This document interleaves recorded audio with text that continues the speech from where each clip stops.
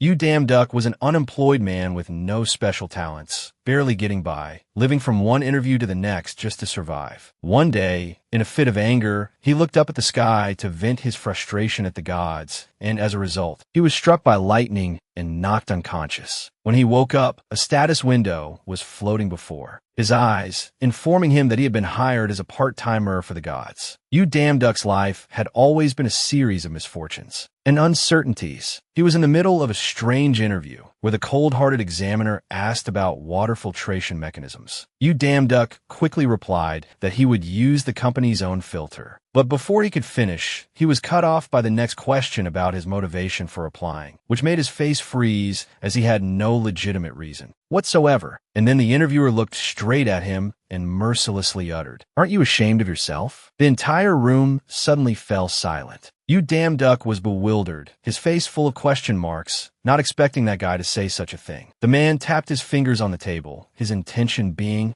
with an expression of utter contempt, he once again mocked him, asking why someone like You Damn Duck, with no talent whatsoever, would apply to such a large corporation. Even though they had posted a job opening, these guys were now ridiculing the applicants. You Damn Duck's hands clenched his pants. He was also tired of this damn talent thing. Already, after the existence of dungeons was announced, the hidden potential within each person was revealed. People called it talent, and with it, civilization developed to its peak. Many believed talent was a blessing for humanity, and our protagonist once believed that too, until he realized he didn't have a single shred of talent. Returning to the present, the interviewers kept mocking him, a talentless person unfit for their company. You Damn Duck let out a sigh at the unethical words of those arrogant men. He wasn't going to take it anymore. If they weren't going to hire him, then he didn't give a damn. You Damn Duck exposed the hypocrisy of the guys who were spouting discriminatory words against the less talented. As if hit a raw nerve, the interviewer was immediately speechless. You Damn Duck was sick of their attitude of acting like kings just because they had talent, treating others like slaves. After he called them out, they all started lecturing him, which was incredibly annoying. They called his behavior low class, but didn't look at themselves. You Damn Duck was not the type to be easily bullied. He frankly spoke the minds of the talentless. We all want to be treated with courtesy. Everyone has their own pride. You Damn Duck demanded an apology. Upon hearing this, the arrogant men burst into crazed laughter. They didn't see their own fault and instead demanded to throw him out and make him apologize. Seeing their haughty expressions, You Damn Duck slowly stood up, giving them one more chance, but the result was the same. At this point, You Damn Duck played his trump card. He had recorded the entire conversation. Holding it in his hand, You Damn Duck smirked as he exposed their wrongdoings, such as discriminating against the less talented and posting a misleading job announcement. Gone was his earlier haughty expression. The interviewer now looked scared and tried to make the absurd excuse that he just wanted to liven up the dull atmosphere. But after enduring so much ridicule, there was no way he would let it go so easily. You Damn Duck resolutely turned to leave, despite them trying to hold him back to apologize. One guy offered an apology, but You Damn Duck forcefully shoved away the filthy hand that was reaching for him. He sternly reminded them of what they had said earlier, asking if they would dare say the same thing before the Human Rights Commission. All three of them froze on the spot, their careers as good as gone because of their own terrible attitudes. The sky today was as clear and blue as ever, but it seemed our You Damn Duck was still furious about what had just happened. I may not have talent, but I've got the ability to be cunning, you bastards. You Damn Duck's report had now been sent to the Human Rights Commission. He continued to complain about the nonsense he called talent when suddenly a sound was heard. Oh my God, what a hopelessly unlucky protagonist. You Damn Duck hadn't even cooled down from his earlier anger, and now he had stepped on chewing gum.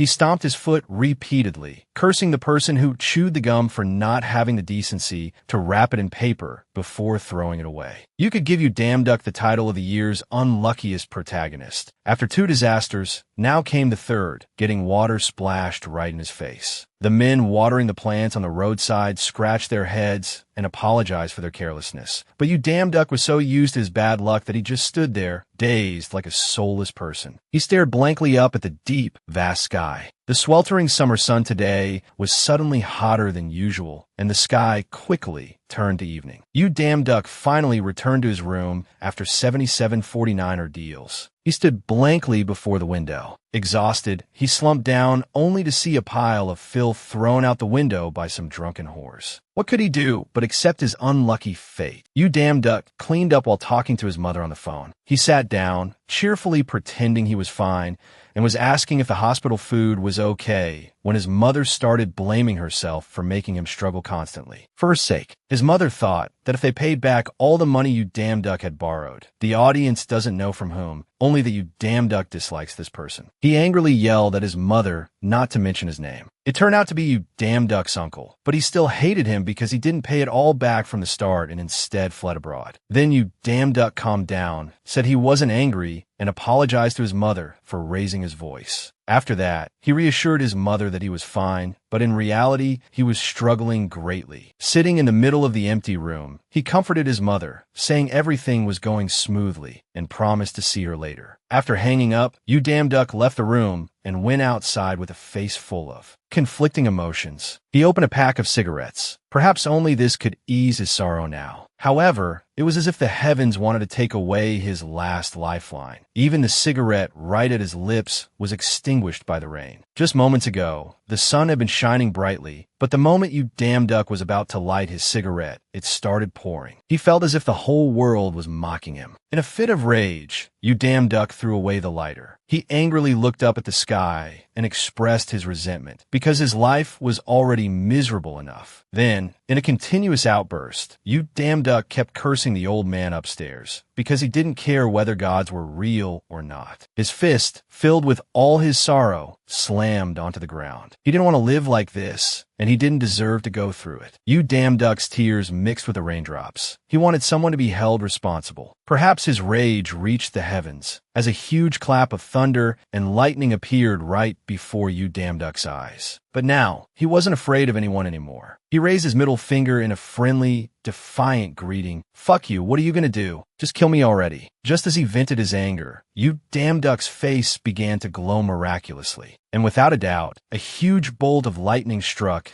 our unlucky protagonist directly. He immediately felt death approaching, a truly pointless death. Lying in the courtyard with the electric current still flowing through him, he worried about his mother. If he died, he didn't know what would happen to her. But if the protagonist dies this early, there won't be a good story to watch. His consciousness gradually and vaguely returned. You Damn Duck felt like he had just come back from the dead, not knowing who or where he was. Sprawled out in the courtyard, he still couldn't believe he was alive. The sky was still clear and blue, the only difference being the sudden appearance of a familiar-looking system. You Damn Duck stared up at it, dumbfounded, bewildered, and flabbergasted, wondering what the hell this was. On it, a line of text appeared as a job announcement. "The gods are waiting for you." Outside, the rain still fell, drop by drop. The window in You Damn Duck's room was still ajar. He sat in the empty room, his mind in a daze, wondering if gods really existed. His phone screen was completely shattered after the lightning strike. You Damn Duck didn't deny the existence of gods, but he didn't accept their existence either. Looking at his hands, he was even more astonished because normally anyone who took a lightning strike like that would surely be dead, but here he was alive and kicking without even a scratch. Besides that, there's also this annoying system thing in front of his eyes, constantly displaying this recruitment message. You Damn Duck muttered to himself that it looked just like the status windows that gifted people see. An idea flashed in his mind. He thought he was now in a new position, granted some kind of gift after that lightning strike. Thinking this, he decided to test it right away. You Damn Duck cleared his throat and called out status window, though he didn't know if it was one. And of course, it wasn't a status window at all, so there was no reaction whatsoever. You Damn Duck realized that as well. Then he thought it looked more like a job recruitment. Notice, as soon as he finished his thought, the system emitted a strange blue light. From one, it evolved into dozens. It looked like he had been transported to another planet. The systems were so numerous, they lit up the entire room. You Damn Duck realized it really was a part-time job announcement. He opened his mouth and smiled, lamenting that his life, in the end, still revolved around part-time jobs. After laughing, You Damn Duck sighed again, helpless against his ironic life. After thinking about it seriously, he realized he had nothing left to lose, so if an opportunity arose, he should just go for it. Yu Damduck looked at the system and saw it was divided into detailed sections. He randomly selected an OK button. Immediately, the blue color turned to a red warning, informing Yu Damduck of his lack of divine power. He was bewildered, having no idea what the hell divine power was. The system then provided an explanation. It is an energy used by deities. After reading it, Yu Damduck sighed. How could a mere mortal like him have something like that, when he didn't even have a talent? Then Yu Damduck fell in a deep thought because it showed no signs of danger. He thought this could be the thing that would change his life. Lowering his hand, Yu Damduck showed his determination to try. He thought it was like a job search app. He touched the system. The words searching for part-time jobs appeared. After searching for a moment, he saw the words, "No divine power required," which made his eyes light up. It was for the construction of the Midgard dungeon. No divine power required. Yu Damduck quickly selected it. Immediately, information about the job appeared. Recruited by Thor, the job was to gather manpower to build a dungeon, as long as one could do manual labor and work. With vision, hearing the two words dungeon, Yu Damduck immediately imagined a scene where monsters were everywhere. He covered his gaping mouth, unable to believe his eyes about a dungeon created by the gods. But putting that aside, Yu Damduck noticed the salary for this job was 12 Thor coins. Looking at it, he didn't know if it could be converted into human currency. But thinking that a god is a supreme king, he bet that a god's money would also have high value. So Yu Damduck immediately pressed the accept button. He decided to go all in. A great light from the system also enveloped him at this moment. That light shot straight up into the sky, eventually piercing through a large tree. Yu Damduck was brought here in a rough manner, his feet touching the ground while he was still disoriented. His whole body, just freshly cleaned and fragrant, was now filthy and confused. Standing before the strange scenery, Yu Damduck didn't know what had just happened. He thought he was dreaming because he had never seen this place before. Still thinking it was a lucid dream, Yu Damduck didn't notice a creature lurking behind him. It sped up and lunged towards him. Hearing the noise, Yu Damduck glanced back. At that moment, its teeth were about to close in on his face. Faced with this hideous creature, Yu Damduck closed his eyes as if accepting his fate. Suddenly, a huge hand stopped it in time, preventing it from harming him. Yu Damduck was once again astonished to see another person appear. With a muscular build and rippling abs, he easily subdued the creature as if it were a mosquito. Then his eyes turned to Yu Damduck. He recognized him as the new employee at first glance, but faced with his massive figure, Yu Damduck couldn't help but be terrified. It turned out this was Thor, the Norse god of thunder and the son of Odin. A light pat on the shoulder from Thor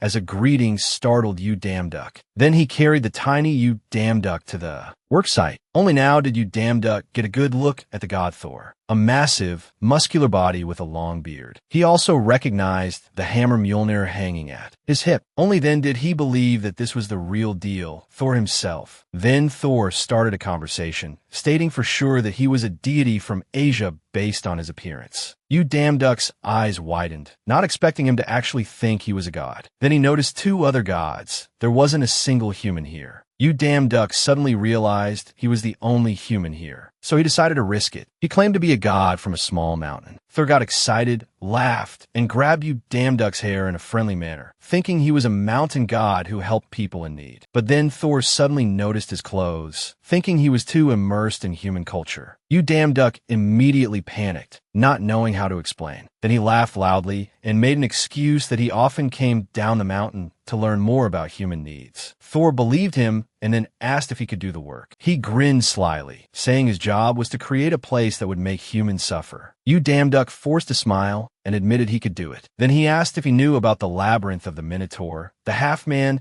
half-bull monster from Greek mythology. Yu Damduck replied that he did. Hearing this, Thor gave a mysterious smile, which confused Yu Damduck. Suddenly, some kind of light appeared, catching his attention. A powerful golden light enveloped the area as birds took flight. The two of them were now standing before a maze, the idea for this dungeon. And Yu Damduck would have to build the maze with the gods. Yu Damduck looked up in awe. It's amazing. Just then, a guard came over and called to him, "Hey, new guy, get over here. We've got work over here." Hearing this, you damn duck followed, "Yes, I'm coming." From inside, an announcement echoed, "Sector E6, need cart support." 3 demons gathered nearby replied, "Coming." Meanwhile, the new guy was crawling out of a pit. As you damn duck was eating with his colleagues, a voice called from outside, "Sector E1, need manpower support." He hastily replied, causing food to spray from his mouth. "Ha, I'm Onyenji." The guard was about to continue his announcement, "Sector C2, when you damn duck appeared out of nowhere with a creepy smile that I'm here." He scared the guard so much he screamed and wet his pants. Seeing him turn to leave, the guard reminded him, working hard, "Huh? Hey, be careful. Don't fall into any of the pits or ditches over there." You damn duck slung the pole over his shoulder, turned his head and grinned. "If I fall, make sure you save me." He walked to the work area and saw the bald demon with his hands on his hips, looking at the crates and muttering, "All right, this should work." You damn duck put down his crate and looked over, asking, "Are we done?" He turned back and praised him. "Yeah, good job. How do you feel?" He punched his own shoulder and smiled brightly. "Ha, it's just simple manual labor." Anyway, the bald demon led the way. "Looks like we're done here. Let's go to the cart and rest for a bit. We'll use it to get to the next location." You damn duck followed behind, curiously looking around. As they sat on the cart, he suddenly asked, "Are all Asian gods as enthusiastic as you?" You damn duck hesitated before asking back, Doesn't it depend on their personality?" The bald demon didn't hold back his praise. "There have been a lot of compliments about you everywhere." You damn duck scratched his head and laughed shyly. "Really? That's embarrassing." But inside, he was ecstatic. "See that? That's me, you damn duck, with 200% social skills." You damn duck looked at the bald demon with an affectionate gaze, praising himself. "Does this count as a talent? Socializing with the gods here will be beneficial for me." The cart stopped. He turned around and waved, signaling, "Get off, we have to walk from here." The bald demon patted the cart-pulling dog's belly and said something strange. "The traps we deliberately set will be completely useless if we let this foolish thing work." You damn duck, who had just gotten off the cart, heard this, "Traps," as he struggled to carry the crate. The demon turned his head and reminded him, "Watch carefully where you're about to step." The bald demon pointed to a sigil on the ground. "See? That's the sign of a trap. You always have to watch them carefully." He stood with his hands on his hips, pointing to the trap spots here and here too. "Oh, and that one over there." You damn duck couldn't help but exclaim, "Wow, you almost got me." The bald demon turned back, puzzled. "Is this the first time you've seen them? Consider this experience as a lesson for you." He carried a crate while chatting with you damn duck. "You know, the higher class gods need trials for humans. Low class gods like us don't have such things, which forces us to do these jobs to make a living." The bald demon chatted cheerfully. "Dungeons have to be built continuously, creating an infinite amount of work for us." Struggling with his crate, he asked back, "Infinite?" The demon turned his head and pointed to a room where a group of people had just exited. "That room just started construction a few minutes ago, and it's probably done by now. Go take a look." You damn duck walked in, and his jaw dropped. He couldn't believe his eyes. A stone room of this size was built in a few minutes. He thought for a moment in bewilderment that it's so spacious. What did they use to build something this big? You damn duck put the crate down as the bald demon reminded him, "Leave it here." He used a knife to pry open the crate. "This will make this place worthy of a god's trial." You damn duck tapped the object in the box a few times, a round stone. The bald demon explained, "It might look like an ordinary stone, but spiders will spawn from it." He gestured toward the series of eggs. "By the time they hatch, this dungeon will surely be quite troublesome." Hearing this, he became bewildered. You damn duck curiously peeked into a nearby crate. "What is this monster?" A monster that was half lizard, half human was tied up inside that crate. He didn't know what it was.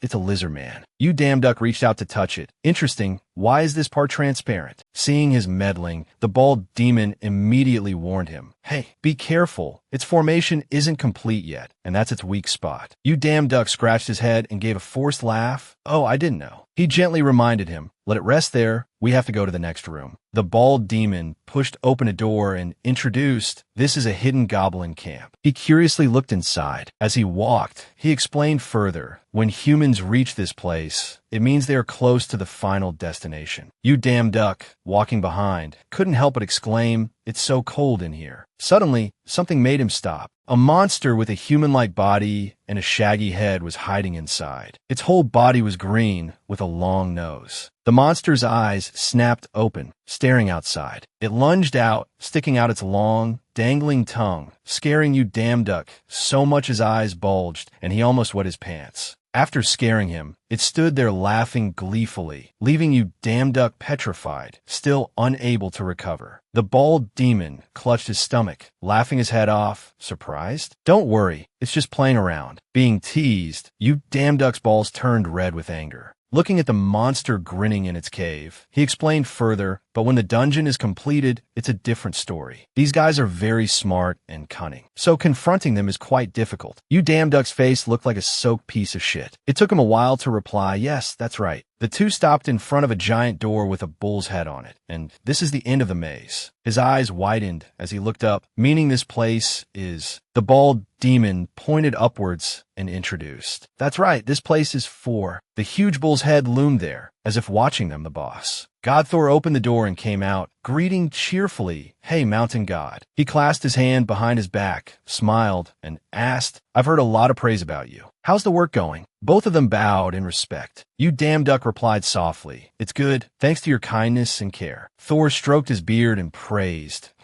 A well-spoken person knows how to make things more formal. I like that. The bald demon gestured forward and reported, "Yes, we're on the final step." Hearing this, he smiled happily. "Good, very good." Thor pulled out a giant hammer with a red ruby on the pommel. Well then, he smiled and raised the hammer. "Should we let the low-class gods clock out?" Seeing this, you damn duck's face turned pale, and he stammered, unable to speak. Wait a minute, what's with the hammer?" Thor laughed heartily and praised him one last time. "Good job, mountain god. Next time we meet, remember to give me some advice on Asian-style dungeons. Goodbye." A piercing scream echoed through the space. You damn duck lay sprawled out, clutching his heart and groaning. Damn it, that's a hell of a way to let someone clock out. For a second, I thought he was punishing me for lying about being a god. You damn duck raised his hand, looked at it, and then laughed out loud. But all of this is real. He put his arm over his forehead, his eyes shining brightly. It's not a dream or a hallucination, but a real awakening. You damn duck shot up, screaming like a madman. "I've finally awakened." The god's notification system appeared. "You damn duck, your salary has been sent. Would you like to check it?" His face turned as pale as a frog's ass when he saw the words on the system screen. Salary. You damn duck's hand trembled as he pressed the button on the screen. "Well, let's give it a look." The text on the system changed, loading the god's shop. Loading. He widened his eyes in surprise. Damn it, what the hell is this? The first thing to appear was the spear of the almighty god, Odin. Special feature, always hits the target. The second was a piece of armor made from a pile of fur, with 3 fangs in the middle, Nemean lion armor, capable of nullifying all physical attacks. The third item, a gold necklace with a red gem in the center that looked like an eye, Freya's necklace, feature, allows for spatial travel. Looking at the items appearing on the system panel, you damn duck could guess, this must be the shop for the gods. The next item appeared, a card with a black silhouette surrounded by lightning bolts, power of the Thunder Rabbit. The cards containing the remaining powers appeared one by one. Power of Hephaestus's flame. Power of Ares' destruction. He asked himself, what if I could buy all of these? Just the thought of it made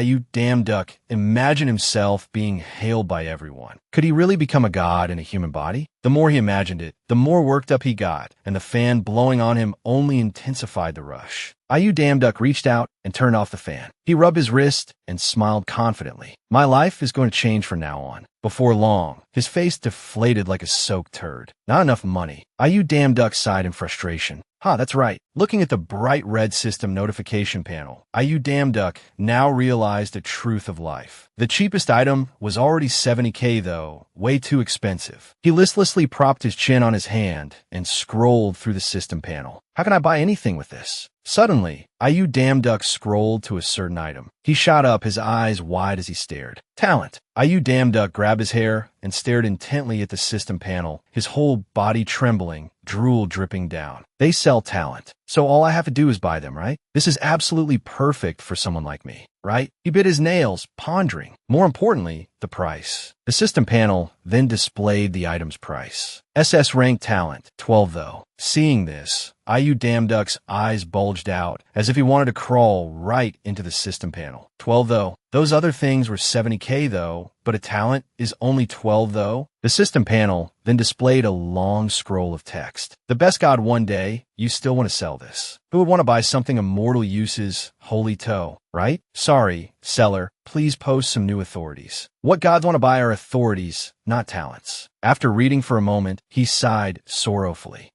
It's because no one buys it. Suddenly, you damn duck yelled out, his face pressed against the system screen. This is ridiculous. This is SS rank, SS rank. Exactly what I need. He selected a talent. Let's see, here it is. SS rank, swordsmanship talent. You damn duck stroked his chin with a satisfied smile. Come to think of it, I really liked swords when I was a kid. Smoke puffed from his nostrils like a steam train. You damn duck resolutely pressed the button on the screen. No more thinking. Bye. A stream of light enveloped him. The system notification displayed. You have successfully purchased the SS rank swordsmanship talent. You damn duck looked at his hands in bewilderment and wondered, is it effective? He clenched his fist and said to himself arrogantly, I suffered so much with just an F rank talent. Now it's so easy for me to get an SS rank. The system displayed a chest full of gold coins. Congratulations, you have successfully purchased your first item. 1+1 event. Special for today, we will give you a gift of the same rank as the item you purchased. Reading this notification,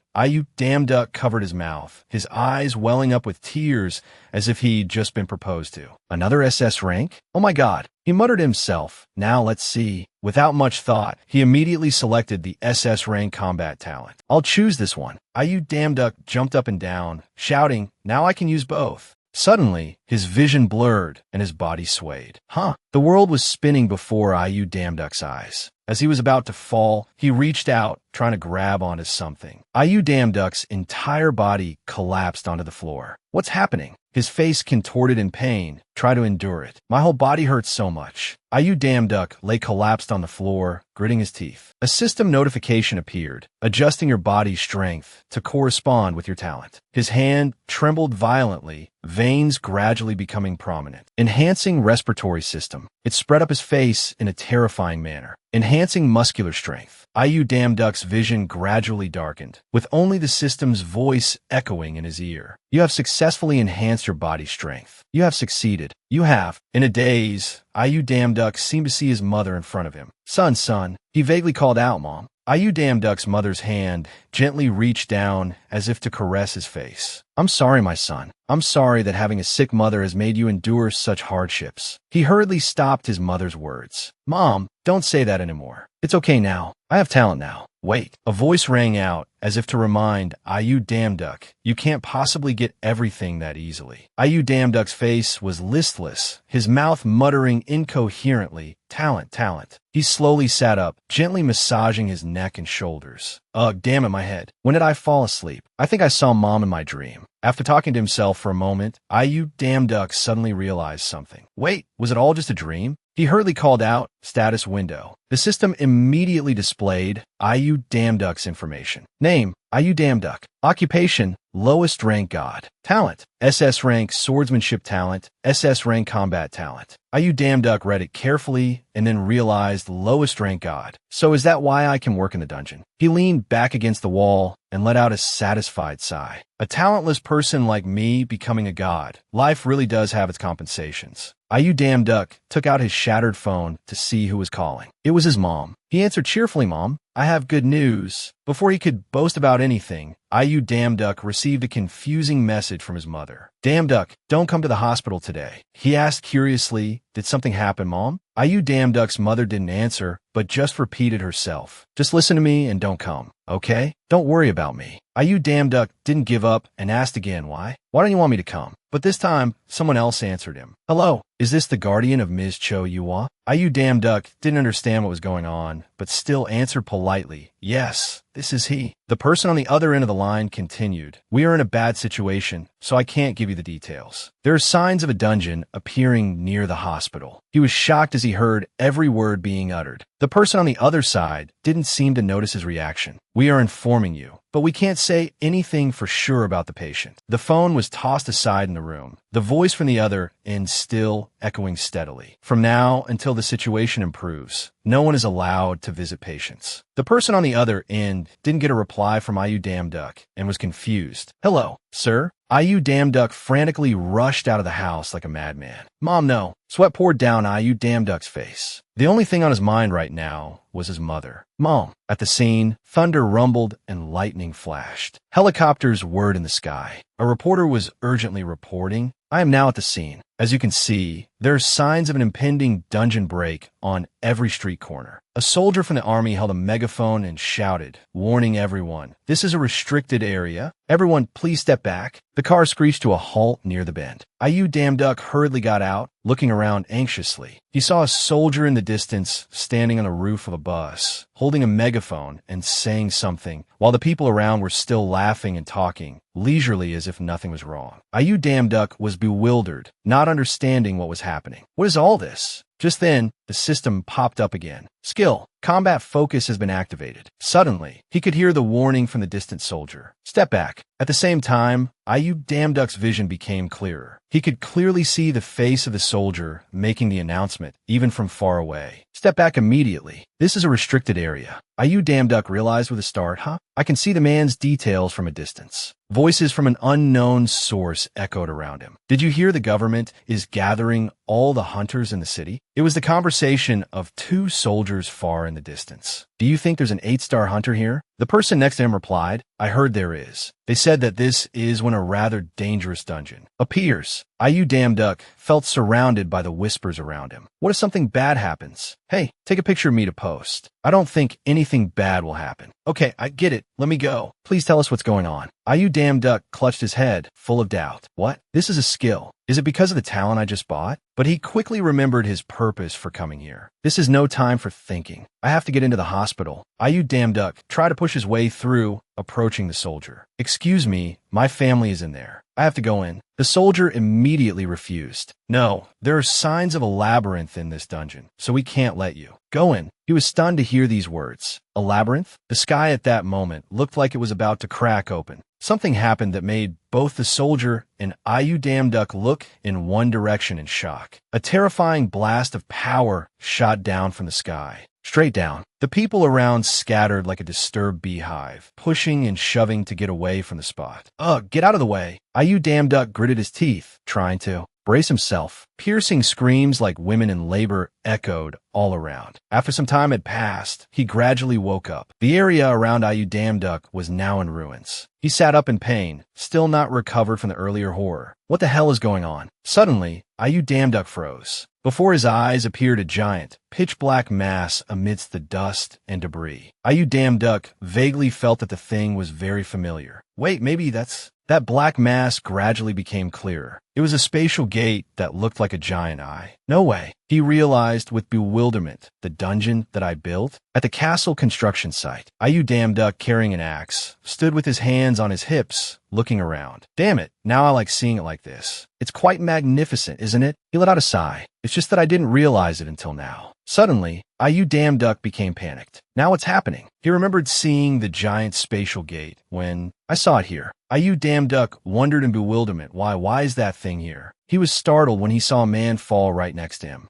IU Damn Duck quickly helped him up and put the man's arm over his shoulder. Sir, are you okay? The man didn't answer his question, but instead warned, We have to evacuate immediately. IU Damn Duck seemed to sense something behind him and quickly pushed the man away. A flash of light shot past between the two of them. IU Damn Duck fell onto the road. He was stunned to see a sword pinned to the wall. A sword. A painful groan made IU Damn Duck startle and look over. A thin man lay on the ground, his whole body trembling violently. The man managed to force out the words, run. The lizardmen had caught up to them. It stomped on the man, to IU Damn Duck's horror. He watched the lead lizard man raise its sword high, signaling for the ones behind it to charge. Lizardmen? Seeing this, the military commander immediately gave an order. Lizardmen have appeared on the main road. Open fire. The lizardmen, as if deaf to the gunfire, charged forward despite the hail of bullets. Piercing screams echoed all around. Ayu Damduck hid behind an overturned car, watching the firefight. He yelled in alarm. There are people over there. A lizard man holding a sword rushed toward him. Its eyes were filled with killing intent as it swung its sword at Ayu Damduck. He panicked, not knowing where to run. Just then, the system panel appeared. Activating skill, combat focus. A stream of power flowed from Ayu Damduck's eyes. The power enveloped the sword, stopping it in its tracks before it could stab him. The power caused everything before Ayu Damduck's eyes to move in slow motion. Just as the tip of the sword appeared right before his eyes, Ayu Damduck reached out and caught it with ease. He looked at his hand, which was tightly gripping the blade, and was stunned. What the? Ayu Damduck held his wrist, looking back and forth between the sword and his hand. His jaw dropped in amazement. I caught that thing. What the hell? Ayu Damduck spotted something on the other side. A lizard man was about to charge at the man from before. Seeing that the man was in pain and hadn't noticed the approaching lizard man, he quickly shouted, "Sir, look out." Ayu Damduck gritted his teeth and rushed out, constantly shouting, "Sir." The military on the side was also watching the area. His footsteps were swift, as if gliding over the road. Damn it! Ayu Damduck recklessly charged forward and tackled the lizard man. Wait, don't shoot. A soldier urgently reported over the radio. There's a civilian right in front of us. The soldier next to him couldn't help but wonder, is that person Hunter? They watched Ayu Damduck, surrounded by the lizard men, confused by his reckless action. Even if he is a hunter, he just charged in there without any weapons? Surrounded, he trembled like a leaf, his face pale as a ghost. Only now did Ayu Damduck belatedly realize, I was so angry I acted like an idiot. What do I do now? Just as a lizard man lunged to slash him, its mouth wide open, a long tongue lolling out, Ayu Damduck cowered in fear. He shrieked, begging, "Whoa, I'm sorry." The system notification appeared to save the day. Talent has been activated. Combat Focus A. His body suddenly felt light, slowly floating up. Ayu Damduck was still dazed, not understanding what was happening. A lizard man charged from behind, not giving up on its intention to stab him. Ayu Damduck's body instinctively dodged, surprising him. What was that? Is that the skill, Combat Focus? It feels like I've drunk a dozen cups of coffee. Ayu Damduck's eyes lit up. I can clearly see their every move. He shouted with apparent joy. That means Ayu Damduck shot off like a rocket without hesitation. As fast as lightning, Ayu Damduck clenched his fist and attacked the lizard man. Suddenly, his hand became strange. The system turned red. Every punch aimed for the lizardman's vital points. Ayu Damduck casually threw it, sending it flying more than a kilometer away. He was astonished to see his hand surrounded by an energy. It's working. Ayu Damduck was confident as he saw two lizard men charge at him at the same time. Okay, 2 more to go. The lizard man charged, its eyes filled with murderous intent, accompanied by a piercing shriek. Ayu Damduck casually ducked, avoiding its sword. He glanced up, widening his stance to gain momentum. Ayu Damduck spun around and kicked the lizard man straight in the face. A long-haired lizard man was already menacingly positioned. Behind him, the creepy sound of its sword scraping along the ground was enough to give anyone goosebumps. He glanced down and saw it aggressively dragging the sword in its hand. The lizard man swung its arm forcefully, trying to slash Ayu Damduck. It looked up and growled angrily. He did a flip over its head as if to taunt it. Then Ayu Damduck put all his strength into a kick straight down on the lizardman's head, causing it to faceplant into the road. The soldiers who saw this were dumbfounded. Their eyes were fixed on him, unable to believe it. The soldier asked the one next to him, as if afraid he was seeing things. Did that young man just defeat those lizard men with his bare hands? The soldier next to him watched as he stood amidst the lizard men, stammering, unable to form a complete sentence. I think so. A long-haired man approached from out of nowhere, startling the soldiers. He called out loudly towards Ayu Damduck, "Hey, you over there? What guild are you from?" The man calmly approached him. Behind him were 2 masked figures in black cloaks. "You're a new face, but you're pretty good." The man held out his hand to introduce himself. "I am Nam Gungduck from the Sandgun Guild." Gungduck persisted, asking, "It's impossible for someone from a guild to come here alone. Are you a solo hunter?" Ayu Damduck reached out to shake his hand, answering evasively, yes, I guess you could say that. He gestured behind him and then asked for his opinion. "We came here to clear this dungeon, so do you want to come with us?" Ayu Damduck jumped in fright upon hearing that word. dungeon. He looked at the spatial gate in front of him and then realized the problem. That's right, I'm not a normal person anymore. Ayu Damduck looked towards the nearby hospital. The monsters will keep coming out if we don't stop them here. His hand trembled. Finally, Ayu Damduck clenched his fist in determination. Fine, it's nothing. His face was filled with resolve. Let's go. The group walked to a dark tunnel. Ayu Damduck reached out and touched the tunnel entrance. He turned back and looked cautiously at the group. This way. Gungduck glanced, signaling to the man behind him. Ayu Damduck had noticed the knife the man was secretly holding. I'm glad I still have memories of this place. Of course I do, since I've been in and out of here thousands of times. Ayu Damduck hesitantly called out to him. Wait a minute. Gungduck tilted his head and asked him, what is it? He seriously made a proposal. From here until we get out, I'll be the one in the lead. Hearing this, one of the hunters in the group flared up. What? How dare you? Look here, Mr. Solo Hunter, I don't know where you came from, but we have orders from the government, understand? Ayu Damduck ignored the man's words and turned to explain to Gungduck, there will be pits and traps from here on. That's why I'm telling you.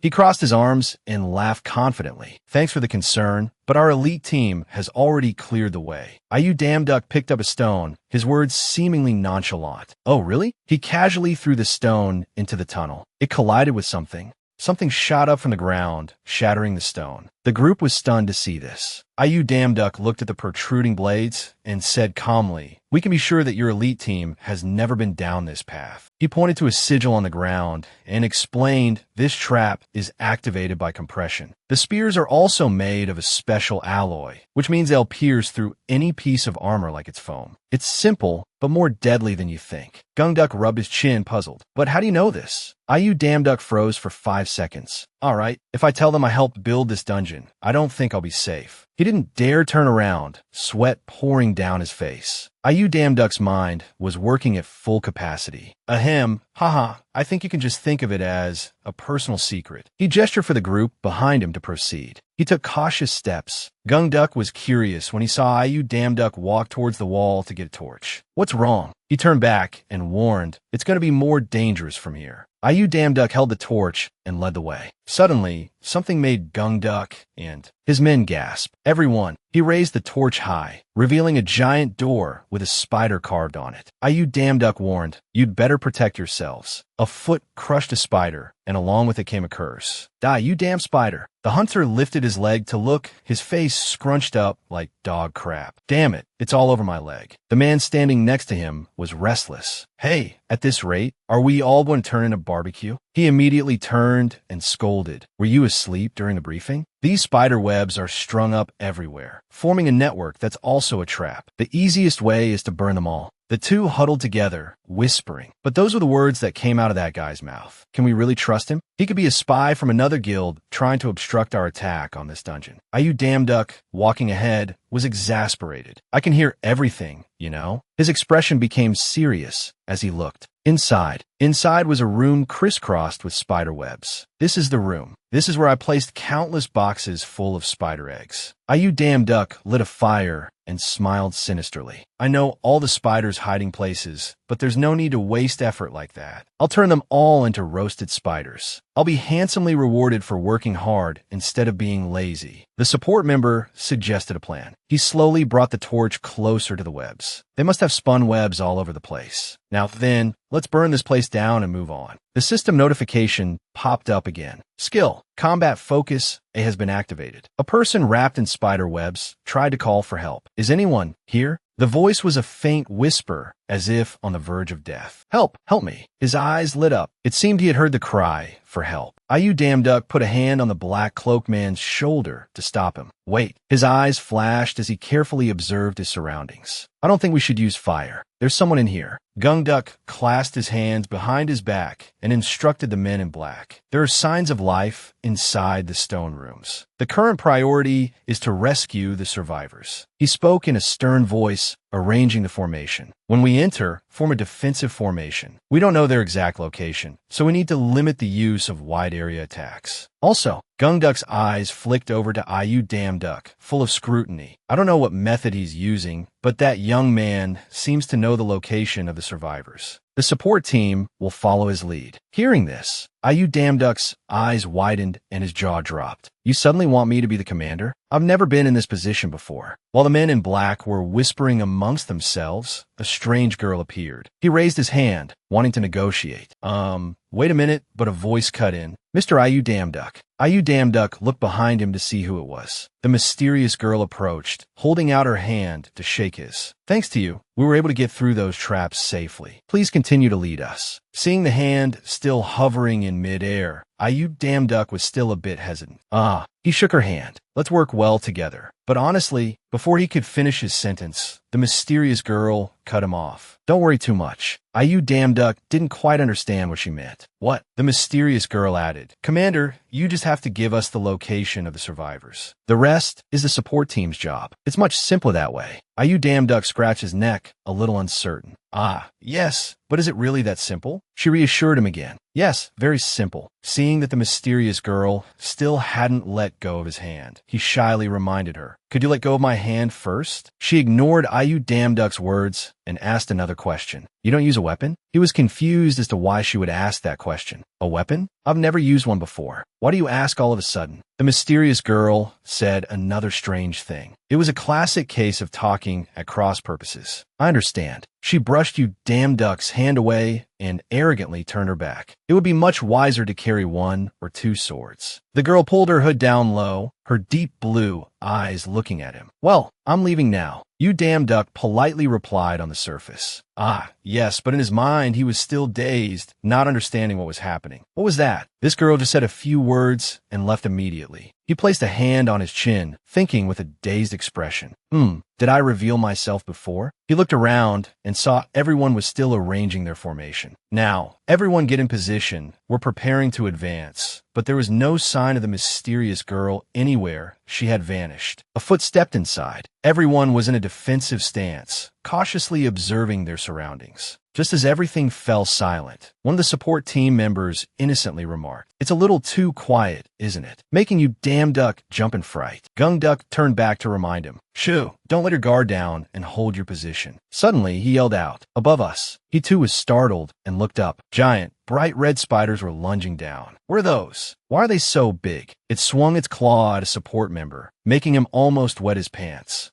Save me. Gungduck quickly drew his weapon. To fight. Without another word, he rushed forward and delivered a slash to the spider. Then he commanded the entire team in a stern voice. Don't get agitated. Continue according to the plan. While Gungduck was directing everyone to fight the monsters, switching to a defensive formation. Be careful of their paralyzing venom. IU Damduck took the opportunity to lead the support team away. Support team, this way. His eyes flashed. A stream of blue light poured out of IU Damduck's eyes. The stream of light went into a dark path, as if to guide them. He looked in that direction and was surprised. IU Damduck saw people suspended in the air and shouted to announce. Found them. Over there. Those people were wrapped so tightly in spider silk they couldn't breathe. Found the survivors. Over here, a knife slowly cut through the layer of spider silk. A support member caught the man who had just been rescued. Are you okay? Hang in there for a moment. He couldn't answer. The only reply was a groan. Suddenly, a swarm of giant spiders flooded in. Damn it, since when were they?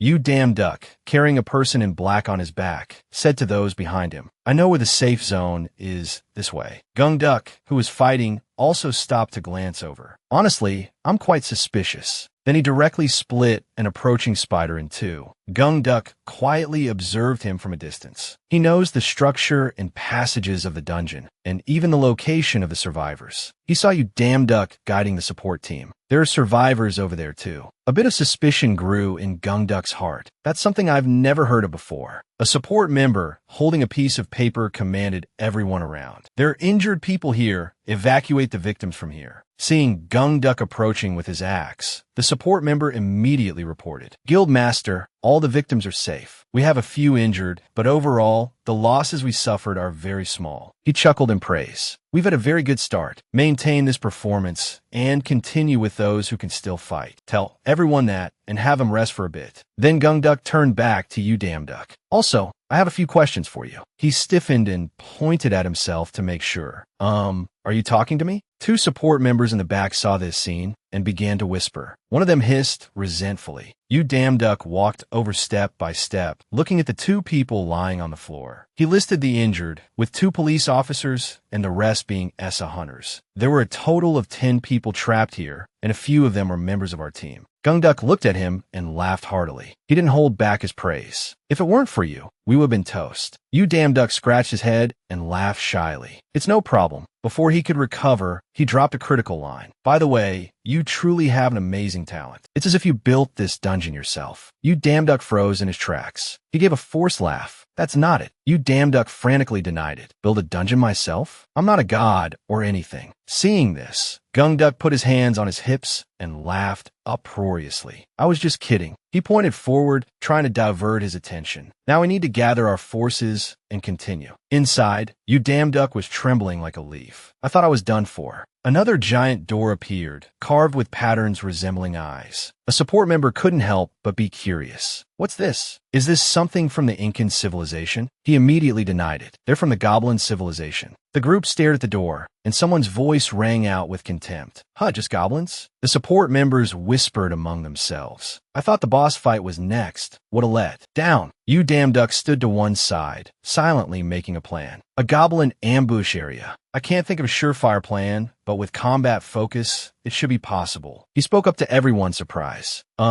Excuse me, may I go in alone? A support member stepped forward and clapped you damn duck on the shoulder with a look of contempt. Ha, kid, you're getting too excited just because the guild master praised you a little. If it's goblins, we've handled tons of them before. No need to worry. If you're scared, just sit outside. Gungduk also disagreed with his idea.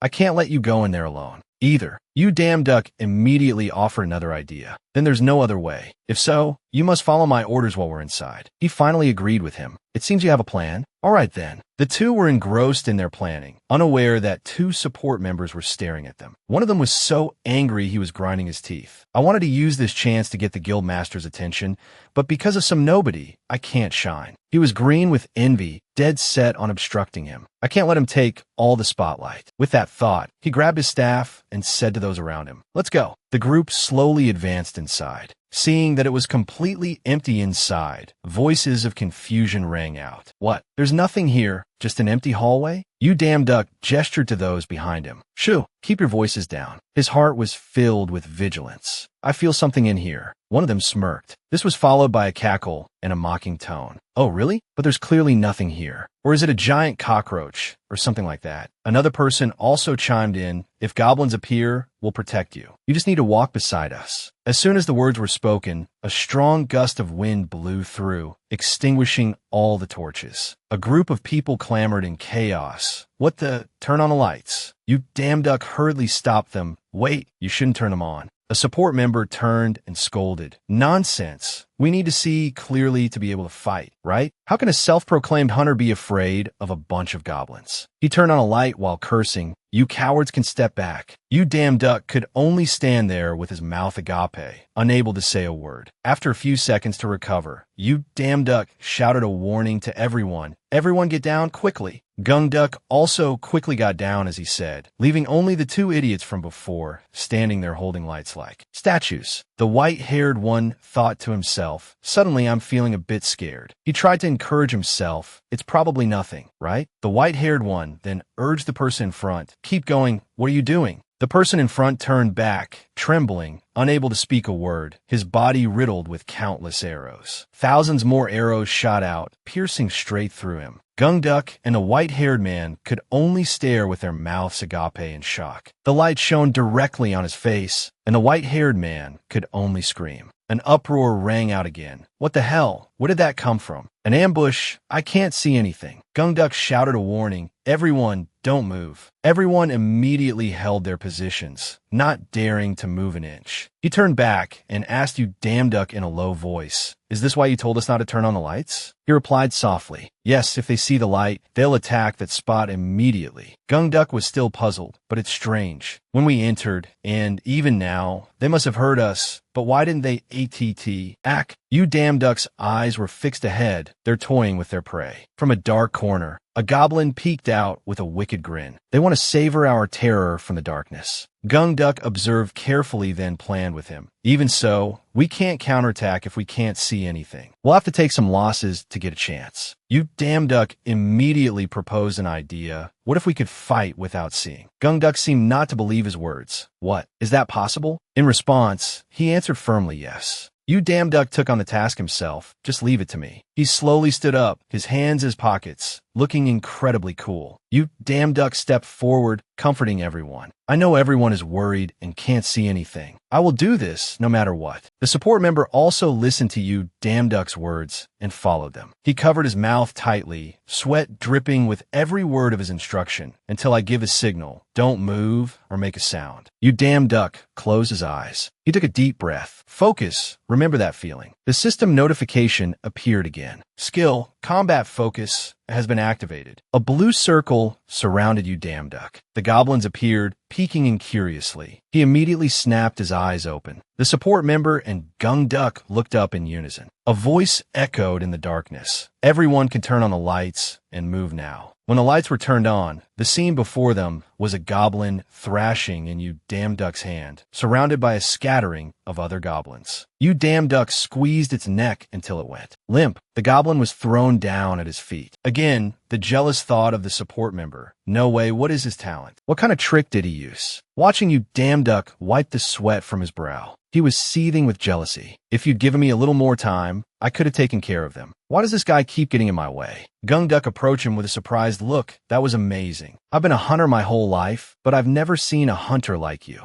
You damn duck just laughed shyly to brush it off. I was just lucky. Well then, shall we continue? On the outside, he said that, but inside you damn duck was also surprised with himself. I didn't know I could fight like that. Everyone looked up at a massive door with a bull's head attached to it. We're here, Gung Duck surmised. So this is, he continued. Yes, this is the end of the labyrinth. Gung Duck looked up behind the door. Everyone gathered in front of a giant door with a bull's head mounted on it, which was the final boss of this dungeon. The giant door slowly creaked open, and rays of light entered the room. Gung Duck glanced around warily. I don't see anything. Maybe it's hiding somewhere. You damn duck looked ahead cautiously. No, it's right in front of us. Flames flickered in the darkness. The large door slowly closed. Up ahead was a bull, its whole body bright red, standing between two torches. It bared its front teeth, a ring in its nostrils, its two eyes glowing red. It was the master of this dungeon. Gung Duck gritted his teeth, face to face with the mad bull. The pressure is terrifying. Just as expected, he glanced at the support team. It probably won't attack first. We have time to devise a strategy and grasp the characteristics of this place. The system notification board appeared. Human sacrifice of the Minotaur has begun. Please select 5 sacrifices. He read it for a moment, but didn't understand anything. Human sacrifice. Sacrifices. What does this mean? On the other side, the discussion continued. The combat team will split into 2 groups. You damn duck fell in a deep thought. It seems I'm the only one who sees this. He stroked his chin, calculating various possibilities. Is this some kind of guide? It could be a hint to get through safely, so it's better to share this information. He approached, interrupting the discussion. Excuse me, I have a suggestion. Gung Duck turned his head to look. We're discussing a plan. Can it wait? You damn duck's face was serious, not giving up. This could be information related to the solution for clearing this dungeon. He frowned and asked back, a solution? Are you sure? While the two were talking, the man in black watched the scene and clenched his fists, green with envy. He gritted his teeth, his face red with spite. This bastard, again, taking all the credit that should have been mine. That man in black slunk away, his mind full of schemes. This time I won't just sit back and watch like before. Either. He peeked from behind a pillar, observing the mad bull. The man in black took out the bow he was carrying, thinking arrogantly, only failures need strategies because they take too much time and are afraid of losing. I won't listen to any of your orders. He aimed straight at the bull in front, his mind filled with schemes. I'll show you the power of a marksman's talent. Just one shot, and all the glory will be mine. But after aiming and re-aiming, the man in black still wasn't sure. Damn it, I'll get closer to ensure a hit. He slowly stepped towards the barrier that had been created earlier, not noticing it. A little closer. The man in black flashed a wicked grin. One more step. Gung Duck was lost in thought. Yu Damn Duck beside him was startled when he saw the scene. He hurriedly shouted to stop him. No, stop. He gritted his teeth and cursed. It's this bastard again. The foolish man in black still thought he was being clever, like a dog trying to be smarter than a human. I know you're trying to hog all the credit for yourself again. That boss standing there like an idiot is about to be taken down. He hurriedly raised his bow to shoot by me. Yu Damn Duck wanted to rush over, but it was too late. That fool had already stepped into the barrier.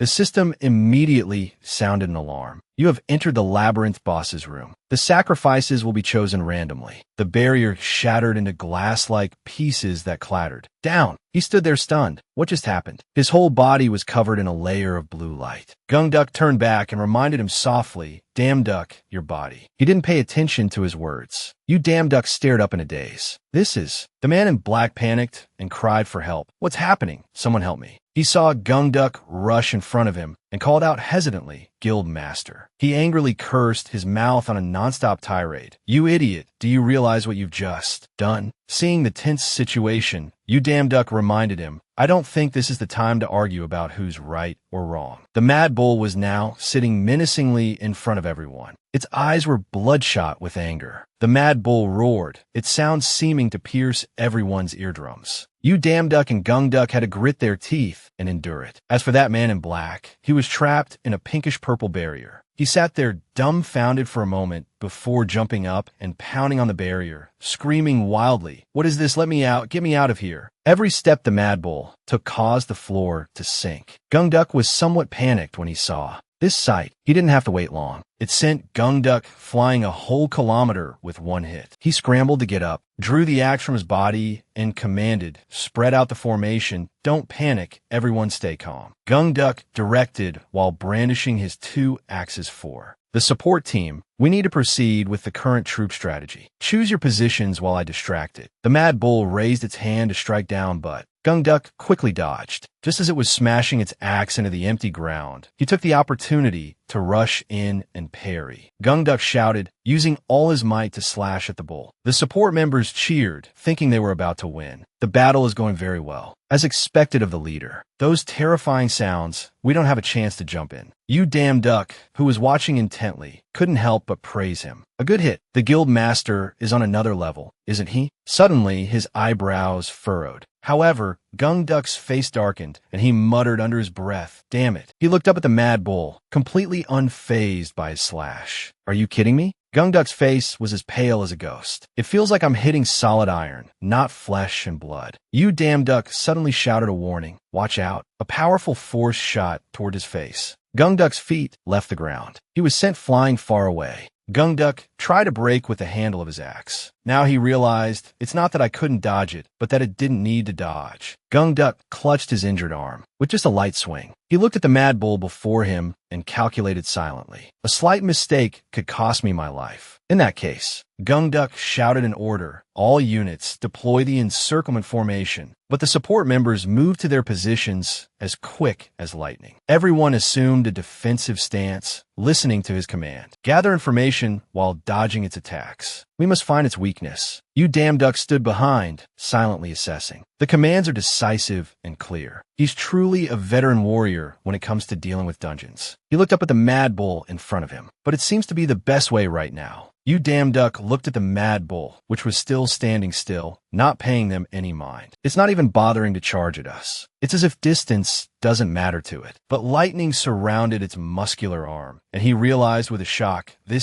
Yu Damn Duck recalled the image of the god Thor, which was exactly the same. The power of Thor. Gung Duck roared an order. It looks like it's preparing to do something. Stop it. Everyone charged towards the Mad Bull at once. An opening, this is the chance. You damn duck frantically try to stop them. No, it's dangerous. I've seen. Before he could finish, Gung Duck had already clashed directly with it. His face tensed. Damn it. Seeing its arm about to swing down, I made the wrong decision. You damn duck rushed forward and kicked the Mad Bull in the face. He turned his head to glance at it. The kick made the Mad Bull's head tilt too. One side, its eyes glowed red with rage. You damn duck was shocked when he saw those eyes. A burst of power exploded. Now he realized with a shock, damn it, it's too late. The entire room was blown to bits. Everyone was sent flying everywhere. A trembling hand touched the barrier. Unbelievable. The scene of the Mad Bull slaughtering everyone unfolded right before his eyes. The leader has been defeated. The people in the support team looked at the idiot from before who was frantically pounding on the barrier. Two support members stood discussing. There's no way through this barrier. The other one also found it extremely difficult. Damn it, I've never heard of something like this before. We have to support them before it's too late. The other person seemed unwilling to go over and help. But how? Didn't you see how the leader was defeated? Going in there means dying like a dog. The two went back and forth, one sentence after another. You damn duck's hand emerged from the rubble, cursing silently. Damn it, this Mad Bull. No matter how hard I try, I can't even leave a scratch. He collapsed on the ground, unwilling to accept his fate. My miserable life had just begun to see a glimmer of hope after receiving my talent. Is it going to end so meaninglessly here? His hand accidentally touched something. You damn duck struggled to get up. The corner of his mouth lifted. That's right, there are a few things I still haven't tried. You damn duck grinned, slowly standing up. Dying like this really wouldn't be peaceful. The dust and smoke in front of the Mad Bull gradually revealed a figure. He gripped the sword with determination. I won't give up and just wait for death to approach. You damn duck swung his arm, creating a streak of light, looking super cool. A murderous aura emanated from the Mad Bull's glowing red eyes. The sword reflected his confident charge. Get ready. I'm not dying without a fight. At all. The system board appeared. Swordsmanship talent has been activated. You damn duck stood there, long sword in hand, facing the massive bull-headed monster. Under a thin veil of mist, only the glowing red eyes of the bull-headed monster were visible. It stood there holding a large, long-handled axe. As for Nam Gung Duck, he lay on the ground, his clothes covered in dirt, riddled with injuries, struggling to look into the distance, thinking, it's no use. My axe isn't strong enough to even leave a scratch on that bastard. It's not something that can be taken down by someone who just picked up a sword. I want to tell him to run, but I can't speak. Nam Gung Duck spat out a mouthful of fresh red blood that soaked his sleeve. It's all my fault. I'm sorry, young man. The bull-headed monster roared, raising its sharp claws and lunging towards you damn duck's small figure, kicking up a cloud of dust. Suddenly, a streak of light flashed, tearing through the darkness. Nam Gung Duck closed his injured, bleeding eye, while his other eye opened wide in astonishment. Three black-cloaked figures wearing grotesque masks had their mouths wide open in shock. The one at the front of the group couldn't help but raise both hands in front of him as if surrendering. The red-eyed, bull-headed monster's eyes were wide open, its head in shock. Only his feet could be seen moving quickly across the tiled floor. The bull-headed monster stood there motionless. You damn duck dashed past it, appearing behind it in an instant. Clang! One of the bull-headed monster's horns was severed, flying far away and falling to the ground. At first, it felt like a desperate gamble. You damn duck's gaze was fixed straight ahead, but the moment I picked up the sword, only the monster could be seen screaming in agony, blood spurting from a wound. Sword lines crisscrossed around the monster. You damn duck walked steadily, sword in hand, head bowed, his eyes dark. I knew for sure that I could harm it. You damn duck's grip tightened, his eyes wide as he looked at the sword. It's only the first time I've held a sword, but I feel like it's a part of my body. You damn duck became extremely excited, laughing out loud. Am I a swordsmanship genius? The bull-headed monster bared its teeth angrily and turned its head, one horn cut off. Crash! Its large foot stomped on the shattered tiles, sending fragments flying. The bull-headed figure bared its teeth and rushed towards you damn duck's back. He turned his head and glanced at the bull-headed monster. The bullhead extended its muscular arm forward. Suddenly, the bullhead froze, its arm transmitting to an agonizing pain. Oxhead's large, muscular arm slammed hard onto the floor. His arm was riddled with slashes. Fresh blood spurted out, and Oxhead's face contorted in pain. Oxhead stood still, his fists still on the floor, creating a large crack in the white tiles. Surrounding Oxhead's body were countless intersecting golden lines with a few long red streaks. Unbeknownst to anyone, Yu Damduck had already moved behind Oxhead with his sword. Nam Gung Duck was still on the ground, his eyes wide and mouth agape, his face full of astonishment. 6 precise sword strikes in 1 second. No, 7 strikes. Even I couldn't keep up, he exclaimed, unbelievable. An image of Yu Damduck appeared in Nam Gung Duck's mind, holding a long sword, his eyes glowing with an overwhelming aura. He had no abilities whatsoever, yet his swordsmanship techniques were masterful. Nam Gung Duck's expression darkened. However, Yu Damduck stood there with his knees slightly bent. In the distance was the sturdy, muscular body of Oxhead, covered in overlapping wounds. TSK. Yu Damduck's sharp eyes glanced at his opponent. Still too shallow, not enough damage. This bull's hide is ridiculously thick. The Oxhead monster glared with red eyes, its teeth clenched. The white-haired, masked man clutched his head and screamed, "There's no way we can defeat that monster at this level. We're all going to die here." Nam Gung Duck glanced disdainfully at the man in black, flailing his arms in the distance. Nonsense. His recent attacks were comparable to the strongest swordsman in Korea. Nam Gung Duck frowned deeply. He's got talent. The problem is the sword. An image of the sword, chipped in several places on the blade, and looking like it was about to break, its tip pointing to the ground. Yu Damduck raised the sword, his teeth clenched, his expression instantly tensing up. I've only swung it a few times, and it's already about to break. His face grew more worried. I can't use it anymore. I have to strike this bull's vital weak point. Yu Damduck held his sword and rushed forward at his fastest speed. The Oxhead monster swung its massive fist towards Yu Damduck's figure. He was seen nimbly twisting his body to dodge the punch. Powerful. The punch slammed straight onto the floor. Seizing the opportunity, Yu Damduck swung his long sword up, aimed at the Oxhead monster, and slashed forcefully, his face darkening as he put all his strength into one strike. SS rank, innate martial arts. After the slash, he turned back to look at the monster, his face full of astonishment. It didn't even budge. Yu Damduck reacted quickly, pointing the sharp tip of his sword at the Oxhead monster's bright red eye. Before the Oxhead monster could realize it, he was as fast as lightning, thrusting the sword. The Oxhead closed its eyes tightly in fear. Just as he waited for, Yu Damduck kicked straight at Oxhead's face. Unable to block, Oxhead was sent flying by his kick, and blood spurted from its nose. Phew, he exhaled, steadily catching the sword, flipping over to aim a thrust at Oxhead's neck. SS rank, swordsmanship talent. A look of extreme terror appeared in Oxhead's eyes. Hey, Yu Damduck, still upside down in midair, had a look of shock and confusion. Boom! Wind rose all around. A powerful pillar of white light shot straight into the sky, and the ground cracked, forming a large crater on the ground. Yu Damduck landed, kneeling on one knee to maintain balance, tightly gripping his long sword to block the large and small rocks flying towards him. Crack! Crack! Yu Damduck's already grim expression soured further as the cracks on the sword blade multiplied. Yu Damduck's eyes darkened in thought. This sword has reached its limit. My martial arts are useless against it. The next blow will be my last chance. If only I could find a way to strike its weak point. The Oxhead monster stood on the large crater, holding its weapon and casting a ferocious gaze towards its opponent. Yu Damduck showed a surprised look, but it quickly turned into a triumphant smile. Oxhead stood there, continuously shooting lightning bolts at Yu Damduck. He stood still, holding his sword and looking straight at Oxhead, his hair blown about by the passing lightning. I have a way. Nam Gung Duck, lying nearby and also affected by the battle, struggled to open one eye to look at the fight. This is the skill he used earlier. As if discovering something, he opened his eyes wide. In surprise, the space suddenly turned dark, and a golden light began to radiate continuously from Yu Damduck's body. Nam Gung Duck was shocked. Is he planning to face it head-on with a preemptive strike? The atmosphere grew tense. On one side was Yu Damduck, holding a sword that emitted a dazzling golden light. On the other was the Oxhead monster, holding a large axe that radiated a cold blue light. The sword couldn't withstand his immense power. A few more cracks appeared, and fragments began to fall off. Nam Gung Duck struggled to his feet, wiping the blood from the corner of his mouth. I have to give him a hand. Suddenly, he froze as if remembering something. An image of Yu Damduck appeared in his mind. What if I could attack without looking? Nam Gung Duk turned to the white-haired man in black who was cowering in a corner, clutching his head in fear. "Hey you." The white-haired man in black with a demon mask turned to look at him, confused. Nam Gung Duk smiled meaningfully. "I've got something interesting in my coat. It's your time to shine. Want to give it a try?" In the distance, Yu Dam Duck still held his sword, warily looking ahead. He placed his hand on the blade, silently calculating. Raising the sword high, his eyes cold as he looked at his opponent, "I must land a fatal blow this time." On the other side, the ox-head monster also glared and gnashed its teeth in this direction. For a moment, their fiery, furious gazes met. The ground cracked open, creating a considerable tremor, sending earth and rocks flying in all directions. Yu Dam Duck charged forward with his sword, surrounded by bolts of lightning. The lightning bolts struck the ground, creating small craters on the surface. Yu Dam Duck rushed forward, leaving behind a dark abyss, dotted with a few brilliant golden sparks. Opposite him, the ox-head monster also rushed forward, swinging its axe, leaving behind a long black trail containing blue lightning. The two sides clashed, the sound of weapons colliding, the power radiating from both sent surrounding rocks flying everywhere. Yu Dam Duck's eyes were cold as he swung the blade high. Under the powerful slash, the ox-head monster was hit and roared in pain. After that last slash, the sword also reached its limit and broke. Yu Dam Duck's astonished eyes glanced at the blade falling to the ground, the sword. He looked at the remaining hilt in his hand, which was falling apart into fragments, and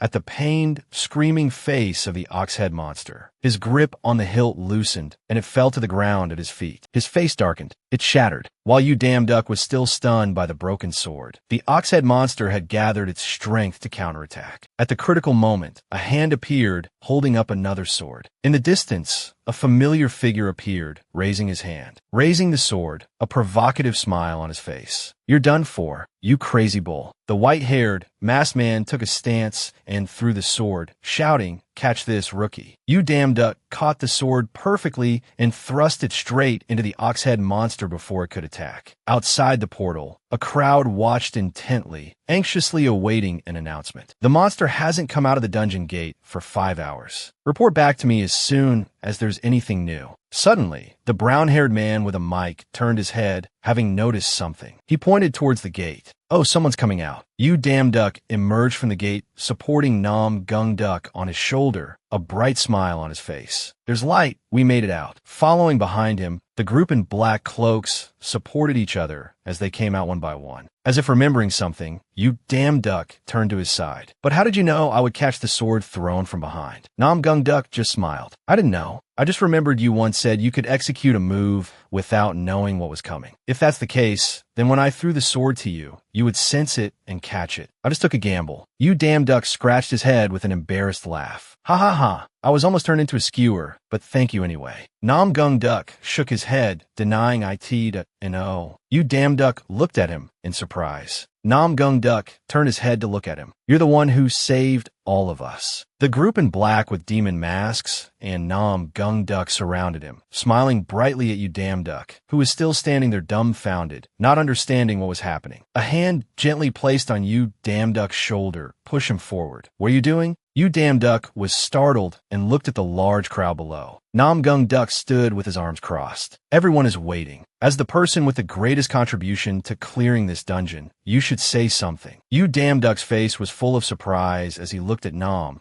"I'm the one with the greatest contribution?" Nam Gung Duck smiled at him and nodded. Yu Dam Duck suddenly stopped as some dark memories returned.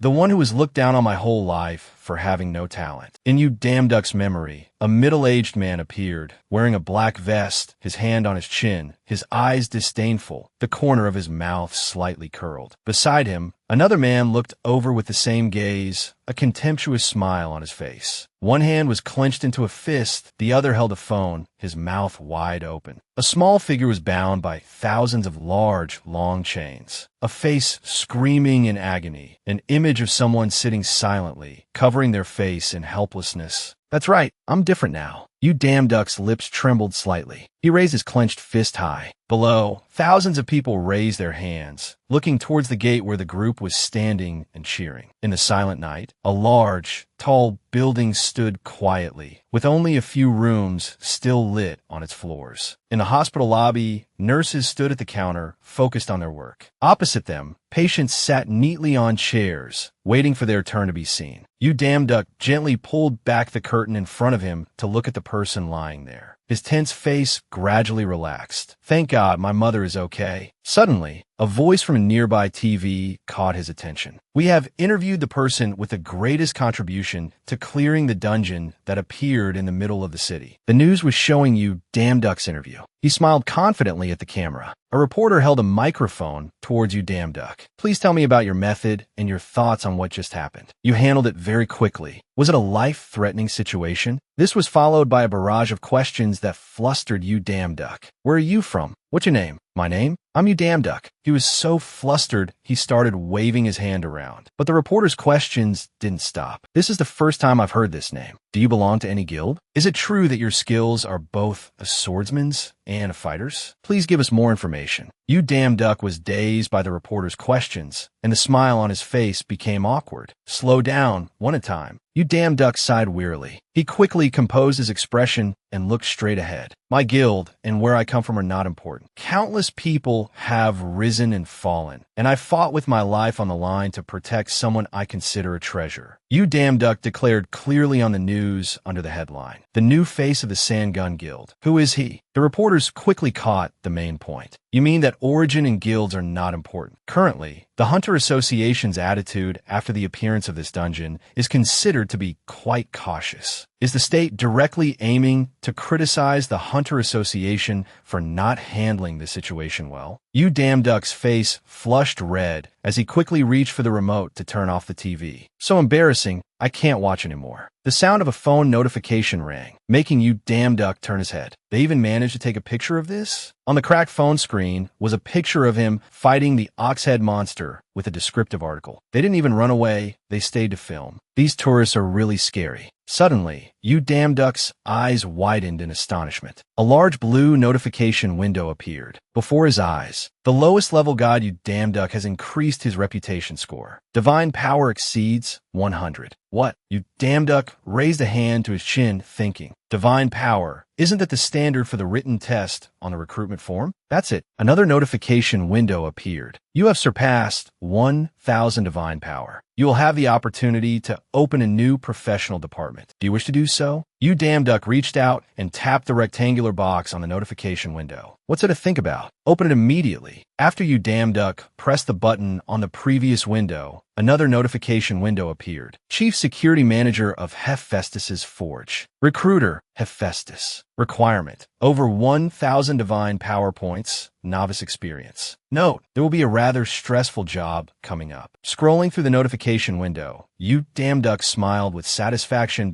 Oh, security manager is quite a hassle. Huh. He sat on the swivel chair in his room, stretching his arms and legs. I've been so tired lately. I want to go home first, rest, and make a report for next week's work schedule. Suddenly, a notification window appeared in midair. Unlike the previous ones, this notification was bright red, with a red triangle in the top right corner containing an exclamation mark warning. 3 gods are applying for this job. Last chance. You Damn Duck was shocked and grabbed the notification window in front of him, pulling it closer, his eyes and mouth wide open, as if afraid he was seeing things. What? Without hesitation, he quickly pressed the apply button.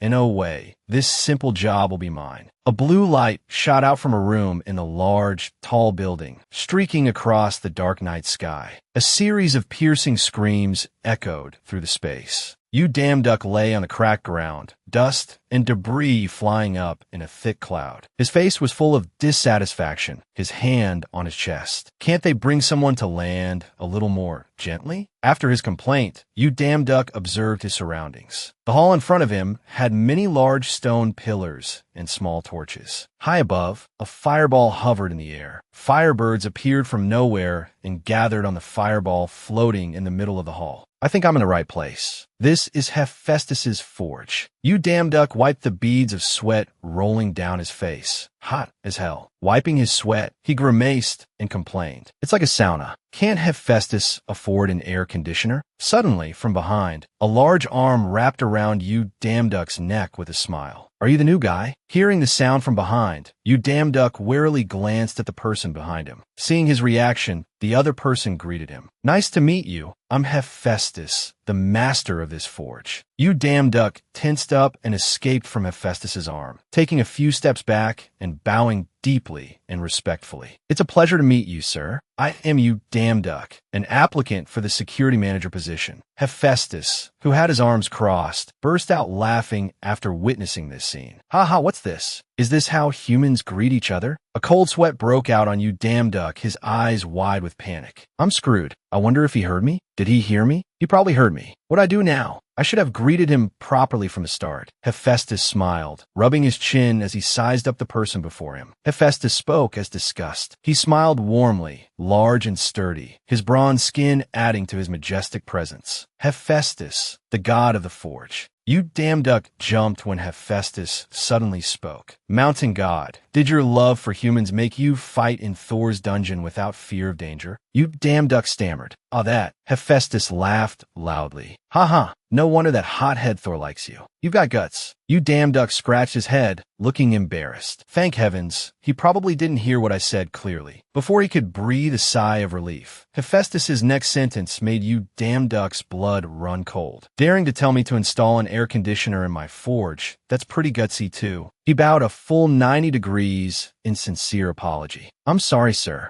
Hephaestus paid him no mind and turned to walk away. That's enough greeting. Now let me explain your job. Yu Damduck's face darkened as he did a handstand on the ground. Hephaestus raised his hand and summoned a horn from the air as large as a forearm, wide at one end and tapering to a curve like a buffalo's horn. It's easier to understand if you see it for yourself. We need to meet them first. He brought the horn to his lips. This is going to be a bit loud. Hephaestus was seen holding the horn to his mouth, puffing his cheeks and blowing with all his might. The blaring sound of the horn made Yu Damduck cover his ears tightly, his eyes darkening in annoyance as he shouted. Thump, thump, a series of footsteps echoed, and from outside, 3 figures rushed in. Upon entering the hall, the 3 of them knelt on one knee before Hephaestus in reverence. We have arrived, Lord Hephaestus. He stopped blowing the horn and looked down at the 3 kneeling on the ground, humming. Hephaestus placed a hand on the shoulder of Yu Damduck standing beside him. The god holding the manager position for today is here. A round of applause, please. A round of applause rang out. Yes, welcome. We always follow your orders. Yu Damduck scratched his head and smiled. Ah, yes, thank you. I'm not used to working in a forge, but I'll try to get used to it. Hephaestus laughed heartily. They don't need to be humble or anything. Even a new guy can do this job well. Yu Damduck cheerfully chimed in. Yes, I hope it's as you say. Suddenly, Hephaestus leaned close to Yu Damduck's ear, covering his mouth to whisper. Those guys are skilled, but a bit hard to manage. Their work attitude is also a problem. You know, there could be arguments and fights at work. His whisper made him think of a small, golden-furred dog baring its fangs fiercely.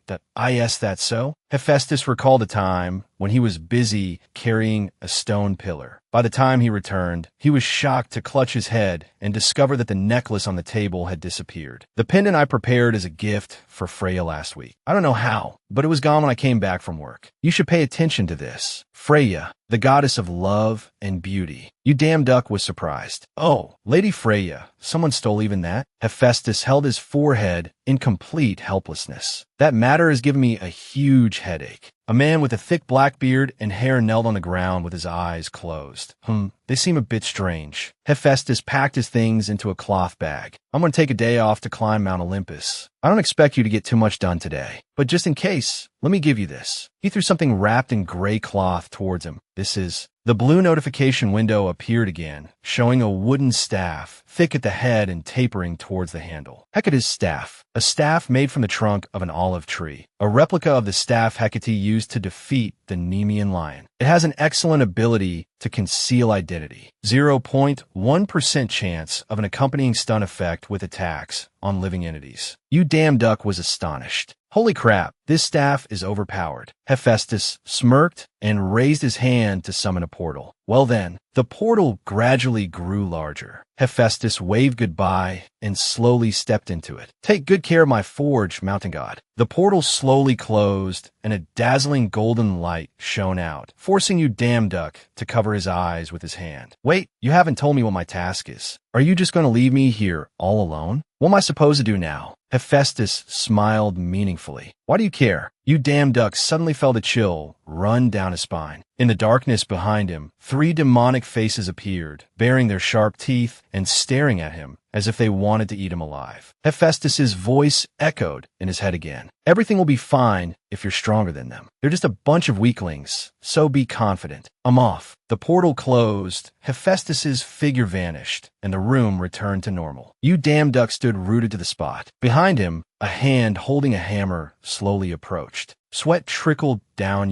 Damduck's face, his lips curling into a forced smile, his eyes betraying a hint of unease despite his attempt to appear confident. Haha, haven't we already greeted each other? The middle-aged man opposite him had a face etched with fierce lines. The dim light highlighted his stark white eyes as he glanced at him. His thick eyebrows furrowed, his teeth clenched, and the shadow covering one side of his face made his appearance even more threatening. Damduck's eyes widened, staring forward in astonishment, a shocking realization dawning on him as the image of receiving the club flashed back. So he knew this would happen and still gave me Hecate's club. Damduck smiled confidently, his eyes glinting with mischief and defiance. He bowed his head slightly, his tone mocking. Haha, you dwarves, why don't you calm down a bit? His expression was clearly provocative, his lips curling up in the red light, as if showing the energy surging around his body. He leaned forward in a ready stance. His face showed a mix of confidence and determination, half joking, half serious. I just got a really awesome weapon. Damduck stood up straight, his right hand firmly gripping the large wooden club that was radiating a powerful aura. I might accidentally hurt you. He casually put his other hand in his pocket, ready for a fight. Damduck stood still, holding the wooden club, his expression unchanging, a smile still on his lips. For black gun barrels were pointed straight at his chest and head. He tilted his head slightly, a drop of sweat rolling down his jaw, which was tense with surprise. His eyes narrowed.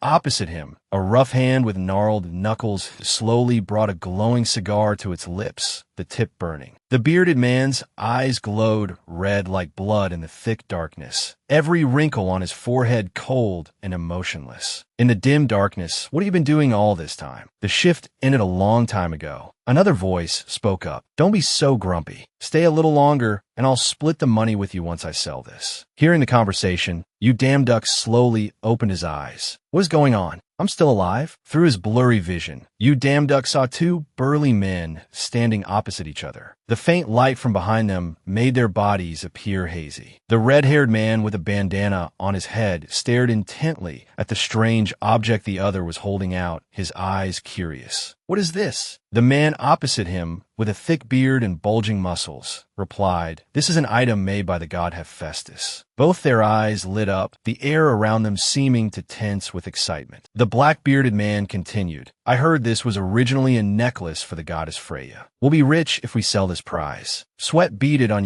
Damduck's forehead, and sparks of fury flashed in his eyes. He gritted his teeth. Ugh, these bastards. Behind him, his hands were tied tightly to a pillar, the ropes cinching so hard his wrists were red. He sat on the floor, his back against the pillar, his eyes scanning the room. The 2 men approached and stood in front of Damduck. With a suspicious look, the bald, heavily bearded man frowned. What's with this guy? He woke up sooner than we thought. The red-haired man with the bandana leaned in and whispered cautiously, That tranquilizer gun is pretty strong. Could this idiot be a god too? They looked at each other, full of suspicion. Damduck was still tied up. He leaned forward slightly. You people are really bold. The 2 men opposite him immediately froze, their gazes fixed on him, gradually changing. The red-bearded man gripped his gun, his expression tense. The bald man next to him also felt a sudden unease. The atmosphere abruptly turned a suffocating red. You think you'll be safe after daring to do this to one of the 12 main gods of Olympus. Right inside his forge? You damn ducks. Eyes shone brightly in the crimson darkness. His body was still bound, but his aura made the entire space tremble. The two men standing opposite him turned pale. The bald one froze, while the red-bearded one stammered, trembling. This is... You damn Duke's voice dropped, sharp as a blade. This is your last chance. Untie me and end this before it gets worse. The air seemed to hold its breath. The two men looked at each other, sweat pouring down, trying to appear calm, but their arms were visibly trembling. The two men burst into uproarious laughter. The laughter echoed throughout the room, dragging on as if they had just heard the most ridiculous thing in their lives. One clutched his stomach, his eyes tearing up from laughing too hard. Kukakitch. The other one threw his head back, his hair flying in the air. Ha ha ha ha. The atmosphere grew tense as a string amidst the crazed laughter and a threat that had just been dismissed. You damn Duke's eyes widened in astonishment. The other spoke with a contemptuous tone. You think mentioning Hephaestus will scare us? If we were scared, we wouldn't have dared to do this in the first place. Kukuket. Behind him, another accomplice leaned over between the racks and forging tools and called out softly, Brothers, we've got the valuable stuff. Get ready to leave, quick. Amidst the darkness and large stone pillars, the other two replied, Yeah, got it. I'll give this brat a sleeping pill first, then catch up with you guys later. While they weren't paying attention, Ayu Damduk slowly moved, pulling out a small knife hidden in his sleeve to cut his own ropes. When the other guy was out of sight, the red-bearded man in a bandana holding a gun and the bald, black-haired man turned back to look at Ayu Damduk. They sent another useless fool like this as an employee. Seeing him sitting with his head down, looking at the floor, the man next to him grew even more smug. I didn't think it would be this easy either. Ayu Damduk lowered his head, his eyes darkening as his mouth curved into a slight smirk. You will regret this. The burly man with a thick beard standing before him showed no fear, his cold eyes staring intently at him. The two men started laughing. The red-bearded man in the bandana even mocked him,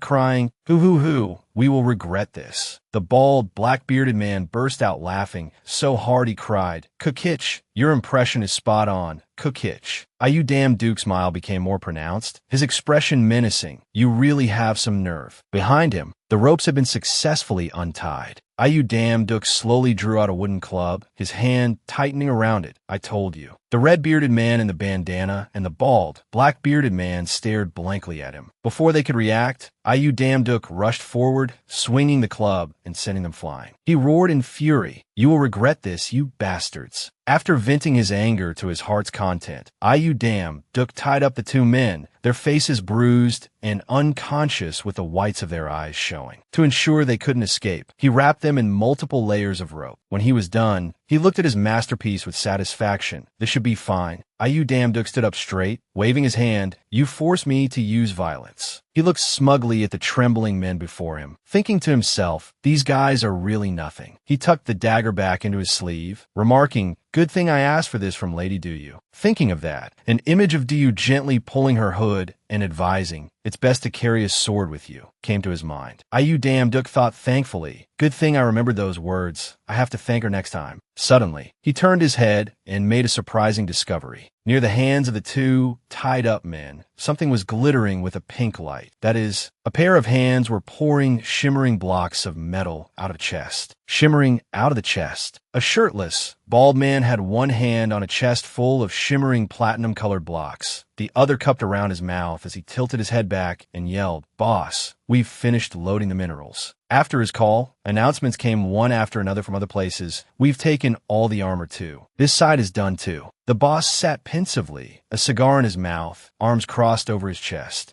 Suddenly, a man with blonde hair and a beard shouted, Let's move out, everyone. Two bald men were drooling foolishly while staring at the minerals that were emitting a platinum glow when they were reminded, You drooling guys over there, focus now. When the others had gathered, the blonde-haired, blonde-bearded man pointed towards the man standing on the platform. Our boss, Zich Gwyn, has something to say. In the direction the blonde-bearded man pointed was a man in a white shirt, his two hands clenched into fists, his powerful body looking down majestically from above. A subordinate of the god Hephaestus, leader of the dwarves. The man in the black bandana, holding a cigarette, turned down and said, Everyone, listen up. Zich Gwyn stood on the high platform, looking down at the crowd of underlings below who were all looking up at him. He declared loudly, "My brothers, we are the tribe blessed with the spirit of the fiery mountains." In a hidden corner no one noticed, a hand and a tuft of hair slowly appeared, completely different from the others. Around, Ayu Dam Duk, hiding behind a mineral chest at the end of the line of people, listened to Zich Gwyn's speech, the most talented miners and the bravest warriors. Zich Gwyn shouted passionately, emphasizing, "We work for rewards, but our pride is in our forgings." But have we ever been respected? The entire crowd below was moved by his inspiring speech, tears rolling down their cheeks. Zich Gwyn's eyes darkened, a cigar in his mouth, his expression fierce. The master of this place, the god Hephaestus, has humiliated us. Today, let's repay the humiliations we have had to endure before. Revenge on Hephaestus. Zich Gwyn raised a clenched fist to the sky, and the crowd below did the same in unison. Revenge on Hephaestus. Revenge on that god. Ayu Dam Duk, hiding behind the chest and hearing everything, had a grave expression. What's with this army of bald men? There are as many of them as ants. He started to worry, his forehead beaded with sweat. Damn it, how can I? He accidentally bumped his nose hard against the chest lid in front of him. The chest lid slammed shut with a loud noise. The space fell silent, and all the fierce gazes turned towards Ayu Dam Duk. Haha, in nice day. Unfriendly gazes bore down on him, everyone raising the guns in their hands, making his back drenched in sweat from anxiety. A series of gunshots rang out, and Ayu Dam Duk quickly ran behind a pillar. Ayu Dam Duk squatted, covering his head, hiding behind the stone pillar. What kind of dwarves open fire like this? Bullets whizzed through the chaotic scene, smoke and dust billowing up thickly. The dwarves, holding their guns firmly and aiming at Ayu Dam Duk, roared in anger, who called them jelly beans. The dwarves' eyes were bloodshot, their faces contorted from the previous humiliation. Zich Gwyn arrogantly stepped forward, the dwarves aiming their guns at the pillar Ayu Dam Duk was hiding behind. "You escaped from the guards, huh?" The bald man standing nearby bowed his head and reported, "It seems the guards have been defeated." Zich Gwyn raised his head, took a drag from his cigar, and through the rising smoke, he declared, "Hey, you low-level god. From now on, we're gonna wipe this place clean." Ayu Dam Duk, hiding behind the pillar, flinched. He tilted his head to peek outside, full of worry. Zich Gwyn made another offer, but the one we have a grudge against is only Hephaestus. It has nothing to do with you. You probably don't want to die either, so I'll give you a choice. Taking another drag of his cigar, he continued, 1. Help us take everything here and become our brother. 2. You go back to where you came from and pretend nothing happened. Ayu Dam Duk glanced sideways, silently calculating in his mind. Zich Gwyn issued another threat. You'd better consider carefully. You wouldn't make a stupid choice for a few measly coins, would you, low-level god? Ayu Dam Duk clenched his fist stack. Ayu Dam Duk calculated, if I run away from here now, my reputation will plummet. Images of two gods slowly appeared. The blacksmith god Hephaestus appeared with a contemptuous look. He calls himself a mountain god, but he's all talk. The god Thor appeared with a disappointed look. Mountain god, I was mistaken about you. His eyes widened in a daze, not daring to imagine further. Ayu Dam Duk anxiously gritted his teeth. Then I won't be able to find a job later. I can't let that happen. I worked so hard to get this power. No, before that, the god Hephaestus will kill me if he sees the whole forge has been robbed. Ayu Dam Duk shuddered at the thought, imagining the god Hephaestus tying him up tightly with thick ropes, gagging his mouth as he lay there with his eyes wide with fear. The god Hephaestus held his head with a pair of iron tongs in one hand, a hammer in the other, his eyes dark. I have no more iron to forge. You'll be the replacement. Snapping out of his imagination, Ayu Dam Duk glanced over at the dwarves again. Zich Gwyn sat on the chest lid, leisurely smoking a cigar, one arm resting on the open mineral chest, flanked by two of his underlings. The blonde-bearded man was tilting his head back, blowing smoke towards the ceiling, while the black-bearded man in the bandana was pointing at him impatiently. Ayu Dam Duk was still hesitating. My choice is either not to fight these guys or be killed by the god Hephaestus. Ayu Dam Duk cried internally, damn it, I thought this was a great part-time job, but what the hell is happening? He gave a bitter smile. The world is so cruel to me. Zich Gwyn raised an eyebrow, leisurely smoking a cigar, the smoke swirling around his face. Zich Gwyn, with the cigar in his mouth, raised an eyebrow slightly, waiting for the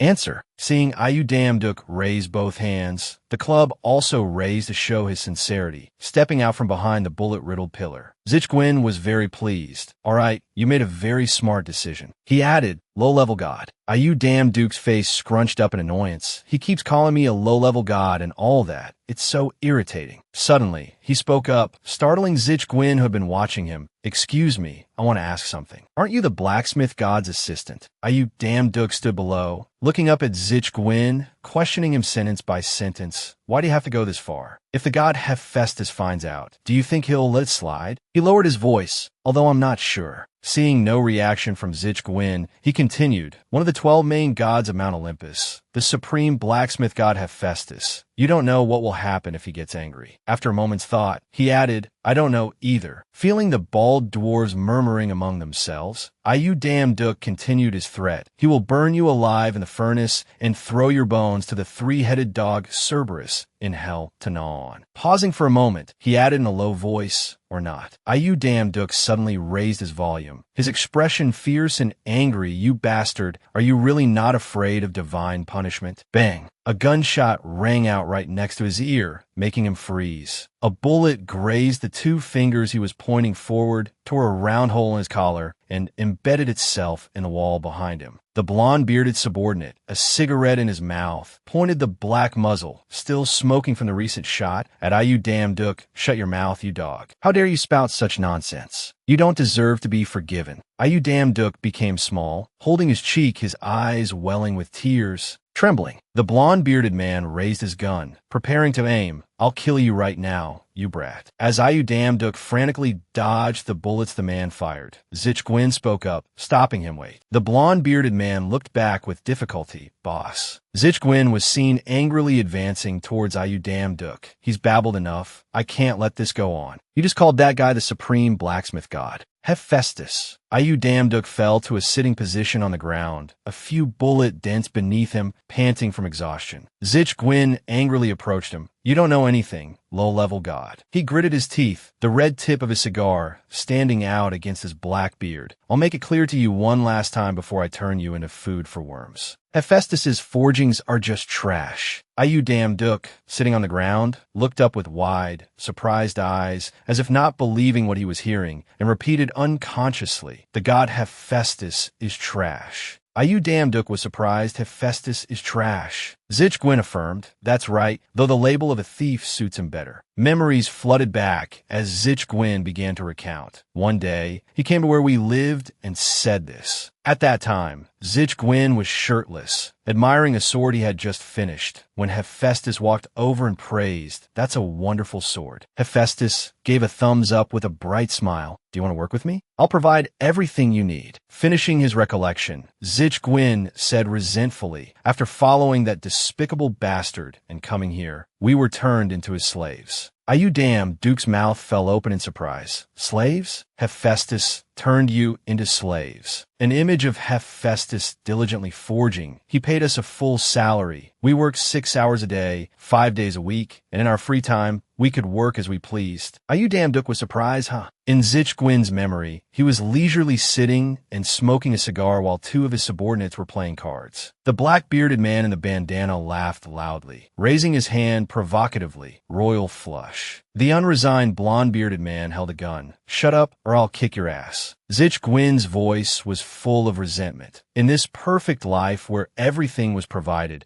we never suspected that it was tearing apart our passionate souls for our craft. It's being torn apart. Zichgwin raised his hand and shouted amidst a pile of glittering golden jewels, his face full of indignation. If it weren't for those wasted years, all the wealth and fame would have belonged to us, the dwarves. This was definitely the plan of that despicable bastard Hephaestus. What else can you call him but a thief? Ayu Damduk's eyes were filled with suspicion, his head full of question marks, completely unable to understand what he was saying. Zichgwin had a cigar on his lips, the fire from the smoke flashing in his sharp eyes as he rested his head on his hands. By the time I realized everything, there were no dwarves left in this forge who were interested in the spirit of craftsmanship. Snapping out of his recollection, Zich Gwyn stood among the gun-wielding dwarves, his presence overwhelming under the crimson light. His face was filled with determination. The only thing left for us is the desire for revenge against that bastard. Ayu Damduk lowered his face, his eyes hidden in shadow. He smiled wryly. All right, I understand what you mean. He really is trash. Zich Gwyn raised an eyebrow doubtfully. What? Ayu Damduk revealed his sharp gaze and repeated, someone who wants to destroy everything out of his own envy for the achievements of those better than him. That's trash to the core of his being.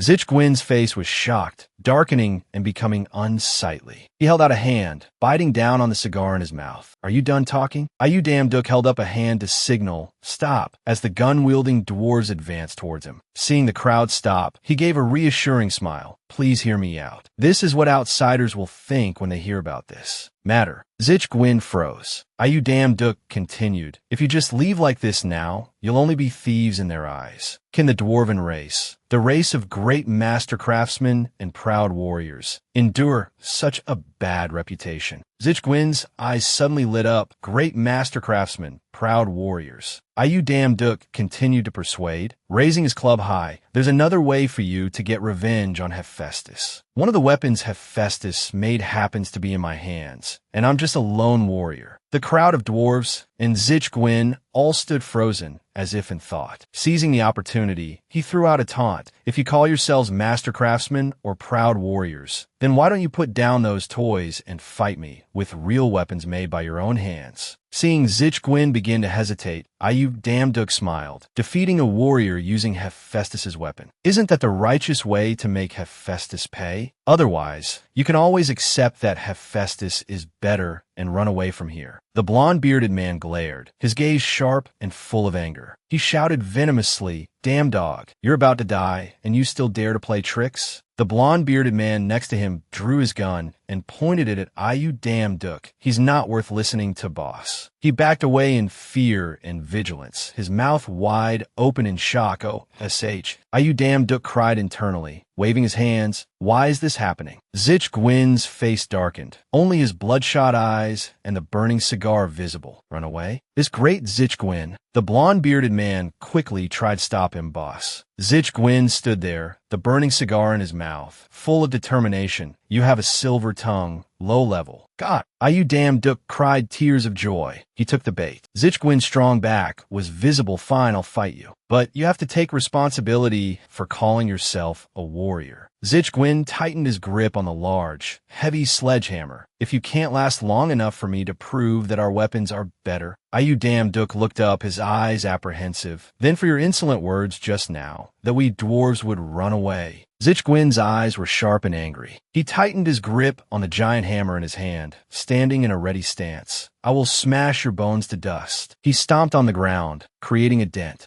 Zich Gwyn raised the hammer high, his movement decisive and powerful. His body, like a mountain, glided swiftly, the swing of the hammer tearing through the air, creating sharp waves that rushed towards Ayu Damduk. Zich Gwyn, enraged, challenged, try and block this. Ayu Damduk's eyes widened, his face showing clear tension and caution, his pupils constricting from the pressure of the attack. He brought the hammer down with all his might. Under the dazzling light of the attack, he used his club to fling himself away, dodging into the thick cloud of dust. A look of bewilderment appeared on Ayu Damduk's face, his eyes wide and dazed. This is insane. Sweat trickled down his forehead. Immediately after, he whipped his head around, a surprised expression on his face as he looked at the large pillar behind him that had been smashed to pieces. Seeing his expression, Zich Gwyn said smugly, "You look surprised, don't you?" He lifted his foot and stomped hard on the stone floor, sending dust flying everywhere. "What? Did you think you'd have a chance to win if we put down our guns?" Zich Gwyn raised his hammer and stood tall, the light casting his long, solemn shadow on the ground. You low-class god, but I do have a chance." Ayu Damduk's reply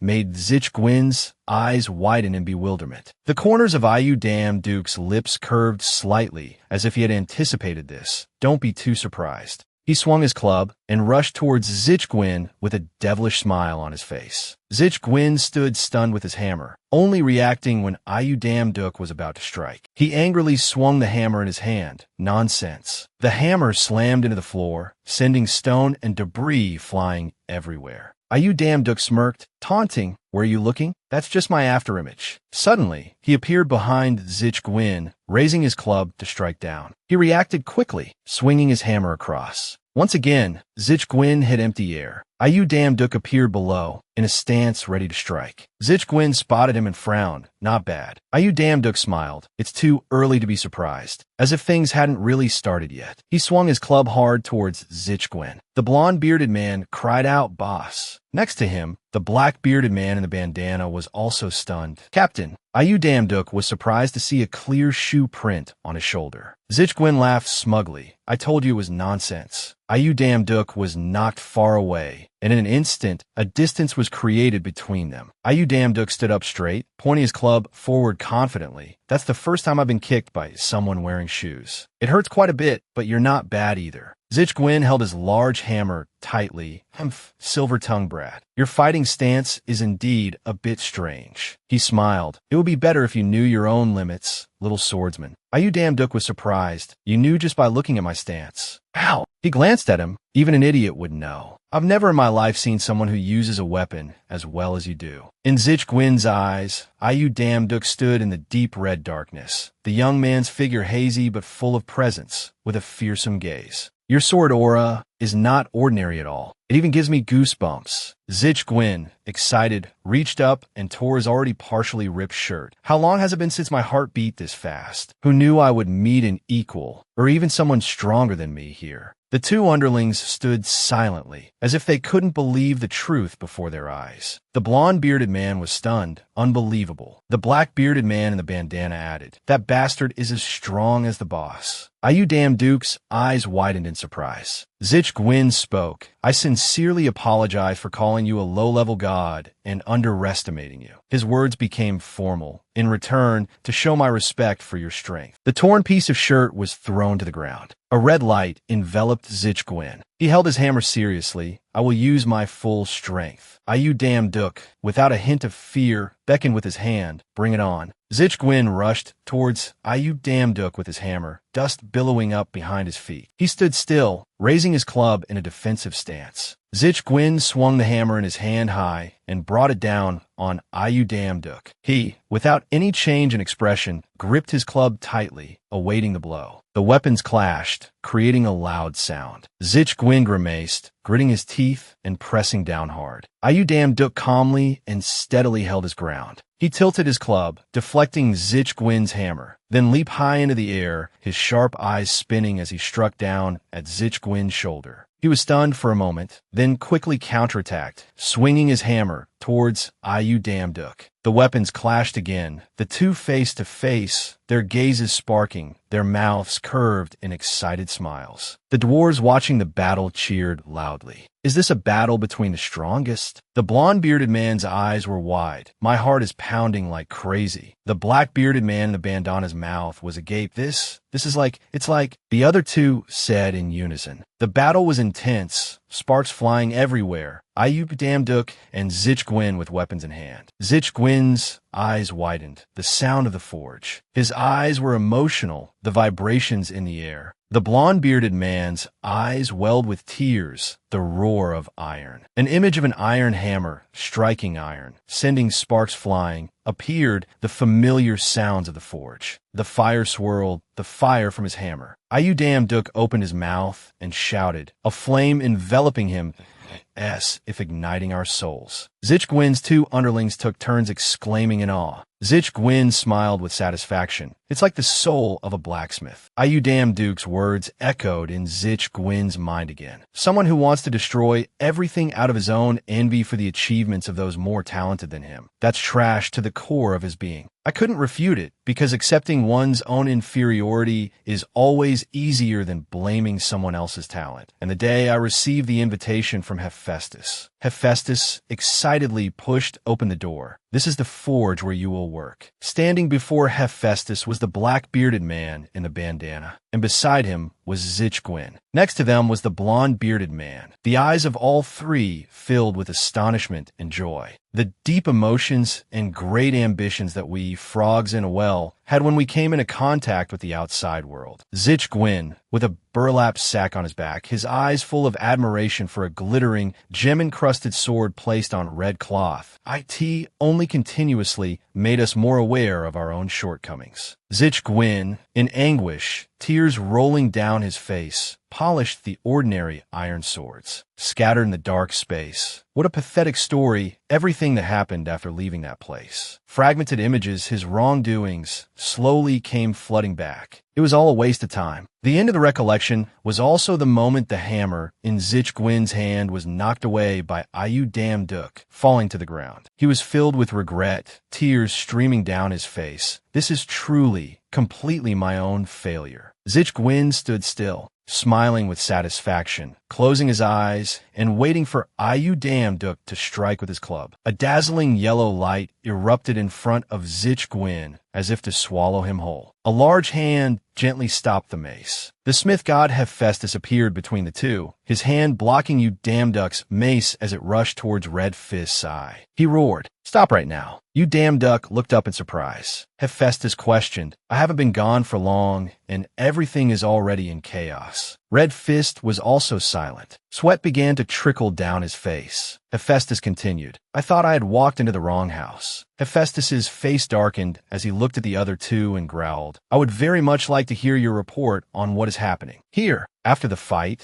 the surrounding ruins and debris made for a miserable scene. He continued to criticize, "I know you two fought, but look at the mess you've made." Hephaestus stroked his chin and lowered his voice sternly. "But that's enough now." He looked towards the silver ingots scattered on the ground and demanded, "Explain that pile." The immense pressure from Hephaestus looking down made Red Fist sweat pour. In that same threatening voice, he asked, "Tell me what happened." Red Fist was now completely defeated, ready to accept any punishment. To prevent the other dwarves from being punished, he quickly knelt before the smith god and took all the blame upon himself. "I did this on my own. My tribe has nothing to do with it." That sudden action surprised the group of dwarves, as it was different from what they had planned. Everyone shouted, "Leader! Chief!" The smith god Hephaestus also felt something was wrong. He frowned, glared, and asked again, "On your own? May I know the reason?" In his thoughts, Red Fist's inner voice spoke. "I understand that I may be punished for this wrong decision of mine. However, the people of my tribe are not at fault for anything other than placing their trust in a useless leader." He thought while recalling the image of the adoring eyes of his tribe members looking at him as if he were the light of truth. As Red Fist was about to confess, "I was preparing to rob the forge." Before he could finish his sentence, Dam Duk stepped forward to stop him. He lightly patted Red Fist's shoulder and took all the blame. "Ah, about that." Dam Duk stepped forward. He walked while scratching his head shyly. His whole body radiated a main character's aura. "I made him do it. Haha, sorry for this mess." This action of his left the kneeling Red Fist behind him utterly astonished, his mouth agape. So there are still good people in this world. But he still spoke a contemptuous sentence. What is that low-level god saying? Dam Duk paid no mind to the people behind him. He continued, "The dwarven leader was just following my orders." This excuse of his left the smith god utterly astonished. He scoffed contemptuously and asked again, "You? Even though I trusted you with protecting the forge, give me an explanation." The gods might made him tense up. Haha, well. But with the superpower of a main character, Dam Duk pulled out a sparkling necklace from nowhere. Then he negotiated. "For now, please take a look at this first." The smith god saw it and was also surprised, recognizing it.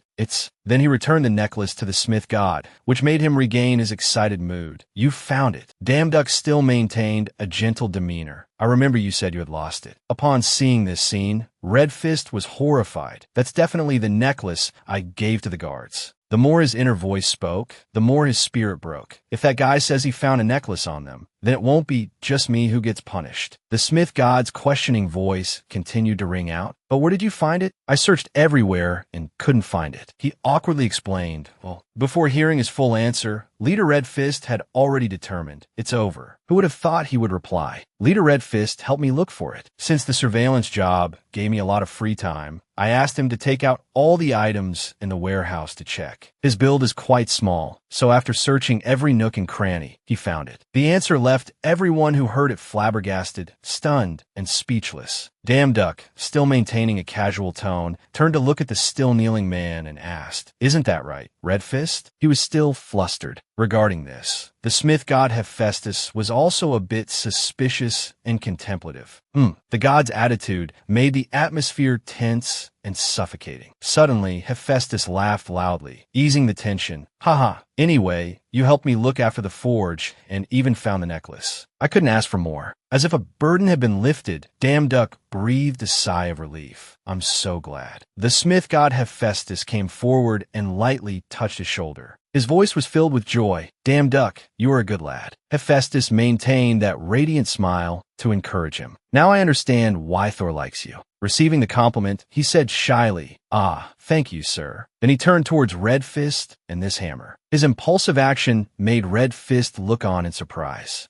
Who would have thought? Hephaestus continued to praise Red Fist. "I was worried you all would lose your motivation and neglect the work of a smith, but I suppose this is no longer necessary." Saying that, the god raised the hammer high, its aura shining brilliantly like the stars. The god continued to introduce it. The sound of it clashing with the black queen hammer reached the peak of Olympus, yet it doesn't even have a single scratch. Hephaestus handed the hammer back to Red Fist. The god declared, "It is still no, it has become." The god's majesty took Red Fist from one surprise to another. His emotions were like a free-falling tower. The god's voice made him forever remember a weapon even more formidable than before. As if an emotional G-spot had been touched, Red Fist's tears streamed down uncontrollably. His shimmering eyes looked towards Hephaestus. Hearing the offer, "I look forward to the sound of your forging hammer. Let's continue working together." Red Fist was moved. "Yes, sir." Then the god turned to Damn Duck, a sparkling aura radiating from him. "Furthermore, mountain god." His voice rang out, making him a little timid. "Yes." From the swirling portal, he said radiantly, "I was right to trust you with the job. Not only did you do a good job watching over the place, but you also helped me find the necklace." Then from within the portal, the god Hephaestus took out a mysterious box as a blessed reward. "Here, take it." The god introduced it while putting his arm around Damn Duck's shoulders. "That's how we brothers roll.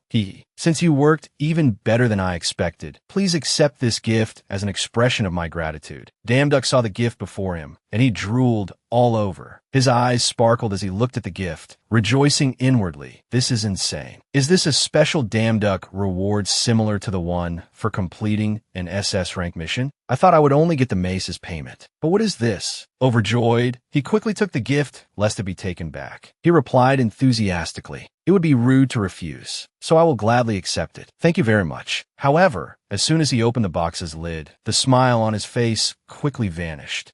At this moment, he realized what was in the box. "Isn't this just a small monster?" Seeing he was a little disappointed, the smith god hurriedly explained, "You fool, take a closer look." Damn Duck was still dejected looking at the gift. "It's a fox cub. It's cute, but for you to give me a pet is a bit." The god Hephaestus then held the white fox. His smile was a little contemptuous and disdainful as he looked at him. "So you don't want it?" After that, the smith god whispered some ancient characters to the fox, and that made the fox understand. It immediately transformed into a sparkling silver sword imbued with power. While Damn Duck still hadn't grasped the situation, the smith god sighed with regret. "What a pity. Why wouldn't you want something like this?" Damn Duck was still puzzled at this point. He asked awkwardly, "It can transform into a sword?" Hephaestus gave a cunning smile. His eyes narrowed slyly. He replied, "Not just a sword, you know." The god introduced more of the fox's uses, whether it's a sword, a scythe, or a spear. This is the essence of weaponry. It can transform into any weapon in the universe, as long as it's the same size as this fellow. In other words, this guy is as precious as the goddess's treasure. After the weapon transformation and introduction, the proud fox returned to Hephaestus's arm. The smith god again revealed a scornful smile, and the fox also joined in with a snooty sneer. "It's so amazing, but what a pity." Without wasting more words, the smith god turned to leave. The fox even waved goodbye to him. "Since you don't need it, I can't force you. I'll give it to the dwarves then." Having seen the fox's value, Damn Duck quickly flipped like a pancake. He immediately went to the smith god and used a flattering tone. "How could I refuse a gift from a god?" As for Hephaestus, he already knew the outcome and wasn't very surprised. "Didn't you say you didn't need it? Have you changed your mind?" Damn Duck now started racking his brain to make up a new reason. not at all. I only refused once out of politeness, sir. Saying that, he quickly knelt and petted the fox's head to win it over. I will take good care of it. He gently held the fox and admired it. Hee, so beautiful. The more he looked at this white fox, the more captivated he became. Because you are white and very soft. All right, from today on I will call you Snow White. Okay? The fox liked it and joyfully licked his face. You like it, don't you? Suddenly the smith god reached out his arm. He cast a spell on the fox. O treasure of the moon goddess Selene, I transfer ownership of the moon fox to you. Just after the spell, Damduck saw the fox return to his side and asked the smith god, was it successful? The god replied cheerfully, of course. It now belongs to you, and I will give you the products I left in the warehouse. All done. The smith god smiled brightly and bid him farewell. I have things to do, so let's part ways here. The god even carefully advised, remember to be careful on your way back. Damduck, on the other hand, smiled joyfully, thank you for your concern. A moment later, after collecting the items he liked, the smith god opened a portal for Damduck to return when suddenly Red Fist approached and called out to him. Good thing you haven't left yet. Filled with questions, the old man wanted an explanation. Why did you help us? You knew we intended to eliminate you if you got in the way. You're clearly disposable trash, so why? He paid no mind to those complaints and replied, I know, right? As he spoke, he recalled the past. I see a similarity between us. The me of the past and you all. The answer was impressive enough to surprise even Red Fist. Similarity, that's the only reason. Damduck didn't linger for long. He walked towards the portal. If there's something you want, don't worry. I'm not asking for anything. He still lingered, turning his head to look at Red Fist. After all, don't we live by helping each other? His words became more and more profound like life lessons. And if it was Lord Hephaestus, he might have found out from the very beginning. He just chose to overlook it. Finishing his words, he also stepped through the portal. So goodbye. I'm leaving. At this moment, old Red Fist kept remembering the name, you damn duck. After he left, the old man bowed deeply in respect that on behalf of the entire tribe, I thank you. Although the stain on our clan's name cannot be washed away, I hope that one day I can erase it by repaying this favor. Once again, thank you sincerely. Afterward, under the guidance of the smith god, they quickly and cheerfully returned to work, full of enthusiasm. Now we will work all night. Don't stop hammering. Turn up the heat. Scene changed to the bustling streets of Earth where skyscrapers shone with sparkling lights. Damduck was dragging a heavy sack. Now then, the place he visited was the Hunter department store. He exclaimed excitedly, let's go make some money. His name is J.B. In, 37 years old. Since he was young, he has worked in this field as a hunter manager. An image appears of a man in an elegant suit holding a glass of red wine. He stood by the window, looking up at the stars. And just last week, he became the general manager of the largest hunter store in the country. His face, as he drank the wine, was extremely satisfied. In a joyful mood, J.B. In mumbled, since I've obtained the best position in the country, I should leave my past behind and start living elegantly like other nobles. He always adjusted his attire. My tie is crooked. I can't let myself appear improperly in front of others like that. His condescending face was accompanied by a stream of thought. They say that a person's position makes their character. And with the position I'm in now, I should be treated with the utmost elegance. Sounds echoed around, excuse me. However, the reality at this moment was not like that at all. Someone was calling him, hey, which made J.B. In even more furious. In this sacred place that I have established. Why? It turned out to be Damduck in a miserable state after returning from work, carrying a pile of things on his shoulder along with Snow White that I've come to sell some things. Glancing at his appearance, J.B. In judged. A beggar like him dares to step in here? The more J.B. In looked, the more he judged. Is this beggar really a hunter? His pet is tiny and on his body there isn't a single piece of armor. After observing the customer for a while, J.B. In smirked contemptuously. I know what's going on here. This happens quite often. A bunch of idiots who delude themselves into thinking they are hunters, then pick up trash from an empty dungeon to sell. However, that was only in his mind because he still had to receive this customer. Yes, welcome to the hunter's office. I will guide you. Please go this way. J.B. In led the way, introducing as he walked. This is the item appraisal center. At the end of the path, J.B. In sighed, as if his duty was done. He pointed contemptuously at the appraiser. Here, you can give what you've picked up to him for inspection. After speaking, the old man said cheerfully, now then, I will appraise the items you brought. The sack that Damduck had been carrying was now opened. As soon as he held the old weapon in his hand, the old man became nervous and stammered as he asked him, Where did you get these things? As if anticipating the situation, he just replied gently, I got some random items from someone I know. From a distance, the manager JB heard and was a little surprised. But it was just as he had guessed. JB shouted, I knew it. Random items? You dare to set foot in a hunter store with these cheap, dirty things? His shrill voice made Damn Duck cover his ears in annoyance. Immediately after, JB turned to ask the appraiser, Sir, he must have brought only strange items, right? Tell me. But on the contrary, the appraiser answered firmly, I've been doing this for 40 years, and yet you're the first person to call things like this random items. Because all of these are high-quality 4-star equipment. A series of items that seem to radiate a sparkling aura were displayed on the table. Hearing these words made JB freeze for 5 seconds, not believing his ears. Impossible. JB looked at Damn Duck with some caution. His gaze had changed. Why could someone like him get his hands on such high-end items? Could he really be some big shot? So where did he come from? I've heard that there are humble people who are actually filthy rich. After a moment of contemplation, JB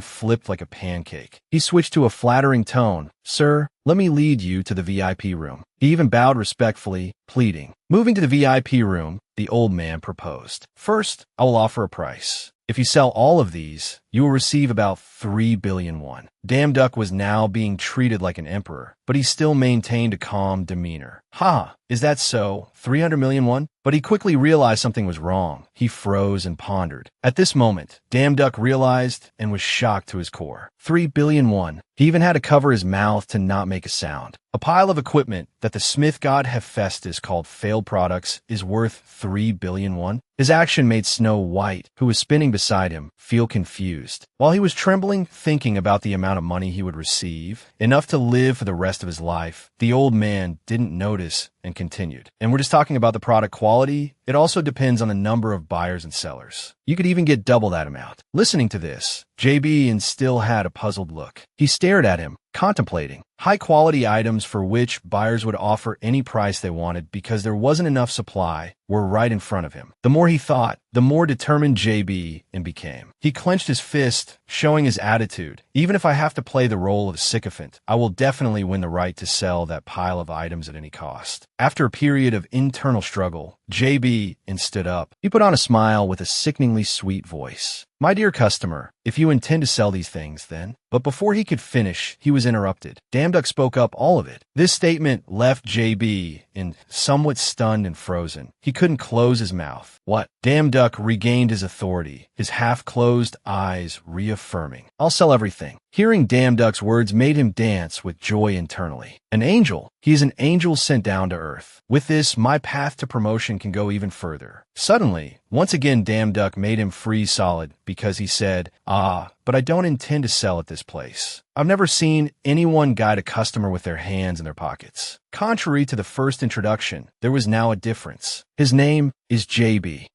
Age 37, former general manager of the Hunter's office, he was the first person to lose the highest position within a week of taking office. A while later, Damn Duck had gone to another store to sell his items. The staff bowed respectfully to him. Thank you, sir. Opening his savings book, Damn Duck's hands trembled as he looked at the number indicating the money he had just received, hoping in his heart, this isn't a dream, is it? As he walked, he was moved to tears because the amount in his account had so many digits, he couldn't count them all. He thought, I have money in my account. How much? How many zeros are there? But then he carefully reconsidered. By the way, even the people at this place were surprised by me, though not as surprised as the people from the Hunters Association. Is it because I'm dressed too shabbily? If so, that makes sense since I've been struggling all over the place today. At this moment, his attention was caught by a clothing store with sparkling lights from inside the window. Damn Duck smirked happily, thinking to himself, good, because I've earned a lot of money. I'll treat myself to a gift for working hard, and tomorrow I'll go straight to my mom's place looking like a good son. The scene changes to the next day, at the door of hospital room 331, Damn Duck's mother's room. Inside the room, his mother called his name in surprise. So, although it had been a long time since he had visited her, which made her a little sad and thinner, It's been a while since you came, hasn't it? But his appearance this time came with him bringing gifts, which startled her. And what's with this pile of gifts you brought for me? At this moment, the lady next to her came over with a remote, turned on the TV, and said, "Oh my, sometimes you have to watch TV to keep up with the news." The news broadcast aired. Mr. Yu Damn Duck, who cleared the labyrinth dungeon, has been evaluated by experts as having the greatest talent in this country. Yet he does not belong to any guild at the moment. The patient lady next to her continued to praise, "Everyone is going crazy over your son. He's really famous now." The lady continuously appreciated Damn Duck's talent. According to reporter Du Duck, he cleared the dungeon with his own talent. Receiving the praise, Damn Duck shyly scratched his head and laughed lightly. "Haha, I didn't complete the dungeon alone." The patient lady next to him took the opportunity to suggest, "Ah, what a humble young man. Can you give me an autograph before you leave?" Lying on a hospital bed and hearing those things surprised his mother. "An autograph?" She stammered, unable to close her mouth. "My son has talent?" Seeing his mother so surprised, Damn Duck awkwardly explained, I only recently realized my talent." In his thoughts, he also told himself, although that's not all of it. He looked at his mother and gently explained, "This happened so suddenly, so I don't know what happened either, you see." Before he could finish his sentence, his mother suddenly slumped over the table, making him call out in alarm, "Mom." Fortunately, she was just trying to hide her emotions. "Mom, I'm so happy." Tears of happiness streamed down both her cheeks. Her action made Damn Duck confused, not understanding what was happening to his mother. "Mom, why are you crying?" The mother next to him was still covering her face and sobbing. "This is so good." Damn Duck then realized, Mom has always blamed herself because I didn't have any talent. The TV continued to report, "We are back with new news about the dungeon." Reporters surrounded and interviewed Hunter Nam Gung Duck. Currently, everyone is very curious about this new hunter because of the rumors. "Who is he?" The old man answered cautiously without any trembling, "I can't give you the details, but he's the best hunter I know. Of course, he is incredibly strong as a swordsman, but he is also incredibly agile, and without him, we probably wouldn't have been able to complete that dungeon." While his mother was listening to the news, surprised and wanted to confirm, "Oh my God, is he talking about you?" Damn Duck stood beside her, covering his eyes with his hand. He was very embarrassed by the praise. "Mr. Duck, that's a bit too much." But he immediately switched to calculating, "No, this could be an opportunity." He was lost in thought. "The more famous I become, the more divine power I receive. And then I'll be able to get more part-time jobs. I've already chosen some pretty good part-time jobs." The system continuously displayed notifications. Divine power increases based on reputation. Recruitment notice. Exterminate the lost souls on the Hill of Eden. Divine power required 100,000. Recruiter Michael. Reward 1 golden apple. The golden apple represents the immortality of the gods, especially the reward from the job on the Hill of Eden. That apple can. An image of a ripe golden apple with brilliant colors appeared. Damn Duck stood looking at his happy and proud mother. He thought to himself, "It might even be able to cure my mom's cancer." Suddenly on TV, the anchor announced breaking news. A gate has now opened in the city of Zhongin in Gyeonggi-do. Everyone has been immediately advised to evacuate for the time being. The screen showed a time wormhole with thick black smoke appearing all around. Seeing this, the usually arrogant Snow White was now scared and looked for a place to hide. His mother, standing beside him, saw Snow White burrowing into his shirt and asked in surprise, "Oh my, isn't that your scarf?" Seeing the white fox trembling badly made him ask worriedly, "What's wrong, Snow White?" He reflexively touched its ear. As he did, the black energy's influence caused the eyes of Damn Duck to see a strange sight among the galaxies outside the atmosphere of Earth. The haunting image left him bewildered and suspicious. He clutched his head, wondering, what was that? The news report continued. The association has requested help from several guilds. Because this gate is different from previous dungeons, it doesn't allow anyone to enter and only lets monsters charge out. Looking at this news report, Damn Duck's head ached even more as he pondered the vision he had just witnessed. Soon after, he quickly left. "Bye, Mom, I have to go." "Goodbye, Mom." His mother was reluctant to see her son go. "You have to leave already? Why not stay a little longer?" But she was stopped by her friend. "He must be very busy. I told you he's famous now." Right at the gate, countless killer monsters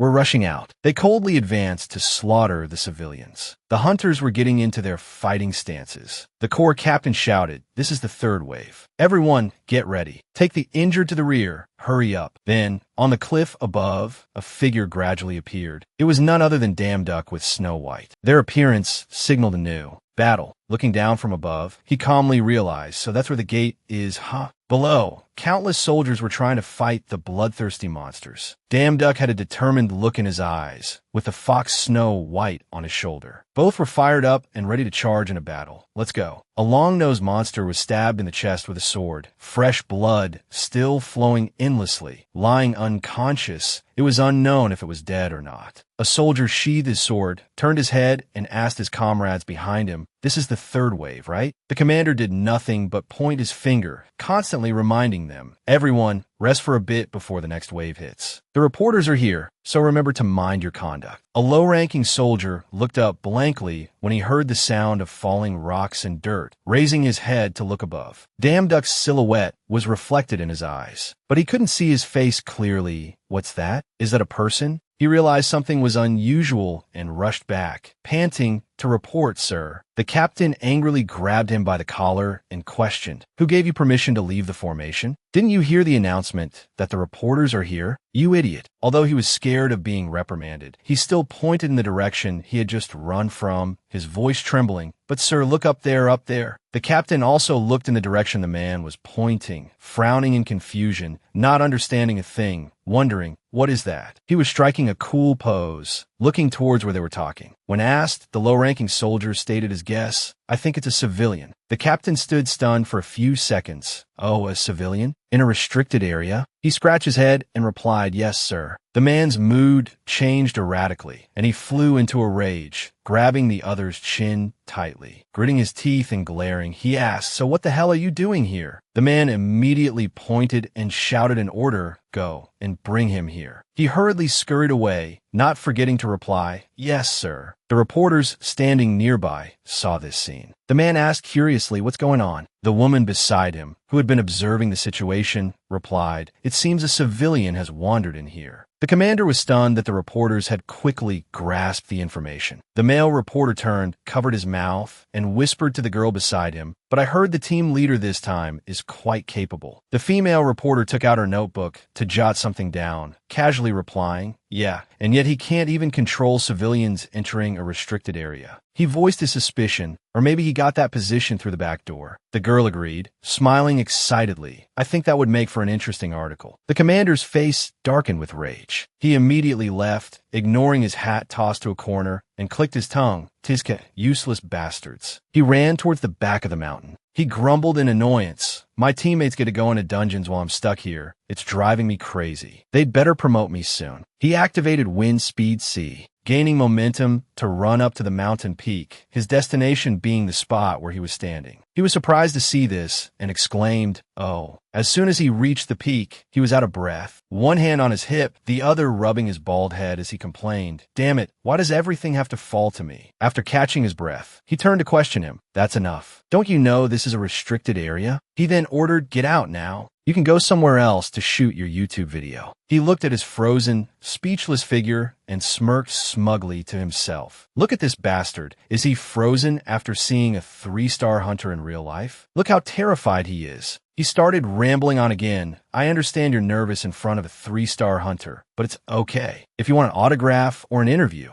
I can help you." He was weary of his overconfident demeanor and refuted everything he just said. "I have something to do here, so please give me some time." He ignored him and started talking to Snow White, asking an autograph and an interview. Is he that famous? Being ignored by him for the first time, he angrily grabbed his arm and called him back. "Hey, did you just ignore me?" He was annoyed at being pulled by the arm and prevented from leaving, turning his head to ask, "What's wrong with you?" He was cursing in his mind. Did I ask this bastard messing with me? He looked up at the sky, covered his face with his hand, and gave a bitter laugh, cursing his fate. Now even some nobody dares to look down on me, relying on that weak pet of his. You must be some nameless hunter trying to get famous, but you should know your place. If you don't, I don't mind teaching you with a beating. Snow White on his shoulder couldn't stand it either and gnashed its teeth, wanting to immediately pounce, and claw his face to shreds. Immediately, as soon as he finished speaking, he immediately raised his fist and lunged to strike him, but he just had to lean slightly to deftly and easily dodge it. Following the momentum, he stuck out his leg to trip him, causing him to lose his balance and fall forward. Pity for him. Right in front of him was a chasm. He screamed in terror, just a little bit more, and he would have fallen immediately. Just then, he conveniently pulled him back by the hand. The two of them held hands, and he quickly apologized. "Are you okay?" "Sorry, I didn't mean to." However, should a 3-star hunter be throwing punches so carelessly? He was quite surprised by his answer, his face turning from dark to pale, and he cursed angrily. "You bastard, you just got lucky. Do you know who I am, you bastard?" He used his divine power to pull him up with ease, leaving him speechless for a few seconds. He turned around, raising both hands in surrender. "Hold on. It's fine if you want to keep fighting me. But are you okay with that? I think people are watching." Below, people were chattering noisily. "Why is it so noisy?" A reporter's voice was heard. "Are they fighting up there? Get a close-up." He had been suffering one humiliation after another, his eyes as sharp as a blade. He gritted his teeth and yelled, "You bastard, you did it on purpose." The female reporter standing below looked up and wondered, Hey, he is. The male reporter filming next to her recognized him and replied, "Yes, it's him, the one who conquered the labyrinth dungeon with the gun hunting guild, the monster hunter, you damn duck." He's suddenly become famous recently. He was stunned when he heard the conversation of the people below, breaking out in a cold sweat. "What? This bastard is you damn duck?" The best hunter that even Nam Gung Dak had to acknowledge. He stood high above, looking down, hands in his pockets, a slight smirk on his face. We've caught their attention. He then waved at the reporters and shouted, "Hey reporters, get a good shot, because you'll be getting some good news soon."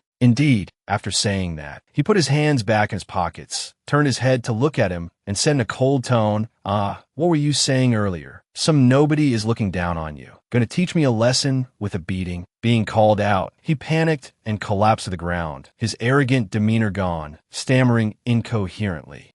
He enunciated each word. "Open your eyes and see what a nobody can do." This made him tremble and break out in a cold sweat. The reporters were still observing the situation up there, while he still hadn't processed what he just said. "Wait, what do you mean?" He didn't answer, but jumped off the cliff with Snow White, to everyone's astonishment. The place he was heading for was the gate that not just anyone could enter. He just touched it lightly, and the gate opened. The people below were enveloped in smoke and dust, covering their noses and coughing violently. The female reporter exclaimed in astonishment. What was that? He was also astonished by his action, watching without missing a single detail. The gate. This is a phenomenon that started appearing 10 years ago, unlike dungeons, where only weak monsters appear. And because it disappears on its own after a while, it's treated simply like a traffic accident. Some scholars have emphasized the danger of gates. People usually don't pay them much mind, because humans cannot pass through the gate. People were buzzing. Did he just go through the gate? The gate is confirming information, checking status. Result: lowest ranking god, you may enter this world. The system also warned him, you are entering the other side of the world. The eye of the abyss is watching you. The other world gradually appeared before his eyes, a rather bleak landscape of hills and mountains. I was right. This is really the gate from Hanbing's memory. So that means a god can enter, right? There were many unanswered questions, and he fell into deep thought. Why don't they allow humans to enter gates like they do dungeons? He said dungeons were created to test the human race. He recalled the words of the god Thoth. Your job is to build trials that humans can overcome. He began to investigate this place. First, let's look around. Suddenly, he ran into a red barrier blocking him from going further inside. He was startled, not understanding what was happening, and wondered, what's this? He reached out to touch it again, and a warning appeared. You lack divine power. You cannot enter. The eye of the abyss is watching you. He froze, kicking the barrier. The warning sounded again. You lack divine power. You cannot enter. The eye of the abyss is watching you. Still refusing to give up, he charged into the barrier with all his might. The warning kept blaring. You lack divine power. You cannot enter. The eye of the abyss is watching you.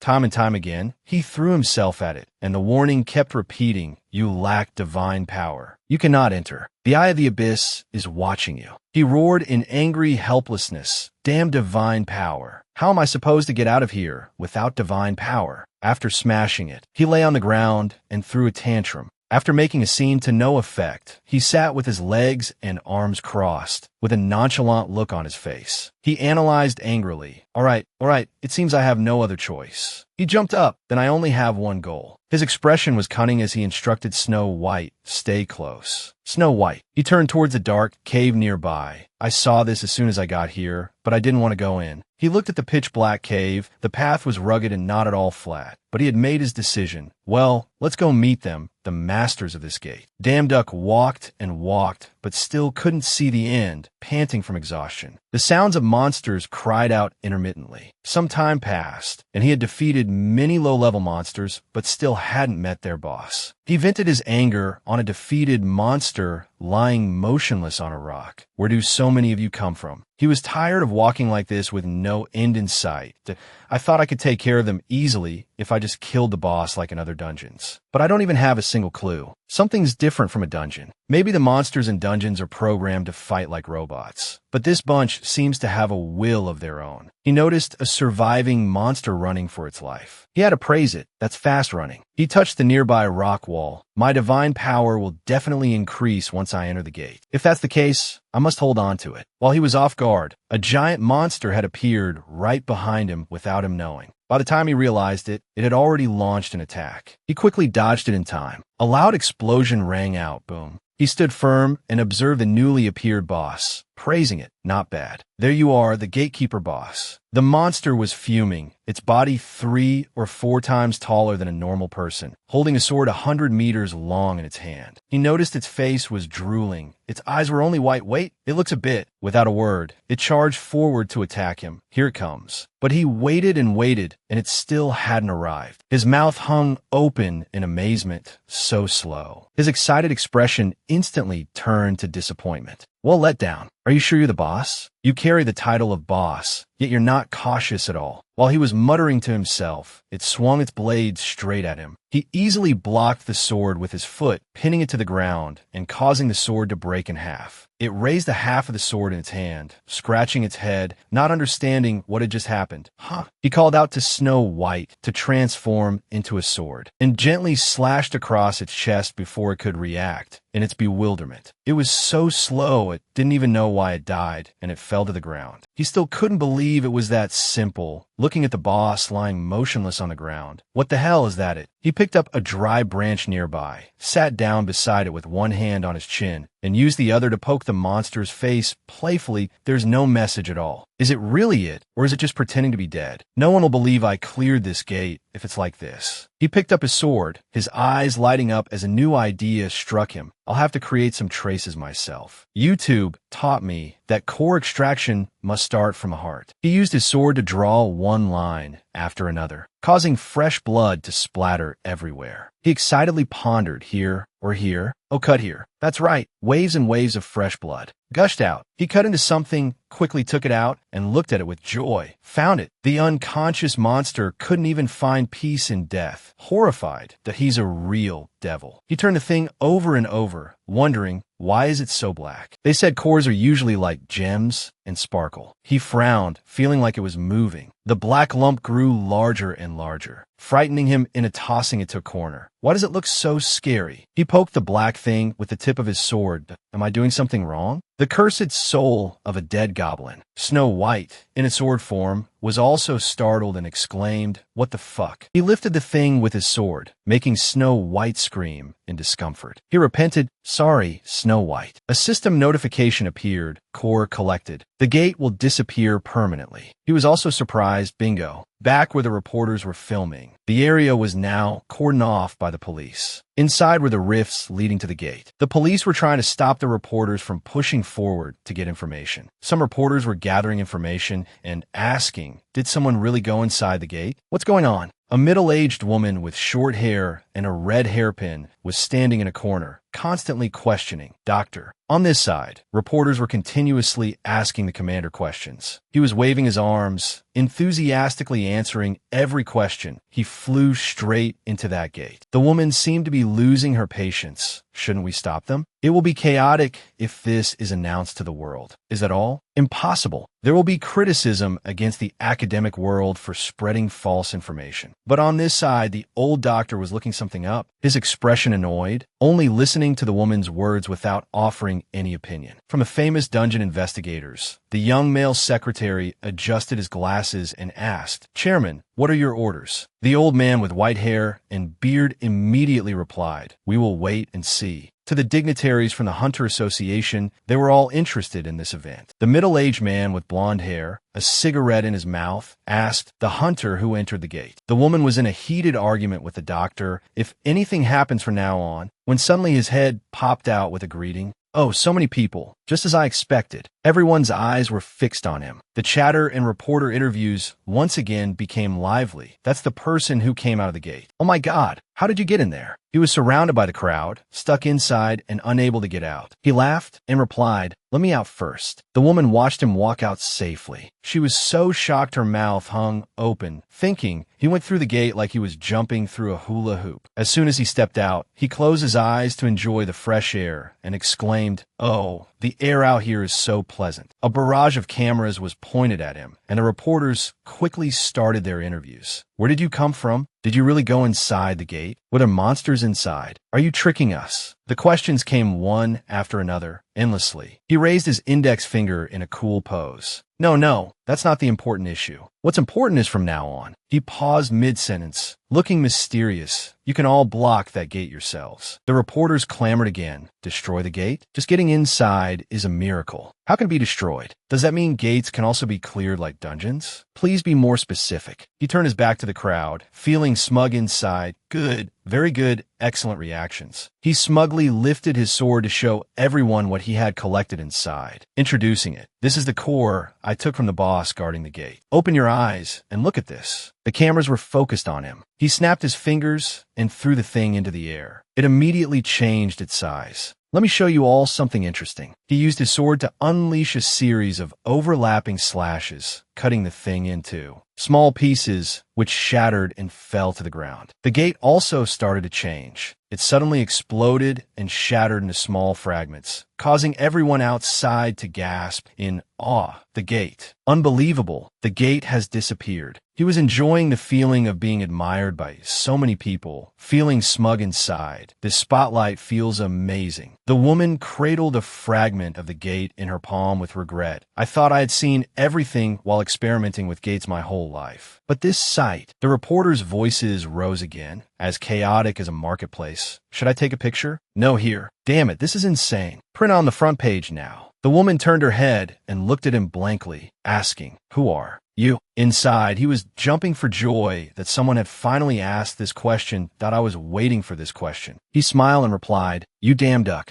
My name is You Damn Duck." On all the front pages, the media was reporting it sensationally. A mysterious hunter has entered a gate. From the broadcast that captured everyone's attention, the name You Damn Duck became known throughout the country. Many comments also appeared online. "You damn duck, isn't he the one who was a key contributor in the Labyrinth dungeon?" A user with the nickname JK also commented sarcastically, "A real attention seeker." Another user named Encouragement replied, "Is this the definition of looking dumb but cool? Ah, but is he a hunter? His name doesn't show up in searches." Another user also wondered, did he break the gate? Isn't he just faking it? SFGG agreed with that view. Large-scale acting should be appreciated. Another person defended him. Isn't he the first person in the world to open a gate? The user named Woody also agreed.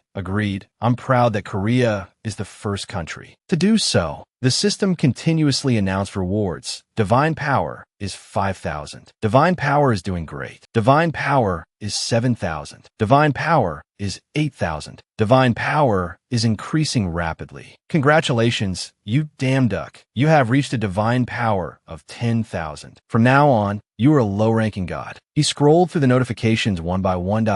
It seems there was an important notification. Something about a low-ranking god. Suddenly, a reporter rushed in front of him. To request an interview, "Mr. You Damn Duck, please give us a statement," startling him into a shout. Other microphones were also pointed straight at his face, and the reporter's questions kept coming. "Since when could you pass through that gate? How did you get the core used to break the gate? Please answer us." He was surrounded by everyone's microphones, struggling to get a word out. "Wait a minute, I just received an important notification." A pair of long, slender legs stepped out of a car. It seemed she was contacting someone. "Yes, we just found out. A bodyguard wearing sunglasses hurriedly came over and gently pushed the female reporter, immediately apologizing. "Excuse me, ma'am." The reporter, annoyed at being bumped, turned her head, glared, and cursed. "Damn it, don't push. It's crowded here. Where do you think you're going?" She spotted someone interesting and quickly pulled on her colleague's shirt. Hey, that person." Before she could finish her sentence, the crowd's voices rose in a clamor. "The Sangun Guild, for real? Wow, I thought she was a goddess." He was bombarded with questions and quickly raised his hand to calm the reporters. "Calm down, one at a time." So Yun led a group of bodyguards, crossing her arms in front of her chest like a boss lady from TV, while her other hand stroked her long, silky hair as she called out. In a snobby tone, "You Dan Duck,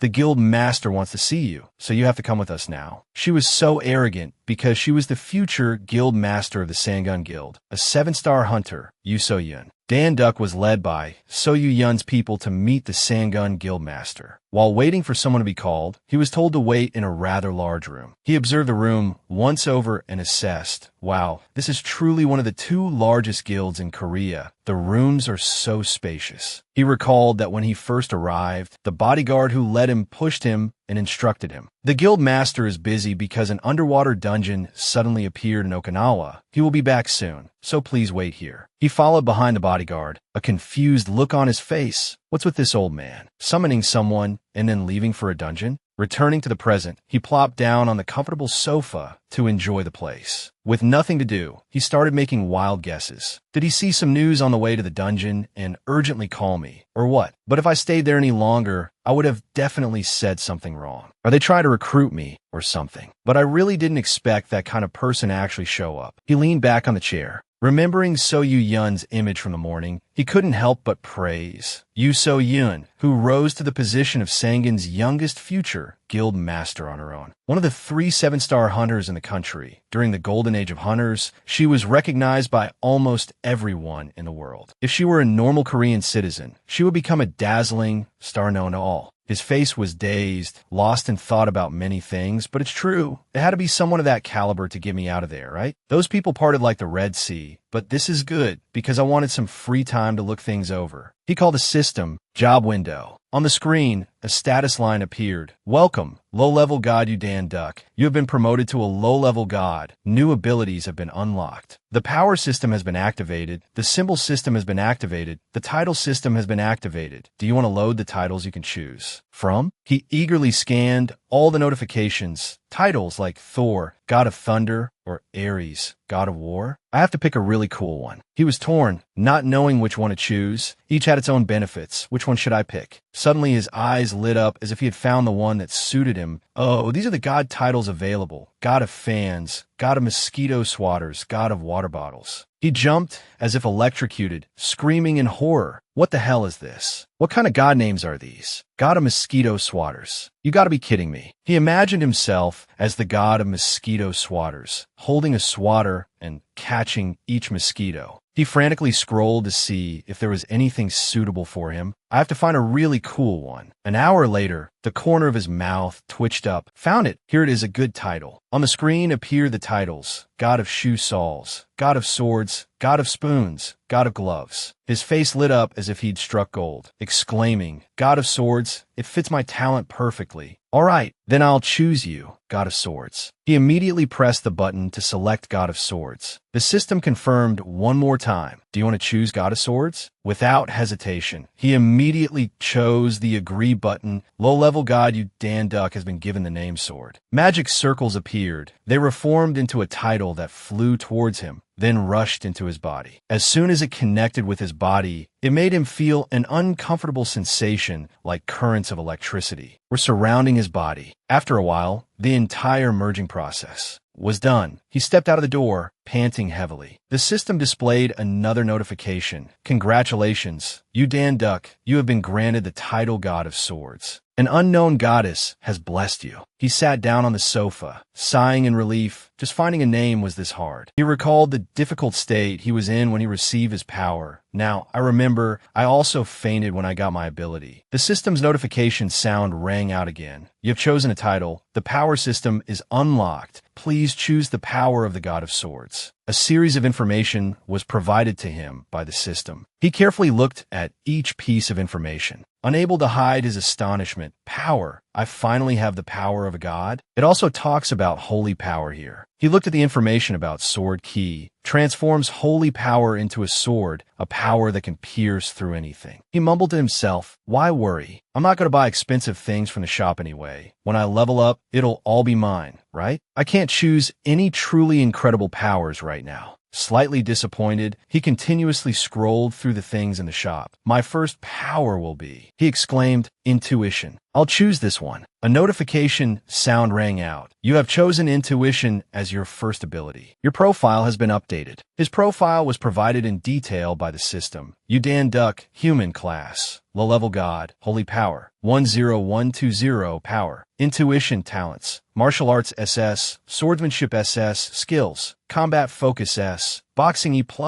Darts E. Instant acceleration F. Counter F. Horizontal / F. Short hammer B. Intuition unlocks the sixth sense. He joyfully hugged the system screen, dancing and celebrating. It finally looks like a god's profile. I even have skills. I'll check them out later. He was excited to see his skills. Skills. Combat focus S. Boxing E+. Darts E. Instant acceleration F. Counter F. Horizontal / F. Short hammer B. While lost in his joyful celebration, a knock on the door from outside pulled him back to reality. He said, is that Uncle Duck? Beck Seol, sitting on his back, retorted, no, he went to the underwater dungeon. How could he be back already? He asked back, but besides him, who else would be looking for me? Curious, he went to open the door and asked, who is it? He was startled and stunned to see that the person who just arrived was Yuso. Yun. She was standing with her arms crossed, wearing a coat. Seeing him, she spoke first, may I come in for a bit, Udan Duck? He was still standing there dazed, not yet reacting, wondering, why are you here? She didn't answer right away, rummaging for something in her pocket. She replied, wait a moment, the guild master wanted me to give you this. He took the red card she handed him and observed it meticulously. It had a picture of a tiger and a barcode. She also explained, it's a special card for the Sandgun Guild. You can use all the facilities in the guild. He looked at the card, then glanced at her, thinking deeply. Is this part of their recruitment plan? He quickly changed his expression 180 degrees, smiling and replying, thanks. She froze, not understanding what he meant. He also froze on the spot, quickly explaining, thanks for the card. She didn't react either. They both fell into silence, neither saying another word. He was flustered, not knowing what to do next. Oh, this is so awkward. Why is she so quiet? Yuso Yun, there's something strange about her. Not wanting to continue the awkward atmosphere, he forced a smile to break the mood. Well then, I'll just... Before he could finish his sentence, Beck Seol's eyes suddenly lit up. It joyfully rushed forward and leaped into her arms, surprising them both. He was surprised by Beck Seol's action and exclaimed, what the? After a few seconds, he reacted, his eyes about to pop out, breaking into a cold sweat as he scolded, Beck Seol. Then he turned to her and apologized profusely. I'm so sorry. It's a little naughty. However, her reaction was beyond his expectation. She calmly replied, it's okay. She stroked its pure white fur, praising it. This summoned familiar is very cute. She hesitantly asked for permission. Can I feed it? He stared, not believing what he just heard, but nodded in agreement. Huh? Ah, sure. Receiving his consent, she took something that looked like an almond out of her pocket and put it in Beck Seol's mouth. It smiled with its eyes closed, opening its mouth to take the treat. He looked at Beck Seol and So Yun, and many doubts arose in his heart. The other day, this thing didn't even care about the nurses. What is it like about you, So Yun? Does it like pretty girls? But what did she feed it? He couldn't hold back his curiosity and asked, what is that nut? She looked at him, a little surprised, and answered, it's like a nutritional nut. It's very good. She turned back to look at it eating deliciously without a care for what it was. After it had eaten its fill, it returned to lie on his shoulder and sleep soundly. She returned to her usual cold demeanor, crossing her arms. For the first time, she initiated a conversation with him. It was nice meeting you today, and bowed down to say goodbye to Beck Seol. See you next time. After the conversation ended, he returned to the room and plopped down on the sofa, sighing. Talking to her is so difficult. He tilted his head to ask Beck Seol, you seem to like her, huh? She feeds you, and you just gobble it up. Are you that smitten? Suddenly, he sat up straight and exclaimed, "Wait a minute." He recalled her last words before parting. "Beck Seal, see you next time." He suddenly realized, now that I think about it, I never told her Beck Seal's name. Did I? She left his room, walking down the wide corridor with a faint smile. Dan Duck rested his chin on his hand, his face looking extremely pensive. "You So-Yun, what should I do about her? She looks good, but who doesn't know she's a stalker?" An image of So-Yun appeared with a somewhat distant smile, which must have made him hesitate a lot. "Beck Seal, see you again." He was still frowning, thinking about what to do. A series of notifications popped up like mushrooms after rain, making him even more confused. Then suddenly, a notification popped up that felt like a punch to his face. "Famous part-time job notification has been edited." Dan Duck was super pissed, but what could he do? "What is this? Am I not busy enough?" He dejectedly clicked on the notification to read it. Famous part-time job. The content of the notification reeked of mockery. Feed Cerberus. Employer. Hades. Holy power. Over 10,000. Experience. Beast tamers have an advantage. Job description. I have to go on a business trip to distant Olympus and have to leave Cerberus at home for 3 days. You just need to do the super easy job of taking good care of it. Full accident insurance provided. Salary. 200 Hades. 200 Hades. P.S. Why is no one applying? I'll double the salary. A word from the boss. My dog doesn't bite people. Normally, seeing that job posting would make people run for the hills because it's worse than a multi-level marketing scam. But Dan Duck is an unusual case. The salary must have blinded him. Huh, double salary? That stalker girl isn't important right now, is she? So, in a moment where his hand was faster than his brain, he clicked the confirm button. Even if I starve to death, I have to do this. The moonlight shone into the dense black forest. Perhaps it was the only source of light this place had. But who would have thought that faint white light was overwhelmed by a strong blue light in the sky? Dan Duck held his head. I'm getting used to falling like this. But the next second, he was blinded by a bright yellow light, forcing him to cover his face with his hand. What is this? Being suddenly shown on like this made him feel quite confused. Who would shine a light in my face like this? Then he looked up and, oh wow, in front of him was a creature that was neither human nor beast. Its skin was wrinkled. Its eyes were open so wide they were about to pop out, looking more like a ghost than a person. Seeing this guy, Dan Duck screamed in terror. He tried to find a way to escape, but realized it was impossible because he was on a boat surrounded by water. A boat? The one holding the lantern pointed straight at him. "You." Then he said bluntly, "You're dead." He explained about this place. This is the river Styx, where the dead are taken to the underworld and a place the living cannot cross. Hearing this, Dan Duck could guess who was standing in front of him. The river Styx, so this guy is the ferryman Sharon? He scratched his head, as if trying to find a way to escape.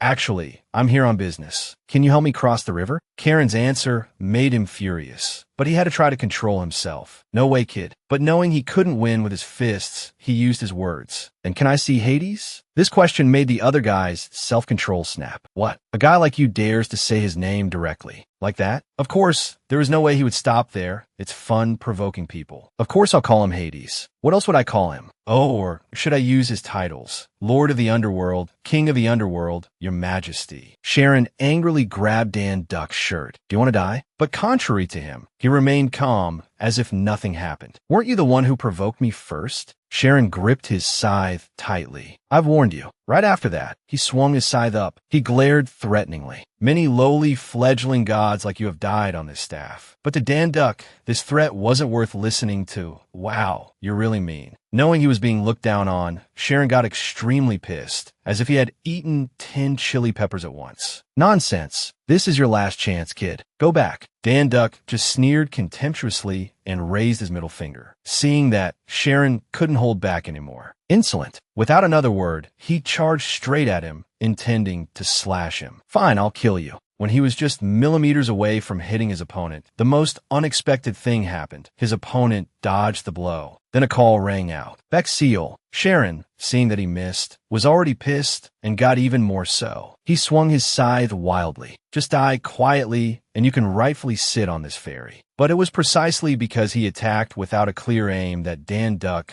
could easily read his attacks, even causing Sharon to hit himself. Karen's eyes widened, not understanding what was happening. How? How can you hold something like that? Knowing full well what the opponent was confused about, Dan Duck was delighted. "What? I guess that myth is real, huh? Do you recognize this club?" Of course, the other guy wasn't stupid enough not to know what that club was. Of course, that's Hercules' club, right? The mortal who defeated me and crossed the river while still alive. This guy was about to say something more, but before he could finish his sentence, Dan Duck hit him on the head several times with the club, and he wouldn't even pay. Dan Duck found this guy too annoying, so he used the club to shut his mouth. You talk too much. I'm busy, let's go. As for the other guy, for some reason, after being bonked on the head a few times, he became much more docile. Well then, you should at least pay the fee, right? Seeing that the opponent seemed to be showing signs of resistance, Dan Duck asked a question that made Sharon shiver without being cold. What was that? And Sharon, after hearing that question, could only swallow his tears and say, sit down, let's go quickly. In the dark night, the faint light of the moon was truly the guiding light for the boat. The boat just kept going on and on. Finally, the boat docked. Dan Duck knew this well, so he smiled and thanked Sharon. Thanks a lot. Of course, he didn't know that the other guy, behind him,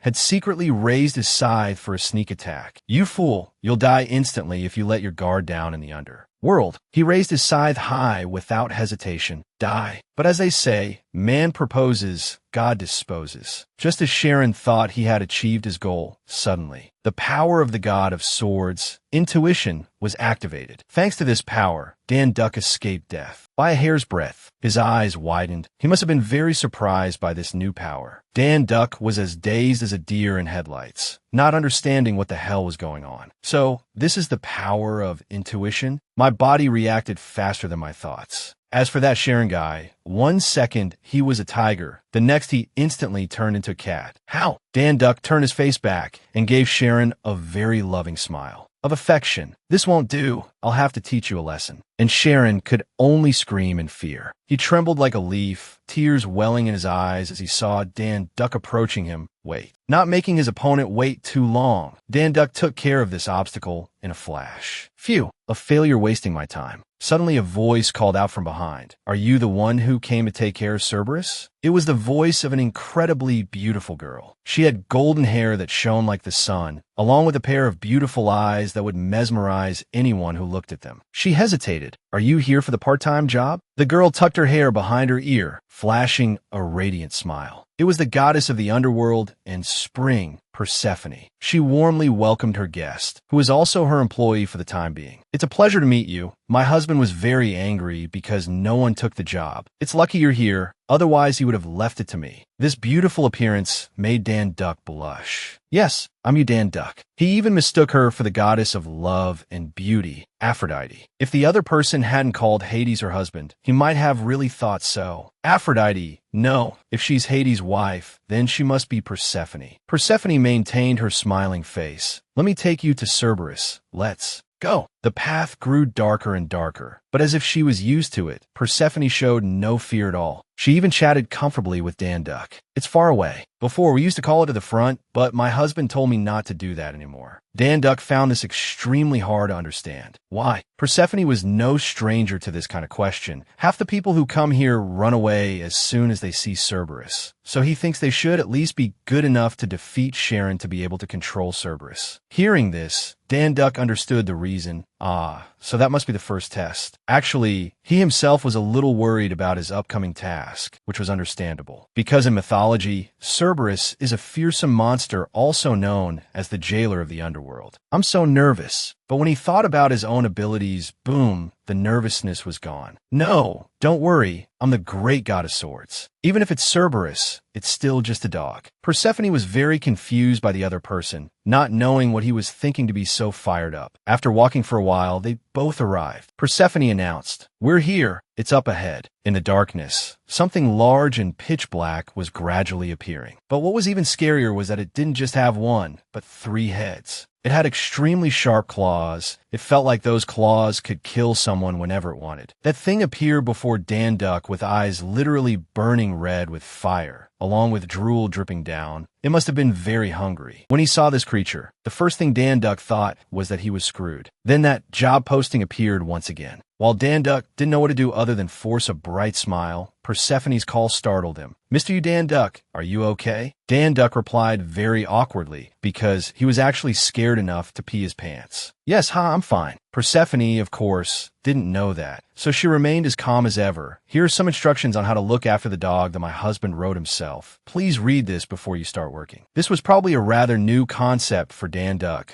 because normally no one is free enough to write a dog-sitting guide. Instructions? He took the instruction sheet from Persephone. "That's right, there's no way he would make me take care of that thing without preparing anything for me." He eagerly opened the paper and silently thanked his boss. "Hades, you really had a plan ready, didn't you? But that's life. You never know what to expect." As soon as he opened the instruction sheet, a whole bunch of warnings about this Cerberus hit Dan Duck in the face. It's incomprehensible what Hades was thinking to believe his dog was very well behaved amidst a ton of warnings like this. Things like you could get injured while feeding it, and a whole bunch of cases requiring special attention, like when Cerberus is guarding the gates of the underworld, lying down, standing, sitting, and many other words. To put it bluntly, you need to be careful full-time when taking care of this dog if you want to return in one piece. It's truly unbelievable. At this point, Dan Duck understood all too well why half the people ran away upon seeing Cerberus, because he himself wanted to do so more or less. "Are you kidding me? It would be quicker to just tell me to die." As for Persephone, she was probably no stranger to this kind of attitude, so she was still very cheerful. And the daily schedule is also written on the back. "Please check that too. My husband wrote it himself, so it should be clearly defined." Dan Duck looked confusedly at the paper he had just thrown down.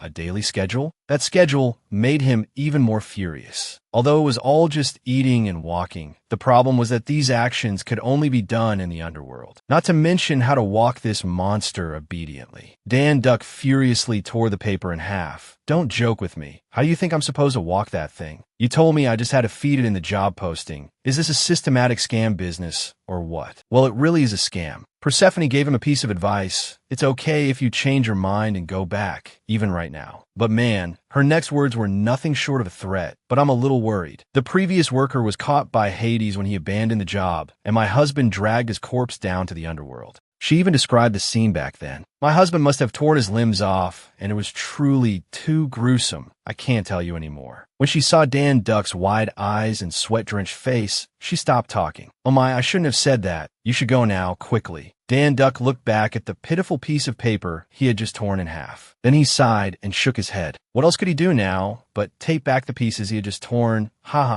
I made a little mistake while trying to cheer myself up. What should I start with? He must be regretting his choice a lot now. I miss my mom. You really shouldn't trust places that offer easy work for high pay. All right, Persephone said you could start with the most mentioned task in the guide, which is feeding the dog, so please start by feeding Cerberus. Do you see the minor goddesses pushing carts of meat into the warehouse? Seeing those huge, overflowing carts of meat made him feel completely bewildered. Should I join them? That looks like a lot. Persephone said something that made Damduk realize the price of disobedience would be steep. Besides, he also tears apart those who try to trick him. Damduk hoisted a huge pile of meat slabs onto his shoulder and came before Persephone. I've brought it. What should I do now? Persephone was very pleased to see this. Very good. She instructed him, you can throw them to Cerberus one piece at a time. The three-headed dog that looked so terrifying just moments ago had now transformed into obedient puppies waiting for their master to feed them. Its eyes lit up and it drooled profusely at the sight of the food. Its growling now made Damduk feel much less intimidated. Oh my, it's growling so fiercely. Does it really act just like a dog in front of food? Immediately after, it splattered a glob of mud on his head. Persephone tried to hold back her laughter at the sight, but she couldn't hold it for long. This is truly an interesting employee this time. Damduk, on the other hand, looked extremely displeased. Persephone said, unable to stop laughing, it's useless trying to discipline them. Cerberus only listens to my husband. The three-headed dog, seeing no food coming, grew impatient. Where's the food? Give me the food, you. Damduk now realized a harsh truth. Now I understand why no one takes this job. He angrily picked up a piece of meat. If that's how it is, then he threw it straight at the dog without a shred of mercy. Screw it. Here's your meat. However, instead of landing in the mouth, it hit one of the three heads right in the eye. The other two heads, ignoring their companion's wounded pride, just burst out laughing. Damduk feigned an apology. "Oh dear, I'm so sorry. I forgot to control my strength." Then he threw 2 more pieces of meat straight at the remaining 2 heads to teach them a lesson. You shouldn't laugh at your friend, but he didn't really care, even though they were now right in front of him, because they were chained. Damduk knew this well, which made him enjoy teasing the dog more than ever. He looked at them with a smirk and eyes that clearly showed his contempt. What can you do if you're angry, especially when you're still chained up like this? Snap. People say you should never underestimate others based on their appearance. That saying was truly fitting in this case, as it didn't take long for Cerberus to break the chain. That dog. Now Damduk was terrified, but he still had to find a way to calm the monster down. At its mouth. Wait a minute. Looking at the pitiful chain, Damduk could only exclaim in disbelief. Huh, it just broke the chain like that? Immediately after, the 3-headed monster lunged forward to attack him. Although he managed to get away, he couldn't avoid being injured. Oi. In complete contrast to Damduk, Persephone was incredibly calm. Well, so this thing can break too? Damduk felt as if the goddess's reaction nerves had stopped working. How could a normal person be so calm? This is not the time to be impressed. Without a moment's hesitation, he pulled Persephone along with him. Run. Damduk glanced back at the dog. That crazy dog tried to bite me just because I teased it a little. The state of his arm made Persephone somewhat worried. Is your arm okay? But perhaps the wound was nothing to him, or maybe he was just enduring the pain. I'm fine. It only grazed my skin. He felt extremely uneasy about the workplace safety here. Before that, how could that chain break so easily? Even shoddy construction should have its limits. However, Persephone was no less bewildered than he was. This is the first time I've seen it do this. Cerberus caught up to them faster than Damduk had expected. Damn it, it's too fast. Let's split up. But Persephone remained very calm. No, you should stay close to me. Her words placed a huge question mark in Damduk's mind. Why? She replied with great confidence. I may look like this, but I am the wife of the god who rules the underworld. As long as I am here, it won't attack recklessly. However, as if to prove her wrong, the monster didn't listen to her at all.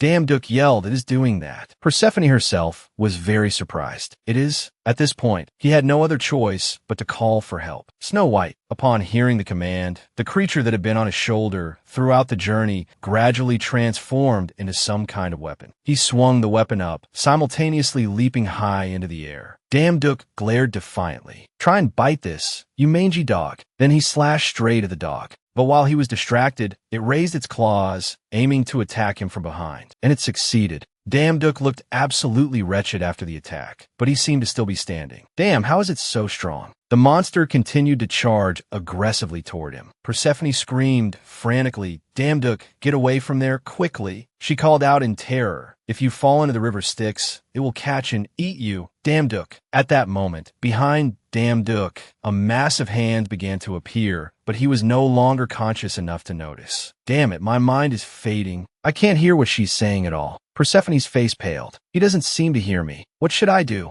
She tried to command the beast. Cerberus, stop. Sit. I told you to stop. But it seemed to have no effect as it kept advancing toward Damduk. Obey me, you mongrel. Not only that, but she was also pushed aside by it. Cerberus. The dog kept closing in on Damduk. He despaired. Damn it all. I came to feed a dog, but in the end, I'm the one who's going to be its food. However, he was still defiant. Like hell, I'll accept this. Then he pushed himself toward those hands, right before the beast could devour him. I refuse to die like this. Persephone screamed in terror. Dear Damduk. However, he had vanished. A thought surfaced. Damn it, why is it so cold? Damduk's body was sinking deeper and deeper into the icy water. I can't even lift a finger. He even thought in despair, am I dead? Then, memories of the past days appeared one after another, as if they were a long film. It feels like floating in a dream. Everything that has happened to me until now, and all the time I've worked so hard my whole life. Could it all be just an illusion? I still want so many things from the gods. Store. I haven't even bought a single thing yet. It feels as if my memories are floating along with my body. This must be the life flashing before your eyes that people talk about, right? In the water, a faint image of Snow White appeared. Don't come here, Snow White. At least you have to live on. After struggling for a while, Snow White finally managed to touch its master. It seemed like it was going to give him mouth-to-mouth resuscitation. But no, it didn't do that. Instead, it gave him a playful bite on the nose, startling him awake. Not only that, it ruthlessly bit his nose until it bled. Damduk wanted to groan, to cry from the pain, but being underwater, he was helpless. He turned his head back and realized a massive hand were clinging to him. They were even squeezing his neck tightly. What is this? My consciousness. He was gradually losing awareness, to the point where he could no longer hear Snow White's cries clearly. Damn it, I should have. But just before being pushed to the other side, Snow White managed to transform into a weapon, and Damduk swung that weapon high, intending to sever those hands. He was even able to activate a skill, Dwarf's Hammer. This helped him escape the pincer grip, but there was still another problem waiting for him. Ugh, I can't breathe. With no other choice, he had to struggle to the surface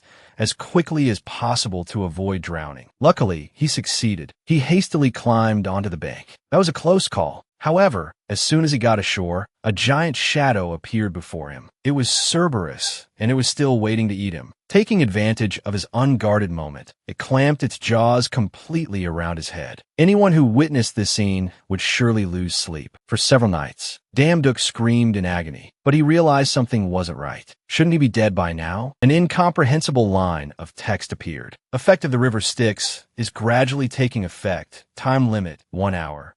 So that's the effect of the river Styx. It provides immunity to effects like poison, stun, and bleeding. In short, immunity to all physical attacks, which can also be understood as temporary immortality. Damduk's eyes widened. What is all this information? He was overwhelmed by all this new information. The effect of the river Styx. Greek mythology tells that if one bathes in the river Styx, it is said they can become an invincible warrior. The goddess Thetis dipped her own son into the waters of the Styx to make the boy the mightiest warrior, but only the boy's heel, where the goddess held him, was not touched by the river water, and later it became Achilles' fatal weakness. Now Damduk suddenly remembered something. Wait, I was just submerged from head to toe. A thought suddenly appeared in his mind. Does that mean my body is immortal? Persephone, of course, didn't know about this effect, so from her perspective, all she saw was the dog chomping on his head with relish. This horrific sight scared her out of her wits. She tried to pull him out. Dear Damduk, but no matter how hard she tried, it was no use. Are you alive? Let go, you hideous monster. The monster finally let him go, perhaps because it found him too tough and gave up after being unable to swallow him. Persephone rushed over to him. Are you okay? The sight of both him and Snow White unconscious and covered in saliva terrified Persephone to no end. What a mess. Hearing that, Damduk woke right up. How can you say that to someone who just came back from the dead? That's too cruel. Persephone felt extremely guilty. You're awake. Hee. I'm sorry. I couldn't do anything to help. Seeing that his condition didn't seem too bad, Persephone felt a great sense of relief. But you're okay, right? However, she herself had a few questions. How are you still alive and kicking after falling into the river Styx? Damduk, while hastily cleaning himself, still answered her question. EW so dirty. Well, I got out by myself. Perhaps because this was the first time Persephone had seen such a case, she was very surprised. You got out by yourself? From there? As for him, he seemed to think it was quite normal. Yes, I just swung my hammer and... Hearing this, she was even more surprised. Swung your hammer? I've never heard a case like this. While Damduk wasn't paying attention, the dog sneakily bit his arm. Then it started dragging him for convenience. Persephone was still screaming as before. There, dear Damduk. It seems the monster had also realized that something wasn't quite right here. Damduk, completely fed up with this repetitive scene of 1,000 attacks feeling like one, let out a big yawn. Yawn, are you done yet? Not only that, he took the opportunity to taunt it. What's wrong? I guess I'm a bit tough. Huh, what is this? It's not even enough to scratch an itch for me. Mwahaha. Persephone was stunned. Not even a low-ranking god could withstand a bite from Cerberus. Don't tell me the blessing of immortality. Damduk smirked, his expression looking both provocative and handsome at the same time. Hey, I offer myself up on a platter. It's your fault you can't eat me. Okay, so, after eating, should we go for a little walk to digest, doggy? The three-headed monster was furious at Damduk's taunts. But aside from putting on a scary face and growling to intimidate him, it couldn't do a damn thing. Damduk looked at it with a condescending gaze. You know it's useless, yet you still growl? Growl again, and I won't take you for a walk. Hearing this, the dog was completely shocked. After a moment of hesitation, it finally sighed, giving up its intention to attack him. Then it turned away abruptly. Damduk thought this dog isn't like ordinary dogs. This dog usually gets along well with the ones at the pet store. So you're different from ordinary dogs, huh? Well, it is the monster guarding the gates of hell, after all. What a strange comparison. Then it picked up the broken chain in its mouth. Yes, after that, it immediately put away its scary eyes, sticking its tongue out as if waiting for a reward from its master. Damduk was also at a loss with this sudden change. Huh, where did that scary look go? Why is this three-headed monster now as obedient as a puppy? Its eyes were even sparkling. Damduk sighed. But in the end, you're still a dog. Is this really the monster from Greek mythology? Damduk was reattaching the broken chain links, and of course, there was someone guiding him from behind. Hold it here, and suddenly, Persephone said something puzzling. Excuse me, Damduk. She asked him, it's been a long time since Cerberus was last taken for a walk, so please try to go as slowly as possible. Okay. He must have done this so many times that he looked very confident. I can do it. No need to worry. I'm a part-time expert. At the pet store, they call me the commander of dogs. This is nothing. Before he could finish his sentence, the dog dragged him away at a terrifying speed, making his head spin. Hey, wait. Not only that, his chin also kissed the ground. A rock even kissed his ear. To put it bluntly, he was being dragged by a dog. Even though he screamed, the dog just kept dragging him along, and only heaven knows where they were going. Suddenly, a notification appeared. Wind speed skill E acquired. Condition: run at a speed of 100 kilometers per hour achieved. Wow, so this dog can run as fast as a car. Damduk's eyes went blurry reading these words. What the hell is this? Persephone had been running after him all this time. What are you doing? She was extremely confused as to why he wasn't doing anything. Use your divine power to reinforce your body. He had no idea what the hell she was talking about.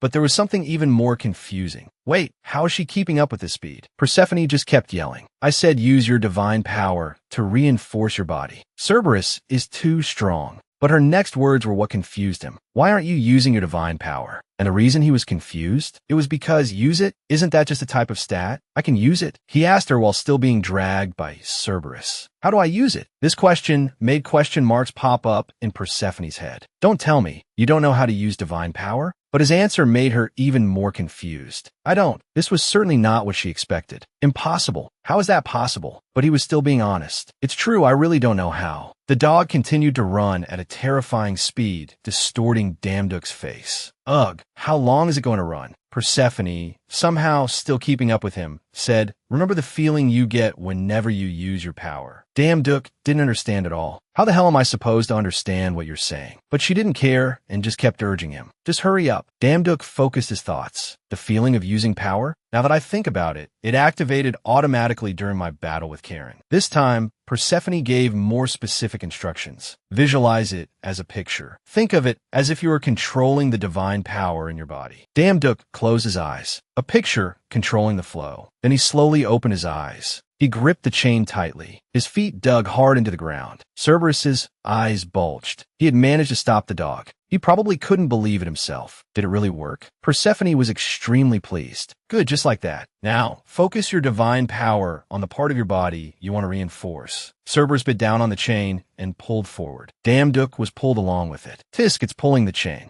He gritted his teeth. Damn it. He tried to understand what Persephone had just said. A part of the body, especially the words at the end, focused the divine power there. His hand was now trying to yank the chain back. Do it. Damduk used all his strength to pull it. Back. Good dog. Heel. Witnessing this scene, Persephone's eyes widened and her jaw dropped. She probably never thought that this would happen. Cerberus was finally pulled to the ground. A space-tearing thud echoed out. Damduk commanded, that's enough walking for today. Let's go back. But if Cerberus listened that easily, it wouldn't be a monster. Damduk knew that well. Oof, you want to resist? He gave a sinister smile. Then I'll have to do this my way. Hearing that, the dog immediately powered down, instantly turning into a puppy. Persephone must have been trying very hard not to laugh at it. She gave him high praise. This is your first time using divine power, and you can already do this much. Persephone was very satisfied. It seems I've hired a wonderful part-timer this time. As for Damduk, he was suspicious of her. Now that I think about it, it's quite strange. Just by looking at her, you can tell she's quite strong. But why didn't she intervene in this matter? Even I, a low-ranking guy, could do it. These thoughts sparked his curiosity. May I ask you a question? She replied warmly. Yes, of course. He immediately got straight to the point. Why didn't you go near Cerberus? The latter part of the question surprised Persephone even more. I'm pretty sure you could have easily subdued it. Persephone replied very cautiously, because there are restrictions. Damduk didn't understand what kind of restrictions someone like her could have. Restrictions? She explained. As you know, Cerberus is the guard dog of hell. It is responsible for stopping countless lost souls who are trying to return to the human world, as well as protecting this place from the curiosity of the other. Sighed. Then she said something that startled Damduk with surprise. And I'm one of them. At this moment, Persephone gave a bright smile, her eyes shining like stars. One of those who want to return to the human world. The three-headed dog appeared ferociously with sharp, fiery eyes and sharp teeth. One of its heads was even drooling, looking as if it wanted to eat anyone alive. Before were countless hands reaching up, wanting to escape the chains that held them. Persephone explained further. Cerberus is the guardian of hell. It has stopped countless souls who want to return to the mortal world, and also those who want to enter to satisfy their curiosity. Damduk was startled by Persephone's next words. I am one of them. She looked at him affectionately, one of those who want to return. The morning in hell is like the dead of night. The sky is gray, covered with dark clouds that blanket the trees. In the distance, a flock of birds is flying towards the full moon. The air is filled with a spooky scent, perhaps even more so than Halloween in the mortal world. On the way back to the old spot, he walked steadily on the ground. He looked at Persephone walking ahead and pondered. In short, Persephone is heavily restricted in hell and can't do anything about Cerberus. She can only handle certain creatures that Hades allows, like me. He raised his hand to stroke his chin, looking very thoughtful, his eyes even glancing to one side. He recalled the information he knew about her. In mythology, Hades kidnapped and imprisoned Persephone in hell after being enchanted by her beauty. I thought it was fake, but it's actually true. Looking at the back of the person walking ahead, she had straw blonde hair that went past her waist, braided into 3 strands that flowed like a stream. He was still lost in his thoughts. She must have been here for a very long time. It's truly sad. Then he clenched his fist as if to encourage himself to be resolute. No, give up this sense of justice. Persephone's husband is Hades, the brother of the supreme god Zeus. Although he pitied the goddess's fate, he suddenly remembered that her husband was a being with terrifying power who could crush him like an ant. What would he do? Lowering his eyes, he was awakened by his own previous thought, suddenly realizing he didn't have that ability. What can I possibly do? Suddenly, Snow White perked up its ears and raised its tail high. It let out a cry that caught his attention. Oh, that's right, Snow. Its eyes narrowed, and it jumped at him, letting out a shrill cry. It looked angry. He was flustered, realizing he hadn't brought along earlier. I completely forgot about you. I'm sorry. The three-headed dog, Cerberus, lay dejectedly on its stomach, letting him drag it all the way back. Wherever it passed, it left a long mark on the ground. One of its 3 heads rested on its paws, its ears and eyes drooping, not even bothering to look around. A while later, they returned to the puppy's den. He was still holding the leash, pulling it along, with Persephone and Snow beside him. After being dragged for a long distance, it finally returned to its dog den. Suddenly, something put on guard. Its head shot up, its eyes narrowed with vigilance, no longer having the listless appearance from before. He crossed his arms and stared blankly at its fierce reaction, baring its teeth and growling from its mouth. What's wrong with it all of a sudden? The goddess Persephone looked at him and explained, it's chasing the dead. It may look like that, but it takes its job very seriously, and that's also why I can't escape. After that, she walked over to a large, sharp stone pillar and turned back to remind him, tying it to the pillar finishes the morning's work. Coiling the leash a few times in his hand, he shrugged, confused, only daring to think, a goddess being guarded by a dog? Hades must be very strict. Even so, he still obediently pulled the chain into an arc and approached the pillar she was next to earlier, muttering as he walked. Why would he raise a dog that only listens to him? Suddenly, the blue notification panel appeared. Intuition has been activated. A stream of green energy flowed into his eyes. It transformed his eyes, allowing them to see through solid objects, and he clearly saw something shining dazzlingly inside the stone pillar. At the same time, it emitted wisps of energy smoke that swirled around, piquing his curiosity. There's something in the pillar. What could it be? He continued to question himself. It doesn't seem to be a living thing. Is it some kind of object? Should I take a look? Acting on his thought, he focused on moving the golden energy down to his hand and clenched it into a fist. Just as she turned around cheerfully, we've finished our morning task. Now, let's prepare for the afternoon. She was startled, her eyes widening and mouth agape at his act of destroying the pillar, and she cried out loudly, "Damn duck." It was right for her to shout like that, because without a word, he had used his golden energy fist to punch straight into the middle of the stone pillar. That's called destroying someone else's property, Mr. Protagonist. She yelled at him again, "What are you doing?" Right after, he calmly took out a round item studded with many sharp spikes. It was reminiscent of the dog collar from the Tom and Jerry cartoon. Her face stiffened, but seeing what the object was also surprised her quite a bit. He became flustered and embarrassed, reaching a hand behind his neck to scratch his hair while chuckling. "Ah, sorry." It seemed like there was something inside. Information about the item he found appeared on the blue notification panel, revealing its name and effect. Cerberus's collar. The collar Hades used to train Cerberus. When used, Cerberus will obey your commands. Watching him hold up the collar in front of her, she clasped her hands together and stammered, "I can't believe it. He actually hid it here." She waved her hand and exclaimed as if she couldn't believe he had managed it. "No matter how I searched, I couldn't find it." "How did you find it?" He raised a finger and scratched his cheek a few times. Hearing her praise, he didn't dare to accept it outright, since it wasn't something he could do on his own. However, he still replied to her, "Ah, maybe it was a hunch?" "Haha." A few awkward seconds passed, and his expression returned to normal. Upon learning the collar's function, he still couldn't believe it and asked again, "But is this collar really that amazing?" Holding the collar in his hand, he didn't think it would be so powerful. It seemed he didn't fully understand the world of the gods or the power of Cerberus here. Hearing his question, her voice couldn't remain normal. It rose a little as she explained to him that, of course, Cerberus is the symbol of the underworld. To control Cerberus is to control the entire underworld. Bowing his head to look at the collar from all angles. No matter how he looked at it, he still blurted out, "To be honest, it just looks like a normal dog collar." He finally realized it was the property of the master of the house. Who is it that just broke the pillar, anyway? So he held the collar high and exclaimed, "Then I probably can't use it, right? It belongs to Hades, after all. If I could use this job would be a piece of cake." Persephone raised a finger to her lips, thinking without saying a word. After a long moment, it seemed she had figured out what she wanted and calmly replied, "It's fine." Hearing that, he became very cheerful, completely different from before. Immediately, really. She closed her eyes, then calmly placed a hand on her hip and spoke matter-of-factly, as if the collar was something anyone could use however they wanted. Despite its great significance, it's not like its use is forbidden or anything. "My husband often told me to try and find this collar." Lowering her eyes slightly and sighing, she mumbled on. "He said that if I found it, he would let me train Cerberus." He smiled with amusement, his mind filled with joy. It seems she needs to have a clear talk with her husband. "In any case, I can't pass up this chance to lower the difficulty of this job." He moved closer to the three-headed dog, Cerberus, and excitedly held the huge collar high in front of it, his other hand in his pocket. He called out arrogantly, "Hey, come here. Let me put this collar on you."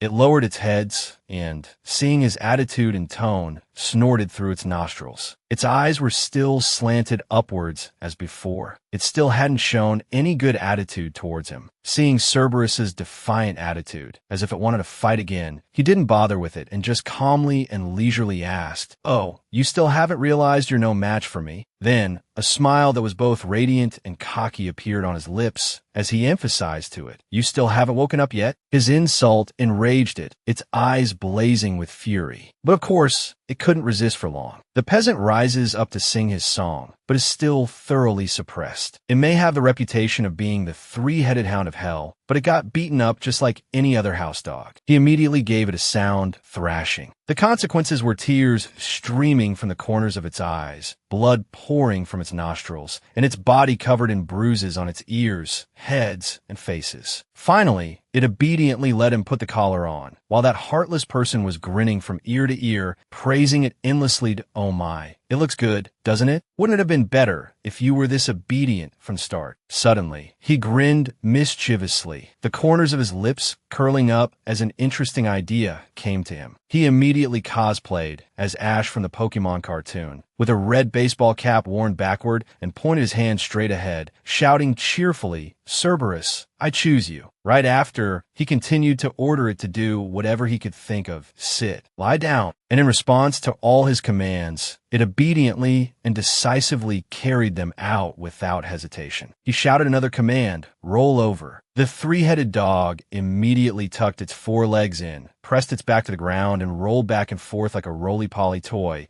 its three faces looking indescribably dumbfounded because it didn't even know why it was doing that. Watching it, he found it hilarious and finally couldn't hold back, opening his mouth wide in a delighted laugh. Ha ha ha, it really works. You're actually kind of cute. Hearing his tone, laughing and praising it at the same time, made it so ashamed it faced the wall. To think a being with three brains like it had lost to a mere mortal, and on top of that, was being used as a plaything. So humiliating. He stopped laughing at it and gave an order. This is your punishment for biting and dragging me. You'll face the wall and reflect until I say stop. He was extremely delighted by its obedient appearance, accepting the punishment without a single growl of protest, and he laughed. Grinning from ear to ear like that, he was truly a petty person who had gained an advantage, and an impure thought appeared. At this rate, this job will be as easy as flipping my hand. Standing far away, watching him laugh gleefully, the goddess Persephone was acting strangely at this moment. She approached him, tapped his shoulder with her fair finger, and called, "Damn duck." However, we turned around and boasted, "Ah, Lady Persephone, you see? That dog can't do anything to me." Right at that moment, she touched his cheek with her finger. Her mouth mumbled a spell in an ancient language. From her touch, successive circular magic patterns appeared. He stared in astonishment and asked, "Lady Persephone." Immediately after, he felt his strength leave him and collapsed. Looking down at him from above, she said, "My husband gave Cerberus 2 commands." He lifted his head and squinted at her. Her voice remained steady. Without emotion, point 1 is to manage the dead who want to escape the underworld. And the other, squinting slightly, she narrated as if talking about someone else's story and not her own, is to manage Persephone. After hearing her words, he probably understood her feelings and desires, so he didn't reply, only thinking about his own current sensation. What's happening? I'm so dizzy.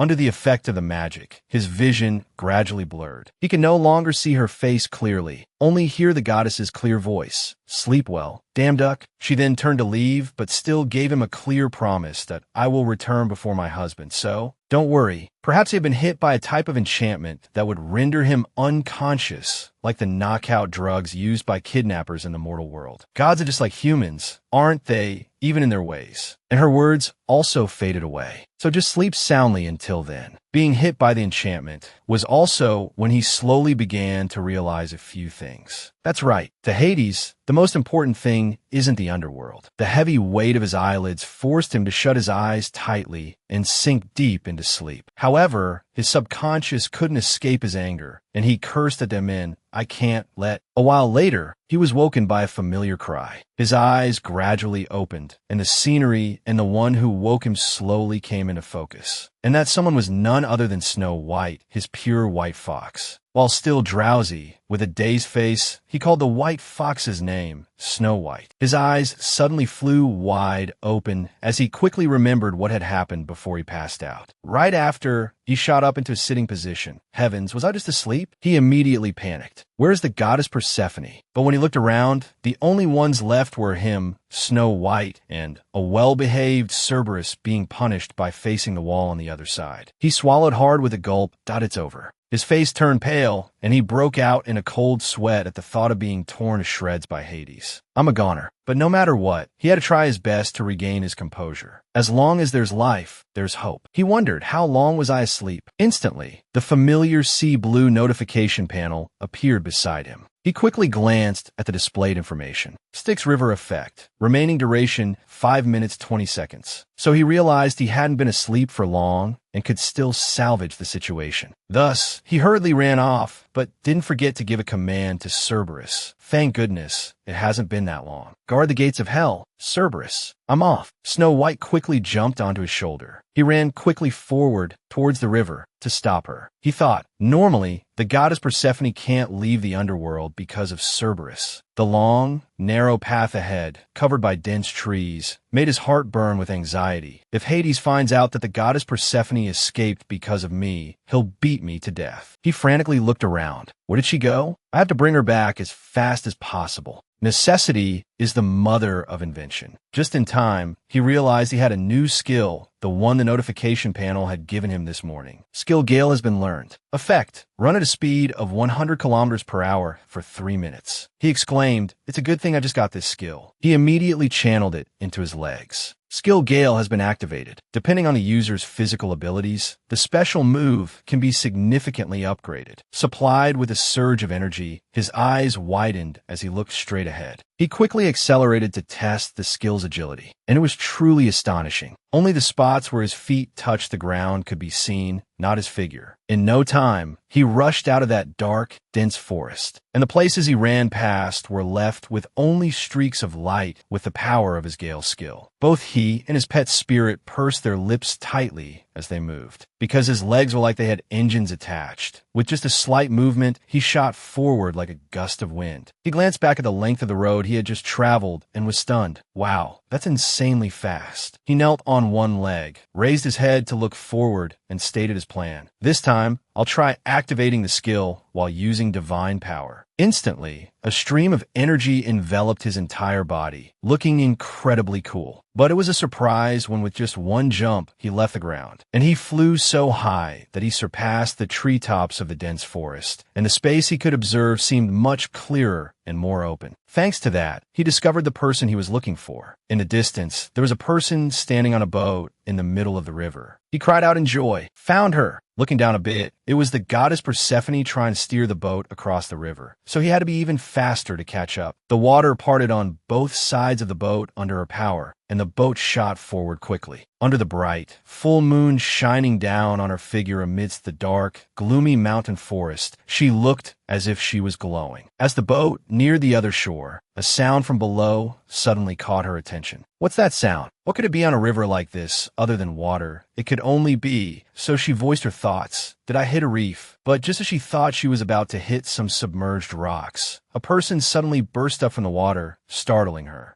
And the dangerous person emerged with only his head above the water, looking like a drowned corpse coming to grab someone. His hair was soaked and plastered over his eyes, and his mouth spoke words that only a mortal would know from a folk poem. She was a god, so she wouldn't understand. Where are you going in such a rush to stumble on a rock and get tangled in a vine? That person was none other than Damduck. Instead of stopping her in a normal way, he chose to dive into the water and then pop up to scare her in the dead of night. His angry shout echoed to the heavens. You yourself said that no one is allowed to cross the river Styx. Still not satisfied, he aggressively got her face. Oh, why did you do it? Caught red-handed, her attitude was very gentle. She waved her hands, tried to explain that I'm sorry. I just wanted to see my mother. Hearing the word mother for a moment made him think of his own mother. So he softened his tone. You should have thought about that beforehand. She lowered her eyelids slightly, standing quietly and listening to him. But after just a few seconds, she snapped her fingers, winked, and replied to him, no longer with the obedient demeanor from before, but having evolved into a sly and mischievous, don't worry, my husband won't be back for another 2 days. This was supposed to be a secret. I've never been caught before. He was instantly petrified, unable to say anything more after hearing her words, because he had worried for nothing. To put it bluntly, he had overreacted. What? Not the first time. However, because the two of them had been busy talking, they didn't notice the boat had hit a rock, causing them both to stumble and sway. Damn it, the boat quickly cracked open. Then a large hole was punctured, causing water to rapidly flood the boat. He gaped and thought, what the hell? Opposite him was Persephone, her mouth just as wide in astonishment. Looking at the other shore, he silently assessed, at this rate, the boat won't make it to the shore. In addition, the blue notification panel appeared with a reminder. Styx River Effect, duration 15 seconds. So now they didn't have many choices. The boat carrying them was adrift on the vast, wide river. It seemed there was no other way. Therefore, he knelt on one leg and pinched his nose tightly to avoid drowning. With a splash, he jumped into the river, and water immediately sprayed everywhere. A few seconds later, he surfaced, almost suffocated, and took a long, deep breath. placing his hand on the side of the boat. He shouted and used all the strength he was born with to push the boat to shore. Hold on tight. A while later, the two of them and one animal finally made it to shore safely. She took him to a secret cave of hers. It was on this side of the river and was a place filled with warm light. A place where she felt more comfortable than where she currently lived. This is wonderful. Seeing her stretch comfortably and refreshingly, her face filled with happiness, his own face went blank, as if to say, I give up, I'm speechless. But he finally spoke up and asked, can you promise me one thing? She turned around. Promise what? He frowned. After you visit your mother, we have to return immediately. Noif en orbu. She cheerfully winked and replied, that I told you. I've never been caught. You worry too much. But he still didn't feel at ease. But if I get caught now, I'm dead for sure. However, seeing that he was still full of worry, she had no choice but to pull his hand and suggest it's fine. If you're worried, why don't you come with me? The sun was still shining brilliantly on the treetops, and the sunlight was also very beautiful. He saw her run into the cave and call for him to follow. Over here. He was confused. Why do all the Greek gods live in caves? And as the two of them entered, her joyful call rang out, Mother! The person in front of them was the mother of the goddess Persephone, the goddess of agriculture, Demeter. Hearing the call, she immediately turned to look. Seeing the blonde-haired girl running towards her, she immediately shot to her feet, unable to believe her eyes. Oh my God. She quickly replied, it's me. So she hurriedly cupped her face and asked, oh my God, my child, are you really my Persephone? She immediately confirmed. Who else could it be? After hearing her confirm it was true, the two of them rushed to hold hands and press their foreheads together in extreme happiness. Witnessing and feeling this atmosphere firsthand, he quietly wiped his nose and thought, look at them. Looks like I become a third wheel. But he suddenly noticed something. Right below where he was standing was a bush of glowing white flowers. He quickly remembered. In mythology, it is said that during the time Persephone was kidnapped, all the plants withered from Demeter's sorrow. That time coincided with winter on the mortal plane. He was very self-aware, knowing what he had to do next. So as not to shatter this happy moment with the presence of an outsider, he said, I have something to do, so please excuse me. Hearing that, she glanced at him. Persephone asked, aren't you going to watch me? He waved as he walked away. I'll meet you at the riverbank at 8 o'clock. The goddess understood that he was giving them privacy for their mother-daughter reunion, so she called out, Damn duck. Hearing his name, he turned his head back. She hugged her mother, her heart filled with joy, and smiled radiantly at him. Thank you. The gray sky signaled that it was getting dark. After a while of working diligently by the riverbank, he looked happily at his boat. Great, it's fixed. However, when he took out his phone to look, it was already past 8 o'clock. He mumbled, she should have been here by now, right? Suddenly, a person appeared behind him. He lightly touched a flower, causing its petals to fall. Just as he thought it was her, and happily turned around, ah, you're here? And when he realized it was someone he never thought would appear, his face froze and his whole body turned to stone, the last word not even escaping his lips. Already, that person was the god Hades, with long, pointed ears like an elf, dressed in a neat suit with a flower-pin tie. He stared at the flower he had just plucked from the branch, his voice cold as he asked, where did an insolent brat like you come from to cause more trouble? Right after, his intuition skill activated, and countless red notifications with the word danger appeared simultaneously. Finally, what he saw with wide eyes was the notification of death that immediately descended. You are dead. He didn't even bother to look at him. It seemed he had cast some kind of magic on the flower, and its petals gradually disintegrated. Then the dust flew away with the wind. He asked him one more time, Persephone, where's my wife? At this moment, he was truly terrified. Drops of sweat appeared and rolled down his face, and deep inside, he screamed violently. Just hearing those words makes my whole body tremble. Could that person be Hades? Why did you come back so early, old man? While he was still terrified and trembling, Hades had somehow appeared in front of him. He asked again for the third time, have you lost your mind? He continued to grumble while he continued to stand frozen in fear. I still don't understand how someone like you found Cerberus's collar and even helped Persephone escape. Suddenly, he changed his attitude and tone, slowly raising his hand towards him. But whatever, the reason doesn't matter. Go and die. Hearing those last 3 terrifying words, accompanied by 5 fingers reaching for his face, his eyes flew wide open in fear. His pupils and irises widened as he stared at that finger of death. Just as his hand was about to touch his face, a loud shout intervened. What do you think you're doing? Both of them whipped their heads around to see her with her hands on her hips, continuing to scold her husband. Why would you lay a hand on an innocent god? Although his hand had moved away from his face, he hadn't agreed to lower it completely. He asked her again, Persephone, where have you been? She quickly ran over, saying, You were the one who tasked him with finding Cerberus's collar, weren't you? She angrily pointed a finger at his chest and yelled, We found it. So what are you still unhappy about? Feeling that he was wrong to have mistakenly blamed someone else, he cleared his throat with a slight ahem and replied, All right, fine. But no matter what, you shouldn't have left without a word like that. Crossing her arms and narrowing her eyes to glare at him, she pouted and replied, Get over it. I only left for a little while to visit my mother. That's all. He lowered his eyelids, aggrieved, but you still should have told me. She felt a little shy at his concern and asked, Do I have to tell you everything? Do you think I'm a child? Hades was flustered and fumbled for an explanation. No, what I mean is, but the goddess Persephone pouted, glared at him, and deliberately teased him. What is it? Watching the scene of him trying to explain to his wife, he wondered. Even Hades gets tongue-tied. And he also realized that he was a romantic husband who was completely devoted to the one he loved when a blush appeared on his face with the words, I was just worried about you. He grew bolder and had a more audacious thought. Turns out he's pretty cheesy, huh? Seeing that he was still there, she didn't feel it was convenient to handle their family matters on the spot. So she said, We're not done here. Let's talk more when we get down there. Right after, she quickly conjured a gift box with magic. Then she gave it to him. Take this. It's an extra reward. Truly surprised to receive an extra gift, he took it, stunned at yes. Seeing this, Hades spoke up, You're sparing his life? What are you giving him? Immediately, she frowned and turned back to look at him.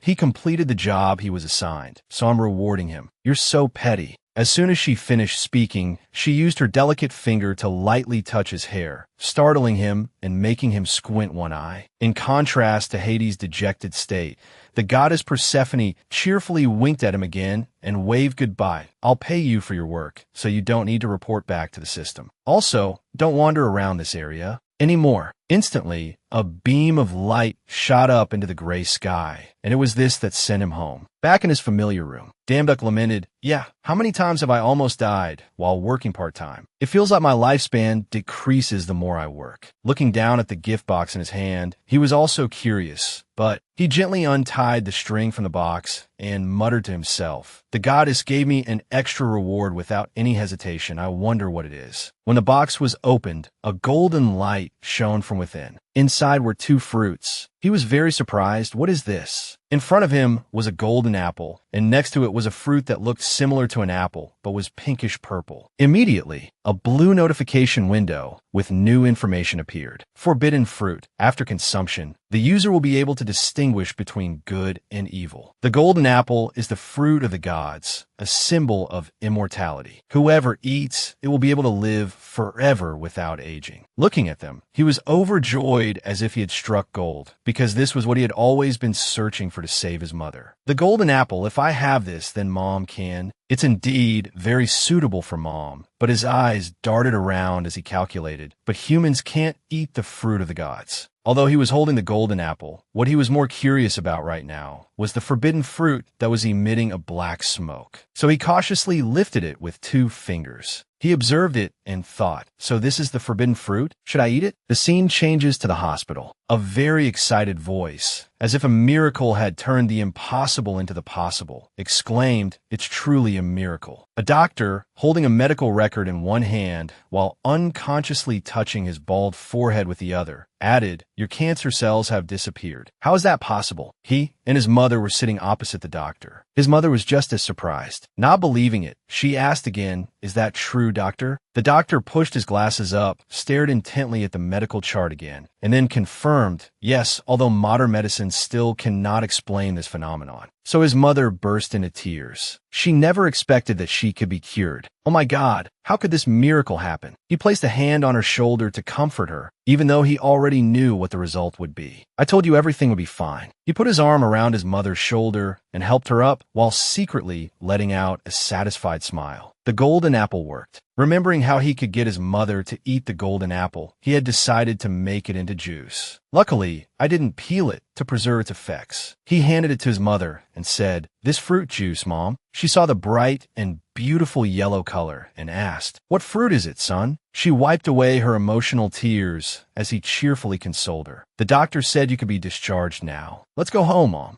After that, he quickly completed the discharge procedures for his mother and called a taxi to go home. He opened the car door and let his mother get in first. But when he told the driver where they wanted to go, "Sir, please drive to Weizong Benyun," the driver was surprised. He was also quite confused by the taxi driver's suggestion. "We'll have to take a detour to get there." Hearing this, he replied, "Why is that?" "It's much faster to go along Judah Park, sir." Hearing this, the taxi driver realized that the young man didn't know the latest news about that area. He looked at him and asked, "You haven't heard the news yet? There's a disaster near that area. It's all over the news." Then he turned the knob to switch on the car radio, and an announcement was heard. "News from Judah Park near the dungeon." He immediately perked up his ears to listen. A cylindrical dungeon has recently appeared. Nearby residents are still in the process of being evacuated. Guilds and solo hunters are gathering in front of the dungeon gate, but due to traffic jams, their approach is facing some difficulty. Suddenly, his mother grabbed his shoulder and called out, "Damn duck, turning to look, Mom," she said affectionately. "I can go by myself. You should hurry over there." She squinted, smiling happily with a gentle and simple expression. "They need you there, don't they? I really want to see you on TV." Seeing her son agree and get out of the car, just as it was about to move, she stuck her head out the window to remind him, "Don't overdo it, son." He stood and waved back at his mother, replying, "Yes, don't worry, Mom." The sky was dyed with orange-gold sunlight. In the distance, the sun was also gradually setting, peeking out from behind the tall buildings. He quickly headed towards the dungeon, which looked like a giant cylindrical building with raised lines wrapping around it from bottom to top. He marveled. The dungeon looked so epic. Shielding his eyes from the sun with his hand, he smiled confidently and said, "Looks like I'll have to work all night again." He stood in a heroic pose and called out commandingly, "Ready, Snow White? Let's go." However, before entering the dungeon gate, he had another intention. Snow White had already climbed up and settled on his shoulder. "I want to take a look at the god's shop before going in. Let's see what's there." He lightly tapped the familiar blue display screen. Current currency, 12 rabbits. Suddenly, a notification appeared. "Your profile is being upgraded." A resume of his appeared with complete information, and then a new title was added to it. Title, Tamer of Cerberus. Confused, he read it again, a new category. Title, Tamer of Cerberus, the dog of all dogs. You are the one who has tamed this charismatic gatekeeper dog. From now on, all dogs in the world will obey you. Congratulations, you have been recognized as the king of all dogs. Oh, what? His whole body froze like a pillar. King of all dogs. He was bewildered as he imagined a future where he had to stand up and declare, "There are no bad dogs in the world." A young man's voice called out, "Over there, that's her." Just as he thought his fame had caused the reporters to recognize him, he turned his face away to avoid them and stammered, "You've got the wrong person." But they quickly passed him by and ran towards someone else. It was Jo Yoon, who was being interviewed by many reporters with countless microphones pointed at her,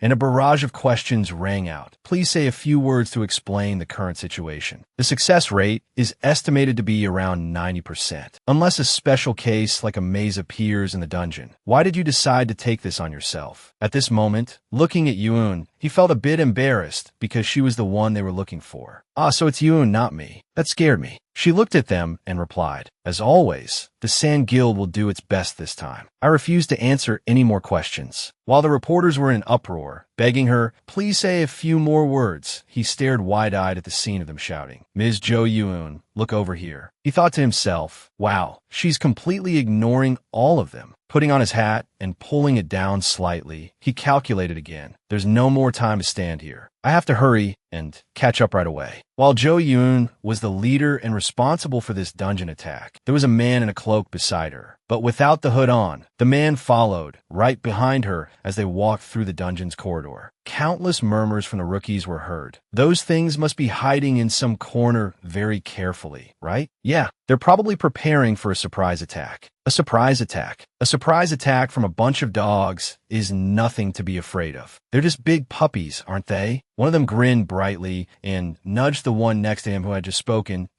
Just the other day you got bitten on the butt by one. Look who's talking. Haha. The other guy got angry and retorted, straining his neck. What? Did you see it with your own eyes to say that? Seeing his colleague fly into a rage, the man still grinned with delight. Suddenly, Jo Yoon raised her hand to signal. Silence. The one who was grinning slyly saw this and whispered to his friend who got bitten by the dog. Ah, do we speak too loudly? This guy replied, it's because you keep talking nonsense. At this moment, Jo Yoon's assistant spoke up, asking, Guild leader. However, he didn't see her give any response. He stared at her back and thought to himself, what's wrong? She seems to be acting differently today. He remembered the first day he met her. Although she initially gave the impression of being a person of few words, she wasn't the type to get angry over something so trivial. Could it be that she witnessed something to have such an expression like that? Suddenly, in the dark corridors lit by torches, a sound came from within, accompanied by a gust of malevolent energy. It attracted the gazes of all the Sand Guild rookies. So she announced, they're coming. Appearing in front was a giant dog with a very long, disgusting tongue sticking out. No, it was a pack of ferocious dogs. This made the rookies and the assistants' jaws drop in surprise. One of them shouted, we weren't told they would appear.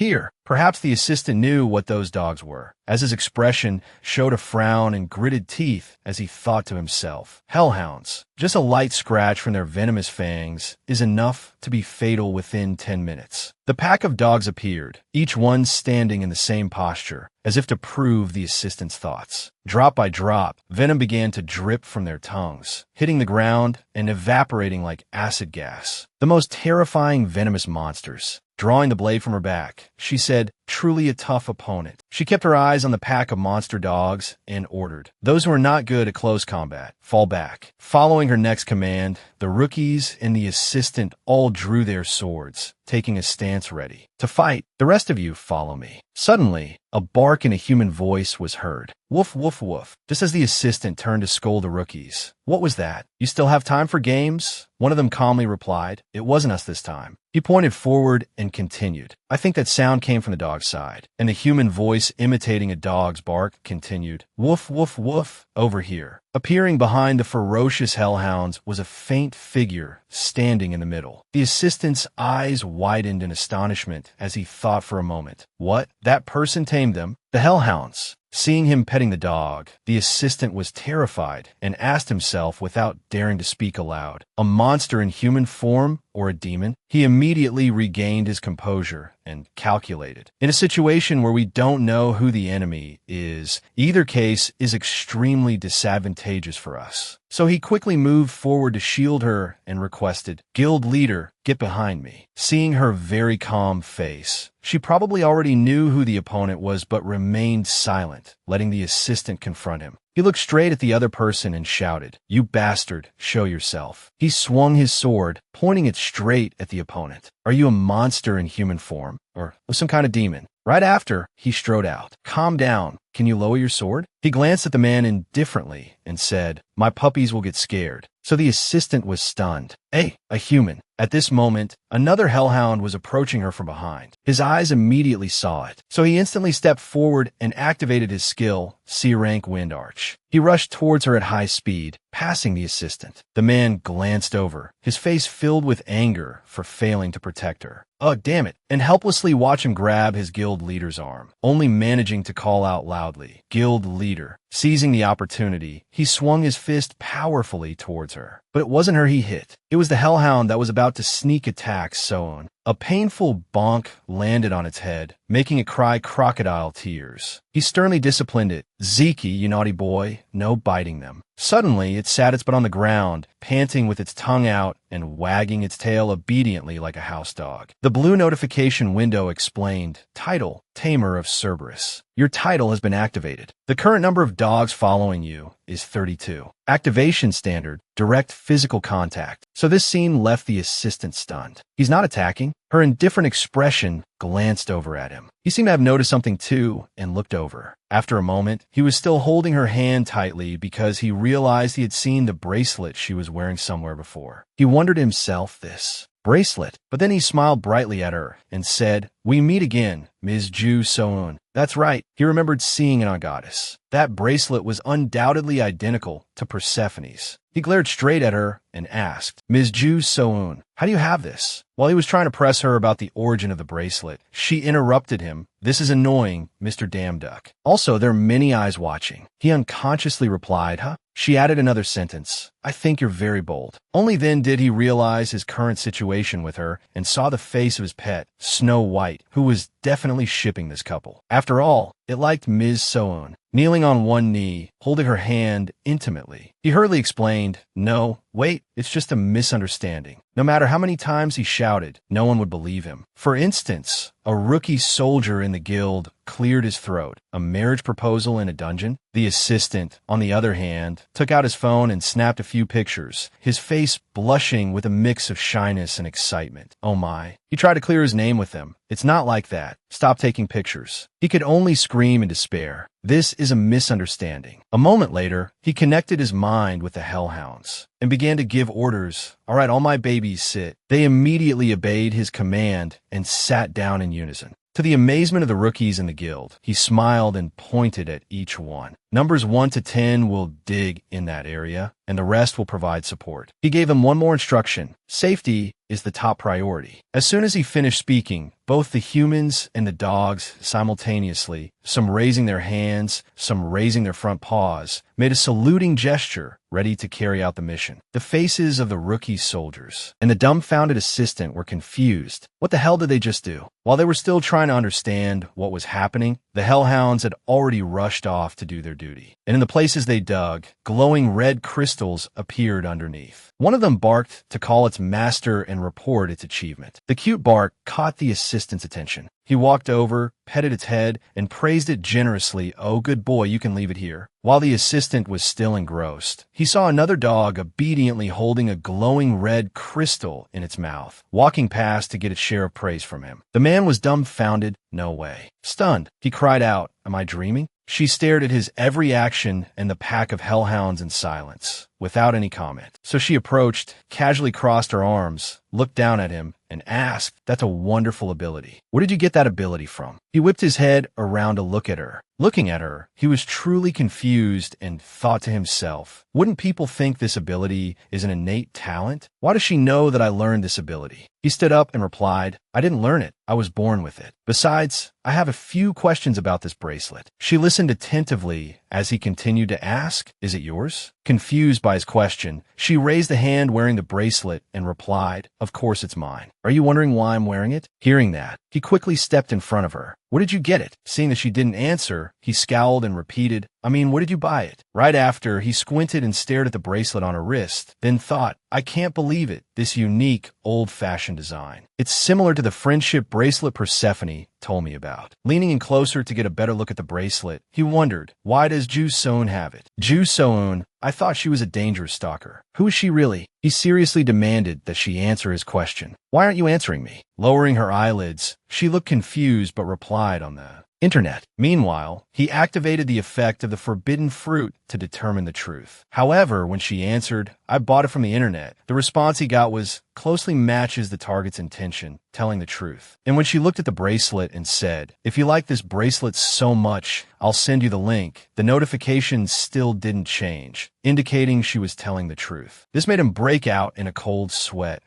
Smiling in a very disingenuous way, he quickly tried to smooth things over. Wow, really? That's great. I'd love to wear this bracelet. Hearing that, the entire group, including the assistant but excluding her, was suddenly nauseated as they imagined the horrifying scene of him wearing the bracelet, drooling, and puckering his lips for a kiss. At that moment, whether the rookies were being intentional or not, their words made him blush. Did you guys hear that? He wants to wear that girly bracelet. Wow. So he did all that stuff with our guild leader earlier just for that bracelet? How creepy. He thought to himself, I must have become more sensitive from traveling between two worlds. I overreacted, and now I'm seen as a pervert. The more he thought, the more his mood plummeted. At this rate, my image will hit rock bottom. A moment later, his inner self flared up as he found a solution. Since things have come to this, I'll change the subject. Come here, you dangerous stalker. I will expose the truth about you. He then smiled slyly, his eyes curving in an obvious way as he asked her again, "Ah, how did you know Snow White's name before? Did you investigate me?" Haha. And his smile quickly died when she replied, "Humph. Ah." Right after that, I just heard people talking about it. At the gate, I heard someone say, "Let's go, Snow White." His face became even more sullen as the notification appeared again, confirming closely matches the intention, telling the truth. Now, the atmosphere between him and her was extremely quiet. After a moment, his brain started working again. Telling the truth? Oh, her intention is true. Wait a minute. There was an immediate explosion in his mind. So I've been acting like a madman this whole time because I misunderstood everything? Damn it. Luckily, an explosion from a nearby room broke the tense atmosphere, saving him. Immediately after, a bright red monster appeared. Parts of its body were covered in skin, while other parts were exposed muscle, looking much like the human models students study in biology class. It was the dungeon boss, and it was also introducing itself. "You weaklings have dared to step into my domain. You're taking steps toward your own death." Its 4 eyes shot out red energy, accentuating its ferocious face. It laughed,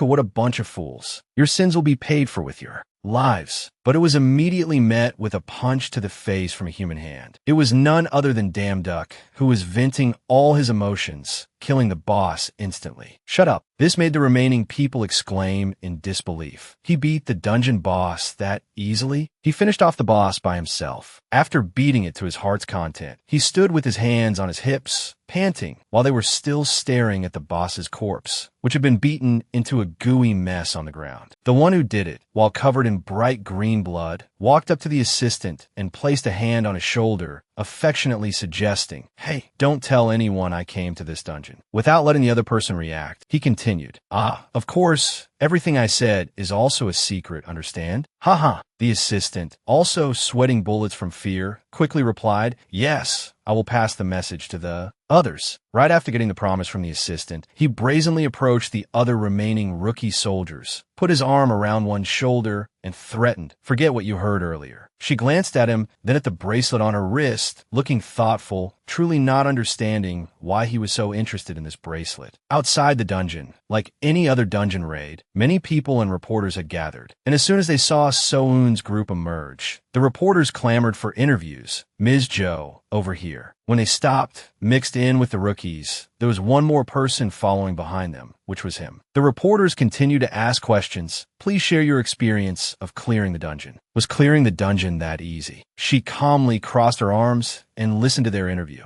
She replied, "As the one responsible for this, I am very happy that no one was injured during the execution of the plan." Meanwhile, he took advantage of the reporter's inattention to lower his head and sneak away. He thought to himself, "I really don't know all the hardships of hunters because I was suddenly granted talent and became a hunter." But appearing along with his train of thought was a building where hunters gathered for some kind of evaluation. He explained further, "To become a hunter in this country, each of us must take an official test to become a hunter because hunters are people with great power and strength. The guilds need to be able to manage them, so you can see any hunter's information with a simple search on the internet." He recalled the day he worked for the god. "Because I'm not an official hunter, it's undeniable that I've also entered dungeons, and no one knows my information. If public opinion gets worse like this again, my reputation will really not be good." Pulling his hat down even further, he walked away quickly. "I'll leave Ms. Ju Soon here and leave quickly." Suddenly, as he was trying to push through the bustling crowd, someone deliberately blocked his path, causing him to bump into him. He proactively said, "Sorry, excuse me." The man heard him and asked, "You Damn Duck? Are you Damn Duck?" Being called by his full name startled him, leaving him speechless. Seeing his reaction, the man was delighted that he had recognized the right person. A mocking laugh echoed above his head. "Wow, haha, it really is you, haha." He quickly looked up, only to see a teenager wearing a yellow floral shirt over a casual t-shirt, taking off his sunglasses. He squinted and sneered, "Hey, you damn duck, why is a talentless bug like you crawling around here?" He spoke very loudly, attracting the attention of the reporters. Someone spoke up, hey, did you hear that?" The other person replied, "That person is you damn duck." And with that, the discussions continued, even as our two main characters were still standing face to face, staring at each other. But what does that person mean by talentless? When I saw the news, I really didn't believe he was talentless. He lowered his eyes and was silent for a moment. I wonder who's calling my name. Lost in thought, he was slapped on the shoulder by the man. "You don't even greet me after so long?" Seeing that he said nothing, the man leaned in closer to his face. "You got a little bolder, haven't you, you damn duck?" Hearing his words, he instantly switched from a state of frustration to a state of agitation, realizing who the other person was, and cursed him in his mind. Jong Dong Hyok, this bastard, why? He recalled the past. That guy was a stain on his school days, a world perhaps not controlled by God, but by those with a lot of money. He was beaten by him until his face was swollen, lying sprawled on the ground, his eyes swollen shut from the pain, but still trying to glare at him. The guy was smoking and laughing smugly. "Ha ha ha, you fool, let's go." He immediately grabbed the hand that had just been placed on his shoulder, pulling it off, and remained silent as if nothing had happened. But it's different now. This situation is different, and I have a plan to overcome these bastards. Facing him again, he smirked, a smile that wasn't a smile. "You probably haven't changed at all, have you? Does that stinking mouth of yours come from your rich family?" Those words startled him, his frog-like eyes staring at him. "What did you just say?" As soon as he finished speaking, he violently yanked his arm out of his hand, his voice filled with jealousy.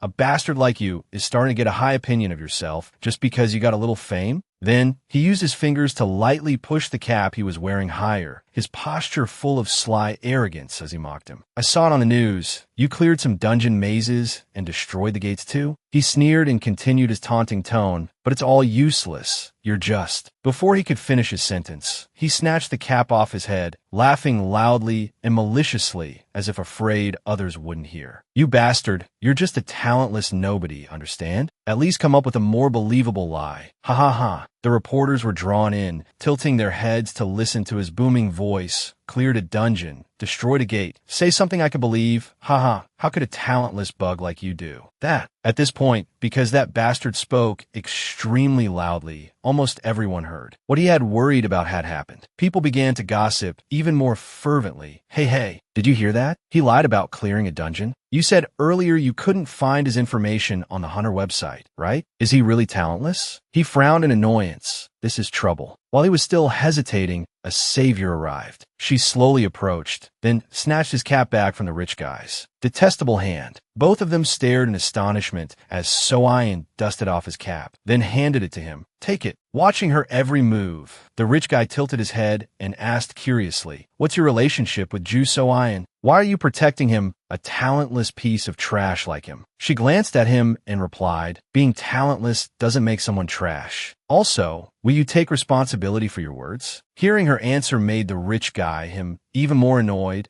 and he shouted even louder, "Responsibility my ass. Do you even know him? I know a lot about him, a lot." He pointed straight at his face and continued to yell, "He's a fool. He's talentless, whatever." Suddenly, he noticed she was looking at him. She just kept looking at him without saying a word. He didn't know what she wanted either. Looking at her, he wondered if she wanted me to do something, but she just kept staring at him. So he guessed, does she want me to prove this isn't difficult? Now filled with confidence under everyone's gaze, he gently moved his feet and jumped onto the bus nearby. Seeing this, the guy's eyes widened and his jaw dropped, unable to believe his eyes. Only this rich guy would still argue, even when proven wrong. Not only was he blind, but he was also stubborn. The more surprised he was, the louder he yelled.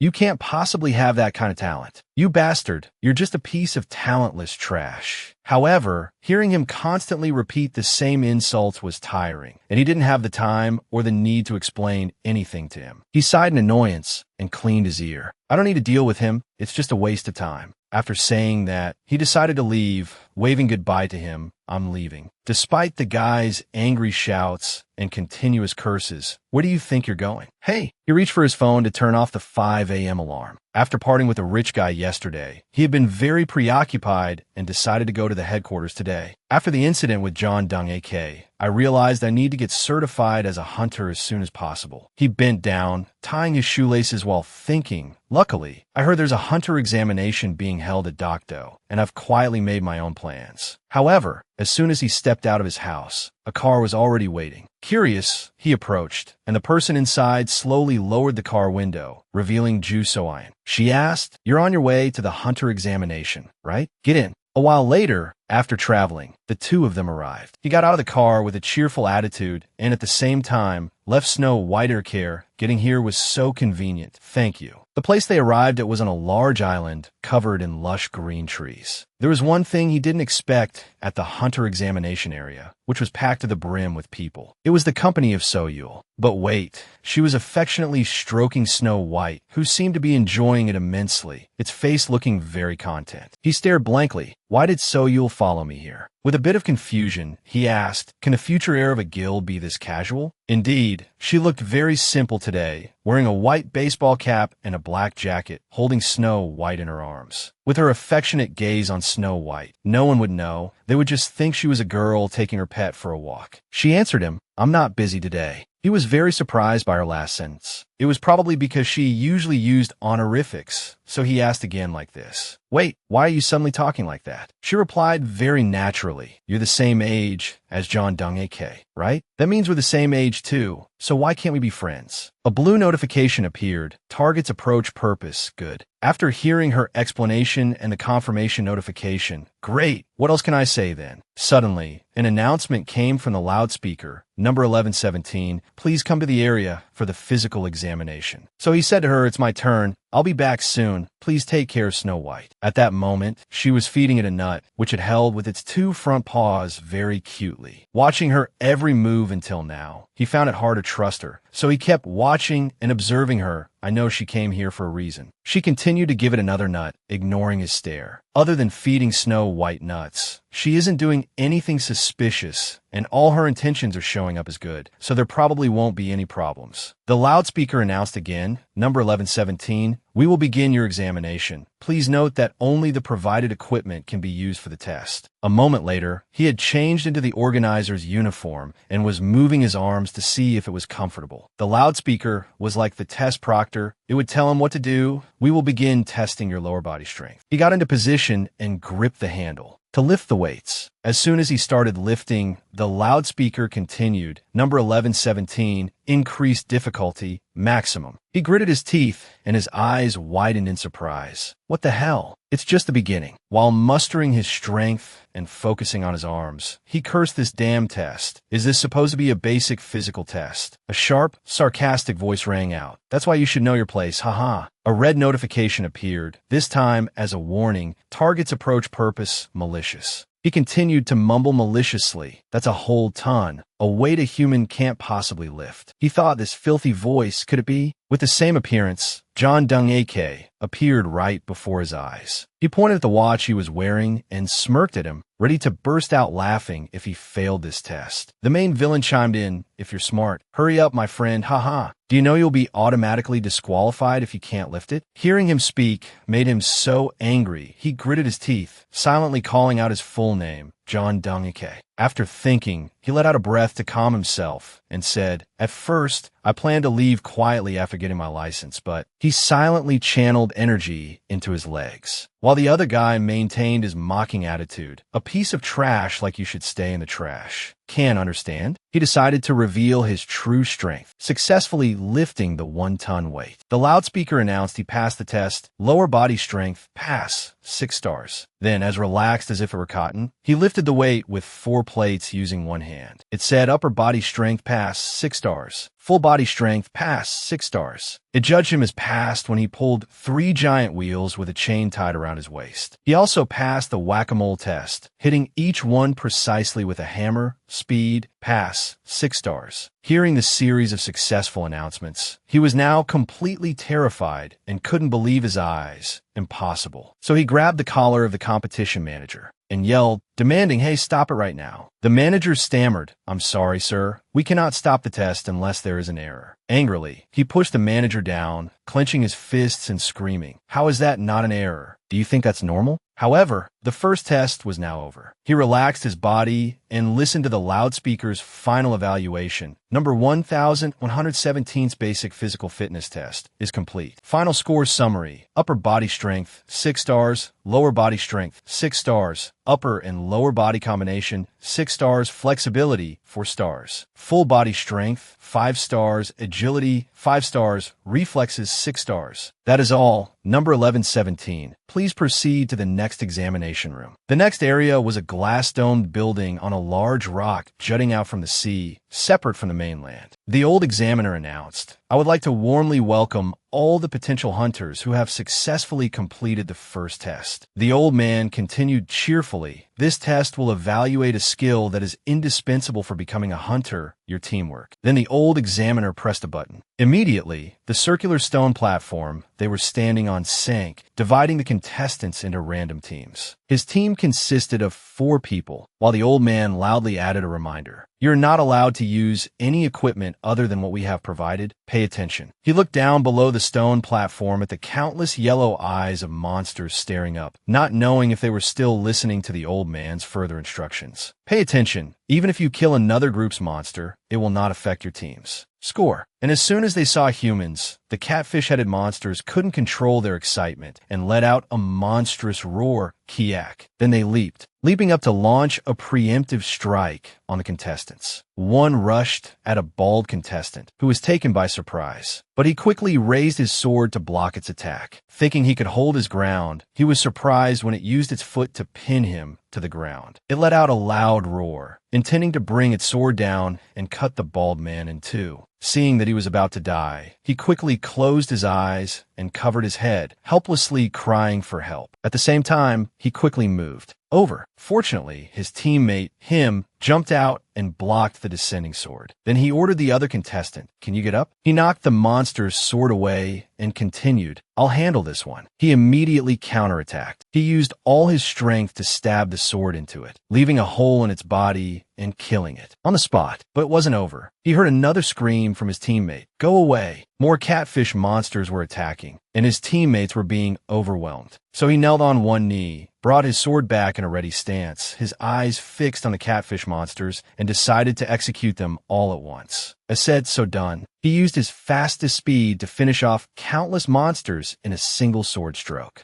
Catfish, seeing that scene, truly surprised his teammates. The blonde girl spoke up, "What the hell was that?" The monster corpses lay scattered before their eyes. The other person replied, "Did number 1117 kill them all by himself? Thanks to him, we passed the test smoothly." But contrary to their joy, Dung AK appeared above the monsters on a circular energy platform. Seeing him getting stronger and stronger made him burn with jealousy, his eyes red with anger as he gritted his teeth. So he decided to use a potion the color of blood. He shook the liquid in his hand, then poured it straight into the mouth of the dead catfish monster. There, it immediately came back to life, its pupils filled with terrifying blood-red streaks. It targeted him to attack, but a red notification immediately appeared, warning him of danger. An intense killing intent has been detected. So when he looked around, he discovered that catfish monster rushing to slash him. He immediately raised his sword to block the blow. However, because that monster had been enhanced by the blood-red potion, it easily knocked him far away. And while he was trying to defend himself, his teammates in the group screamed, "Damn it, one of them is still alive." Those sounds caught its attention. It turned its bloodshot eyes towards them. It changed direction and charged. In just a moment, it had grabbed the blonde girl who had just spoken and slammed the girl's head hard onto the ground. As for the other teammates, the bald guy and the other one were no different, as they were quickly taken down by that single revived catfish monster. It roared in delight, its blood-red eyes gleaming with a thirst for murder. It happened so fast that he was stunned, no. While he was worried about his teammates, a voice rang out from above his head. "All participants except for number 1117 have failed the test." He looked up and saw Dung AK, the one who would stop at nothing to trip him up, grinning and lifting his sunglasses to talk to him. "You can't earn any points without teammates. Do you still want to continue?" He cursed him under his breath. John Dunghick, that bastard. He smirked and continued. I told you, you should play at your own level. At this moment, he was trembling, suppressing his anger as he looked at his fallen teammates. I know this isn't right, thinking about him doing these kind of dirty tricks just to make me fail. So he silently decided to raise his sword. Sitting up high, he rested his chin on his hand and called out to him as he was walking away. Hey, where do you think you're going? You're not going to give up, are you?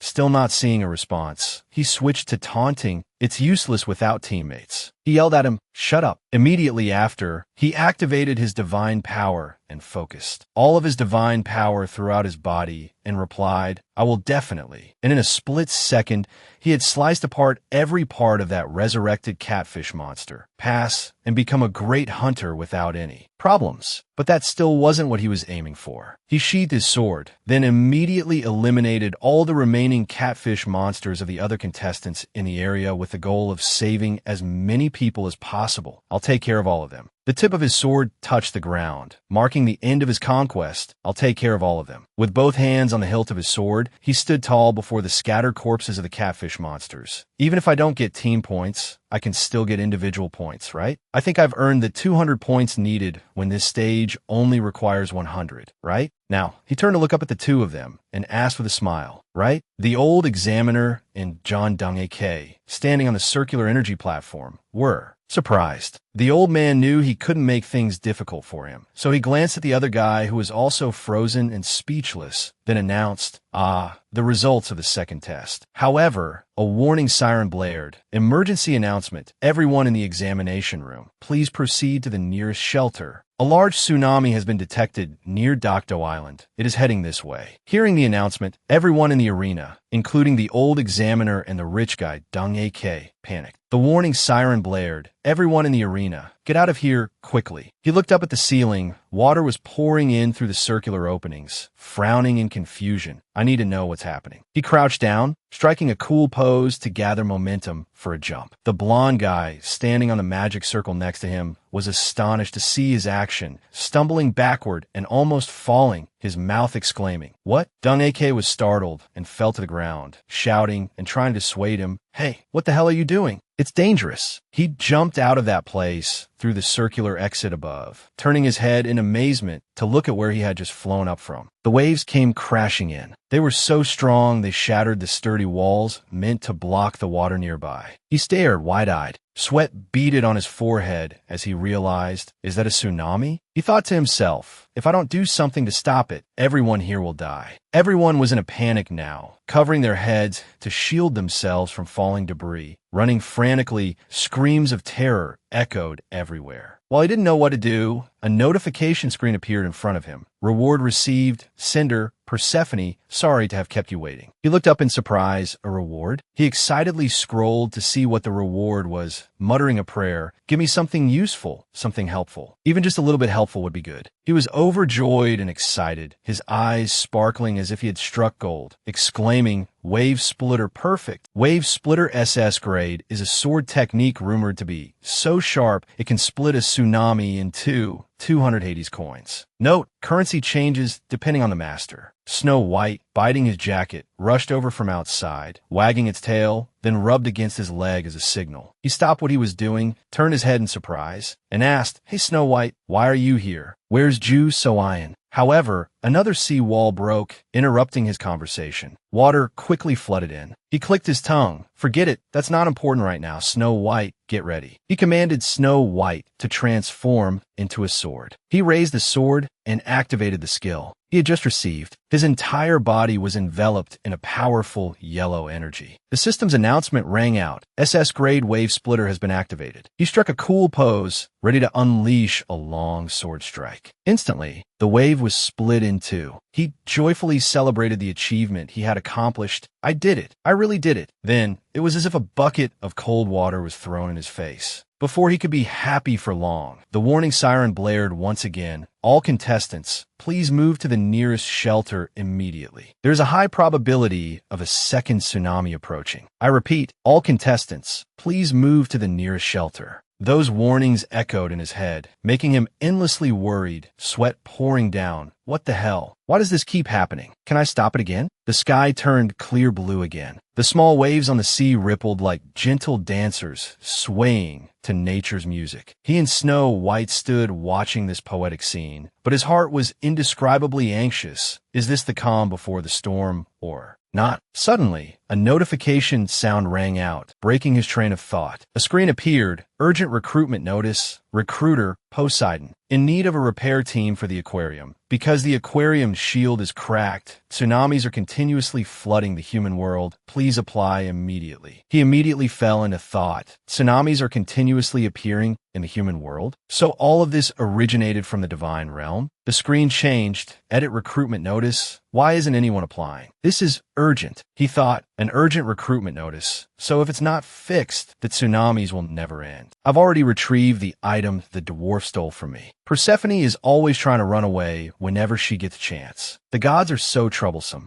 He casually picked up a shirt that had been dropped on the ground, tore off the one he was wearing, and put on the new one. While putting his arm through the sleeve, he pressed the accept button, complaining, "Geez, what can I do? If I want to live, I have to go." A while later, he arrived at a magnificent underwater palace, meticulously decorated. Schools of fish swam back and forth, and seaweed was also used for decoration. While he was intently observing the stone statue in front of him, a man's voice from behind shouted, "Hey, who's there?" He was startled and turned his head, and the other person's expression immediately did a 180-degree turn upon seeing him. Flashing a smile with teeth as white as milk, he gave a thumbs up in praise. "Is that you, Hephaestus?" The blacksmith god Hephaestus, with his suntanned skin and muscular, rippling body, walked over and ruffled his hair like an old friend. He laughed heartily. "I knew I'd see you again." He was annoyed at having his hair ruffled like a child, trying to hold back his displeasure. He bent down, pointed at Snow White, who was perched on his shoulder, and exclaimed, "Oh, has the moon fox grown this big already?" Being pointed at, it unhappily turned away, ignoring him. Seeing that he was disliked, he sulked and turned away, on the verge of tears. "Even now, it still doesn't like me." Seeing his crestfallen expression, he explained awkwardly, "It's just shy." Looking at Snow White's feigned sleep, he also wondered, "That's strange. It really likes Ju-So-Ian." He changed the subject, asking, "Anyway, why are you here?" Hearing his name mentioned, he turned his head back, tears and snot still on his face, and immediately composed himself, putting his hands on his hips. He raised a clenched fist, his expression full of pride. "What a foolish question. How can you do repairs without a blacksmith? You came at just the right time. We're short on manpower." He turned in another direction, his voice serious, as he explained the current situation. "Now, I'll tell you about the current situation before we get to work." He gestured for him. "Look over here." They both looked in the same direction. This place is cracked, so water is flooding into the human world. To us, it's nothing more than a leak, but to humans, it's a great flood. He looked at the crack in front of him and wondered, why is the shield cracked? He turned to look in another direction and replied, "Ah, here's the thing. See that? That troublesome gate. You close it here, and it appears somewhere else." He looked in the direction he had just pointed, confused and suspicious. What the hell? The gates aren't created by the gods, right? They're like dungeons, so I'm sure they're not created by the gods. Were these gates? Just then, Snow White, who had been pretending to sleep, woke up. It seemed to have discovered something, sitting up and trying to push at his face. He didn't understand what it was trying to imply, frowning in annoyance and yelling, "What's gotten into you all of a sudden?" At this moment, he also discovered what it wanted to point out. What? The area around the gate. A strange phenomenon seemed to be appearing. It quickly created a vortex that attacked him, and he took a step back, raising his hand to shield himself. While he was still complaining, "Damn, this goddamn divine realm. Why is there always so much trouble?" Hephaestus then shouted a warning. "I'll deal with it. Try to hold on to something. Getting sucked into that thing means you're done for." Before he could finish his words, Snow White was sucked inside by that thing. He turned and screamed, "Snow White," to stop it from being sucked inside. He immediately used his power to create a fiery magic circle. From within it, an arm appeared, connected to him. As Hephaestus threw his punch, the giant arm immediately shot forward as well, and its target was that gate. He was using all his strength to control the large arm, creating a blazing space beneath that gate, constantly cursing under his breath. "Damn,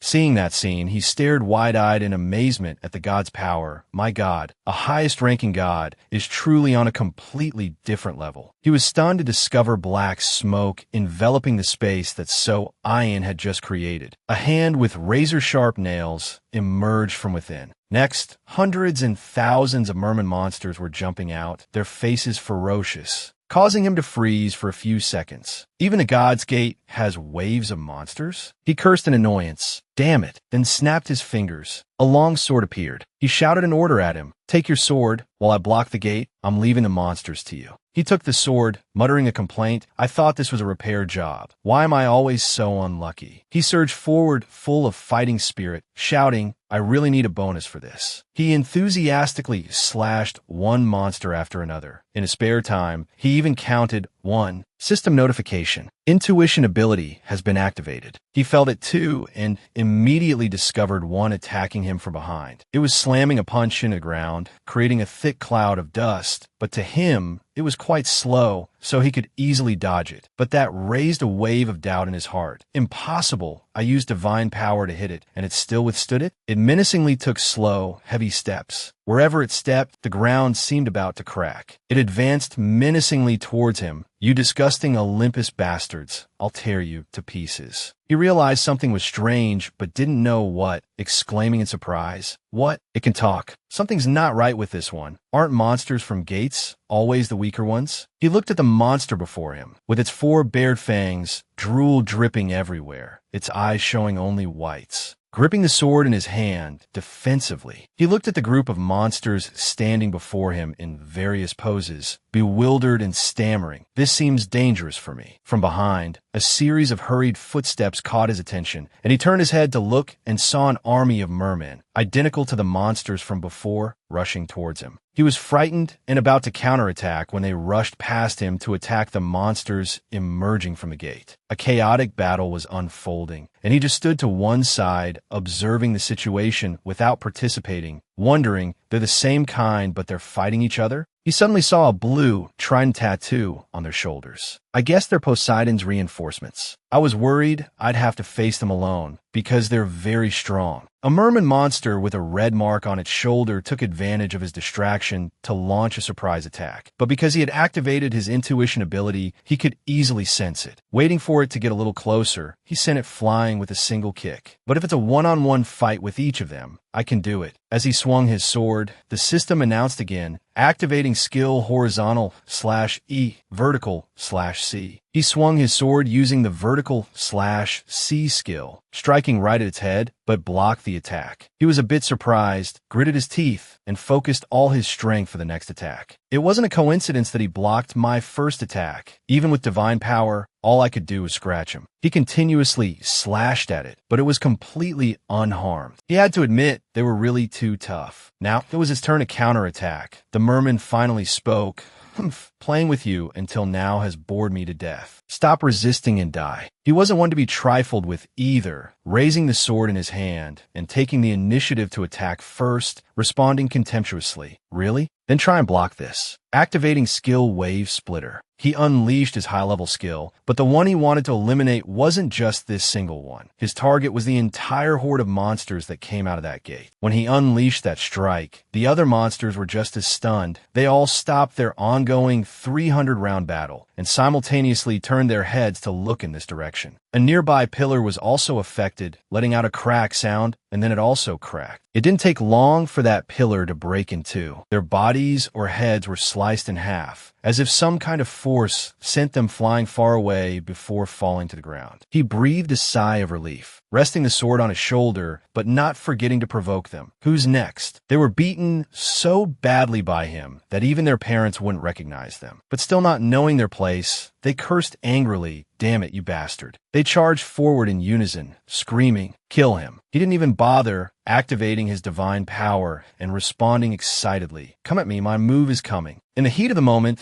the system's warning came again. Alert, not enough skill points for Wave Splitter SS. The smile on his lips vanished. Huh? What? At the climax, the system killed his mood, and he threw a tantrum, yelling, "Hey!" Everything was going so well. They had already rushed right up to him. Die. But now was not the time for nonsense. His eyes looked like they were about to pop out. He screamed screamed for mercy in desperation. "Wait, I surrender, I surrender." But they didn't care much and were about to finish him off when a bullet came from nowhere and hit its arm. It glared, looking to see who dared to ruin its fun. Growling, it retreated as a rain of bullets flew in, while he collapsed to the ground in despair and quickly scrambled away. The newcomer was Duvis. He was holding a gun, pointing it at them. "You stinking fish, who do you think you're messing with?" He turned to see who had just saved his life, overjoyed to have his worthless life back. The man was smoking a cigar, his face darker than the bottom of a pot, using his mouth to pull the pin on a grenade in his hand and throwing it at them, his voice full of hidden meaning. Fish is best when fried. The moment the grenade left his hand, it immediately exploded, a terrifying sound shaking the very ground. His jaw dropped in amazement as he exclaimed, "Duvis." The man walked up to him, his expression changing 360 degrees, completely different from before, grinning, "Late to the rescue, sir." After raising his arm to shield his body from the grenade's force, he realized one thing. The monsters had taken no damage from the grenade's power. They were still alive, but they seemed more afraid of the pressure from Duvis's group. The dwarfs, they have arrived. Duvis was sitting leisurely on a wooden crate, smoking a cigar, holding an iron hammer in his hand, with two assistants standing behind him. Each was holding a different gun, their shirts practically non-existent, revealing bulging muscles and solid abs. An angry merman monster changed its target to the group, growling and cursing, "Humph, you filthy rats. I will tear you to pieces." As soon as it finished speaking, it quickly rushed in to attack. A shirtless assistant with a large pot belly, his face dark, pointed his gun at the approaching monster and challenged, "Come on if you've got the guts, you stinking fish." His eyes widened when he saw what the monster was holding, flabbergasted, a rock. While he was distracted,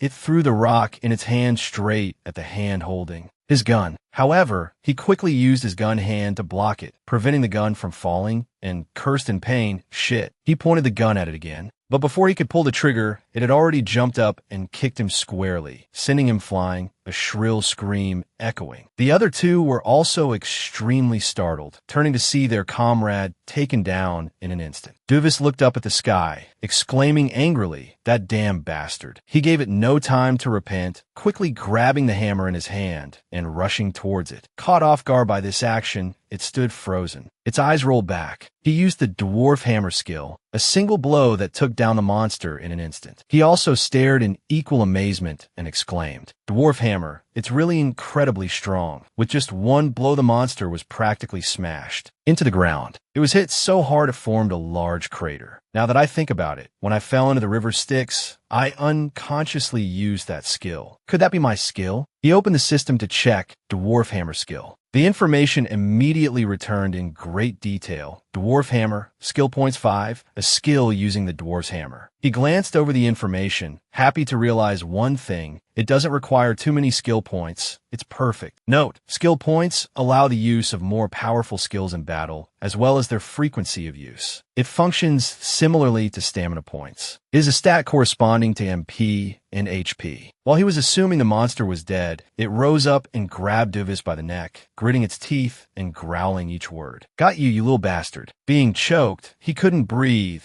grabbing its hand and struggling, but unable to break free. The merman monster raised its hand to finish him off, roaring, "I'll kill you." Seeing the situation was bad, he rushed forward to rescue Duvis, activating the skill he just acquired from his system. Skill activated, distracting it. "Hey, stinking fish, you're the one who's going to die." He was excitedly swinging his sword up when unfortunately the system warned, "Skill canceled. Incompatible equipment. This skill can only be used with a blunt weapon." He was left hanging in midair, his sword lightly touching its head as if scratching an itch. He was bewildered, not knowing who he was or where he was.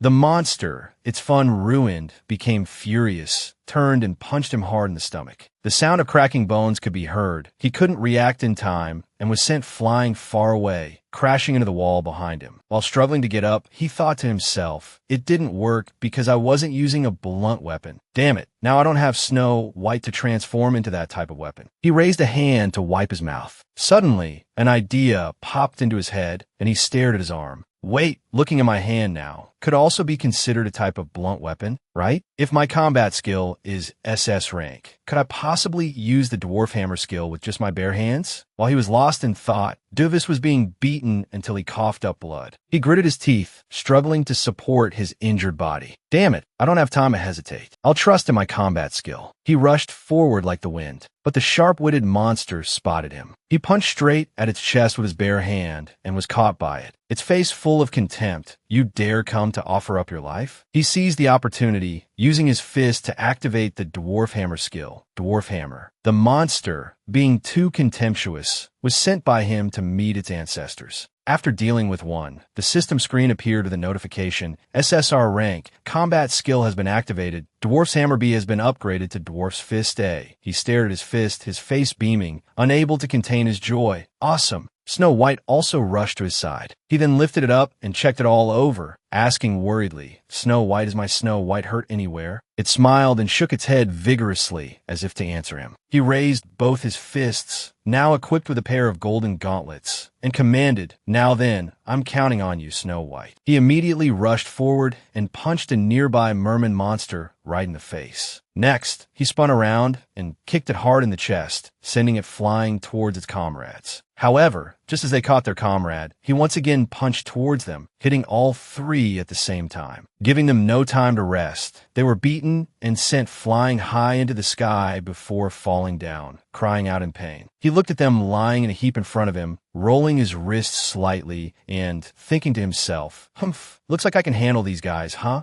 Meanwhile, over at the gate, the dark, black energy continued to intensify. Hephaestus was also struggling to hold it back, shouting in surprise. Why did the power suddenly increase so much? Everyone, hold on tight. Its suction also made the sea waves more violent. Just then, he walked up behind him to ask about the situation. What's going on? The man was nearly exhausted, sweat pouring down endlessly. As he hurriedly explained, the gate, I can't control it anymore. The swirling vortexes were exploding with power, sucking in the people near him. Even a merman couldn't escape the fate of being sucked in. The shrill screams kept increasing. Ah, save me. He raised his hand to shield himself from the dust cloud brought by the vortex, squinting as he asked, It has broken through the gate and continues its rampage to this extent. We're all going to be sucked in. His eyes widened in shock as he shouted when the man was also sucked in, Hephaestus, Hephaestus. He could only watch helplessly as his people were sucked inside. Even Hephaestus. What do I do now?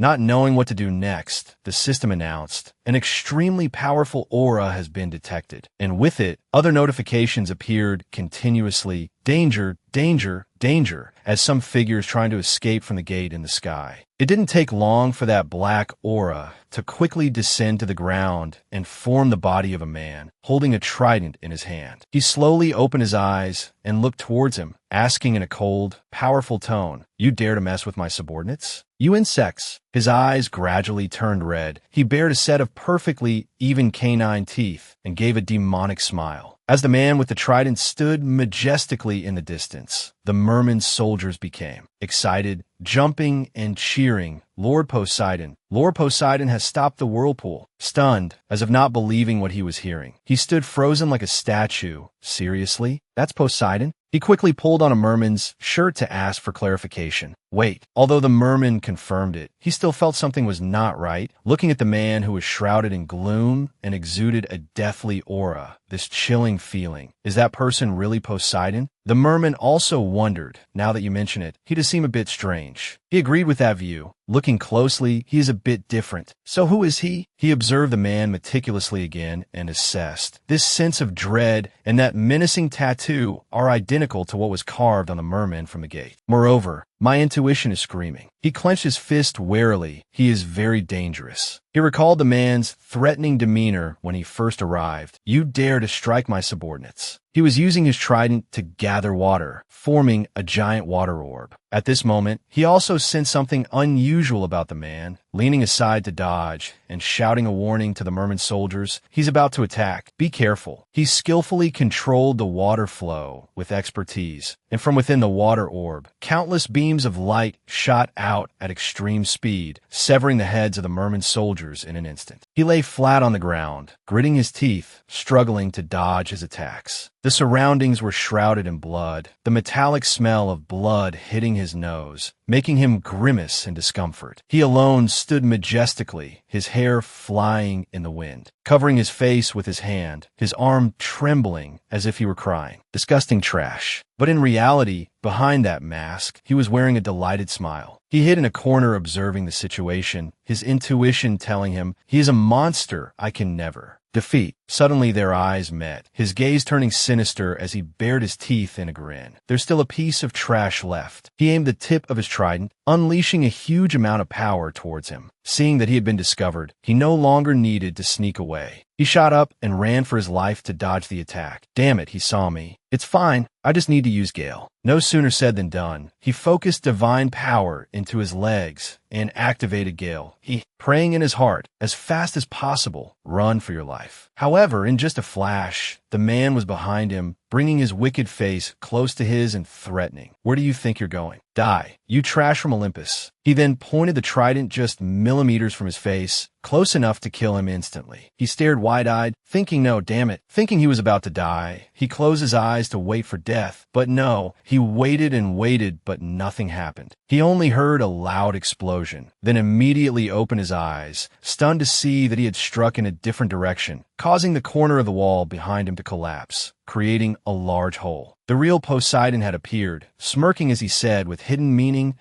Neptune, you fake. He knelt on the ground, looking up at the person shielding him, his face dazed after escaping death, not understanding what had just happened. He gripped the trident aimed at him with his bare hand. You think you can imprison me, Poseidon, forever? Seeing that Poseidon had escaped, he was initially flustered, but quickly regained his composure and replied, Poseidon, don't be ridiculous. I am also the god of. Before he could finish his sentence, he couldn't stand it anymore and landed a punch on his face, sending blood and saliva flying. His jaw was knocked to one side. Shut up, you bastard. The name Neptune you're using was originally mine, understand? For your information, the Greek god Poseidon was once called by a name likely originating from an Italic language. This god was called by the Romans with the name Neptune. He was furious and landed another blow on his other cheek. How dare you impersonate me? Not willing to lose, he grabbed his long hair and yanked it back hard, causing him to tilt his head back in pain, angrily gritting his teeth and yelling, you bastard, who dare pull my goddamn hair. He also had his hair grabbed by Poseidon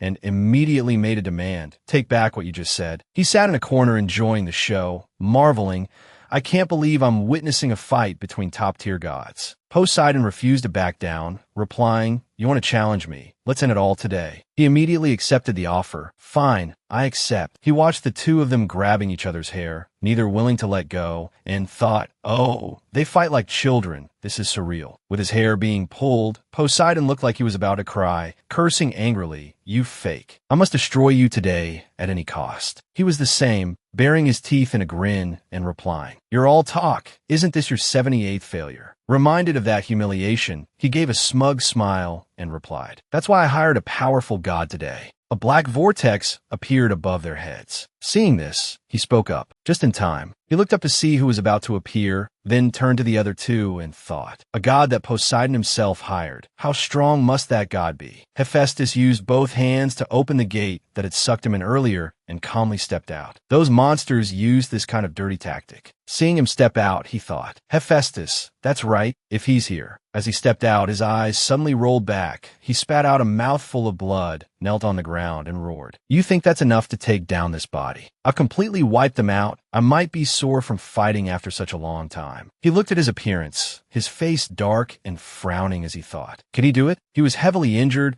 but still managed to give him instructions. I'll entrust the rest to you. So Ian and two others also jumped out of that gate and replied, yes. He was surprised that the person who appeared was her, stammering incoherently. Ion. When the rest of the people trapped behind the gate had all come out, so Ian immediately snapped her fingers. A beam of light slashed out, splitting the gate in two, which then shattered into thousands of pieces. Seeing this, Poseidon laughed so hard he couldn't close his mouth, but he stared wide-eyed in disbelief, screaming in agony. "No, my gate." Then he turned and threatened, "That's not enough to fight my subordinates. You dare do that to my precious gate?" As soon as he finished speaking, he created a water orb and attacked her. Seeing this, he screamed in terror. "That move, Zu-So-Ion." He waved his hand, and a beam of light with terrifying destructive power shot out. He was still screaming nonstop, "Run, it's dangerous." However, she ignored his warning and stood motionless, watching the beam of light fly towards her. When it was about to get close, she created a blue orb, held her knife behind her to gain momentum, and leaped high, swinging her knife in several slashes around him, then landing coolly. He watched her dance and spin around him, glaring and reaching out to grab her, but he was faster, rushing forward to block with his sword. Stopping him, she glanced over but said nothing, as cold as a statue. He felt something was off. My body moved on its own. My intuition must be broken. He had been angry for a while with nowhere to vent, gritting his teeth and cursing. "You insects are all in my way, just die." He raised his trident and pointed it straight at him, but he didn't react at all. Seeing this, she grabbed him by the collar and threw him behind her like a sandbag, then launched a palm strike at him. Hephaestus seemed to have fully recovered, striding forward aggressively and throwing a punch without holding back at all towards him. But before the fist could touch him, he was faster, jumping far away to dodge, retreating to a defensive position. While he was cursing, not paying attention, "Oomph, you bastard." Another god appeared behind him. He quickly cast his spell, creating a huge explosion. Meanwhile, she pretended to be angry, turning away to scold him. "Why do you keep jumping in without thinking?" He felt a bit guilty and asked, "TSK, are you annoyed by my help? Or something?" She turned back and looked at him coldly, questioning, "You think something like that could hurt me?" He didn't know what else to say, swallowing the bitter pill and thinking, "She's so arrogant, but I can't say anything back because she's right. This is truly the power of a god." She didn't continue the topic and turned to talk to Hephaestus. "You came back faster than before." Neptune is about to fly into a rage. His face was gloomy, and he shambled along like a soulless person. Suddenly he burst out laughing. He overheard her conversation, his heart full of doubt. "Faster than before? Zu-So-Ion, who exactly are you?" But not giving him time for idle thoughts, she quickly reassured him. "I can tell from your face that you're curious about many things. I'll tell you when this is all over." Then she took out a very exquisite-looking bottle from her person and threw it to him. "Take this." He caught the bottle, not knowing what it contained, and quickly looked it up. The system immediately sent him the information. Because of missing information, the explanation will be incomplete. Potion of 3 dots uses the power of 3 dots, a potion that increases the user's divine power. Her voice came from a distance, instructing, "Drink it and focus on the fight." He just kept staring at the potion, hesitating for a long time. She then added, "You must be the one to finish Neptune." He was startled and looked up at her to confirm. "What?" She rushed forward, leaving only one sentence behind. "I'm leaving this to you." He wanted to get more information and called after her, "Wait, at least explain to me." And, before he could finish his sentence, she was as quick as a squirrel and had gone a long way. He knelt down, clutching his head in frustration. "I'm going crazy. Why is all this happening so suddenly?" She rushed forward without another word, wielding her knife and slashing at him multiple times continuously. However, he seemed completely unscathed, so she aimed for his legs and attacked. Just then, Hephaestus also rushed in to attack with her, and the place he aimed for was the face. A powerful explosion occurred. He lay motionless on the ground, but everyone knew he couldn't be defeated so easily, so they were a bit wary and didn't dare to act recklessly. The mage god wanted to finish him quickly and jumped up, intending to deliver a fatal blow to his head. Suddenly, his arm moved again,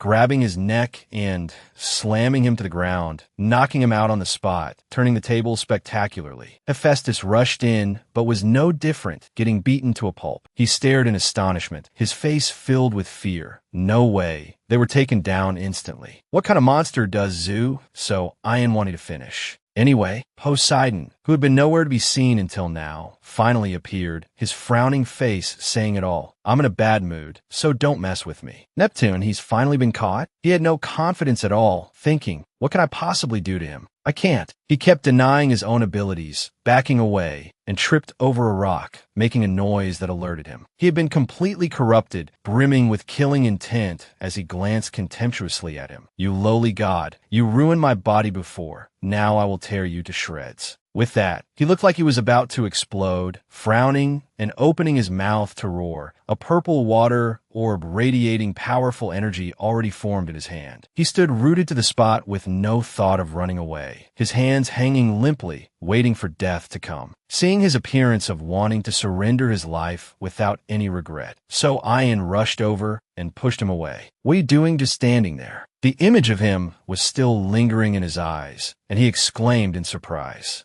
Huh? So Ian, covered in scrapes and blood, collapsed to the ground, unconscious. Neptune, showing no pity for the fairer sex, casually walked over and stepped on her as if stepping on an ant. His expression turned sinister. How foolish. You would have lived if you had run. Did you think a miracle would happen if you saved that bug? The bug he just mentioned was Dam Duke, who had been pushed aside by her. He stammered her name, Zhu So Ian. Why did you? She had regained consciousness and tried to drag her pained body towards him, her voice weak. Of course. However, not giving the two time to chat, he stomped hard on her shoulder, causing her immense pain, her whole body trembling. That guy is much more amazing than you think. In the end, you will die at the hands of the lowly god you look down on. He didn't expect her to think so highly of him and quickly retorted, What are you talking about? How can I possibly beat a demon like that? Although her body was in excruciating pain, her eyes sparkled with confidence as she smiled and encouraged him. Are you Dam Duke? You can do it. I believe in you.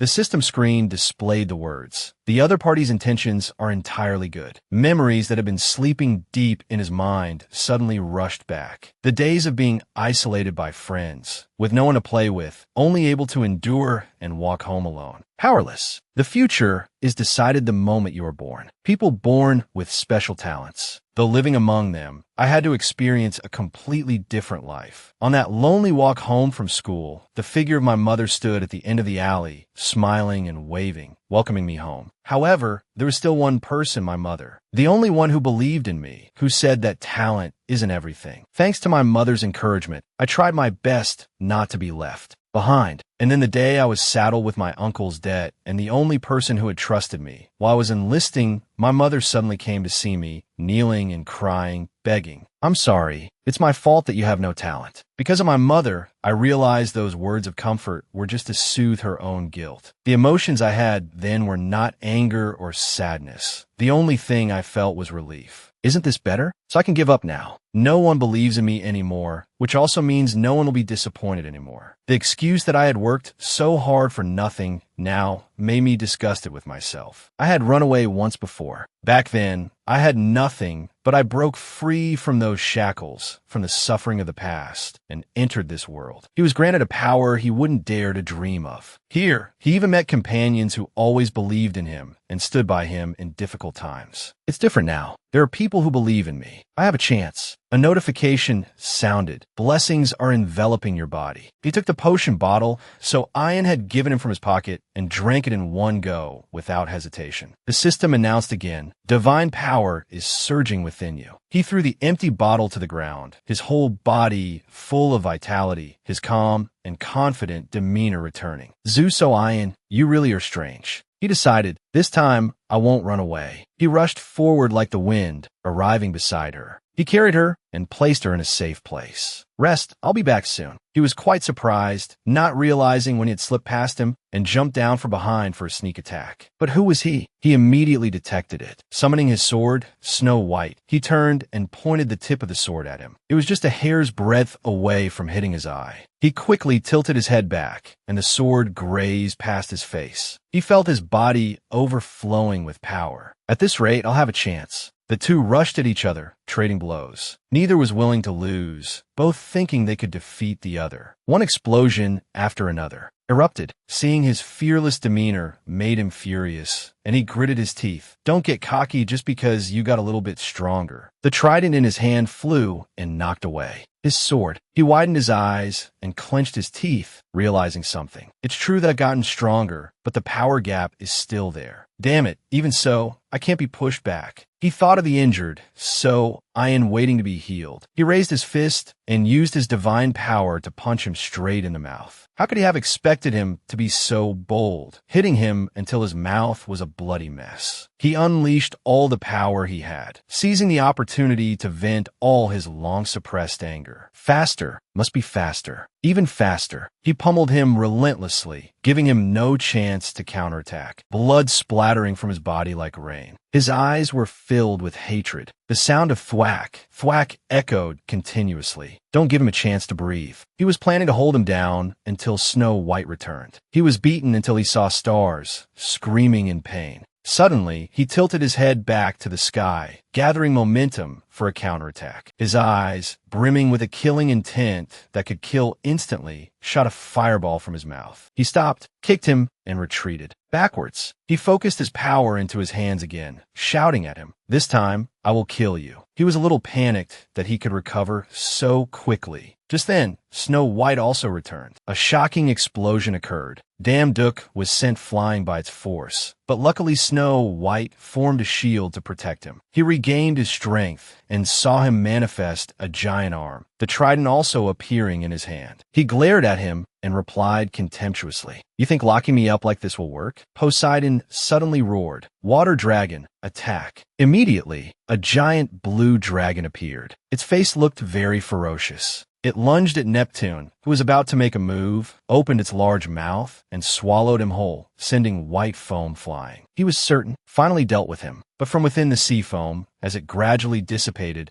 it revealed him looking like a grilled fish, battered and bruised and fuming with rage. The same old trick, he created a dazzling orb, his tone impatient. "All right, I'll end it all." Creating a fierce onslaught, a blinding white light obscured everyone's vision. He, inside the sea foam, replied confidently, "I won't let you end anything." Looking at the notification window, transfer all your divine power into Wavecutter. He raised his sword, preparing to counterattack. Kindness is not something that allows one to prove themselves, but even a fool can. Understand? Being looked down on for a whole lifetime. This is the first time I've received genuine trust, so I can't let her be disappointed in me. While he was fighting him, she, who was unconscious, was also awakened. As he swung his sword, a dazzling light emanated from it, slashing straight through him and splitting him in two. The system bounced excitedly, announcing, "Congratulations, you have defeated the forgotten god Neptune. An unnamed goddess has smiled upon your victory. You have fulfilled the evolution conditions with a final blow. Through the final blow, you have received power from the forgotten god Neptune." A continuous stream of notifications appeared one after another. Moon Fox level 0 becomes Moon Fox level 1. Moon Fox has leveled up. He was stunned, unable to believe it was real, panting heavily. "I did it." But that blow seemed to have drained all his energy. His vision gradually blurred, and he collapsed. Unconscious, Damduk slowly opened his eyes, the blurry image of Poseidon gradually coming into focus. Before his eyes, seeing this, he shot up, asking in confusion,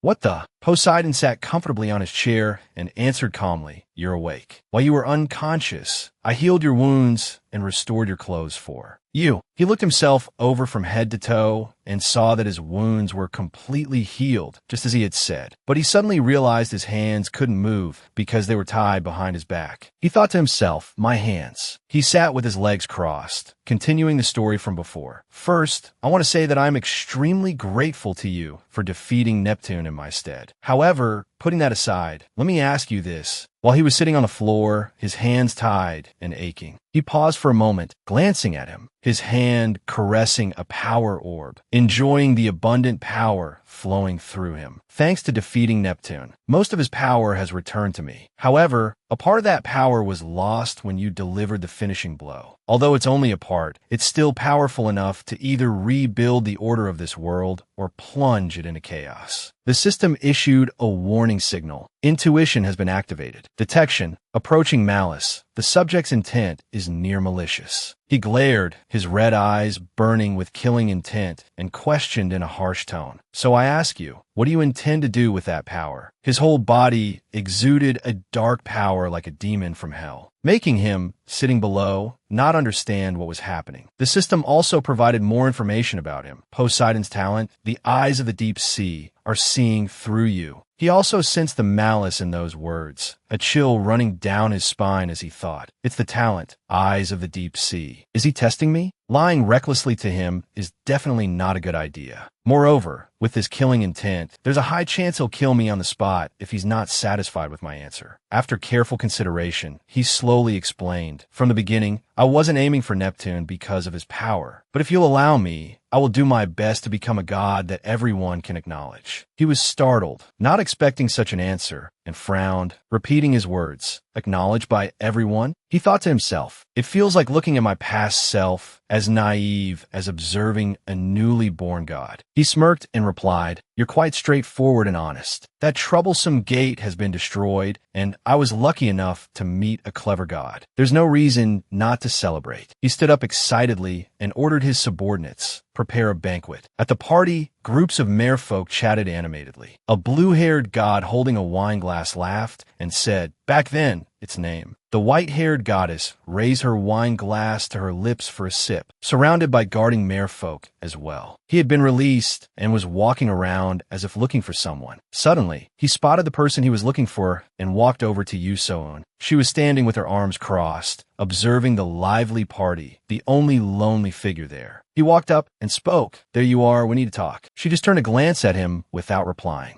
He didn't give up and continued to ask, "Yusoon, who exactly are you?" While he was talking to her, Snow White, on his body, suddenly became excited upon seeing her and immediately dove into her arms. He was trying to have an important conversation with her, yet the lecher abandoned him for her, leaving him angry but helpless. He strained his neck and yelled, "Hey, Snow White, this is important. Come back here quickly so I could talk to her." She was also a bit surprised by its action, but still opened her arms to catch it and stroked it like a pet. As for it, it paid no attention to his words, pretending to be asleep in the beautiful woman's arms, not hearing anything. His jaw dropped, unable to speak, wondering to himself, "Look at it, acting all high and mighty just because it leveled up a bit. You don't even pay attention to other people, so why do you like Yusoon so much?" Suddenly, a blue-haired girl bumped into him, but didn't even apologize. Following her was a crowd of beautiful girls who also came and surrounded her, their faces showing clear admiration. In just a moment, the other girls had blocked his way, giving him no time to talk to her. Staring blankly at the scene before him, one of the girls happily asked her, "Yusoon, what are you doing here?" He stood on the outside, trying to squeeze in. "Hey, I was in the middle of something with her." Whether intentionally or not, the elbow of the girl in front swung up and hit him right in the cheek. He cried out in pain, only able to shout, "Hey, wait a minute." The voice of the girl from before rang out again. "Thank you so much for last time." Another girl chimed in. "I saw how you dealt with the gate." He still wouldn't give up and tried to negotiate with the girls. "I was talking to her first." Suddenly, a hand was placed on his shoulder from behind, followed by a man's voice. "There you are." He was startled to find that the person was Poseidon. He cheerfully slung an arm around his chest, lifted him up, and carried him away. "Before your shift is over, we have a lot to talk about, you know?" He was like a fish on a cutting board, struggling in vain, shouting at the top of his lungs, "No, I refuse." The girls surrounding her saw Lord Poseidon approaching and had all dispersed, leaving only her. But she didn't come to intervene, just stood by and watched as he was carried away by him. He began to entice him, straightforward, "I like it. Want to work under me?" She mouthed the words to him, "We met earlier than expected this time, but in this life, let's succeed together." He was carried away, wailing, and then disappeared. She opened her system. Inside, the system provided her complete information. Yusoon, human, profession, mid-tier god, symbol, god of reincarnation, god of rebirth. 1869th rebirth. Talents, clairvoyance, divine power 376,500, martial arts SS, spearmanship SS, swimming SS, CQC SS, marksmanship SS, cooking SS, architecture SS, special skill, plum blossom sword technique SS, whisper of the devil SS, 100 hits S, golem shield S, angel's wings A, healing B. Nicknames: Hero of the Pepper Village, Slayer of the 30th Floor Demon King, Conqueror of Golems, god of reincarnation, god of rebirth, 1869th rebirth. She whispered this life. Finally, his shift ended, and he returned to the human world. It was on a lush island surrounded by the sea. What a picturesque scene. The words of the certificate issuer still echoed in his ear. Well done. You've passed all your tests. Congratulations. Here is your hunter certificate. He had finally passed all the exams, holding the 6-star hunter license certificate in his hand, feeling smug. I finally got it, my hunter certificate, not to mention a 6-star rating on the first try. Hunters across the universe are classified by stars, a classification system that starts from infinite to 9 stars. Currently, there are no 9-star hunters in Korea, and the number of hunters above 5 stars is only 13. This meant that the pressure of being a 6-star hunter was unimaginable. Dong-suk was being dragged out by 2 tall, burly security guards, screaming his head off, "No, never," daring to enter gates and dungeons without a certificate. All that, you're really just going to let a criminal like that go? He was startled and turned to look,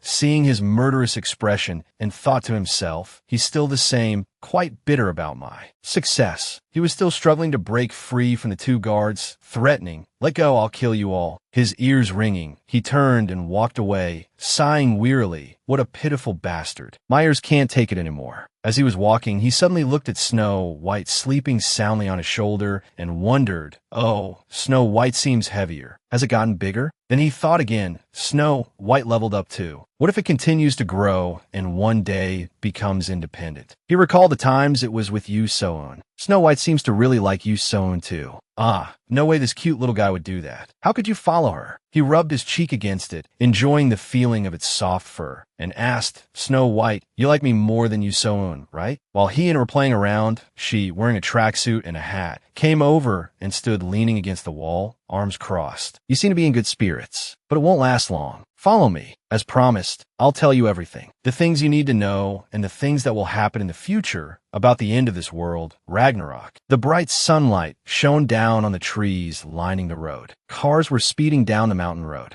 Damduk sat in the car and asked with curiosity, no matter how I think about it, I still find you very strange. He put his hands behind his head and looked at Yu So-eun, who was driving. Who are you, really? She was focused on driving, turned to look at him, and replied, is that what you're wondering about? She slowly recounted, a year ago, somehow a part-time job window for the gods suddenly appeared before me, and thanks to the rewards from those jobs, I was able to grow stronger and become a mid-tier god. After that, I obtained a talent called prophecy. He asked again, startled, prophecy? She nodded in agreement. Yes, prophecy. Although I don't know everything. But I saw a terrifying vision of the future that a war between the gods will soon break out. Sometimes the names of the gods differ depending on the mythology, like Zeus and Jupiter, Poseidon and Neptune, Eros and Cupid. He sat quietly beside her, listening without missing a word. People often assume those names simply refer to the same god. But they are different gods with different names, unlike the gods who exist thanks to the worship of humanity. The gods who have been forgotten in the past will come to reclaim their names. She paused for a moment and then continued. Through the gates, they use them to enhance their own power. A gate is like a place for the ancient gods to use to develop their power. After the ancient gods have regained all their energy in the gate, they will clash with the existing gods of today, one by one, to reclaim their names. And finally, the apocalypse, Ragnarok, will break out. Hearing this was like a bolt from the blue. He opened his eyes wide in astonishment. Wait, a gate has also appeared in the human world. She also confirmed that's right. She explained further, to give humanity enough strength to resist. Dungeons were created in a form similar to a gate. They were made to train humanity. He suddenly remembered what the god had once told him, "It is now time for you to create your own experiment for humanity." It's a training area to help people prepare for the disasters that will occur. He gritted his teeth and replied angrily, "A training area?" From the moment the dungeons appeared until now, countless people have been injured, even killed, and yet the dungeons are just a training area? During the time they were created, the gods should have. She cut him off. You've already seen Neptune. You should understand. Neptune retreated because he couldn't focus his full power before, and yet he was still that strong. The gate is a place that even the gods find difficult to resist. The more energy the gods gather, the harder it is for us to prevent disasters at the gates. It's a heavy task for humanity, and for the gods who must prepare to face the apocalypse, their difficulties are no less. She hesitated for a moment, then continued. So if Ragnarok breaks out, not a single god will step forward to protect the human world. It's clear that humanity still knows nothing about this matter at all. They simply believe that the appearance of the gates is just a normal situation, like a traffic accident. Focusing on driving, she hypothesized if a being like Neptune suddenly appeared in the city, the entire surrounding area would be destroyed in an instant. He seemed to understand, thinking to himself, so that's how it is? Now all the pieces are connected. The appearance of dungeons, talents, and skills similar to the abilities of the gods, and the items dropped after defeating monsters, it's all like a game. All of this is the final gift the gods have given to humanity. Just thinking about it made him unbearably angry. He clenched his fists, grinding his teeth, damn it. In the end, do humans still have to struggle to survive on their own? If even the gods can't stop the gates, how can humans? Her gaze was firm. Looking at him through the rearview mirror, she reassured him, I will help you. You can do it. In the future I saw, you faced the gates and protected the world. So I will do everything I can to help you become that person in the future. He froze for a few seconds, their eyes meeting. She pulled the handbrake, stopping the car. We're here. He was startled and replied, we're here already. He opened the door, got out of the car, and apologized. I was so distracted I didn't realize we'd arrived. He turned his head, smiled, and said, thanks for the ride. Suddenly, his eyes widened in bewilderment when he saw a crowd of reporters waiting. Breaking news. The new 6-star hunter, you damn duck. Reporters rushed to surround him. He's here. Mr. Damn Duck is here, get ready. A young reporter hurriedly asked for permission. Could you give us a short interview? He turned to her for an answer. Hey, Ju So-hyun, are we at the right place? I think you brought me to the wrong place. He shouted angrily. Didn't you say you were going to help me? A system notification appeared. Your reputation is increasing. Your divine power is increasing. While he was surrounded by the press, she sat in the car and drove away, leaving him alone. He yelled after her, come back here, Ju So-hyun. 1 month later, on a TV news report, everyone look, that's you damn duck, the 6-star hunter who has cleared 3 dungeons in just 1 month. And this time is no different. He cleared it without any casualties. As the person who has cleared the most dungeons this month, he has accumulated items worth millions of dollars. He picked up the remote and turned off the TV, laughing mockingly to himself. Being too famous isn't always a good thing. This is a good way for me to increase my divine power. But even when nothing's happening, those reporters still hound me just because I'm a 6-star hunter. He flopped onto the sofa and sighed. Suddenly, he sat bolt upright. By the way, Snow White, did you know you have a fan club too? You're famous without even having to do anything. Snow White paid no attention, rolling around and playing by itself. Just then, So-hyun's voice rang out. Then you should try to work harder. That fame will soon become your strength. She stood with her arms crossed, leaning against the door. The upcoming battles will be much more difficult. Like the outcome from a prophecy, if you don't have faith in the future and let yourself be tormented to the point of collapse, the coming future might be even more terrible than we can imagine. So, will you still face that cruel fate? The system displayed a question. Your divine power has exceeded 25,000. Do you want to accept Apollo's request? Yes. He replied, troubled. I'm wondering what to do, but the end of the world, that's not fair at all. He seemed to have made a decision that I understand now. I won't just sit back and wait anymore. She smiled as if she had known this answer all along, that I knew you would say that. They both stepped into a teleportation circle. Strange characters appeared at Let's Go, to the world of the gods part-timer. Apollo snapped his fingers. His long hair fluttered in the wind as he struck a cool pose. Welcome, my little chicks. It is an honor for you to be a part-timer for me, Apollo. Damn Duck was brought to the god Apollo by the system. Seeing his posturing figure, he gasped in astonishment, his jaw dropping. He thought about seeing the sun right before his eyes. It's so bright. Receiving the compliment, Apollo became even more smug, but he smiled and replied, "Humph, of course it's bright. It clearly represents me." He couldn't stand the god's excessive confidence and just stammered a reply to get it over with, "Ah, yes." Hearing his response, the god laughed with delight. "You think so too? Even the sun chariot is beautiful because it resembles me. It has smooth curves like my body, though it still doesn't match my perfection. He felt his lips twitch when asked an awkward question. Have you heard about how perfect I am? So-hyun just stood beside him, sighing wearily as if she was used to this. The god started boasting again. Since birth, I have become more and more perfect. After they had greeted him and received their job, she drove the sun god chariot, while he sat leisurely beside her, complaining. How can he praise himself nonstop like that? Is he a narcissist? Thank God it's dawn. She gripped the reins tightly, her tone laced with sarcasm that I'm about ready to punch him. In contrast to her attitude, he replied with interest. Even so, it's kind of fun, isn't it? She didn't understand what he meant and questioned. What's fun about it? It's always building dungeons or training dogs. But it would be better to do something worthy of a god's title. He looked openly pleased, acting as if it were nothing. When will I get another chance to pull the sun? Again, she seemed to read his mind and asked seriously, Hey, you don't believe this is the real sun, do you? He answered honestly. Even a child would know that. She also explained, this is just a fake sun created by Apollo's ability. It just flies in the sky, circling to match the time of the suns. Rise. In his heart, he was thinking, honestly, deep down I knew that, but damn it, since I honestly didn't know, it's okay to cry. But being exposed by her like this isn't fun anymore. His face twisted. Then why does he do this? She glanced at him, then turned to look at the sun before them, then directed her gaze to the humans below who were looking up in awe at the passing sun chariot. It's because if we do this, people will believe in and worship the sun god. This way, it will increase his divine power, and that's how Apollo became the sun god. He took the reins to drive the chariot, stunned as he voiced his suspicion. What the hell? Isn't this a scam? She replied calmly as if it had nothing to do with her, admitting it is a scam. He's just a con artist who devours people's faith. She closed her eyes and reassured him. Even so, there's no need to worry. Just focus on your job. You remember the reward for this part-time job, right? She took the reins from his hand and urged the horses to go faster.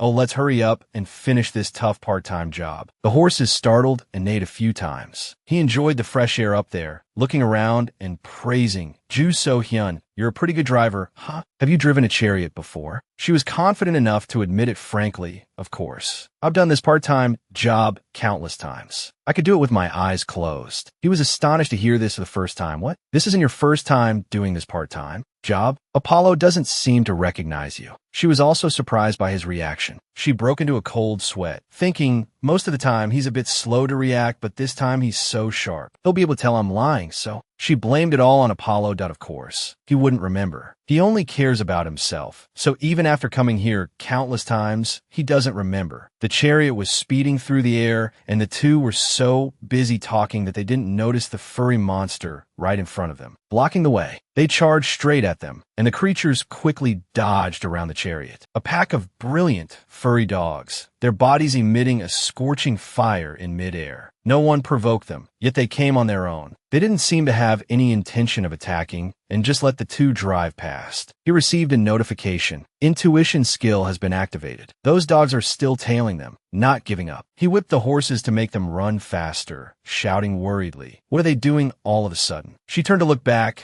but didn't notice anything unusual. That's strange. Usually, there aren't any sun wolves on this path. He exclaimed in surprise. Sun wolves? Are those things like hellhounds? A notification appeared. Special skill Alpha Dog has been activated. She stood up, deciding to challenge them, and handed the reins to him. All right, I'll fight them. So take this, and before she could finish, he objected. No, let me fight them. She tried to persuade him. You damn duck, this is above your level. If you come into contact with the sun wolf's fire, it will burn you to the bone. He remained firm in his opinion. However, to become as strong as the me in the prophecy, I'll have to be able to handle this number of wolves. Snow White transformed into a sharp sword. He took it and jumped off the chariot. He leaped onto the top of the chariot, and before fighting the sun wolves, he shouted to reassure her. Besides, I have a plan. He swung his sword at them, but they easily dodged. A roar echoed through the sky. He raised the sword in front of him, as if to prove to her, watch closely how I win. Another sword strike flew out, causing them to roar continuously in pain. The wound wasn't too severe, but it was an opportunity for him to attack. Seizing the opportunity, he rushed to the nearest one and grabbed its head. Black smoke billowed from his hand. He could feel the heat from its body and thought, man, it's cooled down, but it's still very hot. The system appeared again. Water God's power. The blessing of the waves will envelop your body. He was skeptical. Water God's power? The blessing of the waves? It's not hot anymore. All right, with this power, I can do it. He placed his hand on a dog's head, activating the Alpha Dog skill. Another notification appeared. Special skill Alpha Dog has been activated. Number of dogs following you, 33. After activating the skill, the previously aggressive dogs became as obedient as if they were under a spell, following his every command. He smirked and beckoned with his fingers smugly. All right, just one more to go. She stood on the edge of the chariot, watching him playfully tease the dogs as if he were playing with Snow White, her eyes wide in speechless astonishment. She breathed a sigh of relief as memories of the two of them, since they first met, flashed through her mind like a film. He really is interesting. When I first met him, he was just a clown who didn't know how to do anything. No matter how difficult or arduous it is, you always move forward. To others, it might seem like a meaningless development, but it's not. Images of him fighting monsters to complete missions. She couldn't help but appreciate his abilities. Twice, then 3 times, then hundreds of times. He still dedicates himself, working hard bit by bit. You damn duck, you're always developing yourself without rest. To achieve this much after 1,869 failures is no small feat. She put on her coat, straightened up, and smiled with conviction in her prophecy. No one else. You are the only one who can kill that thing. I was reborn for that purpose alone. Meanwhile, he was stroking the soft fur of the wolf, and it was licking his hands. He then gave an order. All right, Son Wolf 1 and 2. You will help me chase away the rest. The 2 wolves obediently followed behind him, awaiting orders. The 2 wolves stood on either side of him, baring their teeth and glaring at the others. They weren't afraid of any of them. After receiving his command, "Go, my puppies," they immediately charged forward. They rushed at the others, opening their mouths and biting them furiously, not letting go even when they drew blood. He stood behind, watching them tear each other apart, and said, "You're confused because your friends suddenly attacked you, right?" He raised his sword, preparing to attack, and gave a sly smile.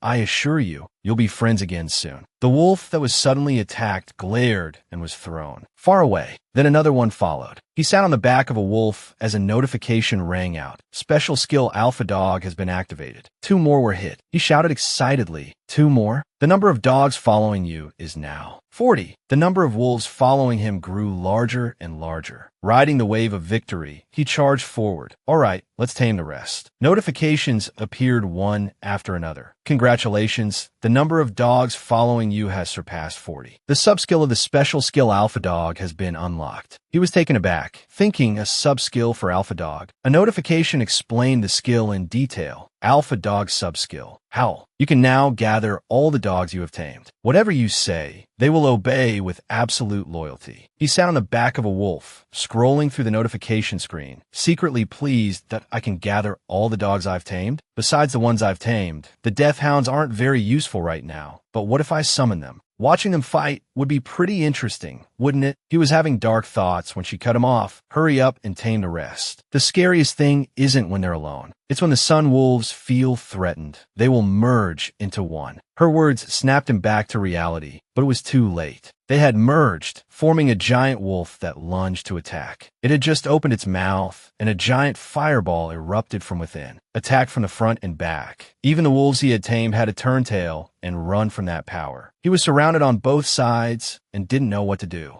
When a loud explosion erupted, charring the sun god's chariot and splitting it in two, a thick cloud of smoke and dust enveloped everything. She was now riding the horse from before, shouting angrily. You got distracted at the most crucial moment again. He was dodging the flames and called out, Ju So-hyun. She glanced at him reproachfully. That I really can't take my eyes off you. If you're aware of that, then hurry up. We don't have time. She grabbed his collar and pulled him onto the horse she was riding. He was still worried about his mission, struggling relentlessly. Wait, Ju So-hyun, what about the sun chariot? She struggled to pull him up to sit behind her on the horse and explained, both that giant sun wolf and the sun chariot have fallen into the village below. He exclaimed in shock, She patiently explained to him, I didn't want to say this because you just overthink things. The moment the giant sun wolf appeared, the surrounding villages were already in danger. So evacuating the villagers is the top priority. Since the fire wolves appeared, they destroyed everything, breathing fire and burning the village, causing people to panic and scatter. Wherever they went, fire spread. People who couldn't run in time were killed instantly. Heart-wrenching screams filled the air. They spared no one, rampaging everywhere. A girl carelessly tripped and fell. to the ground. He approached with his sword and said gently, "Go hide. Hurry." The explosions continued unabated. The girl was stunned for a moment, then quickly sought shelter. He rushed forward like the wind to face it directly. He gathered his strength, leaped up, and attacked, but it seemed he was at a disadvantage, struggling to hold on. Seizing the opportunity, he stabbed his sword into its belly. Ambushed, its anger flared, its eyes turning blood red. It opened its mouth as wide as a cave. If he made the slightest mistake, he could be swallowed whole at any moment. He smirked as if he had found its weakness. "Even if the sun wolves combine, I'm sure you're no match for Cerberus." Its mouth was about to clamp down on him, but he showed no fear, staring at the drooling mouth with its sharp teeth and giving an order. "Hold it down, Cerberus." He raised the sword in his hand to the sky, his gaze determined. Now it's time to end this. A terrifying explosion occurred. An old man shielded his eyes from the dust, staring coldly at the stranger and asking the person behind him, "Who is he?" Appearing from the sky and taking down that monster so easily. She didn't hide his identity and revealed it. "He is you damn duck." The old man was stunned to hear the name and exclaimed, "Ah." She repeated, "That person, no, that God's name is you damn duck." The old man watched his figure from a distance. The image of the hero who had saved everyone, leaning on his sword with both hands, enjoying the achievement he had accomplished. He frowned and muttered, "You damn duck." She smiled, her voice tinged with envy. "Goodness, he's hogging all the brilliant glory for himself." Over here, he was happily crossing his arms in front of his chest, with Snow White also sitting on his shoulder, playing. He praised Cerberus, the name of the wolf he had tamed. "Good boy, you're being very good now, so shouldn't you take responsibility for your battlefield?" It had no objections and quietly went to clean up the mess. Suddenly, he seemed to notice something, clenched his fists, and roared furiously. "Hey, you guys over there, you dare to slack off when I'm not looking." It made them jump, and they quickly stood up to work. After everything was settled, he plopped down on the nearby grass and began to complain. "I swear they'll just sit around again if I don't watch them." The white-haired old man from before approached and greeted him politely. "Lord, you damn duck, we are truly grateful to you. On behalf of the entire village, I would like to present you with this gift." He was flustered when the man called him a god. And what's more, he knelt down to pay respects to him. He was flustered, not knowing how to handle the situation. He frantically told the man to stand up. "It's all right. This happened because of our carelessness anyway. Please stand up." The man looked up but still refused to stand, replying, "No, it is because the God has cared for us. We sincerely thank you for the mercy you have shown us. Therefore, from now on, we will express our gratitude to you every month with our prosperous offerings." He began to show his sincerity by praising him to the high heavens. "Long live Lord you damn duck. Long live Lord you damn duck." When the man looked up again, he had already fled and was nowhere to be seen. He cried out in alarm, "Oh, Lord you damn duck. Oh my, where have you gone? Oh my goodness." He ran in fear to a deserted place, leaning against a pillar, out of breath. Ju So-hyun. "What kind of nonsense did you spread for everyone to act like that? Anyway, we're in trouble." The scene was in a dense forest. He started complaining again. "The chariot is completely destroyed, so it's useless now." The chariot's fake son was also eaten by the sun wolf. The deadline for Apollo's part-time job is still a week away. "What should we do?" She wasn't worried at all and replied simply, "What do you mean? What should we do? We just need to make a new one." He stood up in a daze, facing her and asking a series of questions. "Make a son? Who? I'm not even good with my hands." She was a head shorter than him and looked up at him, denying it. "Not you." She looked away and said cryptically, "It's someone you know well." The person she was referring to was the blacksmith god, Hephaestus. Damn Duck and So-hyun had just left the village and were discussing asking Hephaestus to create a son. Damn Duck was pensive. Hephaestus. Suddenly, Damn Duck asked her, "You must have a lot of money, right? You needed to ask him to create a son." So-hyun replied nonchalantly, "Money? I don't have any." So-hyun's words left Damn Duck a bit stunned. As soon as Damn Duck recovered, he immediately retorted, "Are you crazy? No matter how close you are to Hephaestus, asking him to create a son without paying is..." So-hyun cut him off. "Just be quiet and follow me." Damn Duck was angered by So-hyun's words. Damn Duck walked behind So-hyun, shouting. Then how the hell is he going to agree? I bet Hephaestus will refuse. Let's make a bet. The loser has to grant one wish for the winner. Contrary to Damduck's thoughts, Hephaestus's attitude was the opposite. He burst out laughing and agreed immediately. Haha, all right, of course. I owe you countless debts. This is nothing. Hephaestus was still laughing and said, just give me 3 days. Damduck stood from a distance with a surprised look on his face, seeing Hephaestus agree so easily. He thought to himself, what does he owe her that he'd agree to make a son for free, right? Scene changes to outside Suun's temple, where Damduck and Suun are, one standing in front of the other. Damduck speaks from behind Suun. You said you wanted to talk? What was so important that we had to move all the way here? Suun tucks a strand of hair behind her ear and says, you said the loser would grant the winner one wish, right? Before I state my wish, I have to tell you this. Damduck, a little surprised, replies, all right, what is it? He thinks to himself, why is she creating such a scary atmosphere? Suun seriously turns around, crosses her arms, looks at him, and says, you Damduck,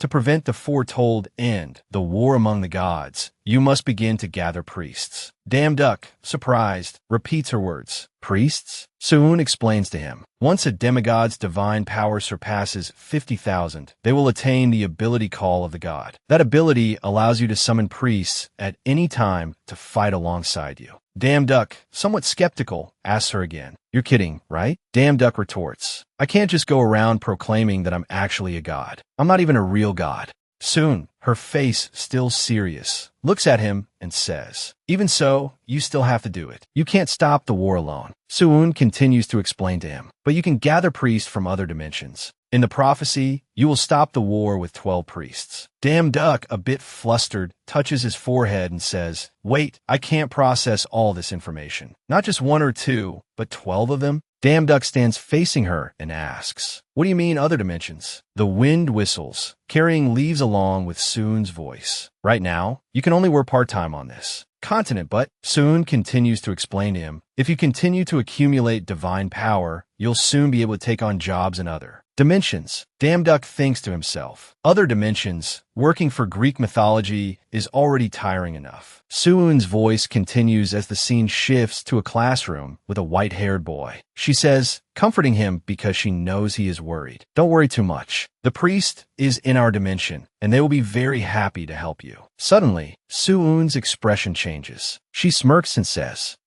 you did say you'd grant me a wish, didn't you? I just remembered. As the sun shines from behind the mountain, casting its light upon the ground, the people all look up at the sky. The people on the ground kneel and bow. One of the men looks up at the sky. The man looks up and wonders, you Damduck, who is that? A long-haired man turns and says, oh, you don't know? That's the god who defeated the sun wolf in the village next door. They look up at the sky where a chariot is passing by with a sign hanging from it. One of them says, it seems god Apollo holds him in high regard, to hang his name on the chariot like that. Meanwhile, at the front of the chariot, Damduck's face is completely red with embarrassment. Damduck turns and yells at Suun, I know you want to raise my divine power, but this is too embarrassing. Even though he says that, Suun's face remains calm, as if she doesn't care. Suun glances at him and says indifferently, you said you'd grant any wish. Suun begins to speak again. Our goal is to unlock the call of the god ability through this part-time job. Suun and Damduck are driving the chariot, and behind them is a large source of yellow magical energy. Suun continues, in the time we have left, we must raise your reputation as high as possible. Damduck retorts, then don't do it like this. The early morning light shines through the window of the dark temple. Damduck sits on the ground and opens the system panel to check. The system panel reads, SSS rank sharpshooting, purchase successful. Damduck looks at the system screen and smiles, thinking, all right, this will help me in long-range battles. Damduck recalls the battle with Neptune. He thinks, before I only had wave splitting, so facing Neptune was really difficult. If I had made a mistake, I probably would have lost my life. Damduck's finger touches the system screen, pressing the status page section. Now then, I should check how much divine power I've earned, right? Damduck stares at the system screen and says, I really lost sleep over that sign. Damduck exclaims in surprise. Huh? The system panel clearly shows the items. Your divine power, 50,011. Second item is unlocked the ability call of the god. Third item is only those filled with fear can register as a priest. Damduck's eyes widen, his body trembles, and his jaw drops, unable to believe his eyes. He thinks, what the hell? Why did my divine power increase so much? That monstrous thing actually worked. Damduck never expected that sign would help him increase his divine power so quickly. Suddenly, a figure peeks out from behind the system panel and says, what are you doing? Apollo's sudden appearance startles him, and he screams, Ack, you scared me. In contrast to Damduck's surprise, Apollo laughs cheerfully. Apollo smiles and extends a hand to help up Damduck, who is still on the ground in a daze, saying, the main system won't let others peek, so what are you flustered about? Damduck, now calm, takes Apollo's arm. He thinks, the main system, is he talking about the system panel? Damduck chuckles and says, right. Apollo, still smiling with an affectionate gaze, looks at him and asks, by the way, did anything happen? Damduck answers Apollo. A few sun wolves attacked us, but I've already dealt with them. What he says makes Apollo a little surprised, and he exclaims, oh. Apollo raises a hand to cover his mouth and laughs. He says, those troublesome wolves? Well done. Apollo puts his hands on his hips, still smiling gently, and says, in that case, I'll give you a special service and a little gift. A mechanical system voice sounds out. You have received Apollo's self-heal skill. Damduck stands still with his eyes closed for Apollo to transfer magical power. Damduck looks down at his palm and says, self-heal? Apollo throws his head back and laughs. Ha ha ha. Yes, you can only receive that skill if you work your part-time job sincerely. Apollo says while laughing, there are dozens of gods who want this skill and can't get it, you know? How about that? Ha ha ha. Apollo's laughter wakes up the little fox curled around Damduck's neck. Damduck reaches out and happily strokes the little fox's head, saying, oh, Snow White, you're awake? While you're up, let me borrow your power for a bit. The little fox immediately opens its eyes and lets out a cry. A stream of golden energy from the little white fox transforms into a small knife in Damduck's hand, making even Apollo go, oh. Damduck uses the knife to make a cut on his finger, drawing blood. He thinks, first I should test this skill. The mechanical system voice appears, activating self-heal skill. The wound on his finger slowly heals. He thinks it's happening quite slowly, but it can still heal completely. Damduck looks at the healed wound and exclaims, that's pretty neat. The little fox, Snow White, gently licks the healed wound on his finger. Damduck smiles happily and says affectionately to Snow White, Snow White, are you licking my hand because I used you to cut myself? Snow White, in his arms, looks at his wound with some concern and lets out a cry. Apollo bends down to look at Snow White and exclaims, is it a mythical creature that can turn into a weapon? Impressive. Snow White, in Damduck's arms, growls at Apollo as if about to bite. Apollo ignores Snow White, looks up at Damduck and asks, you possess the taming skill, right? Damduck, while stroking Snow White reassuringly, remembers his other two pets, the Hellhound and the Sun Wolf, and says, yes, I guess so. Damduck looks at Apollo and asks him, why do you ask? Apollo replies with a weary face, lately, there's been a rather troublesome problem. I'm thinking about how to raise it. Apollo strokes his chin, frustrated, and says, I'm so tired of it constantly tearing and chewing on my son. Apollo's eyes flash with light. I'm thinking about how to raise the Sun Wolves. Before Apollo's astonished, wide-eyed gaze, Damduck summons the Sun Wolf. Apollo thinks to himself, I've never heard of a god capable of taming a Sun Wolf. Apollo looks on in awe as Damduck pets the Sun Wolf, marveling in his head, a demigod who could do what other gods cannot. Apollo looks at the Sun Wolf, happily resting its chin on Damduck's head, and makes a request. Can you teach me how to tame them? Damduck says cheerfully, I don't know. Damduck presents a condition to Apollo. Well, all right, but I have one condition. The condition Damduck proposes is, teach me archery. Most people see Apollo as the sun god, but he's also a god of art, music, poetry, and archery. Scene changes to the edge of a forest. Apollo summons an arrow in his palm and says to Damduck, focus your power into your fingertips to create a bow and arrow. As Apollo draws his bow, he explains to Damduck, who is observing from behind, hold your breath and draw the bow. Lock onto the target and shoot. As soon as Apollo finishes speaking, he releases the arrow and it soars. Apollo's arrow pierces a falling apple. Apollo turns back, smiles, and says to Damduck, that's it. Easier than you thought, right? Damduck stammers slightly. That easy? Damduck breaks out in a cold sweat as he witnesses Apollo's archery. He thinks, I underestimated him because of his ungodlike actions, but what catches Damduck's attention is the great distance from which Apollo hit the target. Damduck marvels in his head. This must be something only a god like him could do. Contrary to Damduck's expectations, Apollo's archery training is extremely harsh. A month has passed since Damduck began his training with Apollo in the divine realm. After Damduck's relentless efforts for a month, he finally succeeds in his training. I finally understand what archery is. Damduck begins to recall his learning methods and past battles. Until now, the only way I've honed my skills was by watching YouTube, or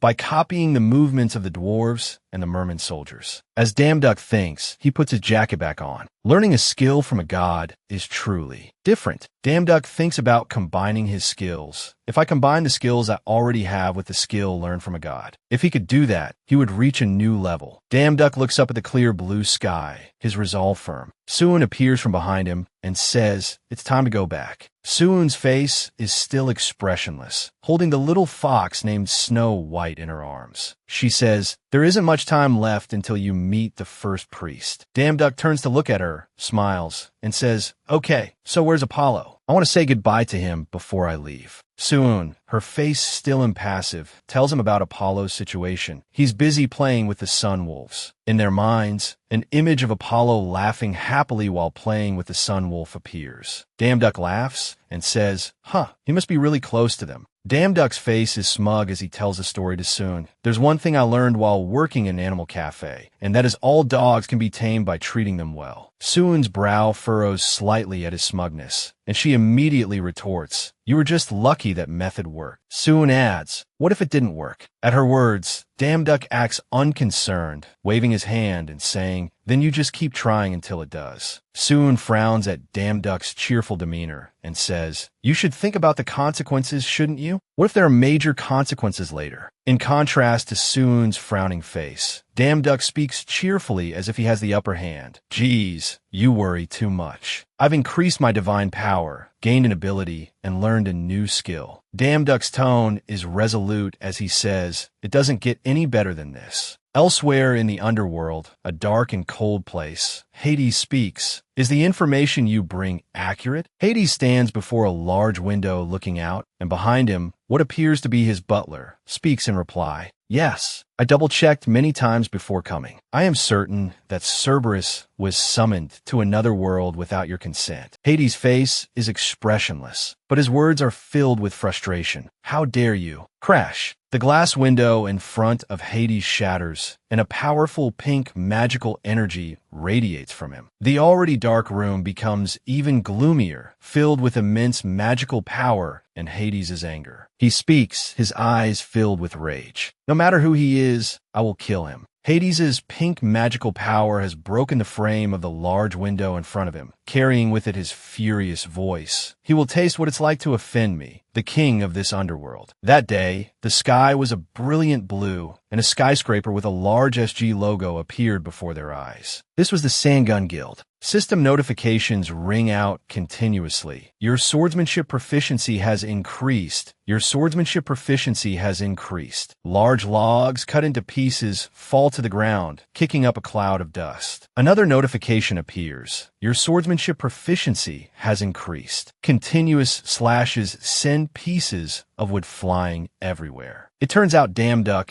is practicing his swordsmanship by himself. Damduck, drenched in sweat, stops and glances behind him. Suun is standing there, engrossed in her phone, holding a cup of coffee. He starts a conversation. It's a good thing I can train here, but hey Suun, are you sure that priest guy is coming here? She remains focused on her phone, ignoring him, and says indifferently, just wait a little longer. He glances at the mess of wood he's made and continues the conversation. I've been practicing my swordsmanship alone for a whole week. But because I'm training alone, my swordsmanship and divine power are taking a long time to progress. Wouldn't it be better to spend this time doing a part-time job? Are you even listening? Suun sips her coffee, searching for something on her phone, ignoring whatever damn duck wants to say. Suddenly she speaks. Found it. He whips around and asks curiously, found what? Did you find the priest? She walks away on her slender legs, her voice calling back. Oh no, I found a part-time job. You wait here. I'll be right back. He sputters, huh? You're gonna find a job by yourself? Then I have to go too. Suun stops and glances back in refusal. No, you have to stay here. Damn Duck feels abandoned, his hair slightly disheveled, and he opens his mouth to shout petulantly. You're gonna be selfish and do it alone, aren't you? Where are you going? Suun continues to walk away calmly, only calling back. I have something to do. It's a long story. He stomps his foot, hands on his hips, and angrily yells towards the door like a child. I haven't seen a single soul all week. How can you be so confident and tell me to keep waiting when you don't even know when he'll show up? It's better to do a part-time job than wait like this. Suddenly, there are footsteps approaching from behind him. He smirks, looking at him and speaking with a contemptuous tone. You must be poor. You love part-time jobs so much, don't you, cuckoo?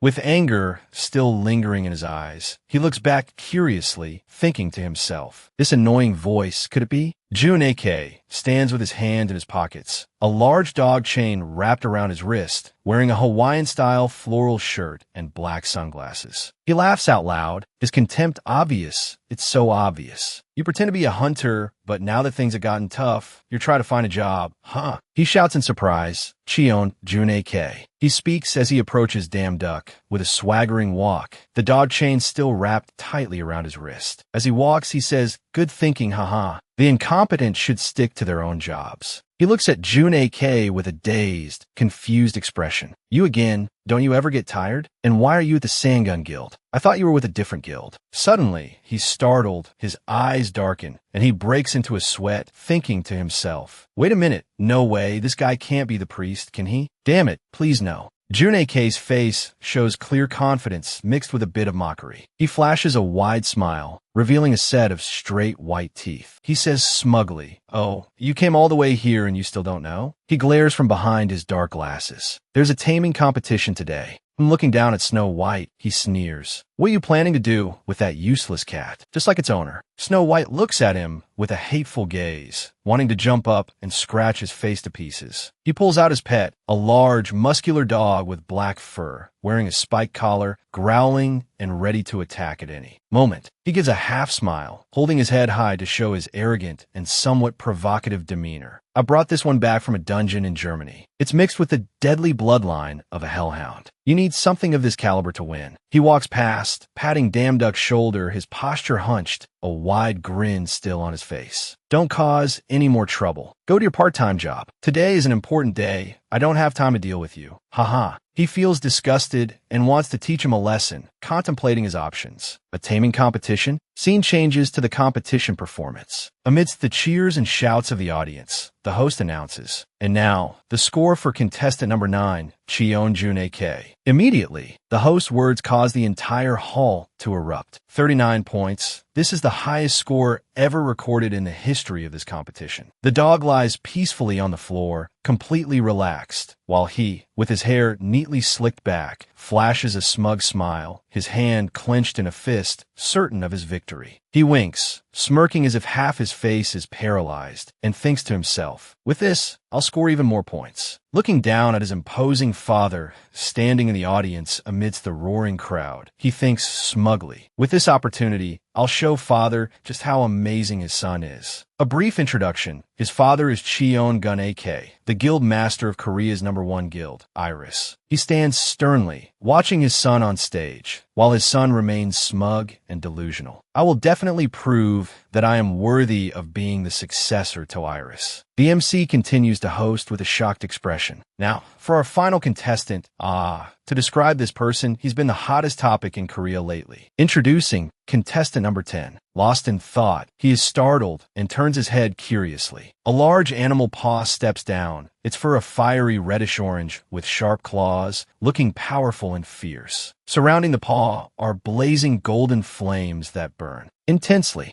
Damduck is dressed simply in a long, dark coat, his expression cold and calm despite the chaos of the cheering audience around him. Snow White looks like a fire fox, its entire body covered in blazing reddish-orange fur, radiating magical flames and an ethereal light. June's jaw drops in shock, showing his utter astonishment. The MC's voice rings out, "We will now begin the evaluation of you Damduck's taming skill." The female judge can't believe her eyes, having to adjust her glasses, breaking into a cold sweat, her mouth agape. I've been a judge for many years, but this is the first time I've ever seen this species. The male judge is just as shocked, having to hold up a paper and shout. A fire-breathing hound. This is a new, never-before-seen breed. It's sure to cause a storm in this competition. June AK is boiling with rage, his face flushed red, grinding his teeth. That bastard. Thump. A pat on the shoulder makes him jump. The pat came from Damduck, who is retaliating for earlier. The pat makes him stagger. His voice is full of provocation. You were so excited at first. Snow White, now showing off, drapes an arm over the droopy-faced dog's neck. The dog sits obediently like a puppy, trembling. Damduck whispers in June's ear. You can act tough all you want, but it's useless. You think that droopy-faced pet of yours can help you win? He grinds his teeth, making a creaking sound. You bastard, your face. He grabs Damduck by the collar and yells in his face. Why do you always show up and get in my way, you bastard? Gun AK rushes over like a rocket, wearing a powerful white cloak, and shouts, If you still want to compete, shut your mouth. Haven't you come to your senses yet? Only then does he let go fearfully, turning to face him with a trembling voice. Father, it's not like that. He speaks with a stern voice. That's enough. Be quiet before I send you to another international exchange program. Immediately after, he looks towards Damduck, his voice gentle. That kid has caused some trouble. On his behalf, I apologize to you. He bows politely, feeling secretly delighted. I never thought I'd meet him here. Cheon-gun AK, the leader of Korea's largest guild, Iris. He gives a slight smile. He pats his shoulder, speaking gently. You've matured since the last time. It's been a while. Damduck, he says politely. Yes, you too. June's face darkens, boiling with rage, as he hears his father talking to Damduck. Just ignore him, please understand. Just think of him as having some mental issues. Go! Scene change. A flower pot is thrown and shatters into pieces. A curse rings out. Damn it. June AK was the one who threw the flower pot. He stands there panting like a dying dog. He clutches his hair and screams. Ugh. Father is always like this, always comparing me to some guy who has nothing to do with me. Damn it. FING damn it. His eyes are bloodshot, crazed with anger, glaring as if they're about to explode. Ever since that bastard showed up, nothing has gone right. Girium, holding a game console, asks with a relaxed smile. Why so angry? Haha. He continues to ask, are you mad at someone? June's voice is reproachful. WDF, why are you so late? Girium, in a school uniform, his blue hair neatly combed, answers with his eyes glued to the game screen. I was playing a game. The event ends today. Already furious, he takes his anger out on Girium. You psycho, you broke your promise to Father just for a game? He glares at Girium, thinking to himself. Father spoils him a little, and he thinks he can do whatever he wants. Both of these bastards are the same. Suddenly, he narrows his eyes. Wait, thinking of a plan, he smirks. That's right, bastards should tear each other apart. That afternoon, white clouds drifted by, illuminated by the sunset, feeling soft and peaceful. In the lobby of the guild building, an excited voice rings out. Hey Suun, do you know what happened while you were away at your part-time job? Standing next to Suun, he excitedly and happily recounts the story, but she doesn't seem to care much. You should have seen the look on Cheon June's face. He looked like he'd lost his winning lottery ticket. Ha ha ha. His hair is a bit messy, his eyes wide, his smile slowly becoming unhinged, his voice excited. Oh man, That was so refreshing. Suun remained still, cold and silent. Suddenly, she glances behind her and whispers, "He's here."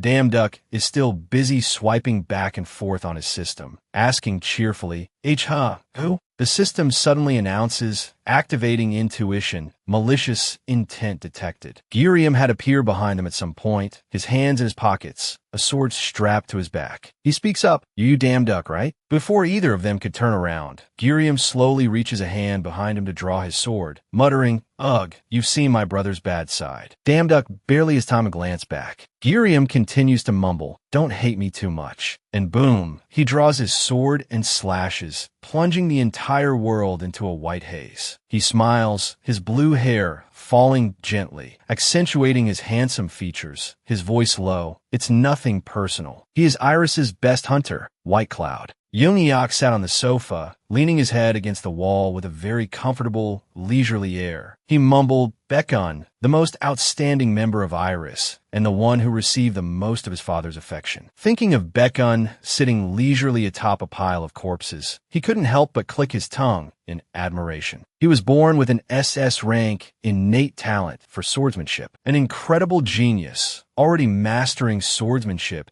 at just 10 years old. With his arrogant and violent personality, he would beat his opponents half to death. Though young, the blood of a demon has flowed in him since childhood. The smell of fresh blood was no longer foreign to him, which is why he earned the nickname Baekma, the White Demon. Thinking of this, Young-Eok couldn't help but smirk. This time, you're sure to have a surprisingly fun experience. You Duck. Scene change. Duck parried the attack from Baekhyun. Baekhyun was a little surprised to see this, but he immediately swung his sword again to continue the attack. Duck's hair fell, covering his forehead and eyes. He looked up, his eyes slightly open, with a disdainful voice. "A sneak attack like this is quite disappointing." Duck rushed forward to attack at a breakneck speed, causing Baekhyun to break a sweat. Duck shouted, "Choi Young-Eok told you to come here, didn't he?" Baekhyun immediately counterattacked, swinging his sword with immense power. His decisive and mighty stance sent stone fragments flying. After being counterattacked, Duck assessed Baekhyun's strength. "So, I have a rough idea of what your level is." Baekhyun was quite surprised by Duck's ability. He had never fought anyone who gave him such a hard time. A cut had appeared on his cheek at some point. He lowered his head, his expression darkening, and couldn't help but praise him. Interesting, too. He raised a hand to wipe his sweat, startled to discover the cut on his cheek. His voice gradually became emotionless.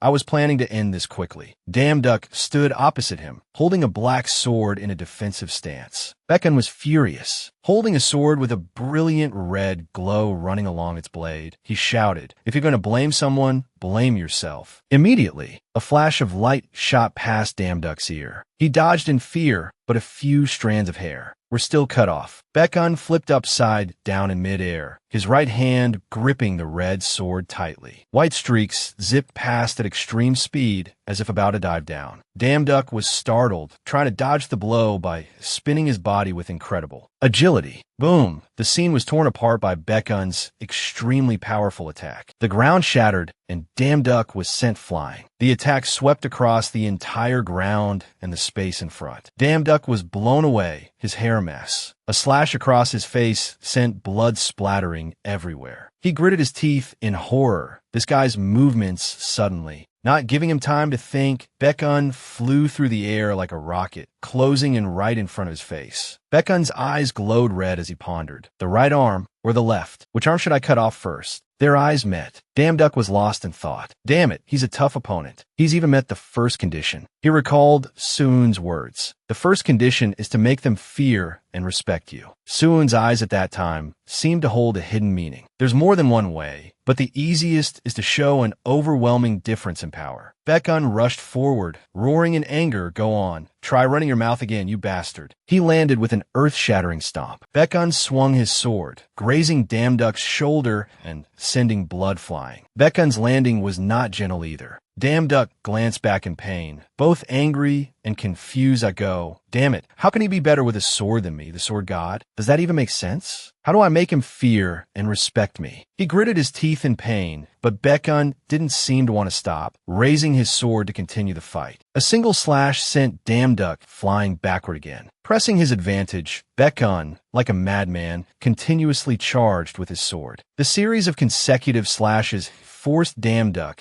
to do nothing but retreat and dodge. Damn Duck seemed to have an idea. His eyes lit up as he thought to himself, facing him with just a sword in hand is going to be tough. But why do I have to fight with just a sword? Bekun was still attacking with intense focus and ferocity, continuously swinging his sword, which carried a sharp, blue stream of energy. Damn Duck drew his sword to defend, a circle of yellow energy surrounding his blade, but he was still somewhat on the defensive. Suddenly, Bekun, who was engrossed in his attack, was startled, his eyes widening. Damn Duck suddenly sheathed his sword and raised his iron arm to block. He smirked, his eyes determined. Bekun was utterly horrified. What is that? A system notification appeared, activating a skill. He grabbed Bekun's sword tightly, rendering Bekun unable to move. Immediately after, a heaven-sent punch landed squarely on Bekun's cheekbone. He had no time to defend, his eyes wide open, seemingly frozen in shock. Damn Duck threw the punch with the full force of his body, a thunderous blow that made everything explode. This punch had a name, Dwarf's Hammer Punch. The sunset that afternoon was beautiful, the sunlight shining gently and profoundly on the guild building. Below the building, the battle raged on, the ground shattering into pieces. Damn Duck shouted, "Whoa, this madman." Bekun took the full force of the punch to his face. His expression darkened, his head snapped back like a broken reed. Damn Duck gripped the sword, his other fist not yet finished with the punch, but he seemed quite surprised. "You took that blow?" His cheek was dented from the punch, and Bekun was tearing up as if he'd just been bullied. He gritted his teeth, whimpering, "Shut up." A swordsman using his fists like a coward. Damn Duck smirked gleefully. "There's a realm you can never reach using only a sword. If you don't know this, you're still just a kid." One of his cheeks was swollen up, but Bekun refused to give in, shouting, "Shut up. I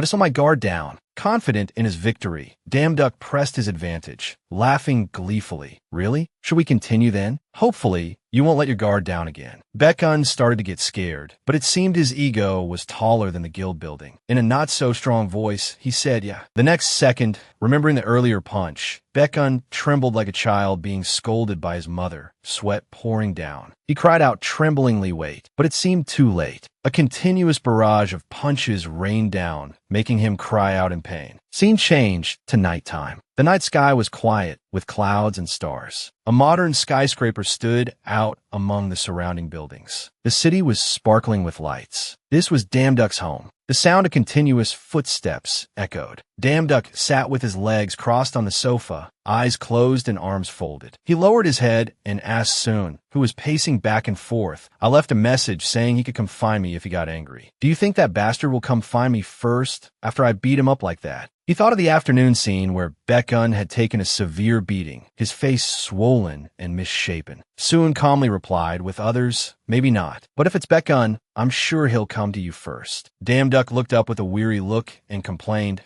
Why does this feel even more tiring than working part-time for a god?" He furrowed his brows, his eyes looking exhausted as if he hadn't slept in a week. "You said I have to satisfy 3 conditions?" A brief explanation. To recruit a priest, you must satisfy the 3 conditions below. First, you must make them fear and respect you. Second, you must make it clear to them that they will become a priest. Finally, they must accept everything and swear to become your priest. Damn Duck scratched his head in frustration. Why are these steps so complicated? Soon reminded him. That's why after unlocking the Call of the God, most people still can't use it. Damn Duck wondered, then why don't you use it? You're an intermediate god, so you must have unlocked the Call of the God a long time ago, right? Your power is surely more than enough. Hearing his question, she could only lower her head, saying nothing. She turned towards a glass door, gazing at the city at night, and whispered, Due to some special circumstances, I can't use it." His figure, sitting on the sofa with his head tilted somewhat arrogantly, was reflected in the glass. Why not? What circumstances? Beneath the dim city lights, she lowered her head in silence, an unspoken emotion. Seeing her attitude, Damduck suddenly felt guilty, thinking to himself, what is this feeling? Should I not have asked? Breaking the dreadful silence, she suddenly spoke up, I'm not telling you, because I'm lazy. Outside the door, a hand was timidly reaching for the doorknob. Inside the room, he shouted this girl. Outside, the hand clenched into a fist again, trembling, seemingly hesitating whether to enter or not. Damduck glanced at the door and realized, oh, he's here. He shouted out, what are you doing? If you're here, come in. Don't just stand there. Outside, Baekun jumped, not expecting to be discovered. Baekun shouted back, shut up, I just came to ask you something, and then I'll leave, got it? Damduck sat on the sofa, laughing out loud, with a look of great anticipation.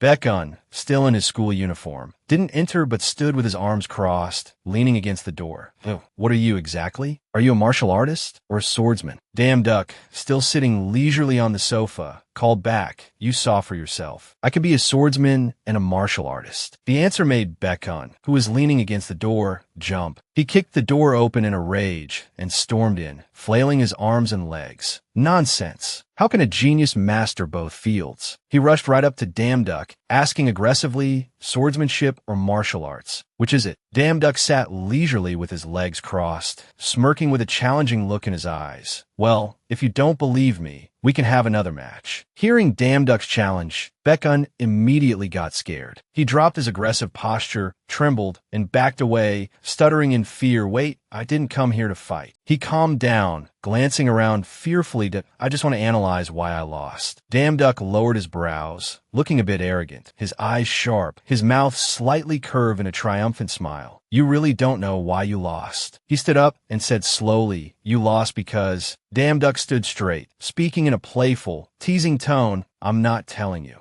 Baekun shouted in frustration, why not? Damduck leaned in close, making Baekun shrink back in fear. In a stern voice, like an older brother teaching his younger sibling, he said, who would want to tell you if you ask with that insolent attitude? He suddenly gave a not-so-nice smile, that if you really want to know, then how about this? His expression was full of cunning, his smile wide, his eyes shining with amusement. He continued to tease, try saying, Big brother Damduck, please accept me as your disciple. Baekun was stunned. His emotions shifted from anger to anxiety, as if he was having an internal struggle, not knowing whether to follow the ridiculous request. In a moment of extreme emotion, Park Gurium, his messy hair seeming to hide a part of himself, trembled and choked out, He spun around, stomped his foot angrily, and suddenly shouted, as if his emotions were erupting, I'd rather bite my tongue and kill myself. Forget it, I'm leaving. And yet, that you Damduck behind him let out a teasing keck sound. Each of Park Gurium's steps was as heavy as a large boulder. His emotions seemed to reach a climax, causing him to clench his jaw so tightly that not even a fly could get through. I can't believe he actually wants me to call him Big Brother. The image of that damn Choi Young-iak was deeply ingrained in Gurium's mind, causing the fire within him to burn fiercely with endless resentment. I spent 10 years calling Choi Young-iak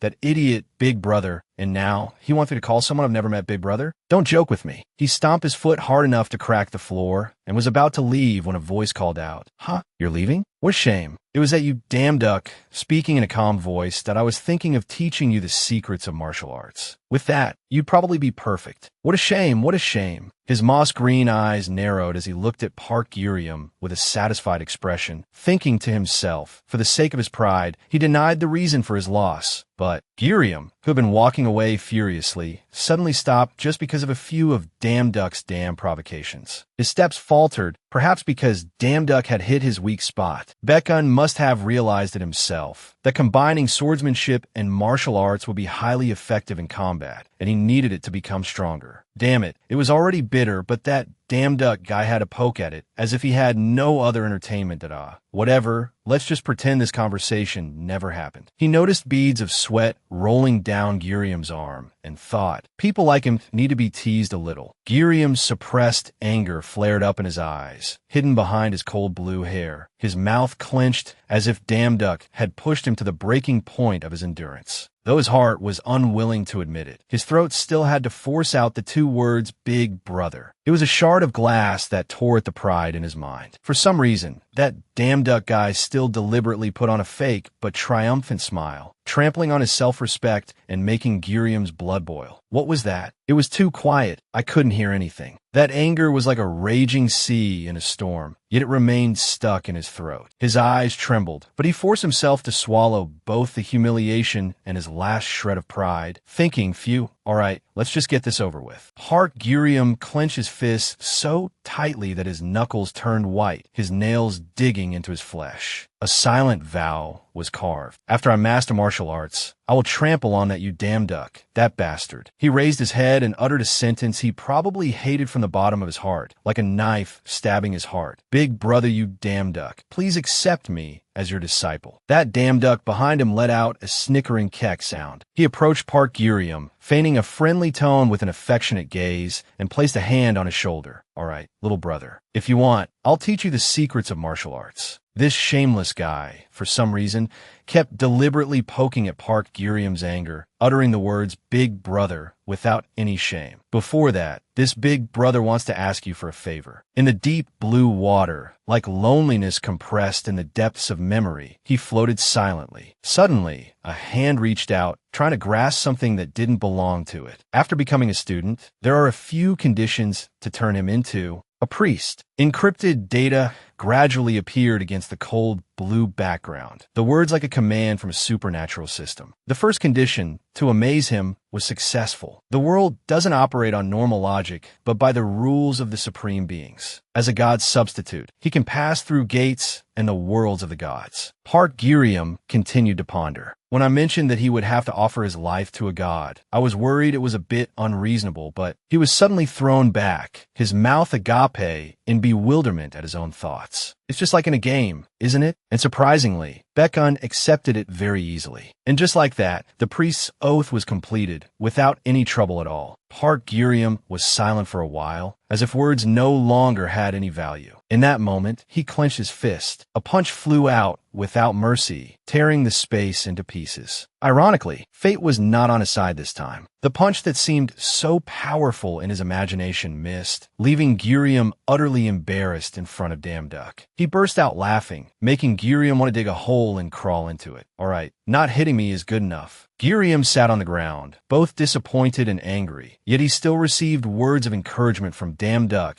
that you're following along quite well. Giriam scratched his head, asking petulantly, really? Damn Duck encouraged him. Yeah, why would I lie? Damn Duck paused for a long time, deep in thought. Besides that, his learning ability is much better than I thought. He could never have imagined that Giriam's learning ability would surpass Picobolo's. Did he learn it from just that one punch? In the moment, Damn Duck recalled his own cool appearance. The time he punched Giriam and then turned away sharply like a domineering CEO, he was shocked to realize that in just a short time, Giriam could stand there and take his place at AKT this rate. He'll be able to perform the dwarf's hammer punch soon. Damn it, this guy was probably afraid of the student surpassing the master, so he was planning to turn his back and stop teaching Giriam. Now, link everything you've learned together, and then we'll rest. His plot twist made Giriam's jaw drop again. Park Giriam was utterly shocked, wiping the sweat rolling down his cheek with his hand as he glared at that Damn Duck that you're a really strict teacher. His frustration with that bastard Damn Duck fueled the determination within him, helping him stand up after his pride had just been crushed. Park Giriam narrowed his eyes, looking ahead as if he could see the gate to success, and got back up after his fall. A system voice rang out. Your priest has acquired the skill, combo 1 to 2. Park Giriam powerfully delivered blue strikes that tore through space like the blade of his pent-up anger. The young man was like an embodiment of speed, power, and awakening beyond human standards. The system's voice rang out once more. Your combat power has increased slightly. You Damn Duck smiled proudly. Although the conditions are quite difficult, the pre-system is still pretty good. As he gets stronger, I will also get stronger. The evening twilight descended like a thin silk sheet over the city. The last rays of sunlight gently reflected off the glass of the skyscrapers, making them sparkle as if gilded, creating a brilliant visual symphony. Suddenly, a piercing scream came from the training room. Why? Why? It was Park Giriam again. He was screaming to the heavens as if the whole world had turned against him, simply because the plan he held in his hands seemed to have collapsed. Why can't I go to the dungeon I plan to attack? Park Girium's screams were so frequent that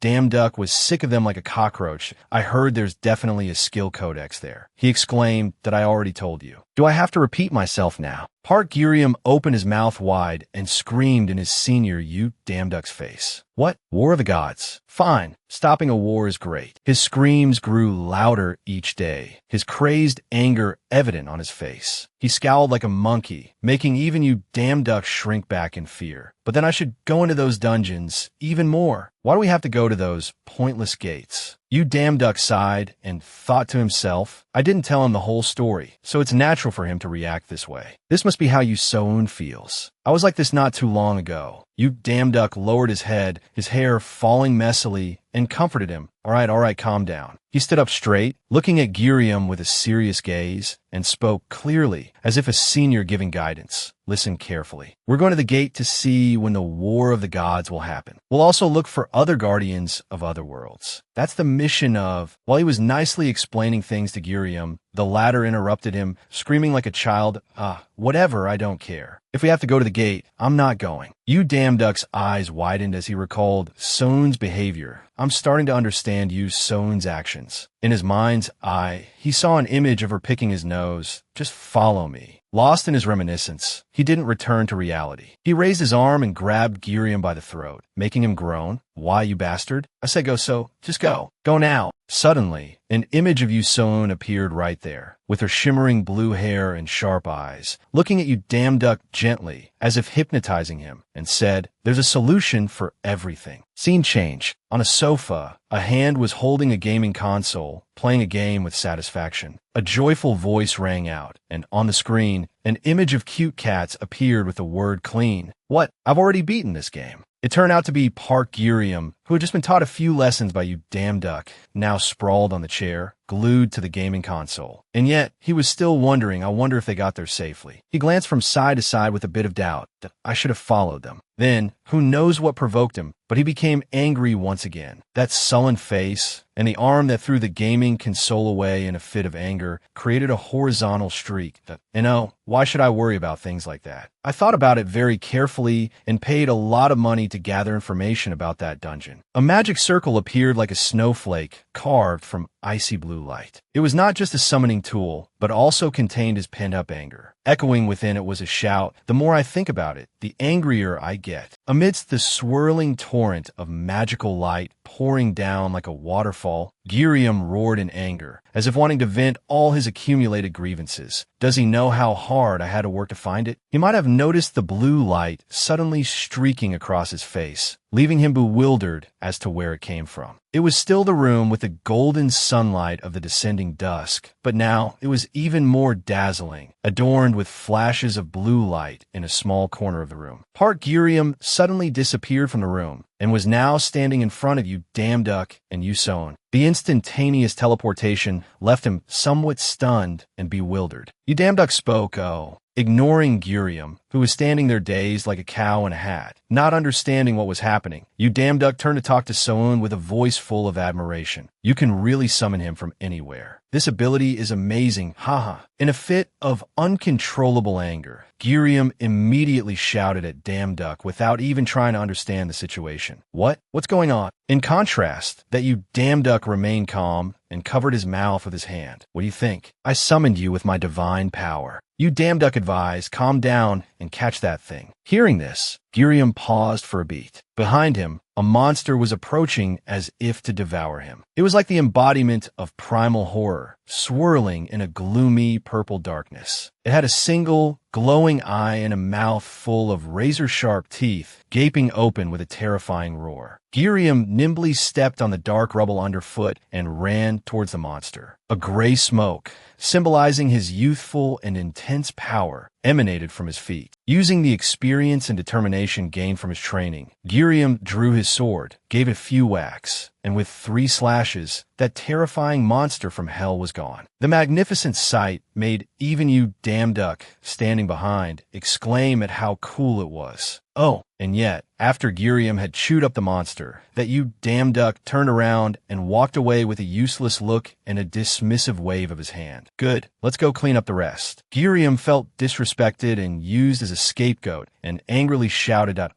seriously, what is this? No, I'm not going. You damn duck smirked. All right, then just stay there. I'll teleport you. A system message suddenly rang out. Your priest will be summoned before you. All right, I'll go myself, so don't do that again. Beneath a shroud of darkness as thick as a burial cloth, streaks of dark, congealed blood splattered across the charcoal blue ground. Each thread-like stream of blood stretched out and branched off, the faint light reflecting off the pool of blood, giving it a chilling metallic sheen. It turned out to be IU Damn Duck, looking triumphant as he gloatingly stepped on a monster. Phew, this ended rather quickly. The monster collapsed in the middle of the dark, congealed pool of blood. Its last breath vanished in a choked growl that died in its throat. Park Gurium stood up after taking down his great monster, his blood-soaked hands looking towards IU Damn Duck. Bekan has also managed to perform the martial arts skills that I taught him. He was feeling proud of his achievements when IU Damn Duck's voice cut in. You really like the dwarf hammer punch, huh? Park Gurium paced back and forth, kicking the monster's pathetic face as he answered Damn Duck. That's not it. If you're done researching the gate, or whatever, let's go. I still have games to play. Damn Duck, holding a purple stone with a rough surface that constantly radiated dark magical light, instructed. What do you mean, go? We've only just begun. He crushed that instant teleportation stone with a snap of his fingers, releasing a puff of purple magical smoke. He said, we only just stopped by the gate. The real place we need to go is somewhere else. In that moment, Park Girium once again found himself standing on an ice-blue magic circle, from which he could be sent anywhere, much to Girium's horror. The ones holding the wondrous power of this magic circle were IU Damn Duck and Yusoon. The two of them were cloaked in a mysterious blue light, at the center of which sparkled, winding magical runes emitting condensed beams of energy. Their hair floated gently in the magical breeze, their focused gazes seeming to merge as one with the powerful circle. The entire scene was bathed in a mesmerizing blue light, both mystical and solemn. IU Damn Duck said, you heard that. Park Girium was like a test subject being controlled by that IU Damn Duck, igniting a fire in his soul. That bastard IU Damn Duck. The three of them, Damn Duck, Yusoon, and Park Girium, jumped out of a sickly green power hole right in the center of the city. The moment they arrived, Girium, like a punk kid who just found money, looked all over the place, his mouth yelling, this is a magical world. Girium's eyes scanned from the clock tower to the bustling buildings, his face unable to hide his excitement. But turning to Damn Duck,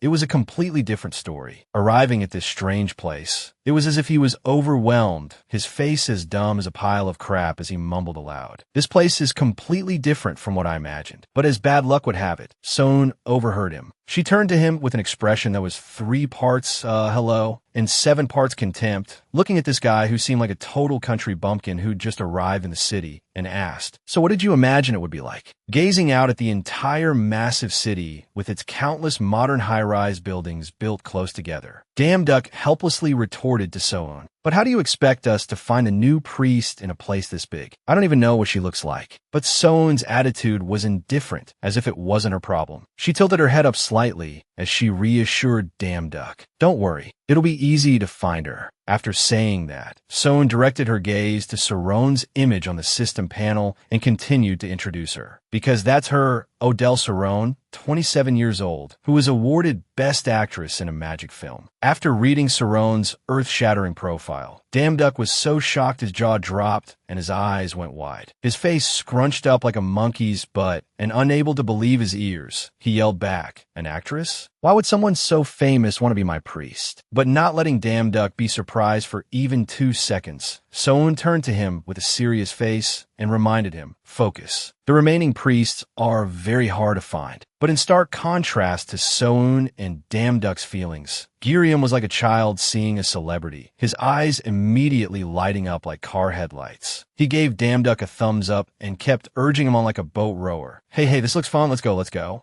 Sohn was like an expert at killing other people's moods. Seeing Girium so happy, she must have found it irritating as she turned and casually took a jab at him. she's not as simple as he is. Hearing that fucking insulting remark, Gurium retorted sharply. He rolled his eyes back and scowled, shouting, "Did you just call me easy?" Then Gurium turned, clenching his fists as if he was about to get into a fight with Son, his mouth still yelling like a rabid dog that had escaped its cage. "You think I'm easy because I let things slide easily, right? Fine, let's get this straight right now." But after acting tough for 1 second, the very next second, he was seen lying face down on the ground. His whole body was trembling like it had a vibrator attached, while Sun, her face dark, stood to one side, glaring at the insolent Gurium on the ground while dusting off her hands. Damn Duck, who had been watching from the side the whole time, was so surprised he froze solid with his mouth agape. Damn Duck didn't dare jump in to save his brother, only daring to stand by and mumble words of comfort. "Hey, I told you, Soon is much stronger than me." Gurium was gifted with 2 massive bumps on his head, and his face was covered in scratches. Completely defeated, he heard what Damn Duck said and obediently replied, "I'm sorry. For now on, I won't be so nosy, got it?" After beating Gurium to a pulp, Soon returned to her cold and serious girl mode. She turned to look at Damn Duck and casually continued, "Don't worry about finding her." Then Soun continued to tell Damn Duck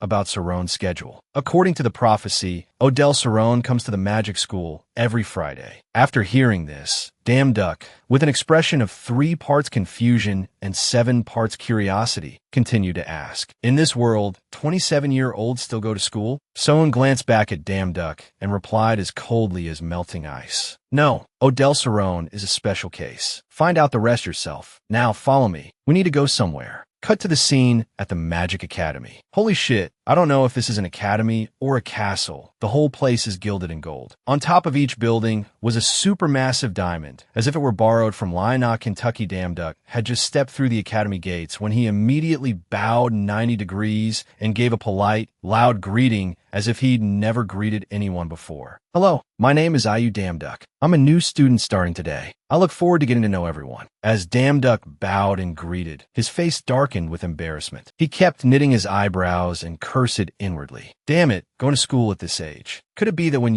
Soun said she'd be absent to go work her part-time job alone, she had planned all of this? It's just going to school, not shooting a porn film. Why are you so embarrassed, dude? But what Damn Duck least expected was for the trivial gossip of the people around him to ring right in his ears, making it impossible for Damn Duck to hide his shock. "Hey, is that him? The complete failure. Got in with a recommendation letter from the principal." Huh. The entire atmosphere turned a glaring red, and Damn Duck just stood stunned in the center of the gossip. All around him were laughter and whispers judging him. It was pitiful. I even heard that in his evaluation, his mana level was 0. Haha, hey, he can hear you. Having to endure all that humiliation, Damn Duck didn't resist at all. He could only stand still, clenching his fists and taking it, thinking to himself, this place is no different. It's horrible. But he wasn't some fucking pushover who didn't feel annoyed. Damn Duck's face darkened, his gaze looking like anyone who so much as bumped into him would get their head sent flying. Damn Duck stood there scowling and continued his internal monologue, the feeling of everyone being divided by skill, level. But the teacher arrived just in time to break the uncomfortable atmosphere. He clapped his hands loudly to get the students' attention, not forgetting to remind them, Now, everyone settle down." Then the young teacher turned,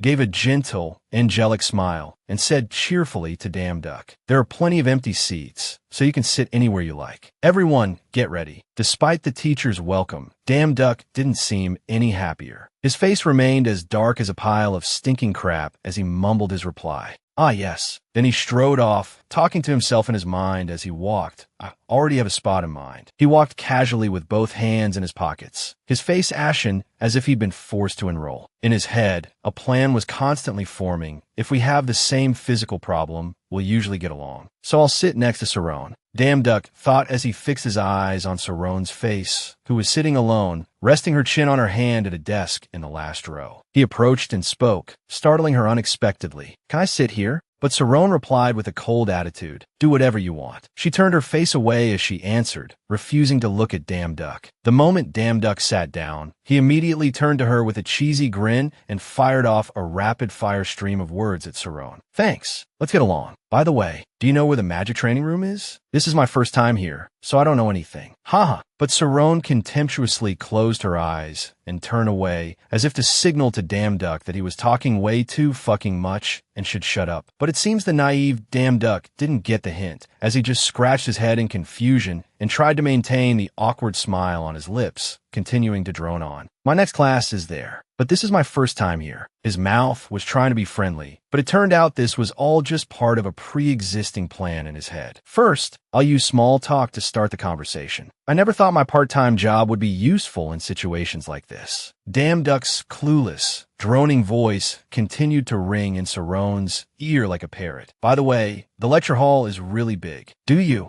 Damn Duck kept talking, not noticing that beside him, Saron had been silently gritting her teeth in annoyance for a while now. But at this point, she couldn't take it anymore. Saron slammed both hands on the desk with a loud bang and shot up right in front of Damn Duck, startling him mid-sentence, with no idea what was happening. Saron knitted her eyebrows and shot Damn Duck a sideways glare, not forgetting to remind him of his place. Don't act like you're close to me. You probably think just because we're in the same school, you can be friends with a celebrity. As if your celebrity tag is worth anything, lady. After reminding Damn Duck that being friends with a celebrity isn't easy, Saron then put on a snobbish tone and told him to get the hell out. If that's the case, could you please get lost? Otherwise, I can't concentrate on my studies. Being cussed out to his face and humiliated like a dog, Damn Duck froze up in shock. He was so flustered that he broke out in a cold sweat, stammering his reply. Sorry. In his head, all he could think was, I've already ruined our first conversation. The bell rang ding-dong incessantly, giving him a headache. Being cussed out to his face and humiliated. Like a dog, Damn Duck froze up in shock. Damn Duck, still with one hand in his pocket, trudged alone down the academy hallway, his face emotionless as he mumbled to himself, "This is a problem. I have a magic class." Then he looked up at the area sign and scowled, yelling in his mind, "Where the hell is Area A?" But suddenly, as Damn Duck was walking, the voice of Saron's assistant rang out, making him stop for a few seconds. "Odell Saron, you still remember your promise, don't you? If you can't graduate this year." The assistant stood face to face with Saron. "Then you'll have to drop out and resume your acting career." Faced with the assistant's resolute attitude, Saron was fucking annoyed. Her face scrunched up like a dried apple as she yelled a reply.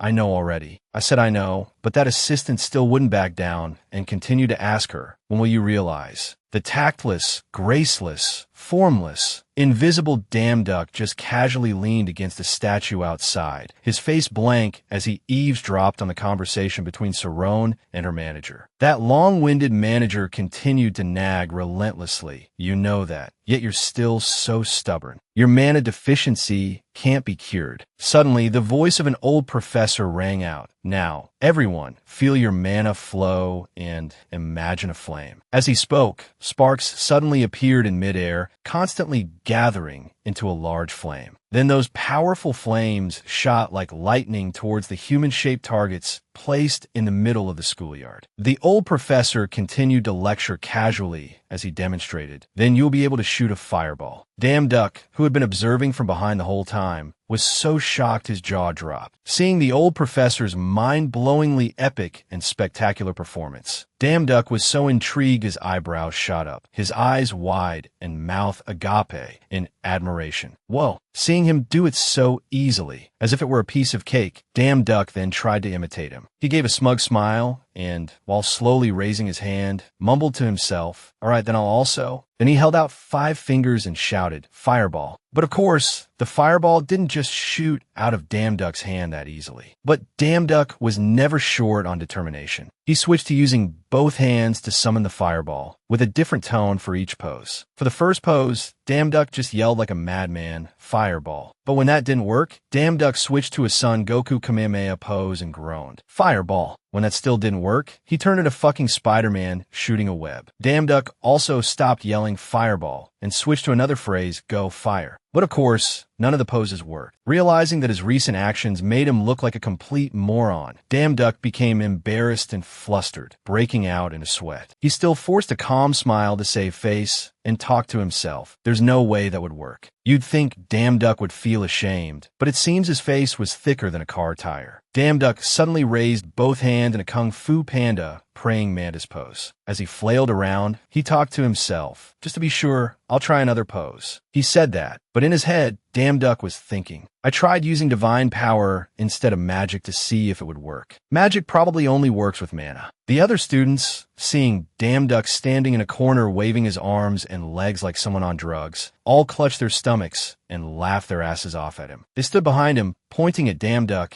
and asking him, what are you doing? Hearing someone ask him a question, Damn Duck was startled and glanced back. But instead of getting angry and cursing back, Damn Duck just gave them a contemptuous look and replied curtly, "Can't you see? I'm practicing magic." After hearing that, the asshole laughed even harder than before. He laughed until tears streamed down his face, drool flying from his mouth. The noise from the group attracted Saron's attention, making her knit her brows in annoyance and glance back to see what was happening. The guy's laughter, as if he'd hit the jackpot, continued to ring out that, "Haha, before you came here, you worked at a circus, right? Haha." Suddenly, while the guy was still standing there laughing and mocking Damn Duck, "Hey, try that funny pose again. Haha." And Damn Duck was still standing there, annoyed and scowling, trying to shoo away the troublesome, nosy, and tactless guy. "Stop distracting me. Mind your own business." Then Saron's face darkened, and she silently strode towards Damn Duck like a ghost. Then, as soon as she arrived, Saron suddenly called out, "Hey." This made Damn Duck, who was in the middle of arguing, jump and glance back to see who called him. Saron, more dramatic than a drama queen, wanted to talk to Damn Duck, but didn't want anyone to see, so she even made a show of bumping into him as she passed by and mumbled, just loud enough for Damn Duck to hear, "I need to talk to you. Stay in the classroom after school." As dusk began to fall, blanketing the sky in a beautiful peach-pink color, inside the academy, Saron was standing by the window with one hand on her hip. She closed her eyes and said to Damn Duck, "You." Suddenly, from having her eyes closed, Saron's eyes shot open and she frowned, staring intently at Damn Duck, and began to unleash a barrage of why questions as if she were interrogating him. "You don't have any mana, do you? You don't even have mana. Watching you train is so frustrating. So why don't you just give up on magic?" Hearing this, Damn Duck's face immediately darkened in annoyance, and he narrowed his eyes at Saron as if he were about to lunge forward and cut her tongue out. As if he had been holding it in for a long time and was finally able to let loose, Damn Duck didn't hesitate to fire back a whole volley of taunts at Saron. "Don't you find it pathetic taking out your own complaints on someone else?" Hearing Damn Duck counter her with a line that was 10 times more painful, Saron was so shocked her eyes went wide. Then, feeling exposed, she whipped her head away, refusing to look Damn Duck in the eye, and stammered, trying to act calm but failing. "What are you talking about?" Damn Duck pressed his advantage. Seeing her attitude, he casually asked a question that stabbed right at Saron's sore spot. "You have mana deficiency, don't you?" Game over. The secret was out. Realizing her secret had been exposed, Saron froze solid, as if hit by Jiao Chan's second skill. But Damn Duck's probing voice continued to echo in her ear like a machine. "It's a rare disease that prevents the sufferer from using mana, no matter how much mana they have in their body." Or not. Saron finally reacted. She trembled like a leaf and hesitated for a long time before managing to ask a single question. "How did you know that?" "Mana deficiency, a rare, incurable disease, and the most terrible illness that shattered my dream. Is that the reason?" When someone in the same situation as me appeared, Damn Duck's pitifully confused face appeared in Saron's mind. Instead of feeling empathy, I felt hatred. His appearance was just another reminder that no matter how hard I tried, I could never become a great mage. Then Saron's voice rang out again, but I still continued. At this point, it was like the last straw for her. Saron hung her head low and screamed at the top of her lungs as if she'd never screamed before. I've had to endure it time and time again. I've tried relentlessly. Damn it. The image of the loud-mouthed, clueless manager appeared in Saron's mind, along with his bullshit, preachy words. "How long are you going to act so childish? You have to know when to give up on things that don't suit you." Saron, completely helpless, collapsed to her knees on the floor right in front of Damn Duck. She brought her hands up to cover her face and continued to mumble, "I took it all out on you. I'm truly pathetic." Suddenly, while Saron was having a complete fucking breakdown, Damn Duck opened his mouth and said something that was almost impossible to achieve. I will help you use magic. After saying that, his attitude suddenly shifted. Damn Duck's eyes crinkled into a smile as he used a negotiating tone to speak with Saron. But I'll need your help too, deal? Seeing Damn Duck seemingly messing with her, saying something that was nearly impossible, Saron was so furious she could spit blood. She looked up, scowling, and yelled at the top of her lungs as if she had a megaphone. Didn't you hear me? No matter how hard I try, I can't. Even introductory magic is difficult for me. What can someone like you, with no mana, do to help me? Being subtly called useless for having no mana, Damn Duck remained calm, raised a single finger, and calmly declared, 1 week. He held up the number 1 and gave a gentle smile, as if to say, just trust me. Don't I look trustworthy? To Saron. He also didn't forget to make a declaration to win Saron's trust. By then, I will show you that I can use magic. Saron was getting as worked up as a pig about to be slaughtered. She kept scowling, staring at Damn Duck with a contemptuous gaze, and yelled again, even letting out a scornful laugh, as if Damn Duck had accidentally opened her floodgates today. 1 week. Don't joke around. Why don't you try using introductory magic first, then talk like that? Faced with Saron's vehement reaction, Damn Duck maintained his calm and confident demeanor, not getting provoked. He casually turned to ask Saron, is that so? Then how about a bet? By the wall in the back garden were Soun and Damn Duck, the warm evening sun casting its glow over the space. The two of them were standing opposite each other, talking nonsense about something. Soun spoke first. You told her you would learn magic in 1 week. Her eyes were closed, her eyebrows nearly touching. Soun wore a helpless expression upon learning of Damn Duck's plan. She put a hand to her head as if to say, you're giving me a headache, dude. Where did you get that confidence? Damn Duck replied with a dumb look on his face, his eyes trying to avoid hers by glancing elsewhere. I know it was a bit impulsive, but I had no other choice at that moment. If I didn't do that, I would have been looked down on. You should have seen her attitude. Soun fell into deep thought, her hand on her chin, her face tense as a bowstring. But this is the only way to get her attention. Her only interest is magic. She was still very hesitant, her thoughts not yet settled. Even so, learning magic in 1 week. That idiot Damn Duck's face looked so damn dumb. He gave a forced smile, raised his hand to scratch his head, and said, isn't there a prophecy about me learning magic in 1 week? Magic-related abilities are not sold in the god's shop. It takes a long time to acquire mana and use it. Soun's gaze softened. Even in my past life, it took me 3 months. Of course, it's a different story if we do a hidden job. In 2 months, the forgotten god of magic, Kalos, will appear. The image of the city engulfed in a sea of fire flashed through Soun's thoughts. When he comes to destroy this city of magic, the god of magic, Vermo, will immediately post a job listing. The system panel also flashed in her mind. Job posted by Vermo. Urgent request. Help prevent the destruction caused by a gate. One of the rewards will be magic ability. Soun crossed her arms like a cold female CEO and said,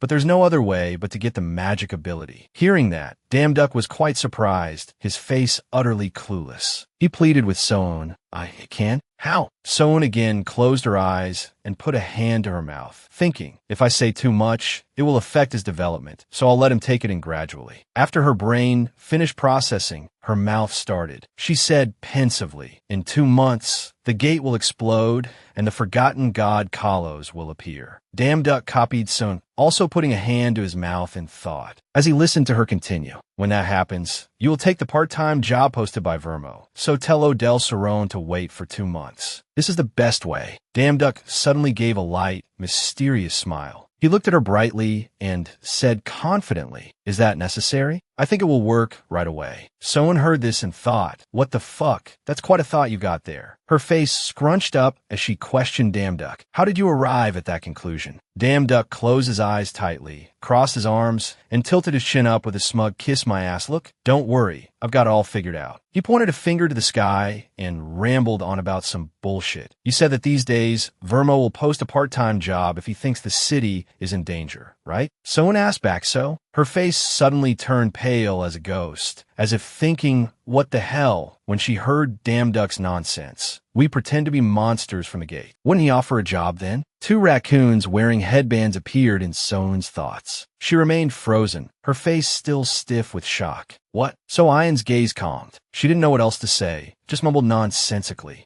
Beautiful magical cities appeared, filled with light everywhere. The world of magic was very complex and selective. Until Dambiak's 1869th resurrection, everything had remained the same. However, this Dambiak, so Ayan suddenly let out a small laugh. What the hell is he being so mysterious for? She thought to herself. He seems different. Moreover, besides that, so Ayan returned to her initial emotional state. She closed her eyes again, crossed her arms, and said gently, I think that plan will be difficult. She warned Dambiak seriously, if you're not careful, you will die. Hearing this, that big oaf Dambiak just smiled brightly, brushing away so Ayan's worries. No problem. Hey, that's rude as hell, Dambiak. He pointed straight at So Ayan's face and said cheerfully, while So Ayan showed no emotion at all. You'll be the one to pretend to be the warrior, not me. You're the strongest of the bunch, after all. So Ayan's face remained in the same apathetic state, but she raised her hand, grabbed Dambiak's finger, and a piercing scream rang out afterward. There, at Vo Mao's temple, countless priests and mages gathered at the foot of the temple, sunlight flooding the entire place. Dambiak had found his way here, his face pensive as he observed, looking a bit dumb.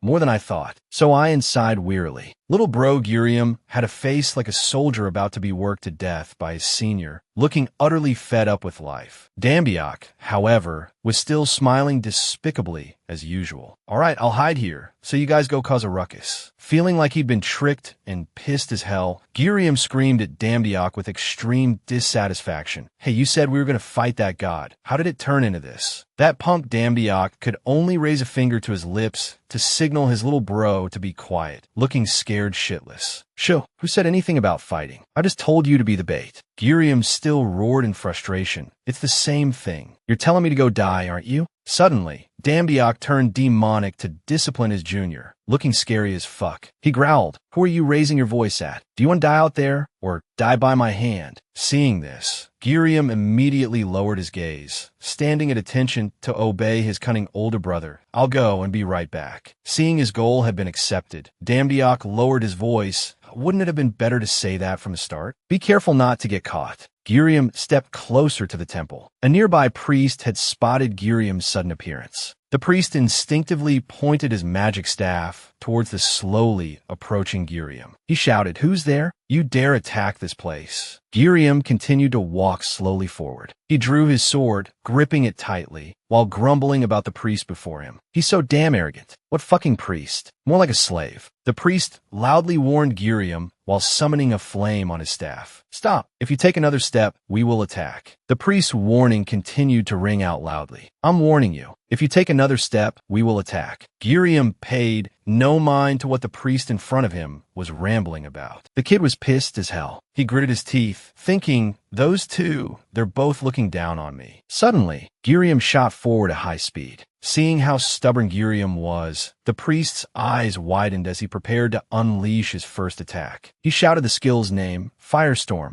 As soon as the priest's words ended, a swirling vortex of fire rushed straight towards Gurium. The kid was still perfectly calm, not showing a hint of fear. Just you wait, you Dambiak, do so Ayan. Through the flames, Gurium, as light as a feather, unleashed a single slash that severed the priest's magic. Cool as fuck, he seemed to just stand there and swing his sword once, his face emotionless. Goddamn it, after being cool for just a few seconds, the kid went crazy as if someone bit him on the ass, screaming his lungs out. I am a great bacon. Once I master martial arts, I'll make you two bow before me. He rushed towards the priest as fast as lightning, his ego probably turning into a jetpack on his ass to make him go that fast. He furiously called out the names of his cute companions. You Dambiak, do so and I. The system board continuously displayed notifications amidst Gurium's strange cries. Akka, attack. Oe. The notifications popped up nonstop. Your priest has acquired Fire Slash. He is beginning to understand fire resistance. He has learned Fire Slash. Dambiak, watching from the sidelines, looked dumbfounded in silent admiration. He even created a new skill? What a genius. Little bro Gurium started to show off. He raised his hand, creating a small orb that emitted a fantastical golden light. All right, should I complete it? The system announced. Skill, Howl. Girium calmly summoned 3 fire wolves to attack the priests in front. The wolves were extremely aggressive and fierce. He didn't forget to remind them, you guys, just play around, don't bite anyone. Seeing this, the priests were scared shitless. They all started shouting in alarm. A monster is invading the temple. They shouted, shield, creating a magical barrier in an attempt to protect the temple's territory from Girium's aggressive firewolves. The wolves continuously charged, trying to destroy the shield, despite the priests, who were scared as hell, screaming, don't let any of them enter the temple. A priest was trying to shout for reinforcements, but before he could finish his sentence, he was approached by So Ian as quick as a flash. Call for reinforcements. The monster from a gate is not just 1, but 2 at once. So Ian swiftly and cleanly took care of 2 priests. At the same time, her face still devoid of any emotion. The priest fainted and fell to the ground. In the distance was the back of So Ian as she walked away. She glanced back and mumbled, faster than I thought. I was worried because you said this was a powerful god. The scene was now quite desolate, with patches of fire still burning here and there. Girium and So Ian gathered together for a little fairy engine after stirring up the priests. Auntie So Ian stood coldly in one spot, while little bro Girium squatted down, holding his scabbard like some cool upperclassman, looking cool as fuck. The punk even said contemptuously, what? Is it over already?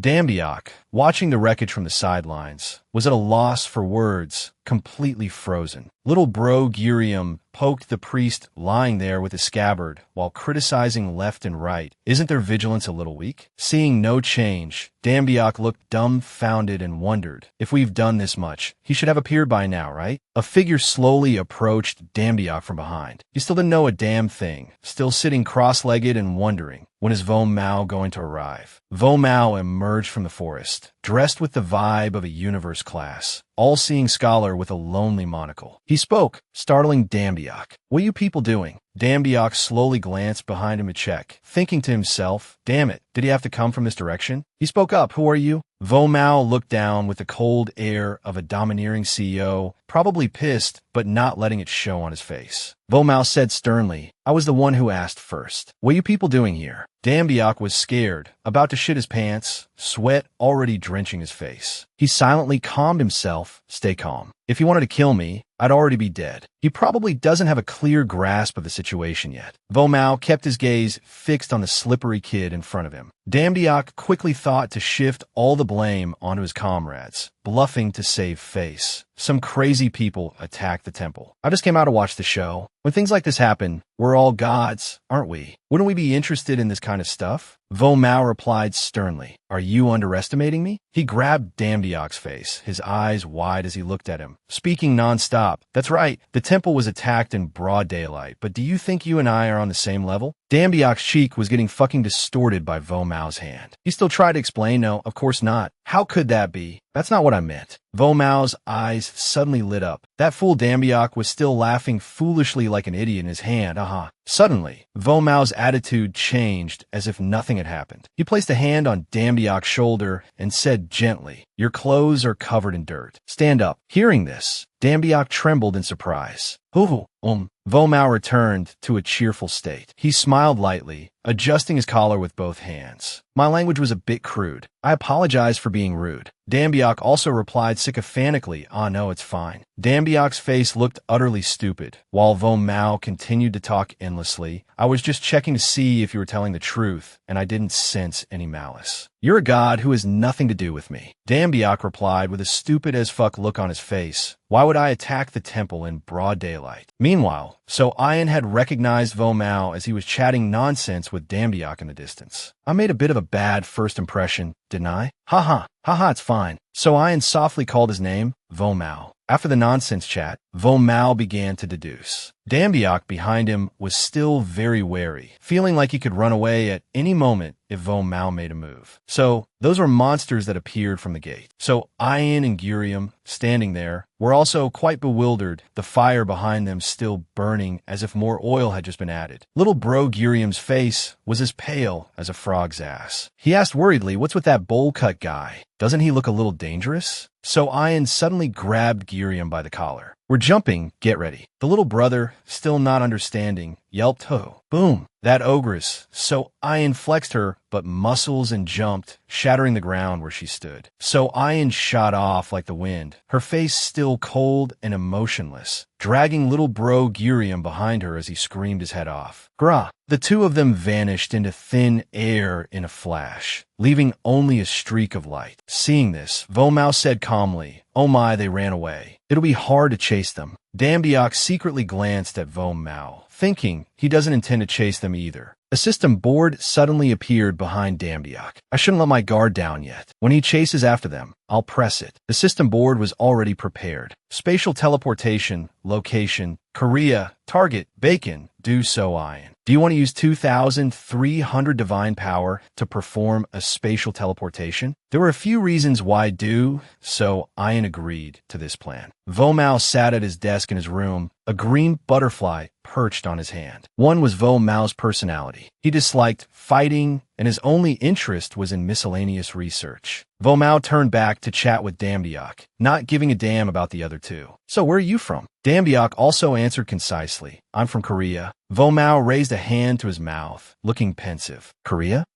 I've never heard of it. Another god said they came from America. I wonder if it's the same space. Or not. Hearing this, Dambiak was suddenly startled. America? There's an American who got a system like me, and do so Ian. The two stood before the sun-drenched temple, their robes fluttering. Vomao continued, God from another world, I have a favor to ask of you. The shade of a tree fell over Ayu, Dambiak, and Vomao, with rays of sunlight still peeking through the leaves. The two men stood facing each other. Dambiak wondered, a favor? He confidently puffed out his chest, his face beaming as he accepted. If it's about suppressing the gate, just leave it to me. Seeing this, Vomao closed his eyes and gave a beauty pageant-friendly smile. Haha, truly reliable, but that's not what I was going to ask. A deceitful purple butterfly was about to land on his finger. Vomao hadn't finished speaking. They say there are evil things inside the gate, but even the smallest insects have their stories. Collapsed structures, piled on top of each other, created a desolate scene that appeared through his words. The temple could be rebuilt. If you meet them again, just punish them a little and let them go back. Vomao looked at the butterfly on his finger, smiling to himself like a loner. He ignored his friend Dambiak, who was still standing dumbfounded before him as he rambled on. They are actually living very sad lives. Dambiak's face drooped like a pile of shit. He let out a sigh, a thought flashing through his mind. I can see why he lost despite having that much power. Based on do, so Ian's prophecy, it seems Kalos knew Vomao's personality very well. He assassinated Vomao and left a serious wound. And if he isn't stopped soon, this entire space will be swallowed by the gate. The deceitful butterfly couldn't stand Vomao's rambling and flew away. Who knows what he ate to be able to talk so much? Dambiak curiously watched the butterfly, even though Vomao opposite him still hadn't stopped talking. That's why I want to ask you to integrate with the people and teach them magic. The monsters pouring out of the gate, to me, are as natural as a butterfly flapping its wings, but the silhouettes of a man and a woman appeared, corrupted with evil, glowing red eyes. Vomao still hadn't run out of mana, his mouth still running like a machine gun. To humans, they're like a storm of despair. If the monsters from the gate become as strong as they were before, there's no way they can cope. This time, it was Vomao's face that drooped like a pile of shit. Seeing his friend's face look like he'd lost his ration book, Dambiak freaked out like what the fuck. Sweat dripped down as he glanced to the side, as if avoiding something. Vomao lamented, I'll go fishing myself. I have to fix the temple. Huh, when will it ever be done? The image of priests lying strewn across the ground appeared through Vomao's whining. It was impossible to tell who was alive and who was dead. Someone's magic staff was broken too. A few of them were struggling to get up, helping each other to their feet. I was going to ask my priests, but they... So, will you help me? Dambiak's eyes lit up like car headlights when he heard Vomao mention a reward. Of course, there will be a reward. You'll have to help me teach magic, so I will help you use magic easily. As if he'd struck gold, Dambiak switched to confidence mode and accepted immediately. Of course I can. This is my specialty. Just leave it to me. Seeing that enthusiasm, Vomao also smiled as if he'd had a bountiful harvest. Really? Then I'll be counting on you. I will inform them, so you can work comfortably. The weather was beautifully clear. In the backyard of the Magic Academy, a crowd of mages gathered like ants, whispering and gossiping on the lush green lawn. Two students, a male and a female, were strolling, chatting cheerfully. The cheeky little boy asked, "Come to think of it, I haven't seen him around lately, have you?" The mean girl also asked mockingly, "Who? That talentless guy?" The other girl looked smug, closing her eyes and bullshitting. The punk next to her had a face like a shrew, looking obviously mean, waving his hand around for God knows what reason. He realized he had no talent, so he left early. Too bad, right? Seeing the desperate look on his face when he couldn't use magic was hilarious. Seeing these two weirdos making a fuss bad-mouthing someone, a long-haired guy with his arms crossed reminded them. His face is uncomfortable as someone constipated for days. "Everyone be quiet." A nearby blonde female student looked over with an annoyed expression, probably finding it bothersome. The teacher's voice was still shouting, "Focus. Get to class." The blonde student turned and walked away. Her hair was shiny and flowed like waves. As she left, she thought, "I have to leave the film set for this." Of course, what was I expecting like an idiot? Suddenly, a footstep approached, accompanied by his voice that, has class started already? Damdiak, with his hands in his pockets, approached the mean-spirited students, looking cool as hell, like a cold so among a bunch of lowlifes who only knew how to gossip. His appearance seemed to stir up the atmosphere there, making it much livelier. Because he was being laughed at by the students. What? He's here. Look at him. So calm even though he's late. Over here, the teacher's face was scrunched up like he was about to shit his pants, his expression dark as he stood silently in one spot. The other students were still chattering away. But to come at this exact moment, this professor is very strict about punctuality. The professor gritted his teeth in anger. Suddenly, the old man's attitude did a 180, looking sycophantic as hell. His face looked like it was about to melt off, his hands rubbing together like a puppy fawning over its owner. "Oh my goodness, High Priest, you're here." Damdiak smugly closed his eyes, enjoying the old man's reverence. He closed his eyes and smiled lightly. "Sorry, there was traffic, so I'm a little late." The students who had been bad-mouthing Damdiak earlier were shocked to their core, probably cursing in English in their heads, as every one of them had their jaws on the floor. The teacher was still fawning sycophantically. "Oh my, there's no need to apologize. It's my fault for not coming to greet you personally." The professor pointed his 5 fingers at Damdiak, who was smiling smugly beside him, and introduced him to the students. "Everyone, gather around. The high priest cherished by Lord Von Mao, Ayu Damdiak, will personally teach us a magic class. Let's have a round of applause." Damdiak, proud as a toad, looked at his future students and smiled like a domineering CEO. The students' faces all looked utterly stupid, and quite a few were resentful. Seeing his dear students' faces look like stinking turds, Damdiak asked provocatively, as if to get their hackles up, "It's been a while, hasn't it? What's with those expressions? Am I the only one who was looking forward to seeing you all?" The rat-faced kid who was bad-mouthing Damdiak earlier now bristled up at the professor, seeing that his target was now about to become his professor. "Professor, what are you talking about?" Seeing the kid go crazy at him, the teacher broke out in a cold sweat, his mouth agape, not knowing what to say. The kid, like a wild animal, screamed his head off, his face looking like he was about to tear the old man in front of him to shreds. "How can that bastard teach us anything?" He pointed at Damdiak and screamed at the top of his lungs, while Damdiak's face was like, "What the hell is this weirdo doing? Everyone knows he has no mana and how to get in through the back door. What could someone like that teach?" Hearing his idol being insulted, the professor also strained his neck to scold the kid back, his face as tense as a guitar string. You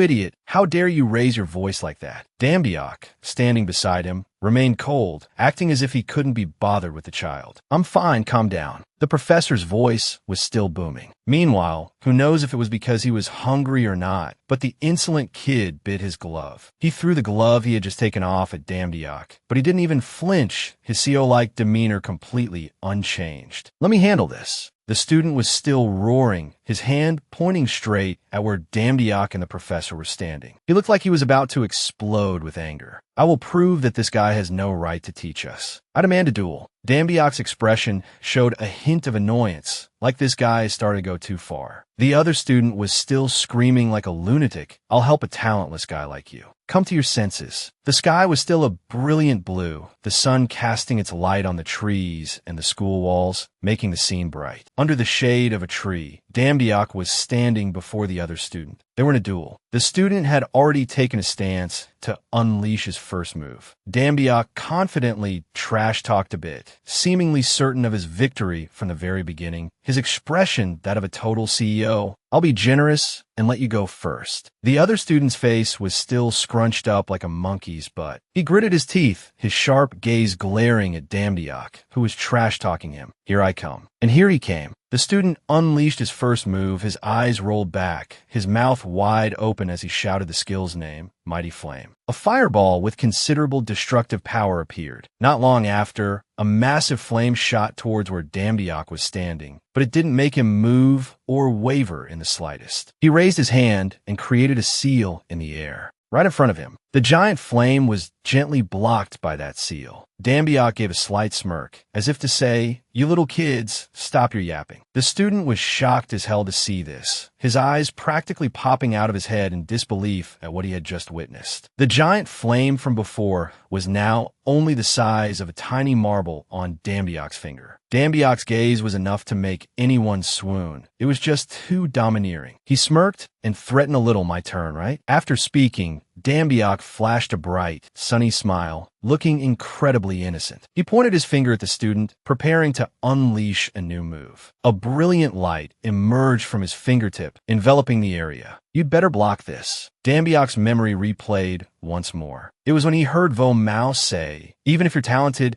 it's very difficult to use high-level magic from the start. That's why I'll share a little of my power with you." Back to the duel. The flame launched from Dambiak's finger was several times larger than the kid's flame. Now this was what you call gigantic. Its destructive power would surely be terrifying. The other students were once again shocked to their core, all of them with their mouths agape and eyes wide. The light from the flame illuminated their faces, making them pale. The student directly receiving Dambiak's attack was also shocked shitless, his mouth hanging open, his hair standing on end. Who knows if he'd pissed himself, but he looked terrified. He was so scared he started crying, his pupils vanished, and he screamed for mercy. "Stop, I was wrong." Seeing this, Dambiak flicked his finger towards the sky. The flame also changed direction because of it, shooting straight up into the air, forming a perfect right angle. The flame suddenly created a massive explosion in the sky. If that kid had taken the full hit, his own parents wouldn't have recognized him. Dambiak's finger was still pointing at the sky. The explosion made his hair fly. The big oaf must have felt very proud, smirking on one side of his mouth. The student, looking like he'd lost his soul, sat slumped on the ground, looking up at Dambiak like a kindergartner meeting the boogeyman, his face drained of all color. His tears hadn't even dried yet from the fear. Dambiak asked, "Have you come to your senses now?" EW. Dambiak's face now looked cunning and evil as hell. The word triumphant was practically printed on his smirk. "Pass the message on to anyone else who has a problem with me. From now on, this useless guy will be teaching you." After seeing Dambiak's spectacular opening performance, perhaps many students had a different view of him. The teacher also scurried over to suck up to him. In the distance, another female student was watching. "What high priest? I can't believe he can use an 8-circle magic circle, which no one here can do." Seeing this, Dambiak looked dumbfounded. "Thanks, but aren't you going to teach?" Saron stared at him, stunned, her face looking soulless. She stammered, "He really?" A small hand slammed down on the table with a thud. It seemed the owner of that hand was super angry. She screamed her head off. "Are you kidding me? You want me to agree to these conditions?" Saron placed both hands on the table, looking dissatisfied and furious. Opposite her, Dambiak looked utterly stupid with fear. "Calm down." Behind him, Giriam couldn't care less, playing a game with satisfaction. Sweet cleared the stage. Dambiak's face clearly showed his weariness. He glanced at Giriam and thought, "That kid seems to be taking it too easy." This reaction. Meanwhile, Saron was still chattering away noisily to the side. "How can I calm down? Do you take me for an idiot?" Saron looked like she wanted to swallow the guy in front of her hole, her face scrunched up like a monkey's butt. Dambiak waved his hands around frantically to defend himself. "All right, calm down and listen to me." I'll explain everything slowly. Saron finally calmed down and sat, her face still pouty as fuck. Humph. Dambiak forced a smile and tried to explain, but before that, let me tell you, she didn't like that part, did she? Little Saron was still screaming. Everything. She seemed to get even more bitter after hearing that oaf's justification. Saron's face was like a mad woman's as she roared. Is that getting through to you? I have to come whenever you call. I also have to be absolutely devoted to you. This is a slave contract, isn't it? And it got more tense. Auntie Saron still wouldn't stop raising her voice, looking like she was about to chew Dambiak's head off. You call yourself a god, but are you any different from those bastards? Dambiak's face was pale as a ghost. He was terrified, but still tried to say a few more words, like it's just a job. Now Dambiak put on an unbothered expression, saying with annoyance, Anyway, I'm not calling you for trivial matters. I just need your power to prevent a future disaster. An orb of light covered in streams of blue power appeared with his words. And a battle will occur. I will do everything I can to help you overcome your mana scarcity and to let you learn magic. Hearing this, Saron seemed to regain some of her humanity after being all beast-like earlier. Her eyes widened as if waking up. Saron asked again doubtfully, You'll help me cure my condition? Even when millions in gold couldn't save me. It turned out that damn weirdo Dambiak was just bragging about his abilities. He gave a strained laugh, patching up his words. There's no method yet, but I'll do my best. Saron once again went back to her beastly side, her temper flaring up again. She slammed her hand on the table and shouted, You're a scammer, aren't you?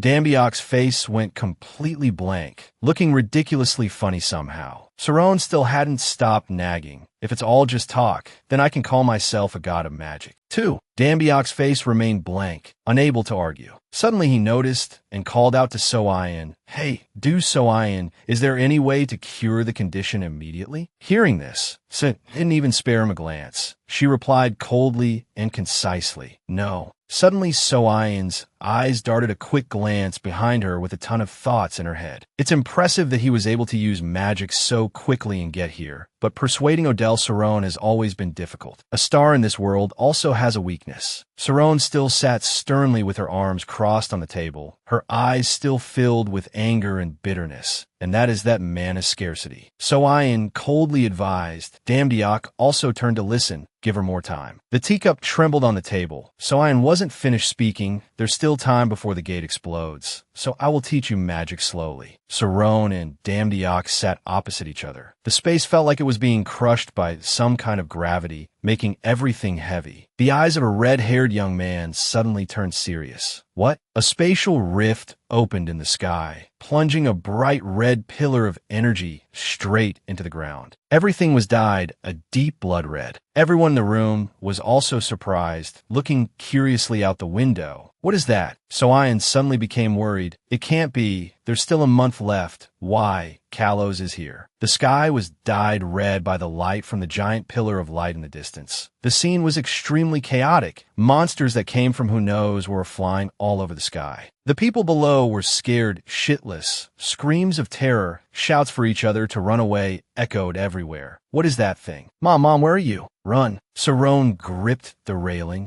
looking towards the giant, blazing red pillar of light in the distance that was stirring up the whole area. What? Her face showed clear bewilderment, shocked to the core. The color drained from her face. What is happening? Dambiak was also freaking the hell out, continuously asking Soayan a million why questions. Soayan, what did you say? What do you mean that's Kalos? You said there was still time before he appeared. Are you sure that's Kalos? Soayan wasn't frantic, but she couldn't hide the worry on her face. There's no doubt. In the distance, Saron was screaming her head off when she saw the two of them still standing there talking nonsense. Why aren't you running? Soayan thought worriedly. Kalos has never appeared this quickly. Not even Sun Wolf. It seems this lifetime is different somehow, but for now the result will still be. Suddenly a yellow light appeared behind her. Dambiak was now holding the golden sword, cold and domineering. He said nothing. Seeing this, Soayan anxiously turned back to question him. Hey, why did you draw your sword? You're not planning on doing anything stupid, are you? He switched to cold CEO mode, turning away and ignoring Soayan, who was nagging and nagging behind him. Kalos is on a completely different level from the unstable Neptune last time. If you act rashly with this turn of events, I'm not sure what will happen. Dambiak didn't even look back,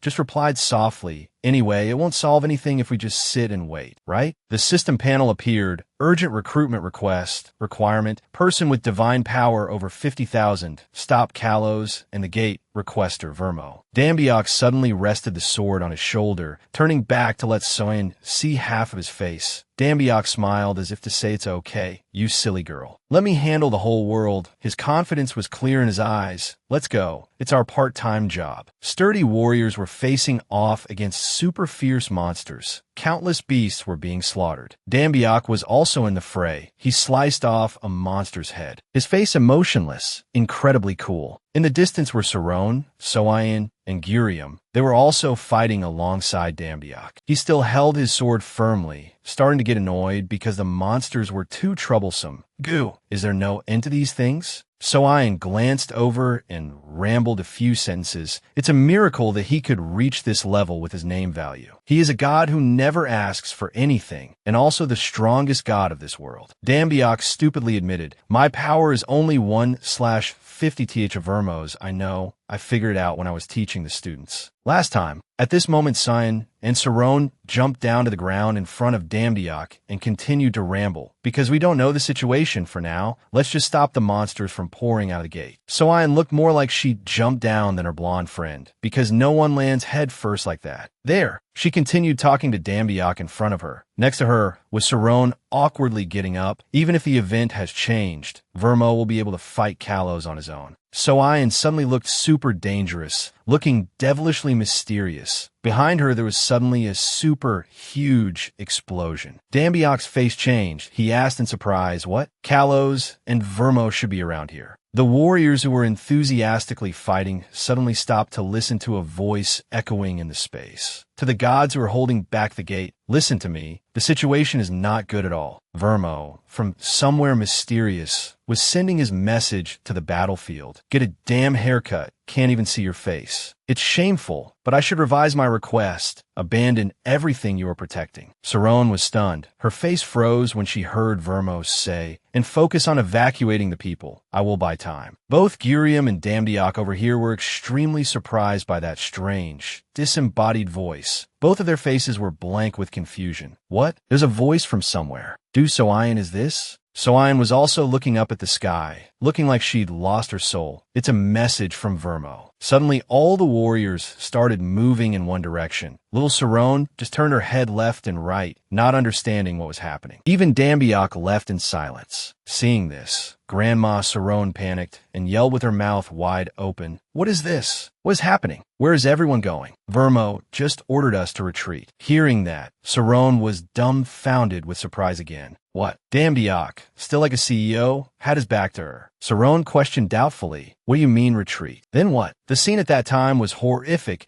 as if World War III had just swept through this village. The sky was red as fire. The walls were also in ruins. People lay scattered on the ground. The monsters were still circling in the sky far away. Saron's words hadn't finished. What about our village and the people who haven't escaped? Soyen, standing behind Saron, was still as cold as if she'd lost her soul. It's different from the prophecy, so I can't be sure, but the space will be destroyed by Kalos. Hearing that, Saron was once again dumbfounded. Her face was frozen solid. Rain began to fall. The sky was now as gray as Saron's heart. It seemed she still couldn't believe what she had just heard, so she kept asking unconsciously, lies, you're lying, right? Soyen and Gurium stood motionless in the rain like two weirdo, clothes-hanging poles. Soyen continued, I'm sorry, but Kalos is not someone we can face. Seeing that girl keep extinguishing her hope, Saron hoped to hear a different answer from Dambiak. She anxiously grabbed his collar and yelled, are you Dambiak? Can't you do something? There must be a way, right? Anything. Saron still gripped his collar tightly. Seeing this, Dambiak could only turn his face away helplessly to avoid her. I'm sorry. Her hands suddenly went limp. Sarone seemed to have accepted that the last chance had been extinguished. She collapsed to the ground, saying in a daze, Why? Why does everyone give up so easily? The image of young mages struggling against the monsters appeared with Sarone's words. God or not, there are people who are still fighting. The people were still helping each other up in the rain, more specifically in the clutches of death. Dambiak suddenly froze when he heard her mention him. Her face was all wet from the rain. Ayu Dambiak, you said you were a god who saves people. The image of another Damdiak reflected on the water's surface appeared in his mind. Damdiak started to tear up. His eyes looked like they were about to overflow with something. Suddenly a voice rang out. Please. In Damdiak's imagination, he was kneeling and begging himself in the pouring rain. Please, please save. Back to reality. The one pleading was Sarone. It seemed Dambiak saw himself in her. Sarone was still helpless and pleading. He was silent for a long time, but his hand, which had gone limp, clenched into a tight fist. Sarone was still heartbroken, her face down, saying nothing. Suddenly a strange blue light appeared before her eyes. Dambiak's voice rang out. Summon God's shop window.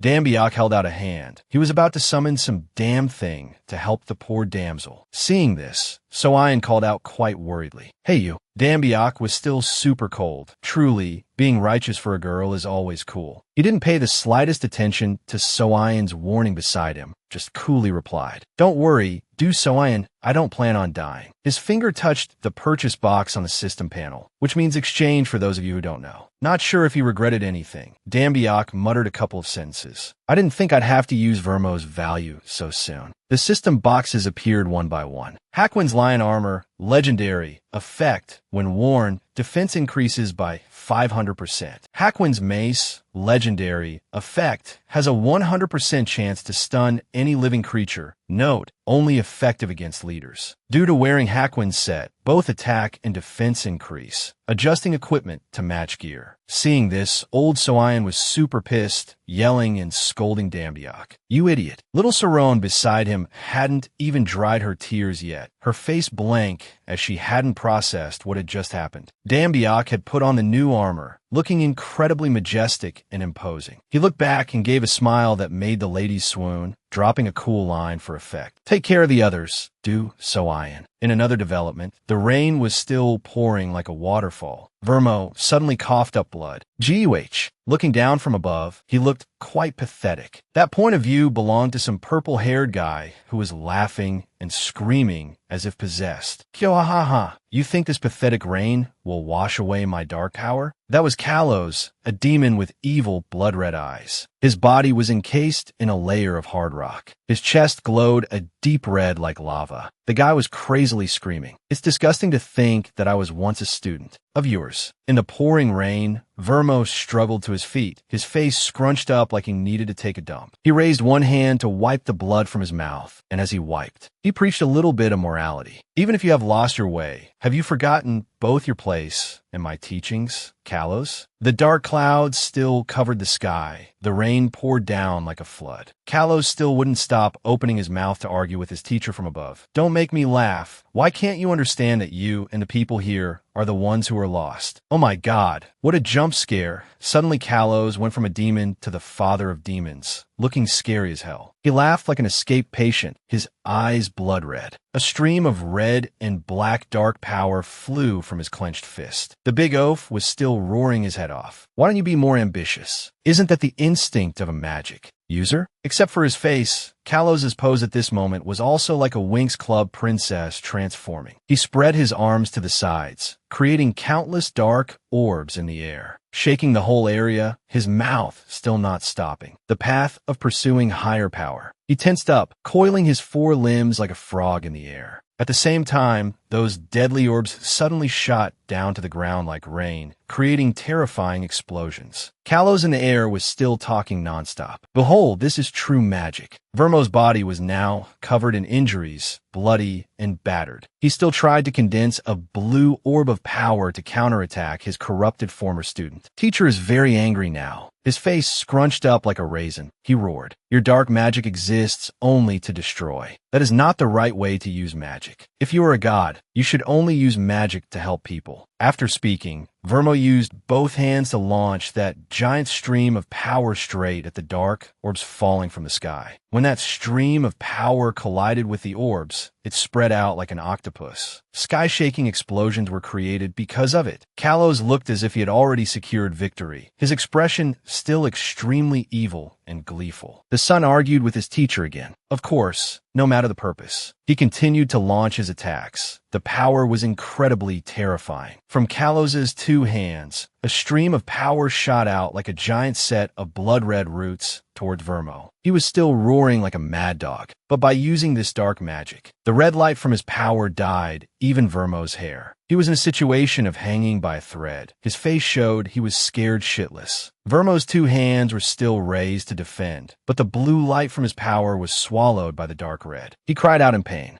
Vermo thought helplessly, I can't hold on. Suddenly, a giant fireball appeared in the sky in front of Kalos. He was still laughing gleefully at that moment, but didn't know he was about to get his ass kicked because the big bro had arrived. Suddenly, the entire sky was covered by that flame, so fast that even Vermo himself couldn't imagine what had just happened. Kalos seemed to be lost in a sea of fire. A figure slowly walked forward. The moment he spoke, you could tell he'd won. Looks like it's a bit difficult for you alone, huh? Vermo's glasses were completely shattered. He looked up in surprise at the strange man. You are? Dambiak was wearing the armor of a god. In his hand was the fireball that had just incinerated the entire sky. His eyes were mesmerizing, so incredibly cool. Any girl seeing this would just about lose it. CEO, as FCK, reinforcements have arrived. The rain still hadn't let up. Realizing Dambiak's appearance, Vermo anxiously yelled, probably thinking he was still a noob. Why did you come here? Didn't you get the message? At your level, you can't do anything to Kalos. I don't have any divine power left to give you. Leave this place now. Dambiak replied without any emotion. I didn't come here to get paid. He continued. After all, the reward for this mission isn't worth as much as the lives of the people. Hearing that, Vermo's gaze softened a little. You. Dambiak drew his bone-white sword, his face brimming with confidence. I have a plan. Kalos was still laughing smugly like a weirdo in the air. Kyohaha, what is this tiny flame? Dambiak and Vermo stood there like statues listening to Kalos's mockery. Is this your new disciple? You must be really desperate, huh? He prepared to launch a new attack. The dark orb condensing in Kalos's hand grew bigger and bigger. He was still laughing like he was high, opening his mouth to boast. Fine, you two can burn to death together. Seeing the danger approaching, Vermo created a giant blue seal in the sky, hoping to block Kalos's upcoming attack. Kalos's darkness shot straight at Vermo's shield, looking like it was about to swallow that fragile layer of protection. Vermo clenched his butt cheeks and gritted his teeth to keep the barrier from being destroyed. He cried out for help to the guy next to him. Go, God of Korea, I can't hold on for much longer. Do you have a plan? Dambiak still held his sword firmly. He shouted with a super serious look. Just once, I just need a chance to hit him once. Then we can neutralize his power. Him. Suddenly, Vermo noticed the sword in Dambiak's hand. Could it be? Is that the weapon? I can create a moment. However, I don't have the strength to protect you from the dark energy. Dambiak's footing became more solid. That's enough. The system panel appeared. Activating skill. Whirlwind. Dambiak flew up near Kalos, still holding his sword firmly, preparing to strike the demon nearby. Kalos was still excitedly trying to destroy Vermo below. Dambiak shouted, I have a trump card too. He swung down with a super strong slash, hitting Kalos or something. The impact created a sky-shaking explosion. As he slashed, he finished the sentence from before. Hidden here. Suddenly, Dambiak's face went blank, stunned by something. Dambiak was shocked to the core when he realized his blade had only collided with Kalos's dark aura, the thing that always surrounded his body. His face went slack, while that Carlos guy was still smiling demonically. Dambiak's face completely changed. Damn it, with my strength, I can't even lay a finger on him. Suddenly, streams of dark energy rushed forward and surrounded him, looking like they were about to swallow Dambiak whole. Carlos in front was motionless, as if his battery had died. Then this guy started laughing gleefully again. Cuckoo. Vermo looked up. Dambiak had been completely swallowed by Carlos's darkness, turning into a giant sphere next to him. And he was holding his face, laughing like a madman. Kyohaha, what should we do now? Vermo. Carlos taunted smugly. Vermo just remained silent. Your student has turned to ash. All that was seen was Vermo muttering something. probably a spell. Suddenly, dozens of chains of light appeared in the air, binding Carlos tightly from behind. He was a little surprised, but since he was in the middle of acting tough, he still tried to roar to finish his act. A restraining spell? You think you can bind me with this? Vermo's face became stern. With his spell, I can only buy a few seconds, but that's enough for him. Dambiak surprisingly escaped from the dark sphere from before. Water bubbles also suddenly appeared. He swung his sword toward Carlos. The system panel appeared. Neptune's blessing has been activated.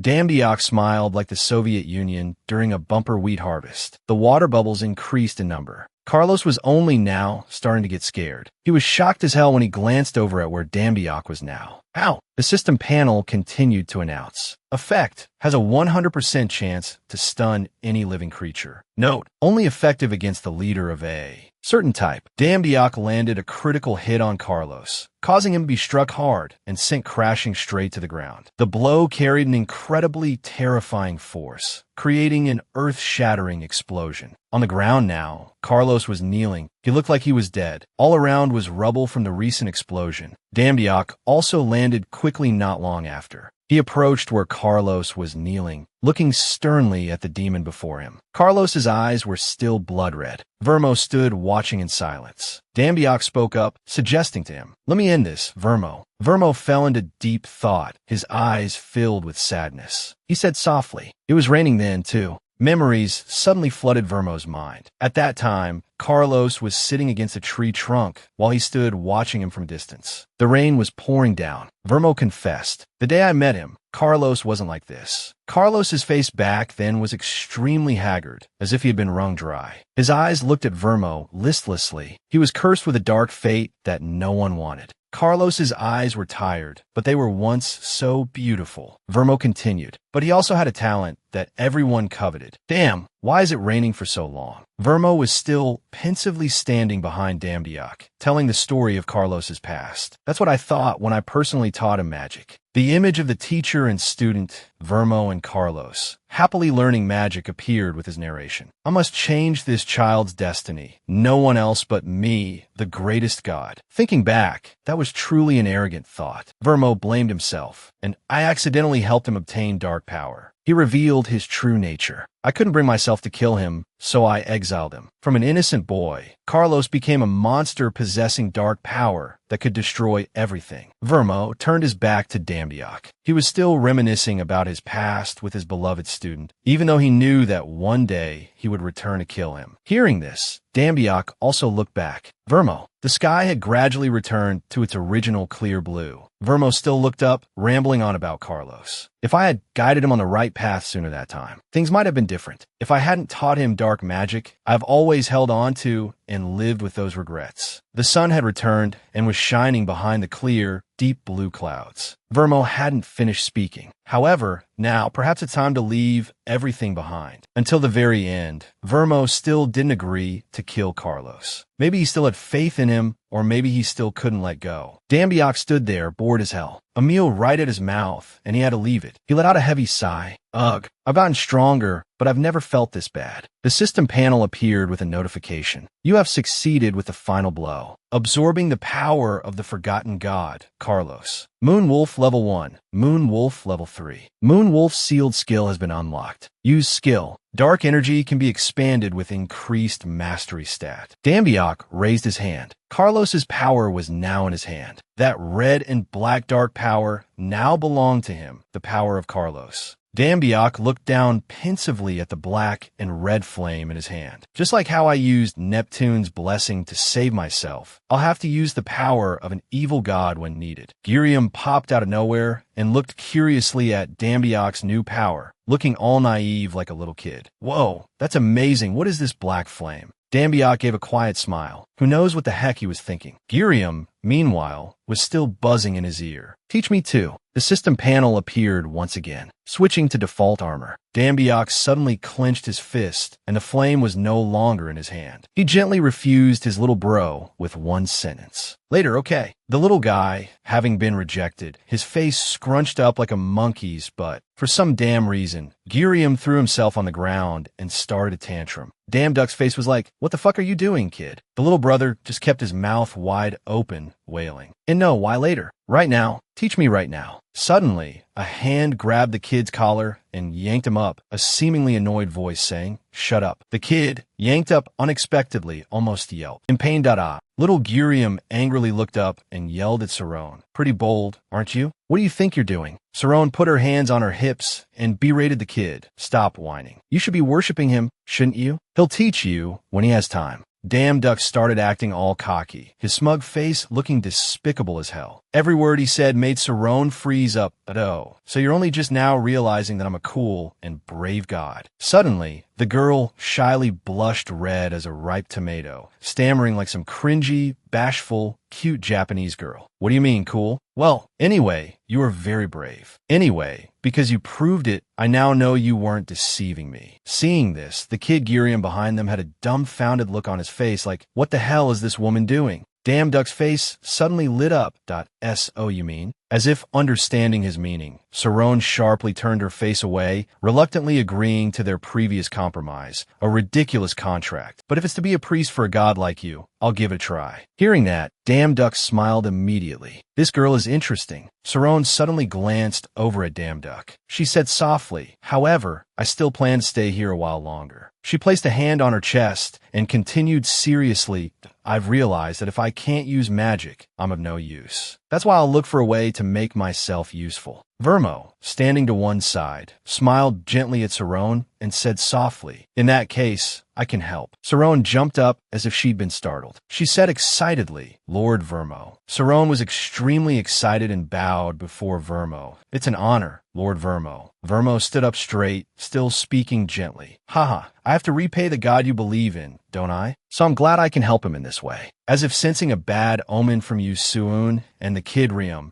Damn Duck quickly pushed the two of them behind him. Yu Suun seemed quite curious, looking at Vermo. As for Riam, his face was like a little demon's. Damn Duck, with a scared-as-hell look on his face, said to the smiling Vermo in front of him, "You're scaring me." Hey, hide quickly." Yu Suun, from behind, said calmly, "There's no need. It was just a glimpse back then, so he probably doesn't remember." Damn Duck's face was still panicked, but still, safety first. Meanwhile, Saron was still cheerfully laughing and talking. Yu Suun's scrutinizing gaze followed her. "Anyway, everything's fine. We don't have a cure for mana scarcity syndrome, so she'll be useful if she stays here." The kid Gurium, whose head was being pushed down by Damn Duck while he was talking to a girl, was pissed as hell. "All right, let's go before we get caught." His face looked like he was about to devour his older brother.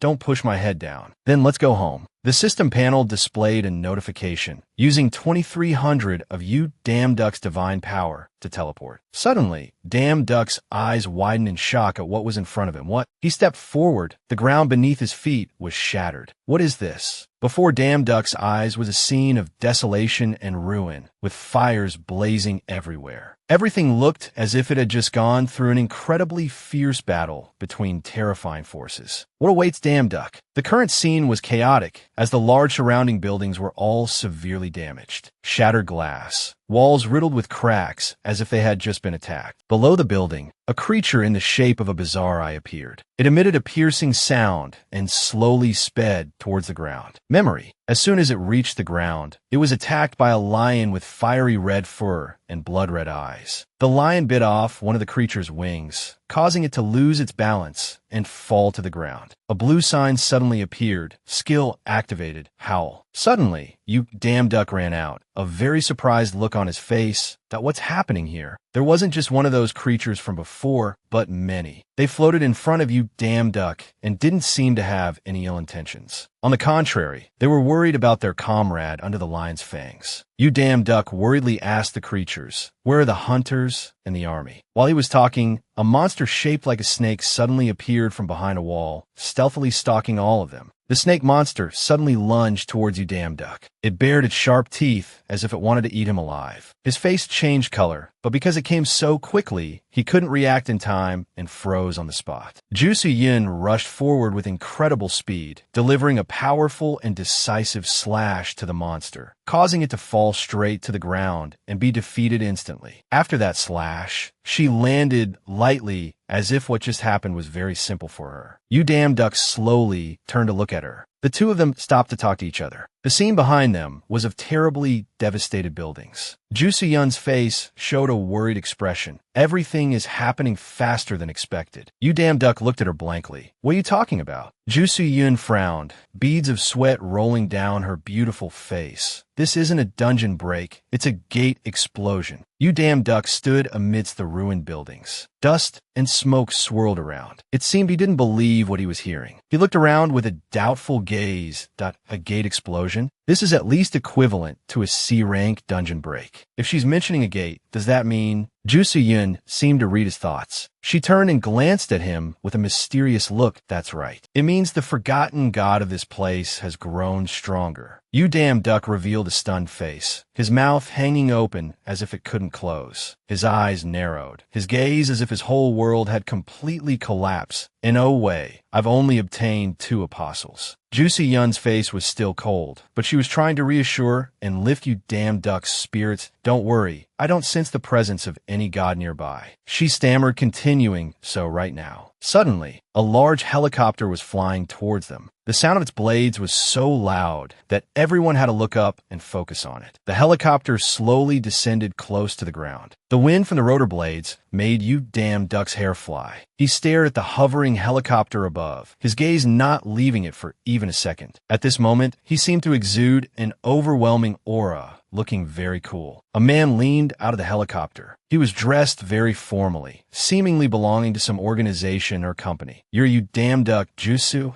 you and Baekun, correct? We are from the Gate Management and Maintenance Office. Please come with us. They were led to a place called the Gate Management and Maintenance Office. This was one of the large buildings with an admirable shape and height. Everyone had gathered and was sitting together. A man's voice suddenly spoke up, causing everyone in the room to turn their gazes towards him. I'm sure everyone understands why we're here, right? It was a man with dark orange hair. He wore a formal suit with a red tie around his neck, which served as an accent for his outfit. The wrinkles on his face also somewhat showed his vast experience. He stood up with a very serious expression. Point 12. There have been 12 consecutive gate explosions in the mainland area, the highest death rate ever recorded. However, how did the hunters in charge react? Down in the seating area, Park Ariam and Guild Master Cheongun AK were staring at the man, looking very focused. Next to them was the man who appeared on the helicopter earlier. The man continued his story. Most people either didn't respond or were extremely late. The man from the helicopter was Iris's hunter, Kim Gupcheon. He gently adjusted his tie and glanced around. His sharp gaze made people shudder. It's sad to hear you say that, Chief. While the orange-haired man was annoyedly jumping to his feet, Iris's hunter, Kim Gupcheon, continued to rebut. Consecutive gate explosions like this have never happened before. And what has the Gate Management and Maintenance Office been doing all this time? You all believe the gates weren't a threat and let today's events happen. At this point, the orange-haired man cut the other off with an expression that couldn't be more sullen. Are you blaming us? Suddenly, a large hand wearing a white glove slammed down on the table, creating a terrible sound that cut off the two men's argument. This also inadvertently made everyone sitting nearby jump out of their skin. Guild Master Cheongun AK was the owner of that table slam. He shot up and spoke clearly to stop the other two, despite the startled stares of those sitting next to him. Both of you stop. He looked up at everyone with a serious and determined gaze. He stated his opinion. This is not the place to point fingers at each other. Instead of arguing, it would be better to find a solution for this incident. Whatever the cause, the hunters here today should not ignore our country's disaster. Two of the hunters sitting in the room suddenly looked away worriedly. Beads of sweat rolled down their faces as if they were the ones being directly referred to in the story. Guild Master Cheongun AK continued to reprimand. However, out of 18 hunters, 12 were late. Iris's hunter, Kim Gupcheon, pushed up his glasses with a helpless expression. He didn't deny it, that's right. Guild Master Cheongun AK turned and walked away. He walked and talked in his head-to-toe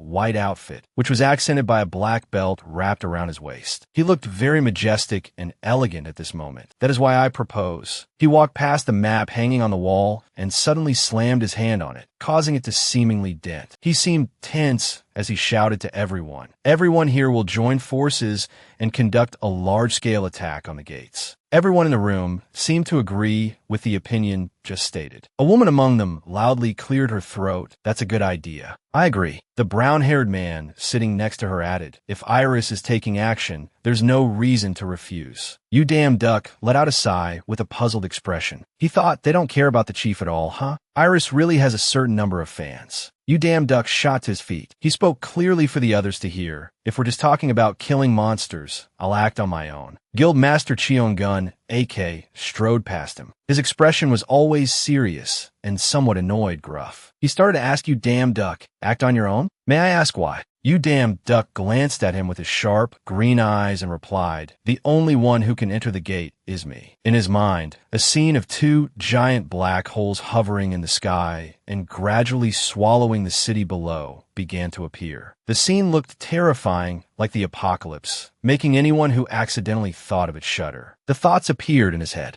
This is just a temporary measure. If an attack like the one on the magical world happens here, no one in this room can stop it. The only answer to all of this is to stop the war between the gods. Iris's hunter, Kim Gupchon, angrily jumped up, his hand balled into a fist as he slammed it on the table. He was so angry that wrinkles appeared on his face. He cursed, that arrogant bastard. People in the room tried to hold the hunter back to calm the situation down. Guildmaster, just ignore him. That's right, he acts superior just because he's a rank 6 hunter. He's just a kid who thinks he's special, nothing more. While everyone in the meeting room was being noisy from outside, someone's feet were seen hurriedly running towards the room. It seemed to be an employee of the organization, his face pale with panic. He stammered as he announced to everyone, there's a big problem. He spoke worriedly and hesitantly. Incheon Airport. Gate exploded. You damn duck, and the people sitting next to him immediately showed expressions of shock and disbelief upon hearing this. The employee's words made everyone shudder at their severity.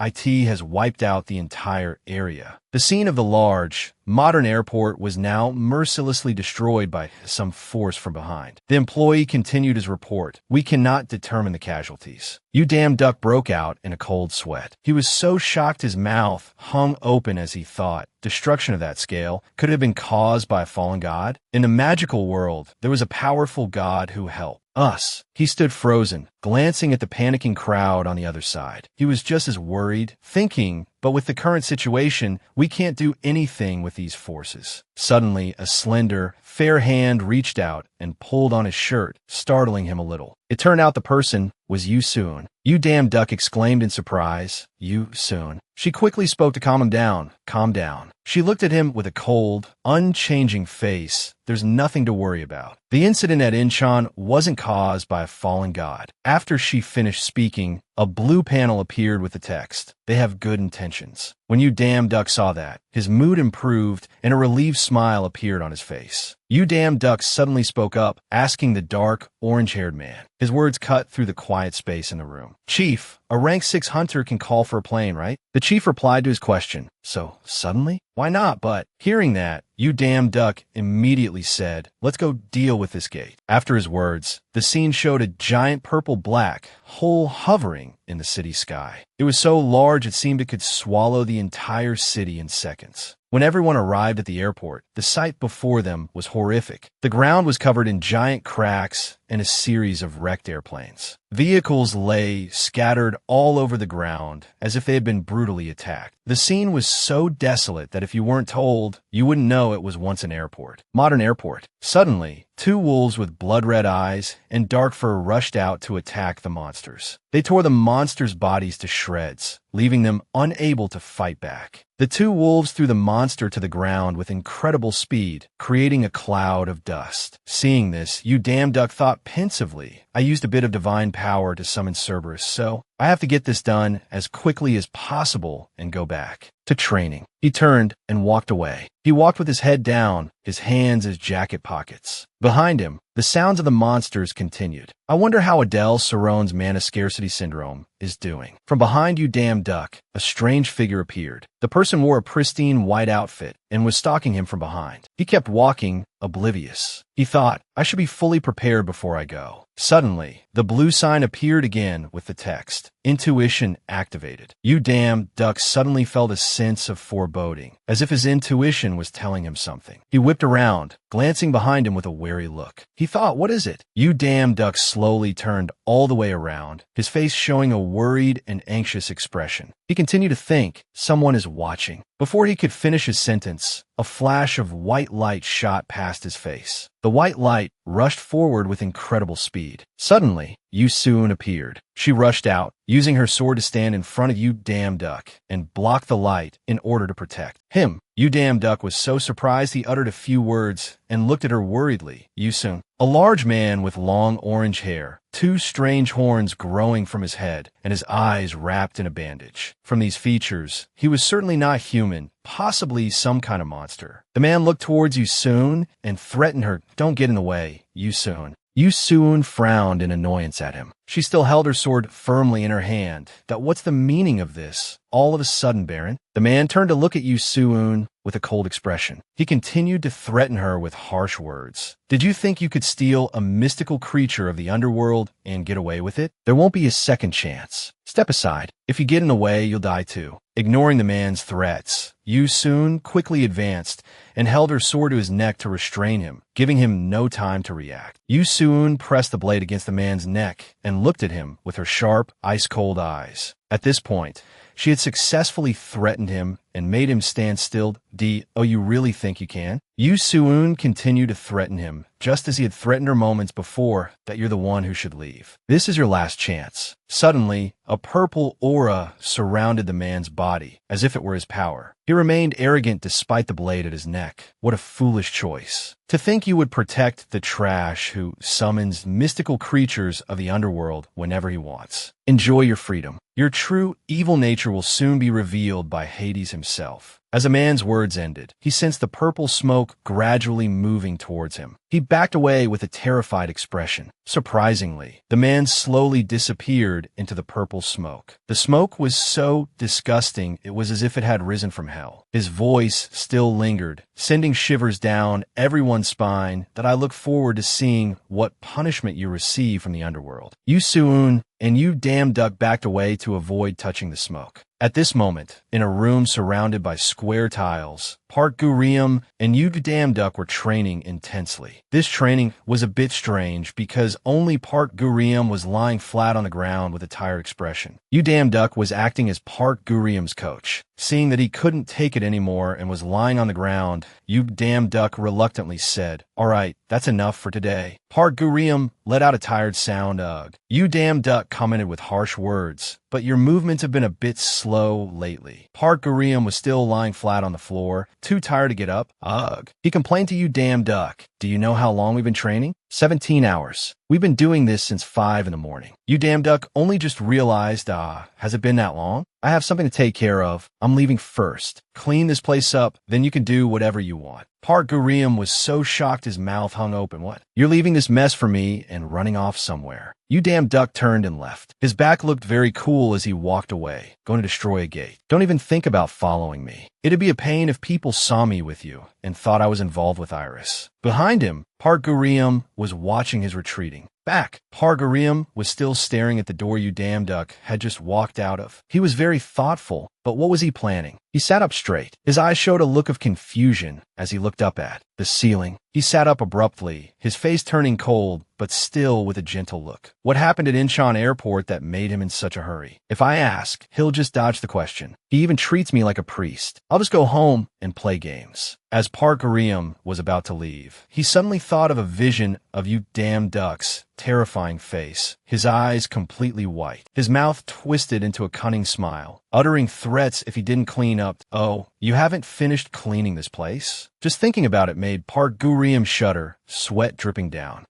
After thinking for a moment, Park Gurium finally decided to grab a broom and sweep the floor. It seemed he was afraid the scene he had just imagined would happen, so he cleaned very diligently. As he cleaned, he comforted himself. "I'm not cleaning because I'm afraid of him. That's right, this is part of the training." He looked comical at this moment, but also somewhat adorable. Suddenly, a large man walked in. He wore a flashy orange shirt covered in floral patterns. As soon as he entered, he questioned Park Gurium, who was struggling to clean in the distance. "What the hell are you doing?" Park Gurium thought the person who had just entered was "you damn duck." So he grumbled at him. "What? You're the one who told me to clean this place." The person who had just entered was Cheon Young-ik. He wore sunglasses, his hands shoved in his pockets to look cool. "So you really are here." Park Gurium now realized the person wasn't "you damn duck," so he spoke to him politely. "Oh, it's you." Cheon Young-ik suddenly got angry and unleashed a long, somewhat rude tirade at Park Gurium. "You bastard, I looked for you all over Iris and couldn't find you. Why are you cleaning this training room? You're from the Iris family, and you're doing this kind of stuff? Huh, at least not this. Don't you know how much your father values you?" Bak Gurium, still holding the mop, replied to him with a mocking expression. "I thought it was something serious. Who cares about such trivial things?" Bak Gurium continued to speak. "Besides, stop ordering me around. I'll be staying on this side for a while." After he finished his sentence, Cheon Young-ik looked at him angrily with a terrifying gaze. He shouted, "Damn it!" He continued to be angry that "I told you to go humiliate you damn duck, not to follow him around like a servant." Bak Gurium continued to reply to him with a contemptuous expression. I don't know. I'll be here with brother damn duck." Cheon Young-ik's face was so angry that wrinkles appeared. "What? Brother damn duck? You call that dog brother? After knowing you for 10 years, you've never even called me brother." He angrily grabbed Bak Gurium's arm with great force to get his attention. Cheon Young-ik forced Bak Gurium to go with him. He pulled his arm, giving him no other choice. "And oh, more of this. Follow me. Father ordered you to participate in the gate destruction plan." Bak Gurium was reluctantly dragged along by him.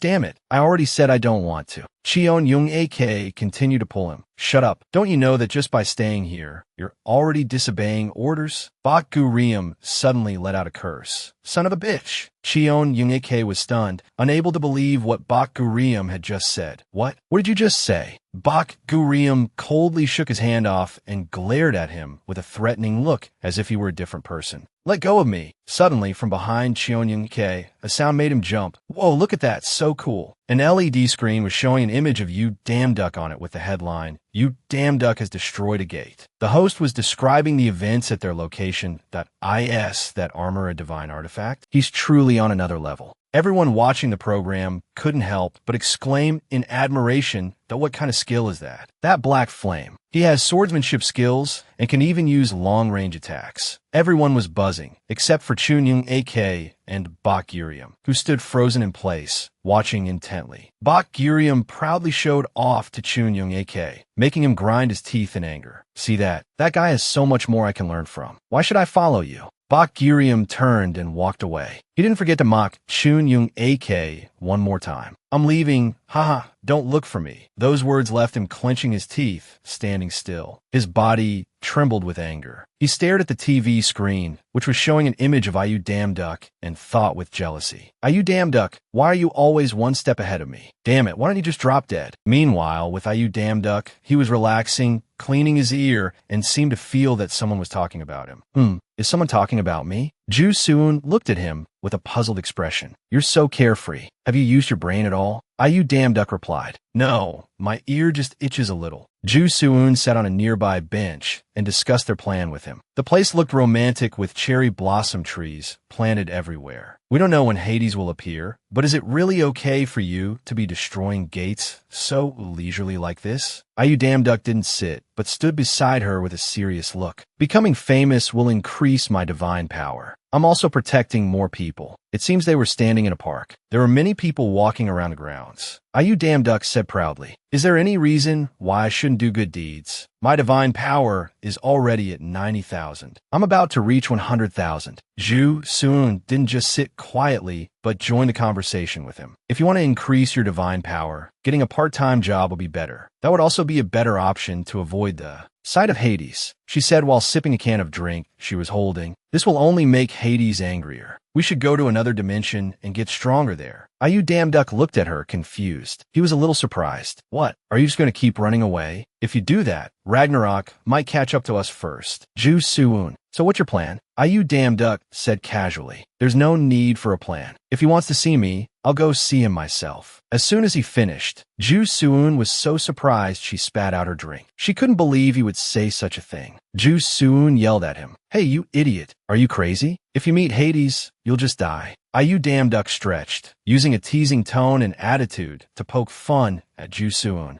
Oops, did I make you choke on your coffee? She looked at him, pouting. She looked very cute at that moment. Stop joking like that. Explain yourself. You're confusing me. You damn duck looked at her with a cool expression. He pointed to the sky. We just need to find a place where he can't kill us if we happen to run into him, right? Ju Suun crossed her arms. She was wearing a coat. She really had the air of a rich lady. Where's this place? You damn duck. The Banquet of the Gods. A sign suddenly appeared with the following content. 29,034th part-time recruitment. Employer, Zeus. Divine power, at least 90,000. Experience, newcomers welcome. Description, hall service, kitchen assistant. Hours, negotiable. Payment, 100 Zeus, paid daily. A word from the employer. It's time to party. Scene change. Towering mountains stood majestically next to each other. At a glance, the place could be thousands of meters high. At the peak of Mount Olympus, the Temple of Olympus was a huge building with steps leading inside. In front of the building was a large torch, symbolizing the passionate energy of the temple. Inside the temple was a room filled with tables laden with food, including meats and various fruits. Around them, beastmen were preparing the food. It seemed a grand feast was being prepared. Suddenly, a centaur from afar shouted to give orders to everyone. Hurry up, the banquet starts in less than an hour. Now, the creature continued to give orders as people carried baskets of fruit. These are the fruits and vegetables sent by Demeter. Prepare them carefully. Sauron and Bakurium were at a fruit-laden table, preparing the fruit. They were constantly tormented by the centaur's orders. When you're done with that, deal with the things in front of you too. While the two of them were working hard,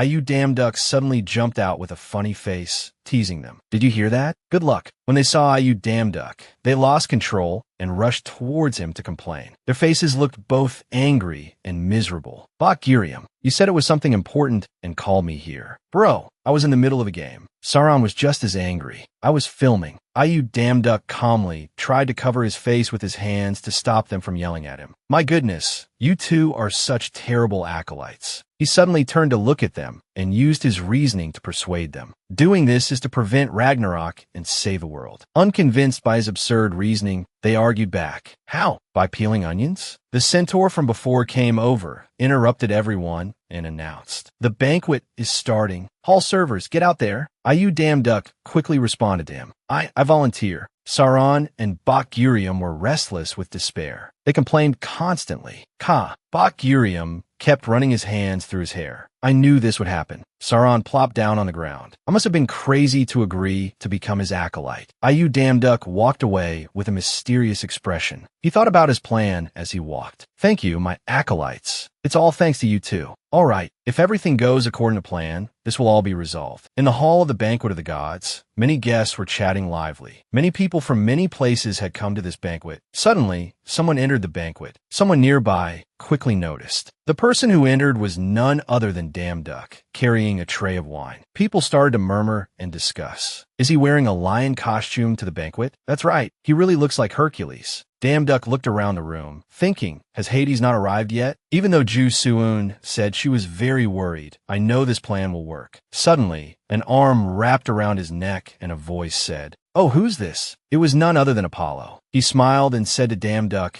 Isn't this my beloved disciple, You Damn Duck? Your fashion sense is really cool. Damn Duck gave Apollo a weak smile. Haha, long time no see, Lord Apollo. Suddenly, another person approached them from behind and said, That's right, you're working part-time again. How interesting. The one who appeared was Poseidon, god of the sea. He approached Damn Duck and Apollo, smiling. It's been a long time, hasn't it? I didn't expect us to meet again like this. Do you remember my offer to become my knight? Damn Duck quickly replied to him. Yes, Lord Poseidon, it's been a long time. Apollo rubbed his chin, looked at Poseidon, and said, Poseidon, I was talking to my disciple, You Damn Duck, first. With a smile still on his face, Poseidon replied to Apollo, Apollo, how about you give us some privacy? I have a lot to talk about with this low-level god. In the banquet hall, the guests were buzzing when they saw Damn Duck talking with Apollo and Poseidon. I've never seen that god before. Who is he? Another person chimed in. He seems to be a low-level god, but why is he so close to high-level gods like them? But is it okay to just stand here and watch? In front of them was the scene of Apollo holding one of Damn Duck's hands, and Poseidon pulling Damn Duck's other hand towards him. Apollo spoke up. I started talking to him first. Damn Duck, being pulled from both sides, started to panic and cried out, Wait, Not to be outdone, Poseidon also pulled Damduck forcefully and said to Apollo, "Let go, I was first." While Damduck was in this awkward situation, another person approached from behind, laughing loudly. "Ha ha ha, it's been a long time,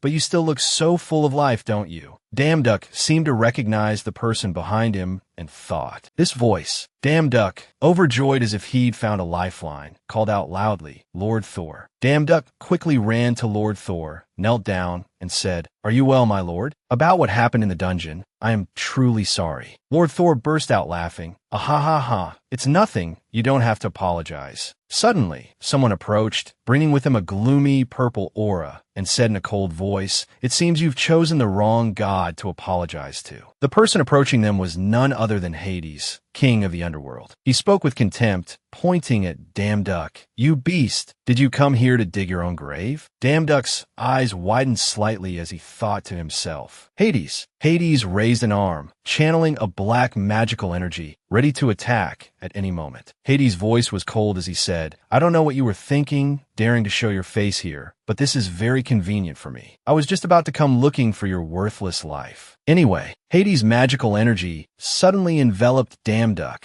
before he could react. Veins popped out on Damduck's face, and his eyes turned white as Hades' magical energy attacked him. He screamed, "Ardug!" In this life-or-death situation, a large, strong hand grabbed Hades' arm, stopping him. Lord Thor gripped Hades' arm tightly and said sternly, but also with a degree of respect, "Don't you think it's wrong for the strong to bully the weak like this?" Lord Thor tightened his grip on Hades' arm. Hades shook off Lord Thor's hand and said with annoyance, "You brat from Asgard. This is Olympus, not Asgard. Don't stick your nose in my business." Lord Thor maintained a polite smile and replied to Hades, "Ha ha ha, if I'm not mistaken, the master of Olympus and this banquet is Zeus, isn't it?" Immense power radiated from Hades and Thor, spreading throughout the area. The entire banquet hall shook from the power of Hades and Thor. People began to scream and scatter.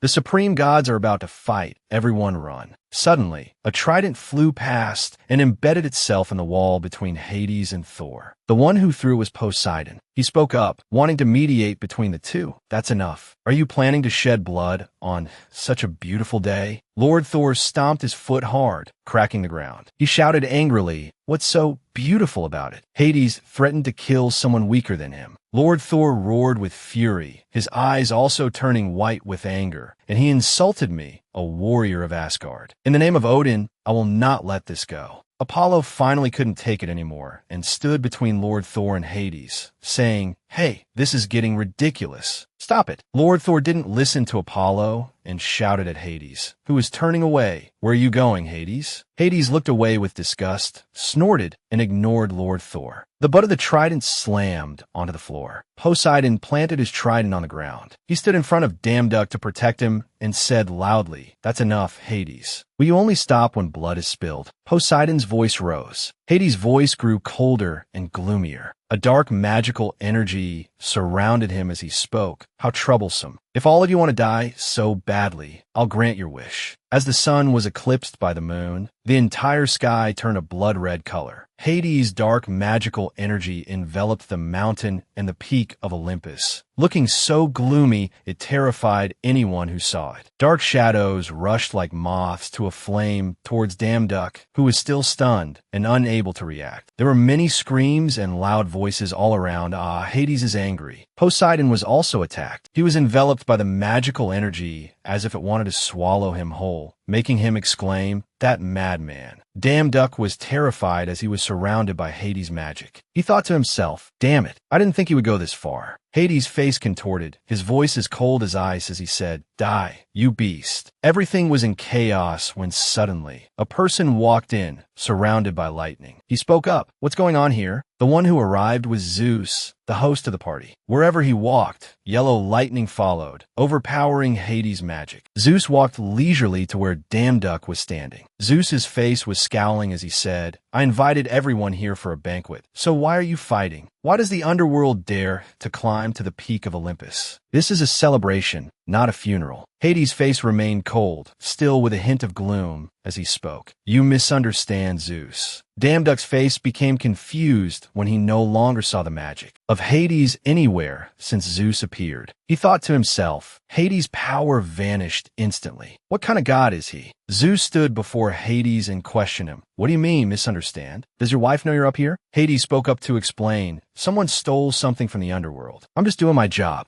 Zeus was a bit stunned to hear Hades say he had been robbed. Huh. What do you mean you were robbed, almighty Hades? Seeing you this furious, it must have been something very precious, right? Hades ground his teeth. Finally, Hades revealed what was stolen from him, Cerberus. Hades continued, the guardian hound of hell has been stolen. Hades' next words made the gods who had previously protected Damduck gasp by that low-level god. As he spoke, the gods standing behind Zeus gaped and looked over at Damduck. Damduck was also dumbfounded, his mouth agape as he looked at Hades. He thought to himself, how is it stealing? I summoned it and then sent it right back home. Zeus, who had appeared in front of Damduck at some point, asked, this kid, I was thinking. Zeus frowned slightly and asked Damduck, what kind of god are you? Damduck, still in a daze, answered, Sir. Zeus calmly asked again, what do you represent? Your responsibility? I am the god of swords. Damduck's answer surprised Zeus a little. He asked again, Swords, the god of swords? How strange. You seem to be multi-talented.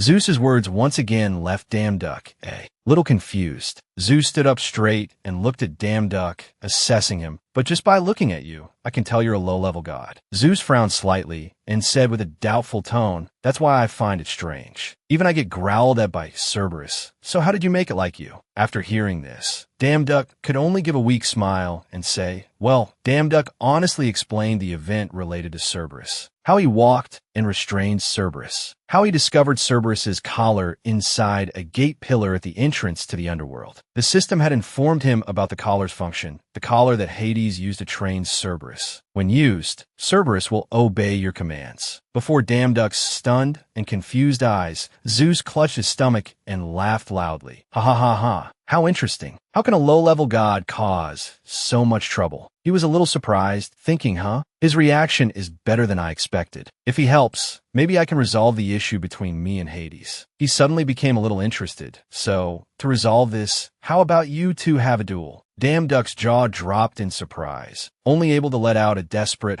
The blonde man beside him was a little worried. Zeus, that's ridiculous. A duel between a low-level god and a high-level god. He just replied nonchalantly, then fight without using divine power. Does anyone else have an opinion? After saying that, he turned and left, leaving behind the words, today's banquet has been ruined by these two. They must take responsibility. The blonde man tried to call him back in vain. Wait. Damduck was still in shock, his voice trembling slightly at the duel. Beside him were the two gods, Thor and Poseidon. Everyone was helpless against the erratic nature of the god Zeus, and could only pat his shoulder to reassure him. Hades ground his teeth slightly. Then he turned around and coldly uttered a threat. It seems your day of death is not today. Try to live as long as you can. Damduck became even more worried, sweat pouring down his face, wondering, does the shop sell a skill for enduring a beating? Suun then stepped out from the crowd, frowning. It seems you couldn't resolve things here. I told you you'd be in danger. The two of them walked towards the exit. Damduck asked her, that's true, so what now? Suun replied, with a somewhat indifferent attitude, what do you mean, what now? Now you go fight, what else? Damduck got a little angry. Hey, you talk as if this has nothing to do with you. Suddenly, a voice came from behind. Are you going to train? I'll help you. It turned out to be the Greek god Hercules. At that moment, he was smiling at Damduck. Let's go to the arena of Ares. I'll train with you. At the arena of Ares, the sun shone brightly everywhere, adding to its wild and majestic beauty. Hercules introduced as he walked, this is Ares' training ground. You could train here for the next few months. The three of them walked and talked cheerfully. The atmosphere was very pleasant. Damduck was very happy. Thank you, my lord. I didn't expect you to help me. Hercules smiled and gave him a thumbs up. No need to thank me. We're comrades in arms. Damduck was a bit speechless, but didn't dare to say it, only thinking to himself, I can't believe the greatest hero of Greek mythology is so obsessed with his armor that he'd call me a comrade just because I'm wearing armor that looks like his. A loud noise from the distance caught his attention. Damn Duck looked towards the source of the sound, where a man and a woman were fighting fiercely. He wondered, someone's fighting. Who could it be? He thought to himself in admiration. They're fighting so fiercely, and they look very professional too. Suddenly, the blonde-haired man fell to the ground with a thud. An unwilling look on his face. Damn it, I'll let my guard down. This isn't over yet. The purple-haired girl pointed her sword at him and said gloatingly, "Who said you let your guard down? If this were a real fight, you would have died 100 times. Already, let's just call it a draw. I'm being very kind. Then stop pointing your sword at my face." Damn Duck was a bit confused. Looking at their skills, it seemed they weren't ordinary gods. But they weren't at the banquet, so they probably weren't that strong. Suddenly, Hercules appeared out of nowhere, shouting, "Ares, you lost to Athena again?" Damn Duck looked at the two bickering endlessly in front of him, too surprised to speak. What? They're Ares and Athena. They're two of the 12 Olympians and even have the word war in their titles. Soon, beside him was calmer. Meeting people who are this good at fighting is very beneficial for you. He said nothing, just silently watching Ares put Hercules in a headlock. Slightly angry, "You came at the right time. Let's see who's stronger this time." It seemed Ares' grip was quite strong, making Hercules immediately cry out, wait. He repeatedly tapped the strong arm locked tightly around his neck. "Let me go, I want to introduce this person to you." Only then did Ares notice Damn Duck and Suun, frowning slightly. "Introduce? You mean those two standing over there?" Hercules rubbed his neck and explained to him, "That's right. Since you two have been fighting here since this morning, you probably haven't heard what happened at the banquet. This will definitely be the biggest gossip among the gods for the next few days." Hercules excitedly recounted, "Today the banquet turned into a marketplace, and one of those two has to fight Hades." Athena and Ares were a little surprised, asking in unison, "Fight Hades? Who?" Ares then began to carefully assess the other two. The girl seemed stronger in terms of skill and power. "But that guy, he's strange. I've never seen energy like this before." He smirked. "Very well. I was looking for a training partner anyway." He reached for his sword, tightening his grip and making his muscles bulge. The only way to know someone's strength is to fight them one-on-one. His expression was terrifying. The tip of his sword pointed straight at where Damn Duck and Suun were standing. He grinned. "I'll know who's stronger soon enough. Only the stronger one gets to train here." Suun pushed Damn Duck, who was still confused and didn't understand what was happening. He turned his head and asked her, "Hey, why did he say only one person gets to train?" Suun's face was emotionless. "Because I'm going back to Korea. They said they need someone to handle some gates or dungeons or something." Damn Duck was resigned. "Yeah, there's no other way." Ares, of course, didn't wait and walked directly in front of him. "So it's you? You have an interesting energy." He carried a very thick, killing intent, making one feel suffocated. He tilted his head to look at him. "Ready?" Athena, standing behind, was a little curious. "But why on earth do you have to fight with Uncle Hades?" Ares didn't let him answer. Cutting in, "That's not important. With Uncle Hades' cranky personality now, it's only natural he'd pick a fight with someone," he said as he dashed forward, kicking up sand from under his feet, but he was like an arrow, shooting straight towards him. "If you want to survive that match, you have to fight with all you've got. You hear me?" With just one of his strikes, the heavens and earth seemed to shake. Sand and rocks were blasted into the sky. It was an overwhelming power. In the chaos, Damn Duck's figure could no longer be seen. Hercules, standing to one side, was a bit helpless. There he goes again. Athena had a look of disgust. "Honestly, sometimes I don't know if Ares is simple-minded or just plain stupid." The dust gradually settled, and the scene became clearer. Damn Duck was knocked back, the wall behind him cracking wide open. He couldn't stand firm, only able to kneel on one leg for support. Ares was quite surprised.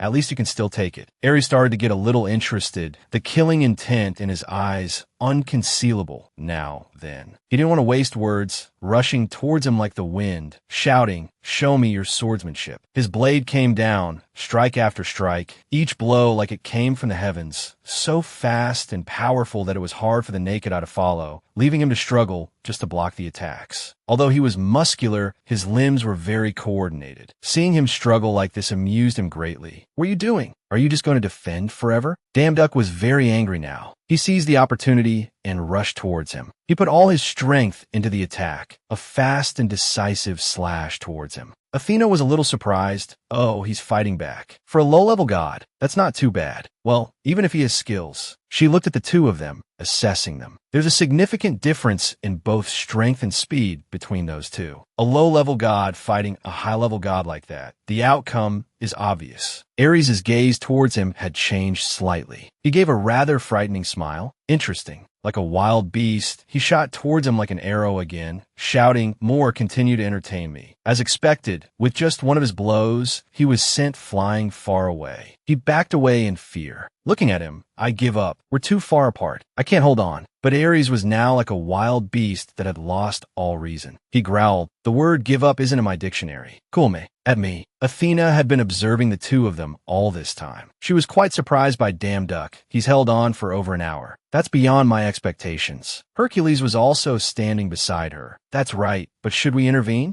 Ares seems a little too into the fight. No, let's keep watching. She carefully assessed Damn Duck. Her gaze a little different. Something is clearly changing. Heckwin didn't pay much attention, thinking that Ares was just going easy on him. It made sense. There was no way a low-level god could block Ares' sword. The battlefield over here seemed quite fierce, the clash of metal creating a rather piercing sound. Unlike what the two spectators thought, Ares seemed to be having a hard time. Damn it, what is this? The longer we fight, the more this guy learns how to block my attacks. Does he learn that fast? Impossible.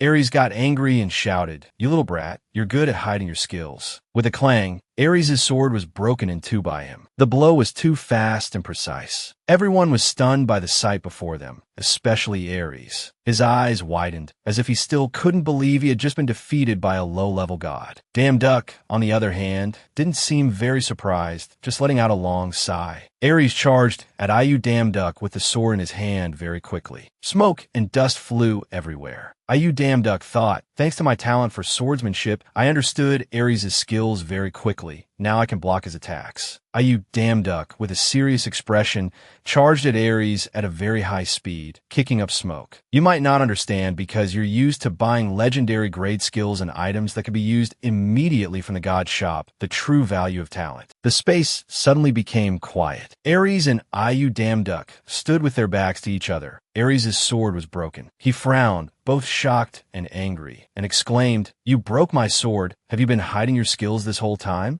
Ares angrily raised his fist from behind Iu Damn Duck, roaring, "If you want it that way, let's see where this goes." At high speed, smoke and dust billowed, and suddenly a hand blocked Ares' punch. Athena stood in front of Damn Duck with a cold expression. "Ares, that's enough." With an ice-cold face and a sharp gaze, she spoke. "Calm down. This is just a childish sparring match." Ares was very dissatisfied that someone had interfered in the match and made him stop. He gritted his teeth and snorted, but still complied. Athena looked at Damn Duck with satisfaction. "Sword God, your swordsmanship truly surpasses that of ordinary people." Iu Damn Duck broke out in a cold sweat with a helpless expression. "It's not that special. Ares didn't even use his divine power and I was already pushed back." He looked at his hand, thinking seriously, "I've only been fighting for a short while, but my swordsmanship has already reached a new level. If I can learn from them, then fighting Hades again is entirely possible." Iu Damn Duck pursed his lips and clenched his fist, determined that he must learn. He looked at Athena and Ares. "Lord Ares, Lady Athena, I have a request." Both of them instinctively turned their heads towards him to listen. With a serious and determined expression, Iu Damn Duck said, "Please teach me your swordsmanship." Athena's eyes narrowed. "Why are you suddenly saying that?" Iu Damn Duck bowed 90 degrees sincerely. "Yes, it is a bit sudden, but I hope you will agree, no matter the cost." Athena said seriously, "You yourself know that Ares didn't fight you with his full strength." She could see the determination in his eyes, but the power difference, instead of making him falter, spurred him on. "I see why Uncle Hades hates you." Although Athena was very interested in this stubborn person, she still used Ares as an excuse. "I'm also getting a bit bored of training with Ares every day. Since you've made such a bold declaration, don't give up too early, because we are gods of war, after all. Don't expect us to go easy on you."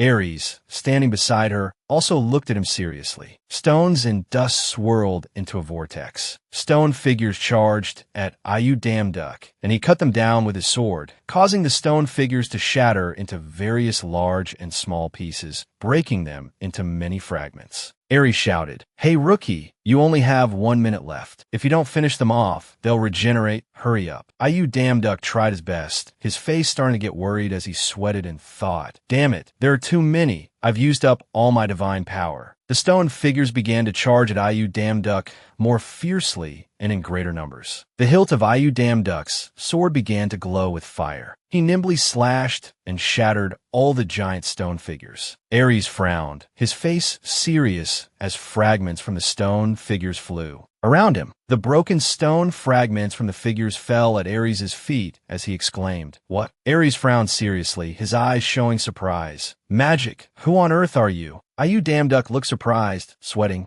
"Oh, what do you mean? I'm just an ordinary god." Ares grabbed Ayu Damn Duck by the collar with a serious expression. Ayu Damn Duck looked terrified, breaking out in a cold sweat. Ares shouted, "What kind of god uses ancient energy? Are you Typhus?" Ayu Damn Duck replied, "Huh? Wait, who's that? You've misunderstood something." Athena, with a calm expression, "Calm down. Ares, why are you getting so worked up?" She stood between the two, then looked at Ares. "There's no law that says gods aren't allowed to use magic. It was the gods who granted magic to humans. After all," Ares roared sternly, "Stop it, Athena. No god uses magic instead of divine power. Only that Typhus uses such useless magic." Ayu Damn Duck's face was serious as he looked at the two. "All right, then I just need to prove I'm not Typhus, right?" Ayu Damn Duck smirked, raised his thumb, and a small, circular light source emitted. "No matter how good someone is at hiding, only a true god can do this." The call, "Summon Priest." From a circle in the sky, two people descended, a boy with short blue hair and a girl with long, platinum blonde hair wearing a uniform. Ayu Damn Duck pointed his hand at the two. "Summon Priest. Is this enough? Or do you want to see more?" The two looked at him with confused expressions. Athena nudged Ares with her elbow, glaring. "See? I told you. You're just overreacting. Apologize to him." Ares, with wide eyes, frowned and sweated. "Humph, my bad.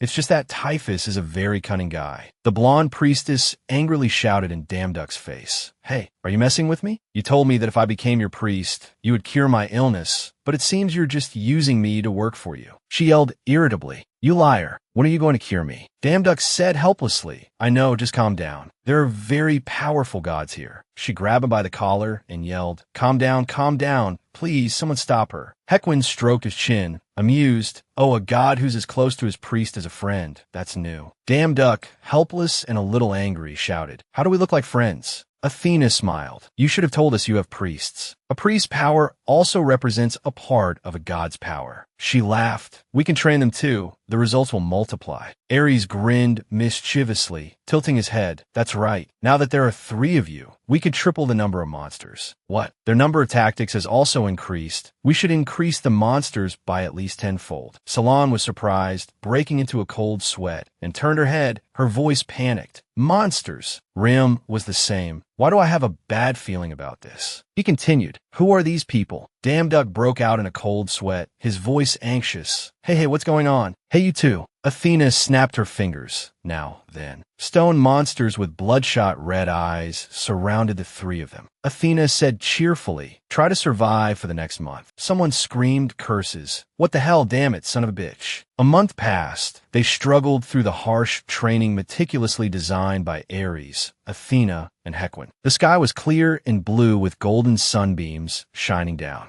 A girl approached. "It's time." Du Suan, with a calm face, walked up with her hands clasped behind her back. The battle with Hades. Damn Duck stood on a pile of stacked rocks. She looked at him and, "Do you think you can win?" His face full of confidence, he smirked. "Don't worry. How could I possibly lose?" In a large, sand-covered arena surrounded by high white walls, many people were cheering and roaring loudly, the bustling scene above completely separate from the tense place below, where Ayu Damn Duck and Hades stood, and an angel with distinctive green hair and a cloth blindfold over her eyes stood between them. Hades, with both hands in his pockets, said in a mocking tone, "So you dare to stay instead of running away. If you hadn't come today, I would have hunted you down across all worlds. But since you had the guts to show up, I will grant you a peaceful death." Hearing this, Damn Duck just looked at him and remained silent. The angel in the middle spread her wings and flew a short distance off the ground, then said, "Now then, I, Nai, declare the start of the holy war between the two gods." Nai smiled and said, "Divine power cannot be used in this battle." Raising her hand, she summoned a laurel wreath that radiated a brilliant golden aura. That laurel wreath will seal the divine power of both of you. This battle will only end when one of you falls. As she spoke, a laurel wreath identical to the one Nai had just summoned appeared above the heads of both Damduck and Hades. Both of them were now glaring at their opponent with serious faces. Ayu Damduck was already holding his sword, ready to charge into battle. Hades also relaxed his hands to prepare for the fight. "Now then, good luck." Nai's words were like the signal to start the fight. As soon as she finished speaking, Damduck gathered his momentum, activated his wind dash skill, and ran straight, aiming for Hades' torso. He swung his sword, cutting a line across his body without any wasted motion. After landing, Damduck sent the sand and dust in the arena flying everywhere. Damduck glanced back lightly and thought to himself, Ares' training paid off.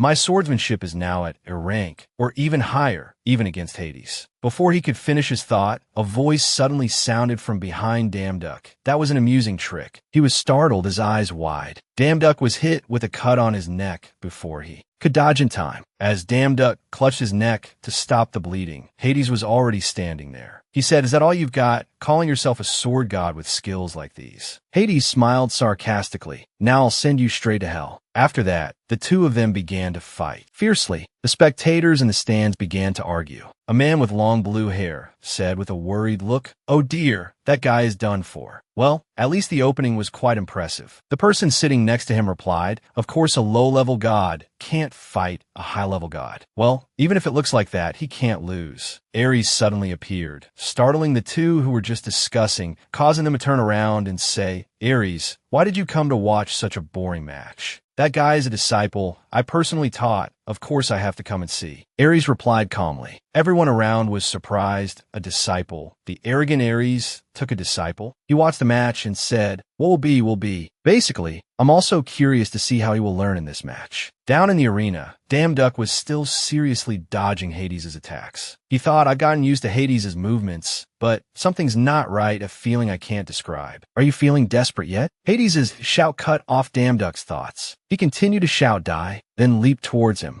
Damduck simply dodged his attack and continued to ponder the movements I saw during training, and even more than that. His eyes lit up. Damduck began to reminisce. On the surface, they seem to be different types of swordsmanship, but the tip of the sword. Activate invisible sword skill. This skill made the path of Damduck's sword form a graceful, winding loop, slashing through Hades. He was hit by the blow, letting out a grunt, then knelt on the ground. The entire audience, witnessing Damduck's victory, looked at each other in surprise. Then everyone cheered and shouted excitedly. Damduck let out a long sigh of relief. Zeus appeared out of nowhere, walking onto the arena floor and laughing cheerfully. "Ha ha ha ha. It's been a long time since I've had this much fun." He extended his hand to invite Damduck. "The next time I throw a party, I'll definitely invite you. We'll have fun then." Hearing this, Damduck replied politely, "Thank you, sir." But inside, he was excited. "The last time I came here was to serve, but this time I get to attend as a god. This is great." Hades' shout was heard. "Who gave you permission to invite him?" "Zeus. No low-level god has ever attended a party. At least they have to be a mid-level god." Zeus replied, "Hades, don't cling to those old-fashioned rules." Hades continued to shout, "What about our oath on the river Styx? Are you planning to break it?" Hearing that, Zeus said, flustered, "Ahem, what an unfortunate occasion."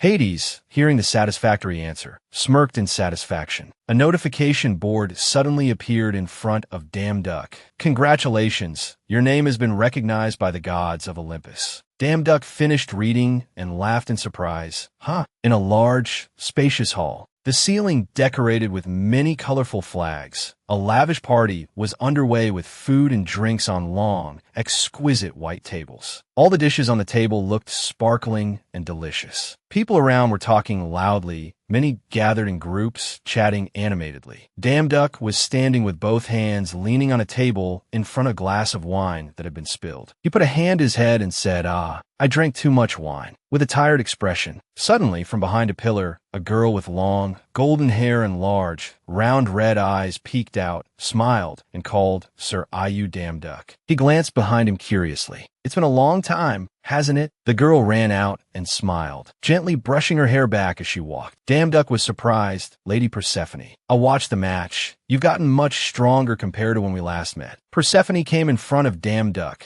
clapped her hands together, and said with a laugh. Damn Duck was embarrassed. You watched? I don't know what to say. I'm sorry if I caused you any trouble." Damn Duck said apologetically. "Oh my, it's nothing." Persephone laughed. "I actually found it quite amusing. You have no idea how many times I've told my husband to fix his attitude, but he never listens. Ugh." Persephone pouted. She suddenly bent down, picked up a wooden box, and said, "Oh, right, take this. It's a gift from my mother, a golden apple." Then Persephone opened the box. Inside was a golden apple that emitted a sparkling light. She said that all the anger she had bottled up for hundreds of years disappeared in an instant. "She praised you so much she went hoarse." "Ah ha ha." Damn Duck laughed shyly and said, "But this gift is too precious. I have to go now, goodbye." Persephone said, "Yes, goodbye." Damn Duck replied, "It seems you're really enjoying the banquet." A foot stepped forward. Damn Duck turned and said, Are you saying you've come at the right time? This morning I saw a part-time job posting. Let's go to work now." Sayin tilted her head slightly and asked, "Why are we leaving? You're the special guest of this banquet. Why don't you try asking the people here how to cure Salon's mana?" She asked further.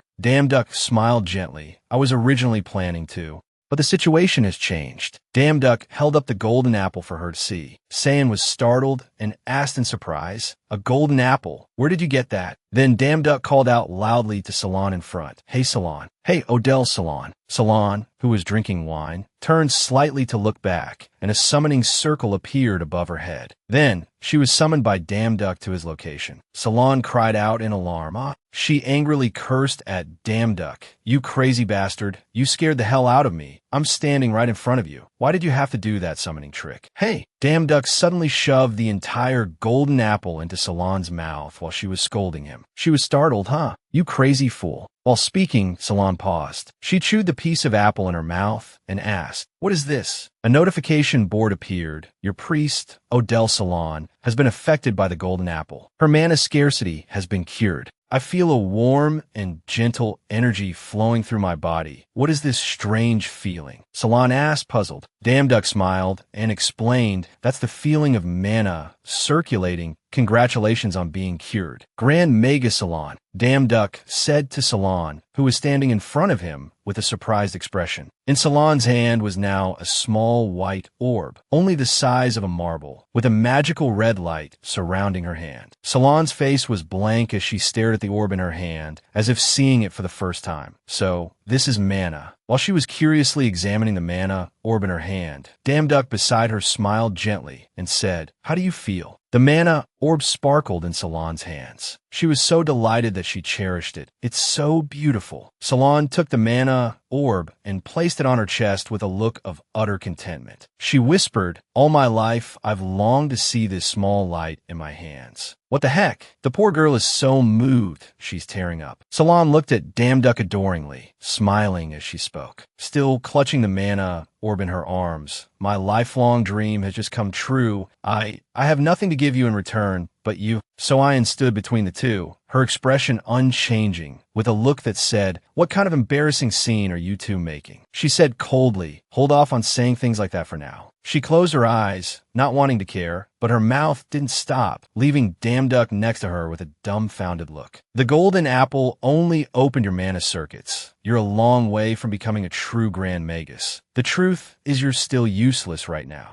Old Lady Soayan continued to speak harsh words to poor little Sharon. "I know you're happy, but you should focus on developing your skills. There's no time to waste." Damn Duck was like, "What's with this mean person?" He spoke up to defend Sharon. "How can you be so cold? Are you deliberately trying to discourage her?" Hearing that, Sharon could only look dumbfounded, not daring to object. "No, she's right." Soayan continued, "Even so, she looks like an alpha girl. You can tell who's the boss and who's the top. So Ian looked at Sharon with a cold, indifferent expression and gently patted her head. Seeing this, Sharon was slightly surprised. So Ian gently praised her, but I think it's very commendable that you could channel mana as soon as you felt it. Well done. Sharon was thrilled, exclaiming, "Oh, really? Thank you, sis." Hearing that, Soian was a bit taken aback and asked, "Sis? What's sis?" "Ah, I mean you're as kind as family. I have a lot to learn from you." Damn Duck, standing on the side, could only give a wry smile. It's really hard to hate her sometimes. He looked at the two beautiful girls, one top, one boss, walking and chatting cheerfully together, and thought to himself, what a strange girl. There are times I can't believe she's the same age as me. How should I put it? She has a very mysterious feeling about her. After his nonsensical thoughts, Damn Duck smiled and urged everyone to get a move on. "All right, now that our work here is done, we should get going, shouldn't we?" Sharon, standing next to the kid Girium, heard Damn Duck say, "Salon, you should go back to your world and start learning real magic. We have a new part-time job to deal with." The kid Girium, with his hands behind his head, asked cockily, "A new part-time job? Where?" Damn Duck smiled faintly as if he'd been hit by the wind. "Hell." The system board appeared. Daily worker recruitment for the Hell Forge. Recruiter, Demon God Rookhype. Divine power, over 100,000. Information, just do as you're told. Working hours, 1 day until the forge closes. Salary, random. Authority, demon. Note from the boss. Scouts from the damn angels will be ground to dust in the Hell Grinder. At Girium's feet was a sealed-off area, with many people standing around watching or doing who knows what. Inside the cordoned-off area was a crack in the ground, the fissure emitting a strange pink light, seemingly a portal. Damn Duck had already donned his god's armor, ready to fight at any moment. His little brother Girium quickly stood at the front to scout. Below was the mysterious portal leading to another dimension, I guess. Damn Duck looked a bit worried and confused. This is strange. Usually the system teleports workers directly to the job site. But it seems Hell is an exception. The system works fine with other worlds. Why doesn't it work with Hell? The system only provides us with some directions. Suddenly, the ground beneath the portal showed signs of cracking. Wider. The space portal gradually grew larger, causing the ground to shake and the crack to widen even more. The ropes wrapped around the barrier were all snapped by it, and some guy was even blown backwards. A guy in a suit and tie was urgently reporting the incident to someone through his earpiece. "Red alert, headquarters, red alert. A medium-sized gate has suddenly turned into a large gate." He ran hastily on the road, as if in an extremely dangerous situation, and yelled, "Help me," leaving a trail of smoke on the road. Damn Duck swooped down from above with his sword. The guy on the ground looked up, quite panicked. He just lay on the road, with a look that said, "What do you want, you punk?" Damn Duck walked past with his sword, his cloak fluttering coolly in the wind. He smiled like a CEO who had just saved a handsome man. "Are you okay? Get out of here quickly." Seeing that the danger was gone, the guy on the ground hurriedly said, "Thank you." Before Damn Duck now was that mysterious portal. It was as if it was inviting him to step in. Damn Duck hesitated for a moment. "So, I have to go through this portal to get to Hell?"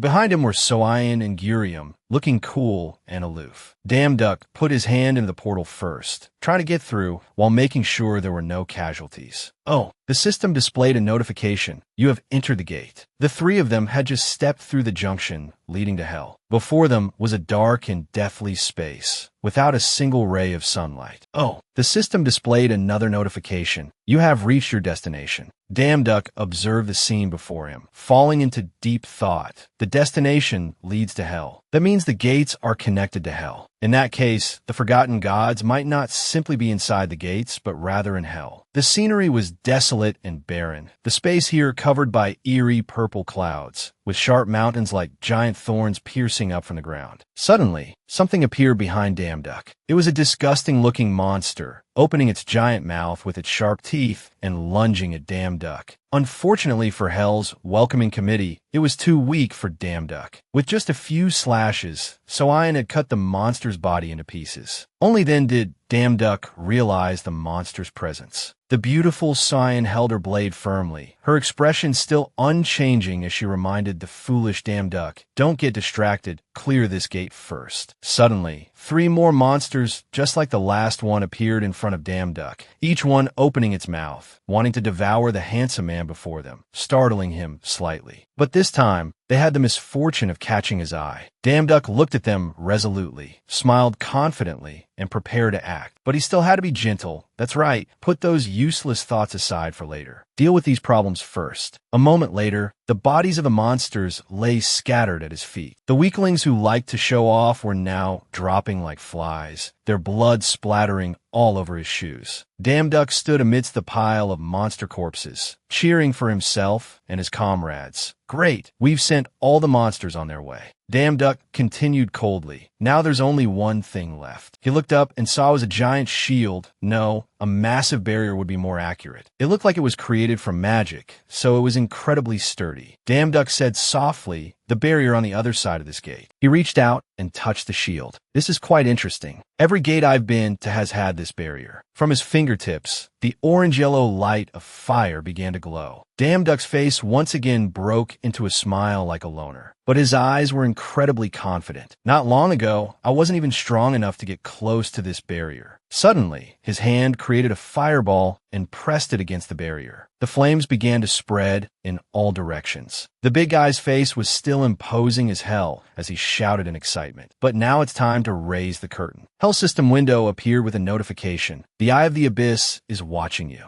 The barrier seemed unable to withstand the destructive power of Damduck's fireball, and a large section of it cracked. His flames looked as if they were about to engulf the entire protective membrane. Damduck's eyes became more confident and decisive. All right, take the barrier down. Finally, the barrier shattered. Damduck was standing at the threshold of hell. He turned to the grumpy Lady Soayan behind him, who was just silently hugging one arm. Hey, you Soayan, I think we're on the right track. Suddenly, Soayan's face looked as grim as if she were constipated. She was so worried she started to stutter. I have a bad feeling about this. We should probably turn back. Hearing this, that guy Damduck couldn't care less. He jutted his chin out in protest. What? But we've already come this far. When will we get another chance to obtain a demonic authority? Soayan was still scared shitless. Hell is a place where countless demons and beasts roam. The three of them stood exposed in the middle of the desolate, magical place, having a super lively conversation. Look around you. There's nothing here. Do you know what this means? It means this is the territory of someone much higher up the food chain. She continued, something that no one dares. Before she could finish, Soayan and Damduck suddenly realized something was behind them. Just as Soayan had guessed, she turned around to look, urgently telling Damduck to destroy the gate. It's too late. You Damduck, destroy the gate core immediately. Suddenly, a giant, glowing red eye appeared beneath Damduck's feet. It opened wide, glaring at him. Who dares? Damduck realized the danger, his face filled with absolute panic, almost shitting his pants in fear. The monster rose up behind him. It was terrifyingly huge and horrifying, with long, sharp teeth and a black, slimy body. The most sinister part was the massive, bulging eye right in the middle of its face. It roared at Damduck, who stood there, his face dark with fear. Die. Soayan screamed in alarm. Go now, you Damduck. Suddenly, the monster slammed its horrifying, tooth-filled head into the ground, right where Damduck had been standing. The impact created a deafening sound, sending dirt and rocks flying everywhere. Damduck found himself in another world. Beneath his feet were puzzle pieces slowly floating up, revealing a spatial abyss below. Before him was an incredibly mystical starry sky. He looked around at everything in suspicion. Where am I? I was just being attacked in hell a moment ago. Damduck suddenly noticed something behind him. Two children were holding hands, running past him. The long-haired girl was in the lead, followed by a boy. This way, hurry up. Damduck watched the children's backs, thinking to himself, I'm about to take advantage of some kids. Who are those children? They might know where this place is. He hurriedly tried to follow them, reaching out his hand to call them back. Wait. Unlucky for the young man, Damduck's foot missed a step and fell into an empty space. His whole body went into a free fall. The dark blue-black smoke from below began to swirl around him. Damduck's sudden fall almost made him go cross-eyed. He landed gently, but this place was completely different from the dimension he had just been lost in. Everything was dark, smoke billowed everywhere, and the streams of dark energy around him had not yet dissipated. Before him was a completely unfamiliar place. Damduck was getting dizzy, wondering to himself like a loner, where am I? What's wrong with this world? Suddenly, his foot stepped on something on the ground. Thinking he had stepped on someone, he said casually, oh, sorry. He probably hadn't noticed the body below yet. Here, the guy realized it now. Damn Duck's eyes widened in surprise. The body looked exactly fucking like him. It lay in a spreading pool of blood. Damn Duck saw the shirt, and it felt strangely familiar. This shirt looks so familiar. In the distance, So-Ayan was approaching. She had a few bloodstains on her, but was luckily not lying in a pool of it like someone else. Damn Duck was still in utter shock as he realized something from the corpse in front of him,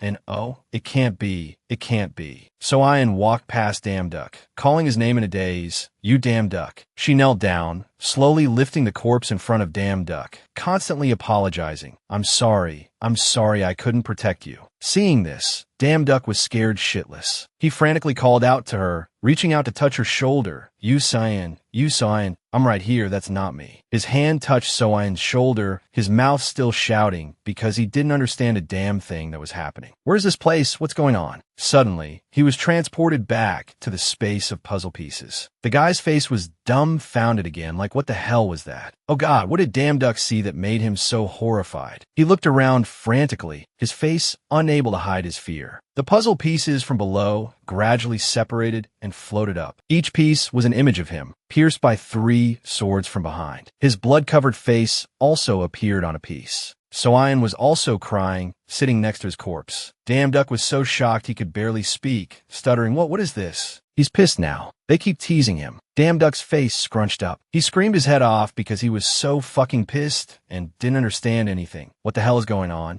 The pieces kept floating up slowly, more and more of them. Below, Damn Duck could only scream helplessly. Stop it. Boom. Damn Duck opened his eyes. It turned out to be a nightmare. The big guy's face was still in a state of utter panic, drenched in sweat. He shot up, coughing like he had tuberculosis cough. Gyuri, sitting next to him, saw this and anxiously asked, are you okay? So-Ayan stood behind, observing. Damn Duck was indifferent to the damn little brother's concern, leaving the kid's face looking dumbfounded. Yeah, I'm fine. Let me rest for a bit. Suddenly, Damn Duck stood up, indicating he wanted to talk to Why you So-Ayan? I have something to tell you. Strangely, the barrier had been restored to its original state. So-Ayan didn't care and turned her back to Damn Duck. Damn Duck didn't care either and just said it. I saw you in my dream, you So-Ayan. He continued, You and I, are you sure this is the first time we've met? Hearing that, So-Ayan opened one-eyed to ponder. It seems he's regained some of his memories. The image of Damn Duck's encounter with a monster from before appeared in her thoughts. It must be because of our encounter with that demon, Asmodeus, one of the 72 great demons of hell and the Sword King. That Damn Duck guy, seeing her silence, started to worry and yelled, Hey, say something. Whatever, honey, I'll do what I have to do. So-Ayan ignored the hell out of Damn Duck behind her and continued thinking. In you Damn Duck's 1,000 reincarnations, 1,000 lives were ended by that demon. It's not strange that his memories are in chaos after being attacked by him. She replied coldly, I have nothing to say. Seeing this, Damn Duck started to lose his patience and yelled again, What do you mean? Just answer my question. So-Ayan remained resolute, her lips sealed tight. I'm sorry, I can't tell you anything. She thought worriedly about that bizarre one-eyed monster. The eyes of the abyss, as long as they are staring at us. Damn Duck seemed to have given up as well. She mumbled some more meaningless sentences. I'm only doing this for your own good. That line again. Damn Duck's face tensed slightly. The guy was pissed as hell, but he only thought to himself, good intentions don't always come with telling the truth. I guess this could be called a white lie, but she doesn't mean any harm, so one understanding bro, Damn Duck said coldly. All right, then I won't ask anymore. You must have your reasons for saying that. The statement made even So-Ayan turn back in surprise. Seeing So-Ayan's expression, Damn Duck asked with a dumbfounded look, What? Are you surprised that I'm letting it go so easily? So-Ayan's face returned to its usual emotionless state. Yes, a little. Damn Duck closed his eyes tightly and said softly, Well, I'd be lying if I said I didn't want to know what you're hiding from me. But there's one thing that's certain in the dream, the present, and possibly the future. Damn Duck turned into a playboy and started flirting with So-Ayan, whose face was as blank as ever. You So-Ayan, you'll always be by my side, right? So-Ayan's face still showed no damn expression, yes. The system window continued to appear. The target has goodwill towards you. The shield protecting the boundary was still there. The two of them started to change the subject. All right, what now? It'll take a lot of power to defeat the 3 guardians. So-Ian fell into deep thought. Should we go back to hell? No, we can't. It's very likely Asmodeus is still there. When Damduck heard that she even knew the name of the monster he had just met for the first time, he got pissed and yelled, "Hey, how do you know his name? Have you met him before? If you knew him, you should have warned us." So-Ian was still as stiff as a robot. She answered calmly, "I didn't know he would appear here, I swear." She thought to herself, because we always meet him after you become a high god. Damduck sulked and blamed her, with a look that said so handsome, but so clueless.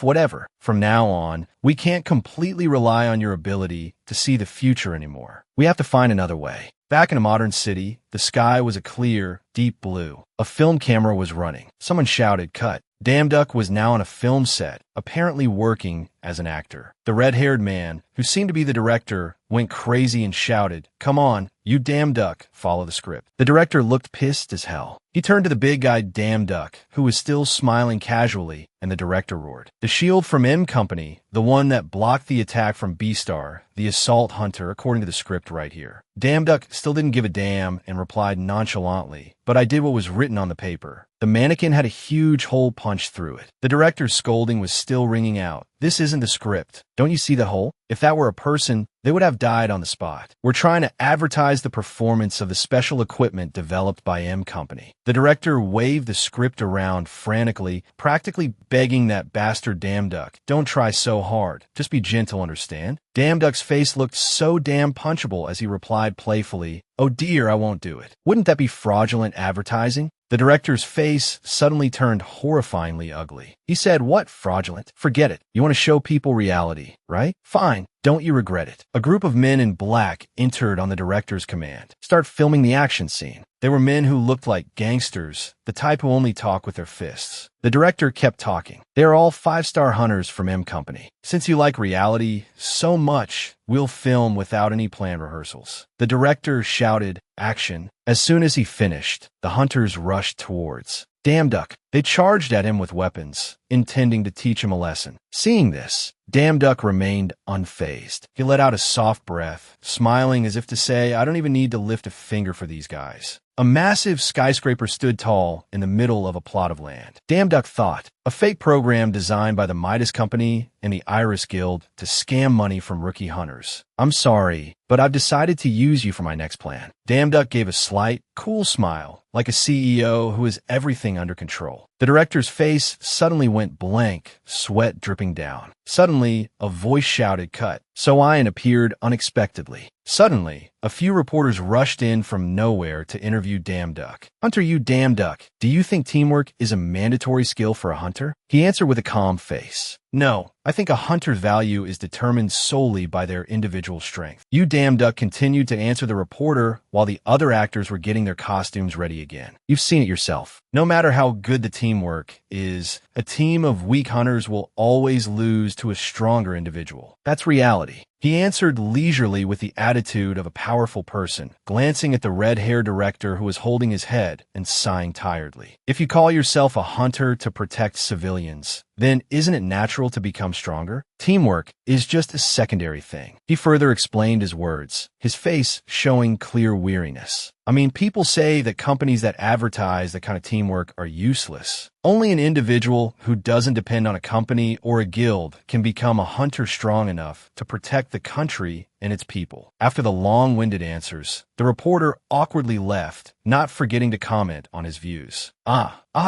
Thank you for sharing your very clear perspective on this matter. Next hunter, please." Behind the bustling crowd of reporters was a very suspicious-looking white-haired man on the phone with someone. A moment after Damduck stepped out of the building, that strange man approached him from the side. The strange man gave him a flowery compliment. "That was a rather impressive interview, Hunter, you Damduck," while he glanced over at him. The white-haired man bowed politely in greeting. "Allow me to introduce myself. I am the director of the Korean branch of the Midas Company. Our chairman would like to meet you. If you don't mind, I'd like to take you to see him." Later, at the Midas Company office, the chairman of the Midas Company was a foreigner with a yellow suit and matching hair, grinning from ear to ear. "It's a pleasure to meet you, the most talked about event recently, the only person to have ever entered a gate in all of human history." Damduck sat down on the chair, offering a compliment. "Your Korean is very good." Why did you want to see me? The chairman gave a sinister smile. I'll get straight to the point. Retract the words you said in the interview, officially. Damn Duck showed open contempt, cursing in his head. God damn it, this son of a bitch, just like the rumors.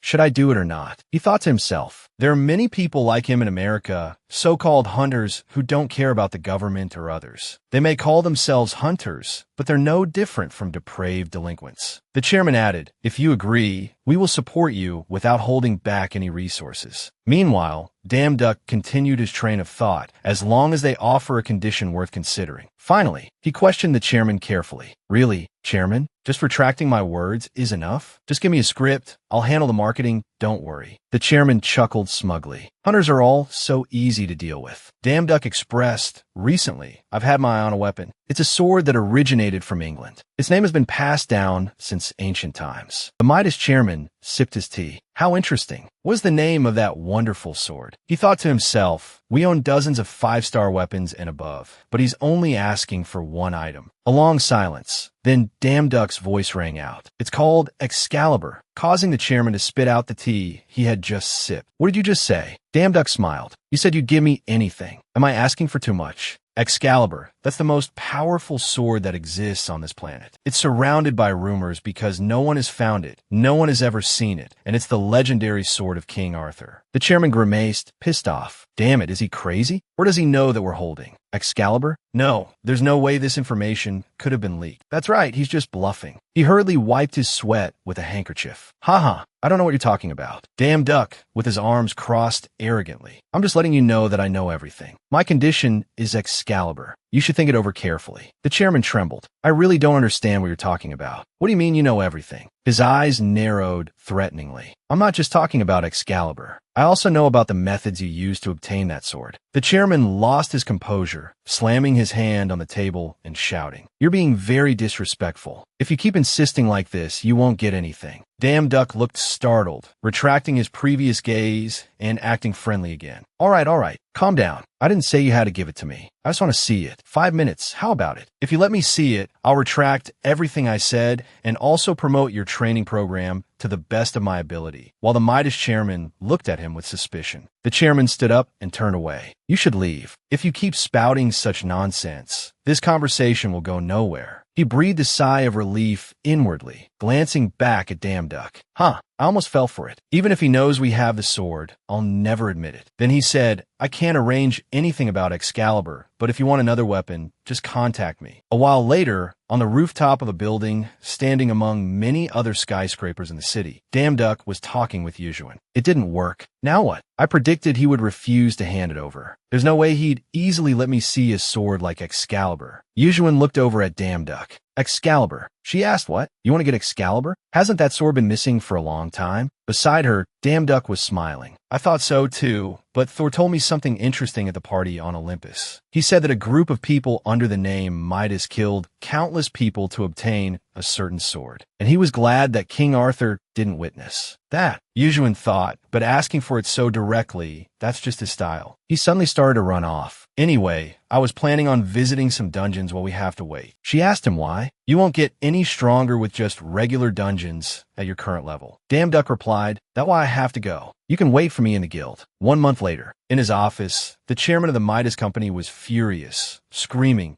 He was stunned by the news being reported. Breaking news. This afternoon, the large-scale dungeon K203ST on Jeju Island was conquered. He looked up at the TV, showing an interview with Damn Duck. Including this dungeon, he has managed to clear dungeons that were thought to be impossible over the past month. Now he has used the same tactic repeatedly. Do you feel there are any areas where the strategy is lacking? He shared his thoughts. I think I've been relying too much on my equipment. In the end, equipment isn't that important when facing a strong boss. The way I see it, the number of attackers can be small as long as each hunter is skilled. At that moment, the chairman became so enraged he slammed his fist on the table. He ordered his subordinate, contact you, Damn Duck, immediately. Tell him I accept his condition. Yes, sir. I'll do as you wish, you Damn Duck. In the middle of a wasteland of mountains and forests, the chairman of the Midas company was leading you, Damn Duck, and Yujuan down into a dark vault. I'm only giving you 5 minutes, as we agreed. He glanced back at Damn Duck behind him. He was extremely surprised by the vault, exclaiming, whoa, what is this? The three of them entered the place where the sword was hidden. With each step, the sword Excalibur, stuck in the middle of a mountain of gold, shone brighter. Damduck had to exclaim, "This is a legend." Excalibur, legend, enhances the user's fighting spirit. When used, all stats are doubled for 10 minutes. Trait lock, trait lock. Damduck turned to ask his pet, "What do you think, Snow White?" It let out a cry, V. The Moon Fox is copying Excalibur, legend. Meanwhile, the chairman was standing outside the hiding place, scheming something with a sinister look on his face. Found it. He laughed out loud. Ha ha ha ha ha ha. Damduck whipped around. "You fools. Did you think I'd let you walk out of here unscathed after seeing that treasure?" He laughed maniacally, his face contorted like a demon's, ducking under the door and screaming. "This is a door that can even withstand explosives. This room is sealed. You'll never be able to escape from here. A slow and painful death is what you deserve." Damduck looked contemptuous. "Huh, I knew he'd pull something like this. Well, since it's come to this, shall we test out this new item?" As he spoke, he drew the sword Excalibur. His pet, Snow White, let out another cry. As for the chairman, he looked like he was no longer human. "In about 3 months, I'll have to send someone down here to clean up the trash." Hith hith. Suddenly, a dazzling blue light spread from the vault, making him freeze. He turned back in astonishment. Holy shit! The blue light was as dazzling as a massive explosion, sending rocks from the mountain forest flying everywhere. The TV was broadcasting a report about the chairman of the Midas Company. Next in the news, the location of Midas Company's chairman, William Jones, has been revealed. According to the FBI, Jones is suspected of committing crimes such as murder, drug trafficking, and is also an executive member of a criminal organization. The identity of the person who cracked the earth and revealed the hiding place is still unknown. Damduck watched while holding the legendary sword.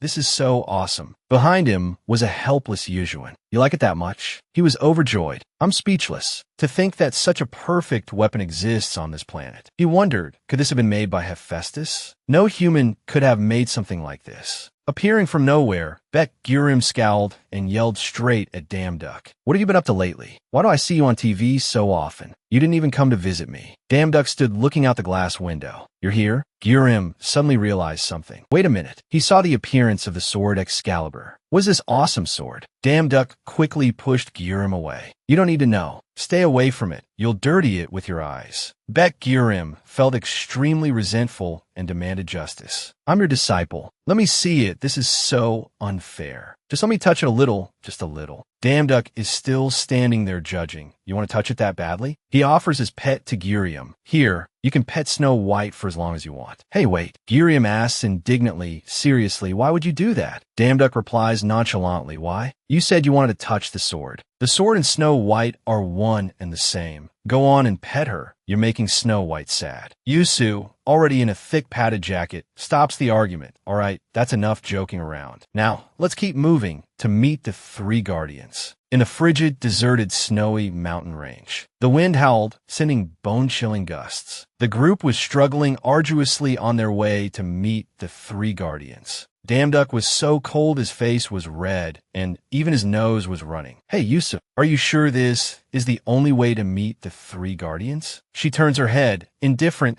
the three guardians are believed to live between the 3rd and 4th rivers. If we hurry, we can get there by tonight. Sharon, following behind, couldn't help but exclaim, "Who would live in a place like this?" Gurim hugs himself tightly. "She's lying. I'm sure of it." Yusu asks back coldly, "Do you want to turn back? Should we just stop now?" Although if we turn back now, the world will be destroyed, she says to the three who are shivering from the cold and looking displeased with Yusu. Damduck reluctantly accepts. "You don't have to say it like that. We'll go." Pushing through the deep snow under their feet and the howling snow winds, Yusu announces, "We're almost there. We'll meet the guardian after crossing that mountain." There, Gurim jumps up excitedly, arms raised to the sky and legs half stumbling. "Our suffering is almost over. Let's go. Get your legs moving, everyone." From behind, Damduck suddenly sees something. Wrong. Gurim quickly turns back. That's right. Bang, a block of ice as sharp as 1,000 knives explodes into 100 pieces, as tall as a mountain, sending white snow flying everywhere, creating an extremely chaotic scene in the gloomy snow forest. All four of them are terrified. Damduck yells, "Run." That block of ice continues to expand, kicking away the pine trees blocking its path, flinging sheets of snow snow down ahead. Everyone screams their lungs out, as if being chased by a terrifying creature in the night. They run for their lives from this strange event. At the end of the path, a path appears. At the end of the path is a deep black void. Over there. Follow that path. Wait, no, it's too narrow. Damduck doesn't hesitate, draws the sword Excalibur, and orders Snow White. Then we just need to widen it. Snow White V. The group is still fleeing from the pursuit of the spiky ice mass that is gradually tearing apart the old forest. No one dares to stop for a second. A few moments later, the four find a place to take refuge. Yusu lights up the narrow path with magic. The entrance is already covered in snow. It would take several days to melt all this. Sharon, from a distance, is still wiping her sweat. Haha, this is my specialty. As soon as she finishes speaking, she unleashes flames from her hands, lighting up the whole area. I haven't been wasting my time for nothing. Behold the power of the third circle magic of the great Archmage Sharon. In the future, she says dumbfounded. Yusa knew just by looking that spark won't do a thing. Besides sunlight, only the mana of Niflheim can melt this pile. You should have told me sooner. Girium stands in a corner, continuously kicking the hard snow pile, this damn pile of snow. Damduck sighs, don't waste energy on such useless things. We don't even know how long we'll be trapped here. 4. He silently calculates. The forgotten gods are getting stronger by the second. Finally speaking his thoughts aloud. Is there really no other way out of here? Suddenly, Snow White jumps down onto the ice surface. It stands up and looks around confidently. Damduck finds it very strange. Snow White. It knocks its head against the hard ice wall in front of it. He wonders, is there something about this wall? Then follows its gaze. He presses his ear against the ice wall, hearing a strange sound. What's that sound? At that moment, the ice wall shatters, catching him off guard and revealing a look of astonishment, his eyes wide. He immediately sees small fairies hiding behind the large block of ice, his eyes still wide as he looks at them. There are 3 fairies in total. It's Loki. Loki is here, they say with extremely frightened faces. Isn't Loki one of his minions? What do we do now? Damduck is very curious, leaning in close to talk. Are you guys fairies? You look like you've stepped out of fairy tale. Kiad is evil. He'll eat us. No. They scream in panic. He gives a reassuring smile to calm the fairies. Calm down. I'm not an enemy. Snow White appears from behind Damduck's shoulder, looking at the fairies. They scream loudly again. A ferocious beast. It's Cerberus. We're going to be eaten alive. On the other side, another fairy. It's Cerberus. Not Cerberus, you idiot. Damduck tries to calm them. Come on. Emergency. This is an emergency. Loki and Cerberus are here to take the Emjo. Save us. It's Emjo, not Emjo. Damduck, watching, can't believe these fairies. However, after listening for a bit, he realizes, wait, Emjo, Loki? From somewhere, the footstep of a stranger. What's going on here? It's the god Thor. Glancing down at all the fairies. Didn't I tell you to be quiet until I recovered? Just a moment ago, the god Thor still had a stern expression, uttering a majestic warning. But now, he bursts into hearty laughter, his voice full of glee. I thought I'd fallen into Loki's trap again. As soon as Bak Girium sees Thor, his eyes immediately light up, unable to hide his excitement. Whoa, it's really Thor, or am I dreaming? Ayu Damduck looks at Riom, his eyes filled with helplessness mixed with a bit of worry, but he himself can't tear his gaze away from the god standing before him. Seemingly noticing the excitement, he laughs gleefully, but doesn't forget to acknowledge Rim.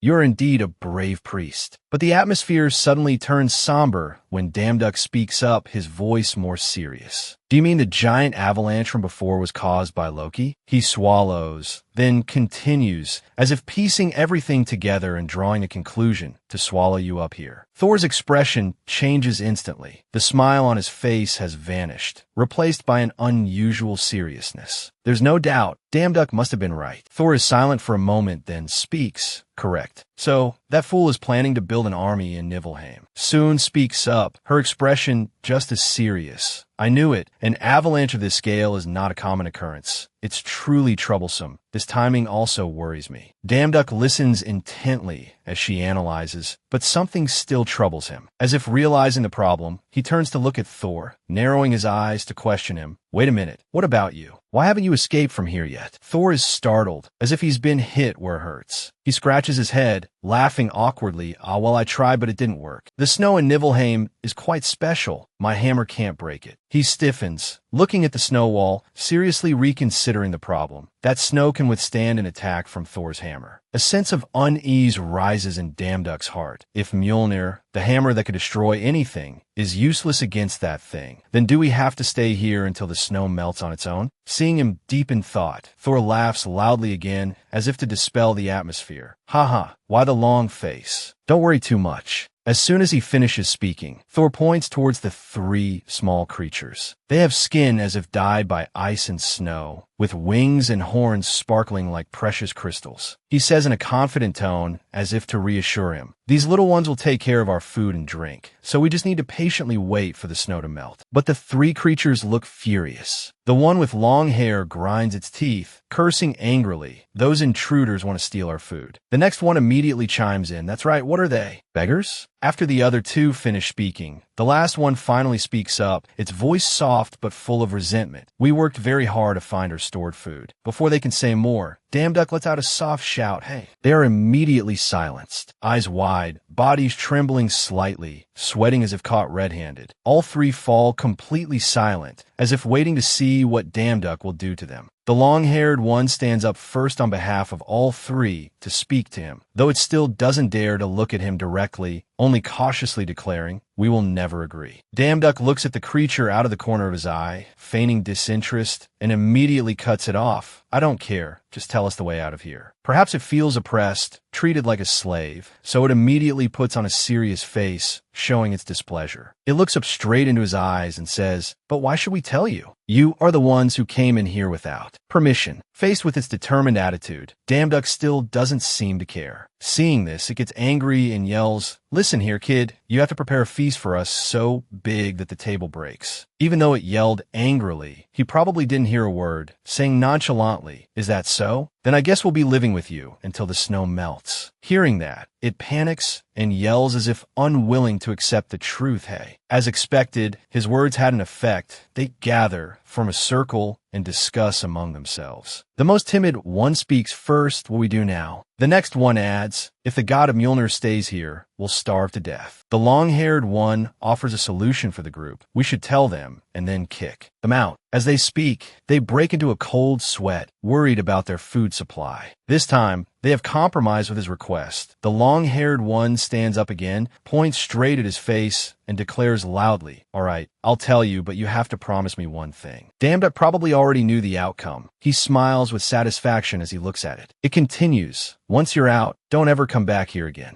Damduk maintains his smug expression with an arrogant smile. He confidently replies, "All right, I promise." Getting the answer it wanted, it smiles, placing its hands on its hips and replying, as if praising a pet, "Good." Then it gets into a stance, though it's only as big as Damduk's shoe. Anyone who saw it would be wary. It tells him, "Then step back. It's dangerous." Then it throws a punch. That punch was covered in a thin layer of ice. It flies straight into the wall, and before the power of that fist, the wall is quickly destroyed. The layers of ice shatter into tiny, sand-like pieces that fly up into the air. Damduk is surprised, his eyes wide, his pupils shrinking. No way. He must have been very astonished to say that. Hearing that, it cocks its head to the sky, smugly replying, "See? If you use an attack with an ice attribute, the snow will shatter like this." However, because its size is limited, the impact of the attack is also small, resulting in only a small hole being punched in the snow. Damduk must have been so disappointed that he said it out loud. "Yeah, just breaking small pieces of ice like that won't get us out of here." Hearing him, its smug look from just a moment ago immediately vanishes, leaving a dumbfounded expression on its face. Damduk raises an eyebrow, saying with annoyance in one go, "Break it all. Can't you do that?" Saron puts a hand to her chin, analyzing. We can get out if we chip away at the ice all night." Hearing that, it immediately turns pale. "What nonsense are you talking about? If we do that, we'll run out of magic." It speaks up again in protest, asking back, "The gods have never done anything for us, so why should we sacrifice for you?" Faced with its question, he replies gently, "But you said you would help us get out." As if finding another solution, it immediately replies cheerfully, "I showed you the way. You can do the rest by learning an ice attribute attack." Giram hears this and gets excited. "Oh, does that mean I can also do a water wave move like Damduk's?" Saron is also intrigued, smiling slyly.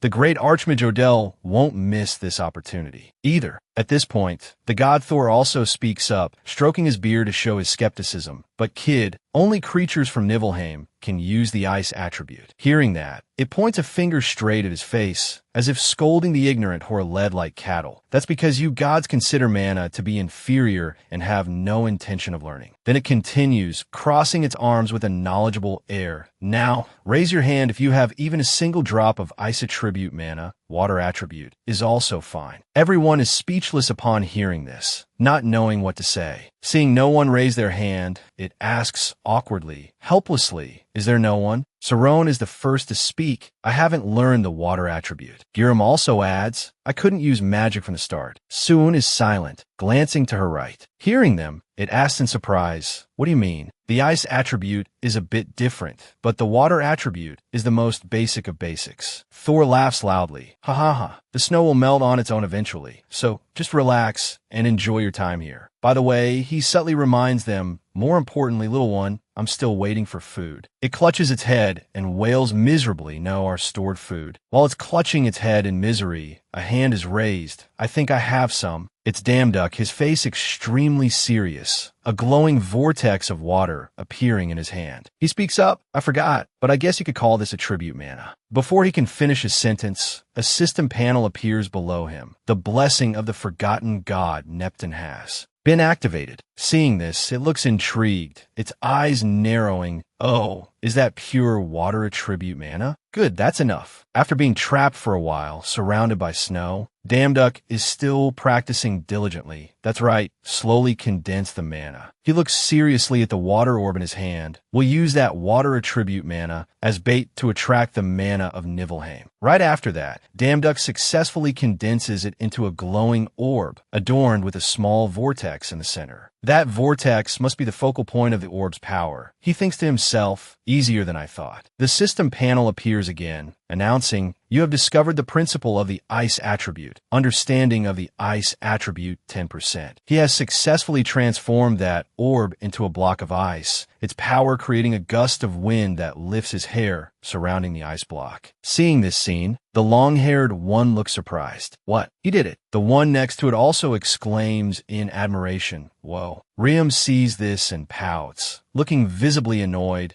People are always multi-talented. Saron can't help but exclaim, "Amazing." It flies closer to observe the ice block in Damduck's hand carefully, rubbing its chin, as if watching a genius being born. "You're very talented, you know." Although it seems intrigued on the outside, it still wants to show off a little. After all, for him to surpass it after just learning is a bit too humiliating, isn't it? It speaks up again, but it's not over yet. Practicing to use this ice attribute mana is the most important part. Damduck doesn't listen, smirking in reply, "No, that's not necessary." His hand holds the golden-hilted sword, which is enveloped by a golden aura coiling like a dragon. Ignoring everything, he slowly approaches. Then he looks up, saying smugly, "I think I know how to do it." His eyes flash with an incredibly fierce determination. Immediately after, a huge explosion occurs, sending snow flying everywhere. The solid snow wall from just a moment ago has now become a pile of fine sand. Damduck steps onto the pile of shattered snow. The outside is still frigid and covered in ice. Before he can do anything, he sees something incredibly terrifying. His eyes widen at the sight before him. A giant foot appears right in his line of sight, its skin black and rough with long, sharp claws. Its body is covered in a thick, shaggy white fur. Damduck exclaims in fear, "What the hell?" Before his eyes, dozens of such giant creatures appear. He stands right there, witnessing the giant creatures firsthand. He holds his sword tightly, but still can't stop trembling, looking at their sharp teeth. Damduck flinches, wondering to himself, "What are these giant monsters? What happened in the short time we were trapped?" At this moment, the god Thor also appears behind Damduck, his expression turning angry. "Loki, that bastard, he brought us in while we were distracted." Suayan, standing next to him, also speaks up. She looks very calm, but there's still a hint of worry. "I can feel the presence of the Guardian." Hearing that, Damduck feels a sudden fear, asking again, what? Su Ayan's voice is even and slow as she continues. The king of the ice giants, Etten, he is nearby. On the peak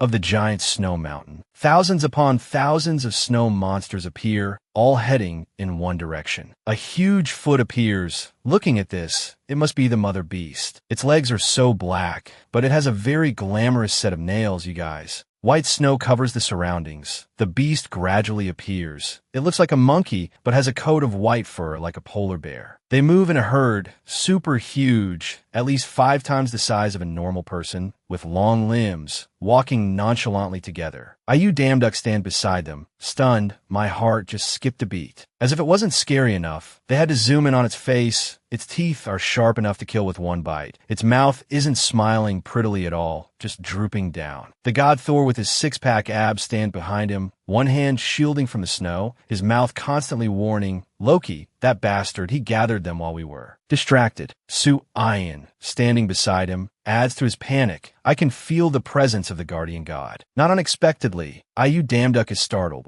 Under the shadow of dozens of monsters, her voice is completely calm. The king of the ice giants, Etten, he is nearby. He is also stunned. Wait, so Ayan, you mean the third guardian god, is one of them? It must be that one, bro. With that same ice-cold face of hers. That's right, the third guardian god, Etten, is the king of the ice giants. The two stand on high ground and continuously discuss the monsters. Su Ayan continues to answer his questions. The ice giants have a very close relationship with each other, so it's possible Etten is watching over his people from somewhere. A dozen unspoken questions appear in Ayu Damduck's mind. Besides the fact that the third guardian god is not human, why is he so hostile towards Thor? Seeing the sweat dripping down his cheek, she is also helpless. Etten would never side with a god like Loki. It's likely he's being controlled by Loki. That's Loki's specialty. All this Loki talk is giving me a headache, right, moms? His eyes gaze forward thoughtfully, as if contemplating what Su Ayan told him. Seeing the god, Thor, struggling with each monster below, he also has an existential crisis, being controlled. Watching him fight them is truly impressive, the very definition of one man against all. The god Thor's eyes seem to have reached the peak of fury. His eyes are white like a ghost's, yelling, I will kill you, Loki. I feel bad for him. It's like being gaslighted by your crush. It's hard to escape. On that high ice ledge, a blonde-haired guy sits like a big boss, just chilling and admiring the view or something. He's cursing up a storm over there. Stop hiding. Come out now, you coward. This guy is blonde and suddenly has 2 horns. Ah, like an Aries, but he looks so flaky, he probably wasn't cheated on. Red eyes, pointed ears, a V-line face, he suddenly looks kinda hot, guys. His face looks down on the world with contempt. He's as foolish as ever. He sits comfortably with his leg crossed, chin resting on his hand, his face full of mockery. Look, Etten, your people are being killed. Go save them. Hey, his voice sounds so bitchy. Doing that, of course, makes the leader of those beasts angry enough to spew smoke, shooting everywhere. That leader looks no different except for having some hair sticking out like 2 extra feather pillars, looking so stylish. It's grinding its teeth, furious. Over here, the god Thor is still using all his strength to summon storms. Fight me like a real man. Loki. His mouth is still talking, but his eyes have already darted towards a strange sound. How long are you going to hide? Who else could it be but our leader? It comes and punches him, sending him flying a meter away, out of sight.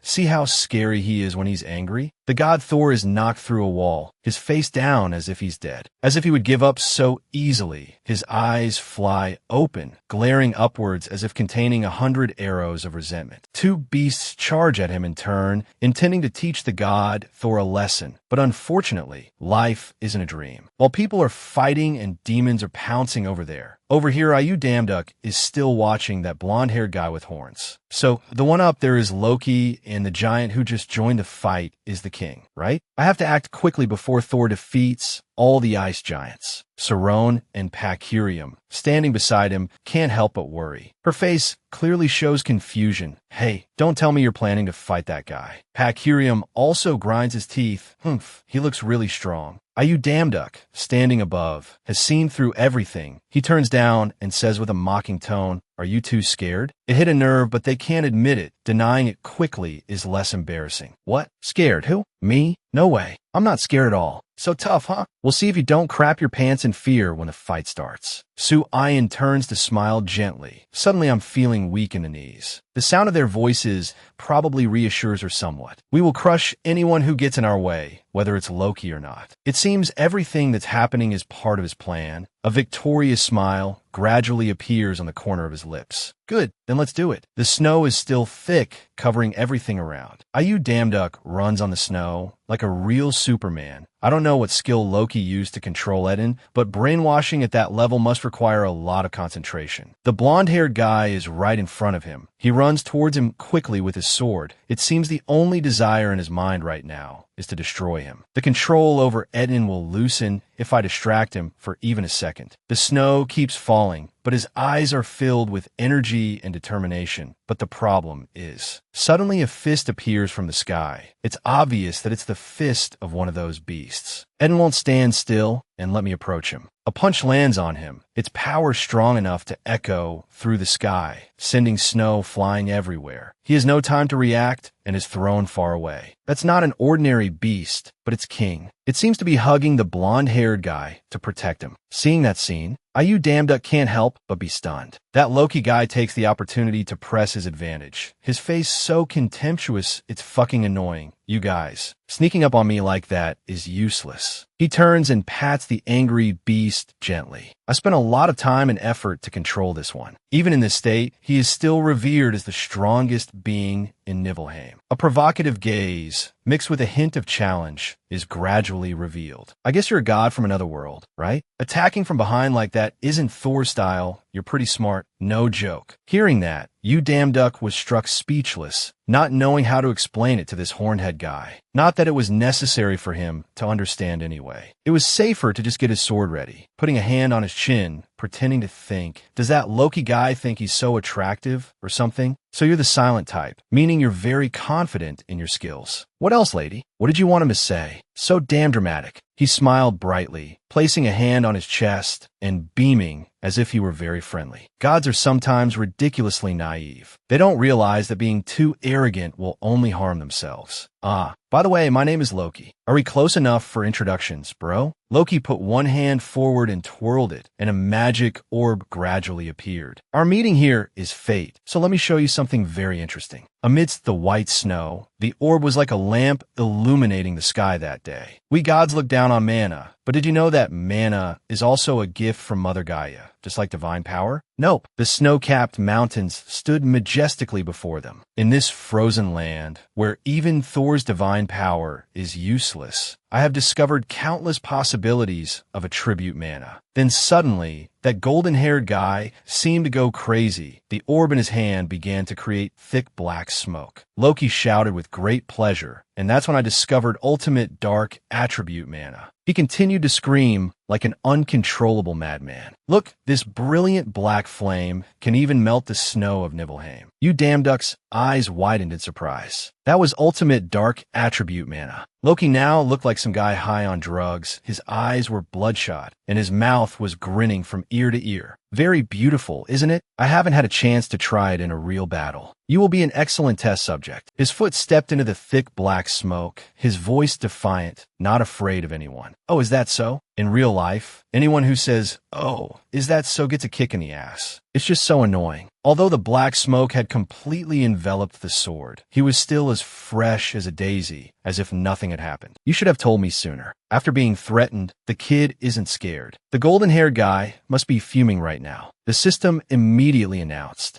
"The Black Flame skill has been activated." La la, what a surprise. His face turned pale as a sheet, his jaw dropped. What? How could you? Loki was still stunned. He could. Before he could finish his sentence, the boy shot forward like a rocket, standing right in front of the golden-haired guy. Now watch me make my move, kiddo. There was just a loud explosion, snow and smoke mixing together. It must have been a powerful blow to create such a tremor. But no, what the sword struck was not the punchable face of that horn guy, but the hand of the snow giant king. The sword slash left a long gash, blood staining the white fur red. He was also helpless. You're lucky. Now, this is infuriating as hell, his eyes filled with anger. Ayu Damduck raised his sword forward again. I held back so as not to completely sever your arm. Holy crap, one slash, and he cut off the arm of that huge thing? The The sword pointed straight at Loki's face, who now knew what fear was. Wait, stop, I surrender. See, if you'd done that from the start, it would have been quick. Why so slow? You damn duck seem to let it go easily. Quickly remove your control spell from this guy, and I'll let you go. Is Loki's face feigning pity while enduring it? All right, I understand. Put your sword away first. I have to concentrate to break the spell. You damn duck did as he was told, slowly lowering his sword. Don't do anything stupid. He gave a forced smile. I know, this attitude can only mean he's about to do something wrong. And as expected, a cry was heard. The beast rose again. Etten, Loki's eyes seemed to emit a dark light. Despicable. His face looked lecherous. This is my final command. Damn, as soon as he said it, that thing charged forward. Crush him with all the power you have. Holy hell, man, what a dirty move, dude. He's a goner for sure. Faced with the snow giant's punch, you damn duck was stunned. What? And boom, snow and dirt flew everywhere again. Man, being the snow here must suck. It's been blown up I don't know how many times now. With no calculation, you damn duck was just sent flying far away, falling down. But he wasn't worried, just angry. Stop it. Doing this, you'll kill yourself too. In a bit, he'll use a move and let that thing escape its cage. Loki's face now showed only joy, grinning as if he'd hit the jackpot. This is more interesting. Etten, crush him, crush everything. He's done for. That snow giant went berserk, its roar echoing through the sky. Its ugly face is truly terrifying. At this moment, you damn duck was also very helpless. He looked up in despair because it was probably brainwashed and couldn't resist. Yeah, if he can't fight with strength, what can you do now? You damn duck could only shout it and stop. Was he thinking that the crazy thing would actually stop? It might even get more frenzied. Then, life isn't like a dream. All the bad things just happen one after another. The block of ice he was sitting on suddenly broke and fell. Holy crap. So, my dear, you was cornered on something like a cliff where one slip means death, just like in the movies. Once it falls, it doesn't fall slowly. Damn, it's falling so fast. Sitting on that, you'd probably be praying for your life. But if he dies now, it's like a movie with no ending. A hero has to come to the rescue.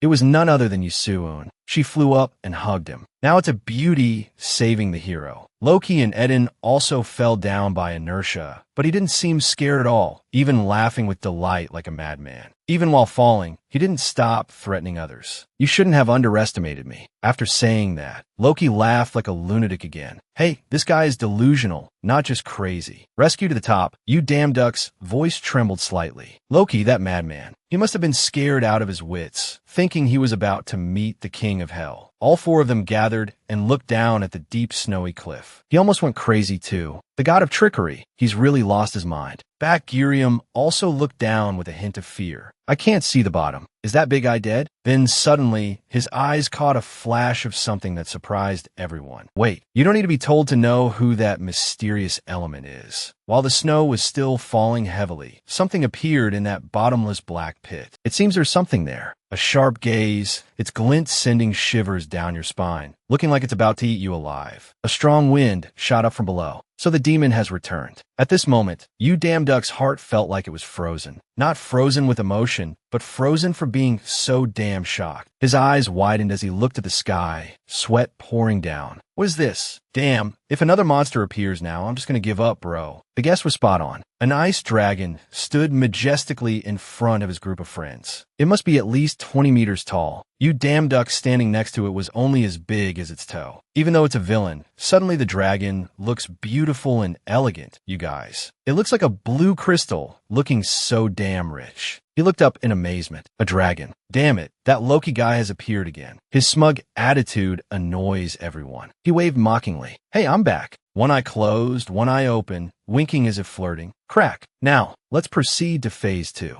Then suddenly a scream shattered the atmosphere. Loki. Footprints were imprinted on the ground, running. Huh, hello, who's this now? That familiar hammer. Huh, our boy Thor's back. Don't tell me you've already dealt with those 10 snow giants, lady. He swung his arm and threw it straight at Loki. Your joke has gone too far. Looking at his expressionless face, you know how confident he is. Then suddenly he was startled because it seemed something was flying toward his face. The dragon's tail was wagging. One whip and Thor was sent flying. If it were me, I'd be dead, not just sent flying far away. Hey, that tail is huge too. He's only as big as a single spike on this giant beast's tail. Loki was now standing on a flying disc created by his power, spinning like a fan. Go play with Thor, Ion Ion. Holy crap, the dragon has a name too, but why is it so cute? It doesn't suit this crazy thing at all. He jumped down to the ground, landing quite cinematically, and let the dragon fly away. The dragon is done. Loki snapped his fingers again. Poppy, come here. Why so many of them, damn it? One after another. I can't even process it. Girium was startled and looked up at the sky. In the misty, snowy atmosphere, a large dark shadow appeared. It landed, creating another tremor there. Snow and dirt flew everywhere again, and everyone had to struggle to stay upright to avoid being thrown off. You Damn Duck was startled as its appearance gradually became clear. It was a supersized giant snow wolf. Its fur looked lush and green, with some ice, snow, or crystals on its head, looking extremely beautiful. Hey, why is this one so beautiful, you guys? Damn, if the villain is this beautiful, then already beautiful, and now with the added embellishments from that Loki guy's introduction. Poppy, my ice wolf. It's one of my most precious pets, second only to Ion Ion. Poor thing, even though you're beautiful, in my heart, you're just a spare tire. Loki laughed cheerfully. Well, the last time I was this surprised was probably 1,000 years ago. Who knew another god could use black flame? Anyway, a great person like me always has a plan B. Ugh, so cringy it gives me the creeps. He stood face to face with our You Damn Duck. Don't resent me too much. I really hate variables that ruin my plans. As if you think we're scared to death. You Soon, take the other two and go. I'll handle him. So cool. 10 points for you, man. Despite the threat, Loki wasn't bothered at all. He ordered his beast to attack. Poppy, tear him to shreds. Does he have a fetish for tearing people to shreds and crushing them? Why does he ask every beast to do that? Hearing that, the ice wolf shot forward like a rocket. In a flash, its claws were right in front of his face. It stood there, its cloudy yellow eyes like diarrhea pills, roaring loudly, so loudly that drool flew everywhere. Oh, holy crap. I thought it was just growling, but it actually snatched You Damn Duck into its mouth. Loki came over with a proud voice. That's my beloved Poppy. He placed his hand on its mouth, stroking it as if they were very close. All the hard work to tame you really wasn't in vain. I like you a lot. Ooh la la. Its eyes were no longer cloudy. There were pupils in them. Has it awakened? That guy's voice was still rambling. Now go find the ones who were with that guy and eat them too. We have to kill them quickly and then help Ion Ion. Loki's silhouette appeared in its eyes. Huh, why are you looking at me with that look? Hurry up and go. Its eyes drooped again, a smirk appeared on its lips, and the same old words were spoken. Crush him. But this was the command of the black-haired person. Isn't that our You Damn Duck? The system chimed in again. Title, the one who tamed Cerberus. Trait, King's Favor. You can tame any canine species. Without another word, the ice wolf slammed Loki straight to the ground. In just a few ticks, he was flat on the ground, face down, crying out in pain. Serves you right, you hateful demon. You Damn Duck suddenly crawled out of its mouth and exclaimed, I think there's dog fur in my mouth. Oh, are you his back, guys? Did he win? Loki lay on the ground, his eyes glaring up with resentment. You, how can you possess a power that surpasses my control ability? Feeling bitter now, are we, buddy? Truly strong and handsome. I'm so cool. I have some special abilities, but more importantly, you should start planning your plan C, or you're about to get punched. If you're not cool, who is, man? A foot landed right in front of his face. Looking at the shoes, you know Thor is back. His face was full of fear. Wait, my beloved Thor, this time the joke just went a little too far. Let me buy you a beer to apologize, okay? So, are you guys that close that he can bribe you? Thor's face had turned into a demon's, grinding his teeth, lightning flashing across his face. One poke, and he might just kill him. His voice still echoed. Let's spare each other. The dragon had returned. It lay curled up on the ground, seemingly asleep, looking surprisingly cute. Thor's voice spoke up. Mountain God, I owe you one this time. He looked on with a gentle face and smiled. Every time I see you, you seem to have grown a little bigger. I won't forget what happened today. I have to take this guy away first. Which guy? Who else but that horned-head guy? He was sitting slumped in Thor's grip, muttering nonstop, "Humph, my Ion Ion." Hey, why does this feel like a possessive husband and a chaotic second wife? That's why people get that impression of the two brothers. With that, he grabbed the guy's head and flew up into the sky. Man, he looked just like Superman. Whoosh, and he was gone. You Damn Duck stood below, one hand shielding his eyes from the sun, looking so heart-fluttering. Well, he took Loki away. It's a good thing he didn't make a big deal out of it. If I were Thor, Loki would be wishing for death by now. So fierce. You Soon, beside him, also put a hand on her chin, thinking, but there's a more serious problem now. She looked down the cliff and continued to explain. Etten is at the bottom of the cliff. All right, I almost forgot about that snow giant. If she hadn't mentioned it, no one would have remembered. Everyone fell silent. Yu Soon spoke up. How about we climb down there together? Are you serious, lady? You damn duck was probably shocked too. For real? Back Gurium, standing behind, wasn't so patient. He just cursed it out loud. You want to go down there? Are you crazy? Hey, this guy's hilarious. So damn crude. What if that god is already dead? He fell from such a high place. Yu Soon's face remained as cold as ice. You don't need to worry about that. While they were talking, a few black fingers suddenly crawled up from below. Ugh, this dirty thing can only be Etten. Could it be that timely? Speak of the devil, and he shall appear. The moment that thing puts hand up, yep, it's him all right. Everyone looked up again, jaws agape. Oh my god, Etten is back again. What a demon. We can't ever escape this bunch. Still the same skin, still the same face, still the same teeth, also with crystals attached. But why does this one look so cheap? Oh my god, what kind of presentation is this? The moment he appeared, the whole group screamed. Seeing this, Back Gurium hid behind Yu Soon. Hello, sir. You're 1.5 times bigger than her. Why are you hiding behind her? Hey, are you challenging us? Let me draw this sword, and we'll get down to business. As if your sword is so big and strong. You damn duck was surprised too. After fighting that much, if we fight now, I'll just collapse. Damn it, do I really have to fight him? Even though he's no longer controlled by Loki. This isn't fear, it's respect, okay? Etten gritted his teeth. Oh god from another world. What's this, bro? Are we really fighting? Oh no. He sat down with a thud on the ground in front of you, damn duck. I thank you for freeing me, and for defeating that ice dragon, even though we are strangers. Oh, why does this sound so touching? Etten bowed his head. All living creatures here have been tormented by that dragon. So it's true that everyone has their own struggles. His hands scraped the ground as he recounted with gritted teeth for thousands of years. Saying it like this, he definitely wants to repay the favor. Etten continued, as a reward, I will grant you one wish. Oh my, you damn duck was startled to hear that. It's unclear if he was startled with joy or fear. One wish? Really? Damn, every time the camera pans to Etten's face, it's ugly. So damn ugly. Sorry, handsome. His gentle eyes looked at him. But there is one condition. Amidst the snowy sky, the sun was now peeking out. Perhaps that ray of sunlight is also a ray of peace, a ray of hope. You damn duck was also curious. What is it? Etten turned his face away. I can only grant that wish if it is made in Nibelheim, because I must stay here to protect my kind from that dragon. Oh, the dragon is still around? You damn duck turned to look as well. Huh, I thought the dragon was already dead. Looking at the dragon snoring beside him, he was a bit surprised. Not yet. Etten closed his eyes and sighed wearily. He must have suffered a lot. No matter how many times you kill it, it will just come back to life. It will be frozen like that for hundreds or even thousands of years. My friends, I have struggled to defeat it for so long. You damn duck, standing opposite, proactively raised his hand. Is it immortal? Is there no way to stop it from harming your kind? After thinking for a moment, Etten replied, perhaps there is a way. There has been a prophecy in Nibelheim. Hey, his eyes look so sad, it's truly pitiful. Remembering before, when the dragon went berserk, it attacked like a battle tank. One who possesses both white ice and black flame. One who can control an energy. So cold it feels like being burned by the great black flame. When that entity appears, the ice dragon will meet its end, and this land will be saved. Now you damn duck thought again. Thinking back, Loki could also use black flame. Is it really on that level, old man? Then his hand rose. A stream of black energy appeared. But the great black flame. He held his hand right up to Etten's face. Is it this? Jaw dropped, eyes wide. How is this dude so strong? He's the best. Etten brought his face close. It seems that is indeed the great black flame mentioned in the prophecy. But that's still not enough to achieve the level of white ice and black flame. The Snow Giant King's face also gradually darkened. That is because you cannot use the divine aura ring. Having never heard this term before, you damn duck went from one surprise to another. Divine aura ring. Damn, I thought he only had hair, but he has a beard too? Etten stroked it, looking like an old man. The prophecy mentions that the Savior had not yet reached that level when he arrived here. With that, his legs slowly moved. He turned his back and walked away leisurely. Follow me. I know someone who can help you.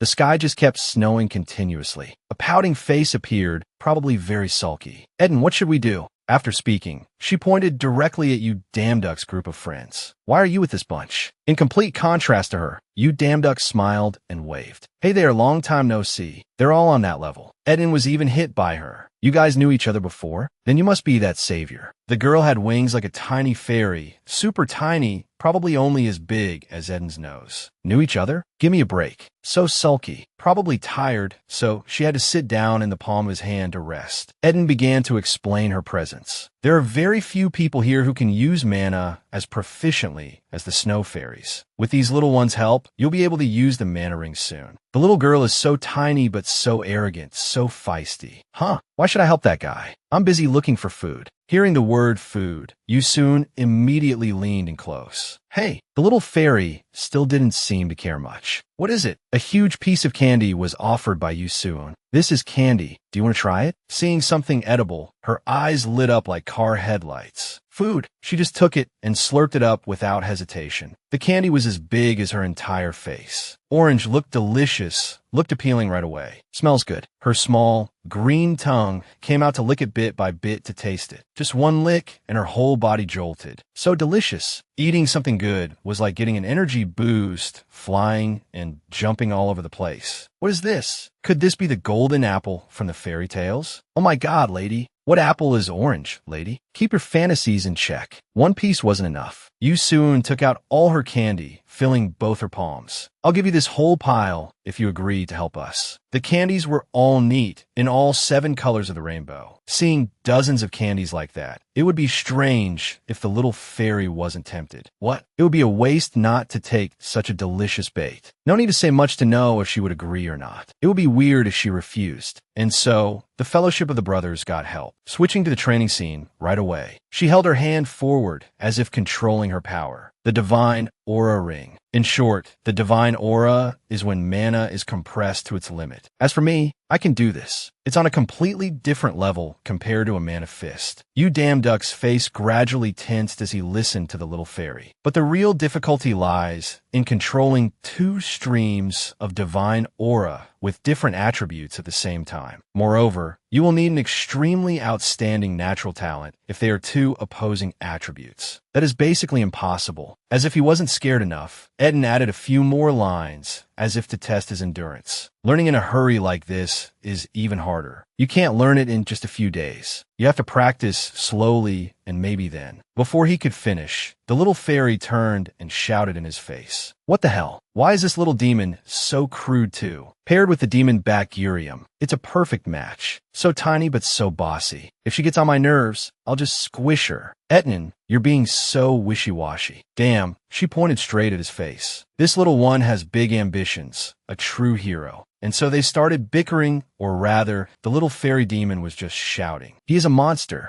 If I knew he couldn't do it, why would I explain it in such detail? Etnan, on the other hand, was extremely gentle and calm. Calm down. While those two were talking, Yu Damduck had certain obstructive thoughts. He raised his hand, creating that stream of great black flame again. The backlash from such intense mana is a bit difficult. Looking at his hand, that power was not small at all. It's just hidden, but I understand the main idea of it. That's the spirit. Let's conquer it. Eden looked on in horror, sweat pouring down like rain. It can't be. His aura has already stabilized. Surprised, old man? The little fairy beside him was very proud. See, I'm always right. The sword in his hand seemed to be possessed by a dark aura, looking so damn sinister. So, without hesitation, he walked towards the ice dragon. Look closely, because he's a top-grade monster. Damn it, that dragon is still sleeping like a pig. Wake up and fight with some spirit. His eyes seemed to droop, looking so sad even though he was about to destroy it. Why feel sorry for that demon? The system also announced, you have mastered the Divine Aura Ring, Black Flame, Ice attribute. Yu Damduck raised his sword to the sky. The sword seemed to radiate an incomparable aura and presence. The sky seemed to be allowing him to gather all his strength. This pose looks pretty damn cool. The sword pointed straight ahead. The system updated continuously. A new skill has been created due to the influence of the Sword God title. Yu Damduck slashed his sword down to the ground. The sky seemed to be unlocking this new power. Skill,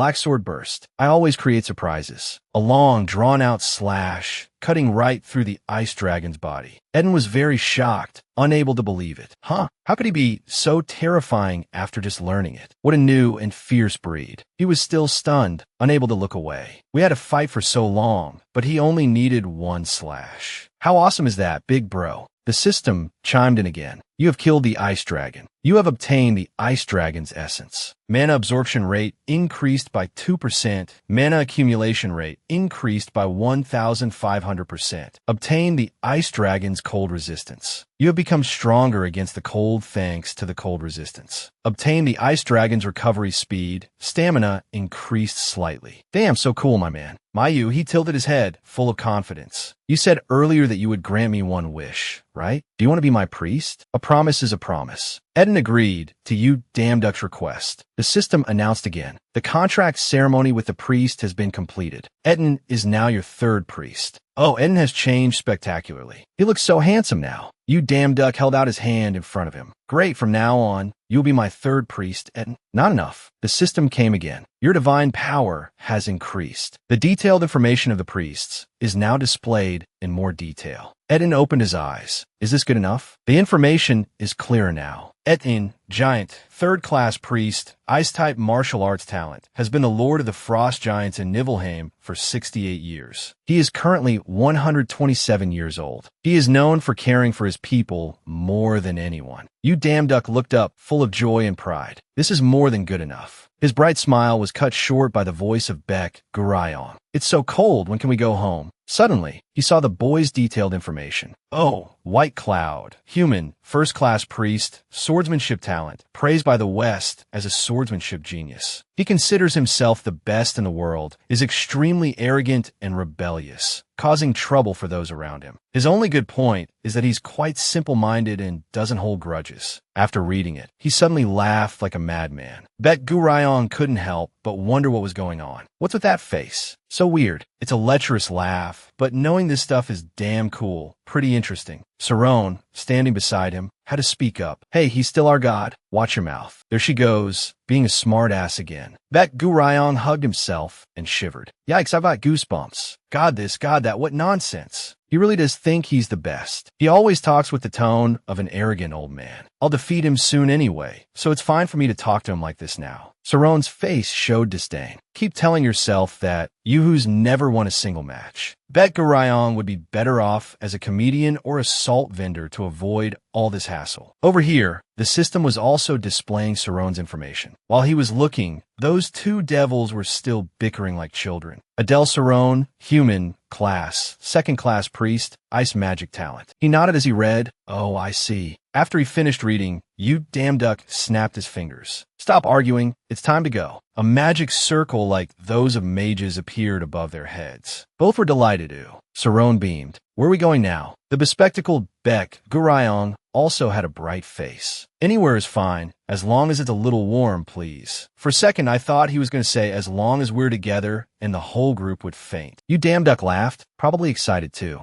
We've completed our mission here. In a flash, as if time traveling, they all disappeared. Now to the other world for a checkup. The scene changes to another place. People are being grabbed by a tree monster. Everyone is crying out in pain, needing to be saved. One of them contacted the other side through his earpiece, shouting, "The dungeon is broken. Risk level increased from D to A." He was still calling for help, requesting support. But before he could finish his sentence, a kick flew straight into his face. A foot was stomping right on his face. It was Choi Young-hak. What the fuck are you trying to do? Why so aggressive, baby? His face scrunched up disgustingly. I have to kill as many monsters as possible to improve my performance evaluation. If I call for support now, I'll have to share the points with others. Hey, this is getting vile. So the other guy was kicked relentlessly but still tried to explain, but we can't let our team handle it alone. His side profile looks handsome and stylishly attractive, but why is he so vile? The reason I brought you along was for you to make it possible. As he was speaking, he was suddenly startled and looked behind him. A yellow smoke enveloped the surroundings, and the monster suddenly vanished, drifting into nothingness. Choi Young-hak narrowed his eyes. What the he what? A hand was raised, retracting the power. Familiar.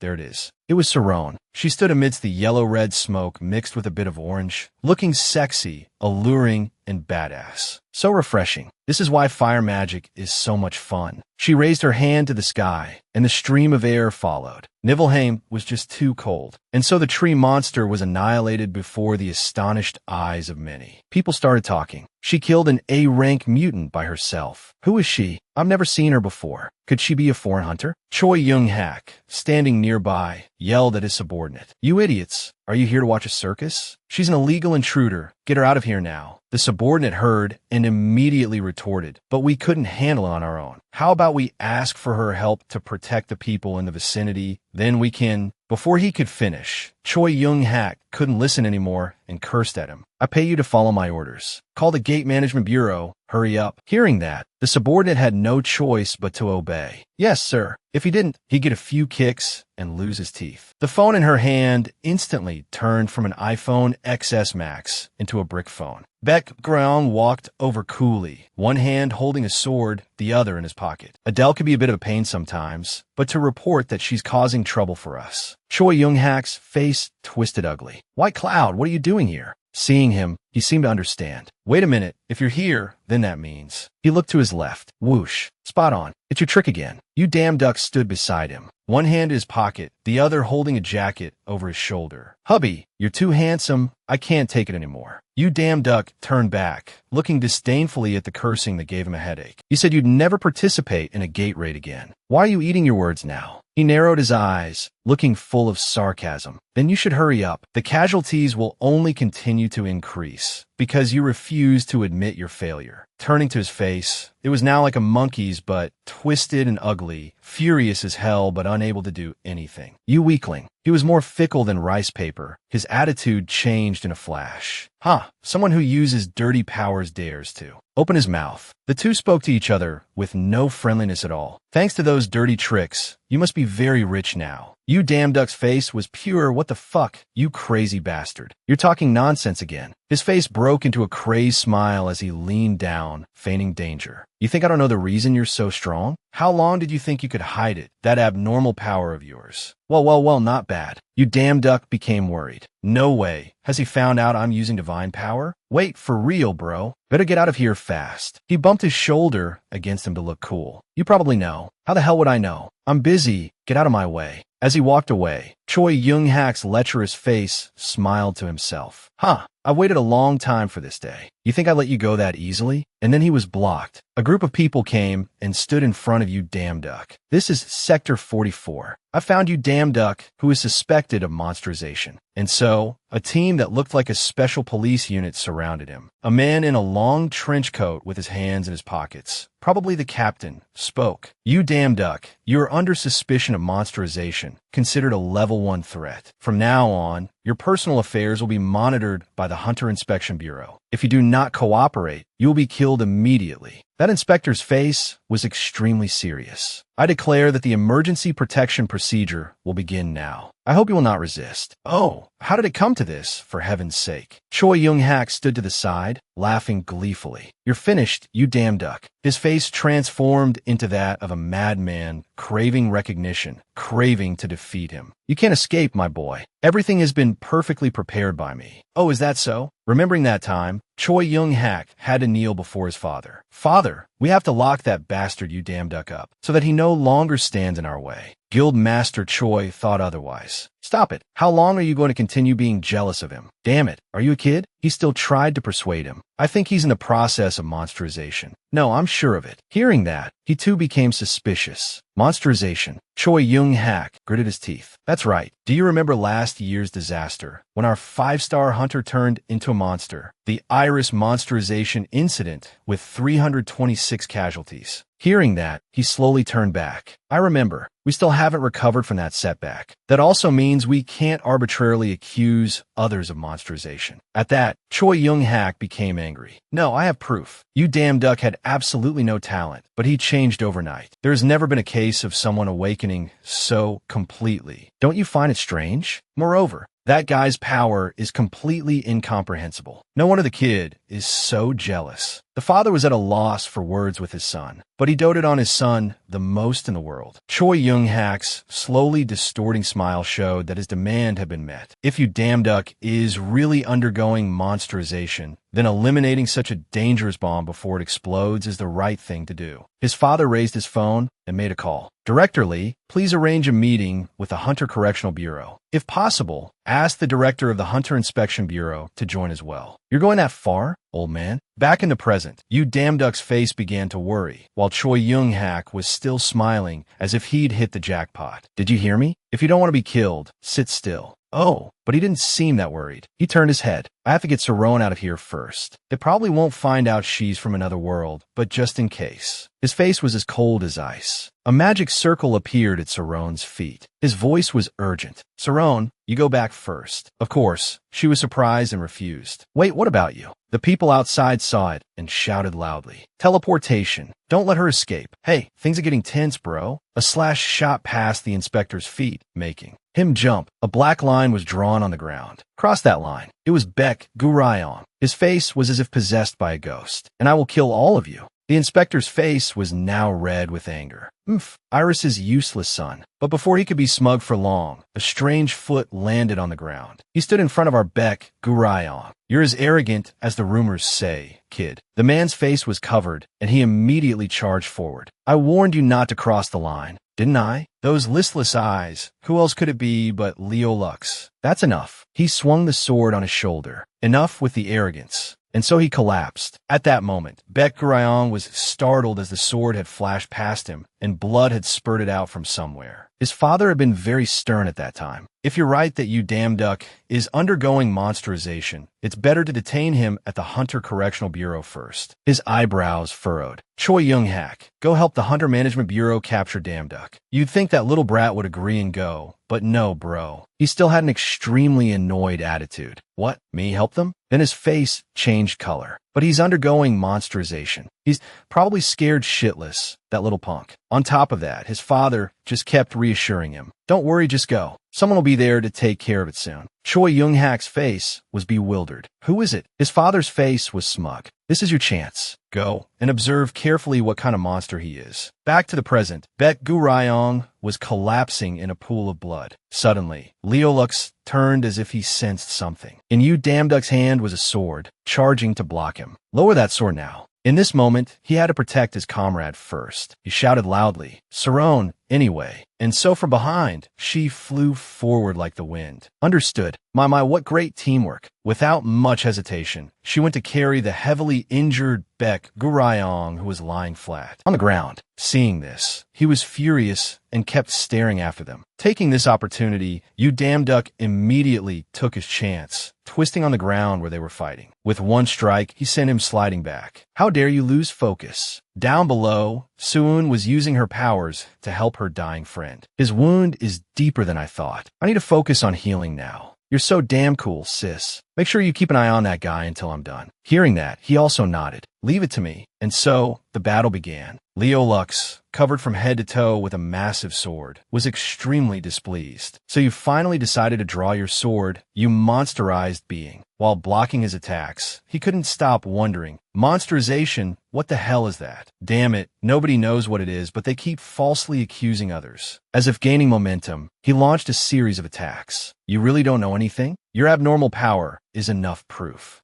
Hello, is that really solid proof? You can convict someone with just that? His face showed no hint of goodwill. Monsterization is the process by which ordinary humans acquire extraordinary abilities. At that moment, an image of a red demon with long, sharp horns sprouting everywhere appeared. Ew, so gross. And its teeth were pitch black as if they hadn't been cleaned in a billion years. Leo Lux was probably certain of his thoughts. Right now, you're surely pleased to possess such power, but over time, your ego will begin to disintegrate. Eventually, you will become a bloodthirsty monster that has lost all humanity. Ah, So you mean you damn duck is at risk of becoming like that ugly, filthy creature? Oh no, no way, no way. He continued to ramble on about his thoughts. Recently, with the increase in the danger level of the gates, many cases of monsterization have occurred. I don't know if it's a coincidence, but this happened right at the time you awakened. At this point, he was furious because of all the fabricated claims about himself. Nonsense. You're mistaken. I'm not monsterized, but ironically, Leolux let him go. You're lying. Your power is very unusual, like the power of dozens of monsters combined. He was speechless. You damn duck didn't know what to say. At this point, he was truly enraged because he had been denying it all this time. You're more shameless than I thought. All those who are monsterized make up excuses. But hey, normal people do that too, not just him. What the fuck? Leolix's eyes widened. If you complete the monsterization process, it will lead to a terrible disaster in human history. On top of that, he even looked behind him where the inspector was standing. Hey, Hunter Management Bureau, don't you dare interfere. I won't be responsible if anything happens to you. Hearing that, he immediately ordered his troops to retreat. Everyone fall back. Hunter Leolux will handle everything here. Yes, sir. Hey, why does this feel so cowardly? He was so imposing when making the arrest, but now that a fight's broken out, he runs away immediately. At this moment, he focused on adjusting his power. I will help you, you monsterized being. And so, a whole bunch of electric wires and lightning bolts shot out everywhere, the wind blowing everything away. His hair stood on end, looking pretty damn cool. Damn, every single one of them is handsome. His steps became faster and deeper. Charging forward, the two clashed with a massive burst of light. Leolix's eyes were filled with contempt and disgust. I knew it. You haven't been using your full power this whole time. You're finally showing your true colors. True my AI ass. He pointed his sword at you damn duck. It was you. His face was helpless, not knowing how to explain. The more he fought, the more ferocious he became. Then I will face you with my full power. It really was his full power. Just one strike on the ground, and the earth cracked and flew everywhere. He flew up, his mouth still trying to explain, to clear his name. I have nothing to do with this. Man, I really understand the feeling of being wrongly accused and no one believing you when you cry out. It's so damn frustrating. You damn duck stopped explaining and switched to threats. They call you Leolux. So you're the #1 ranked hunter in the world. If you beat me, you'll be rewarded, but if you lose, it'll be very humiliating. This fight is meaningless. Leolux gathered his strength and jumped. I don't need honor. I just want to protect the world. Damn, it sounds so tragic, but I don't know what to say. And so, with one leap, he jumped up. I'm coming back to you, my love. The two clashed swords again. You damn duck still tried to persuade him, as it seemed he didn't want this. I'll say it again. Today is the first time I've heard about monsterization. I don't want to continue this pointless fight. You think those words will get through to me? I've heard these excuses many times. Leolux charged forward again, unleashing a blow. And I always kill everyone who opens their mouth to say that. It hurts, it's tiring. He must have lost all his patience. You bastard, aren't you going to listen to me? He had to use all his strength to hold on while his mind raced for a solution, right? I have to stay calm no matter how annoying it is. We need strong hunters like him to prevent the world's collapse. Leolix's face turned purple. His whole body seemed to enter an awakened state as he shouted. It's over. A sphere of light flashed, its brilliance covering everything. From above, he landed like a true Spider-Man. Thinking he had dealt with you damn duck, he was overjoyed. Don't blame me. You'll thank me for this later. No, you think it's all over here? In the sky, another sphere of power appeared, but this one was like a dark, mysterious shadow. A voice came from within. Sorry, but I should be the one saying that. Hearing that, Leolux jumped in shock. He should just use his mother. A familiar silhouette descended from above. The system immediately announced, Nemean Lion's armor transformation.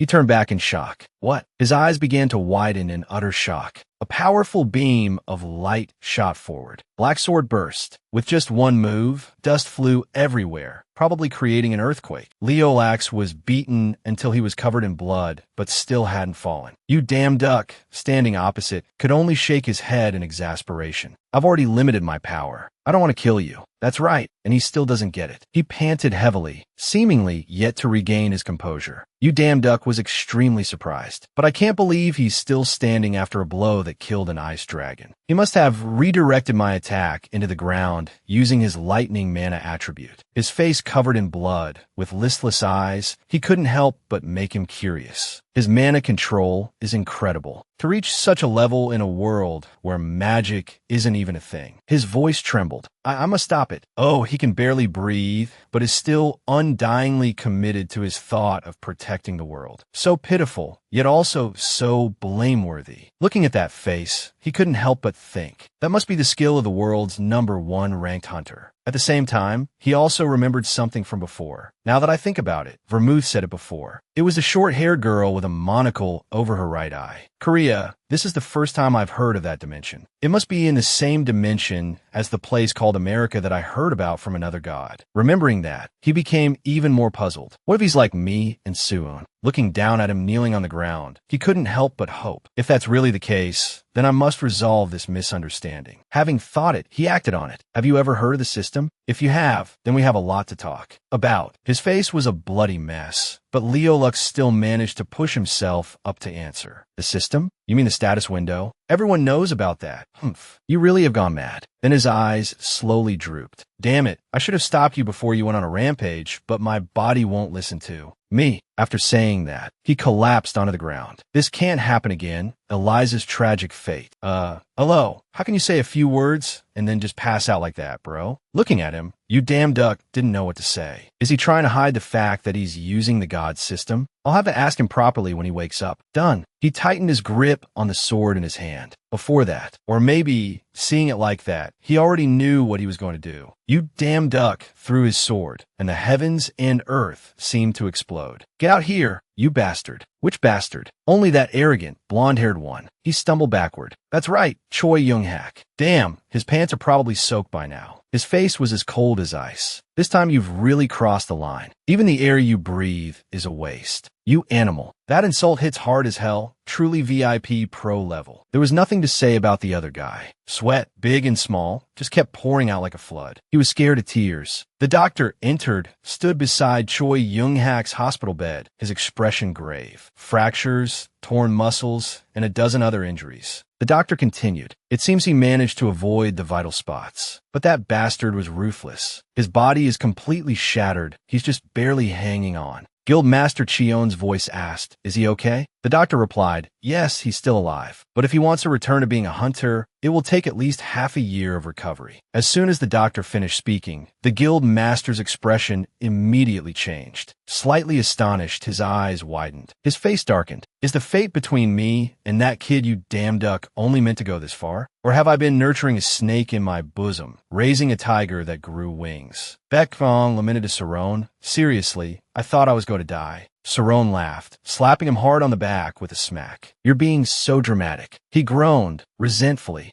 Saron continued to laugh, adding a compliment. "Anyway, your indomitable fighting spirit is commendable. I'll have to see you in a new light." Baek Gurayong. Baek Gurayong coughed dryly, cursing under his breath. Cough, cough. Crazy. She's crazy. You damn duck called out to Yu Suun from behind, his tone slightly stuttering. "Hey, Yu Suun, you. Besides me, have you met anyone else like us?" Yu Suun was a bit confused, turning her head to ask, "Like us, what do you mean?" You damn duck replied, "I mean like you and me, working part-time for the gods." "I have a thought. Could it be that Leo Lux, that guy, is also like us, working part-time for a god?" As soon as he finished, Yu Suun was a little surprised, but her expression didn't change much. She asked, "Why do you think so?" You damn duck replied, "Last time, when we went to the world of magic, Atlam, Vermouth said that another god had been there before her." She was a bit puzzled. "So what? Any god who controls the system can go to Atlam." You damn duck nodded. "Yeah, that's true, but the god who went to Atlam, I heard they were from America." He hesitated slightly before continuing. After hearing that, Yu Suun's expression changed. She frowned slightly, asking in surprise, "From America?" You damn duck replied, "That's right. It's strange, isn't it? Usually, they would use names like Asgard, Olympus. What god would say they're from America? Moreover, coincidentally, Leo Lux is an American hunter." An image of Leo Lux appeared in both of their minds. You damn duck didn't stop. Not only that, Leo Lux also uses mana proficiently. A god from America who has been to the world of magic. An American from a human world where the concept of mana doesn't even exist can control mana freely. Isn't this coincidence too perfect? Finally, you damn duck stopped after expressing his thoughts to Yu Suun. Yu Suun hummed for a moment, then replied, "I see your point, but we can't conclude that Leo Lux is like us based on that evidence alone." She sighed. plopping down on a nearby bench, crossing her legs. Why? I find it very suspicious. You damn duck was a bit puzzled. Listen to me. Although I can't clearly explain why we, ordinary humans, can use the God system, Yu soon explained, but there's one thing I can be sure of. The people who can use the God system in this world are only you and me. There are only the two of us. She slowly raised her head, meeting Yu damn duck's gaze. He was slightly taken aback, then asked curiously, "Wait a minute, how can you be so sure? It's obviously impossible to be certain." She lowered her eyes. "You'll understand later. Just trust me for now. Only we can use the system." Yu damn duck sighed, scratching his head.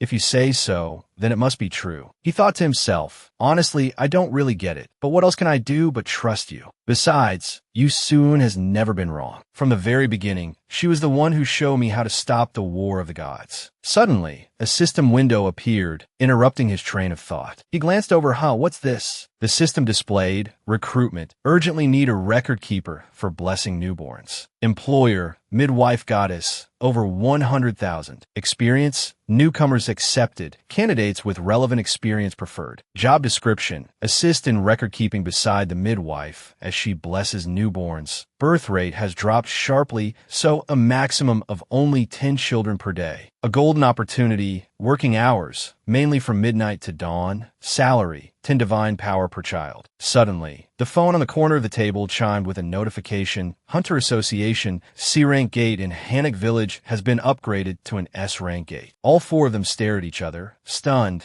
their mouths agape as they mumbled, "Hannock Village, isn't that where we fought Leo Lux?" You damn duck cursed silently in his head, his expression tensing. Damn it, the gate we didn't completely deal with has grown to this extent. We have to act quickly. A horrifying scene appeared. The sky was stained a deep red, shrouded in thick, pitch-black fog. The once lush green canopies were now barren and withered, and grotesque tree people in various poses were scattered throughout the forest. You damn duck hurried forward. I can't believe the gate we left unfinished last time because it was too chaotic could grow this strong. He gripped the hilt of his sword, getting into position. He thought to himself, first things first. With a single slash, he cut the horrifying thing in two. Let's finish this quickly. Suddenly, a piercing scream rang out. Yay! Startled, he reflexively glanced behind him. A long-haired man in a white outfit ran over in a panic, screaming, "Hey!" You damn duck asked worriedly, "Hey, is everyone okay?" The man fell to his knees, groaning ceaselessly in fear and horror. Ugh, eh? He grabbed you damn duck's arm tightly. His eyes were panicked, his face contorted in horror, his tone urgent. Run now. That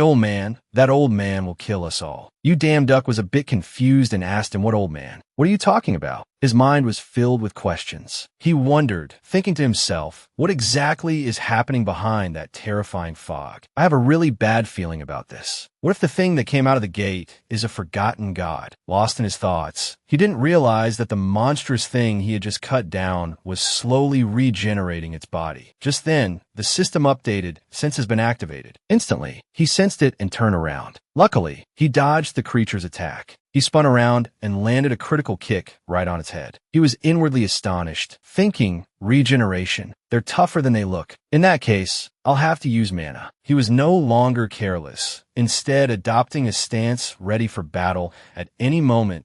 I wanted to save my mana for inside the gate, but he seemed a little regretful. Just as he was about to unleash his mana, a powerful, dazzling blue stream of mana suddenly appeared, startling him. "Why are you here?" Leo Lux. He was quite surprised that the person who appeared before him was none other than Leo Lux. "Listen, you damn duck, I still don't fully trust the innocence you're trying to prove." Leo Lux glanced at you damn duck, his voice stern. However, he paused before continuing. "Right now, the top priority is to stop the gate for the sake of humanity." In the dramatic and dangerous atmosphere, soldiers were facing tree monsters. Sharp claws lunged down from above, creating an immense sense of threat. A brown-haired soldier exclaimed, "Block them. Don't let any of them get out." Anxious and afraid, he turned his head to look back and saw a tree monster next to a soldier. He panicked, his words coming out incomplete.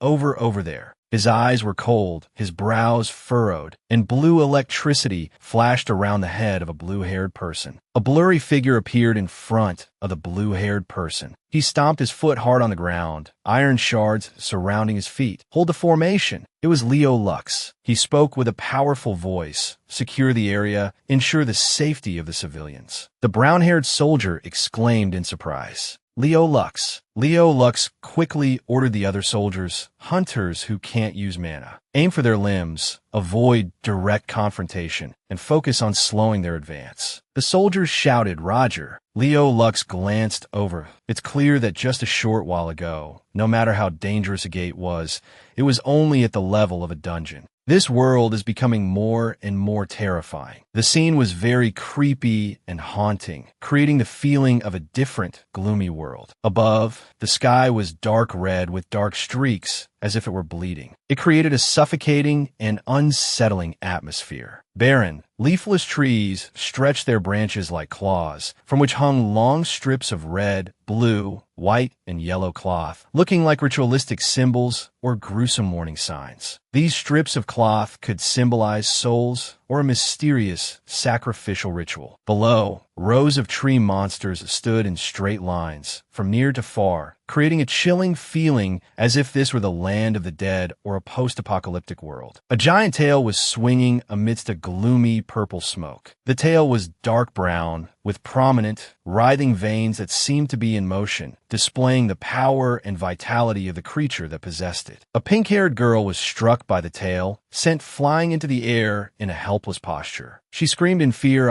save me. Leo Lux looked up with a helpless expression. He shouted in alarm. Calm down. Suddenly, Soon appeared, saying to Leo Lux, you can feel it too, can't you? There's something terrifying lurking in that black fog. Leo Lux replied, of course. The sense of unease from that fog. Walking in there is no different from suicide. Leo Lux clenched his fist. Even so, Leo Lux's eyes widened in shock, facing black tentacles rising from the vibrant purple ground. Damduck suddenly appeared, his eyes sharp and angry, throwing a powerful punch at the black tentacles. Suun and Leo Lux were stunned. She cried out in alarm, You Damduck, that idiot! Damduck used his hands to break the black tentacles. Damduck managed to save the pink-haired girl. A voice echoed in the darkness. You Damduck. A dark-booted foot landed on the cracked, gloomy ground. A magical blue-purple light spread across the earth, creating a cold and alien feeling. A voice echoed, Where is this? Damduck was standing in a gloomy atmosphere, surrounded by dry, leafless trees with branches reaching up like claws. He muttered to himself, It seems to be another dimension connected to the fog. This place is filled with evil energy and the smell of death. A drop of sweat rolled down his cheek. It felt as if his life force was being drained. From somewhere, an old woman's voice rang out. An interesting child has come here, has he? Damduck turned his head in surprise. The old woman's face was grotesque. She said to Damduck, Come here, cuckoo.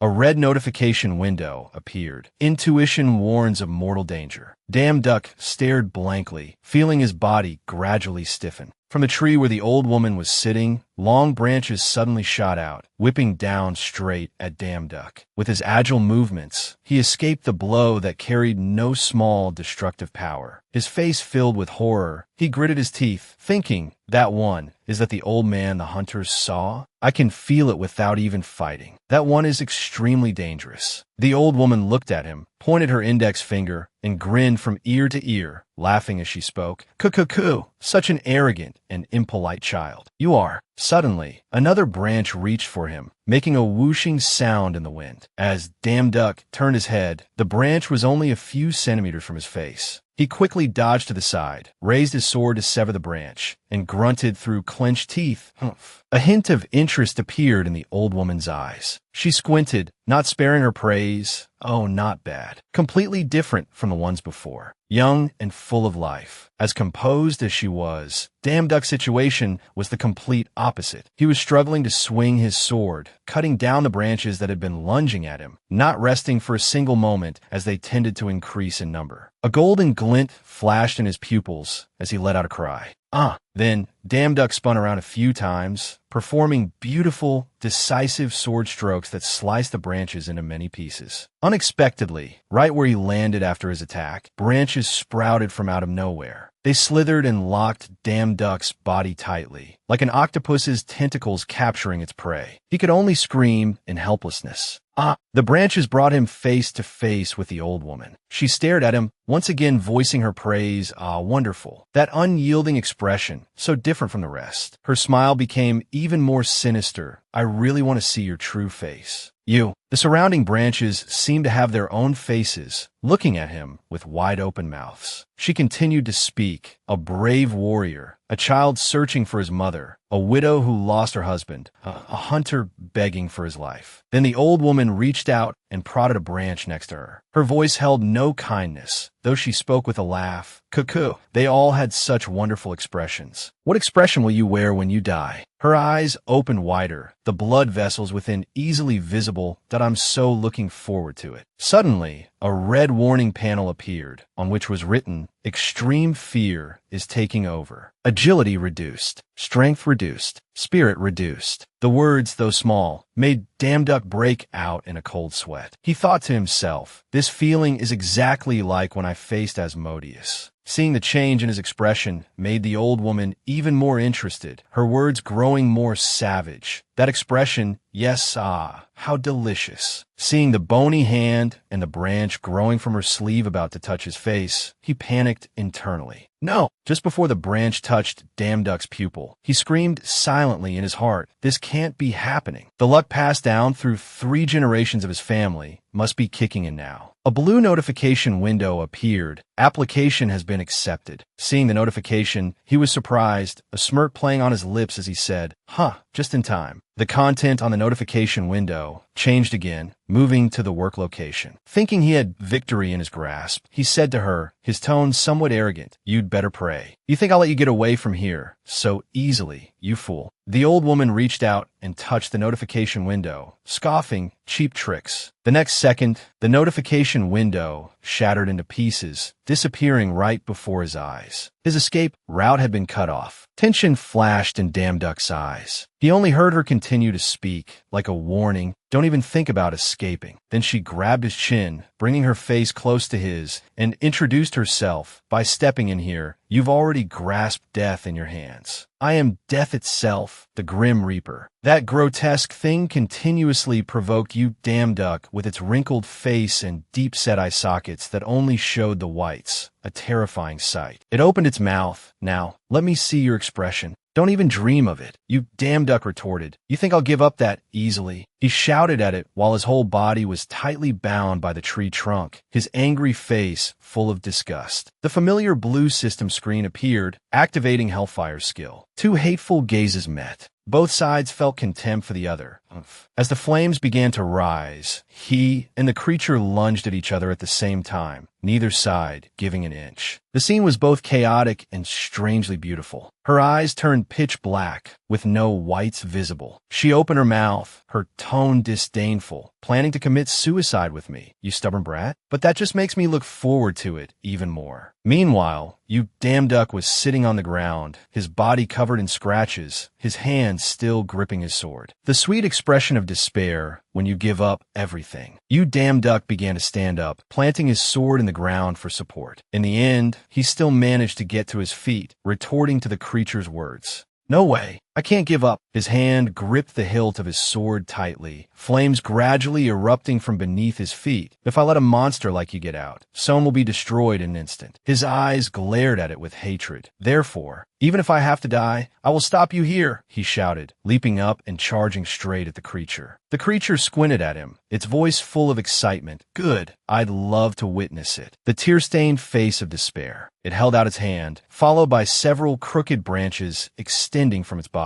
as you struggle in vain. As she finished speaking, the number of branches increased significantly, piercing through his body. He coughed dryly, blood spurting from his mouth and the fatal wound in the middle of his chest. "Now, lift your head and let me see," she said excitedly, her voice contemptuous. While you damn duck was in a critical state, hanging by a thread, cherry blossom petals suddenly began to fall. A girl with white hair braided into 2 large pigtails, wearing a colorful hanbok, made a sign with her hands and opened her mouth. 10,000 flowers dream wander, Yuyan Island. The tree person's branches gradually retracted, its expression one of astonishment. She glanced behind her, gritting her teeth. How could you?" The girl sighed, taking steps toward it.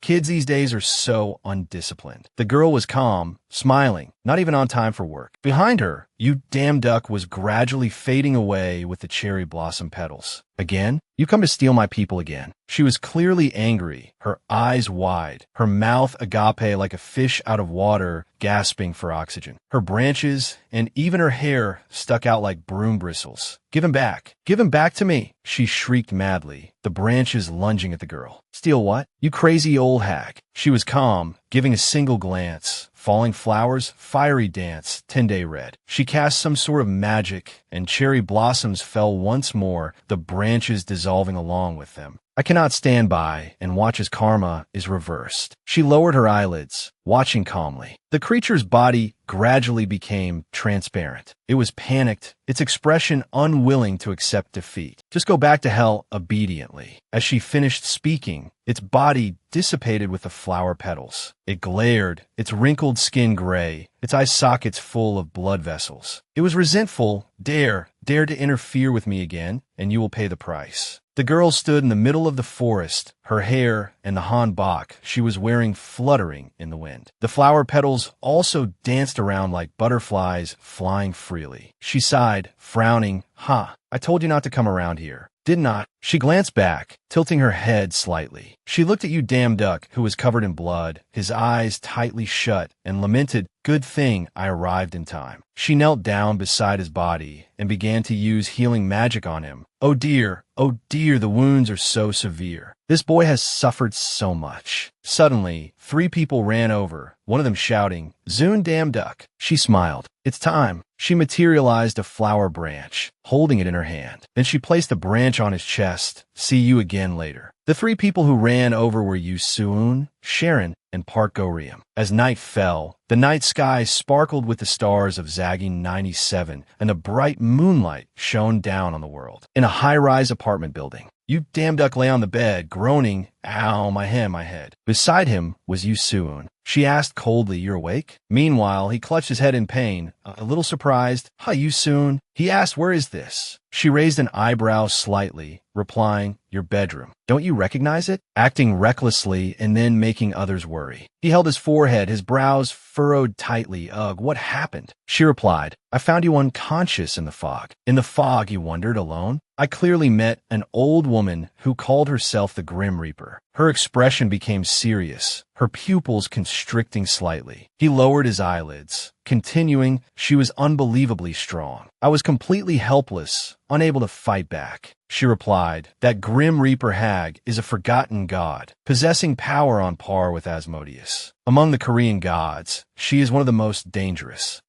It's a miracle you survived." She praised him, then sighed. He clenched his fists, his voice slightly disappointed. "I'm sorry. It seems I was too arrogant about my own strength. Destroying the system interface. I never imagined such a thing." As he finished his sentence, her expression became one of shock. "What? Wait, what did you just say she destroyed?" She rushed forward, climbing right onto his bed, her tone urgent. He was flustered by her strong reaction. That Grim Reaper hag destroyed my system interface." He was a bit embarrassed, blushing as she brought her face close to his. She was surprised. What the hell? A system interface appeared, the screen blue-black and cracked. System, error, error. He replied, I was a bit shocked too, but is there a need to overreact like this? She frowned, looking at the system interface reporting an error, her voice serious. Do you know what the system is? The system is a protocol that connects all things, created by the primordial mother to maintain balance between dimensions. A diamond-shaped mass of mana appeared, shining brightly. The system being destroyed. This is completely unprecedented. She stood with one foot on the ground and one knee on the bed, supporting herself with her hands. He was surprised. Is that so? On the floor below, Sharon and Pargorium were sleeping soundly. She got off the bed, pacing back and forth and muttering, repair. It must be repaired immediately. But how? Magic, or maybe divine power. You damn duck spoke up, trying to soothe her worries. Calm down. She suddenly remembered Hephaestus. That's right, the blacksmith god, master of all mystical creations. Maybe he can help. The system interface displayed a notification. Hephaestus is currently not in his workshop. Please contact him again later. She was surprised. Huh? Why at a time like this? She was flustered. You damn duck gave a wry smile, thinking it could be a real pain sometimes. The flower branch in the vase suddenly spoke. You're awake, young man. He was astonished. Don't be surprised. I have transferred my consciousness into this flower. He was confused. What is this now?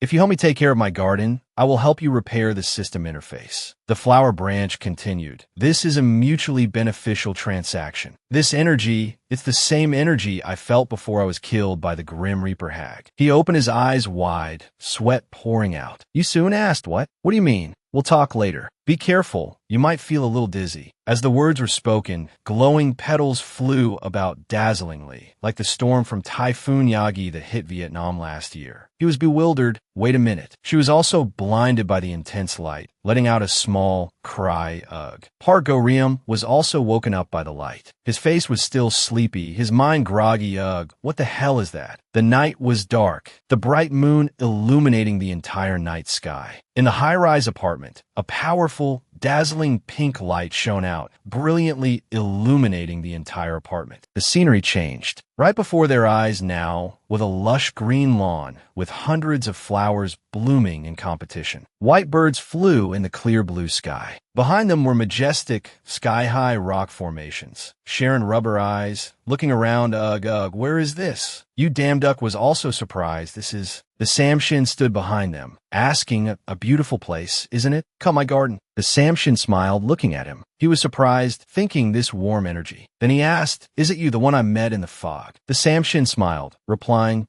that's right. I am Samshin, known to the world as the midwife goddess. You damn duck was overjoyed, exclaiming, it really is you. Thank you for that time. Before he could finish, Pargorium jumped in. Hey, who's that kid? You damn duck froze, his mind full of question marks. The idiot Pargorium continued. Who are you, a cosplayer? Pargorium looked at the Samshin as if she were a child, smiling and patting her head. Hey kid, go play another game. We're busy. The Samshin looked up at him. Kid, I am Samshin. The Samshin smiled again, but never mind. The child I chose is indeed very lively. Pargorium replied. Geez, I think she really believes it. You damn duck rushed over, pushing Pargorium's head down, sweat pouring down his face like rain. Panicked, my apologies, Honorable Samshin. I'm sorry. It seems he's a bit of an idiot. Pargorium was annoyed. What's with you? Sharon was not to be outdone, asking in amazement, this lovely woman, no, this wonderful woman, is she really a goddess? For real. You damn duck was in a panic, afraid of offending a god, and quickly added, and the girl behind her is a mage. Ha ha ha. He tried to force a laugh. Oh, you're from another world? Though you weren't blessed by me, you are a wonderful child. The Samshin stroked her chin, her gaze full of admiration. Sharon was flustered, her voice stammering slightly.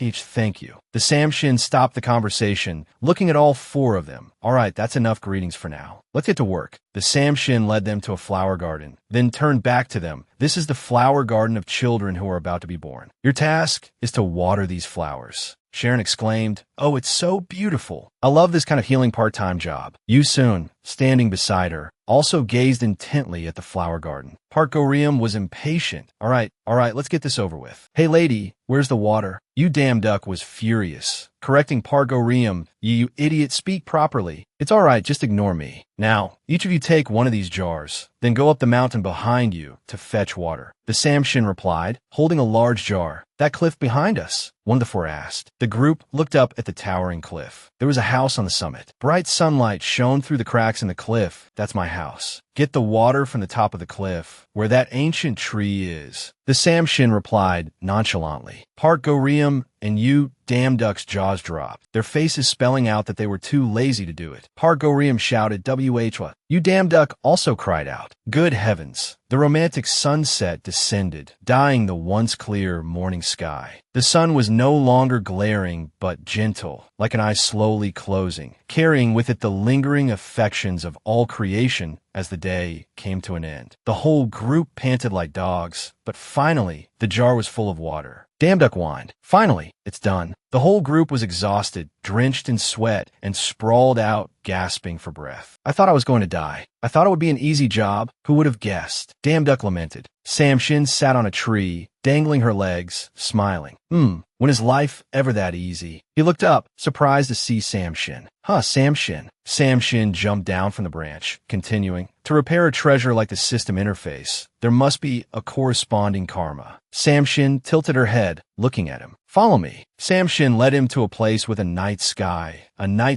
like a wordless dream, stretching endlessly above. The stars were not just bright, but seemed to be breathing, twinkling with life and soul, as if looking back at the one gazing at them from the other side of the universe. He took each step up the stairs, with Samshin in front. She turned her back to him. Watering this garden of souls has great meaning. Your hands have washed and purified the bodies of children about to be born. This act is no different from contributing to the maintenance of the cycle of reincarnation. He sighed in frustration, thinking, what's she talking about? I don't understand a thing. I can't believe the place to repair the system interface is where I have to carry water all day. Amidst the deep night scene, the night sky was lit by countless brilliant stars. The giant moon shone brightly in a corner of the sky, like a huge celestial lantern watching over the mortal world. Samshin stood on the stairs. This is your karma. He replied, Is that so? Samshin urged him, come up here. Meanwhile, he was tired, his legs giving way. He admired the scenery, exclaiming, wow, it was clearly just normal water a moment ago. Before him was a crystal-clear lake, the azure water shining under the moonlight, making the surface sparkle like crystal, as if stars were swimming in the water. Samshin mused, it means you are qualified. She smiled at him. Now go inside. He was slightly stunned. Huh? He asked in confusion. Go inside? Is this water okay? Why is it glowing like that? Samshin lost her patience. Why do you talk so much? Hurry up. Then she hit him hard on the head, causing him to fall into the lake. He let out a cry. Ack. He came to, his eyes not fully open, letting out a soft sound. Ugh. He opened his eyes, surprised. Huh. He glanced around. This is the same space as when I met Asmodeus. In front of him was a sparkling cosmic sky, a deep space, with the special feature of puzzle pieces floating everywhere, like fragments of a shattered picture. He wondered, why is the lake connected to this place? Suddenly, one of Samshin's flower petals was floating in this strange space. He looked up, staring at the petal. And why is Samshin's petal here? That petal suddenly flashed, turning into a huge, dazzling puzzle piece. The number of pieces increased, and he could only stand there, frozen. The scene suddenly changed. His body was now that of a child, and in front of him was Samshin. She looked at him. That is the primordial mother. Although I am the one who blesses you, in reality, all things in this world are children of the mother. Her hand conjured a sparkling pink flower. This flower contains the essence of all things in the 3,000 great thousand worlds. She continued, Here, take it. She placed the flower in his palm. He was surprised, exclaiming, Wow,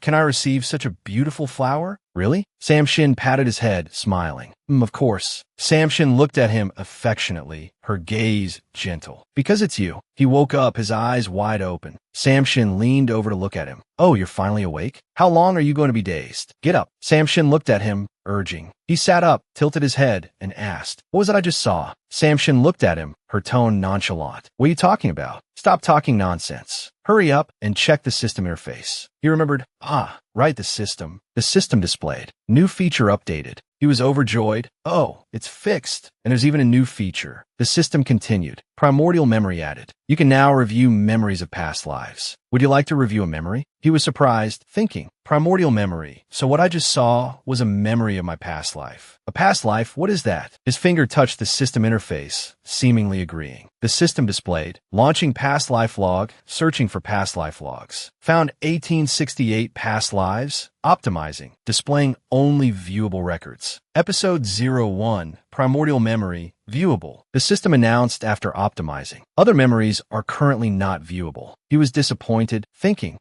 only one so far? Well, I'll save it for later for now. Samshin, he called. Thank you for saving my life and for repairing the system interface. Thank you so much. He expressed his gratitude, bowing 90 degrees. Samshin smiled. You really are a well-behaved child.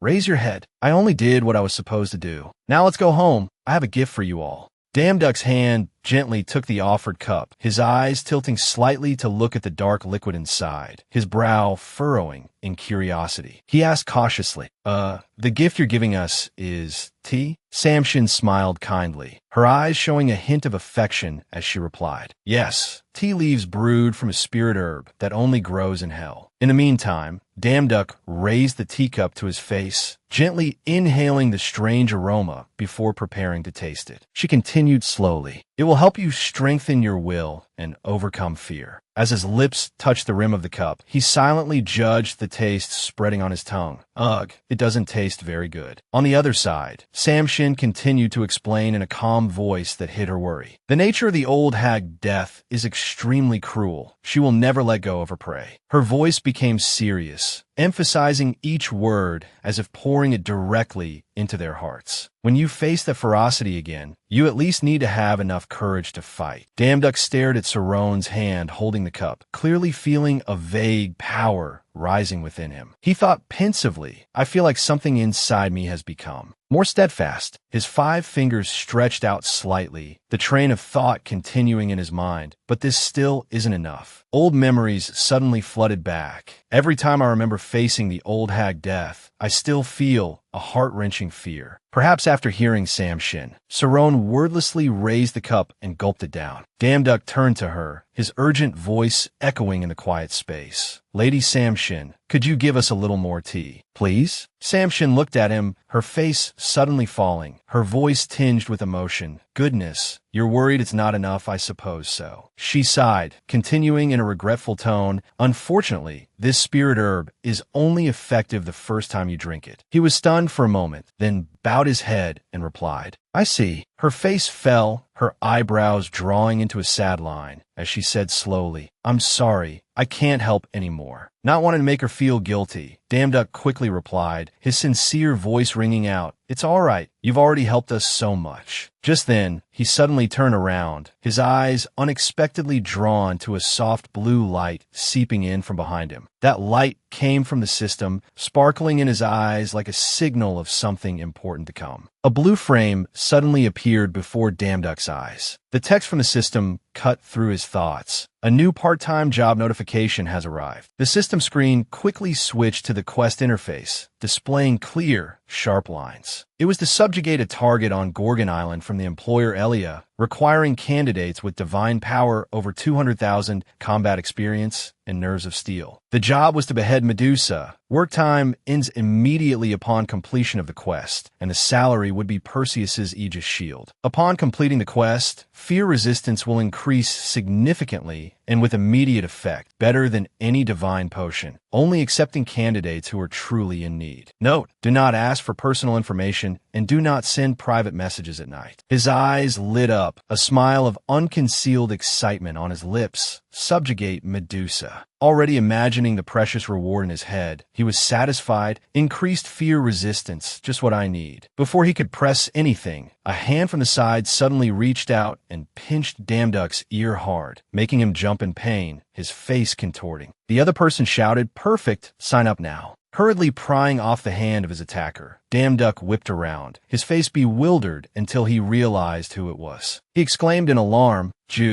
Sun. In front of him now, Sun's face was dark, her voice low and powerful. Hey. She crossed her arms, her eyes like bullets, calling Damduck the ugliest name in the world. You idiot. He mumbled, what? Without giving him a chance to dodge, she glared, angrily questioning, are you planning to act recklessly on your own again? Huh. As soon as she finished, she took a breath and unleashed a whole tirade at him like a rap, leaving him no time to react. She screamed, "How much more are you going to risk your life? Do you think you're immortal, or that your limbs can grow back like a sapling if they're cut off?" He stood frozen like a statue, scolded into silence. But Sun had no intention of stopping, continuing her barrage. "If your stomach is full of holes, can it be patched up like a manhole cover? You got beaten half to death by the old hag Death, and you still haven't learned." Her anger was still rising, her voice steady and sure like the flow of a professional rapper. "Don't you care about the feelings of those who worry about you? If you keep this up, you'll be dead before you know it." In the distance, Saron and Gurian's eyes were wide and their mouths agape, letting out a simultaneous ah of astonishment. Seeing Damduck still standing silently, Sun snapped, "Answer me." He had lost all his bravado now, stammering, I'm sorry." Sweat poured down like rain, dripping from his face. But Sun didn't let up, her voice lashing like a whip. "Is sorry enough? Or do you want to kill yourself?" Damduck was still in a daze, frozen on the spot, as she continued her relentless tirade. "Or do you just not listen to what others say? Answer me." Unable to bear the pressure from the goddess of wrath, Damduck finally dropped to his knees, bowing low in apology, as if before a descended deity. He kowtowed repeatedly, his voice pleading desperately, "I was wrong. Please forgive me." The sky above suddenly became strangely clear, the brilliant blue background dotted with a few wisps of white clouds and faint stars. It seemed as if the heavens were also anxiously watching the recent conflict, or perhaps preparing for the next turbulent chapter. Sun had now calmed down, her voice slow and gentle as she analyzed. "First of all, the mission to subjugate Medusa isn't bad, but we need to prepare thoroughly." In front of her, the three of them, Saron, Gurian, and Damduck, were all kneeling obediently in a row, listening intently like 3 elementary school students before their homeroom teacher. Sun seriously presented, "To behead Medusa, we need 3 things." Saron was a bit reluctant. "Why do I have to?" Not letting anyone interrupt, Sun began to list, first, Hermes' winged shoes to travel to Gorgon Island. She immediately continued. Second, the cap of invisibility to approach Medusa without being detected. Finally, she concluded firmly, third, a mirrored shield to fight Medusa without looking directly into her eyes. She began to outline the plan to obtain the necessary items. "I'll get the mirrored shield by doing a part-time job. The cap of invisibility is very common in the magical world. Saron will surely have one." Saron now closed his eyes and gave a smug smile, his hand placed lightly on his chest, in the manner of a noble young lady. "Easy as pie. Leave it to me." Just as things were going smoothly, Sun suddenly tilted her head, her cold eyes glancing at Damduck, and then she unexpectedly snapped her fingers. "The remaining problem is Hermes' shoes. The post office is always short-staffed. One more person probably won't hurt." As soon as she finished speaking, the system light before his eyes flared up, leaving him stunned for a moment. Without letting him react, she continued as if it had all been arranged beforehand. "Perhaps you should go there." The scene changes to Hermes' post office. The atmosphere here is dizzyingly chaotic. Envelopes fly about like a flock of colorful birds. In midair, a long, purple-haired girl with deer antlers on her head, her 6 hands working simultaneously to write on long scrolls. A 3-eyed man with slick-back hair was sticking colorful notes on a paper, reading and shouting, "F-156, a lost parcel over here." A giant red demon, with large wings, a sharp horn protruding from its forehead, and eye sockets as deep as an abyss, held out a hand and yelled, "Hey, hurry up." Below the chaotic scene, Damduck and Gurian stood dumbfounded like 2 lost guests in a factory of the gods. Envelopes rained down like withered autumn leaves. Gurian's eyes widened in amazement. "Wow, it's so big. Are these all letters?" Damduck had his hands in his pockets, his eyes sparkling with admiration, as expected of the divine realm, truly on another level. In the midst of it all, a laugh echoed from above, making them both look up immediately. The voice was full of charisma. "Haha, so you've arrived?" Amidst the misty clouds, Hermes soared like a divine bird in midair. His light blue and white hair flew in the wind, the winged shoes on his feet glowing softly. His face was radiant, shining with a mischievous and confident look. Hermes raised his hand and waved. "Welcome to the Hermes post office." Damduck stood below, looking up without blinking. Hermes did a flip in the air, pointed at himself, and gave a showy wink, his voice ringing out clearly in the bustling space. "You've probably heard of me, right? If not, remember this. I'm your boss for today." He leaned down, his blue hair fluttering in the wind. His eyes held a mischievous glint,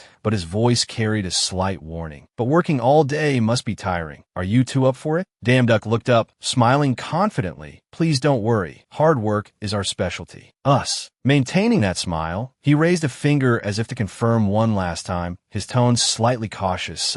But have you checked? We'll be receiving Hermes' shoes as payment instead of cash." Hermes frowned, then lowered his voice to reassure them. All right, don't worry. Honesty and integrity are my mottos." As soon as he finished, he waved his hand, and the envelopes from the sky flew towards the two of them, as if by magic, arranging themselves into a rhythmic spiral. He laughed loudly, his eyes flashing with a mischievous glint. "Well then, let's get to work." The letters continued to fall like a rain of paper, piling up into a mountain-high stack right behind Damduck and Girion. The two of them were still standing stunned, their horrified eyes not daring to believe the sight. The voice of their nominal boss continued evenly, as if it were no big deal. "This is today's mail volume. You'll have to run your feet off to make it on time." Scene change. The brilliant Greek sun shone down on a massive castle of classical architecture, its ivory-white stone columns reaching high into the dazzling sky, creating an atmosphere of majesty and grandeur. Inside, Ares was currently resting his sword across the back of his neck, a characteristically arrogant habit. As soon as he saw Damduck, his eyes lit up and his mouth twisted into a mocking smile. "Oh, it's you? You completely disappeared after that training session." Then, as if unable to resist the battle lust in his blood, he challenged. "Since you're here anyway, let's have a refreshing fight." He just gave a slow smile, implying a shift of target to Girion, as if passing the buck. "I'm busy, how about him instead?"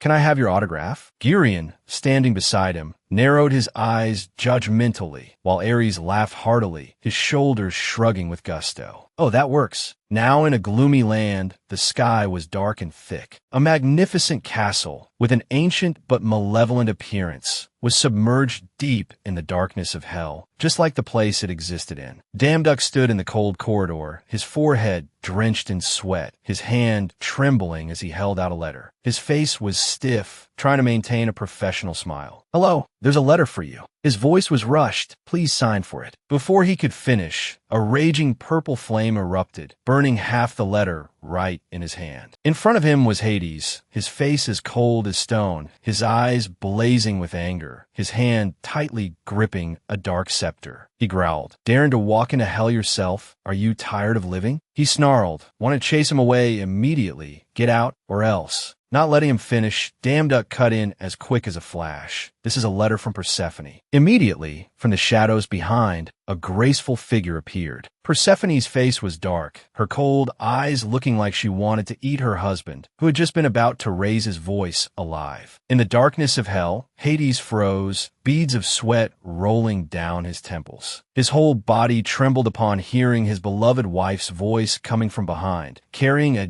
dense, killing intent that sent a chill down his spine. "Hades, we need to talk." Time passed, and the sun began to set. The brilliant sunset dyed the entire sky red, creating a shimmering band of light stretching across the horizon, the air gradually becoming peaceful. On the path leading to the mountain peak, two figures were walking slowly. Damduck walked leisurely in front, holding a piece of paper, checking the notes he had made as he went. Girion trudged behind, drenched in sweat, his face clearly showing fatigue after a long day. Damduck listed, "I've gotten the signature of Hestia, goddess of the hearth, of Achilles, the river god." Then he continued, "Of Artemis, goddess of the moon, of the god of leaves, of the god of rocks, and of the god of sand." He paused for a beat, a glint of determination in his eyes, looking towards the still distant mountain peak. He determined, now, there's only one person left. The sunlight gradually disappeared behind thick layers of clouds. In front of them was a towering mountain, majestic and solitary against the fiery red evening sky. Layers of clouds wrapped around the peak like a mysterious veil. Damduck softly revealed Prometheus, the prophetic god on the peak of Mount Caucasus. As his foot touched the summit, he let out a soft breath. Phew, finally at the top. From the towering peak, a giant eagle with sharp, cold eyes looked down, as if monitoring every step of the intruders. Suddenly, the sky trembled, and a whole flock of eagles rushed out from all directions. With powerful wingspans, the wind whistled as they circled the mountain peak. Eagle feathers fell one by one, spinning in the air like falling meteorites. Damduck stood frozen, his eyes wide with astonishment. At that moment, the system appeared with cold blue text. A new memory fragment has been found.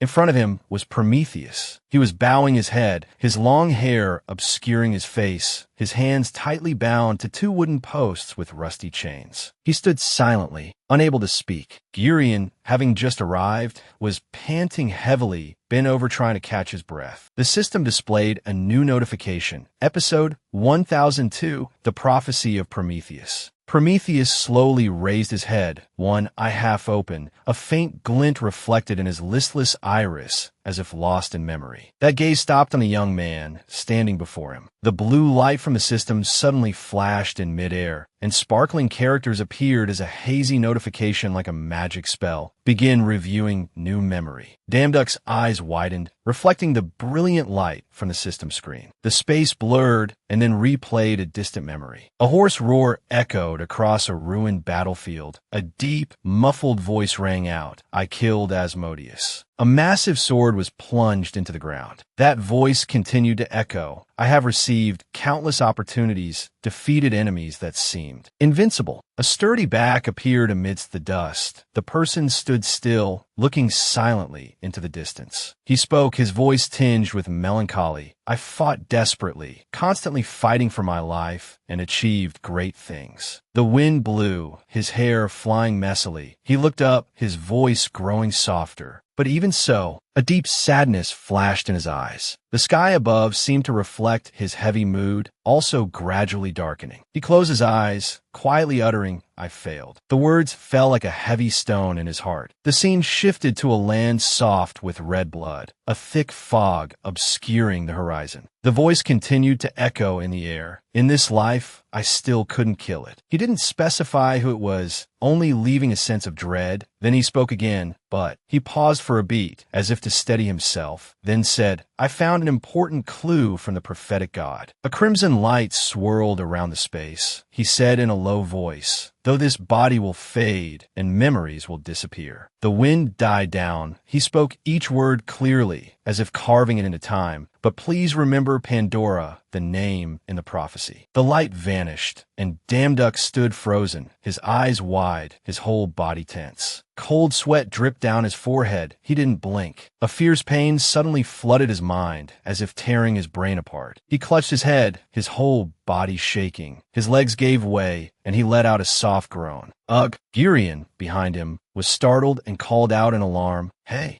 Damduck grimaced, gritting his teeth against the pain, tried to reassure his friend. "It's nothing, just a slight headache." In his mind, thoughts swirled like a tornado. My past life could even defeat Asmodeus. So what the hell is it that even by the 1,000-second life, I still couldn't kill it? From a high angle, he was still bent over, his eyes seemingly glued to the ground, while Gurion stood behind, his face full of worry. In Damduck's mind, the thought kept echoing, the prophecy of Prometheus. In front of them, the prophetic god was still imprisoned in chains, his dilapidated appearance a symbol of eternal tragedy. Damduck took a deep breath, his eyes no longer shocked but filled with clear calculation. "First, we need to find out what Pandora is." Damduck walked closer to the old man who was chained by both hands, his long hair falling over his upper body. "Prometheus, there's a letter for you." His lips were dry and chapped, and his whole face was pale and lifeless. He requested, "Read it aloud." Damduck stared at the paper. "You arrogant old gods, you who have committed an unforgivable sin, bound here for all eternity, yet you still show no remorse, and even dare to resent me, the god of all creation." He cut him off. "That's enough." Damduck looked up at him with curiosity. "His condition is terrible. There's no need to hear any more. It's surely just more useless lectures, telling me to repent and reflect on myself." He looked down at the paper in his hand again, hesitating. "About that." He opened his lifeless eyes. "If there's nothing else, then go." He looked at Damduck's darkening face. After all, I'm just a joke to you all. He didn't know what to say. Damduck clenched his palm, and suddenly, an aura appeared, his hand glowing with a sparkling golden light. A blue panel appeared with a notification, activating self-heal, effect halved when used on others. He placed his hand on the man's chest, channeling the energy of the golden light, and the man was stunned. Then Prometheus asked, "Hey kid, what you doing?" Damduck continued to channel the energy, smiling. "I'm healing you." He looked at him, his face dark. "I am a sinner. Do you understand what your actions mean?" Damduck replied gently, "I know. You don't need to worry." He felt a pang of sorrow. Prometheus, the god who acted for humanity, if the price to pay is pain and ridicule, if no one recognizes that noble sacrifice, at least humans like us. Damduck exclaimed, "At least." He smiled brightly. "Please allow me to express my respect for your resilient will. You deserve that reverence." Prometheus was surprised into silence. Then he leaned down. "You, are you crazy?" Ayu Damduck raised his hand to scratch his head. "Haha, I just love humankind." Prometheus closed his eyes. "Humph, how strange. What is your name?" Ayu Damduck replied, "I am Damduck, the sword god." Park Urium appeared behind him, urging, "Hey, how long are you going to chat? We've delivered the letter. Let's go." Prometheus looked at Park Urium. He wondered, is that one without divine power a human? Ayu Damduck turned to look at him. "Ah, yes, he's the mage accompanying me. Because his cultivation is still weak, he has to follow me." He advised, "Although this is a world where gods and humans coexist, this place is still very dangerous for weak humans. Be careful." Park Urium was so angry his face scrunched up. He cursed, "What do you mean weak, you old bird?" Ayu Damduck was startled. "What?" Prometheus wondered, "Old bird, are you talking about me?" Ayu Damduck hit Park Urium. "Hey, you bastard, such a foul mouth." He bowed his head and yelped, "Ah." A lump grew on Park Urium's head. Tears welled up. "Ouch! Why did you hit me?" Ayu Damduck scolded. "Who told you to be so insolent? Show some respect." Park Urium argued back. "Respect what respect? Why should I show you any respect?" Ayu Damduck got angry. "Oh my god, you uneducated brat. Have you ever read a book?" Prometheus watched the two young men bickering, surprised. Nowadays, are young gods all as close as brothers with mages? Long hair fell over his aged face. He lowered his eyes. The world has changed so much. If she had been born in this era, perhaps things would have been different. Ayu Damduck looked at him, speechless. He asked him, "She, do you mean Pandora?" Prometheus was startled. He looked at him. "How do you know of her, you who have existed since the dawn of time?" Ayu Damduck replied, "The story of Pandora is very famous." He smiled. "Perhaps no one in this world doesn't know." Park Urium also chimed in, "I've also heard of Pandora's box." Prometheus was surprised. He looked at him with lifeless eyes. "Pandora's box. What happened during the time I was imprisoned here?" Ayu Damduck answered, "It seems you don't know." Prometheus looked at him, his voice urgent. "Then, can you tell me that story? I'm begging you." Ayu Damduck replied, "Of course, sir. I will tell you what I know." He explained, Pandora was the first woman to bear the form of the immortal gods, born in blessing, inheriting talent and beauty from all the gods. She was the wife of Epimetheus, Prometheus's brother, and also the one who unleashed terrible disaster upon the world because of her curiosity. He continued, and at the same time, she was also the woman Prometheus loved passionately. Prometheus was sorrowful. Pandora, in the end, she did not heed my prophecy. His eyes widened in shock. "Is that Pandora's prophecy, sir? If you know anything, please tell me." He thought to himself, "The prophecy I heard in my 1002nd life." He bowed his head. "Are you also so persistent because of that prophecy?" Ayu Damduck was certain if I said I wasn't curious about that prophecy, it would be a lie, but my helping you comes entirely from sincerity. Prometheus smiled faintly. "Well said, very well." He looked up at the sky. "For all the years of being imprisoned, having my flesh gnawed by monsters, but there was one thing more painful than all of that, which was to helplessly witness the tragedies about to happen." Prometheus's face darkened. "I'm tired now. Perhaps sharing this pain with you is a good idea. Listen, Pandora's prophecy." The sunset sky turned its characteristic color. Twilight spread everywhere. Park Urium and Ayu Damduck strolled along. Park Urium stretched.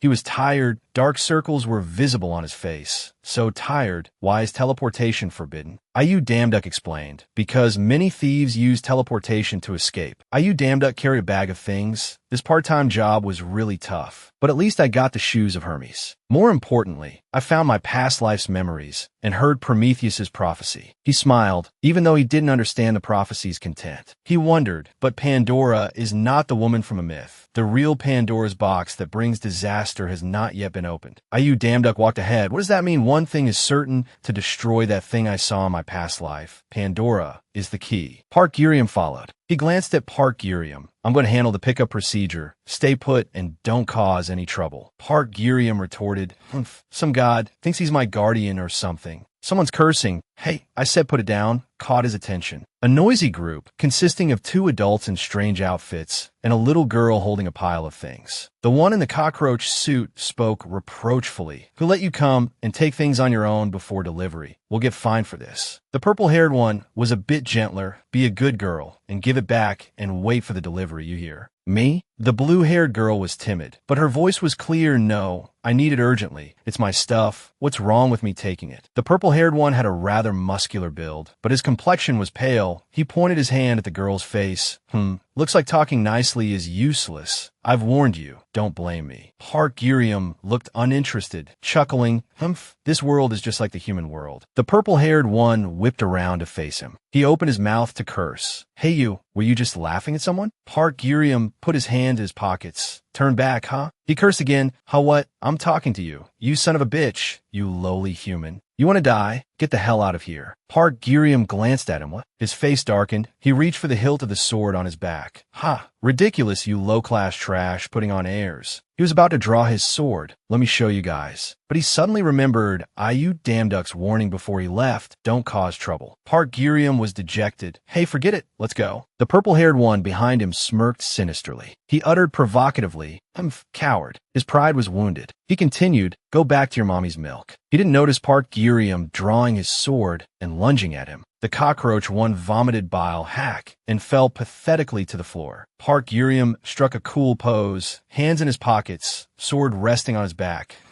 You trash, I was about to draw my sword to deal with you. The purple-haired one propped himself up on the floor. He grabbed a purple whistle. You little brat, you dare to strike first. He put the whistle to his mouth. Let me teach you a lesson, so you'll know how to behave in the divine realm. The whistle blew, and Park Gurium was surrounded by strange entities, all monsters. He was startled. Park Gurium was sweating buckets, but he still acted tough. You cowards, while inwardly fearing, damn it, I've caused big trouble. Park Gurium struck an indescribable pose. What now? This is big trouble if Ayu Damduk finds out. But he didn't notice that behind him, Ayu Damduk's grimly annoyed face had appeared at some point. Ayu Damduk gave an inhuman smile, pressing down on Park Gurium's head. So what if I know? I already warned you. He panicked. Ayu Damduk, wait, stop, it's not my fault, right? It was that guy, he'll explain it. Saying that, Park Gurium pointed his finger at Elia. The little girl glanced at him. He continued to accuse. He was the one who started it, and he was trying to rob this kid. Park Gurium angrily clenched his fist. In short, it's not my fault. Ayu Damduk put his hands in his pockets. Calmly, look at that unconcerned face. The purple-haired one regained his strength, rushed towards Park Gurium and Ayu Damduk, shouting, shut up, both of you, just obediently go and die. His hand reached for Ayu Damduk, but he just calmly raised a hand to block it. Ayu Damduk's face was cold. There are many people watching. Go easy. Let me discipline that mage myself. The purple-haired one smirked sinisterly. Many people watching, kid. Around here, as long as you deliver the letters on time, no one cares about other things. As he finished speaking, 3 large monsters charged straight at Ayu Damduk to attack. He looked up at them. Then Ayu Damduk closed his eyes, and instantly, a blue aura appeared around him like fine dust particles. Then he unleashed a stronger magic power. The blue aura immediately grew larger, as much as a rising tornado. After that shockwave, the purple-haired one fell to the floor in fear. Looking up at him, impossible, the lion-armored swordsman, you're Ayu Damduk, the crazy god. Ayu Damduk's eyes widened in surprise while what? Crazy?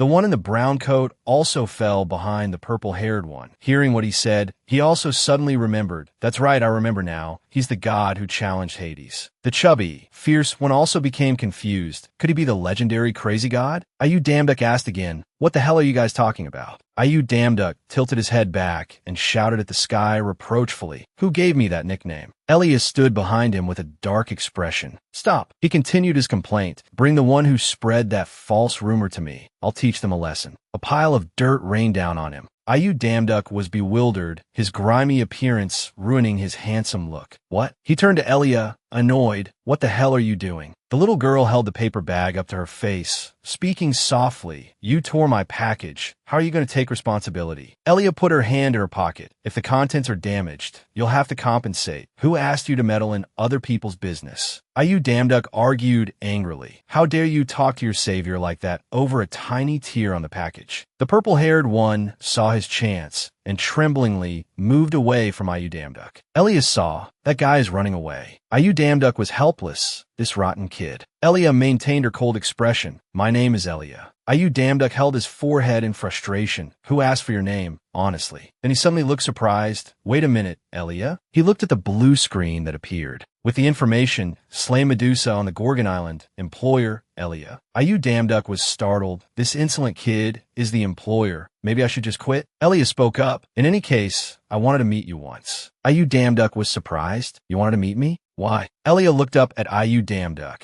Aren't you going to do the Medusa slaying mission anymore? Ayu Damduk? He asked back, how did you know? I haven't even registered. No, how did you know? Elia replied, follow me. We need to talk somewhere else. The sky today was a beautiful blue with fluffy white clouds. A castle peeked out from behind green foliage, looking magnificent and splendid. He looked at her. You mean you knew beforehand because you're a prophet? Elia stood opposite him. Let's just say that. Ayu Damduk was sweating. How can there be so many prophets in this world? Should I believe her or not? Elia made a reluctant face. I'm just telling the truth. She stared at him. Whether you believe it or not is up to you. Anyway, let's get to the main point. He asked again, what main point? She pointed her index finger at his face. The plan to slay Medusa. You'll take this job, right? Ayu Damduk froze. I don't know about other things, but from your behavior, I can tell you're a prophet. Ayu Damduk was helpless. Yes. So what's your plan? She looked up at him. The sunlight shone down on this place, making the scene very poetic. First, we need a safe means of air travel. He replied, I just received the shoes of Hermes. Right here. Elia held her head and explained, the shoes of Hermes are not a divine artifact or magic. No matter the equipment, you need to practice to master it. Even a newborn bird has to learn to fly. She kicked her foot. Without natural talent, it would take at least a year to use it proficiently in actual combat. If you're not careful, you'll become dinner for the sirens before you even reach the Gorgon Island. Ayu Damduk wondered, so what should we do now? Elia said softly, to fly safely, we need the wings of Icarus. Ayu Damduk was curious. The wings of Icarus, how much do they cost? The bright sunlight still shone down on the trees. She explained, converted to Hermes' divine power, it's about 2,000 Hermes. Ayu Damduk was stunned. What? That expensive? He exclaimed, damn it, what should I do? An idea suddenly flashed in his mind. He whispered, I have an idea. Elia was curious. What idea? Ayu Damduk smiled, leaning down to look straight at Elia. Give me an advance on my pay. I have a way to fly without the wings of Icarus. Elia wondered, pay? He replied, yeah, about 100. Elia looked up at Ayu Damduk's handsome face. All right, that much is not a problem, but I'm not a famous god. The pay probably isn't very high. It's not enough to buy a divine artifact. Elia pressed the blue screen that appeared in the air. Okay, give it here if you dare to run off with the money. I'll chop off your head instead of Medusa's. The sky was once again a vast blue. Someone's voice was heard, Ak. The blue screen displayed the words, activating flight talent. Two tiny wings sprouted from Ayu Damduk's shoes. He stood in the sky, amused. Not bad, huh?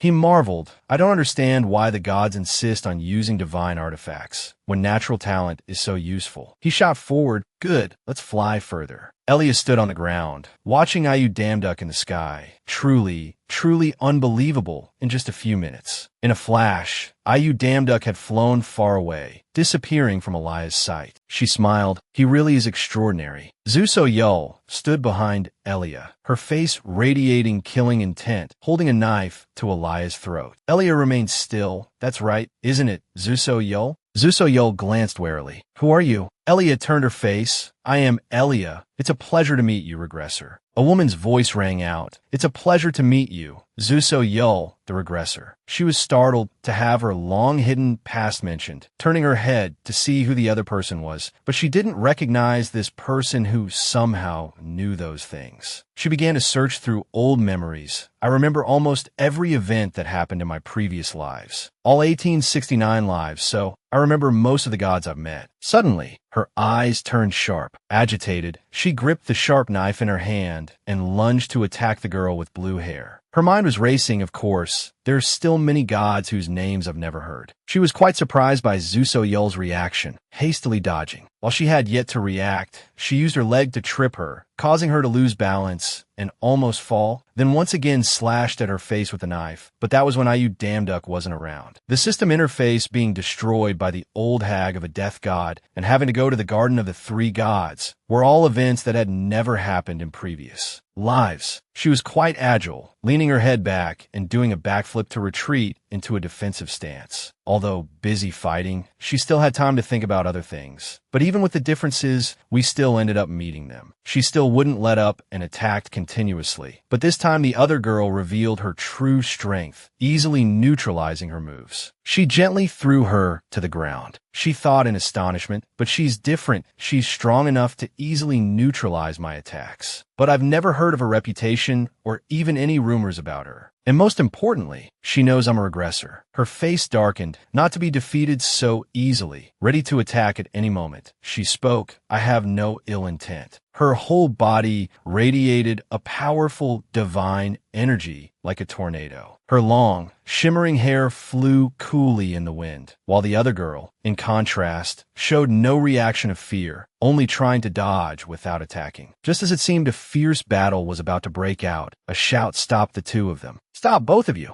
The two girls were startled, but they both knew who had just arrived. Ayu Damduck hadn't appeared yet, but with just one long sword strike, he had separated the two. The ground also cracked into a long line. At that moment, he also appeared, shouting an alarm. Calm down and let's talk this out. Neither of the two would speak, leaving him unsure how to start the conversation, standing behind the first girl. His mind was still full of unanswered questions. The atmosphere is so tense. What happened? This is the first time I've seen Zusoyol so agitated. Did something happen between you and Elia? Elia, she just told us the date for Medusa's slaying and then disappeared. He recalled the scene at that time. She just left one sentence. My job is done. I'm leaving. Prepare well. See you tomorrow. He couldn't suppress his curiosity, so he coughed a few times and asked her directly, Hey, Elia, is she an evil god? However, she bowed her head and only replied with one sentence, I don't know. Hearing such an answer surprised and puzzled him again. What? Why were you two fighting so fiercely? What was the reason? It's not like you at all. She turned away to avoid his gaze and replied, I don't know either. He didn't dare to ask further. What's wrong? This isn't like Zusoyol at all. It's the first time I've seen that expression on her. She's always so calm and composed. Did I meddle in someone else's business? He gritted his teeth and made a decision. Fine, I'll just do what I can first. Asmodeus, that old hag of a death god, and that thing, if we can't overcome our fear, we will fail again. He walked over to her side to comfort and advise her. I know Elia is very suspicious, but if we don't quickly strengthen our resistance to fear, things will only get harder. Therefore, we are forced to acknowledge the work of Elia. She did not object to what he had just said. I know, she also tacitly admitted, you're right, but Elia, we have no other choice. There's only half a year left until Ragnarok begins. She was silent for a moment, then finally spoke. Sorry, I made you worry. Seeing her unusual state, he asked worriedly, Zusoyol, are you okay? She opened her system while reassuring him. I'm always fine. Don't worry about me. Worry about yourself first. System notification. Receive the Helm of Invisibility. Receive the Mirror Shield. He was also surprised by her concern for him and was speechless. Before he could recover, she continued to instruct, be careful on your mission. In a luxurious high-rise apartment building, Zusoyol sat on the bed in her apartment. She sent a message to Persephone. Zusoyol, do you know anything about a god named Elia? She immediately replied, Persephone, Elia, let's see, I don't think I've ever heard that name. She muttered to herself. So Persephone has never heard of her.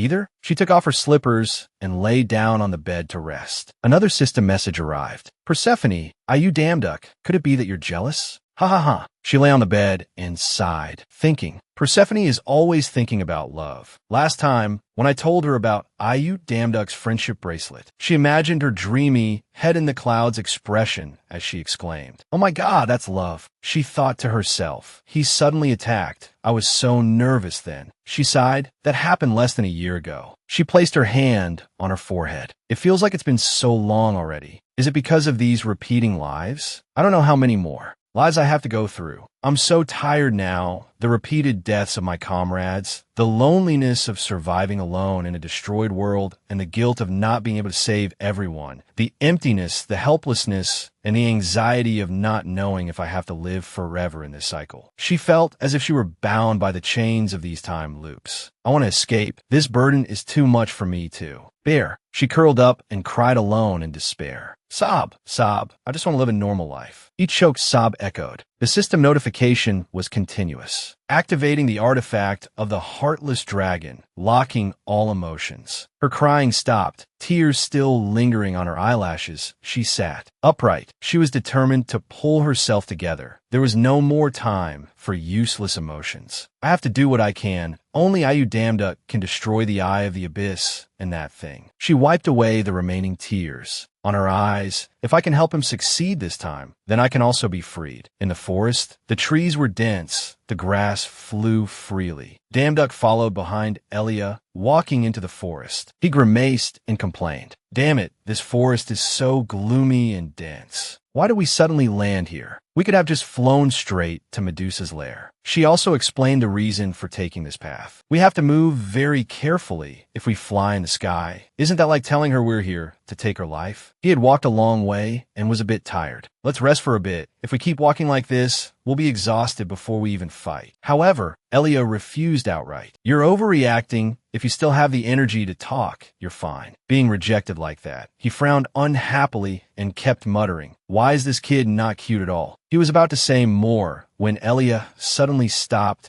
as if she had discovered something. Shoo! He had also spotted the target. Found her. She hasn't discovered us yet. She pointed to herself, signaling to him. He activated the equipped mirror shield and helm of invisibility and zipped towards the opponent, to her astonishment, quick and clean. After getting close without being detected, he decided to make his move. I'm sorry, Medusa. I don't want to do this, but I have to cut off your head. He held his sword and quickly took her head. However, Elia shouted, Hey, you idiot, what's wrong with you? Run. That's not Medusa. He didn't understand what she meant and replied, What? Didn't you tell me to kill her? While he turned his head to look at her, the one lying on the ground suddenly stood up and picked up the head he had just cut off. Since when? You just made the throat-cutting motion. It's not her. Medusa has two sisters, immortal monsters, serpent goddesses with the power to sow terror. The world calls them the Gorgon sisters. He was stunned as if he had seen a ghost, frozen on the spot, watching her take the fallen head and place it back on her neck, giving a demonic smile and a compliment. This scent is so alluring. Riley's terrifyingly blood-red eyes appeared. Her posture was hunched over as if she had a hunchback, one hand raised to stroke her cheek. Her face was constantly scowling and grimacing, an irritating sight, her teeth grinding as she grumbled. Where did it go? It was definitely the scent of a human. Suddenly, appearing out of nowhere in the remote forest full of trees and leaves, Stheno loomed right behind Riley. Her mouth was wide open, whining nonstop. It's so noisy, making the complaining Riley turn her head slightly to look. Stheno, with her eyes half closed, let out a yawn, even raising a hand to cover her mouth as if she had just woken up. The moment she appeared, she started nagging like an 80-year-old woman. Sigh, my good sleep has been disturbed. Seeing her older sister was like seeing a gold nugget. The moment Stheno showed her face, Riley shrieked. Sister Stheno. Maybe because she was salty about not getting any sleep. The very next second, Riley scowled at Stheno and even dared to scold her. Don't be so careless. There's an intruder. Having just woken up to this shocking news, Stheno didn't understand a damn thing. With a face that was 3 parts skeptical and 7 parts not fucking believing, she looked dumbfounded. She squinted her eyes as if to say, Are you for real? With one hand on her hip, she mumbled back, An intruder. See, I knew you wouldn't believe me. Stheno still looked at Riley with a condescending gaze and smirked contemptuously. Her attitude was like, "You're the one who's not awake right now, so let me enlighten you. Get a grip, Urieli, who would just wander all the way out here." But life is full of surprises. Bro, seeing her sister disbelieve everything she said, Urieli got so pissed off she argued back. It's true, but seeing her younger sister's firm insistence, Stheno had to consider it. She glanced to the side, but her attitude was still a bit skeptical, so she had to ask again to be sure. Is that so?" Suddenly, Stheno's eyes widened, and a strange light flashed in them. Stheno still used that casual, provocative tone to talk to Urieli. "Well then, let me go check it out." Fucking insane. So next level, the surroundings suddenly went dark. Stheno used her VIP Pro target scanning skill. A human figure was marked in bright orange in a corner behind the trees. And that was it, no more hiding. Seeing this, Stheno grinned from ear to ear. She glanced at the marked figure while sticking out her long, dangling tongue and flashing a wicked smile. Stheno, not expecting her sister to actually be right, exclaimed, "It's real, I found him." The snakes on her hair also eagerly stared at the unfortunate figure. Oh, the system appeared to inform,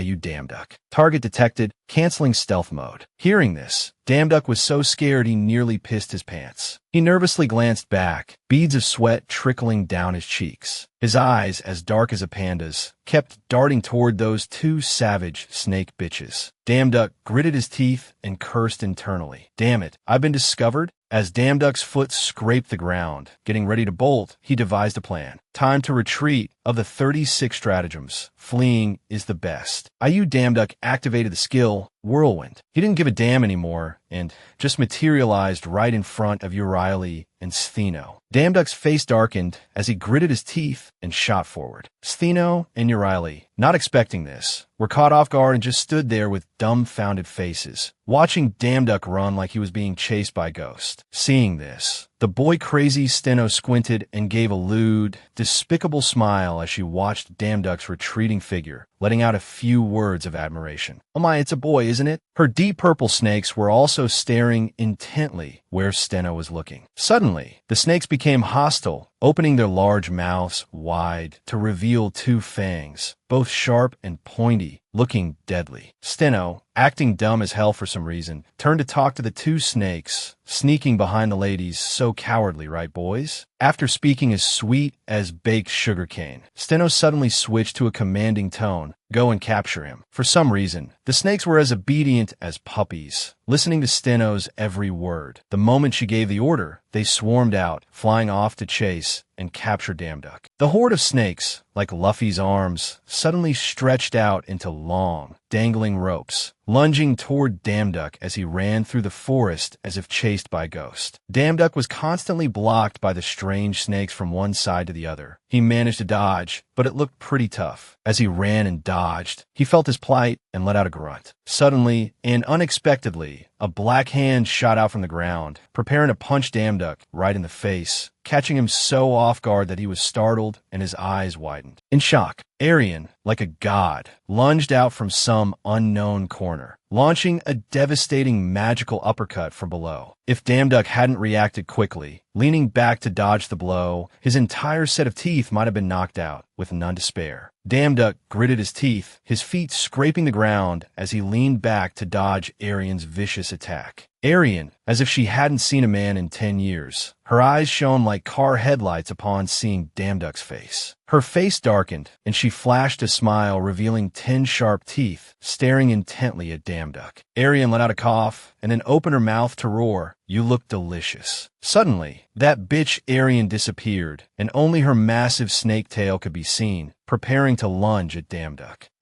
Her shrill scream also rang out, unmistakable, "Let me chop you up to make you easier to eat." But Damduck's main character, Aura, wouldn't let him be defeated so easily. Damduck leaped up and kicked Arian's tail, sending it flying 300 meters with a loud, painful thwack, and even cursed in disgust. "Get lost." Arian, hit with a blow that stung to her core, cried out in pain as if she were about to die. Behind Damduck, Steno's purple snakes had, at some point, opened their mouths wide and lunged forward to ambush him, forcing Damduck, who was fighting the younger sister, to glance back with a scowl, preparing to fight the older sister next. Finding himself pushed into a difficult situation, Damduck had no choice but to draw his gleaming golden sword and shout a curse, as if to muster his strength. Damn it, 100 snakes. Damduck, surrounded on all sides by a horde of deep purple snakes that had all opened their mouths wide to reveal sharp fangs, like a maze, could only stand in the middle with his legs apart, as if preparing to activate his inner power to take on all 10 of them alone. His face darkened, and he scowled, glancing slightly behind him. Suddenly, a blue power began to glow behind his back. Then Damduck activated the skill Sword Wave. Then he leaped up and used the blue power to slice the snakes and Steno's body in half as smoothly as cutting butter. The parts of those snakes fell severed, lying scattered at Steno's feet. On the grass where she stood, a line of blood flowed between Steno's legs. Seeing this, she was like, "What the hell just happened?" letting out a sound of surprise. But while one would think being sliced would be painful or infuriating, on the contrary, that bitch Steno was so thrilled her face turned red, as if she had just gotten railed. She brought her hands to her face, her eyes rolling back in disbelief at what she had just experienced. Steno flashed a wide grin and even stuck out her long tongue, looking lewd as fuck. She laughed and stammered, I was cut in half?" The severed parts of Steno's hair suddenly grew new snake heads. If they keep growing like this, who knows when he'll ever finish cutting them all. That bitch Steno's voice continued to ring out with lustful moans. "It stings. How interesting." Hee. Seeing the sight of the endlessly regenerating snakes, Damduck was so shocked he froze solid, as if hit by Jiao-chan's second skill. He just stared wide-eyed at Steno. Beads of sweat trickled down his cheeks. Damduck, both confused about what to do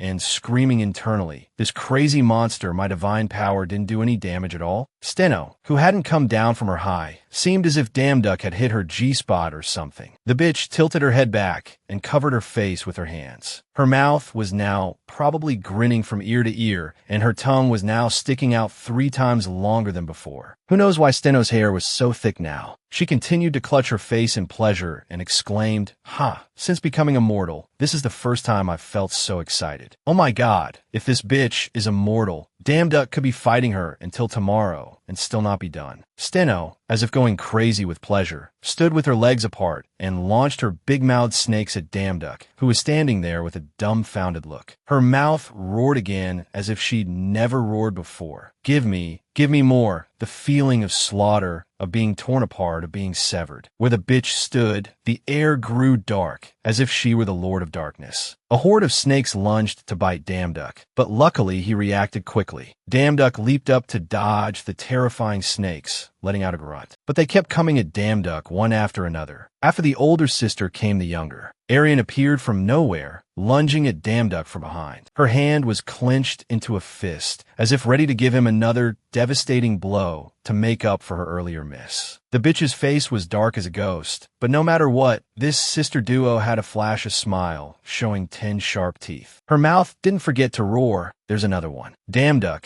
getting ambushed repeatedly, scowled in annoyance, sweat pouring down like a stream. He had been gritting his teeth nonstop. As Damduck gritted his teeth to dodge Arian's attack, his mind was racing, cursing, and wondering where Elia was while he had to take on these 2 immortal bitches alone. Damn it, where the hell is Elia? Suddenly, Damduck's pupils shone as brightly as car headlights. He scowled, clenching his jaw so tightly that some kind of greenish gas seeped from the corner of his mouth, looking scary as fuck. As he gritted his teeth and fought, he thought to himself, I wanted to save my divine power for the fight with Medusa, but now, ice fire, black flame. Suddenly, in the heat of the moment, with everything hanging by a thread, Elia appeared like a savior in Damduck's life. She tossed her head back and let out a puff of air as if she had just finished a marathon. Holy shit, Elia's appearance was incredibly flashy. She floated in the sky, one hand lifting an entire, massive chunk of earth, her mouth calling out loudly, "Hey, you old snakes." Suddenly hearing a voice from the sky, both Arian and Steno looked up curiously. Even Damduck stopped fighting to look up and see what was happening. Seeing the unbelievable sight, both Arian and Steno were so shocked they opened their mouths and shrieked, "What? Who are you?" But Elia couldn't care less about the old snake's sister's meaningless question. She continued to lift the chunk of earth with one hand, her amber pupils suddenly shining as brightly as car headlights. She even gave a smug, triumphant smile and replied to the two hags in a disdainful tone. So slow, but it's too late. This is a well-fertilized mountain. After hearing that, Damduck's face puckered up in disgust. He kept looking up at Elia in the sky, his mouth twisting as he yelled, "Hey, are you planning to?" Elia squinted and gave a wicked smile, replying to Damduck in a tone that was 3 parts innocent and 7 parts provocative.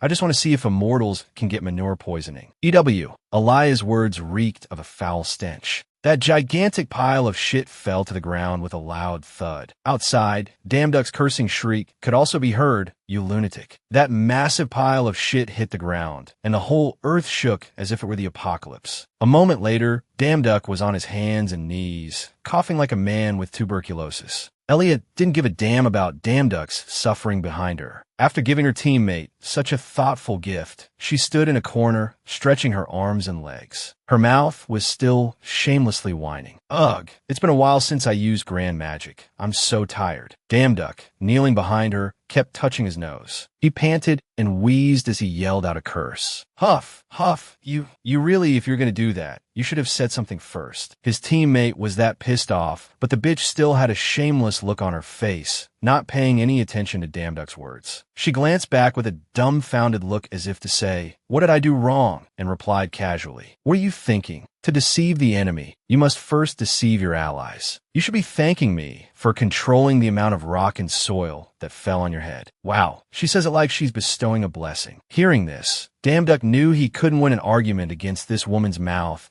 and could only yell in exasperation. "Sigh, just forget it." But a moment later, Elia started rubbing her foot on the ground, muttering, "Anyway, we have to hurry. This is just a temporary solution. They'll crawl out soon enough." Damduck, who had been through so many emotions, was now so shocked his jaw dropped. Sweat poured down like a river as he asked in disbelief, "What? You're saying they can escape from a large-scale magic spell like that?" Elia remained as calm as ever and replied curtly, "You've experienced it yourself. They're immortal." Damduck, acting like he was inexperienced, kept asking questions. "Even if they're immortal, there has to be a limit, right?" Elia, at this point, looked at him with a gaze that was 3 parts helpless and 7 parts motherly, and used a commanding tone. "All right, now you go and cut off Medusa's head immediately. She's much weaker than the other two. You won't have any problems." Suddenly acting so concerned, Damduck became worried and asked back, "What about you?" Elia still had a smug look on her face. She gave a triumphant smile and made a head-chopping gesture for Damduck to see, her mouth still nagging like an old mother. "I'll try to hold them off for as long as possible. You just worry about your part. Remember to get her head." Seeing that Elia had assigned the tasks so clearly, Damduck couldn't argue and obediently agreed. "All right, that's the best way. Don't die. I'll bring Medusa's head back for you." In a desolate corner of the forest, a young girl sat on a large rock. In front of her, a river with water as clear and blue as crystal. She was playing and talking to herself like she was lost in her own world. "Hello, you came again today?" Damduck hid like a dog behind the nearby trees. Seeing Medusa, Damduck thought to himself, "Found her." He looked at his large golden shield and spoke to himself in his head, "That girl." The image of the lovely, gentle Medusa playing with a small bird in her hand was reflected in Damduck's large shield, making him wonder to himself in confusion. Is that Medusa? But his mouth had already spoken his thoughts. Why? Why is she so beautiful? What a girl-crazy guy. Oh, the system popped up with a notification. Mirror shield, displays reflected image. Damduck kept checking Medusa out from head to toe, like a pervert, judging her as he looked. Looking at her hair, he thought, no snake hair. Looking down at her feet, he thought again. No tail either. While using his invisibility technique, he raised his shield and slowly approached where Medusa was sitting. He was on a mission as tense as a drawn bowstring, yet his mind kept wandering. No magical power. Even my intuition is silent. Could this weak girl really be Medusa? As for Medusa, she was still as oblivious as a doe, completely unaware that someone was approaching her. She just kept playing with the little bird and let out a soft hum. Oh, the system appeared again to announce. Invisibility helmet conceals the user. but finally, Damduck snapped out of it. He took the final steps to Medusa's side. He thought to himself, no, it doesn't matter. A man of his word. He closed his eyes tightly and raised his sword, his mind still trying to focus on the bigger picture, even if she has a human form. She's still a monster. Medusa was about to fucking die and still knew nothing about the world, sitting pensively and staring at the feather in her hand. Damduck finished his last thought and brought his sword down on Medusa. At least, let's end her quickly and cleanly. As soon as he thought that, the blade shot straight down toward the innocent Medusa's neck. But suddenly the ground shook like a machine, causing Damduck to lose his balance and fall forward, his slash missing its mark. At that moment, Medusa let out a loud, pained scream of surprise. But a moment later, Medusa opened her mouth and screamed again to vent her anger. It hurts. At that point, Damduck's invisibility power was gone. He stood on the violently shaking ground and thought to himself, the ground is shaking. I missed, damn it. Right at this moment, those snakes appeared again. Perfect timing, man. In another part of the forest, Elia was fighting the two snake sisters, Arian and Stheno. Well, the system appeared again with a notification. Target detected, canceling stealth mode. Medusa was trembling like a leaf. She grimaced, tears welling in her eyes, as she clutched her face, which had a long gash across the cheek. She stared at Damduck and stammered, who are you? But at this moment, Damduck was still plenty lucid. He gritted his teeth and swung at Medusa again, ignoring her crying and trembling. In his head, he was still determined. Finish her before she can react. Medusa attacked suddenly once more, screamed in 3 parts surprise and 7 parts fear, like a pig being slaughtered. But just as the blade was swung right at Medusa's neck, Damduck suddenly froze when Medusa squeezed her eyes shut and helplessly screamed, "Don't!" While Damduck tried to keep his eyes shut to look cool, he couldn't stop hearing Medusa's crying and pleading voice. "I'm sorry, Sob. Please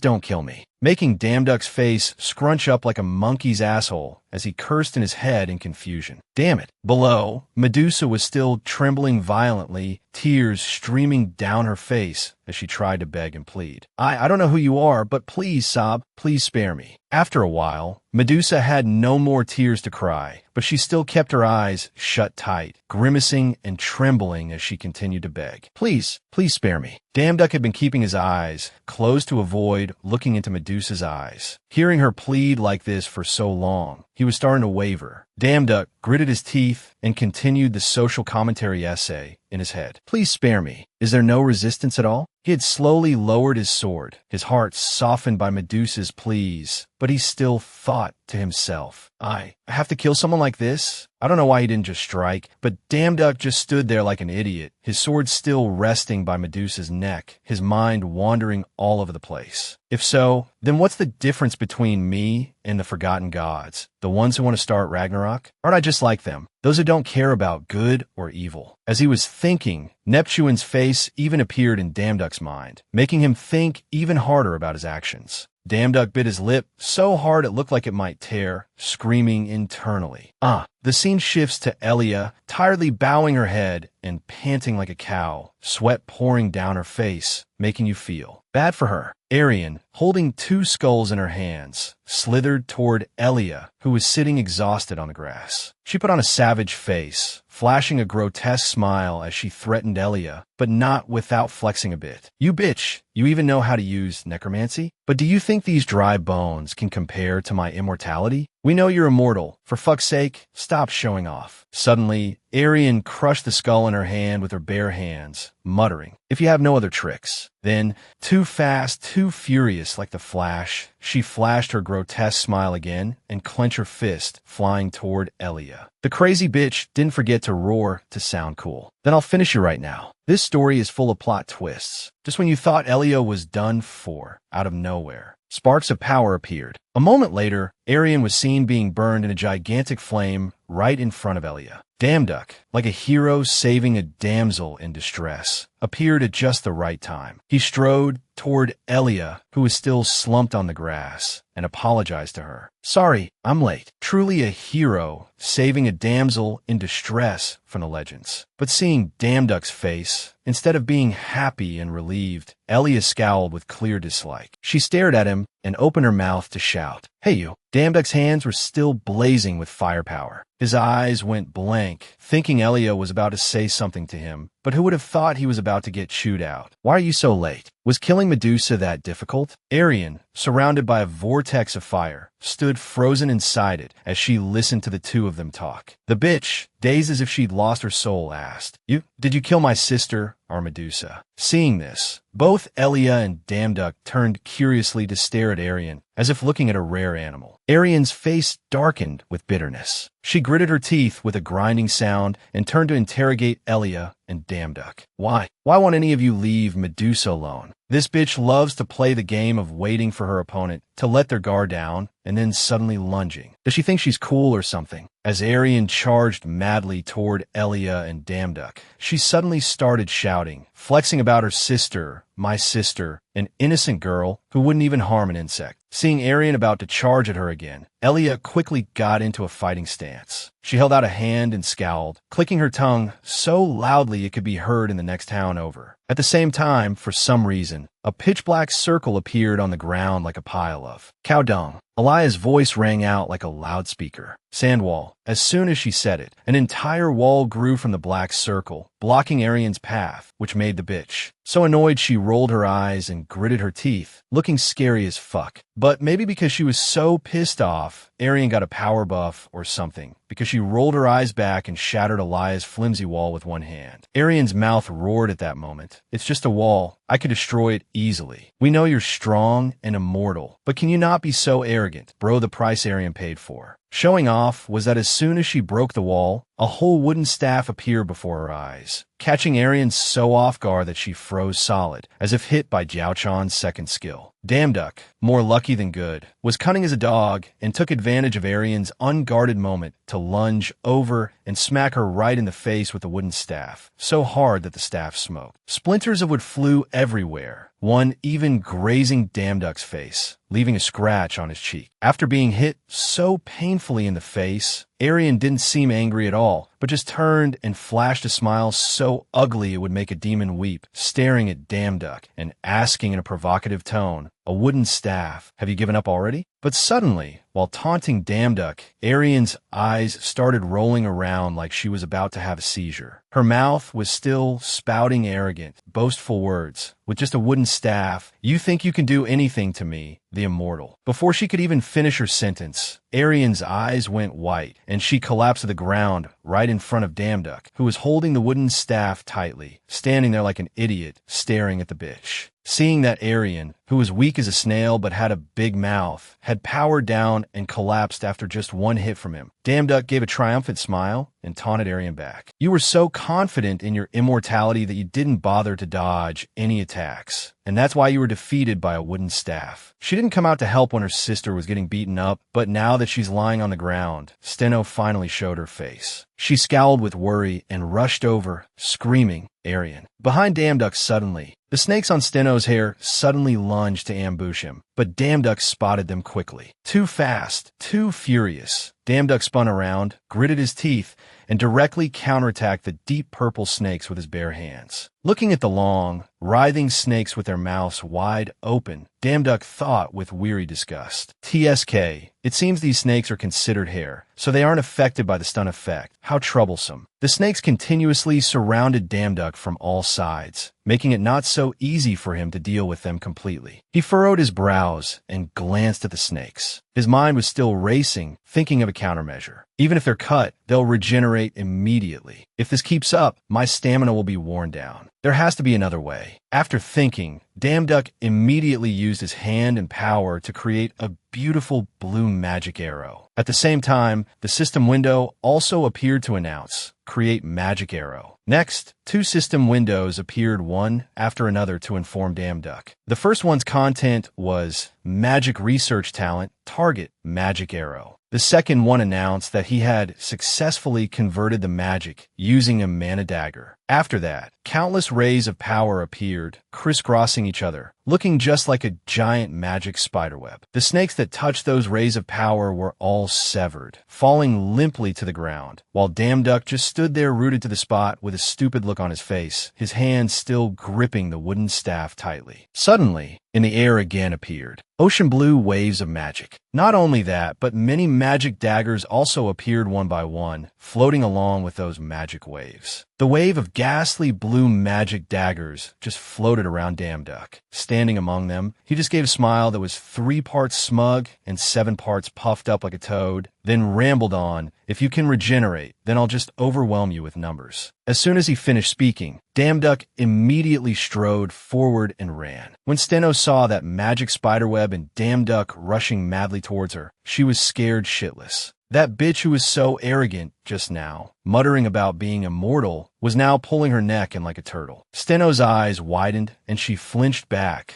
her mouth stuttering and stammering as she yelled like a loudspeaker, "Get away, get away." But darling, life isn't a dream. Damduck and that pile of magic daggers flew in unison right in front of Steno. His face darkened, but his eyes shone brightly like car headlights. He raised his legendary wooden staff again, preparing to give the younger sister a whack, and then finish off the older sister to complete the set. On top of that, Damduck said something that sounded incredibly harsh. "It's useless." I don't know why he's suddenly so cool. Another huge, earth-shattering explosion occurred in that area, its destructive power so great that all the trees were blown away. The ground all around shook like crazy, feeling as if the apocalypse had just ended. After taking a heaven-sent blow, Steno fell head over heels, her face smacking right onto the ground with a thud at Damduck's feet. Oh, the embarrassment, the sheer embarrassment, so much embarrassment. Both sisters were defeated by a single wooden staff. Suddenly, Damduck heard someone's shrill scream in his ear, which startled him. No! Damduck glanced back to check the situation, but before he could see anything, Medusa appeared out of nowhere. Standing there with her face scrunched up like a dried apple, her mouth puckered like a duck's, but "Stop, please stop." After that, she immediately put on her most innocent face and wailed, why is everyone treating us like this? We haven't done anything wrong." As soon as Elia saw Medusa's face, she immediately squeezed her eyes shut. She even brought her hands up to cover her face, shouting loudly with a look of clear confusion, "Medusa." While Damduck was calmly raising his shield and closing his eyes to avoid being turned to stone, the shrill, cursing voice of that bitch Elia rang out incessantly next to him, giving him a headache. "You damn duck, why is Medusa still alive? Finish her off quickly." But Medusa's pitiful face was reflected in Damduck's yellowish gold shield, making him think to himself, her. Seeing Medusa's appearance, trembling like a leaf, and her face that was 3 parts fear and 7 parts worry, made Damduck continue to question things in his head, confused. I thought she had run away by herself, but it turns out she came back to save her sisters. When Medusa couldn't persuade anyone else, she turned to put on that innocent face again to continue pleading with Damduck. "Sir, you're not a bad person, are you? You spared my life, so please stop." Medusa's voice continued, "I don't want to see anyone get hurt because of me anymore." Damduck,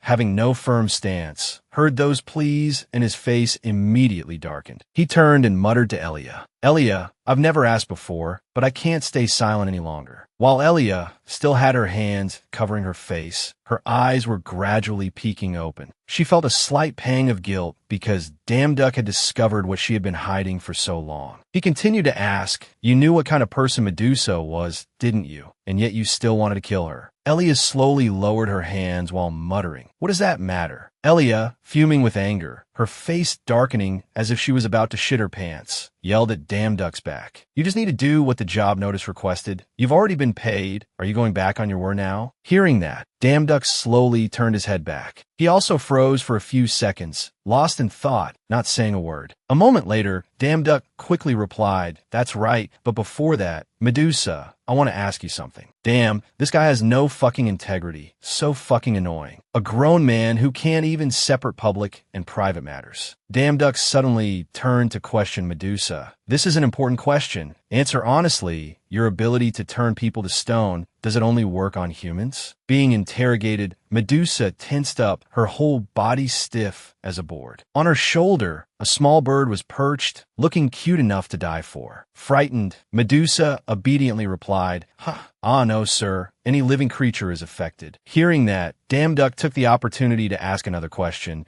"Then why isn't the bird on your shoulder turned to stone? Earlier at the lake, you were even playing with it." The sudden mention of the bird made Medusa reflexively look down at the little bird. It's unclear if she was pretending to be dumb or was genuinely dumb as she hesitantly asked him back, "What do you mean, sir?" But then Medusa seemed to realize, and she quickly answered Damn Duck, "I don't know. I just found it when it fell from a tree, and I've been taking care of it." Hearing that, Damn Duck still looked skeptical and opened his mouth to ask her again, "Is that all?" Medusa raised her hand to gently stroke the little bird on her shoulder, her mouth not forgetting to answer Damn Duck's weird, bullshit question. "Yes, at that time I was so scared that it bit my finger very hard, leaving a scar, I think." Seeing the two crazies standing there talking nonstop about all sorts of bullshit, Elia helplessly raised a hand to scratch her head, then sighed with a pained expression. "Sigh, what a boring conversation. Did we gather here to chat?" After that, the bitch was still standing behind Damn Duck, using her bossy tone to order him around. "Don't waste any more time. You Damn Duck, you also need to increase your fear resistance ability. So hurry up and finish her off." What the fuck? Damn Duck, like an idiot, had been talking all this time as if he was going to spare Medusa, but then he suddenly had a change of attitude. Damn Duck's hand tightened on the wooden staff, his mouth replying curtly, "Yeah, right?" His voice rang out again, full of guilt, "I'm sorry, Medusa." As soon as he finished speaking, the wooden staff flew right in front of Medusa, catching her so off guard that she froze solid, only able to stare with wide eyes. Medusa, head bowed, slowly walked into a massive room, brightly lit, with handcuffs on her wrists. All around, countless people were gossiping idly about her. "Hey, you heard about it too, right? It's crazy." One person after another kept whispering in her ear, "I heard Poseidon secretly met with Athena last night, just like his father." Medusa slowly raised her haggard face, which looked like it had just been pulled from a garbage dump. Her whole body, from top to bottom, was covered in scratches, looking truly pitiful. She still had to listen to the judgments of people around her who only heard stories but knew nothing, a far cry from when her face was bright, arrogant, and self-satisfied. Athena sat on a large throne, legs crossed, and chin in hand, as smug as a toad. She stared intently at Medusa, who was sitting limply on the floor. Seeing the girl looking so miserable, Athena still had the heart to raise her voice and curse her. To dare do such a filthy thing right in my temple. Seeing this, Medusa weakly looked up, her eyebrows drooping as she tried to explain with a mouth as dry as the Sahara Desert. "Goddess, please believe me. I absolutely did not do that. I was only talking with Poseidon." Seeing Medusa keep talking back, Athena flew into a rage, her mouth wide open as she cursed the girl. "You filthy thing, you still dare to argue at a time like this." Medusa, seeing that the revered goddess still wouldn't believe her, she helplessly asked back, "Argue about what?" Seeing the girl still refused to shut up and admit her fault, Athena, mad with anger, pressed on. "Then tell me, what did you two talk about?" Hearing that, Medusa froze solid. Her tears fell. The game was over. But Medusa, crying, stammered back, "What?" But Athena still wouldn't let her off. The heartless woman's face darkened, and she gritted her teeth and replied spitefully, "You intend to deny it to the end? Fine." It's unknown when Athena had stood up, but she was standing tall up there and swept one hand to the side. Her face scowling with displeasure, she yelled, "Medusa of the Gorgon lineage, I will punish you for the crime of disrespecting Athena."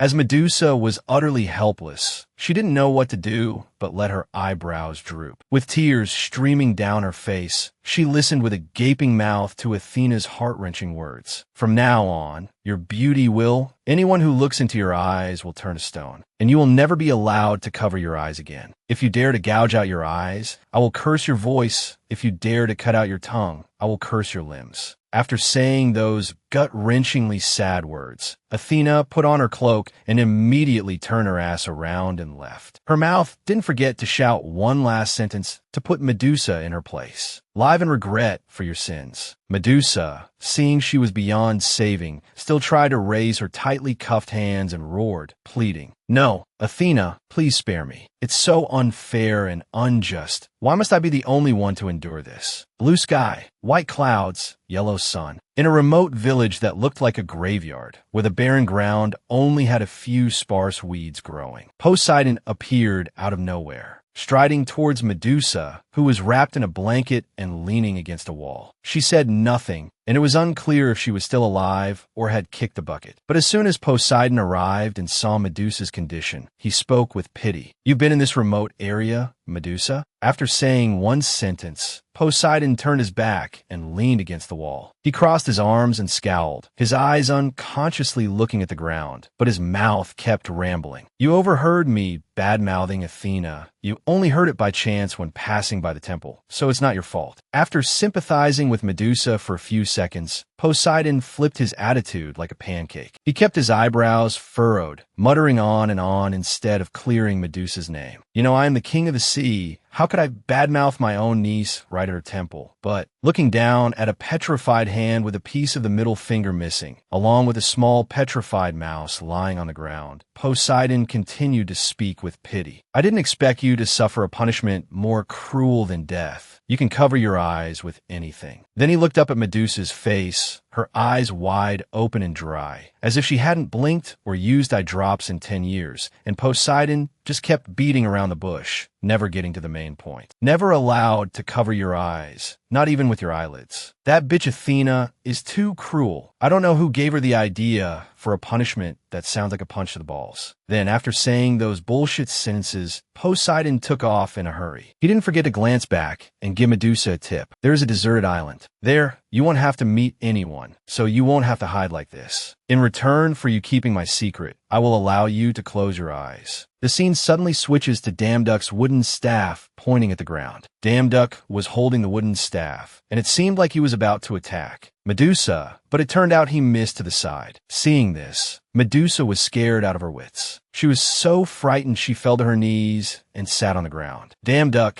at this moment, was like a hero. He still acted cool and opened his mouth to ramble at Medusa. "Don't worry, I have no intention of killing you." Turning around, Elia was suddenly seen holding a dagger, sneaking up and kneeling beside Medusa, but her intention was discovered by Damduck. He turned and spoke to Elia, which startled her. "Sorry, if you take one more step, I will be forced to give up on taking Medusa's head." After hearing that, Elia's face drooped like a sad puppy. She stared wide-eyed and then helplessly let out a long sigh. After that, knowing she couldn't get Medusa's head anymore, Elia immediately stood up. She was so angry she could spit blood, frustratedly yelling at Damduck, "You foolish bastard." Medusa, still not knowing if she was going to be killed or not, was still sitting on the ground, looking at him in confusion. Elia was furious but still wanted Medusa's head, so she tried to use a taunt. To come all this way, just to be tricked, you also need her fear resistance ability. Thinking that would make Damduck change his mind was a mistake. This guy was both kind and had his own principles. Damduck remained calm and confident. Not angry, he glanced back and, looking at Elia out of the corner of his eye, explained, "I can't kill her without a reason. That would make me no different from an evil god." Utterly helpless, Elia didn't know what to do but furrow one eyebrow. She raised a hand to her forehead and forced a smile. Her mouth kept rambling like a psycho. Ha ha, how ridiculous. I tried my best, and yet I've disappointed him." It seemed Damduck had already suspected something was amiss, so he wasn't too surprised by Elia's reaction. Damduck kept glancing at Elia, but he muttered to himself, "As I thought, you're hiding something." After that, Damduck completely turned around to stare at Elia. He kept interrogating her, while Elia stood there, utterly disappointed, looking down at the ground in a daze. Why does he want Medusa's head so badly? Seeing that this guy was no help at all and just kept being nosy about things that weren't his business, Elia turned to leave in disgust. She didn't forget to look back and curse him. "Shut up, I have no obligation to explain it to you. I thought you were a useful person."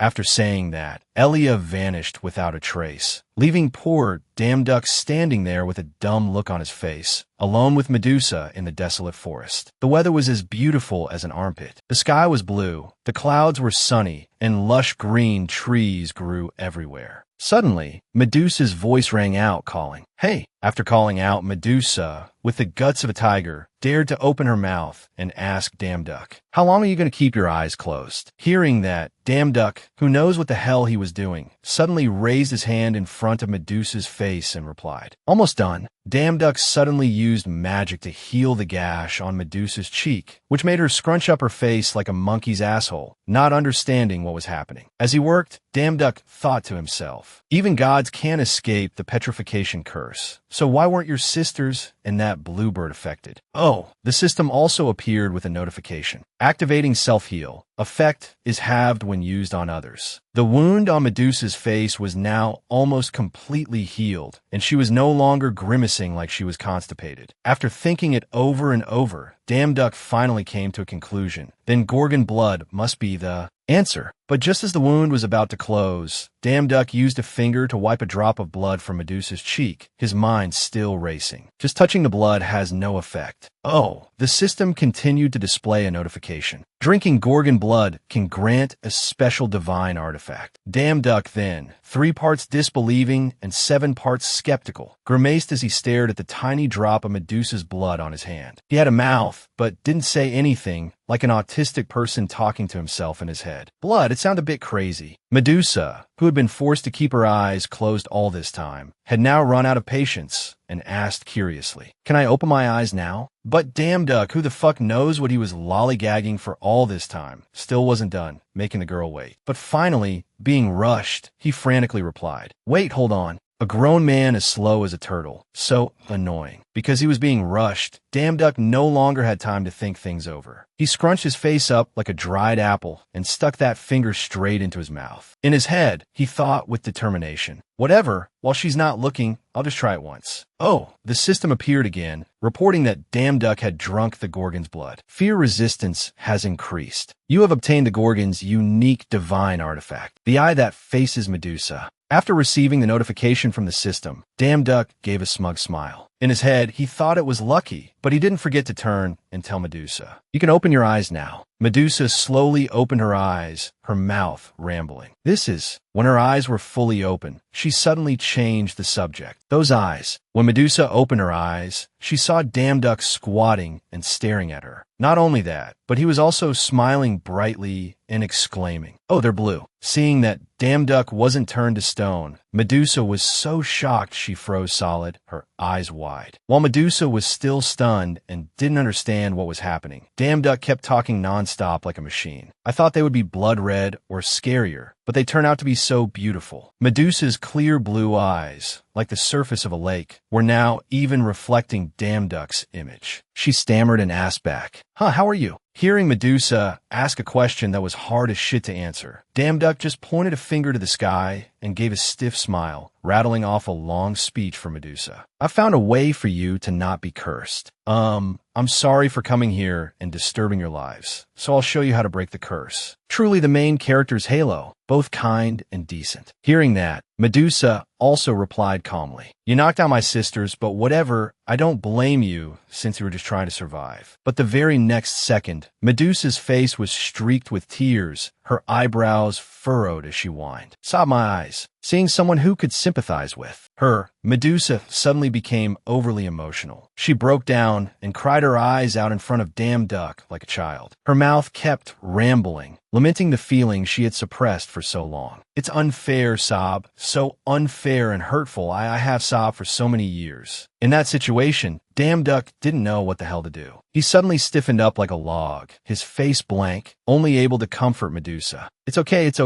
I'll try to find a way to break the curse for you." Truly a happy ending for a beautiful day. It was another day of blue skies and white clouds, but back in the city, among the skyscrapers dozens of stories high, Damduck's thoughts echoed. Why does Yusu Ian want to meet me here? Damduck, wearing shorts and a t-shirt, was sitting on a chair playing on his phone when he suddenly heard his name called over the loudspeaker, making him look over reflexively. "You Damduck, sauna room, number 32. Even when he got to the door of the sauna room, Damduck still wouldn't let his brain rest for a second. He kept thinking to himself nonstop, "This is an area reserved for high-ranking hunters, converted by the Hunter Association from a part of a dungeon. I heard this place is very effective for restoring mana and healing wounds. This is my first time here." Damduck was about to enjoy a sauna in a fancy-ass room, so he was smiling brightly, though the words "fucking awesome" practically written on his face. He smiled and gently pushed the door open. But his joy lasted only a second, because the next moment, Damn Duck's face scrunched up as if he had seen a pile of shit in the middle of the room. He was so shocked he broke out in a cold sweat, while his mind was still wondering where Leo Lux was. As soon as he opened the door,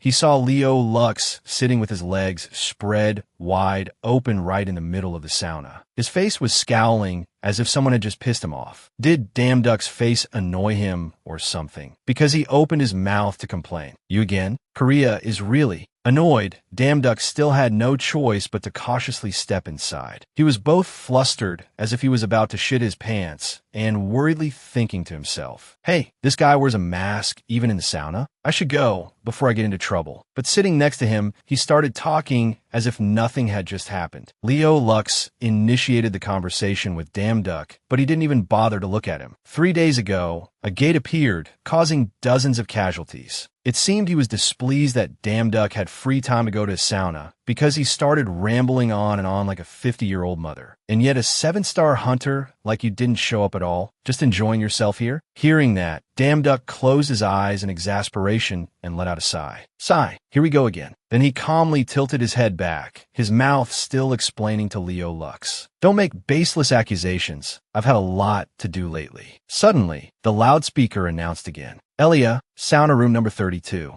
Elia calmly walked in with her eyes closed and hands in her pockets, which shocked everyone and made them jump. Seeing Elia walk in, Damn Duck showed a clear what the fuck expression of confusion. He furrowed his brows and stared blankly, wondering to himself, Elia, why is she? But Leo Lux's reaction was even more over the top. He shot up and walked towards her, yelling his head off, Elia, it's really Elia. Leo Lux kept staring wide-eyed, his whole body trembling as if he had a vibrator attached to him. His mouth was still booming like a loudspeaker. My sister, Elia, but why? He was about to ask something, but upon seeing Elia's face, Leo Lux immediately dismissed his bullshit curiosity. He yelled loudly, no, it doesn't matter, you're still alive. Elia, as if caught doing something wrong, for some reason just froze solid, standing there with a blank face, her expression darkening as if shit was about to shoot out of her pants. Damn Duck, still not believing his eyes, grimaced with his mouth agape, 1,000 questions appearing in his head. Why is Elia here? Isn't she a god? Wait a minute, what's going on? Damn Duck furrowed his brows and secretly shot a sideways glance at Leo Lux, his head still wondering to himself, what the hell is going on? Leo Lux, who had been so cool and domineering until now, looked pathetic. His face was a mess, like a pile of mushy shit, his mouth stuttering as he yelled, Why? Why aren't you saying anything, Elia? 1,000 questions kept popping up in Damn Duck's head. He darted his eyes over to the main character of the story, glancing at Elia while thinking to himself, why is Leo Lux calling Elia his sister? So many people have been wondering about Elia's mysterious appearance, but she just kept her face dark and her head bowed, not saying a word, like she was mute. Suddenly, who the fuck knows where that bitch Yusu Ayan came from, appearing unexpectedly without warning, standing with her back against the wall, arms crossed, having witnessed the whole thing. She stood outside the door, 3 parts arrogant,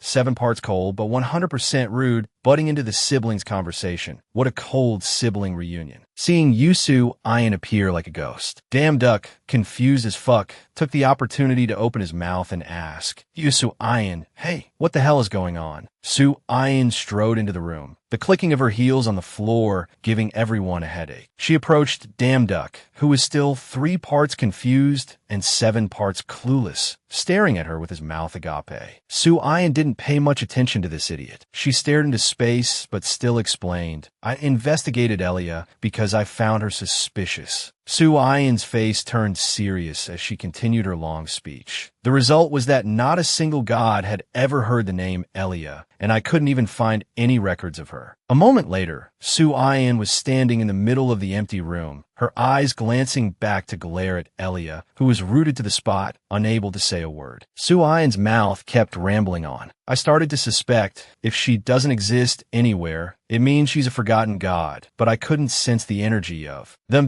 Damn Duck and Suyun kept gossiping casually about Elia's private life, without a shred of shame, while she was still standing in the room. Hearing what Soo-yoon said, Damn Duck replied in confusion. Nobody knows? So that's why she said her wages were low. As if Damn Duck's words had hit the right spot, Soo-yoon took the opportunity to launch into another spiel. So, I changed my line of thinking. If she can't be found in the divine realm, maybe she can be found in the human realm. After gathering information from many different dimensions, it turns out everyone has their own story. After going on about the divine realm, the human realm, and all sorts of other realms, Soo-yoon suddenly switched gears to talk about Leo Lux, the world's #1 hunter, Leo Lux. He also has a long-lost sister with the same name, and after confirming her appearance during the hunter mobilization to clear the gate a few days ago, I was certain. Hearing Soo-yoon's unbelievable bullshit, Leo Lux, who didn't understand a fucking thing, widened his eyes and asked, "You Soo-yoon, what are you talking about?" But instead of answering his question, Soo-yoon continued to glance back and throw shade at Elia, her mouth still working tirelessly like a machine. The reason why no god knows about her, and why she doesn't work a part-time job, but also isn't forgotten. While Elia stood there with a blank face, pissed as hell, tried to listen to the rest of Soo-yoon's assessment of her, that bitch's voice kept ringing in her ears. Honestly, I never thought of this. I never expected another human could use the god system. After Soo-yoon finished her rap about Elia's life and background, she crossed her arms, turned slightly to glance at her, and interrogated her like a criminal. "Elia, who are you really?" Seeing this, Elia turned and gave Soo-yoon a defiant look. In return, I don't know if Leo Lux was being a drama queen or what, but he had to butt into everything. He raised his hand and rushed forward to shield Elia with his own body. Not only that, but Leo Lux also yelled at Soo-yoon, "Stop it. I don't understand what you're talking about. What gods? That's ridiculous." Leo Lux's voice was squawking like a duck, giving me a headache.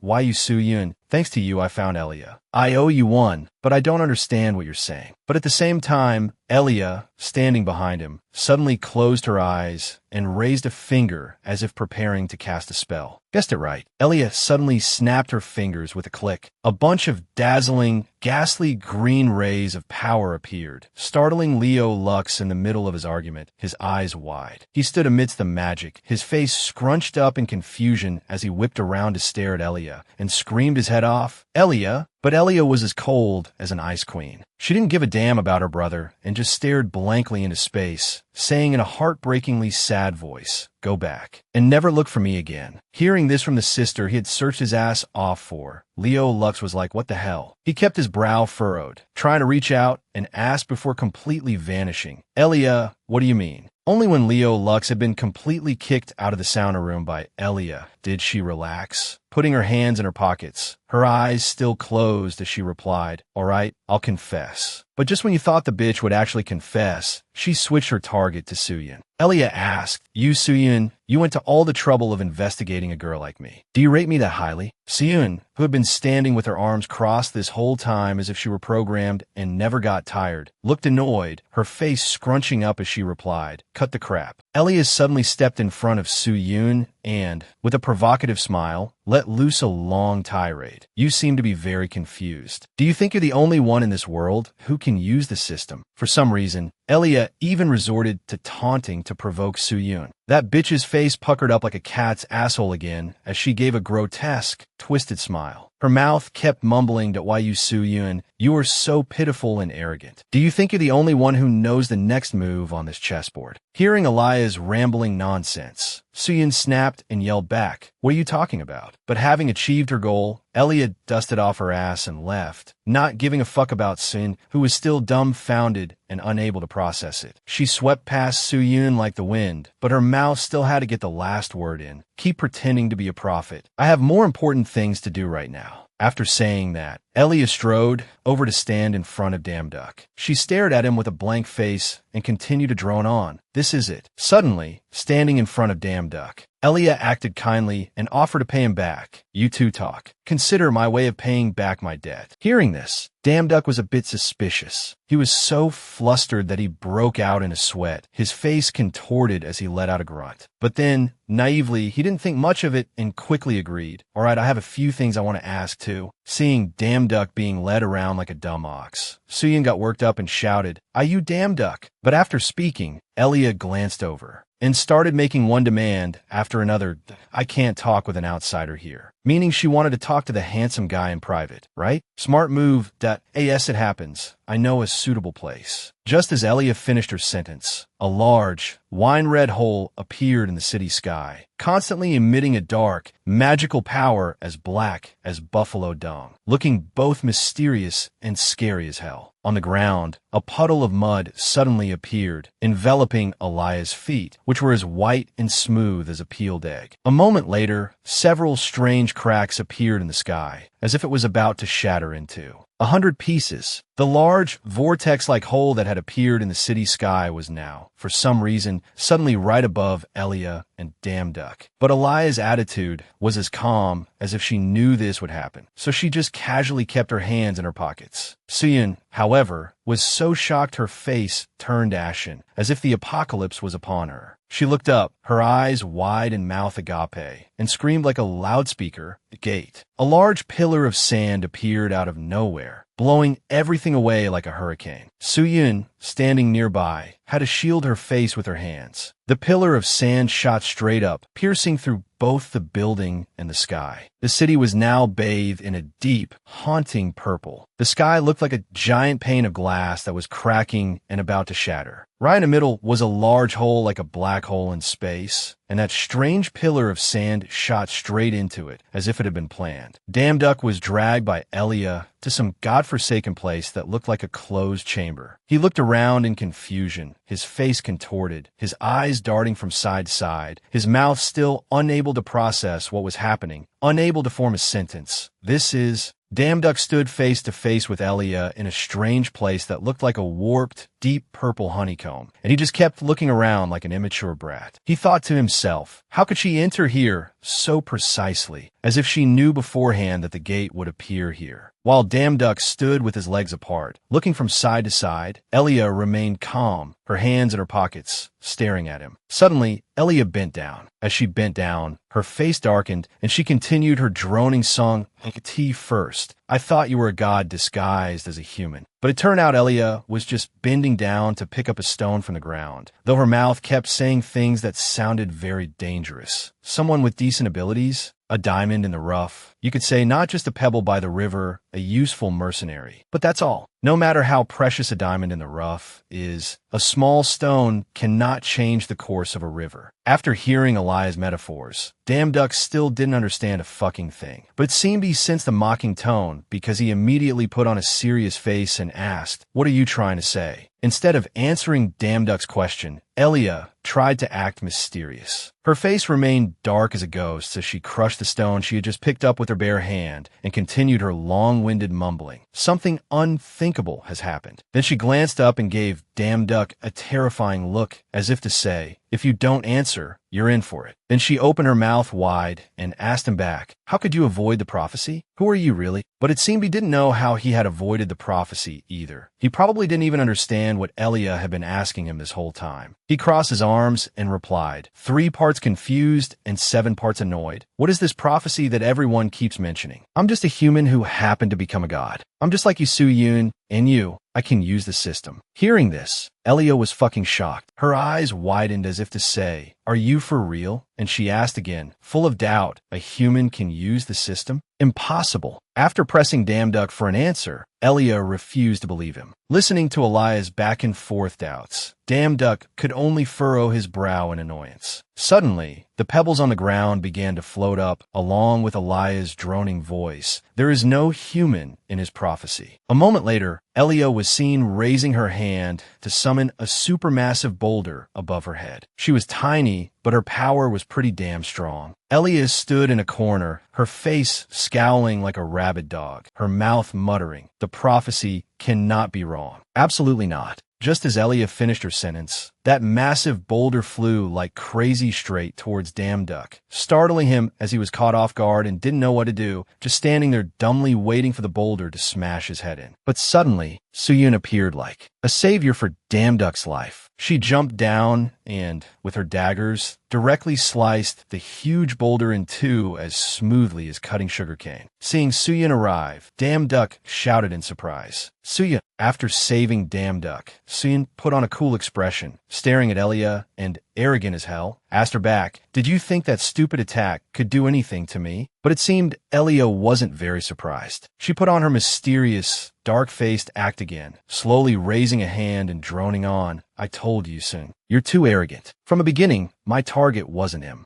Ah, so it turns out Elia was leading two idiots by the nose. After Suyun entered that massive, deep purple honeycomb, she had punched a hole in it, but Elia had then patched it up. The honeycomb pattern on the wall was also gone, replaced by a large, crystal-clear mirror. Suyun now realized she had been tricked and was frozen solid in shock. Her eyes widened, and she couldn't utter a single boastful word. Suyun clicked her tongue in frustration, then turned to curse at Elia. "TSKU, you're really insane." Elia's face looked so damn salty now, as if she had been waiting for this very moment to eliminate both of them at once. She scowled and replied, "I cannot accept any more variables." A moment later, the scene before Damn Duck and Suyun turned dark, and not only that, but it also started pouring rain as if the apocalypse had arrived. Two towering walls rose from nowhere, and on top of them appeared a horde of monsters, from walking ones to flying ones, looking scary as hell. That bitch Elia's voice rang out, as if to end everything right then and there. "You will die here."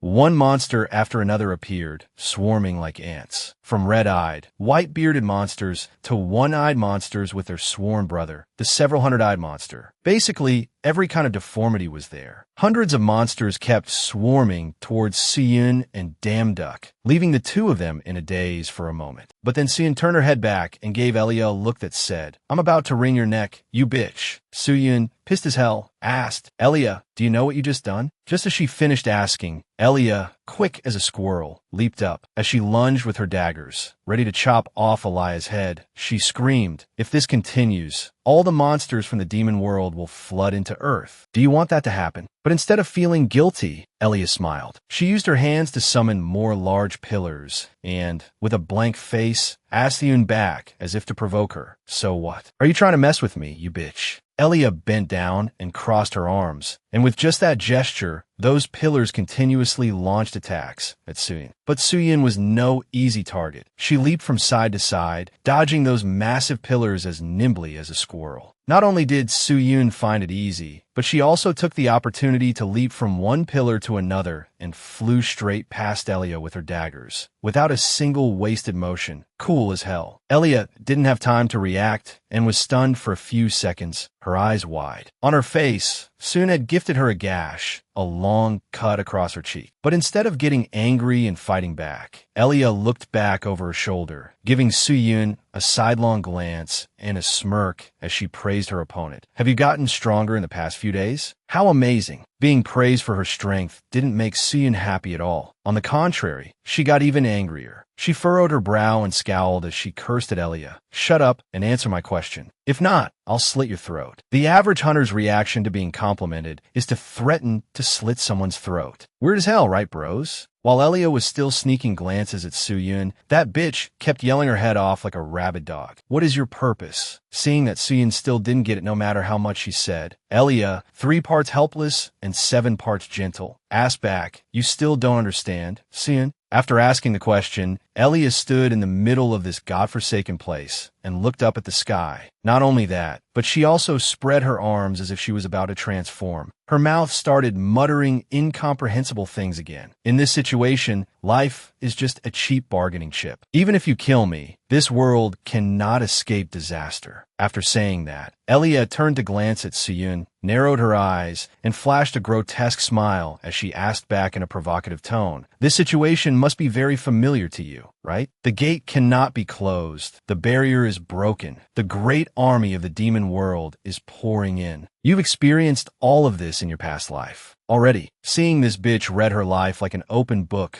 Suyun was scared as hell, her face darkened, and her mouth twisted as she asked, "Who in the world are you?" Oh, the system window appeared again, but this time, instead of the usual gentle blue, it was a glaring red, a clear sign of bad news. Warning, the dragon's divine artifact, apathy, is being shaken. Suyun's face then scrunched up like a dried apple, her mouth twisting as if she was about to cry. Suyun couldn't remain calm anymore. She was so aggrieved that she had to scream, Why would you do this? You're human too. You have a family too. Why would you? But Elia's face must have been as thick as a car tire. Suyun was so upset she was about to cry, but that girl just stood there with a blank face. Elia tilted her head slightly to the side, her expression as soulless as the Annabelle doll, her mouth asking as cold as ice, So what? Then she placed her hand on the wooden pillar she had just summoned to fight Suyun and went back to her mumbling habit. I have bet everything for the world that he has always longed for. It's over, Suyun.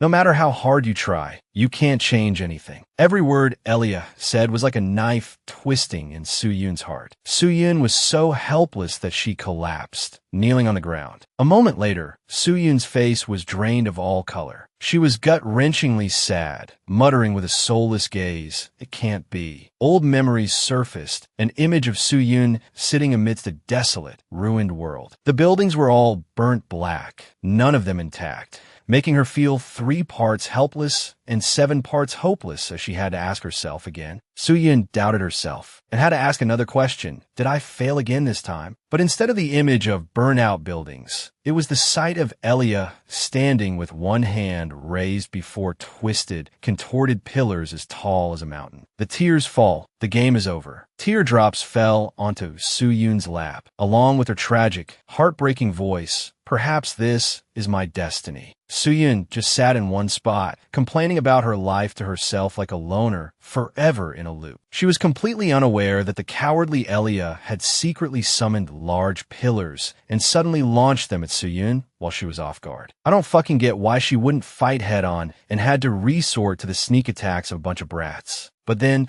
too fast, too dangerous, Damn Duck suddenly rushed in. An earth-shattering explosion occurred right before Elia's eyes, its destructive force so great that everything around was blown away. Even Elia was blown back, so hard she had to use her hands to shield her face so her teeth wouldn't fly out. Damn Duck's sinewy, masculine hands had clenched into fists and shattered the giant stone pillar with no wasted motion. Not only that, but he also turned to Elia, looking badass as hell, and scolded her, Stop your delusions, Elia. That's right, man. Scold her back to her senses, because this girl seems completely delusional. Damn Duck stood bent over, face to face with Elia, not hesitating to knock some sense into the girl and snap her out her high. Here, you are the only one who is alone. Why don't you try opening your eyes and looking around? Damn Duck only told Elia to look around, but even the nosy Suyun looked along with her. When Elia looked around, as Damn Duck said, I don't know what the hell she saw, but she was scared shitless, her eyes wide as oranges. As for Suyun, crying is crying, but being nosy comes first. Damn Duck then scowled, gritted his teeth, and delivered a badass final line. What we have built is not so easily destroyed by someone like you. Turning around, he saw the scene of Saron enthusiastically floating in the air, using his firepower to burn every single flying monster. Elsewhere, Gurium was also diligently using his sword to slash the ugly monsters on the ground. In short, everyone was doing their part. Their teamwork was simply top-notch. They fought as if they were just playing around,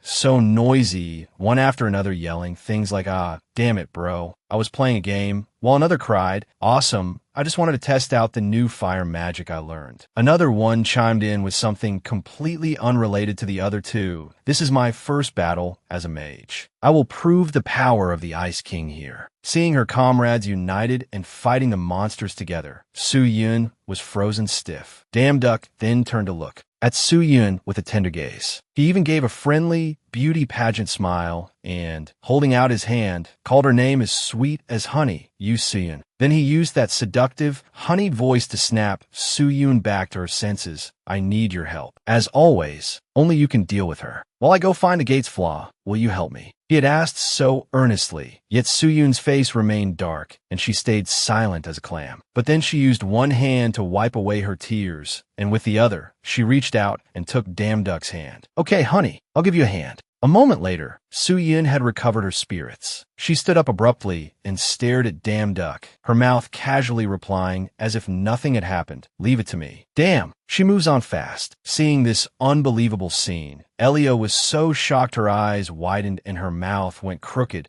but she still tried to stay calm and yell at Damn Duck, asking for his secret. Impossible. What is happening? How could you summon the children of the primordial mother? You Damn Duck. After crying her eyes out, Su-yin returned to her calm, confident, and not at all salty state, looking cool as hell, faster than the speed of blocking an X. She held a dagger in each hand again and said to Damn Duck with a serious face, "Go destroy the gate core before it's too late." Seeing that Su-yin seemed stable enough to fight, Damn Duck put a hand on her shoulder. He smiled and replied casually, "All right, let's finish this quickly." Seeing the two of them acting so calm, as if this was a piece of cake, Elia was pissed as hell. Her face scrunched up like a monkey's ass as she used one hand to summon more large pillars, yelling at the top of her lungs, "Don't underestimate me." Elia screamed, "You bastard," and then flung her hand to launch the large pillars forward, but Su-yin had already rushed towards Elia at lightning speed. She gave Elia a look that said, "Why do you keep using the same move over and over?" and asked contemptuously, "Is that all you know how to do?" Seeing Su-yin suddenly appear before her out of nowhere, Elia couldn't react in time and could only stare in surprise, her brow furrowed. Her mouth hung open as she stared at Su-yin. Someone's blood splattered everywhere like a fountain. Scary as hell. A moment later, Elia was seen kneeling on the ground in front of a pool of bright red blood. Elia was bent over, her face to the ground, blood continuously pouring from her neck like a spring. Elia tried to support her body with one hand, coughing violently like a tuberculosis patient. Elia's face was drained of all color as she bit down hard, trying to press a hand to the deep-as-hell wound on her neck, her eyes still full of hatred. Su-yin stood before Elia like a badass statue,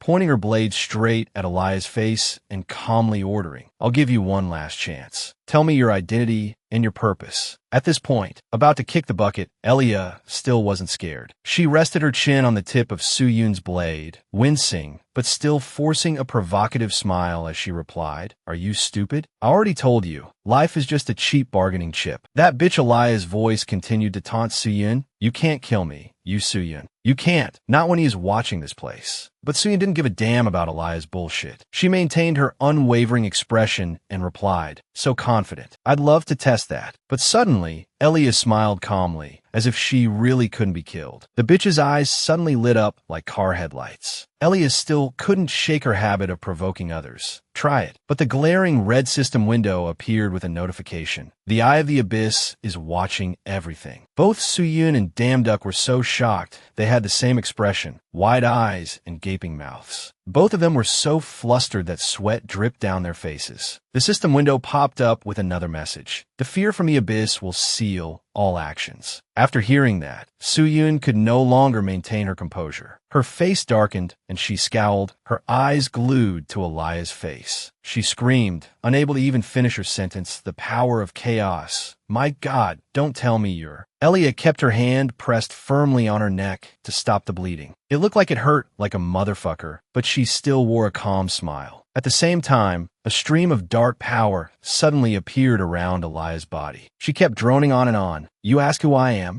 A moment later, that pitch-black power had covered 3/4 of Elia's body. Suddenly, one of her eyes lit up like a firefly in the night. Elia's mouth, without moving, continued to proudly introduce herself. "I'm the 100th child of Mother. I am also the prophet who was given the choice." Su-yin stood frozen, witnessing the scene in the sky where a giant, glaring red, eye shaped like a snake's. I was observing everything. Below, Elia was completely surrounded by that massive, mysterious, pitch-black mass of power. Elia, as if being swallowed by that mass, could still mumble, "The one who will destroy this world and bring the salvation of chaos." Elia reached a hand out from the black mass, that pitch-black thing, and continued to speak, "Yes, I am the demon you want to destroy." It seems that pitch-black lump was a changing room, because Elia stepped out of it having completely changed into a tight-fitting outfit and high heels. Not only that, her hair also turned pure white and she grew 2 horns, looking just like a Yiksha demon from Free Fire. After Elia's complete transformation, she proudly declared,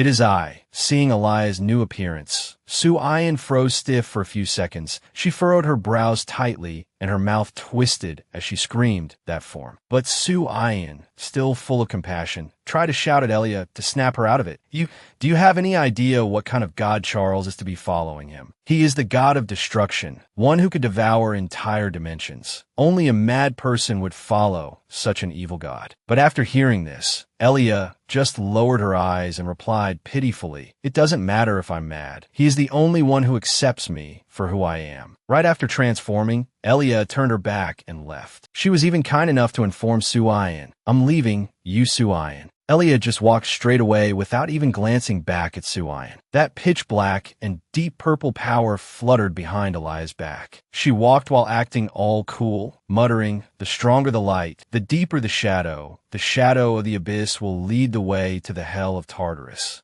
Finally, Elia finally turned back to give Su Ayan a glance and began to use a threatening tone to intimidate her. From now on, things won't be so easy. But it seemed Elia was looking at Su Ayan, but it turned out she was glaring at Damn Duck, who had been standing there dumbfounded with his jaw dropped like an idiot. Seeing his expression, Elia finished her sentence to scare them for fun, "Because I have learned your true trump card." Then, right before Su Ayan's eyes, Elia vanished without a trace, leaving behind only an erratic pillar of black and purple dark power. The sky around them remained dark, as if after dealing with that bitch Elia, Damn Duck and Su Ayan would next have to deal with even more. The feet of a woman slowly stepped out from the cracked ground. Yujuan looked up at the hole in the blue sky, where the sky was torn open. The dark aura also spread out into the space. She urged you, Damn Duck, "Let's go before things get noisy." You Damn Duck looked at her, sweat dripping down his cheek, and sighed, "Phew, this is a real mess this time." He looked up at the spatial rift. The flow of aura continued spread, and in the end, they still couldn't destroy the gate. Park Gurian's face darkened. He trembled with anger, gritting his teeth and cursing. "Damn it, this damn gate." The first raid team actually failed. You Damn Duck helplessly advised, "Hey, calm down, watch out or you'll get hit." Sharon sighed, "Ugh, so tired. What the hell were those monsters?" Luckily, we managed to repair the barrier in time. Otherwise, the consequences would have been unimaginable. You Damn Duck walked over and patted Park Gurian's shoulder, smiling comfortingly. "You both work hard. Sharon, your magic has improved a lot. You could be called a great mage now." Sharon was surprised. "What? A great mage? Am I at that level?" Park Urian said jealously, "Fine, go ahead and be smug." You Damn Duck smiled, "We just wanted to," and put out a small fire. "It's not over yet." He listened to Sharon and Park Gurian bickering with each other. "Oh my, are you jealous? Because I performed better than you this time." "What the hell? You're so annoying." His mind drifted to other matters. The fact that we couldn't find the gate's core might be related to Elia. Could the gate's appearance at that exact moment be a coincidence?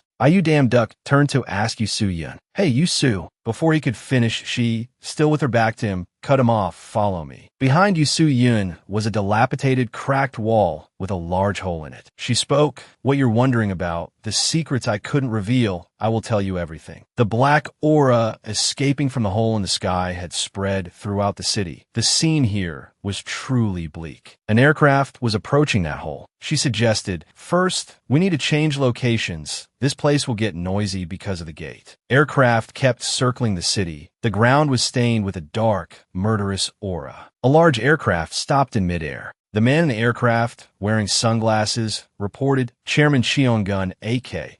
It seems Hunter Ayu Damn Duck has also come to the gate this time." He frowned. That person asked again, "Do you wish to see him, sir?" Chairman Cheon-gun, AK, replied, "No. For today, let's just focus on investigating the gate." He looked at Ayu Damn Duck's back on the ground below. "I will meet him again when I am ready." In a lush green forest, shade cooled the ground. Ayu Damn Duck, with his hands in his pockets, spoke up. "Elia said so too, so don't hide it anymore." Yu Su-yun stood still, listening. He stared at her. "Yu Su-yun, tell me everything you know. What is the relationship between you and Elia? And what is this primordial child Elia mentioned?" Yu Su-yun did not look at Ayu Damn Duck, the primordial child. Her hand caught a falling leaf as she explained, "The first beings created by Mother Earth." Created. Yu Su-yun began to explain to Ayu Damn Duck, "Besides humans, there are giants, demons, and elves. Though they have different forms, they're all the seeds of their species. Primordial Child is the title for 100 such souls, and the first child born has lived through 1869 lives, fighting to prevent Ragnarok. Are you damn duck was surprised, could it be? Not letting him continue, Yusuyin went on, yes, the first primordial child, that 1869th regressor, is me. He scratched his head, huh?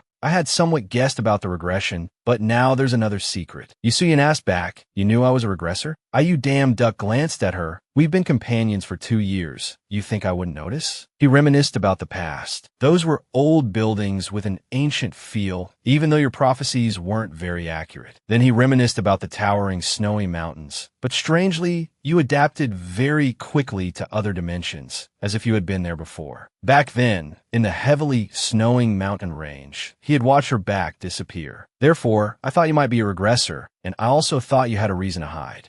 Yusuyin repeated, a reason. She remembered the dark space she was once in, surrounded by an all-consuming darkness, where nothing could be seen clearly. There was also a round object glowing brightly in the sky. That's right, the thing I always wanted to hide from you is the Eye of the Abyss. Ayu damn duck was slightly surprised. The Eye of the Abyss, is that the thing that sometimes appears in the warnings when we enter a gate? She replied immediately yes. She explained the thing that created the gate and is also the cause of Ragnarok. The Eye of the Abyss, it is a subordinate, a part of chaos. If I revealed my identity as a regressor, chaos would most likely find a way to stop me in my next lives. So I hid my identity. She remembered Elia with her sinister expression until Elia revealed my secret. Her voice became sorrowful. I don't know how she found out that secret. Her face darkened. But now, my secret may have reached Chaos's ears. Yusuyin pursed her lips. Perhaps this is our last chance. Ayu damn duck smiled. So what's the next plan? He looked straight at her. Either way, we're still going to protect everyone, right? Nothing has changed. She smiled. A strange potion appeared in Yu Su-yun's hand. Its blue color was beautiful, sparkling in the sunlight. She sighed. Hi, being with you, I feel my worries are ridiculous. She threw the potion towards Ayu damn duck. Take it. He accurately caught the potion. Holding the potion in his hand, he looked at it closely and wondered,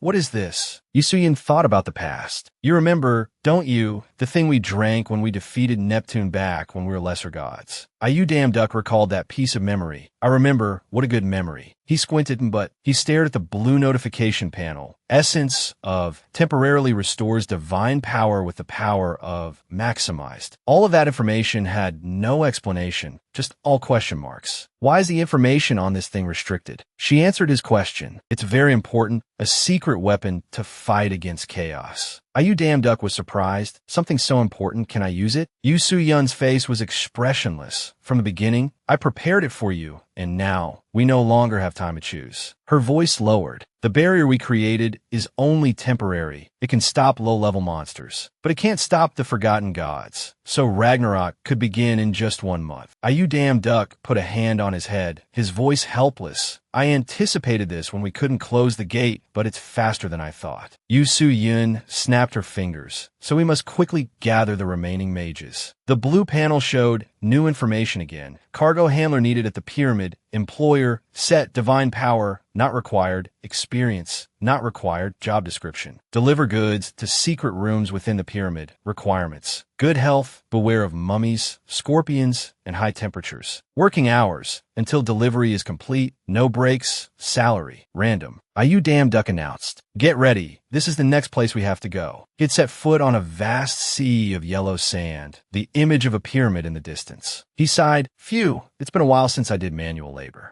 Boppy sighed. Hi, a newbie again? He grimaced. Damn it, why are my colleagues always newbies? Boppy wasn't very welcoming. Striking up a conversation with Ayu damn duck. Let me give you some advice. If you came here just to make easy money, you should give up. Ayu damn duck was still wearing the hood of his cloak. Are you talking to me? Boppy asked back, who else is here? Then suddenly he was startled. Boppy recognized Ayu damn duck. Shocked. Why is a middle god here? He glanced at Boppy and retorted, so, a middle god can't come here? He quickly clarified, no, that's not it. It's just. Boppy scratched his head, laughing awkwardly. This place is usually only frequented by lesser gods, so I was a bit surprised to see you here. Haha. Ayu damn duck asked, is that so? Why? Boppy held up a finger, seriously explaining, because they exploit our labor like slaves. But the rewards are just junk. For lesser gods like us, that's good enough. He looked at the crowd of people flocking to the pyramid, but sometimes among them are valuable weapons or rare divine artifacts. We, the lesser gods here, are all hoping for that kind of luck. Boppy leaned close to Duck and whispered, "Moreover, they pay by the piece here. The more goods you deliver, the more chances you have to win a prize." Duck realized Boppy's intention. "Oh, I see, so you want me, a middle god, to help?" He winked playfully, giving Duck a thumbs up. "We'll help each other out. You'll benefit too. Oh, and I forgot. Just call me Boppy." He put his hand on Boppy's shoulder, accepting the offer. "All right, Boppy, gods should help each other." Then Duck looked at Boppy sinisterly. "But before that, there's a favor I want to ask." Boppy looked up with a bewildered expression. At that moment, Duck exclaimed, "Let me be in charge of all the deliveries inside the pyramid." When he heard Duck say that, Boppy smiled faintly, beads of sweat rolling down his cheek. He replied, "But usually those deliveries are handled by experienced staff." Duck replied, "I know, can I do it? If anything goes wrong, it will all be the guide's responsibility." While the two were talking, a man completely wrapped in bandages exclaimed in an annoyed voice, "Hey, what are you guys doing? Hurry up." Boppy turned around, looking annoyed. Yes, please wait a moment." Duck smiled and asked again, "So what's the answer?" The man wrapped in bandages exclaimed again, "Hey, what's the hold up?" Boppy replied, "I'm coming," and said to Duck, "All right, let's go." Duck smiled. "Got it." Under the large, stacked boxes, Boppy exclaimed, "Yes, sir, we'll start by sorting the goods by area over there." Looking at the large boxes, Duck was amazed. "Wow, are all these goods from the Hermes post office?" Boppy replied, "Yes, sir. The inside of the pyramid is very complex, so all goods are sent here to be sorted before delivery." Boppy warned Duck, "Be careful when you take the goods. If you drop them, everything will collapse." Duck gave a forced smile and replied, "Oh, this sounds difficult." Duck glanced slightly. "Did you hear me? Be careful when you take the goods." No sooner had Duck finished speaking than the large boxes fell and crushed the green-haired guy. The green-haired guy frowned, angry. "Why did you dump all the work on me? Why is it that whenever there's heavy lifting, you summon me?" Duck replied nonchalantly, "The other mages are all busy. Etten is guarding the gate in case it erupts. Sharon and Yuzozen, who have high magic resistance, have gone to find the fifth mage, the Elf King. You're the only healthy one left." The green-haired guy was filled with anger. Just you wait when I finish learning swordsmanship." Duck turned and walked away. He called back, Yeah, I know. Pick up those fallen goods. If you damage them, you'll be working here until you pay off the debt." The green-haired guy shouted angrily, "This is labor exploitation. You evil god, you better watch out." The sky turned from sunny to dusk. Duck looked up at the sky with a tired expression, sweat rolling down his cheek. "Phew, finally done." Boppy approached Duck, a bright smile on his face. "Wow, you worked hard." Duck glanced at Boppy. Suddenly, Boppy handed Duck something. "Oh, hey, take this." Duck held out his hand, asking, "This is the Eye of Horus, isn't it?" Boppy replied, "That's right. This is a spatial artifact used for storage. You need it to enter the pyramid. It's truly weightless." Boppy hesitated again. "But are you sure you want to entrust this to me?" Duck replied, "Yeah, don't worry. I want to get this done quickly so I can rest." Duck held up the Eye of Horus. A brilliant light poured out, sucking the large boxes into it.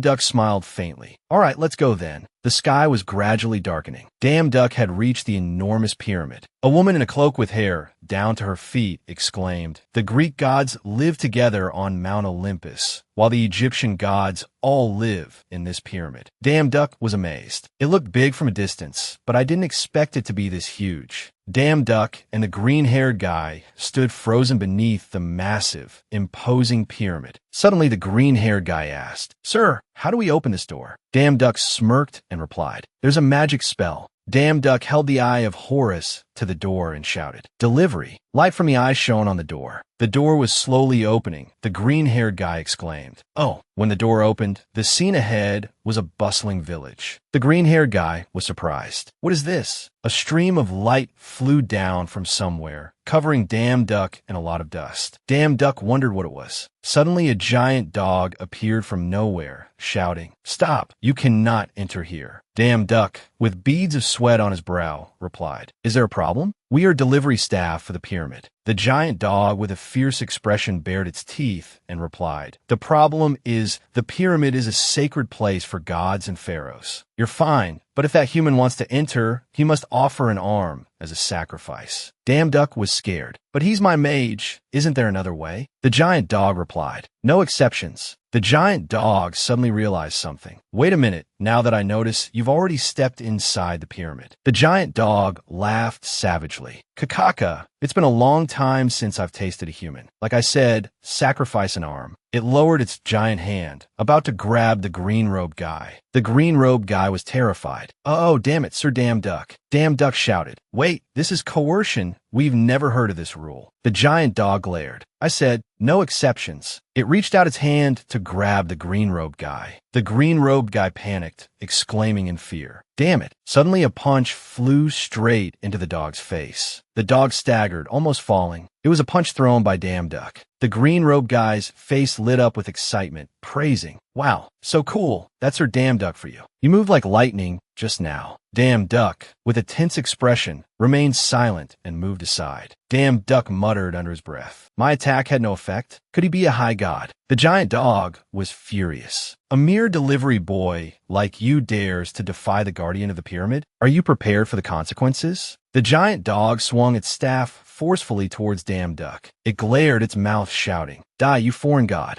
Suddenly the staff hit itself in the face. It bared its teeth in pain. The giant dog fell down in front of Damn Duck. It didn't understand what was happening. "Well, what? What's going on? Why is my body moving on its own?" Damn Duck stood before the giant dog, saying with a smug tone, "What kind of dog bites its master?" The giant dog was in pain. It was angry. "What, master? Who gave you permission to call yourself my master?" Suddenly the blue notification panel appeared. King of Dogs trait has been activated. Damn Duck grabbed the giant dog's head. He smiled with a savage expression. "Me, of course." The dog struggled to resist. It said weakly, "Ugh, let go. Ugh, this power." Damn Duck laughed. "You talk big, but your body is very honest." Damn Duck revealed a terrifying expression, laughing savagely. "Now, then, obediently step aside and answer my questions. Otherwise, I'll make you suffer all sorts of humiliation, from lying down, sitting up to rolling over." Kakaka. The dog began to feel afraid. "Cock, this demon." A footstep rang out, heavy and powerful. The shiny black shoe stopped on the marble step. Cracked. Tiny flames rose from the ground. The green-haired guy stumbled back, his face full of confusion as he realized something was wrong. Meanwhile, Damn Duck advanced from the bottom of the steps. His back was resolute, not saying much. The atmosphere was tense, but silent. The orange-red light from the surrounding flames made the space feel like it was smoldering. The green-haired guy's question rang out. "Oh my god, it's pitch black. Did that guy trick me?" And Damn Duck's indifferent reply,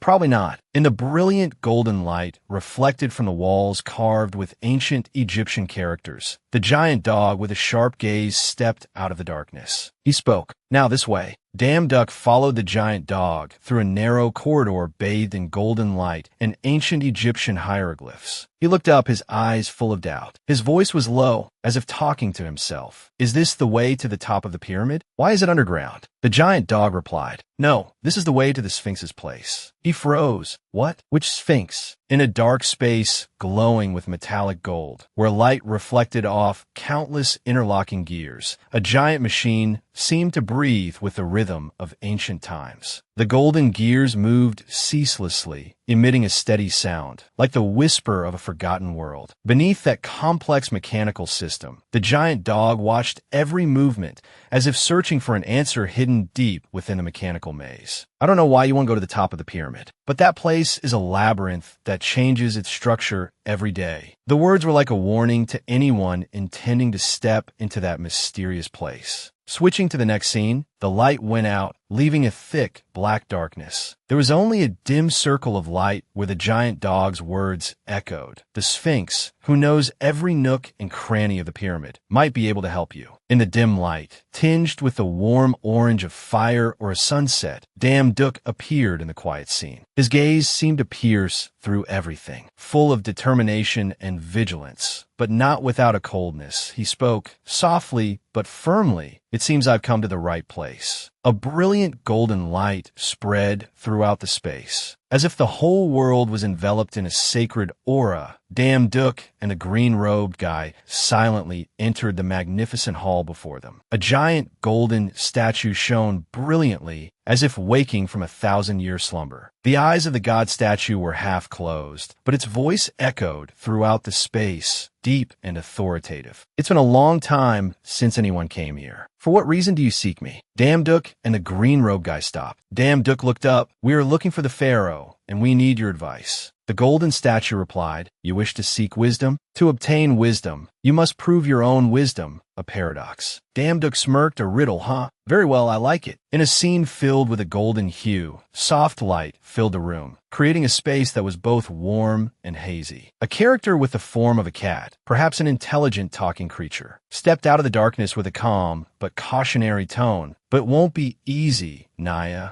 Dam Duk didn't understand, asking Naya. Immediately after, 3 cat-like creatures appeared from that light, standing side by side with an unpredictable air, each possessing its own charisma. One spoke briefly, coldly. "Let me introduce myself, I am S." The second was full of enthusiasm, as if this was the moment it had been waiting for. "I am Finn." And the last one hesitated, not finishing its name. "I am X." The 3 then said in unison, "The 3 of us are the Sphinx, Naya." Dam Duk was surprised, his eyes bewildered and somewhat astonished, as before him were 3 creatures that looked like cats, but possessed a presence and aura that were anything but ordinary. He stammered, "These cats are the Sphinx?" A question that clearly showed his doubt and disbelief at the strange situation he was facing. Replying to him was one of the 3 cats with the appearance of a black cat, standing upright like a human, speaking clearly. "That's right, Naya. No more dawdling. The first question, Naya."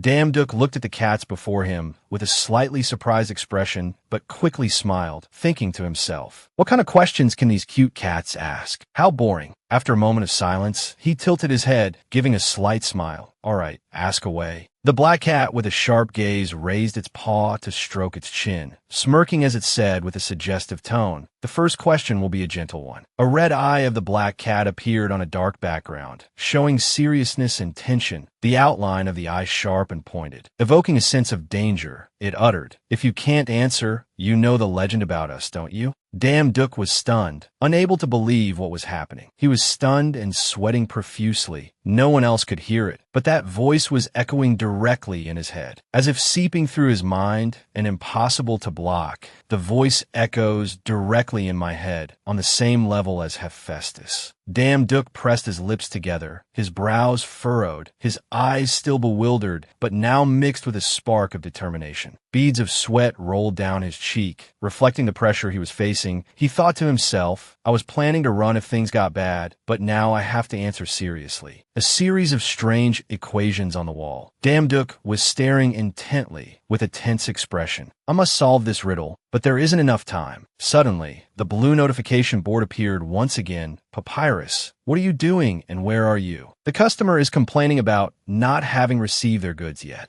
Dam Duk was now extremely confused and irritable upon receiving the unexpected message. "I was concentrating. Why at this very moment?" The message broke my focus. Dam Duk realized something. "Wait a minute. This name sounds familiar. Papyrus could this name be?" The divine cat's eyes were half closed, its mouth slightly ajar, scratching its ear while lamenting, "Too slow, Naya. Only 5 seconds left, Naya." The divine cat glanced sideways. Its head tilted slightly, its mouth opened.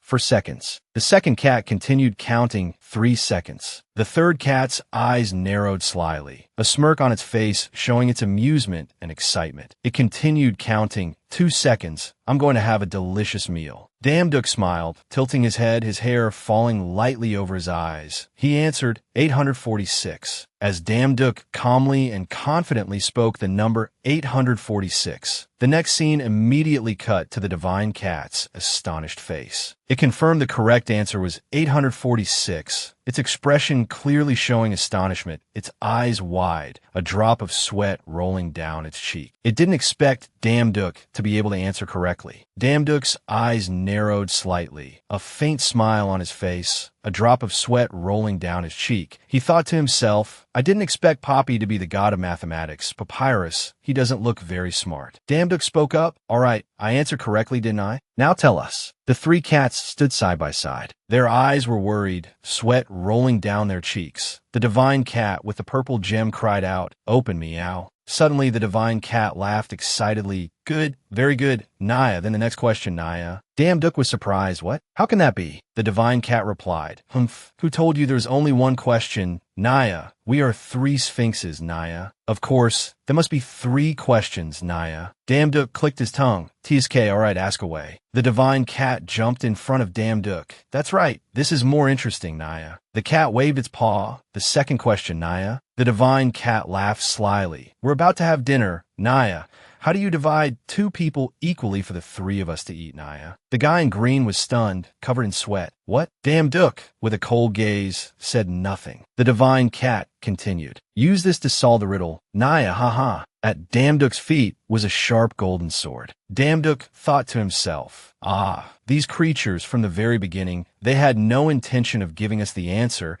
They just wanted an excuse to eat us, the cruel bastards. The divine cat laughed slyly, licking its lips. It continued to exclaim, Cock, very good. Remember, you can only use the knife once, Naya. Just assume the weight of the two people is equal. Then cut them up, Naya. Damduk reached down to pick up the sword. Damduk, holding the sword, thought to himself, yes, most gods are like this. He held out the sword, replying, exactly. Damduk smirked, continuing, reduce one mouth to feed. The divine cat stammered, you're. The cat's eyes suddenly turned reddish-purple, its gaze sharp and cold, radiating stern anger. It exclaimed, what are you doing, Naya? Suddenly the scene blurred. The wind howled. The sand seemed to tremble under hurried footsteps. Damduk and the green-haired guy stood close together, their gazes hardened, resolute. The three black cats silently followed behind. Their figures glided over the glowing red ground like living shadows. Streaks of light flashed from the front, stretching as if tearing space apart, signaling an unavoidable clash. The green-haired guy collapsed, letting out a cry, ugh. Damduk smirked. What? Isn't this the correct answer? The blue notification board appeared again. Lord of Gorgon Island. Resist fear. Activate terrifying prestige. Damduk said provocatively, if you want to fight, then come at me, you kittens. The young man, wearing a cloak that covered his face, swung his sword towards the three cats. At that moment, he raised his voice and asked, what? I just gave an answer. Is the Sphinx not going to accept the answer because I was impudent? The sword was now at the throat of one of the three cats, which angrily cursed this insolent brat. Then, as quick as a flash, the cat's normally small, cute paw grew enormous. It aimed for the young man. If you can do it, then try and strike me, Naya. But just as the claws extended, a voice rang out, stop. The cat with the yellow diamond-shaped mark came forward and said in a calm but commanding tone, the answer is correct, Naya. Seeing the other cat say this, the cat with the purple mark looked alarmed. To show its dissatisfaction with what the other cat had just said, it flailed its paws, revealing its sharp iron claws. We asked the question, and the challenger must provide a reasonable answer. That is our immutable rule, Naya. You want me to endure that insolence? In response to that outrage, this cat remained very composed, no matter what happens. The riddle begins with a riddle and ends with a riddle. Naya, the cat with the purple mark, still hadn't completely calmed down. Naya, I know, TSK. It turned out the young man in the face-covering cloak was Damduk. He smirked slightly at the conversation between the two cats. They were talking about him. It's been a long time since there was such a formidable challenger, Naya. An indomitable while under pressure, truly respectable, Naya. Of course, he heard those words, so he replied modestly, it's nothing. The cat with the orange mark sat down gently. It placed its paw on its chest and spoke to him again. The cleverness and provocation in breaking the situation was also very impressive. With the same modest demeanor, he calmly accepted the praise.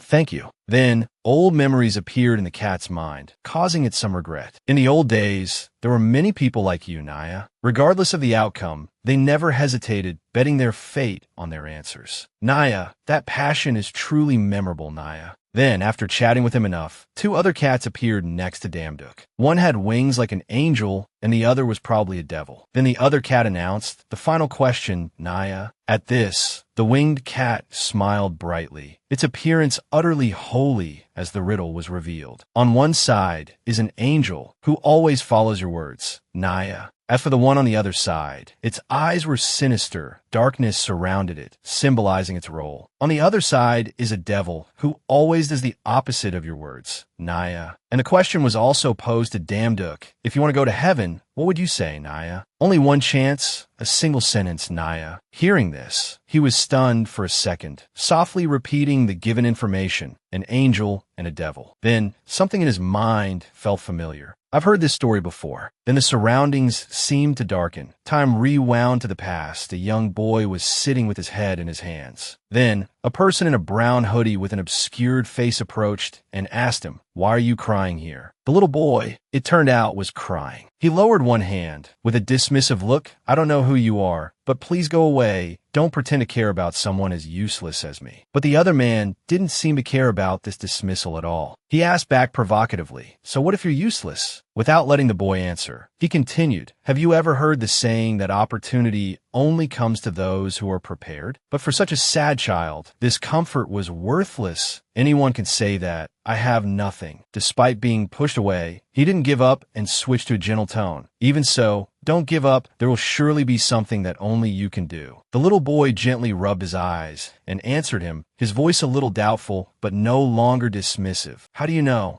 Knowing the little boy was starting to trust him, he continued, "Because I was once like that too." Saying that, he raised a finger, as if to add persuasiveness to the words he was about to utter. "How about this? If you answer this riddle correctly, I will tell you about a magical experience of mine." Then the riddle was given. "Do you know about the angel and the devil?" Damduk's mind then returned to the present. The boy back then was him. In the end, until that person left, I still couldn't find the answer. But even though I couldn't find the answer then, I always wondered what the answer to that riddle was. Then when I found the answer, I also realized why someone as useless as me was needed. Then he placed his hand on his chest. It turned out his mission was immense. I must protect this land, where the people I cherish live, where my father rests in peace. As a god, I must do things that no one else can. This gesture of putting his hand on his chest made him look like a warrior, and his answer was also spoken. "Whether you're the angel or the devil, take me to where you are. That is my answer." His answer took the cat by surprise, to the point that it was momentarily speechless. Then it finally exclaimed, "Wonderful, Naya." A mystical green space appeared. The cat with the orange mark asked Damduk's purpose. "You said you wanted to find the pharaoh, right? I will open the way for you to the main hall." Naya, standing in that mystical space. Damduk spoke to Girium beside him. "Good, let's go." But Girium was a little suspicious. "Wait a minute, brother. Are you sure? What if they're tricking us?" Seeing this doubt, the cat with the red mark affirmed, "The riddle is absolute. You can rest assured, Naya." But the cat with the purple mark was a little unhappy. It turned away, leaving only a sound. Hearing such affirmations, Damduk also spoke to the green-haired man, and they both started walking. "That's right. Let's go." Before that, the three cats gave hints and warnings one by one. The cat with the red mark hinted, "The pharaoh's room is at the top of the pyramid." Naya, the cat with the orange mark, said with some hesitation, "Be careful, Naya. You can do it." But before that cat could finish, the cat with the purple mark spoke defiantly, but also with a warning, "Humph, if you dare to step in there, you won't come out alive, Naya." Then the two of them entered that space. Immediately after stepping out, they were in a lavish palace with extremely eye-catching patterns. Girium looked around and asked, "Is this the highest floor?" However, a person wearing a pair of Egyptian-style shoes commanded, "Stop, you deceitful god." It turned out that voice belonged to the pharaoh, looking very elegant, followed by his servants. But now he seemed very angry. "I warned you, yet you still dare to return. How arrogant! I will not forgive your insolence anymore." Seeing that things were getting a bit confusing, Damduk quickly tried to explain, Wait a minute, there seems to be some misunderstanding. But the pharaoh gave him no such chance. He immediately shouted, "Shut up." Immediately after, a virtual blue wall appeared, making Damduk a little puzzled. The pharaoh was now enveloped by that blue screen. He clenched his fist and said resolutely, "I will not be deceived by your sweet words anymore." Before Damduk could reply, the pharaoh continued, "You have exploited us enough, and now you dare to deceive us?" Damduk's face was now extremely alarmed, and though he hadn't uttered a word,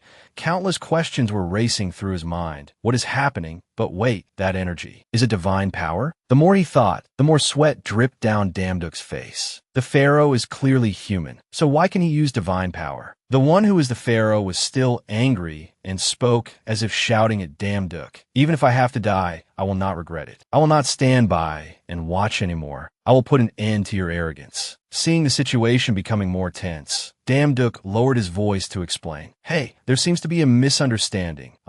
Then, from the slightly ajar door, there was some movement. As expected, the system displayed a notification that made Damduk immediately glance towards the door. Instinct activated, extreme danger detected. At the same time, a myriad of questions appeared in his mind. Someone is coming. Who could have such a terrifying killing intent? This power reminded him of something, a terrifying association that made his face look a little grim. Equivalent to Hades, could it be a chief god? Seeing this grim look, Gurium asked blankly, what's wrong?" He didn't get an answer from Damduk, but he put his hand out in front of him and ordered, "Get back, Gurium." Before he could understand what was happening, strange colored bands appeared. Before Gurium could ask again, "What?" Then the system displayed a notification, "Teleport," summoning Gurium, the mage, back to Earth. After Gurium left, Damduk became even more alarmed. He told himself, "I have to get out of here quickly too." However, the system dealt Damduk a painful blow with a notification, "Teleport, insufficient divine power." As soon as he saw the notification, Damduk became even more panicked. Insufficient divine power? Did I use too much divine power in the battle at the front gate? Probably due to anxiety. His face was drenched in sweat. I summoned all the mages, the wolf pack,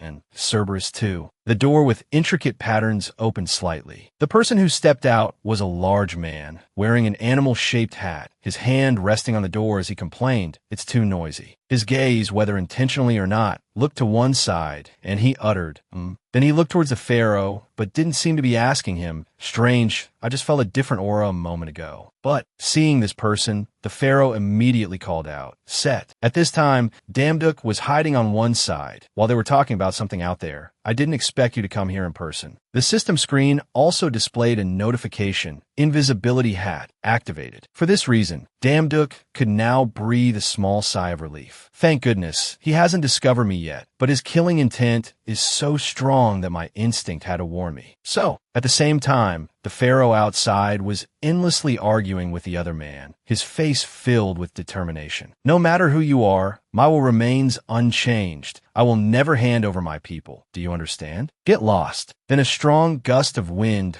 whipped across the pharaoh's face, caused by the other man. Then he brutally grabbed the pharaoh's neck, lifting his body off the ground. He seemed to be angry, "So noisy, you livestock." At this moment, the blue aura surrounding the pharaoh continuously radiated, and his expression became increasingly grim. The other man seemed to be absorbing it, which pleased him greatly. The pharaoh's divine power is truly a delicacy. Then he said with satisfaction, "I will spare you today, because you are high-grade merchandise." Witnessing that horrifying scene, Damduk's expression changed slightly. He's absorbing divine power? After satisfying himself with the delicacy of divine power, the man in the animal hat gave a stern reminder, "Don't forget, you are just livestock that provides me with divine power." He turned away decisively, leaving the pharaoh to collapse on the ground. Before leaving, he threw back one more sentence. "Next time, remember to prepare the sacrifice on time. Don't make me waste my energy." Gradually losing all will, the pharaoh cursed under his breath. Damn it. His face was now devoid of any vitality. He thought with resentment, is this the end? The last thing he saw were his relatives prostrated around him, wailing, unable to do anything. He couldn't even speak. He could only say in his mind, "I'm sorry. I wanted to protect those of pharaonic blood, so that no one would have to suffer the same fate as me." At this point, the pharaoh had regained consciousness. He He opened his eyes with difficulty. Then, having gathered enough strength, he sat up, holding his head and asking, "What happened?" Seeing that he was awake, Damduk asked with concern, "How are you feeling? Are you okay?" However, not only did the pharaoh not reply, but his expression became even more unpleasant. You're that damn god from before." Damduk was not as relaxed as that set guy. He was surrounded by children, but when he heard the pharaoh's taunt, he was a little annoyed. "I'm not that damn god, but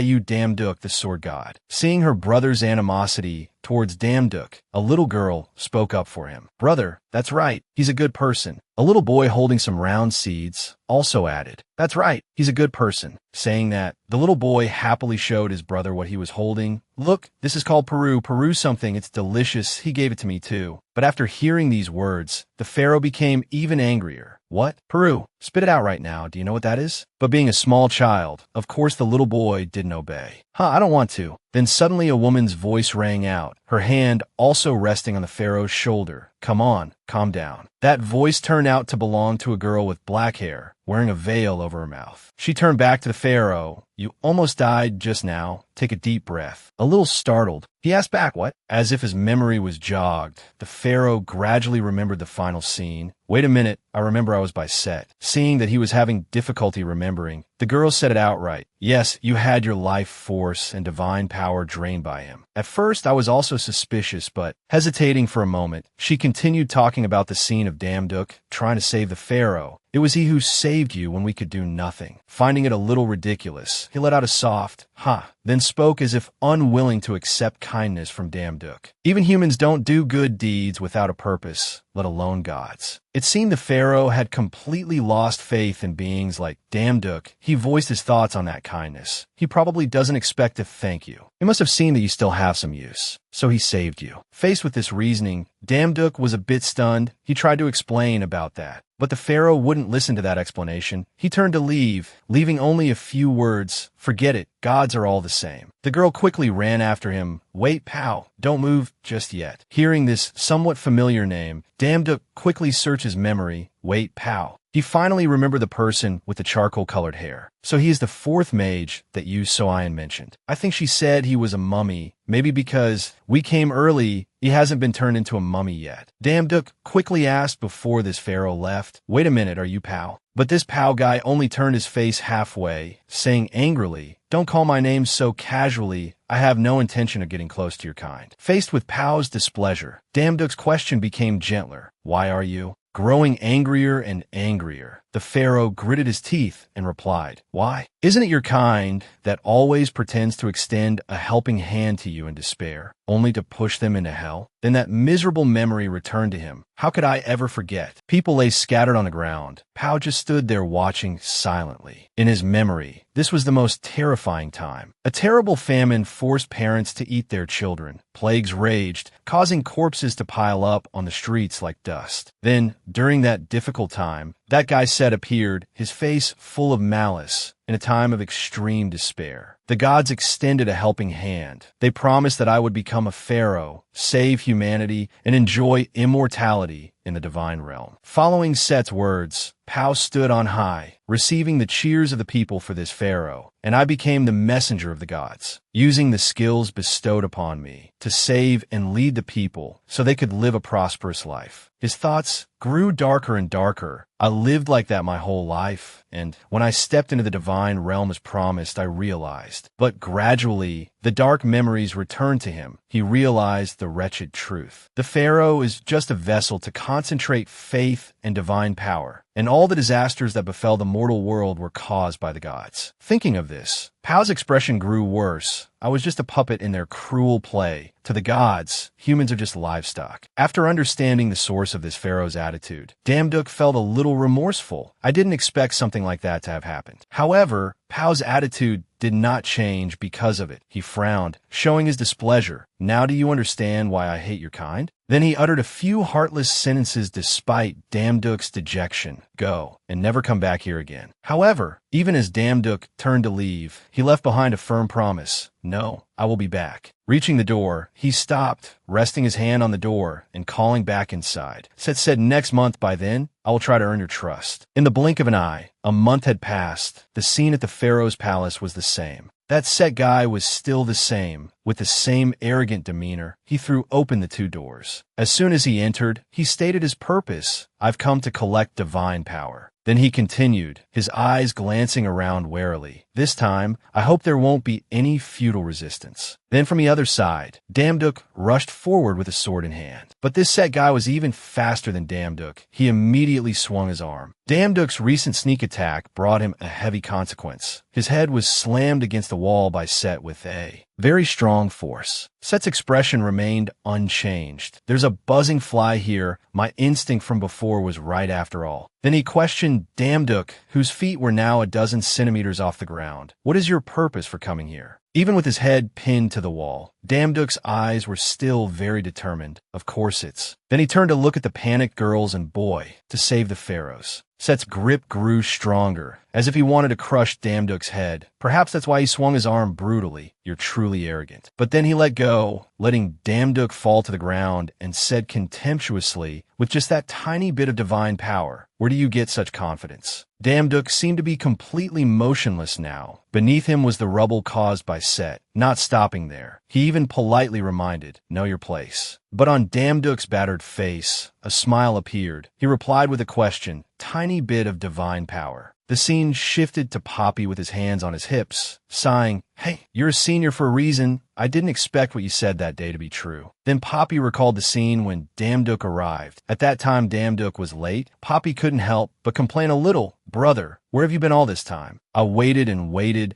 but didn't see you, so I had to sleep on the street without getting paid." Feeling guilty, Damduk said hastily, Sorry, I was a bit busy." Damduk's expression at that time was a little embarrassed. He said hesitantly, "Hey." The two of them were now standing under a mountain of boxes, an innumerable amount. Damduk seemed to have an idea and turned to Poppy. "If we move all these goods, how much will I get paid?" At this moment, the system suddenly displayed a notification, calculating wages, calculating base wage for Set's random reward package. After 3 seconds, the system returned the result, 12,000 Set has been transferred. Over here, Set seemed to have sensed that something had just happened to his power. He asked Damduk with difficulty, "My divine power is being drained. What did you do?" The system then displayed another notification. Damduk has activated self-healing. After finishing the treatment, a smile appeared on Damduk's lips. "You've exploited others far too much." You rise from the rubble, surrounded by a hazy aura, your face now more confident than ever. "Now let's see who has the stronger divine power." Damduk holds his sword, a blue aura emanating from him. I won't say it a second time. Beneath his feet, with every step, dust billows up. He quickly swings his sword down at the masked man, his expression furious. "Release the pharaohs now." The man is taken by surprise as the sword pierces through. Cough. Then he clutches his stomach, cursing. "A low-level loyal god like you dares." He sneers contemptuously. "Fine, you want to save those pharaohs?" He waves his hand, and a dark red aura appears, aiming for the old man with white hair and a long beard. Set stands in front of Damduk, blocking his path. Don't even think about it. He uses dark magic to crush the old man's face. The old man opens his soulless eyes and looks at him. Then he shoves the old man towards him. "Take him." The old man, as if his life force has been completely drained, his eyes turn black, his skin turns purple, and he collapses. Damduk hurriedly catches him. His face instantly freezes. The man mocks Damduk, laughing gleefully. Hee. Do you have a hobby of collecting corpses?" He extends his hand, a contemptuous smile on his face. "Why don't you just kill him? You damn god. At least you managed to injure me. You're ridiculous." Challenging the great Set just for a bit of childish pity. Then he casts a spell, and coiling chains appear, carrying a terrifying dark magic. The pharaohs are just livestock. No one can change the law of the pyramid. The sharp, thorny chains precisely target Damduk. Obediently become a sacrifice. A nearby brown-skinned, blonde-haired boy is also targeted by the chains. The boy is surprised, not understanding anything. Damduk lunges to shield the boy. The frightened boy plops onto the floor. The cat-masked man laughs sinisterly. "You dare to fight for the human race?" Then he grabs 2 chains with his hands, his voice a low growl. "You think giving that livestock hope is the right thing to do?" It's your foolish pity that's making things worse. Those giant chains, carrying a dark aura, shoot forward with a whoosh. You damn duck is astonished. The people in the shrine are choked by chains wrapped around their necks, unable to breathe. The long, controlled chains shoot towards others to strangle them. They panic, run. The man's demonic laughter continues. The pharaohs here are just vessels for divine power. That is the immutable law of the pyramid. He rushes forward, growling. So what? What's wrong with following the natural order? A man, invaded by his aura, suddenly ages in an instant. He writhes in pain. A sword slash cuts through, and the chain is severed in two, emitting a demonic sound. You damn duck is determined. I will protect everyone, whether human or god, talented or not. He grips his sword tightly. Then a world where everyone can smile. The man scoffs again.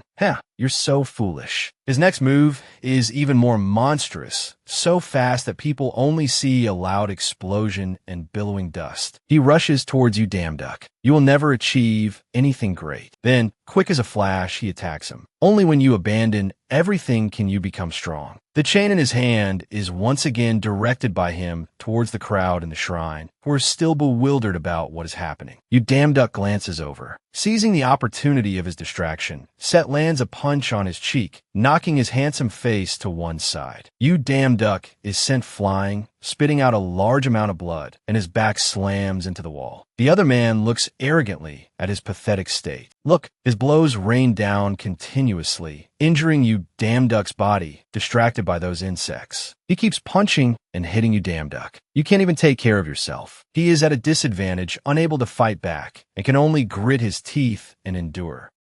The pharaoh watches everything from a distance. He clenches his fists, furious inside. Someone's voice asks, "Are you just going to stand there and watch?" Making him turn to look curiously. The owner of the voice is a petite girl, wearing a veil that covers half of her face. Pharaoh Hatshepsut. She places her hand on the pharaoh's back, and a clear blue aura flows from her hand to him. "Here, take my divine power." The pharaoh is startled. He abruptly shoves her hand away. What are you doing?" Pharaoh Hatshepsut smiles from behind her veil. "I know my own body better than anyone." Her body slowly begins to dissolve into dust, but at a rather slow pace. "I can't hold on much longer." No, not just me, but everyone. Another person places a hand on the pharaoh's shoulder. Bow. An old man with a gentle smile, an aged face, and pure white hair places his hand on his shoulder, transferring magical power. "We're fine. We've lived long enough. It's thanks to you that I was able to live to this day." The pharaoh is surprised. "Old man." The others in the shrine all speak up to comfort the pharaoh. "That's right, Brother Bao. Thank you for not abandoning us in our time of need." "Bao, it's thanks to you that we've made it this far." "Bao, you must survive." He hangs his head, his body trembling. The pharaoh cries, his face filled with guilt. "Everyone, I'm sorry." He clenches his hands into fists, his body still trembling. "I'm too weak. I couldn't protect everyone." One of Pharaoh Hatshepsut's arms has already vanished. She walks over and caresses the pharaoh's cheek with her remaining arm, comforting him. "Bao, my friend, don't cry." His face darkens. She speaks. Pharaoh Hatshepsut, who built a kingdom for 1,000 years, enjoyed wealth and prosperity, and endured 1,000 years of suffering to understand love. She caresses the pharaoh's tear-streaked face. "I have experienced all the joys of life. Now it is my time to depart. May our pain be soothed." By a smile, her body dissolves quickly, her arm turning to ash, spreading until even her beautiful face turns to ash, fading into nothingness. But that smile remains on her lips, and our happiness will. The people in the shrine have turned to dust, returning to the eternal realm. Before disappearing, Pharaoh Hatshepsut managed to leave a message. "Return by following your tears." The pharaoh stands silently, a heart-wrenching pain sawing away at him bit by bit. Dust billows everywhere. The shrine has lost many people, and now only you damn duck remains in the fight. He collapses. The masked man is completely unharmed, his posture cool. He continues to provoke. "You insects are pretty good. It's been a while since I've remembered this old feeling." The dark aura on his hand flares up. He looks at you damn duck. "But this is the end. Just die and disappear." The pharaoh appears, his body now surging with furious fire. His power significantly increased after receiving strength from everyone. "No, the one who must die is you, Set.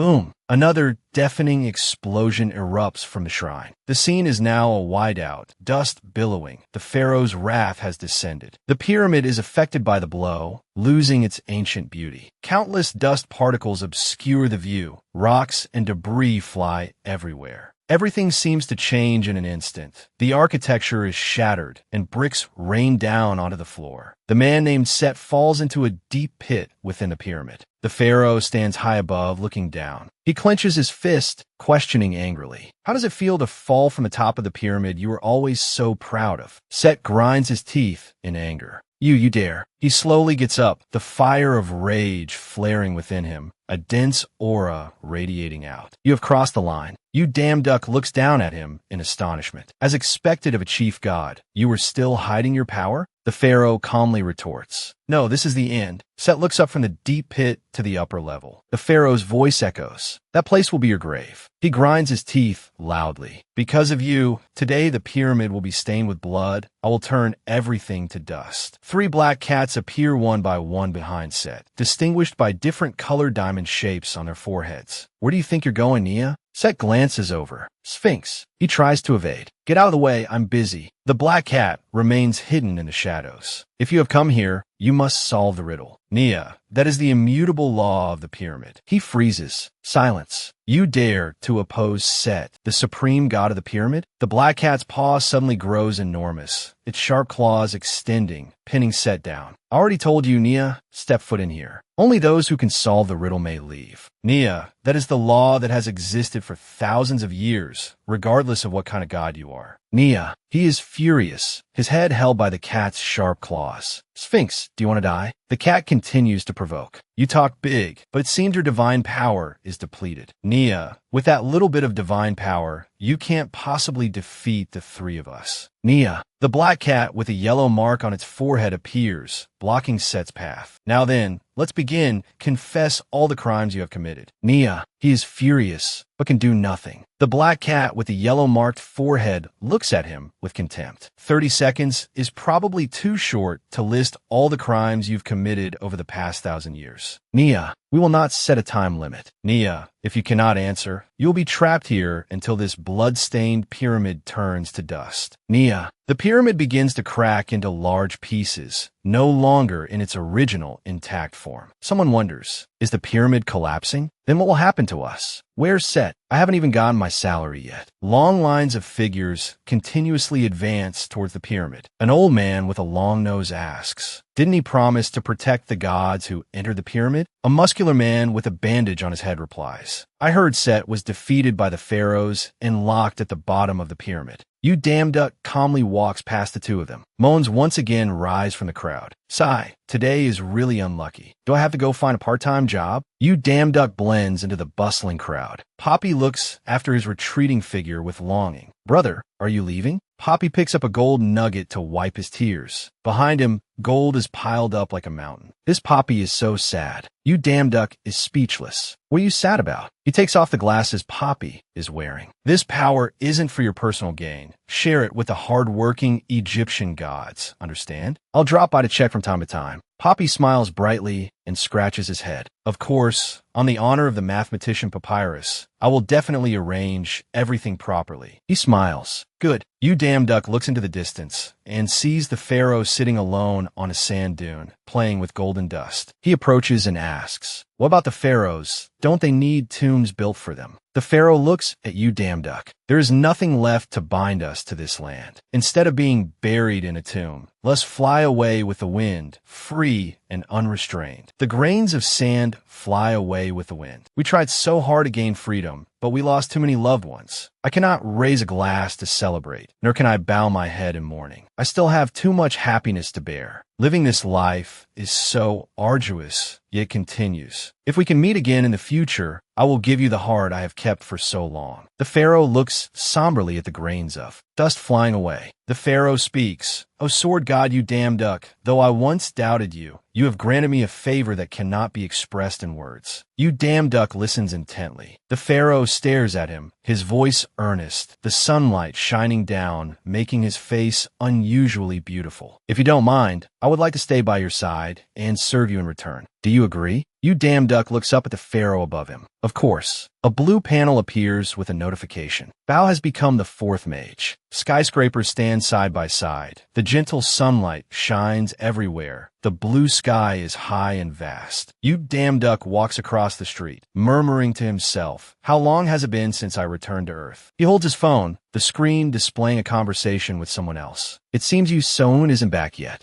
Yu Damduck glances around. I have to eat fried chicken to my heart's content when I get home. The president of the Cheongun Guild walks past him, glances, then blinks. You're really carefree. Don't you know anything about the current situation? Or are you just trying to act brave? He asks, startled, why are you here? The Cheongun Guild president puts his hand in his pocket. You have to ask? Then he takes out a stack of documents and throws them in front of Yu Damduck. Try explaining this. Yu Damduck looks at the documents that have fallen at his feet. He explains, there are rumors that Hunter Yu Damduck deliberately created gates to spread fear and make a profit. It sounds plausible, doesn't it? A drop of sweat rolls down his cheek. He listens with a serious face as the Cheongun Guild president gives an order. I'm warning you, don't even think about running. His face is stern. Two men in black and yellow hoodies suddenly appear near Yu Damduck. Everyone here is one of our hunters disguised as civilians. There are at least 300 A-rank hunters on standby. The Cheongun Guild president orders. Follow me. His secretary pushes up his glasses. He stares at Yu Damduck, who is sitting dejectedly in a corner, his hands cuffed. How long are you going to stay silent? You'd better confess your crimes related to the gates right now. Yu Damduck replies firmly, Hey, I didn't do anything wrong, so what is there to confess? Give me a lawyer, or are you planning to detain an innocent person like this? This is an abuse of authority. The Cheongun Guild president is angry. Insolent. I anticipated you would say that, so I've come prepared. The sound of a door sliding open. A pair of feet in leather shoes enters. He introduces, this is the hunter who will interrogate you. He speaks up, come in, Leolax. He is a man covered from head to toe, with blue hair and golden eyes. Leolax walks past him. He turns his head to look. As promised, I will leave during the interrogation. He doesn't turn back, replying, thank you. He stands still, looking at Yu Damduck, not knowing how to begin. He looks up at him. We meet again, Leolax. Leolax's face darkens. I'll be direct. I don't care what you're doing. Leolax begins to cast a blue spell. I just want to know one thing. Elia, where's my sister? Yu Damduck is calm. How would I know? If you want to find Elia, you should go ask Ju Soon. He looks at him, not hiding his contempt. Then I'll change the question. Leolax speaks. Where is Ju Soon? I haven't been able to find her in Korea for a month. Now, Yu Damduck is startled. What? Ju Soon hasn't returned to Korea yet? Yu Damduck's voice is filled with panic. She said she would bring the 5 mages back. Did something happen to Ju Soon? In a magnificent palace, blood drips onto the floor, adding a grotesque touch to the palace's splendor. Someone's voice rings out. Your Majesty, I apologize for disturbing your meditation, but an outsider wishes to have an audience with you. The girl has blue hair, deathly pale skin, but blood stains her entire body. The servant sees this, refusing this time as well. The white-haired girl with 2 horns, Elia, asks again, Queen. Elia's hand is casting dark magic, wisps of black energy spreading everywhere. Elia stares at the blue-haired girl, her whole body erupting with a dark aura, smiling with satisfaction upon hearing a pleasing response. Tell them I agree. The blue-haired girl is controlled by the black aura, her body unable to move on its own. The aura radiating around her is a disgusting magic. Her eyes light up unnaturally, a sinister smile on her face. She stands up. It's time. On the other side, Sharon is arguing with the elf guard at the palace gate. Soon thinks to herself, it's true that elves are often hostile to outsiders, especially humans. She puts a hand to her chin, frowning slightly as she thinks, but something is wrong. A sense of unease, a bad feeling. Looking up at the stone wall surrounding the palace, Soon considers, maybe it would be better to sneak in. Soon can still hear the argument between Sharon and the gatekeeper. She tries to persuade him to let them into the palace, but he says, it's not allowed, you cannot enter. Meanwhile, Sharon stubbornly replies, please let us in, we just want to talk. At that moment, the gate suddenly swings open. The gatekeeper, and Sharon turned curiously towards the gate to look. A long, gray-haired girl with a sword at her hip is bowing respectfully, saying, "My apologies for keeping you waiting. The queen has ordered that the honored guests be invited into the palace. Please come in." After passing through the gate, Suun and Sharon enter a garden with many lush, vibrant green trees. Sharon exclaims, "Wow, it's like we've entered another world just by stepping through the door." Appearing before them is the Queen of the Elves with long, wavy, voluminous green hair, standing in a place full of blooming flowers and bathed in sunlight. She speaks softly, "Strange guests from beyond the spatial gate, the place where steel and torches reign. What business do you have with me?" Suun's face becomes serious. She pauses for a moment, then says, "Before presenting our offerings, I ask for your permission to get straight to the point, O Queen of the Elves. We need your help." She continues, "Though this may be abrupt, I hope you will accompany us." The nearby guard hears this and shouts, "How disrespectful to the queen."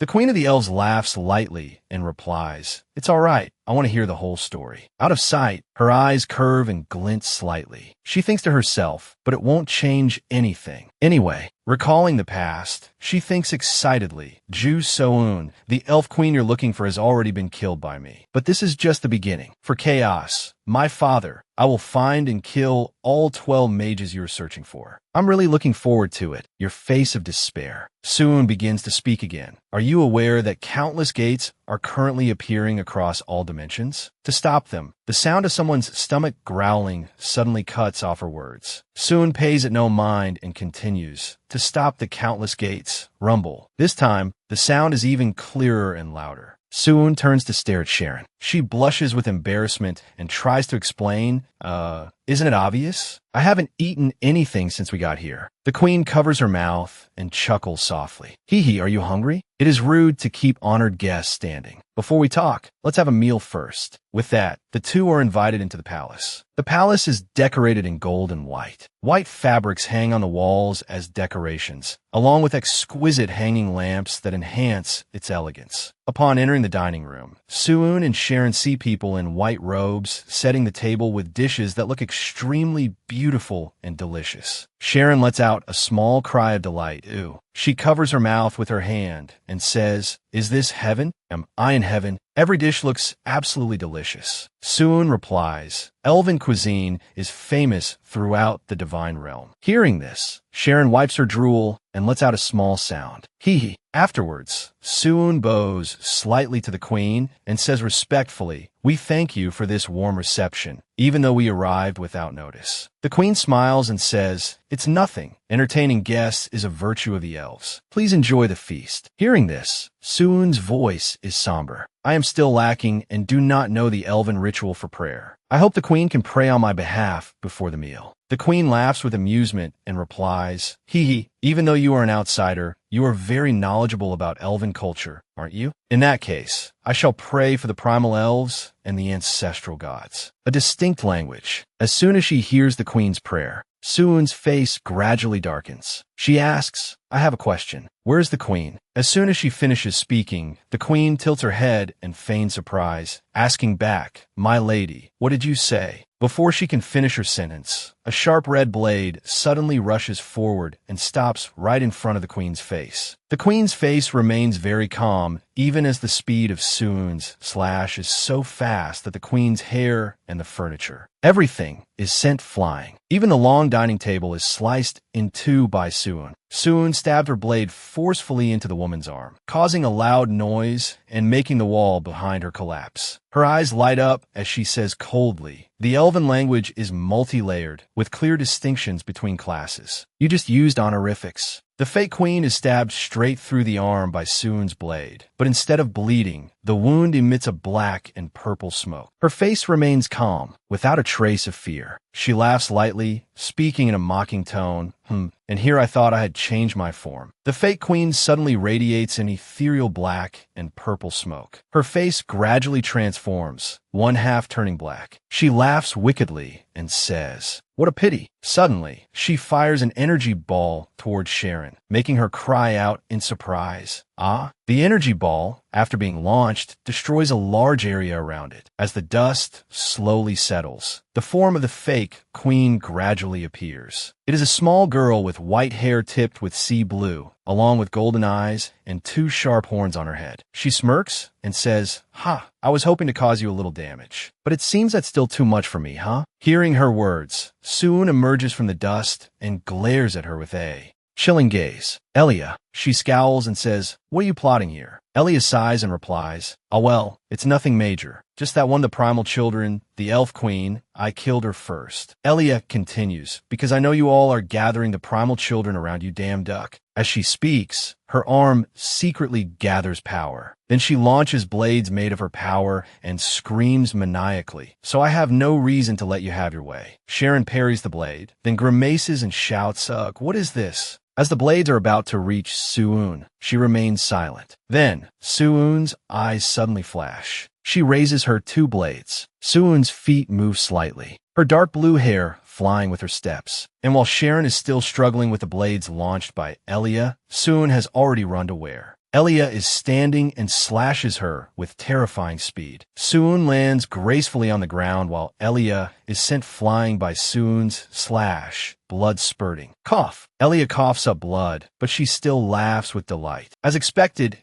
fighting you is still too much for me. Her wound gradually heals, and Elia smirks, continuing, "If it weren't for the body he gave me, I would have been dead for sure. But what a pity, it's fine." When her wound is fully healed, she laughs viciously and continues, "I've stalled for enough time." Suun is surprised, "Huh? The gate in your Korea, you couldn't close it, could you?" Elia's eyes widen, a bizarre smile on her face. "Why do you think I would waste my time here with you?" Hearing this, Suun is stunned. Could it be? Back in Korea, the sky turns gloomy, a crack gradually widening across it. The people all curiously look up at it. Elia's voice continues to echo from the other side. "Your flimsy, patched-up barrier was torn apart long ago, and through that gap, the great demon has arrived." From the crack in the sky, a figure wearing a demon mask slowly appears and raises hands. Suddenly, a terrifying source of power descended directly into the middle of the city. Elia's voice on this side was soft. "I'm very curious. How long can Kingdom Duck hold out against the Death God, who has regained all her power?" The once peaceful city was now reduced to a pile of rubble. In the midst of that chaos, the person wearing the demon mask from before clasped their hands behind their back and landed on the ground with a calm demeanor. Suun's eyes widened, her mouth agape. Suun was gradually losing her composure, sweat pouring down. Confusion swirled in her head, panicked thoughts racing through her mind. "No, it can't be, it can't be." A glowing control panel appeared in midair, strange characters glittering, running across the screen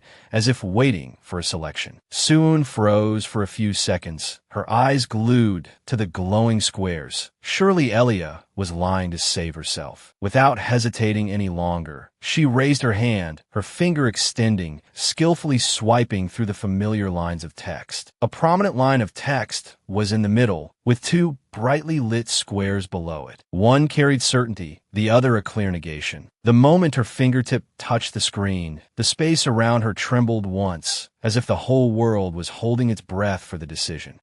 As soon as her finger touched the screen, the control panel immediately turned red, emitting a piercing warning sound. The text displayed clearly in the middle of the screen. Teleportation to this area is impossible. Suun's eyes widened. She froze for a moment, her heart skipping a beat as if it had been dragged into an abyss. Suddenly, Elia, who was standing nearby, spoke up, her voice cold and laced with smugness. She slowly walked closer, the corners of her lips turning up in a sneer. "Kakaka, what's wrong? Is something amiss?" She bent down slightly, her posture clearly mocking, as if looking at a pathetic loser, contempt evident in her every gesture. "Right now, your world Earth is outside the system's influence because the old hag Death God has received power direct." "Oh, why from Charles?" From Elia's palm, a vibrant purple energy orb swirled, emitting a flickering light and a gloomy hiss. That stream of energy was not merely magic. It was the crystallization of hatred, chaos, and evil power. She smirked, her hand rotating slightly, her voice echoing, both soft and malicious, as if laughing at the fear rising in her opponent's heart. How is it? Even if your senses have been worn down by regressions, you can still feel it, can't you? The feeling of helplessness, knowing that precious things are being destroyed while you could do nothing. Finishing her words, Elia didn't hesitate, directly launching an attack at Sun, a gleeful smile on her face, her eyes showing a twisted satisfaction. Slowly feel and ponder that pain. In a small room, an alarm siren blared loudly. Code red, code red. The sound shrieked with urgency, reflecting off the red-lit metal walls, making the entire space seem as if it were stained with blood. In the room, a man in a long cloak stood straight, his back motionless amidst the flashing lights. The other person, with hair falling over his forehead, shivered slightly as if sensing something. Mixed with the siren was an urgent broadcast voice, repeating hastily, "All combat-capable hunters, gather at the square immediately." I repeat, all hunters currently in the building, gather at the square. After a slight pause, the broadcast voice rang out clearly again. I will repeat the announcement. An unidentified ancient tree and one person have appeared from the gate. All branches within a 5 kilometers radius of the gate have lost contact. All combat-capable hunters, gather at the square immediately. Udam Duck was stunned, his eyes wide in shock. An ancient tree and one person. Dam Duck began to rattle something behind him, his wrists tensing, muscles bulging under his skin. Dam Duck strained, putting all his strength into his shackled hands. The sound of screeching metal was faintly heard amidst the alarm siren. The recent warning still echoed in his head. If what's happening is caused by that old hag death god, then even if the hunters go there, it will only be suicide. In an instant, the iron shackles on Dam Duck's wrists cracked and shattered into shiny metal fragments, scattering onto the floor. The red light from the alarm system cast upon his resolute face, illuminating his cold features. Dam Duck stepped forward, each step firm, his posture straight. He growled, "Move, Leo Lux. I have to go to the gate." It seemed in that moment, he knew clearly that only he was strong enough to act. I have to stop it. Leo Lux was always on guard. As soon as Dam Duck broke the shackles, he immediately took a defensive stance, sparks of electricity flashing, wrapping around his body like growling snakes ready to strike. His gaze became fierce, his eyebrows furrowed in anger. He gritted his teeth and ordered, enunciating each word, "We're not done talking. Sit down." Dam Duck was urgent, but he maintained a calm demeanor, continuing to negotiate. "The situation has changed. I don't have time to play games with you. You don't know what just came out of that gate." Smoke billowed around Dam Duck's feet as he quietly took a stance, his whole body ready to dash off at any moment. His voice lowered. "So move." Dam Duck shot forward, brushing past Leo Lux, so fast that the wind rushing through his cloak made a hurried flapping sound. His gaze briefly swept over his opponent. In it, there was no longer confrontation, only suppressed anxiety and iron resolve. "I have no more time to waste." Leo Lux stood motionless amidst the flashing blue light from the electricity surrounding his body. The wind from Dam Duck's passing hadn't yet dissipated, his silver hair fluttering slightly. Did I know? His words had not yet faded into the air when a bolt of blue lightning tore through the space, striking straight towards Dam Duck. Dam Duck had just managed to turn when the electric current was upon him. He threw himself to the side, sliding across the floor. Leo Lux, seething with killing intent, aimed his hand, his weapon, at Dam Duck. If he ran, the attack would descend without hesitation. Leo Lux's face darkened. The blue light from the surrounding current cast upon him, giving him a righteous appearance. He lowered his voice, "That a monster has appeared from the gate. And just by looking at your anxiety, you who witnessed it directly, it's enough to understand that this matter is much more serious than the last." Leo Lux glared, his voice a growl. "Even so, I will not let you go until I know Elia's location. Of course, I also value this world, but it cannot be compared to Elia, my sister. Damduck froze in the middle of the brightly lit red corridor, his back trembling slightly, his hands clenched. He was tense, you. Outside, the sky was now covered in a purple hue, with dense clouds blocking the way. In the heart of the city, a giant, pitch-black, ancient tree stood as if it had grown from an abyss. Its roots pierced through buildings, shattering their foundations, while its branches reached for the sky like the claws of a monster. Innocent people were struck by the branches, fleeing in disarray, trampling over each other like a disturbed ant colony. The scene was as chaotic as a world war, everyone screaming in terror,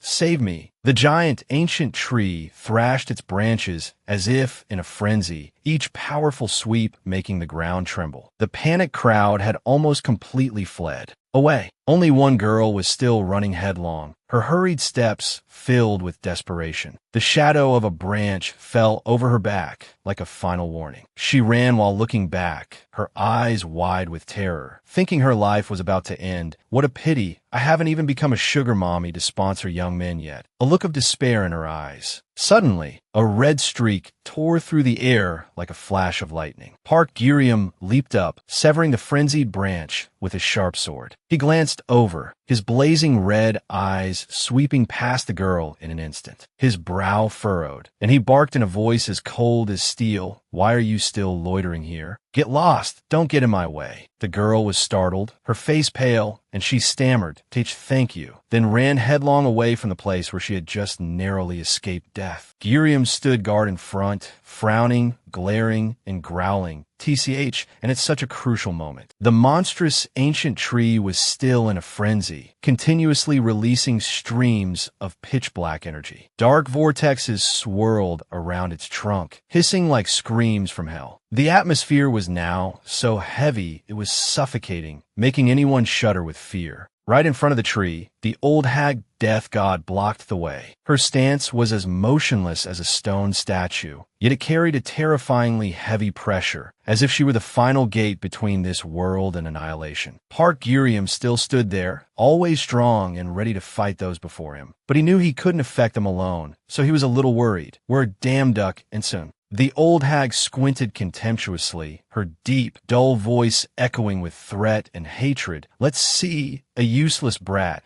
but you also have the scent of that other trashy brat." She looked up, her voice lowering. "I spared the furry one lazing about in the gate." She paused, as if suddenly realizing something. I see. You all have some connection to that brat." From within the tree trunk, a figure with pure white fur flickered into view. He gnashed his teeth in anger. Eden didn't hesitate to punch, as if tearing the tree trunk apart. He shouted, his voice hoarse but powerful, "Ron Gurium, this is not someone we can deal with." Eden's white-furred arm shot out, straight towards the old hag death god, its violent power tearing the surrounding tree fragments to shreds like scrap paper. Amidst the chaos, his voice rang out, urgent and worried. "Go find our master god." She glanced up, her gaze full of hatred sweeping over her opponent. She gave a faint, contemptuous laugh tinged with mockery. "The lowly one." The old hag raised her hand and gestured. Immediately, the giant ancient tree's branches shot out like living snakes, wrapping tightly around Eden and Park Gurium. She didn't bother to hide her confidence. In her eyes, the other two were nothing but trash. Try to endure a little longer. I will tear you to pieces in front of that brat. No need to rush. Faced with the horrifying scene before him, Gurium was stunned, his whole body rigid, his face pale, his eyes wide with panic. A hoarse scream escaped his throat. No. Immediately after Gurium's scream, blue lightning bolts streaked across the sky, shooting forth like sharp, cold spears. In just an instant, the series of advancing branches were chopped to pieces, raining down to the ground. Gurium reflexively raised his arm to shield his face, his breathing ragged, his heart pounding in his chest. Following that series of lightning bolts, a figure descended from the sky like a thunderclap. The ground shook under his powerful landing. In his hand, a great sword, more than half his height, was glowing brilliantly. Blue lightning still wrapped around the blade, crackling in the air like a threatening growl. It was Leolax. His entire body was covered in killing intent, his cold, sharp eyes fixed on the target before him. He said in a low voice, "Good, I made it in time." Leolax glanced at Girium, his gaze softening for a moment. He lowered his voice to reassure him. "You did well, Girium." Girium shouted out, "Leolax, why are you here?" He landed, with wisps of blue smoke still swirling around. Leolax nodded slightly, his voice low but firm as if giving praise. "Well done, Park Girium." Yu Damduck stepped up behind him, his familiar longsword in hand. The steel glinted under the purple sky, as if ready to cut through any danger. His demeanor was imposing, a confident smile on his face. "Eden, you've worked hard too. You can leave the rest to me now." Behind them, Eden let out a breath as if a burden had been lifted,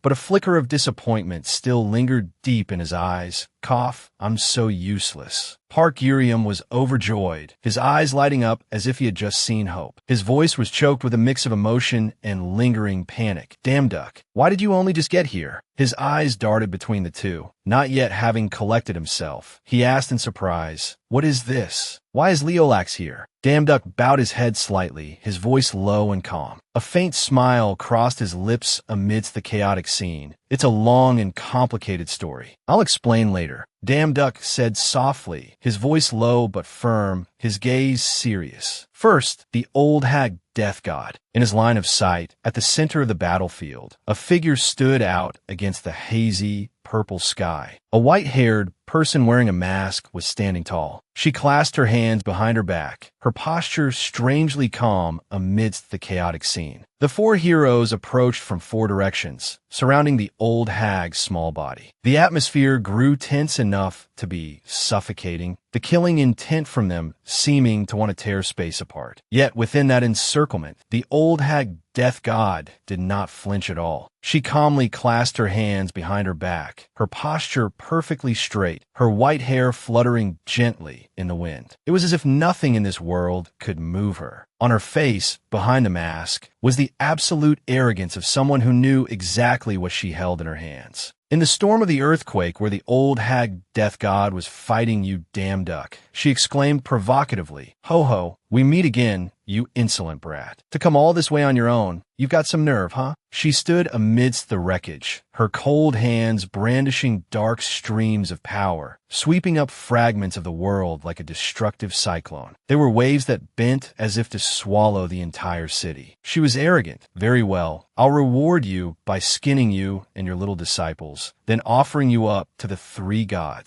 Yu Damduck was no pushover either. His physical strength urged him to block her attacks, standing tall before the Death God. He was majestic. "If you think things will be as easy as last time, you're in for a nasty surprise, old hag." Every step he took was a steady one. He was like a great ship before a storm, bravely treading on the debris to save lives. He soared up in the wind, swinging his sword to cut down each of her octopus-like tentacles and dark streams of power. The mystical blue electric light shattered the very air, creating a chaotic fury. It was like divine whips, splitting time, creating streaks of light like blades tearing through the darkness. Yu Damduck held the sharp sword, which flared with omnipotent power, standing in the middle of the storm. Light flashed from the blade like meteors streaking across space. The wind began to howl, the ground began to heave. He stood there like a hero, towering between heaven and earth, gallantly confronting her. She seemed to be getting nervous now, her wrinkled eyes narrowing with caution. Perhaps she was wary of Yu Damduck's power and authority. A grunt escaped her. The dark purple thorns had been chopped away by him. She stood amidst this pile of filthy thorns like a soul resentful of the world. But while maintaining her composure, she was fearful inside. She uttered, "That's right, this time is different. I didn't expect you to be able to sever this old Haxion Owen so easily." Yu Damduck turned around and smirked. "Pretty reliable, huh?" As expected, the world's #1 position isn't just for show. Leolax, hidden behind a black mask, glared at him. "Humph, but coming from your mouth, it's nothing but a lie. But surely you haven't forgotten our deal, have you?" Yu Damduck replied with a determined face. "Oh, of course. I will definitely keep my promise to find Elia for you, don't worry." Scene change. Yu Damduck and Leolax were standing face to face in a dark room, surrounded by red walls. Damduck shouted angrily, "Move it! While we're standing here arguing, the city could be getting destroyed." Leolax stared at him seriously. Nothing else matters. As long as I can find Elia, I'll do anything. You damn duck looked at Leolax with a suspicious gaze. If I have a way to find Elia, you're saying you'll do anything, right? Returning to the moment, you damn duck was fighting the old hag death god. He ran forward quickly. Of course, with this omnipotent power, he could easily tear through the dark waves, determined to fight the old hag. The battle erupted. The old hag radiated brutality with long, threatening tentacles ready to swallow everything in the hazy space. A powerful explosion echoed. The tentacles were so large it seemed impossible to save you damn duck in this moment of life and death. Old hag death god, this time we must fight to the death. The old hag, with her long, disheveled gray hair and blank white eyes staring into the void, had long limbs and a gaunt body. She summoned a flower with a bizarre hue. It emitted purple smoke with strange purple specks. She looked at it and mumbled, "Oh, soul-sucking flower of defiance. Instead of rooting in the earth, you cling to corpses. You cling to corpses. Instead of reaching for the light, you hide in the darkness. The mystery of contradiction will also be defiled by you." From within the flower, a dark purple smoke slowly emanated, wrapping around the space like a thin fog. An invisible evil energy diffused. You damn duck, who was attacking the old hag, suddenly stopped amidst the hazy purple smoke that filled the space. It moved to envelop the entire area, invading every nook and cranny. It blocked out the light as if wanting to possess all things, causing Damn Duck to exclaim, "Ugh." Submerged in the purple smoke, Damn Duck suddenly realized something unusual. Poison? No, my intuition isn't warning me. It's probably not poison. He drew his sword, feeling a bit overconfident. A faint yellow smoke emanated from the sword, gradually dissolving into the dark purple miasma. He thought to himself, whatever it is, I'll just blow it away with my sword key. Wave slash. Suddenly, the system announced, wave slash activated. Error. External interference detected. Damn Duck's eyes widened as he glanced around. His body was submerged in that pile of purple miasma. It's not poison smoke, but a skill-suppressing effect. This must be the signature power of the old hag death. God. In a moment Damn Duck was trapped in the smoke, Leolax charged in from the outside with his very imposing-looking sword. The smoke has sealed skills. Be careful, Leolax. Leolax glanced at Damn Duck,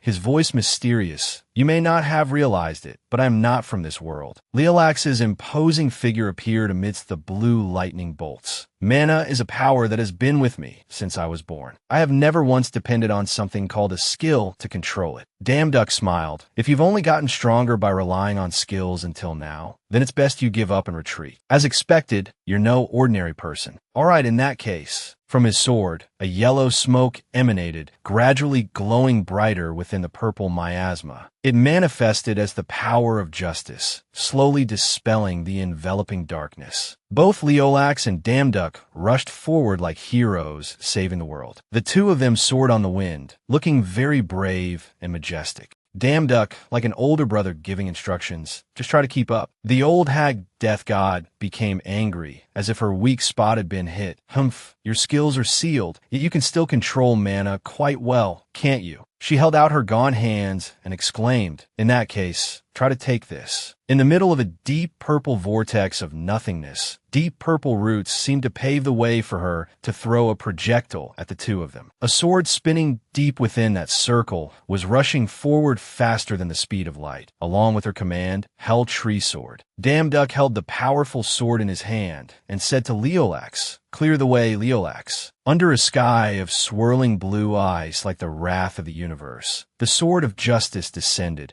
as if to punish all the evil that she had caused. The main character controlled the vortex powerfully and heroically, white ice-black flame. Leolax's eyes from behind seemed a bit hesitant, just like I felt last time. Your mana is truly unusual and frighteningly destructive, but in that moment, his foot slammed onto the stone ground, surrounded by a current of mystical blue lightning like a silent will. Leolax declared, I will break through. The blue lightning currents radiating from Leolax's body grew stronger and stronger. It was like a power protecting him from that dark, evil energy. He quickly overwhelmed the old hag and pointed his sword at her aged face. To her astonishment, for now, this fierce flame is just a flame that incinerates the enemy before me. She resisted in vain. The monkey-faced demon weakly raised her gaunt hands to shield herself. I can't believe this old hag's soul tree was pierced so easily. It should have been very difficult to use skills, right? Without wasting time, Leolax, like the master of that blue vortex, shouted, "But it's too early for you to be surprised by just this." Her jaw dropped in shock. How can this be? How can a human possess such power? Night fell with sparkling stars shining in the sky, along with a bright golden moon. On a towering cliff, Medusa lay sprawled, cough, cough. She opened her eyes wide to look at everything. This monster? I thought I could at least buy a little more time. In the dark night, a crack in space suddenly appeared like a galaxy from the universe. Smoke began to rise from where Medusa was lying. She exclaimed, "I can't believe you thought of crossing the gate through dimensions." Cough, cough. I can't believe there's another crazy person doing something like this. She thought to herself, well, it seems it will take me some time to recover this time. Oh well, it doesn't matter anymore. The sparkling light of the full, round moon appeared again in the night. Medusa's voice rang out, because Ragnarok has already begun. Scene change. An image of you Danduk appeared. His face panicked with his eyes wide open, as if he had just returned to reality. He called out, "You Soon." An image of Soon appeared in the dark purple miasma, her beautiful back facing the brink of death. Her figure was like an ant standing next to an elephant, only half the size of the towering tree trunks. She suddenly glanced over, her hair fluttering, and called out, "Sharon." Standing before her right now was you Danduk, fighting valiantly. Her steps in her red high heels gradually approached. Yeah.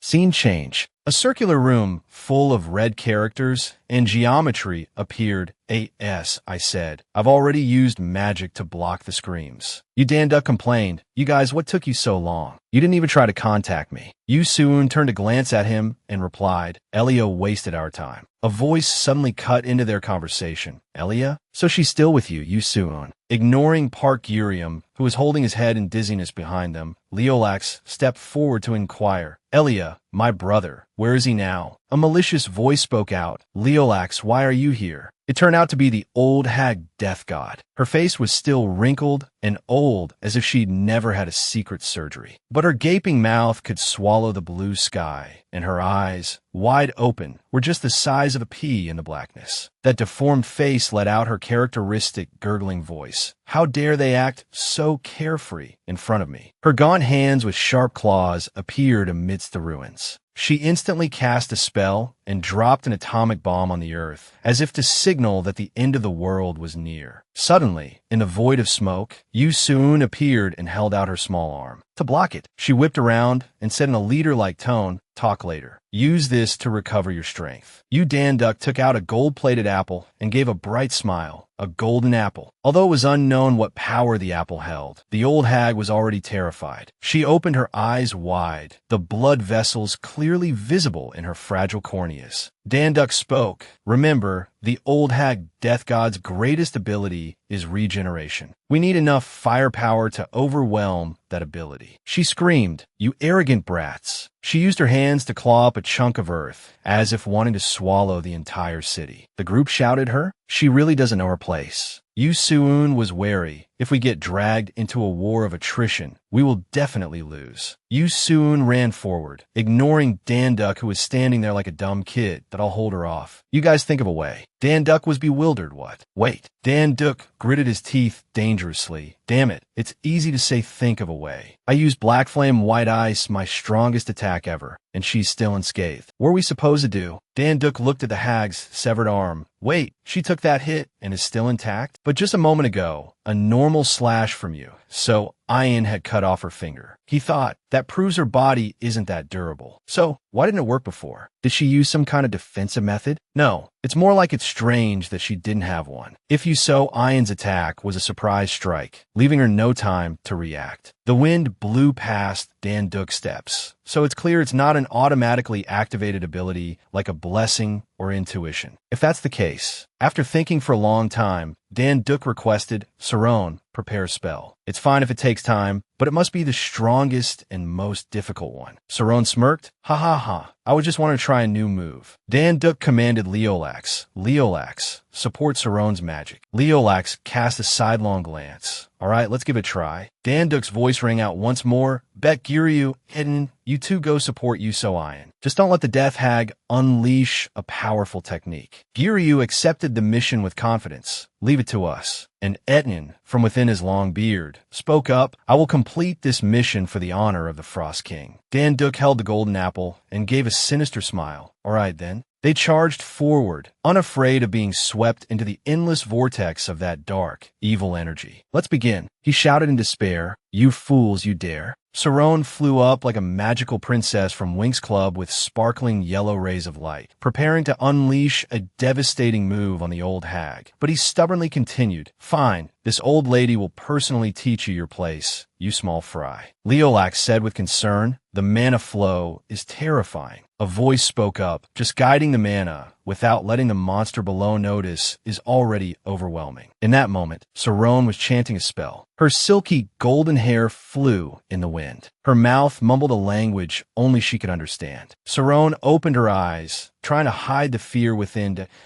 As expected, casting magic without preparation is truly difficult. Etten fought fiercely, as if 90% of his body was pure strength, struggling with the old hag. Leolax stood below, acting as a signalman. Everything's ready. Send the signal down. Thankfully, the one below is also starting to tire. He snapped his fingers, emitting streams of mystical blue lightning. Yuso Ian, who was using her knife to block the power from his skinny arms, suddenly turned around as if she had discovered something. In the heat of battle, a voice warned, Bet Giryu, Etten, retreat now. Saron, like an angel, flew up into the air amidst a yellow magical aura that brought her to a circle full of strange shapes, spreading a wondrous power down upon the world. It sent the Death Hag flying in surprise. She shouted with authority, You've been waiting, haven't you? Eat this, you monster. Blood stained you, so Ian's entire body. Her body went limp on the ground. She was no longer responding, her face pale, her eyes shut tight, as if she were slowly sinking into darkness. In a panic, Dan Duk cried out in despair, Yuso Ian, wake up. Cold sweat ran down the young man's cheeks, his eyes showing clear fear. He was trying to use a healing skill, but it was completely ineffective. Dan Duk was stunned. The healing skill isn't working. But then, as if suddenly realizing Olympus, that's right, if I can get there, I can save her. The system began to activate, a blue notification line appearing, signaling that a spatial transfer was in progress. Target confirmed, initiating spatial transfer to Olympus. A split second later, a red warning line appeared. The entire process has been interrupted. Reason, destination refusal. A sense of unease began to spread. The system warned, error. Olympus has refused the transfer.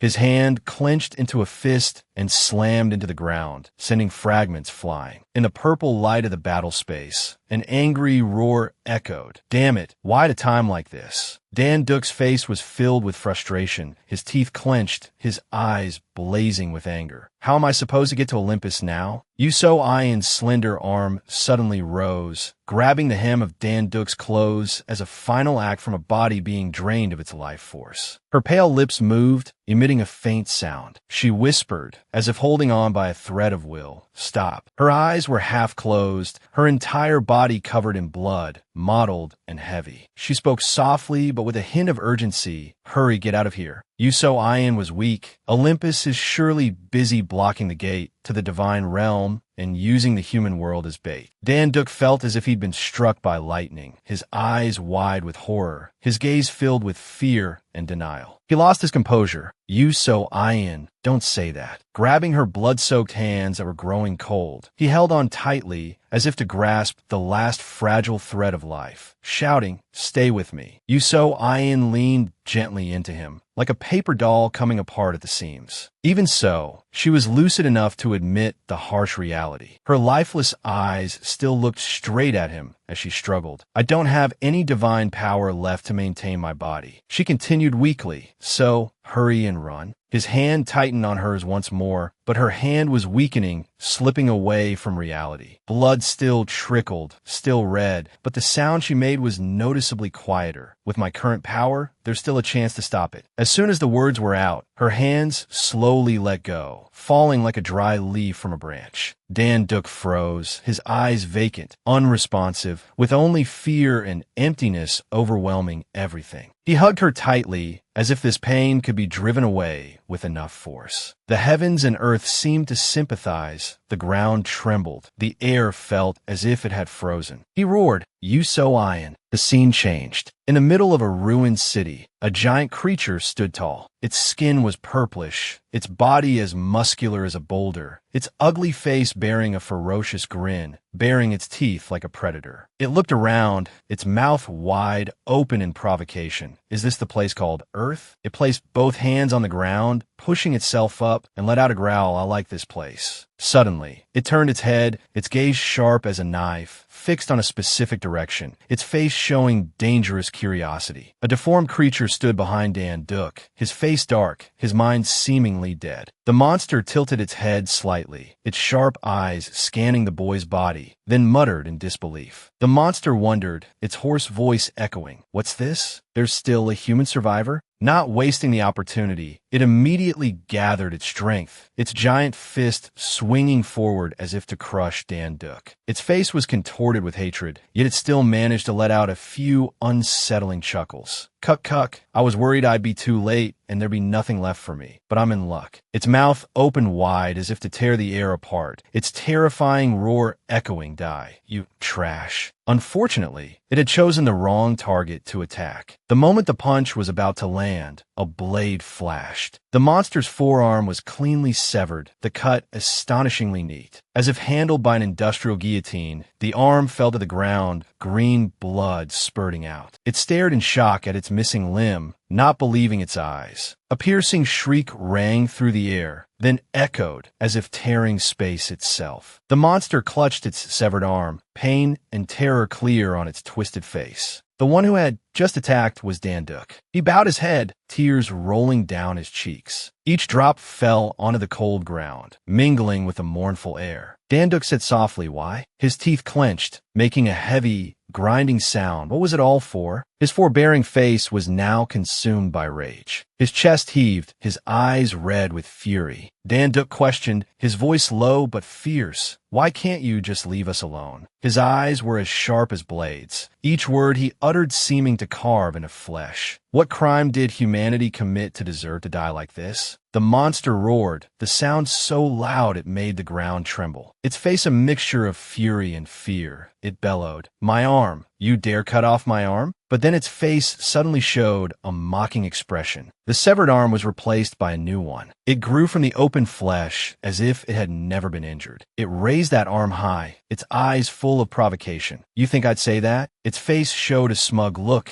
and it said coldly, "I'm the god of rebirth a wound like this is." Not letting the enemy regain its composure, Dan Duck swung his sword like a tempest. Each sharp slash seemed to want to tear the world apart. The blue light from the blade cut through the night. The monster's body was sliced into hundreds of small pieces, flying everywhere. He struck without a hint of hesitation, his expression calm, but as sharp as a scalpel. The scattered pieces of the monster's body reflected his face as if in a broken mirror. Though the image was incomplete, his cold, sharp eyes and steel-like voice pierced through the bloody mist. Dan Duck growled, "Shut up." Its face was now sliced into many parts, the cuts straight and jagged like paper cut by a sharp blade. The grotesque creature froze, its eyes bulging in terror. "Huh?" A hiss escaped, this time not arrogant, but pleading, "Wait." But Dan Duck gave it no chance to resist. He raised his sword, a blue light surrounding it, the tip aimed straight at the enemy's head, his body lunging forward. His eyes glowed intensely, his aura like a fire incinerating everything. The blade came down without mercy, the monster's body torn into countless pieces, the impact so strong that its aftershock shook the very space. Dan Duck stood straight, his tall silhouette in the sparkling blue light like a war god stepping out of a legend. He raised his head, his figure towering amidst the storm of the monster's exploding remains. Yu Dan Duck's eyes were as emotionless as a rippleless lake, glinting with a cold disdain. God of rebirth? You're no different from an insect. At that moment, the system suddenly appeared before his eyes, a silver notification flashing in the blood-red space. You have obtained a new power. Another line of text appeared. Super Regeneration, the strongest ability of the unfortunate monster just now. Yu Dan Duck's voice was as cold as paper. Don't you dare swagger around boasting that divine title. The moment you appear, I will tear you to pieces, crush you under my feet like disgusting vermin. At this time, against the vibrant purple sky, a monster with a serpentine body, sickle-like hands, a pointed head with backward-facing spikes, and cold, glowing eyes appeared. He spoke in a low voice. Cock, how arrogant. Beside him was a tall creature in a long robe, standing with its arms crossed, its face hidden by a mask. He also slowly assessed. He looks pretty strong. Neither of them was in a hurry, standing there silently, their eyes as if measuring Dan Duck's every breath. The robed one continued disdainfully, but he's nothing special. As he finished speaking, both of them suddenly shot down from the sky, like two black arrows tearing through the wind, aiming straight for him. As if instinctively sensing the killing intent descending upon him, he immediately returned to a state of maximum alert. His eyes locked onto the approaching enemies, without a flicker of hesitation. One of his feet slid back slightly, aiming to create the perfect stance for movement. Like a predator, he lowered his center of gravity, ready to counterattack. The air around him seemed to melt, tense as a bowstring. Dan Duck launched himself up, swinging his sword powerfully straight at the robed figure who was charging at him. The tip of the sword touched his mask, yet the blow left no scratch. Behind the mask, his expression remained indifferent, as if watching a clumsy joke. He mocked, "It's useless. With my power, attacks like that won't even leave scratch." But in that instant, his sword suddenly twisted deeper, as if guided by an invisible force. From the point of contact, faint wisps of blue smoke began to emerge, seeping through the mask, silently corroding and spreading to the astonishment of the enemy. He stood motionless in the eye of the battle storm. His stance was as firm as a rock. The tip of his sword still pointed steadfastly at the enemy. From the sword, blue light billowed like a living flame, gradually spreading outwards, enveloping the entire space and incinerating the ruins around the monster, who was screaming in pain. The chaotic aura and the fiercely burning blue fire made the remaining monster unable to stay calm. He roared, his eyes blazing, unable to stop himself from charging forward. "Cock, get out of the way!" But the blue flame did not retreat. It swirled with the wind, erupting like a ferocious storm and rushing forward, incinerating him in an instant. Caught off guard, the monster shrieked in fury. "Damn it, it's just fire. Cock, if I get pierced like this, then stop." Yu Dan Duck's hair reflected the blue fire, sparkling like burning jade. Not giving the enemy time to defend, he leaped up, swinging his sword down in a powerful slash, the wind whistling as it tore through the chaos. Immediately, the serpentine monster used its long, snake-like body to coil around him. From behind, its sickle-shaped arm suddenly slashed down, executing the first step of its vicious plan. First, cocked the right arm. A sharp slash, and his right arm was severed from his body, fresh red blood spurting out like a spring, splattering across the air. The monster looked at the bright red wound with glee, a strange excitement in its eyes. It said smugly, "A swordsman with only one arm is truly easy prey." But before he could finish a sentence, a hand suddenly grabbed his tail from behind, the grip so strong it sent a shock through his entire body. It was none other than Yu Dan Duck, his just severed right arm, now regrown, sturdier and stronger than ever thanks to the power he had just absorbed. Without wasting a second, he grabbed the monster's tail and threw it forward like a piece of trash. Thrown unexpectedly, the monster couldn't react, its terrified eyes unconcealed. The monster shrieked, "What the hell?" Without giving a chance to recover. He had closed the distance in a flash. He clenched his fist, delivering a thunderous punch straight to the monster's head. The impact was so great that the ground below shattered, rubble flying like rain in the dark sky. Thick green blood trickled from the monster's mouth. Its eyes panicked. It couldn't believe what it had just witnessed. He whispered, "You just regenerated your arm?" Then, as if suddenly realizing, a flicker of fear appeared in its eyes, its voice trembling. "Cock, this guy has absorbed our power." At that moment, the blue system interface appeared amidst the ruins, its light shining brightly with the power he was using. Super regeneration. As if enhanced 1,000-fold, Dan Duck didn't stop, landing a continuous barrage of punches on a monster's long body,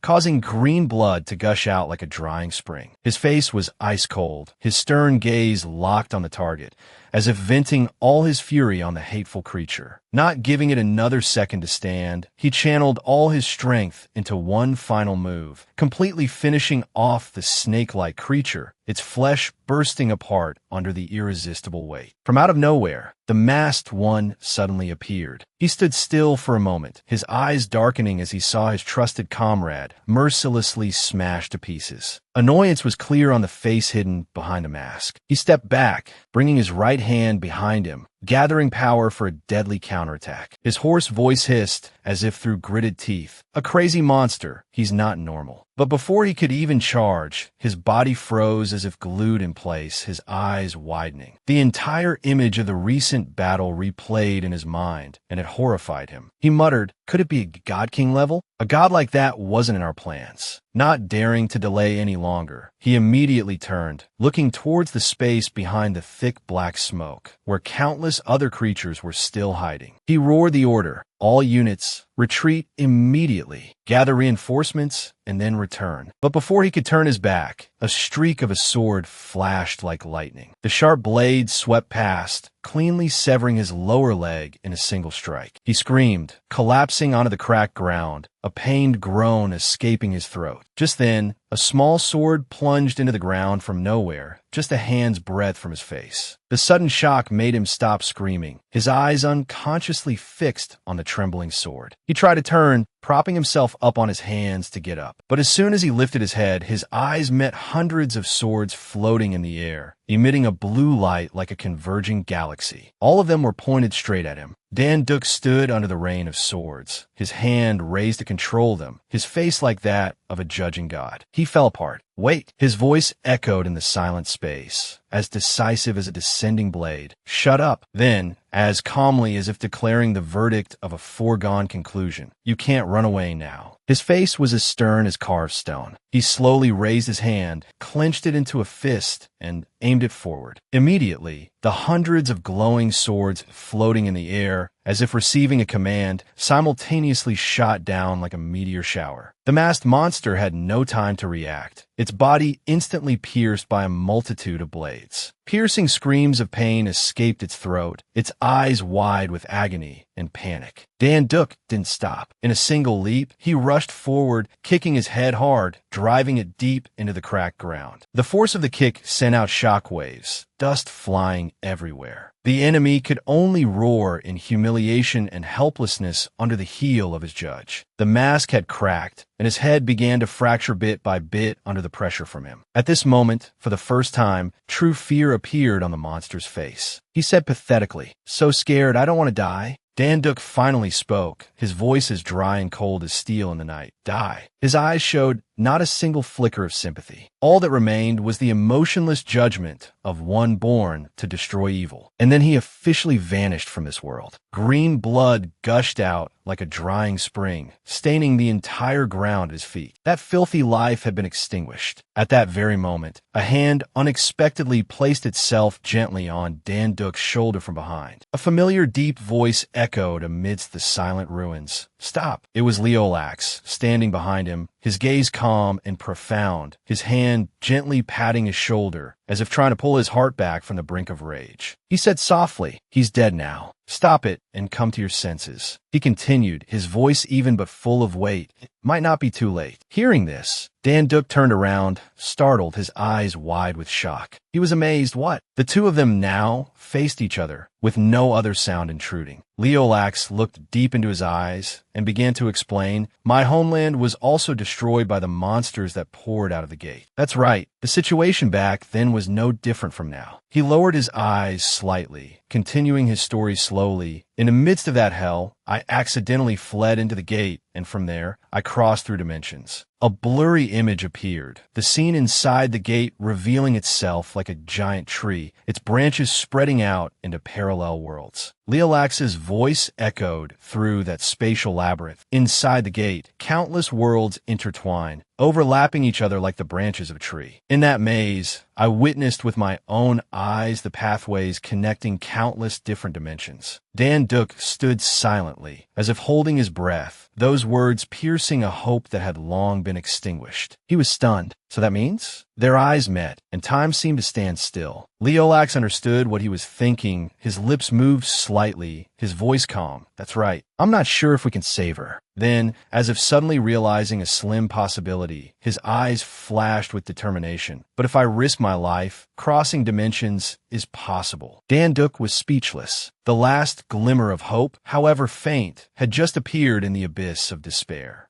Dan-duk's face showed clear astonishment, his eyes lighting up amidst the settling ashes. He was amazed. You mean we can get to Olympus? His hand unconsciously clenched, his knuckles turning white. His voice rang out, firm and without a hint of hesitation. Then, there's no need to think about it. Of course. Suddenly, a terrifying noise tore through the space. A giant object fell onto a tall building in the distance, creating an explosion like a dropped bomb. Dust billowed up to the sky, causing him to immediately turn and look straight at the source of the explosion. From the middle of the rubble, a strange creature appeared, with the head of a goat but the body of a man, its tall frame covered by a long, heel-length robe. He stood imposingly on the roof of the shattered building. He spoke in a low voice. I can't believe it. Where did the guys in charge of this area go? He scanned the desolate scene below his feet. Then his eyes unexpectedly met the gazes of the two humans looking up at him. A flash of astonishment crossed his fierce face. He was surprised. There's still people alive here?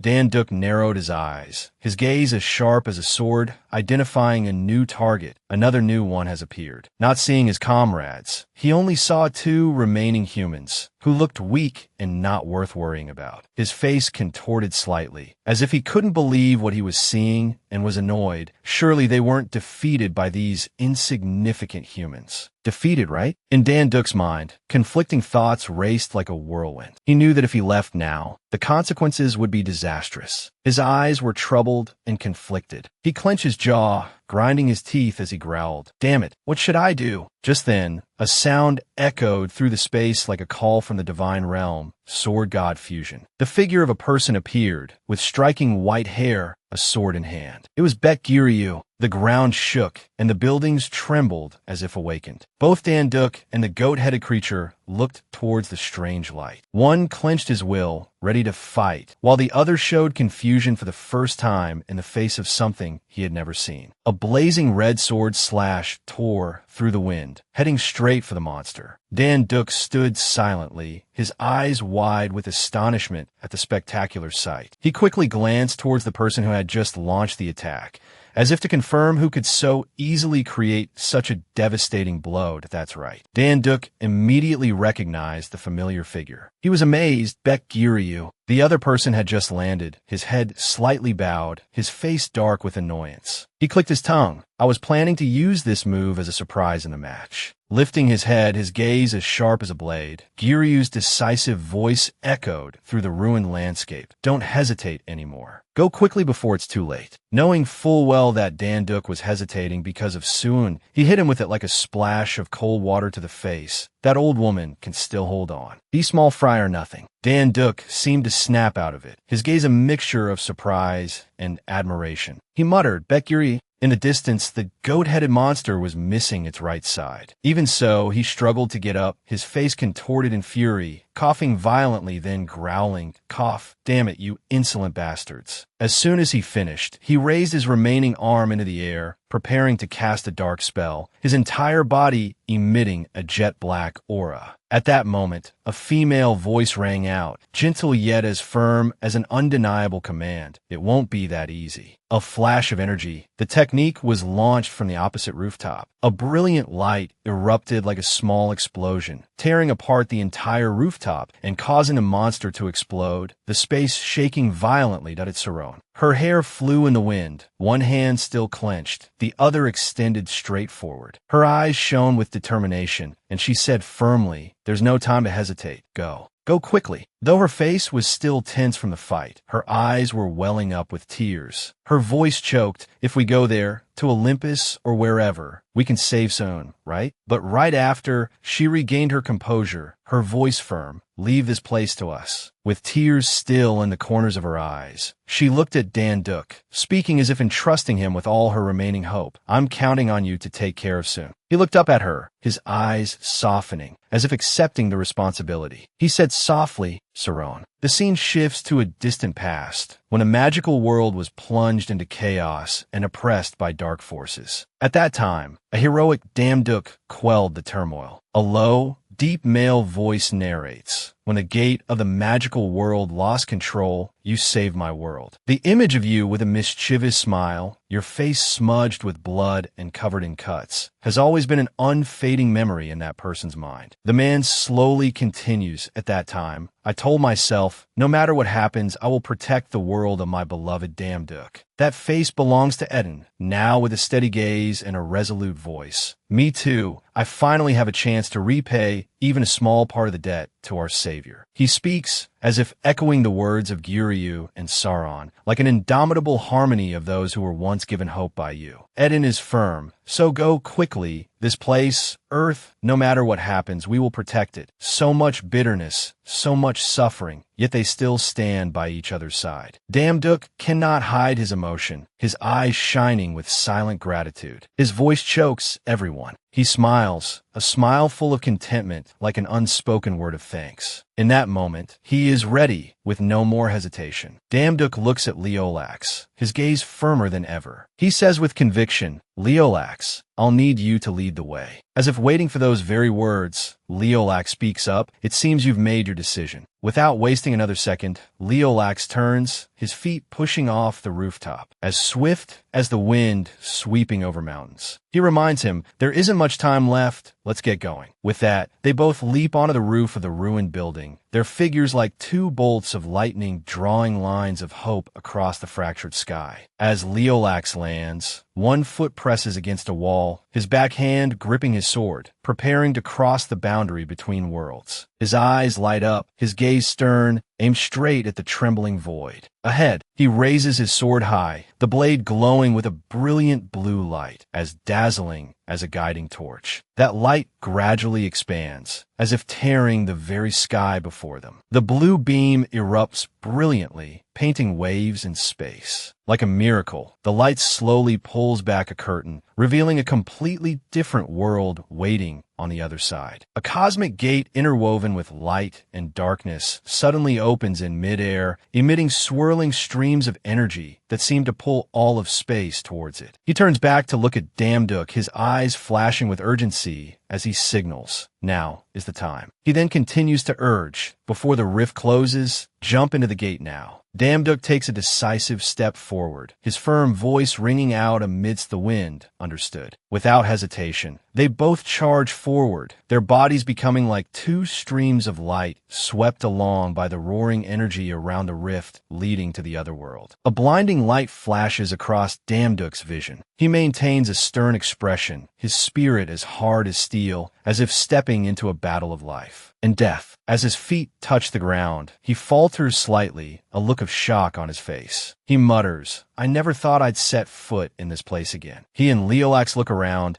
This place is a desolate wasteland, shrouded in thick darkness. every gust of wind carrying the scent of death. He says coldly, still a gloomy and ominous place. Immersed in vigilance, neither of them notices a bizarre creature appearing behind them, silent as a ghost slipping through the boundary of space. This being has long purple hair covering its eyes, which are slanted up to its temples, and ears as pointed as a ferocious beast's. It curls its lips into a half-smile, its voice mocking, "What's this? How can humans be in a place like this?" The smile twists wider, as if stretching to its ears. He smacks his lips. I was getting bored waiting for my turn to go out, and now someone has delivered themselves to me. Before he can say another word, a flash of light cuts through the gloom. Damduk has swung his sword with the speed of lightning. A single, clean slash, and its head flies from its neck. Damduk's face darkens, his eyes as cold as steel as he looks at the headless monster. His disdain is unconcealed. He says coldly, "I don't have time to waste on small fry." The sky suddenly fills with dark clouds, layer upon layer rolling together like a giant black dome covering the sky, making this already gloomy place even more terrifying and oppressive. Damduk stops. Before him is a swirling black vortex like a cosmic black hole, sucking in all surrounding light. He stares at it, resolute. This is it. Leolax just manages to catch up, stopping behind him. The air around them becomes thick and fiery. He lowers his voice. This place radiates the strongest aura of Olympus. His eyes are fixed on the black vortex, as if piercing through the spatial distance. His face hardens, his will forged.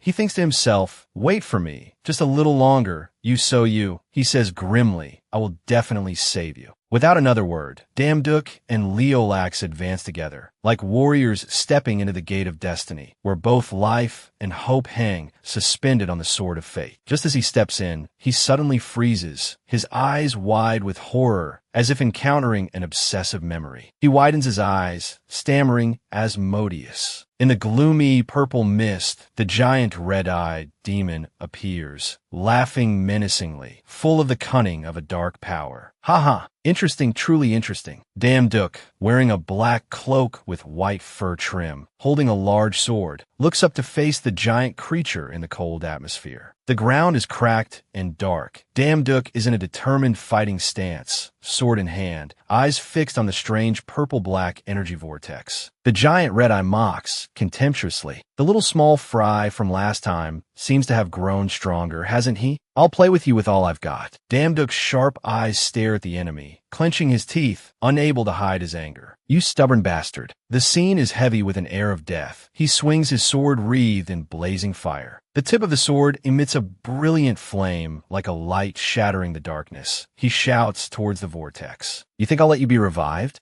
He swings with all his might. Immediately, a sword appears from nowhere and parries his strike, the two swords crossing, leaving him utterly astonished, his brows furrowed. The giant red eye from before has transformed into a human figure, a red-haired beastman with a sword in hand, blocking Damduk's sword. His expression is contemptuous. "Be grateful. The chance to face me and this sword doesn't come often." Damduk grinds his teeth. "Shut up." Without hesitation, he immediately swings his sword at the red-haired beastman, forcing him to jump back in surprise. He tightens his grip on the sword, angry. "Don't get in my way." He immediately swings his sword at him. Everything happens very quickly. The clash of the two swords creates a flash of white light. He yells, "Get lost." The red-haired beastman is not afraid, still holding his sword. His eyes are full of confidence, his smile sharp. "Huh, not bad," as expected of the sword-heart unification state. His eyes gradually become serious, planning something, his voice soft. "If that's the case, then." He attacks like a flash of lightning, emitting a brilliant red glow that Damduk can't block in time. He yells, "How about this?" He concentrates intensely, dodging each new attack, sweat beginning to drip, thinking, "Damn it, this guy's getting faster and faster. If I'm even a little slow, I'll die instantly." Leolax rushes in from nowhere like a flash, swinging his sword and leaping to attack the red-haired beastman from behind. A blue lightning bolt flashes across the sword's tip, giving the slash a deadly feel.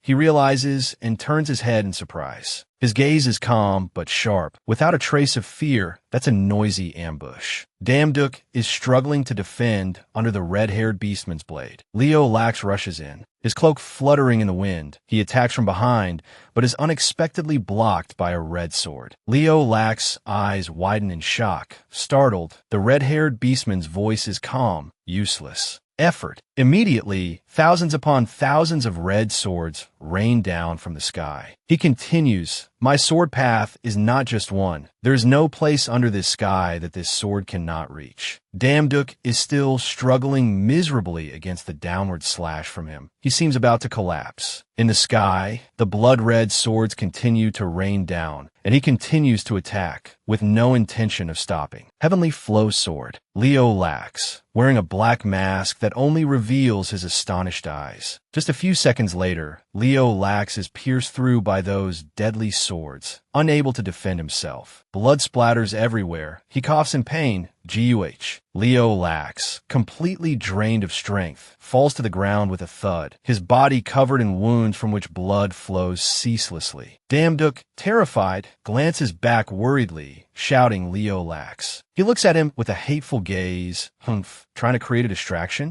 With that, he swings his sword at Damduk, creating a wave of white smoke that blows everything away. He yells, "Are you that desperate to die?" The white smoke, 1,000 meters long, shatters the ground like an approaching tsunami. The smoke merges with the earth and sky, turning into a mysterious, bewitching purple-black color. He lets out a challenging smile. Damduk gradually emerges from the thick smoke, still standing strong, both hands gripping his sword, his face covered in wounds. His eyes darken. The red-haired beast man seems interested. "You blocked that blow? You really do have the guts to hold sword." Though Damduk is so tired he's panting heavily, his eyes are still full of determination as he looks up, his voice filled with resentment. "If you don't want to die, get out of the way." Seeing his state, the red-haired beastman's smile gradually becomes inhuman. "Ka-ka. Quite fierce. It's been a long time since I've met a worthy opponent. How could I possibly back down so easily?" They both point their swords at each other. The red-haired beastman speaks first. "Before we fight with all our might, state your name." He introduces himself. "My name is Asmodeus." He smirks with great pride and continues, "I was given the mission by Charles to protect the demon world, and was once called the Sword God." Damduk is stunned, his eyes wide. "The Sword God?" He looks up at the sky, a faint, nostalgic smile on his face. "That's right, that was when I was still a god. But that's all in the distant past now." Damduk recalls the list in the system, realizing to himself, so that's why the position of Sword God has been vacant for so long. Damduk looks at him, asking with confusion, "With such terrifying power, why did you choose to side with Charles?" He answers calmly, without any reservation, "I've heard that before. It's precisely because I'm too strong." Suddenly he closes his eyes and continues, knowing only how to seek power. "I lived a life of constant struggle." He remembers his past self having to walk a path full of blood, the feeling of resentment welling up again. However, in the eyes of the supreme gods, it was not pleasant for someone strong enough to threaten their absolute status to appear. A monster in a blood-soaked scene appears in his mind, full of bitterness. "They did everything they could to crush me, all just to protect their own authority. In the end, I couldn't even maintain my own self, turning into a distorted and ugly monster." Suddenly he opens his eyes, his gaze sharp and cold. "If it weren't for Charles's help, I might have lived forever in a state of insanity, nothing more than a monster." Damduk listens intently, sweat having rolled down his cheek at some point without him noticing. He continues, "Those who call themselves gods are all like that, selfish and evil to the core." A scene of cracked earth, with blood-red footprints left upon it, appears. He hasn't stopped. Life is an endless war. It is the proof of oneself in every moment, footsteps stained with the blood of enemies. That is my path, and for a world as pure as that, I chose to side with Charles. With that, he immediately raises his hand, his voice changing abruptly. "It seems I've been talking for too long." He immediately commands thousands of blazing red swords to fly towards Damduk and continues, "All right, let's begin now." Damduk looks up at the sharp blades rushing towards him at godlike speed. His face pales with fear, completely unprepared. Thousands upon thousands of blades rain down, and explode like a nuclear blast. Countless glowing swords rush towards Yu Damduk, startling him. Yu Damduk displays masterful evasion skills, swinging his sword to bat away the glowing blades. It seems it's not over yet. Yu Damduk grits his teeth. His handsome face is grazed by a flying blade. It leaves a long gash on his cheek, drawing blood.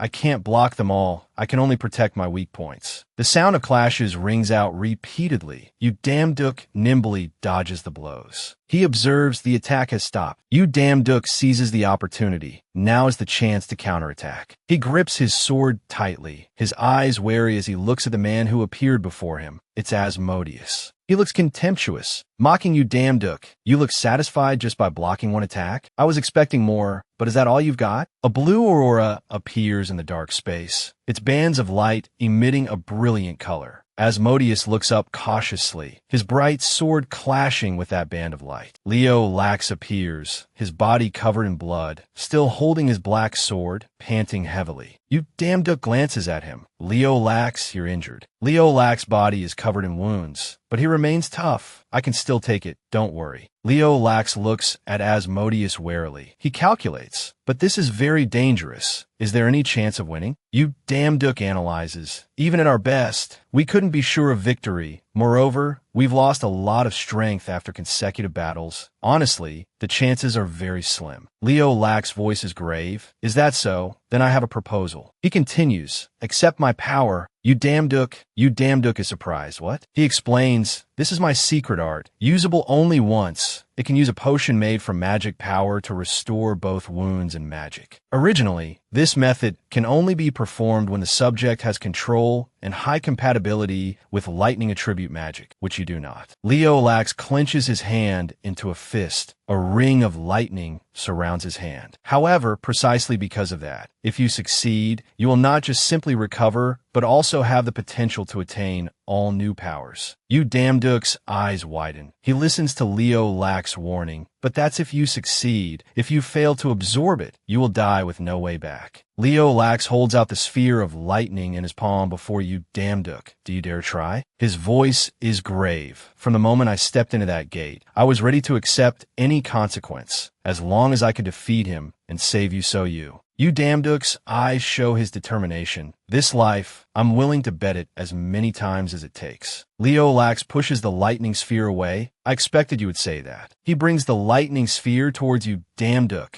The name of this thing is Thunderbollt. You only have one chance. Yu Damduk stares at it. Leo Lax encourages, come back alive, Yu Damduk. The sphere gradually changes. It grows larger until it becomes enormous. Asmodeus smiles. He's intrigued.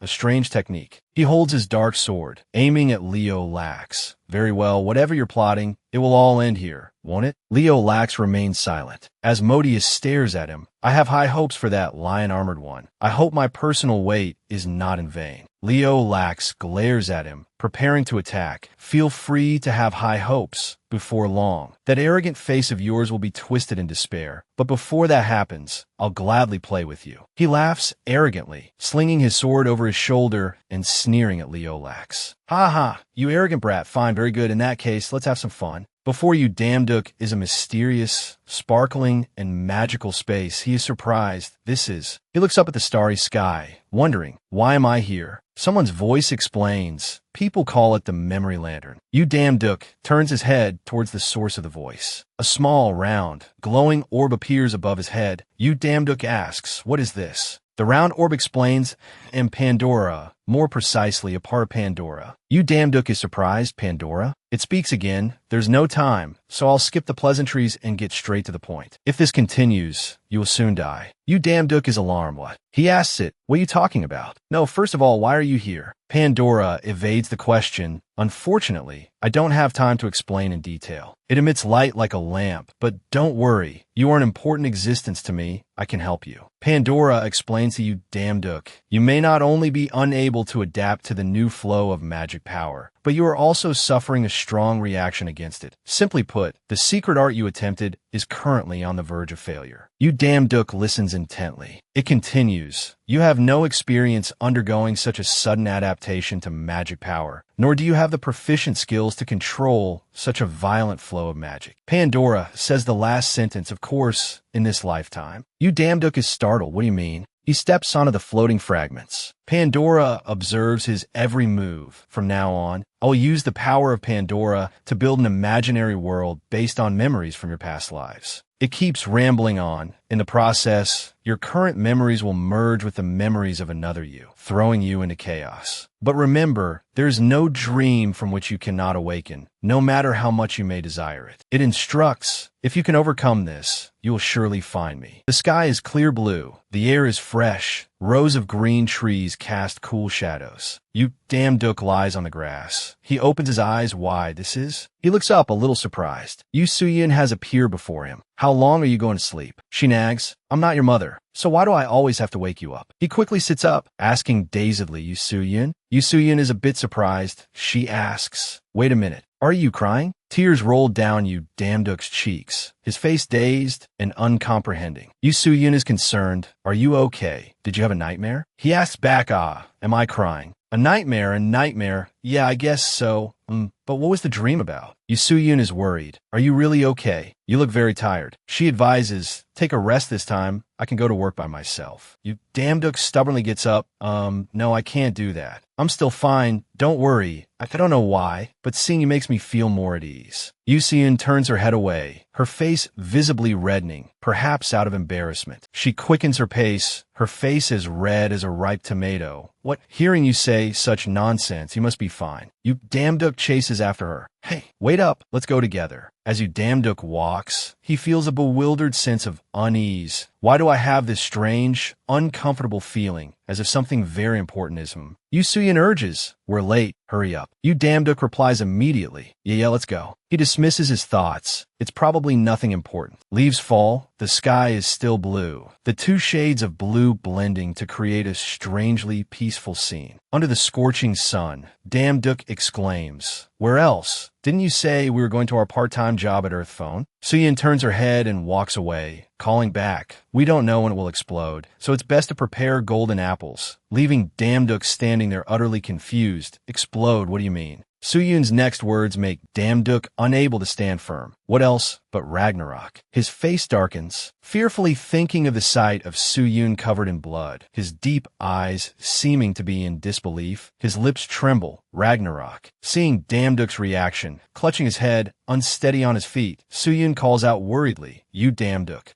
What's wrong? Are you okay? At this moment, his eyes gradually turn sharp, sweat trickles down his cheek. He tries to calmly reply, no, it's nothing, but he's still thinking to himself, right? Suyun has. Right after that, he reassures himself. This place is a world recreated from my memories. What's happening here isn't real. He clenches his fist, telling himself, I have to find this person named Pandora quickly and go back. Seeing Damduk still standing there, Suyun hurries over. Are you okay? What are you spacing out for? Let's go. Already, in his heart, he is thinking, but until I find him, can I rest here for a little while? Hearing Suyun call him, he quickly responds, yeah, let's go. Scene change. Their conversation was overheard by Pandora from above. Pandora silently assesses, Damduk, is that your choice? All right, if you're satisfied, then it doesn't matter anymore. Suddenly, Damduk exclaims, Suyun, how can you go that far? Before a natural disaster, humans are already helpless. Ragnarok is even more terrifying. It's literally the end of the world. She is astonished to hear him say that in such a harsh tone, suddenly not understanding what's happening, but his overwhelming voice makes her break out in a cold sweat, a huge question mark. What's this suddenly talking about these things? Seeing this, Damduk's voice grows even harsher, as if he's shouting in Suyun's face, it's very important, so please answer me. Why have you never hesitated? How can you not give up when facing such a terrible disaster? Hearing those words, Suyun suddenly falls silent, her hair falling to cover her sad eyes. Her hand clutches her skirt, tormented. I'm not as strong as you think. I'm also afraid of failure. I also hesitate. Every step forward is terrifying, and I can never get used to someone's death. She lowers her head sadly, continuing, so many times I've still fallen because of the fear of moving forward. Because of the fear and terror of giving up, I'd rather throw away my own heart. A weak coward. That's who I am. Suyun whispers, because I'm like that. So, if there's a moment when I can believe that all of this is not meaningless, if there's a time when I long for even a single ray of hope. She looks up at Damduk with eyes sparkling like bright stars, smiling gently. Then, I will look towards you. Damduk has surprised me. Suyun continues, you've said it before. If you don't try, you can't change anything. Damduk's eyes widen. Skeptical, did I say that? She gives a radiant smile. Who knows, haha. Thinking of the times Damduk fought with such strength and determination, she praises. What's important is, you never calmly accept injustice, but always move forward, no matter how arduous the path, no matter how full of failures. You always appear when she needs you most. She gently confesses, looking at you, I can feel that there. You are not alone. Instead of bowing your head, take one more step. There are still people who are giving their all to move forward. In her eyes, you're like the morning sun illuminating the path she walks. He is completely surprised by her confession. For Suyun, that image for someone is the deepest comfort and the motivation not to give up. Right after that, she snaps back to reality, as if that wasn't her just now, feeling embarrassed, her voice shy. What on earth am I doing here? Crash! A shattering sound startles even Pandora, who is eavesdropping. Damduk bows his head. I'm sorry, Suyun. He looked straight into Suyun's eyes. They were standing inside a misty glass room, the space unusually quiet. He said his goodbyes. Let's put the part-time job aside for now. I have someone I need to save. Suyun looked at him with a tender gaze, like a green gem. A sense of regret filled the space. His heart was full of regret, yet his eyes still held a glimmer of hope. Definitely, we will meet again. Returning to reality, the feeling of parting was indescribable. He lowered his head sadly. He turned his head slightly and asked, let me ask you something, Pandora. Well, I just saw. Which lifetime was that from? Pandora emitted a dazzling light and replied, at least hundreds of lifetimes ago. Now, thinking of her carefree and innocent nature, he couldn't help but feel sad and regretful. Did I ask that so? The Suyun from back then seemed to express her emotions more richly than she does now. He pondered. She used to be able to smile like that. So, how much pain and disappointment must she have gone through to become the emotionless person she is? Now, seeing his silence and sadness, Pandora comforted him. I hope you're not too upset. I only wanted to test your resolve, and you passed with flying colors. Now, it is time to show you the truth. A notification, a status line appeared. Primordial memory is being activated. Damduk looked at the status line in confusion, a question mark forming in his mind. What is this? Pandora explained,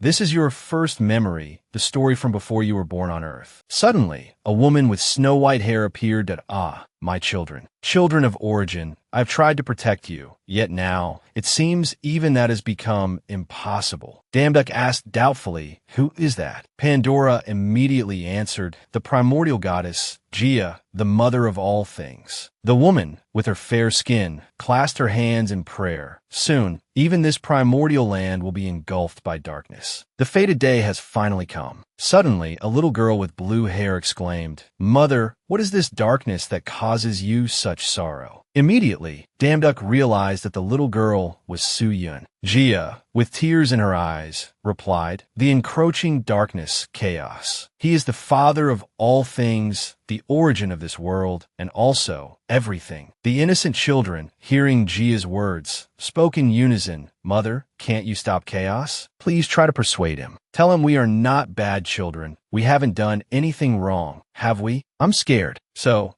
can we just run away? Can we join forces with the other gods to defeat him? Gia gently explained, the gods are all a part of chaos. Just as my hand cannot willingly stab my own heart, no matter what they do, they cannot escape the sight of chaos. Tears streamed from Gia's eyes that contain the entire galaxy. That I'm sorry, my children. I cannot see a future where I can push him back. One of the children mustered all his courage and stood up. Then I will defeat chaos. Damduk was surprised, realizing, is that me? The brave boy placed a hand on his chest. The other clenched into a fist. We are not gods, so we can defeat him, right? His strength made Gia feel even more love for her child and sorrow for this world. That my child. Hearing you say that makes me both happy and heartbroken. Gia gently caressed the boy's cheek, cherishing him. That is but a glimmer of hope that flashes for a moment and then vanishes. Like the uncertainty of searching in a dark sea, It is something that even I cannot be sure of, and perhaps it will be a path more arduous than death itself. Gia, full of love, asked, "My child, are you truly ready to accept that path?" The child, without a hint of hesitation, replied decisively, "Of course." Immediately, the other children exclaimed, "Impossible! Even mother can't do it, so how can you? You're the slowest and weakest among us. You were born last and have no outstanding traits." Just a few seconds later, a child with dark blue hair, it was Su Yun, stood up to defend him. "Stop it, you guys. That's too harsh. This isn't the time to be fighting amongst ourselves." Seeing this, the brave boy did not argue back, only saying calmly and composedly, "Everyone, it's okay because it's all true. Unlike you all, I am slower and weaker. I couldn't even master the technique that you, the first one, taught me." The boy clenched his fist, full of determination. "But even so, I have never given up. This time will be no different." Before the little girl's astonished gaze, he stood there, filled with resolve. "Who knows, maybe we really could defeat chaos." He smirked, his eyes resolute. "If we don't try, nothing will ever change." At this moment, Jia's hands were creating something mystical. Because it contains nothing, it is the void, but it is also infinity. That is the greatest potential. Jia smiled with satisfaction. "Thank you, my child." Immediately, Jia established a system. "Now, you will leave the darkness, be reborn in distant and separate worlds. But with all my power, I will create a system. I will always be with you within it. In the vast, expansive universe, amidst the sparkling stars, Jia continued to set up the system specifically for Damduck. Because you contain nothing, you cannot even perceive the vastness of your own vessel, child who carries a great talent. Go forth for this great mission. I beg you, erase its existence and protect all that is beautiful in this world." Right after, a series of notifications appeared. True power unlocked. Forgotten talent from ancient times. The void has been awakened. Damduck slowly closed his eyes, feeling a surge of power enveloping his body. The final notification appeared, now able to absorb any power. Opening his eyes, his body was overflowing with energy, his eyes glowing blue like a precious gem. Suddenly, a cough was heard, and a spray of fresh red blood shot out before his eyes. In the gloomy, eerie scene, the red-haired beast held a sword, facing Leolax, who was covered in blood. He mocked, "TSK, what a fool. Your sword style is dull, and you only know how to use cheap tricks to dazzle the eye." Moving closer, he wore a cloak that covered half his body, revealing a toned physique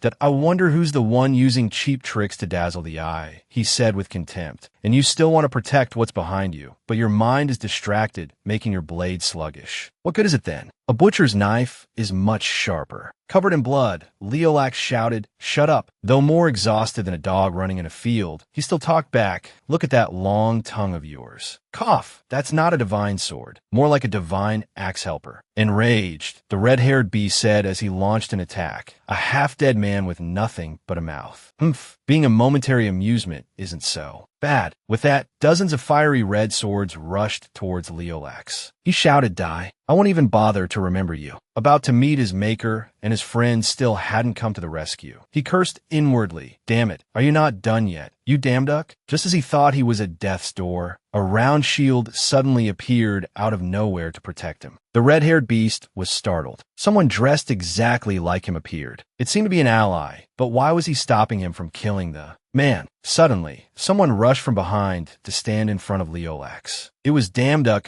panting like a dying dog. "Sorry, it took me a while." Only now did Leolax feel he had support. He slumped down in relief, complaining, "Damn it." He was complaining, but in truth, he was dying for him to arrive sooner. "Your face, cough, there are times I'm glad to see it." Damduck glanced at him with an air of, "Let me handle this. I'll take it from here. You rest and recover. You have to live until you can meet Aaliyah, right?" His face covered in blood, Leolax still managed to speak. "Humph, you talk too much." The red-haired beast looked on with disdain. "Humph, I thought it was something special. Turns out you just absorbed the magic of another attribute. How disappointing." Like a flash of lightning, Damduck rushed towards the red-haired man. Seeing him charge, the man flinched. Before he could gather his thoughts, Damduck had already launched a continuous assault on him. Sensing his power, the man offered a special compliment. "Yes, you're certainly different from before." The demon within him stirred, like a degenerate who had found his fun. "Now this is worth a proper fight, isn't it?" He unleashed a series of techniques. Heavenly Flow Sword, Horizon Slash. Red flames flared like lightning bolts. He was flustered, but he dodged it. Seeing his attack treated like trash, he was unconvinced, then tried dodging this one too. Blood-red whirlwinds rushed forward. Heavenly Flow, Sword, Ultimate Technique. He gathered all his strength to unleash his final move, Dragon Ascension. The fierce whirlwind churned, threatening to swallow the whole world. Damduck was trapped within it. His eyes darted back and forth, searching. He fell into a loop of thought. Why is it countless blades are raining down, yet I only see a single sword? Suddenly, his eyes lit up, as if he had awakened to something that, if I bend this flow, I can make it my own. I'm sure of it. Seizing the opportunity, he raised his sword. At that very moment, a blinding light shattered the whirlwind. A flash of light streaked past the red-haired beast's eyes. Turning his head back, he saw his sword was stuck firmly in the ground. Impossible. My sword key, why is it? His eyes went wide, the pupils shrinking to the size of a pea, completely in shock. Damduck was exhausted, worn out. "Ah!" The red-haired beast roared in anger. "Did you devour my sword key?" His face went pale, drained of all blood, his lips trembling, a talent beyond the heavens. He smiled, but his heart felt like it was being torn apart. That's how it is. In the end, I was just a frog in a well. Facing Damduck's green whirlwind, he was defeated, saying softly, "The victory is yours." The once-in-a-millennium classic whirlwinds had not yet stopped. A few minutes later, the whirlwind gradually dissipated, leaving behind a light smoke. Damduck stood majestically with his sword in hand in front of the red-haired beast. He had collapsed, his body emitting a brilliant light, about to turn to dust. He was in pain, humiliated, and full of regret. Only when the sword I spent my entire life honing shattered did I realize my own arrogance. How pitiful and how bitter. Closing his eyes to his fate, he accepted the truth. But death is an inevitable part of battle. The loser can only fall with their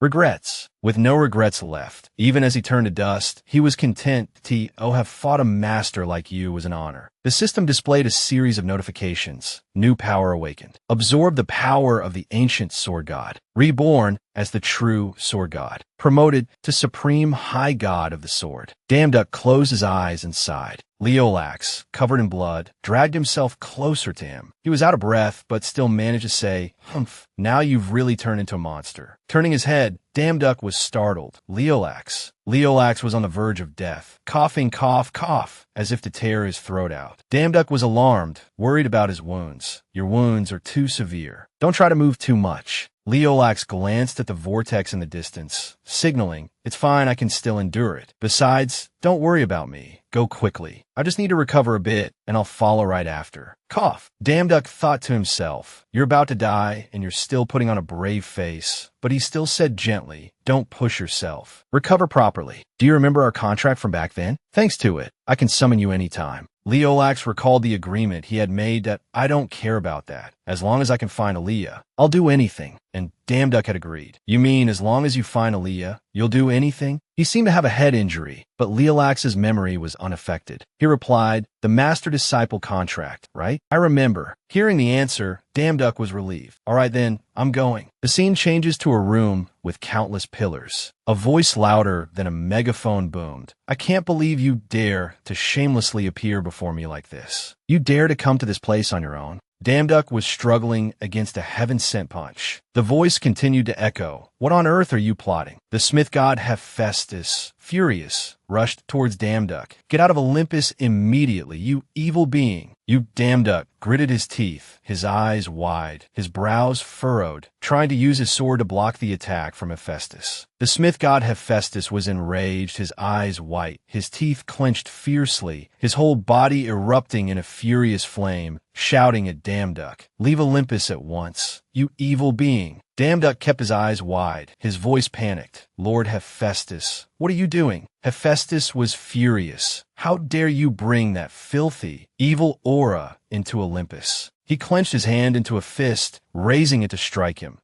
You are filled with the immense and disgusting aura of a forgotten god. The punch came down with such force that the ground shook and cracked, sending rocks flying everywhere. Damduck raised his arm to shield himself, his cloak billowing behind him. Hephaestus was enraged. Are you still going to deny it? Rocks flew in front of him. Sweat beaded on Damduck's astonished face. He frantically tried to explain, Wait, there's a reason for all of this. Hephaestus would not let him off, his brow furrowed in anger as he roared, Silence. I once considered you a good person, if only for a moment. This is your final warning. Leave Olympus immediately, you evil thing. Damduck gritted his teeth, seemingly starting to lose his patience. Damn it, I don't have time to get tangled up in this nonsense. The shattered rocks were sent flying again. Damduck gripped his sword tightly, angrily lunging towards Hephaestus. If words cannot move you, then I will force my way through. He struck a blow at Hephaestus. The god blocked it with his hand, his teeth clenched, his eyes darkening. The blow only fueled Hephaestus's fury. His brows knitted together as he roared in anger. That was the last bit of goodwill I had for you, because of our past friendship. Yet you still insist on this path. What in the world has turned you into this? Damduck's eyes flashed a sharp, cold green. Move aside, Hephaestus. I have to revive Ju Suian. I have no time to waste. His hand tightened on the hilt of his sword that if you don't move, even if it's you, he swung his sword again, the light from the blade flashing, followed by his voice, I will strike you down. The smith god Hephaestus was sent flying by the blow, the ground shaking and throwing rocks into the air. He was slammed into a stone pillar, which cracked under the immense force. The air was thick and chaotic with dust. Hephaestus's face darkened, his hands still clenched into fists. He scowled, asking Damduck, Jusun is dead? Surrounded by a hazy cloud of dust, Damduck did not evade the question and answered Hephaestus, That's right. So get out of the way. I must meet Hades as soon as possible. Hephaestus's face was grim. He slowly bowed his head, the white cloth wrapped around it fluttering gently into space. Countless dust particles floated around him. He heavily uttered a cryptic sentence, so that's it. Ju Suian. His hand at his side clenched tightly, veins popping on the back of it. The ground suddenly trembled. Rocks of all sizes were thrown up, kicking up a storm of dust and sand. Damduck was knocked back by the sudden force. Hephaestus gritted his teeth, his brow furrowed tightly, his eyes glowing a sharp yellow. Impossible. One who carries the power of a forgotten god cannot set foot in this place. As the smith god who built Olympus, protecting my masterpiece is my mission. He raised his hand, palm open in midair, surrounded by floating dust. That is the destiny tied to my name, Hephaestus. A giant spear, wreathed in flames that made it glow hotly, appeared. The wind rose, dust flying chaotically, making the image even more overwhelming. Hephaestus raised one hand to the sky, summoning his masterpiece, the Spear of Pelion. He raised his arm high, creating powerful, furious gusts of wind. His eyes glowed, the light streaking out with an oppressive aura. Hephaestus shouted, As long as I live, you will not take another step into this place. Hephaestus threw the spear. It soared towards Damduck, carrying immense power. The light from the spear flared up, full of rage, as wind and sand raged, flying in all directions.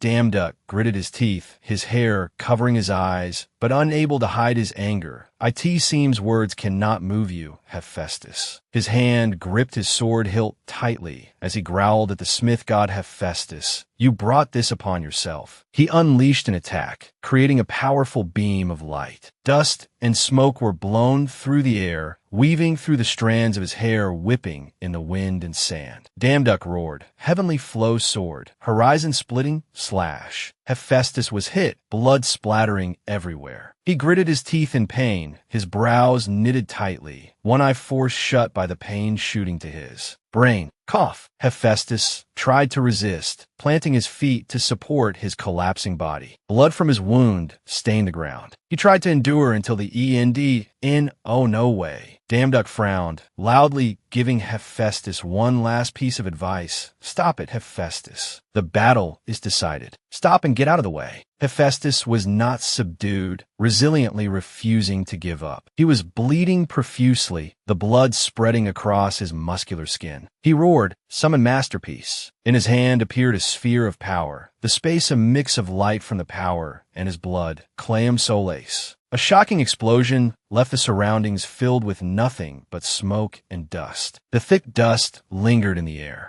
The dust and sand gradually dispersed, revealing Hephaestus's body lying on the ground, his eyes half open. One of his arms had been severed, lying not far from his body. Hephaestus was covered in blood, and the blood around him had pooled. Damduck held his sword, the tip aimed at Hephaestus's chest. The battle was drawing to a close. Hephaestus slowly spoke to him. "You could have ended this in an instant, yet you still hesitate, still as soft as ever." Hephaestus asked again, "What are you waiting for? Finish it." He gritted his teeth and said to him, "Lord Hephaestus, why did it have to come to this?" Hephaestus struggled to open his eyes, his face smeared with the dark red of blood. "Even after becoming so strong, you still haven't shed the look of a novice." He reached out, as if to grasp the silver blade before his chest. His voice was steady, calm. "What do you think our names, the names of gods, mean? They are not merely convenient labels, but the mission tied to us." He opened his green eyes wide, his brows never relaxing. Hephaestus didn't stop. He continued,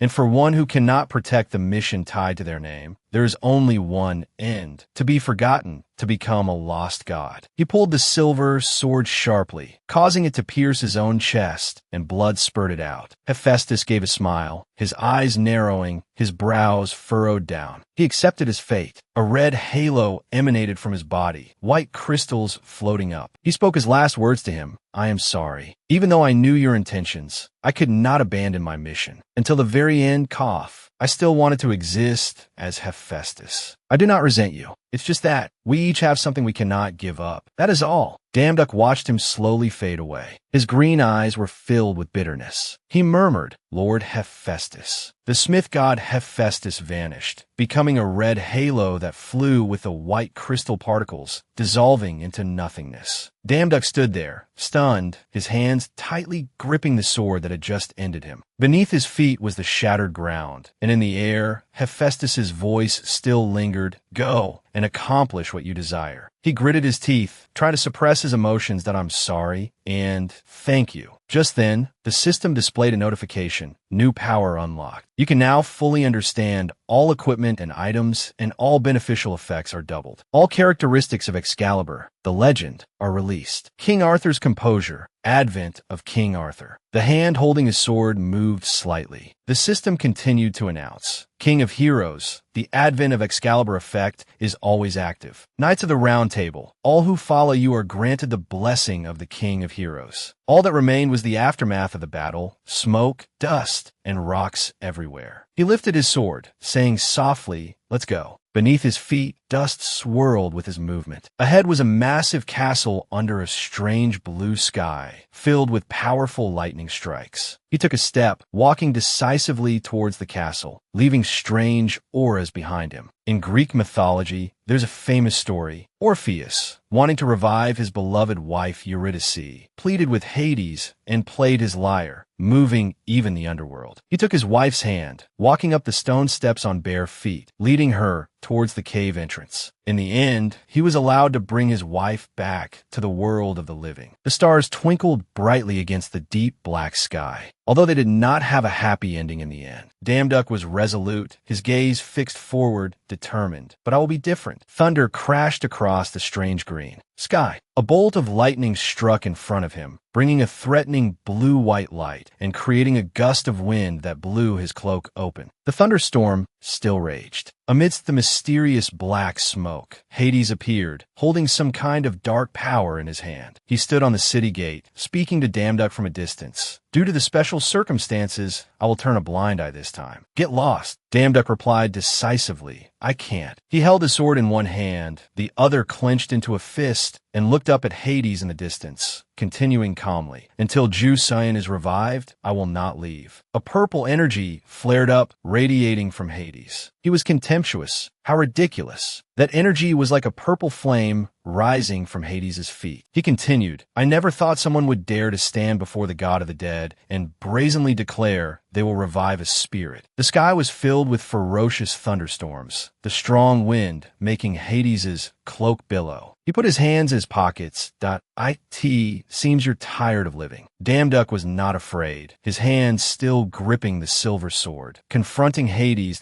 I could tear you to pieces at any moment. He maintained a calm demeanor.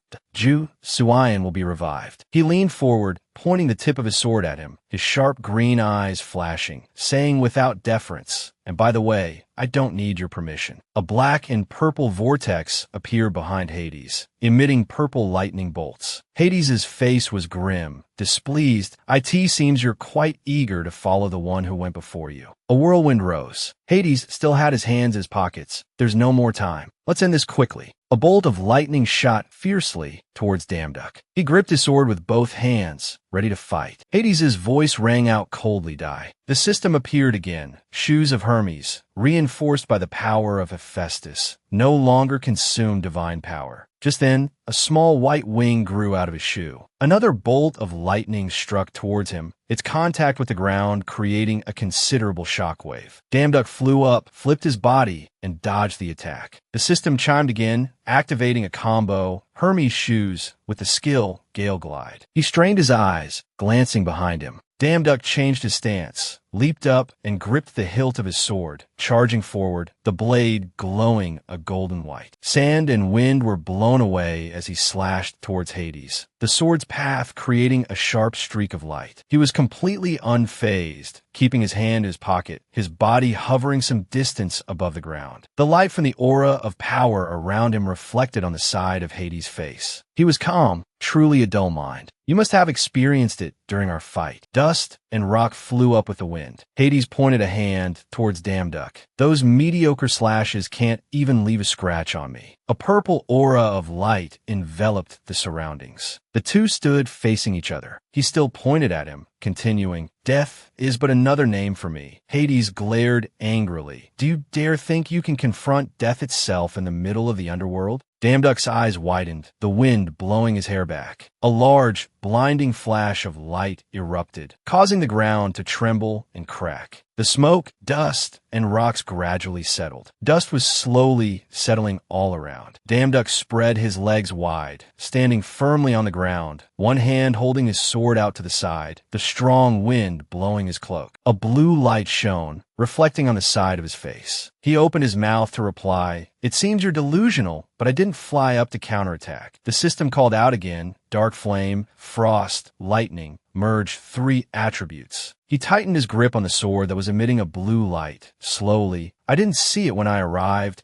but I never expected the gates of hell to be left behind the castle like this. Hades was alarmed, seemingly having realized something. You can't be. Damduck swung his sword again, his gaze as cold as ice, sky stream sword. A white shadow headed down towards the castle. In front of the castle was a gate, which appeared to be the gates of hell. Damduck's eyes glowed with a white light as he poured his power into the technique. Skyfall. The form of a giant sword appeared in the sky. Its tip pointed straight at the top of the castle. Hades' vision went dark. He widened his eyes in astonishment. His face darkened, and he was about to raise his hand to use his own power to stop that sword. From a vortex behind him, countless black lightning bolts shot out, rushing towards the sword. The lightning bolts quickly wrapped around the sword, trying to hold it back, to prevent it from plunging into the castle. Hades was both angry and panicked, a vein throbbing on his face, still struggling to raise his hand to control the lightning bolts. He roared, Fool! If the gates of hell are destroyed, the souls of the dead will turn this world into a hell unlike any other. Do you really wish for such a world? Ignoring his screams, a determined glint still shone in Damduck's green eyes. He slowly said, It seems you don't know. But while you all kept the gates of Olympus tightly shut, the world below has long been a living hell. He didn't stop, continuing his words. Moreover, I have lived in a hellish world for a long time, a place with no dreams, no hope, only a powerless person like me existed. It was in that place, Thanks to you trusting and relying on me, that I understood. The blue energy radiating from his body surged. Damduck pressed the sword down with both hands, shouting, "Even if it is hell, as long as we are together, we can overcome it." The black lightning bolts could no longer hold onto the sword and burst away. Hades reached out, still stubbornly trying to stop it, crying out in pain, "Gak!" He screamed in despair, "Stop!" The sky turned a dark blue. The sword continued to plunge down. A massive white light radiated in all directions.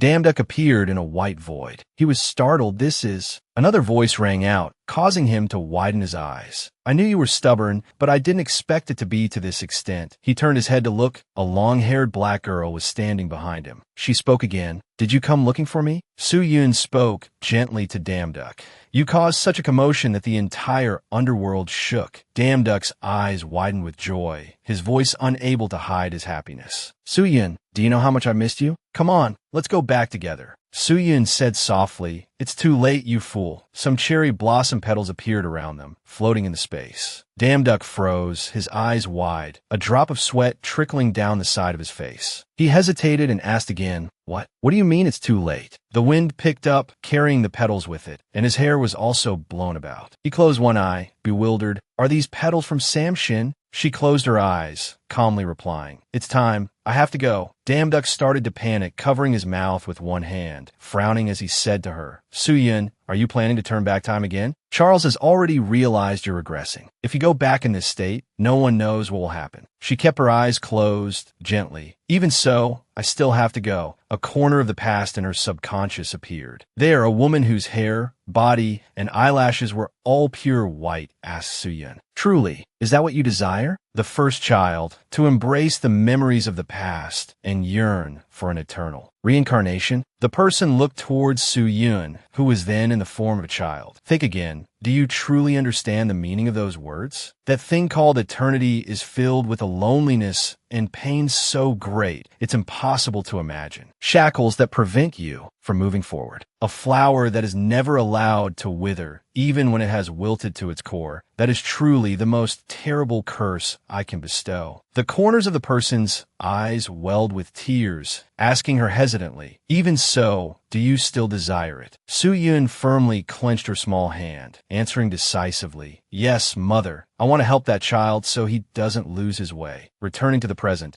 she turned her head to look at Damduck gently. "Don't worry, because even in the next life, I will still find you." Damduck reached his hand forward. He grabbed her arm, startling her. Damduck couldn't accept it, saying loudly, "Why? Why do you alone have to sacrifice yourself like this? Let go of that role you never wanted." She raised her voice. "Let go." The tears she had tried to hold back now streamed down. "Do you have any idea what I've had to endure? If it could be ended that easily, I would have given up long ago. No matter what I try, this curse cannot be broken. It's impossible." He took a step forward. Damduck pulled her into his arms, one hand supporting the back of her head, decisively. "I will help you." Her eyes widened in surprise, tears still rolling down her cheeks. His voice echoed in her ear, "I have a way, so let's go back." Shimmering tears welled up in Su-yun's jade-green eyes, rolling down her flushed cheeks. Damduck's gentle voice sounded in her ear, "I will help you. Let's go together." Damduck's hand gently supported the back of her head, patting her soothingly. Su-yun seemed to break down, burying her head in his chest and crying. Streams of tears flowed down the sides of her face, her hands clutching tightly to his cloak, crying like a child, "I can't take it anymore." In the middle of the white void, cherry blossom petals floated in the air. Two figures leaned closely together, the girl seemingly resting completely against the young man's chest, sobbing resentfully. Su-yun admitted her long-held suffering. "I hate dying over and over again, and I don't want to see the people by my side die ever again." Suddenly, a small figure, in the form of a child, appeared. Who else could it be but Samshin? She covered her mouth, teasing softly, "My, look at these children." She used her wide sleeve to cover her mouth, looking at the two children hugging and comforting each other with a judgmental gaze.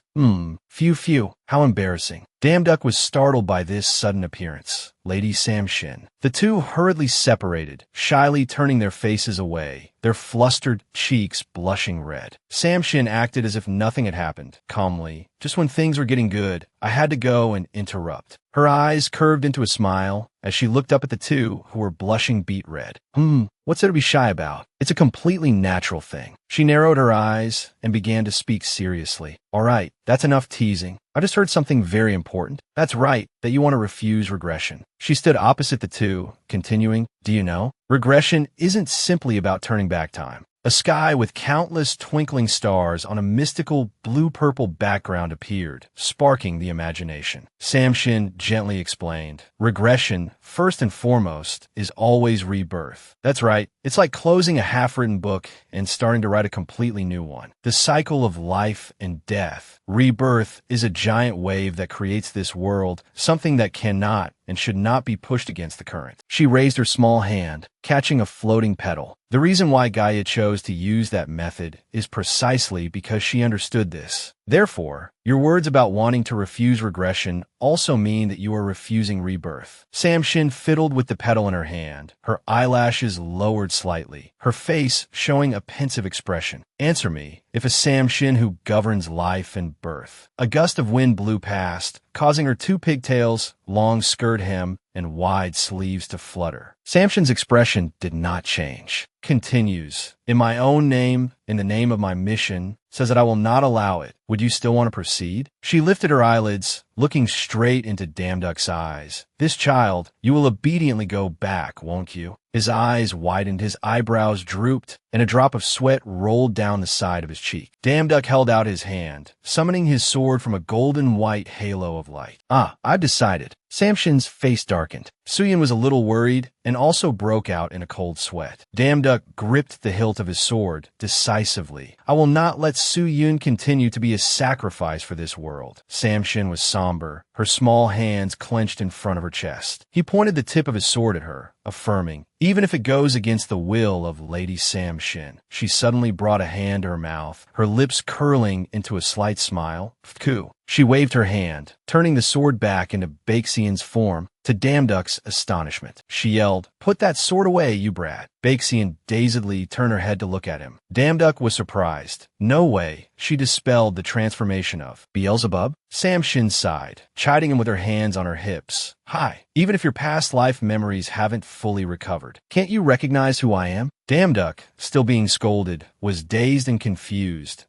Samshin's eyes curved, smiling gently. You really don't understand? In this world, what kind of old woman would stand in the way of the path her grandchild wants to take? I was just worried about the plan I read in your heart, so I pretended to be strict to clearly hear your resolve. He was surprised, asking her again, You can know that too? She looked up at him, her gentle eyes matching her soft voice. Not every detail, but I can feel how dangerous that path is. She took Damduk's and Suyun's hands, whispering, I just want you two to be happy because you have suffered too much through so many lives. She lifted their hands closer to her face, caringly. Don't worry, just say it. Whatever the method, if it's within my power, I will definitely help. The two looked toward Samshin, moved. Lady Samshin. She disappeared, leaving only fluttering cherry blossom petals and their words of gratitude. Thank you. Damduk held out his hand, which glowed blue at his command. Summon priests. A blue light flared up, creating a gust of wind that blew his cloak. The system displayed a notification, consuming divine power to summon the priests. The light dissipated, leaving the figures of 4 people and a giant beast behind them. Sauron dazedly turned to ask Gyurem, what just happened? Gyurem, also unsure of the situation, uttered a vague sentence. This is a super cool. Damduk walked over, greeting them cheerfully. Is everyone okay?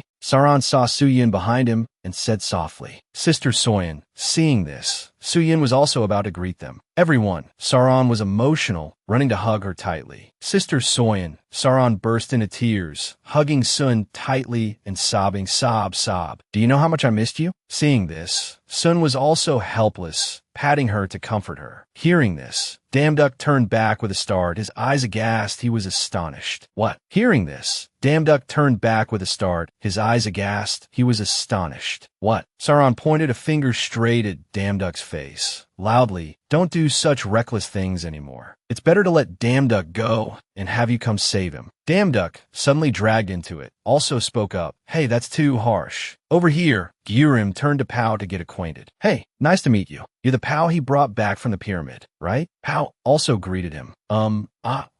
That's right, nice to meet you. Pow smiled. Are you also a priest? I've lived a life quite far removed from rituals, so I'll try to observe and learn a lot. Gyurim smirked, introducing himself. Good, that attitude is great. If you ignore Damduck and so Ian, I'm the strongest one here, number one. He touched his chin. Ho, impressive. Though to me you still look like a teenager who hasn't reached adulthood. He was no pushover either, retorting. Honestly, what does age matter? Are you really an old man? The war of words didn't stop, Pow continued. Are you asking for Aeol? Ha. I was born around 3100 BC. It's not wrong to call me an old man. Gyurim was at a loss for words, flustered. What does age matter? What's important is strength. Sam Shin from a distance saw the liveliness and smiled gently. With so many children, it's noisy but really fun. She watched everyone bustling from afar. Her heart warmed. It's fine even if I have to listen to them chirping all day, but the world is gradually coming to an end. She started a conversation with Damduck. Damduck, the priests have all been summoned. Now speak. She spoke more clearly for everyone to hear. Once you've decided to end the loop of regression, there will be no next time. How will you save So Ian and overcome the events ahead? Sauron heard this and was bewildered, immediately turning to Su Ian to ask, Save you? But you're still alive. Su Ian gestured for her to be quiet and said softly, Shoo, I'll explain later. Damduck then spoke up. There's only one way left. A determined glint shone in his eyes. We have to go and destroy Charles. Su Ian was startled and alarmed upon hearing his decision. Samshin responded to his intention. Destroy Charles? I've heard that countless times. She thought of a figure all in white, with flowing hair and hands clasped before her chest appearing in the vast galaxy. Gaia once predicted that only when all 12 priests are gathered can they stand against Charles, yet in thousands of lifetimes. Not once have all 12 priests gathered. In this life, we have only gathered 5 priests. In the end, this time is no different from the previous ones. He closed his eyes, replying, That's right. His sentence didn't end there. He continued. For now, Samshin asked in surprise. For now? What do you mean? His eyes were resolute. We have a fragment of Pandora. Baxian looked up at him. Damduck thought to himself. When Baxian awakened the power of Hephaestus, we learned her true identity. The system displayed. Baxian, fragment of Pandora, the key created by Selene, stole the power of Cronus at the request of the first human, Pandora, can distort the flow of time, opening the gate of time, where the boundary between past and future is erased. He sat down, gently stroking Baxian's head, his thoughts still racing. So you've been secretly helping me all this time. Damduck didn't look up, saying to Samshin, We plan to use the gate of time to return to the past. An image depicting his plan appeared, accompanied by his voice. Return to the time when Ragnarok broke out. There, while the priests of the past are holding their ground, we will find an opportunity to attack Charles from within. Damduck explained the plan clearly. If we can gather the priests from the past, the present, and even those who have not yet become priests, and unite them as one, then the prophecy of the 12 will become a reality. Su Ian, behind him, heard this and rested her chin on her hand, thinking, It sounds crazy, but might be possible. Her eyes held countless thoughts. Mother's prophecy only said that 12 priests had to gather, but returning to the past means. Samshin was aghast at Damduck's words. You want to go back to the past? This child, do you really understand the price of crossing the stream of time? The mystical Milky Way seemed to appear before her eyes, its light reflecting on Samshin's fluffy hair. She advised cautiously, Once you go against the natural order,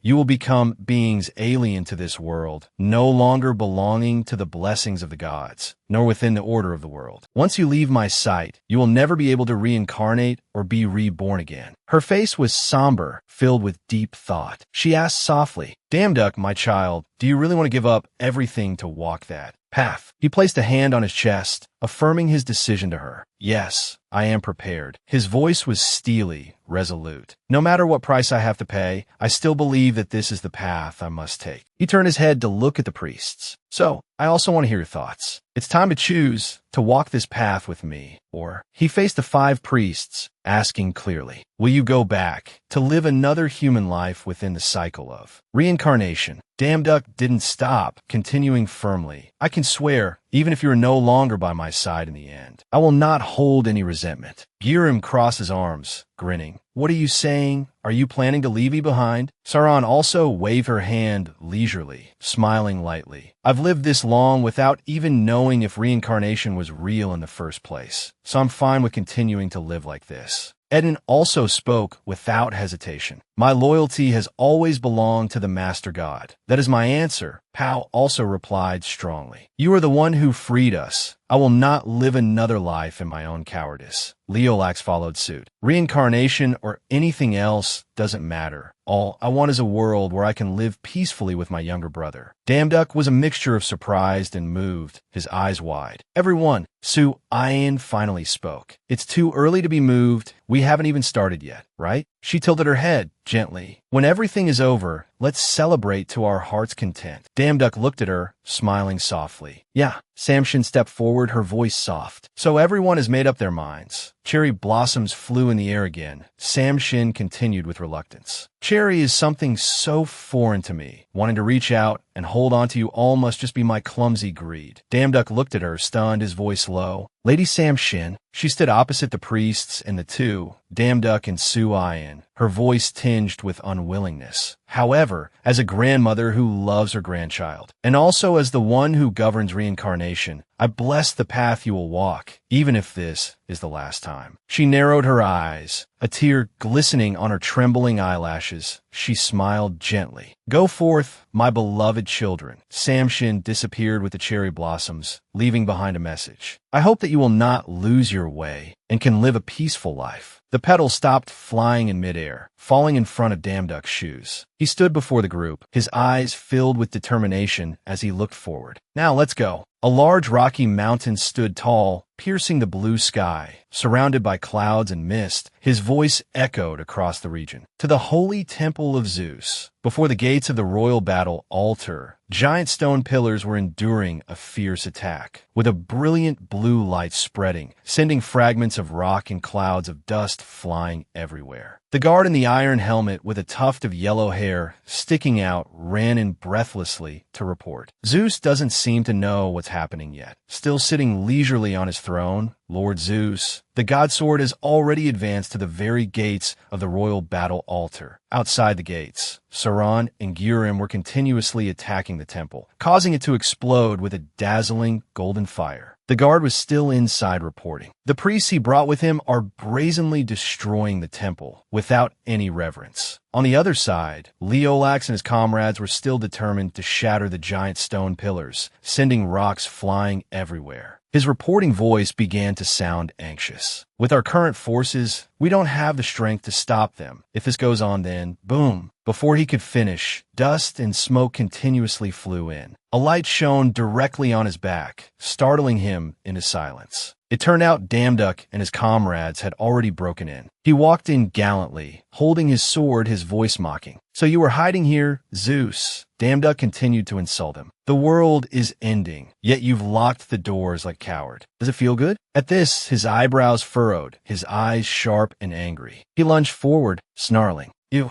The guard immediately rushed out to block in front of Zeus, protecting him, sword in hand, wearing a blue cloak and a yellow skirt. Truly, only a heavenly sense of style could appreciate his outfit. He snarled at Damduck. You madman, he shouted. Cease this insane behavior at once, and bow your head in submission. The king of the gods will personally pass judgment on you. As soon as he finished speaking, a heavy blow struck his head, stunning him. A strange creature with long, white fur as thick as a wild beast's, with several blue stone spikes on its forehead, was Etten, and was the one who had just delivered a punch that knocked the man out cold. Lying sprawled out, the creature's face was fierce, its mouth baring its teeth. You're the one who should be bowing. Damduck looked at Zeus with a serious gaze. Zeus, you wanted to hear Pandora's prophecy from Prometheus, and to do that, you tortured him cruelly for eternity. But did you know even prophecies are all vague? Normally, people don't go to such lengths for something so vague. Thinking of Zeus's brutal torture, he continued, that means you already had something you clearly desired. Continuing to think of when Olympus was attacked, the giant stone pillars crumbling, the soldiers who had fallen, his voice rose. Ragnarok happened, you locked the doors. Even when Olympus was under attack, you still sat on your throne. That's the reason. Hearing his words, Zeus's face had begun to darken. He was speechless. Damduck still shouted, the gate of Pandora, that gate is here, isn't it? You want to find a way at that gate. Suddenly he propped his hands on the throne, a surge of power running through his arm. He launched himself from the throne, landing right in front of Damduck, bringing with him golden lightning bolts that surrounded him. His face dark, as he charged he muttered, you will die here. A punch straight to Damduck's face caught him off guard, leaving him standing stunned, dazed. But it wasn't going to be that easy. Damduck didn't come here alone. Just as he threw the punch, his arm was severed by a beam of light that flew past, causing him to cry out in shocked pain. His eyes about to pop out. Sun hurriedly ran past, glanced at Zeus, and left him with a reminder. That won't happen. He glanced after her in pain, shouting, you bitch, how dare you, my arm? He was still glancing after Sun, but he was about to take a punch from Bao from the front. Meanwhile, Saron jumped onto his head, creating a brilliant orange magic circle. She furiously shouted, did you just call her a bitch? You bastard. A system notification immediately appeared. Blessing of King Arthur. The abilities of followers are enhanced. Powerfully, Bao glanced with disgust.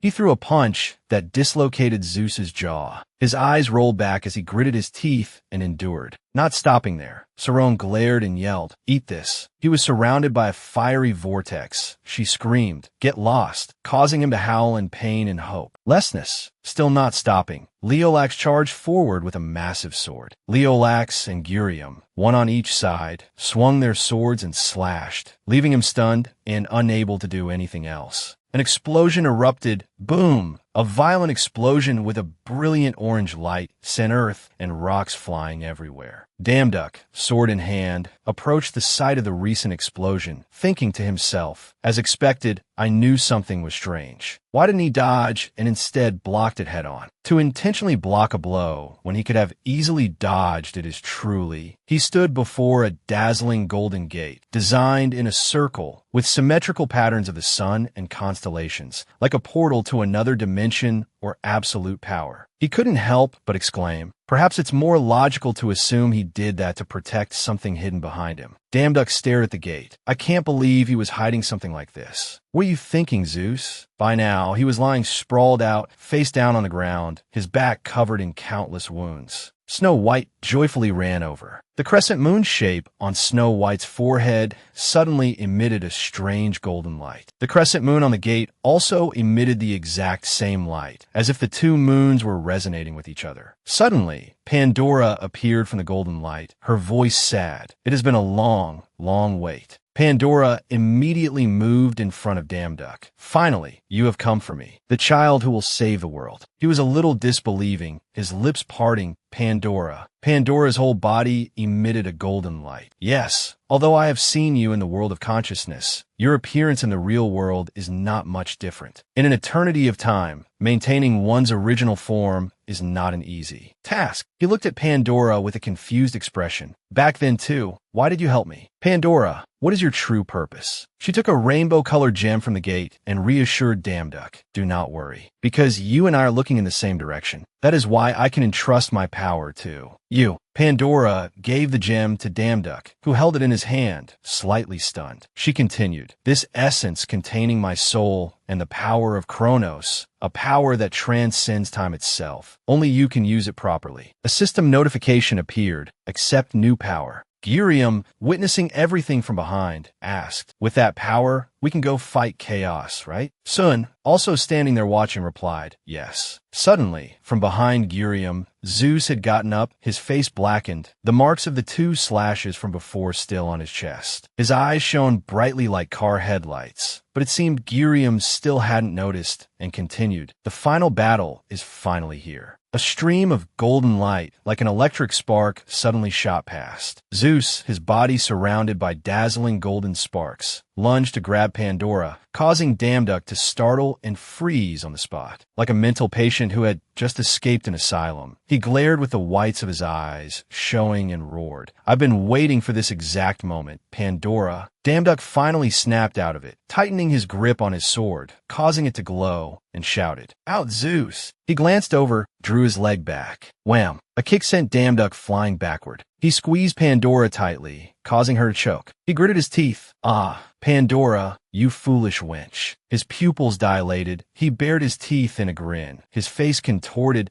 becoming a madman in an unstable mental state. He glanced at Pandora. "Did you really think you could hide forever? Ever since you stole the power of Kronos, I have longed for this moment." Pandora struggled. "Let me go." Damduck, exhausted, came forward to stop him. "Don't do anything crazy, Zeus. Don't you understand? Pandora is the key to defeating chaos. If you have even a little concern for this world, then help us." He glanced back, shouting, "You're the one who knows nothing. Helping Pandora to defeat chaos. How pitiful. What a poor puppet." He continued, "Who do you think opened the box that imprisoned chaos? The so-called Pandora's box?" Damduck was horrified, unable to believe it. "What?" Zeus didn't stop. "Let me tell you the truth. Pandora, this very woman, is the starting point of all destruction, the one who broke the seal of chaos." Damduck's face turned pale, drained of all color. Zeus raised his severed arm, which emitted billions of yellow lightning bolts, and continued, "Let's end this meaningless conversation here." Immediately, he commanded tens of thousands of lightning bolts to strike down from the sky. Descend, escape. The lightning bolts were so powerful that Damduck had to cover his face with his hands, gritting his teeth to endure, sweat dripping as he cried out, "Ugh." His arm had grown back. He grasped a large lightning bolt, surrounded by thousands of smaller ones. "I sealed it away until now because I feared Olympus would collapse." Yellow electric lightning bolts surrounded his body, his face fierce, his hands squeezing Pandora tightly. But now, there's no reason to do that anymore. Like a madman, he lunged forward, the whites of his eyes showing, his mouth stretched wide to his ears, disappear without leaving even a speck of dust. Pandora struggled and screamed, "No." Immediately, a rainbow-colored light enveloped Damduck and his comrades. Everyone's eyes widened. A dazzling golden light erupted. The towering mountain range in front was enveloped by lightning bolts and then exploded. The mountain range exploded, leaving a giant crater, its surface cracked in a spiderweb pattern. Radiating from the center, showing the aftershock of the explosion, a small figure stood in the middle of the crater. It was Zeus. He still held Pandora tightly in his hand. He glanced over. "You've used the power of time. TSK, a meaningless resistance." He opened his mouth wide and shouted, "It doesn't matter anyway. If you disappear, they will all disappear along with you." Scene changes to a park in the city. It was a beautiful sunny day. The sky was clear and blue. Damduck sat on the ground and looked up. "Where is this?" He held his head, thinking, before Zeus's attack hit, "I clearly felt Pandora's power. Did she save us?" But Zeus's words didn't seem like a lie. Thinking of what Zeus had said, "Pandora, this very woman, is the start of all destruction and the one who broke the seal of chaos." He was completely confused. Moreover, what was that strange sense of familiarity when I saw a scap? Suddenly, a voice broke his thoughts, startling him. "Hey, why do you have to overreact like that?" Curiously turning his head, he saw a boy being bullied. They were repeatedly kicking the boy and yelling, "Put your hands down. If you don't want to get punched again, that's enough. Let's just let that useless kid die for once. You damn good for nothing." Damduck was startled to realize that child was him. Damduck had returned to his own teenage years. He stood leaning against a wall, reflecting, "I still remember that day." Suddenly, 2 students walked by, their mouths split in wide grins, their voices mocking as they called out behind them. The one in front,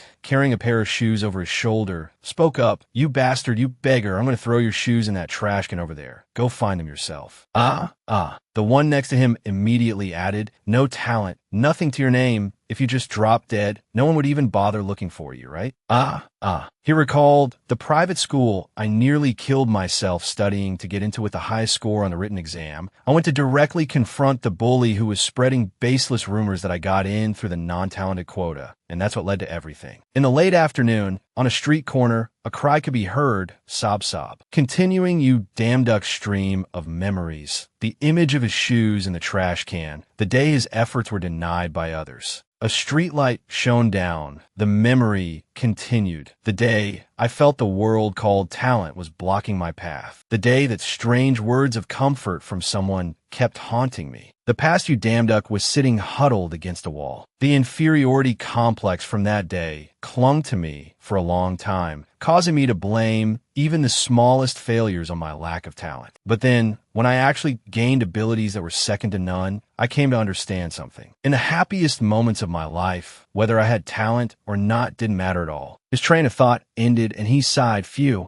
He looked up slightly. I can't believe that weird quiz uncle was me. So this is what the power of time is like. He controlled the orb in his hand. Now I think I know how to control this power. He thought, but first, a mechanical voice rang out. Remove the lion armor of Heracles. The armor disappeared, and he donned a cloak that covered almost his entire face. In the quiet night, someone's voice rang out. Hey friend, why are you crying in a place like this? Elsewhere, Zeus stood before Pandora and said, the power of time is truly miraculous, don't you think? He stepped closer to her, a surge of power from lightning gradually forming in his hand. He said, if I just kill you in the past, before everything began, then none of it will exist anymore. The girl still held the box. He roared, now disappear along with my mistake, Pandora. Instantly, a streak of blue light descended from the sky, heavenly thundersword. He landed on the ground, breathing heavily, and said, I knew you would come at this exact moment. Zeus was horrified. How did you? The mechanical voice rang out once more. Activate the lion armor of Heracles. As soon as the words were spoken, the armor appeared. Sword in hand, he declared, if it's you, the one who once trembled before chaos and fled, you would surely target Pandora in the past. First, he replied angrily, then why are you stopping me? That girl Pandora must die. He gathered power into his arm and said, if your goal is also to destroy chaos, then don't stand in my way. Lightning bolts struck down, and he blocked them all with his hands. His determined gaze fixed on him. Chaos must disappear. But if Pandora dies, then everything related to me will be thrown off course. If the beginning of everything was because of Pandora, then whether I like it or not, my existence in the present is also thanks to her. The past that you intend to erase so casually is this very present. A present that someone has painstakingly built and that someone has desperately pieced together bit by bit to achieve. By going through that journey together, I met people, saved them, and saved the world where people live. All those precious things. He rushed towards him and almost screamed, make it impossible for me to forgive this act of wanting to erase everything as if it never happened. Zeus put his hand back to prepare a counterattack. You fool, are you trying to weigh those childish things against the entire world? Even if I have to destroy the divine realm, I will get what I want. He counterattacked him. He unleashed the escape technique. A vortex of lightning appeared around him. Both you and Pandora will all be buried along with Olympus. His terrifying power caused the ground around them to shatter, sending rocks flying, forcing him to use both hands to stay steady. He stood protectively in front of Pandora and said, that must be the way to protect yourself. Feeling a surge of emotion, he thought to himself, I feel that strange sense of familiarity again. Just why is that? Pandora let out a soft cry from behind. Hearing it, you damn duck wanted to turn back to check on her. His reason reminded him, snap out of it. This is not the time for stray thoughts. I can't fight while protecting Pandora. I have to change locations. You damn duck calculated, I need a place that can withstand even exploding lightning. What if it's in the sky? If it's in the sky, he posed a question, lightning. A smile appeared on his lips. His mind was in turmoil. Could it be that? From the very beginning, everything was already destined. You damn duck gathered his strength and lunged forward. The past, the present, and even my choice at this moment. He used all his strength to launch the orb of power towards him. A deadly glint flashed in both their eyes. He said with a decisive voice, come with me, Zeus, towards the past, where we belong. The system's voice rang out, initiating time travel. Rain poured down like a torrent. He said to him, I really don't understand. He was teetering on the tip of his lightning spear. He continued, I don't know what you're planning, but it's a mistake. Even I, the wielder of this spear, avoid letting it touch me. He slowly came to. He was still rambling on about you damn duck being hit right in a vital spot. You should definitely be dead. His hand reached up and grabbed his spear. He widened his eyes, not believing the scene that had just unfolded. You damn duck clung tightly to the spear and said, actually, I've always wondered something. What kind of lightning does one have to be struck by to unlock this state? Now, he could finally see his eyes, which seemed to contain lightning itself. He answered, of course, after taking a hit from this, unlocking it is understandable, right? Zeus shouted, impossible, what trick did you use? How are you still alive and well? You damn duck replied nonchalantly, because this is the second time. In his hand, he created a spear identical to his, only different in color. The system rang out again. Snow White is copying a scap. The two faced each other in a tense standoff. He suddenly used his own lightning to attack. You damn duck said smugly, you were hit by your own lightning. He and him flew into the sky amidst the lightning. The stream of lightning had now become a sky-piercing vortex. Zeus looked up at the sky. Take this. Suddenly, lightning struck straight down at him. Returning, the sky was blue, the clouds white. A strange stream of light was descending into a forest. When the light faded, it was you damn duck who had returned, and Pandora was already waiting. His eyes glanced at her. He spoke to her. Pandora, if you were the one who planned all of this, then I want to ask, is it true that you broke the seal of chaos? He continued to ask, what is your true purpose? Pandora replied, that's right, I was the one who broke the seal of chaos, but it was unavoidable. She continued, because it was also that we humans could escape the domination of the gods. The pink-haired girl politely introduced herself. I am Pandora, the first human and also the first child of the dawn of creation. She opened her sparkling eyes, gently recounting. The day I was born, flowers fell like rain from the sky. She recalled the image from that time. Amidst cheers and joy, all the gods in the world blessed and loved me for my birth. Pandora remembered her former self, an image of her back then. She was an innocent child, always holding beautiful bouquets of flowers. She continued her bitter tale. I used to cry and sometimes laugh beside them. I believed that all that love was real. She blamed herself. How naive. But reality was not so beautiful. Pandora had discovered their secret, but then I soon realized. She exposed their true faces from the moment I was born. In the Song of Kronos that I called the love bestowed by the gods, that thing was not the love of a parent, the friendship of a soulmate, or the affection of a lover. She remembered the people who had always laughed and smiled happily with her. But deep down, they were a pack of beasts, always binding her. The pink-haired girl said bitterly, they only cherished a pet that would bring them abundance. As long as someone submitted to them, it didn't matter who it was. She revealed the reason why they had treated her well before, because their true purpose was the divine power they could receive through me. Pandora looked at the box in her hand and said to you, damn duck, when I learned everything,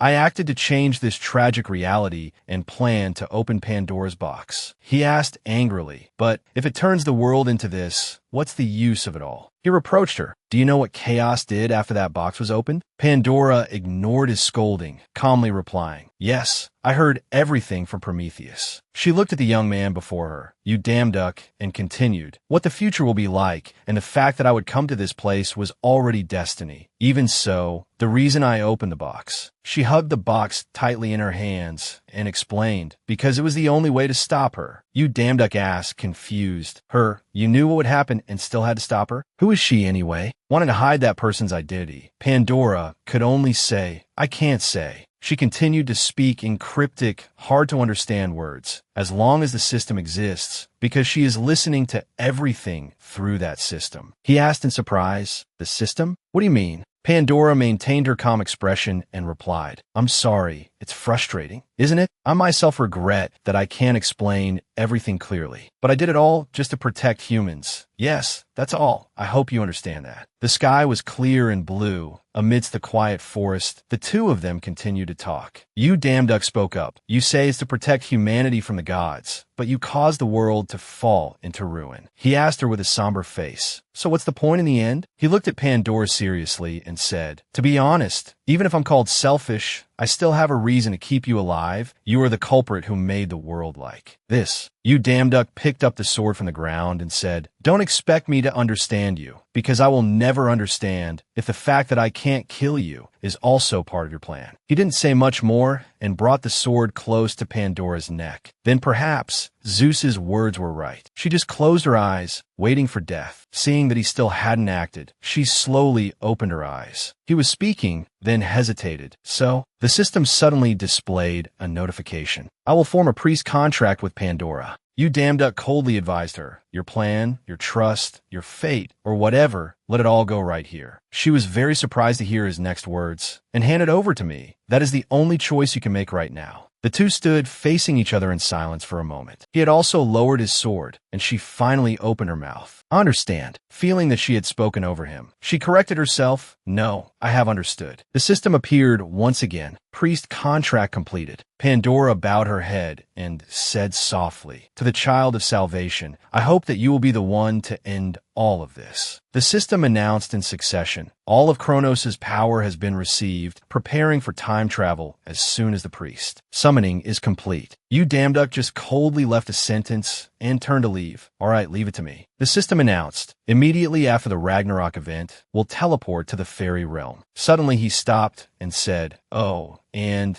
the next time we meet, don't do that anymore." Pandora looked bewildered, not understanding what he meant. "Do what?" He gave a faint smile and replied, "What else? That formal way of speaking. I have no interest in hearing someone younger than me use honorifics with someone old enough to be their great-grandfather." As soon as he finished, he disappeared, only his words echoing. "Well then, see you later." Pandora stood there silently, still holding the box in her hands. Night had fallen. At a crumbling castle, chunks of brick and stone were constantly falling. Inside that castle, there was a girl whose whole body was severely injured. She spoke weakly. "Recovery is too slow." In her soft voice, "It's no different from sloppy insects' work." Instantly, a large section of the wall fell. The girl's eyes were filled with dissatisfaction. "I haven't even recovered properly yet." Fortunately, that piece of wall fell right beside her. The girl's body remained motionless. She was also quite surprised by her fate. "This is wrong. I have no strength left." But next, even bigger chunks of the wall were falling one by one. The girl felt that her life was over. "But at this point, I've paid back my grudge in full, right to the damn gods who once stood by and watched our world be destroyed." The giant piece of wall fell, carrying her words with it. "Right, Mama." It was about to fall and crush her, but her body had no strength left. She asked herself, "For me like this, it's enough, right?" As the girl faced imminent death, her mind began to waver. "But then why is my heart so empty?" Her eyes filled with pain. In the moment of crisis, a young man arrived to shield the girl. He was dressed discreetly, so his face couldn't be seen clearly. That person was Leolax. He asked worriedly, "Elia, are you hurt?" It turned out this weak girl was Elia. She was very surprised by his appearance. "Leo, why are you here?" The sound of another person's footsteps was heard, along with a voice. "What do you mean, why?" Yu Damduck had come to rescue Elia and had brought others with him. He said cheerfully, "Because you're my priest, of course I had to come." Elia was even more stunned. Yu Damduck, although she was very weak, her voice was still strong. She shouted at him, "Impossible. How can you be here?" He didn't answer, but just created a fire to burn a small piece of paper in his hand. The system announced, "Activating self-healing. When used on others, effectiveness is halved." Yu Damduck slowly explained, "Pandora's gate. We used it to come to you from the future." Her body was being healed by the system. When she heard him speak, Elia's expression changed. "Pandora, could it be the thing that Master Chaos mentioned?" Her mental state was gradually becoming agitated. "No, it can't be like this." She gradually became frantic, screaming at him. Why are you still living peacefully like this? What was the point of all the effort I've made until now?" Leolax, from behind, placed a hand on her shoulder, wanting her to calm down. "Elia," he gently reassured her, "you've been through too much on your own." Before he could finish his sentence, "I'm sorry, but I'm here now." Elia had forcefully pushed his hand off her shoulder. She looked at Leolax with eyes full of hatred. "Shut up. Don't pretend to be worried. I don't consider someone like you family." She vented all her years of resentment on him. "You could never understand after our homeland was destroyed. Only the two of us survived and escaped.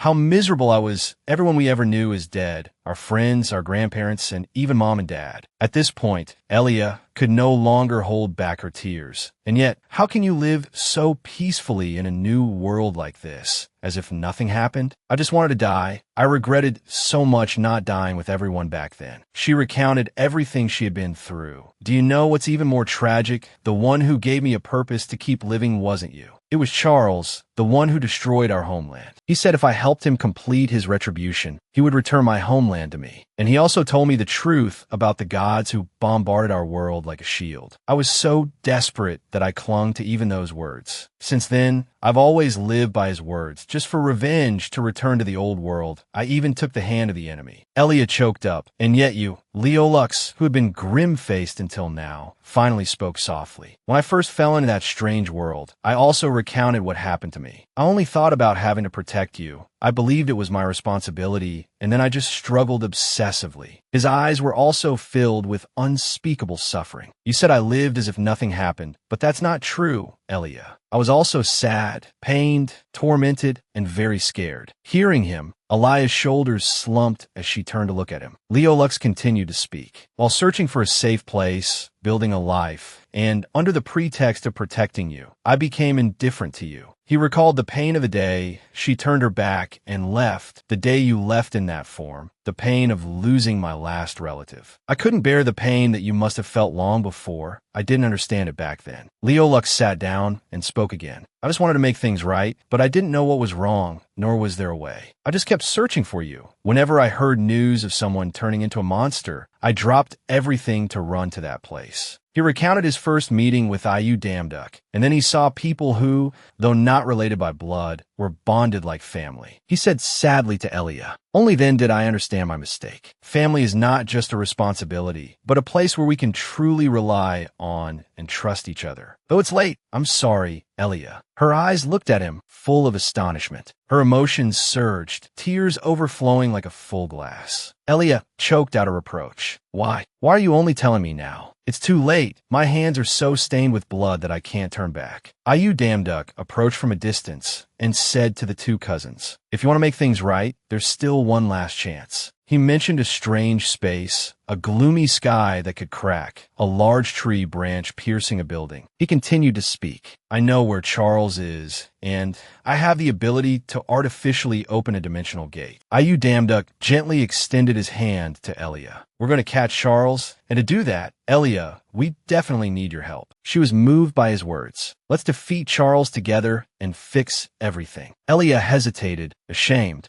What I've done is unforgivable." But she agreed to his plan. If these bloodstained hands can still do something. Elia opened her heart and extended her hand, taking Ayu Damduk's arm. He was also very happy. "Then let's go. Let's catch Charles together." In another scene, the sky was a fiery red, but there were still many bright stars, like a real world. In the sky, a crack appeared, connecting to the previous place. Ayu Damduk spoke up, asking, "Is this where Charles is?" Sun, beside him, spoke up. "I can feel it. Though it's completely different from my memory, this place is the primordial land where we were born." He looked far ahead, affirming, "If so, then he must be on the other side." In that sky, 3 blood-red eyes appeared, looking at a person below with long, pure white hair. It was Charles and Gayer. Charles closed in on Gayer, asking contemptuously, "Gayer, do you think sealing me will end everything?" She raised her hand to shield herself from his dark powers. Her voice was weak. "Go away, Charles. I can't let it end like this." The dark powers tightened around her arm. Charles hinted at her meaningfully. "You of all people know best, don't you, that all things will flow according to nature's course." He advised her, "Give up and let's go together." Gayer struggled to resist. She spoke with great difficulty. "Customer." A weapon flew by, kicking up gravel and rocks. It severed the dark energies gripping Gayer. A hand reached out to catch her.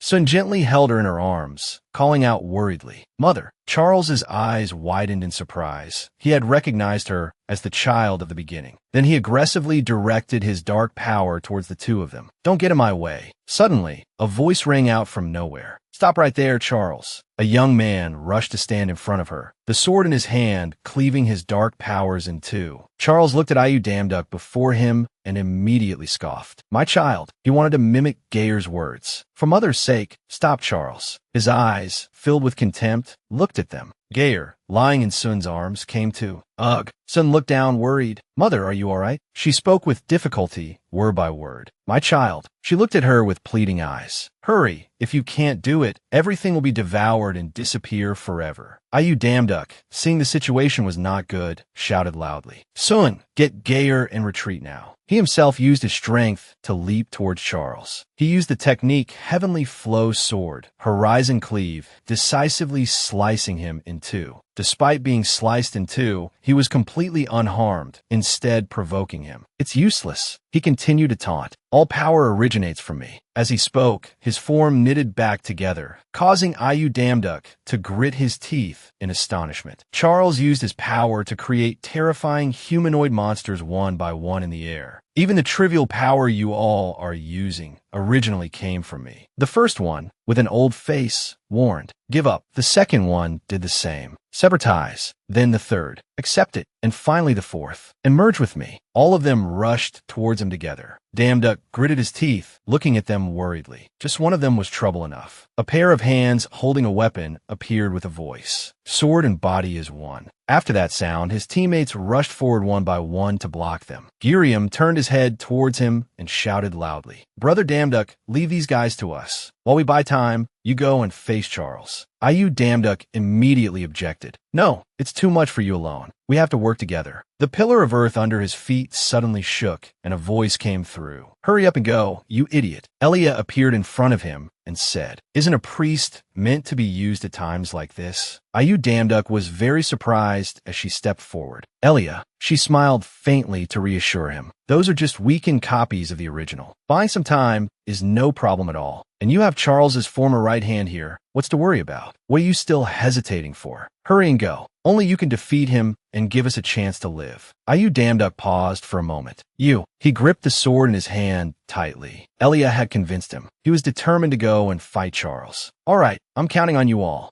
Elia, from below, looked up and shouted loudly, Go, give him a good one for us. Ayu Damduk's eyes were filled with determination. He rushed straight forward with his strength, creating an incredibly immense wind. That wind gradually enveloped his body. The sword held tightly in his hand also began to glow. System notification, unifying all acquired attributes. Ayu Damduk rushed forward, facing Charles. He once again used the technique Heavenly Flow. Sword, he unleashed the technique Heaven Breaker. Dozens of blades simultaneously flew towards him. His eyes widened, filled with astonishment. The impact was too strong. A flash of light instantly flared up in the sky. Giriam raised his hand to shield his face. Trying to look up? What was that? Since when did Brother Damduk learn such an amazing skill? Elia also added, That's terrifying, did it hit? Sun froze as she looked at the scene before her. She realized something was wrong. That's not it, she said hesitantly. That is. The blades that had pierced Charles were instantly and gradually being swallowed by its power. Charles grew increasingly smug. It's useless. Realize that all struggle is meaningless before me. Ayu Damduk was surprised and couldn't believe his eyes. He panicked and quickly turned back to shout loudly, Danger! Everyone get back. Before he could finish his words, pieces of gravel grazed his face. The ground simultaneously cracked, sending pieces of rock flying everywhere. The others collapsed from this sudden event. Damn it, the pieces of rock are gradually being destroyed. Sun held Geyer tightly in her arms. A powerful force shot towards her, making her cry out with difficulty. A sound.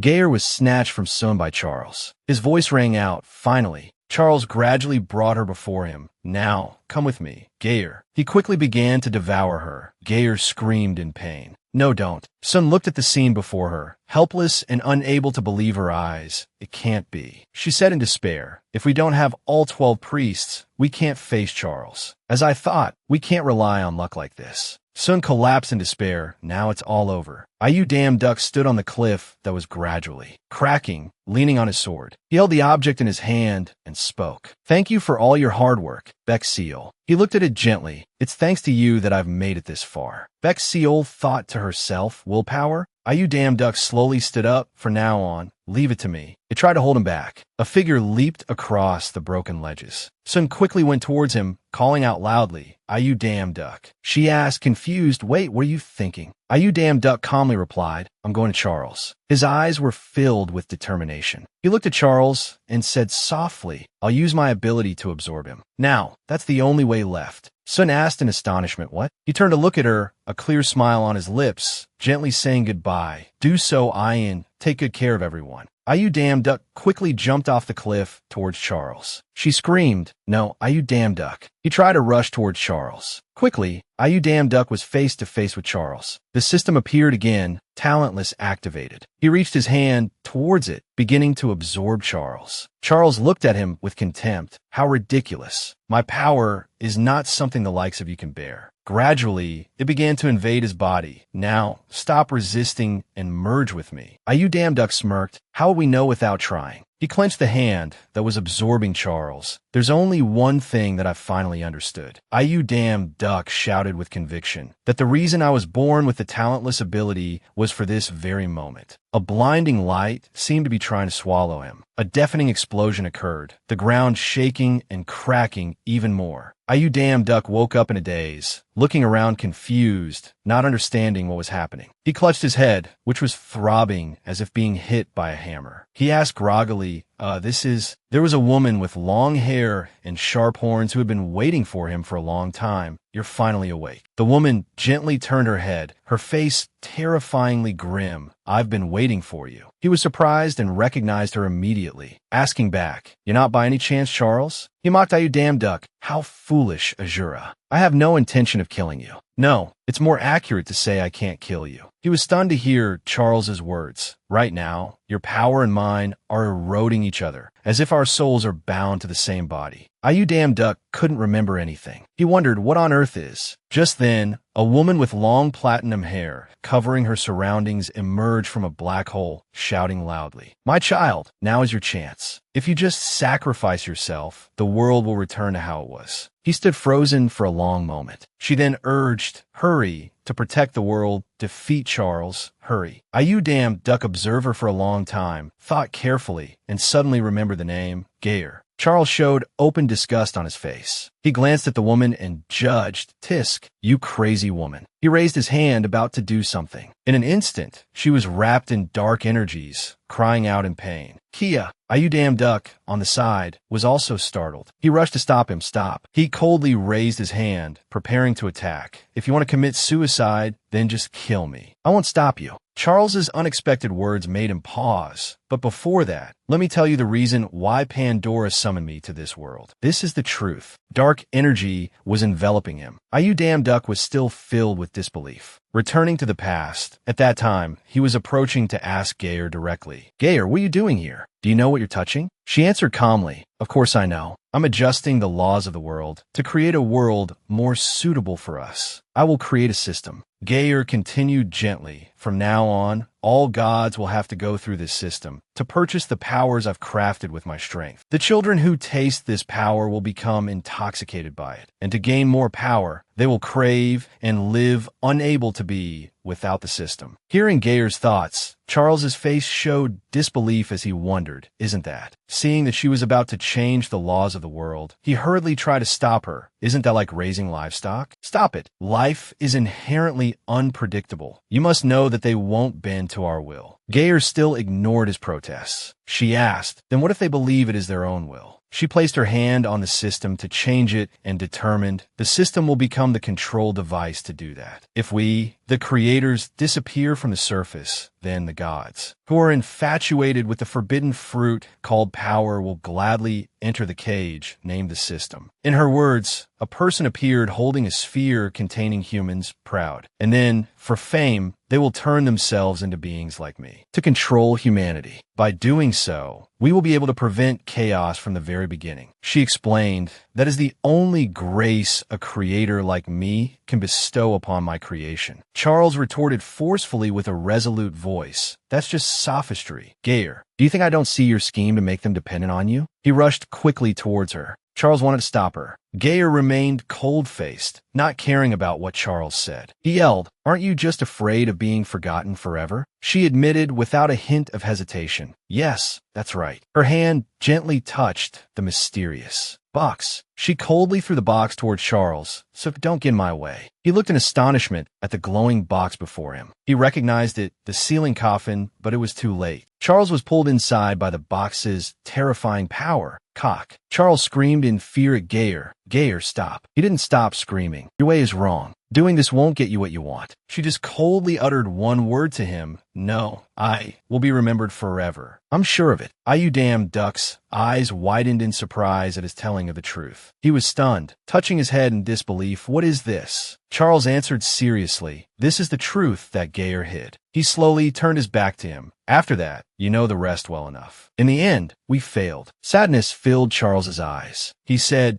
"Gayer, to stop me when I was released, unable to handle the whole, split the world, which was once a single entity, into countless different dimensions." From his hand, he created a dark purple form for you damn duck to see. And to regain my control in those separated dimensions, I created what is called the Gate of Chaos. You damn duck stood frozen after hearing all that. Charles had said, his hand unconsciously clenched, thinking angrily. So that's what Pandora's words meant back then. So many lives were sacrificed just for a trivial power struggle like this. Gayer spoke up again, not wanting him to be convinced. "My child, what are you still hesitating for?" He stood silently, ignoring her as she continued to urge him. Whatever the reason, Charles still extinguished countless lives. She awkwardly tried to justify herself. "My child, believe me, I'm not like them. I don't control you. I protect you." He still stood there silently. Gayer continued to speak. "Just entrust everything to me as you've always done. Thanks to your noble sacrifice, everything will return to its rightful place. That is your destiny." You damn duck raised his hand, observing the dark power similar to Charles's, and asked him, "If I am now in a state of unity with you, Charles, then this feeling as if countless dimensions are seeping into me, it's all real, right?" He answered, displeased, "That's right. I have swallowed all dimensions, so the world is now composed of you and me." He once again raised his hand to feel the power that existed within him. "Is that so?" You damn duck unleashed his power so forcefully that Charles was caught off guard. He looked at him, shocked. "What are you trying to do?" He created a sphere himself and said softly, "I will fix this world so that those who call themselves gods can no longer interfere." She was startled and tried to dissuade him. "Stop, my child, this is a mad act." Gayer's eyes gradually filled with fear. She warned relentlessly, "Human life has always been maintained under strict management. You don't understand. Civilization, development, peace, all can only exist thanks to the barrier of the gods." You damn duck smirked slightly. "I don't need any barrier." He smiled more happily than ever, confident that, even without those things, I'm sure humans can do it. I believe in humanity's potential. With that, you damn duck used his power to shatter the different dimensions. A light flashed, and the presence of Gayer and Charles was no longer seen. He himself was floating in that dimension. He still couldn't believe what had just happened. His eyes seemed a bit complicated. You damn duck gently closed his eyes. He himself was gradually disappearing from the dimension. A scene from the past appeared again. A voice rang in his ear. A face that was once familiar was now gradually blurring. "Kill it." That person said, "Kill." Sujuin opened her eyes, a tear still lingering at the corner of her eye. She was silent for a moment. Sujuin raised her hand to wipe away the tear and said, "That dream again." Bexiol on her lap carefully looked up. She quickly apologized. Sorry Bexiol, I woke you up." From behind, someone suddenly approached, calling Sis. Saran, from behind, showed clear worry. "You had that strange dream again, didn't you? You looked tired, so I didn't wake you, but I should have woken you up." Sujuin calmly reassured her.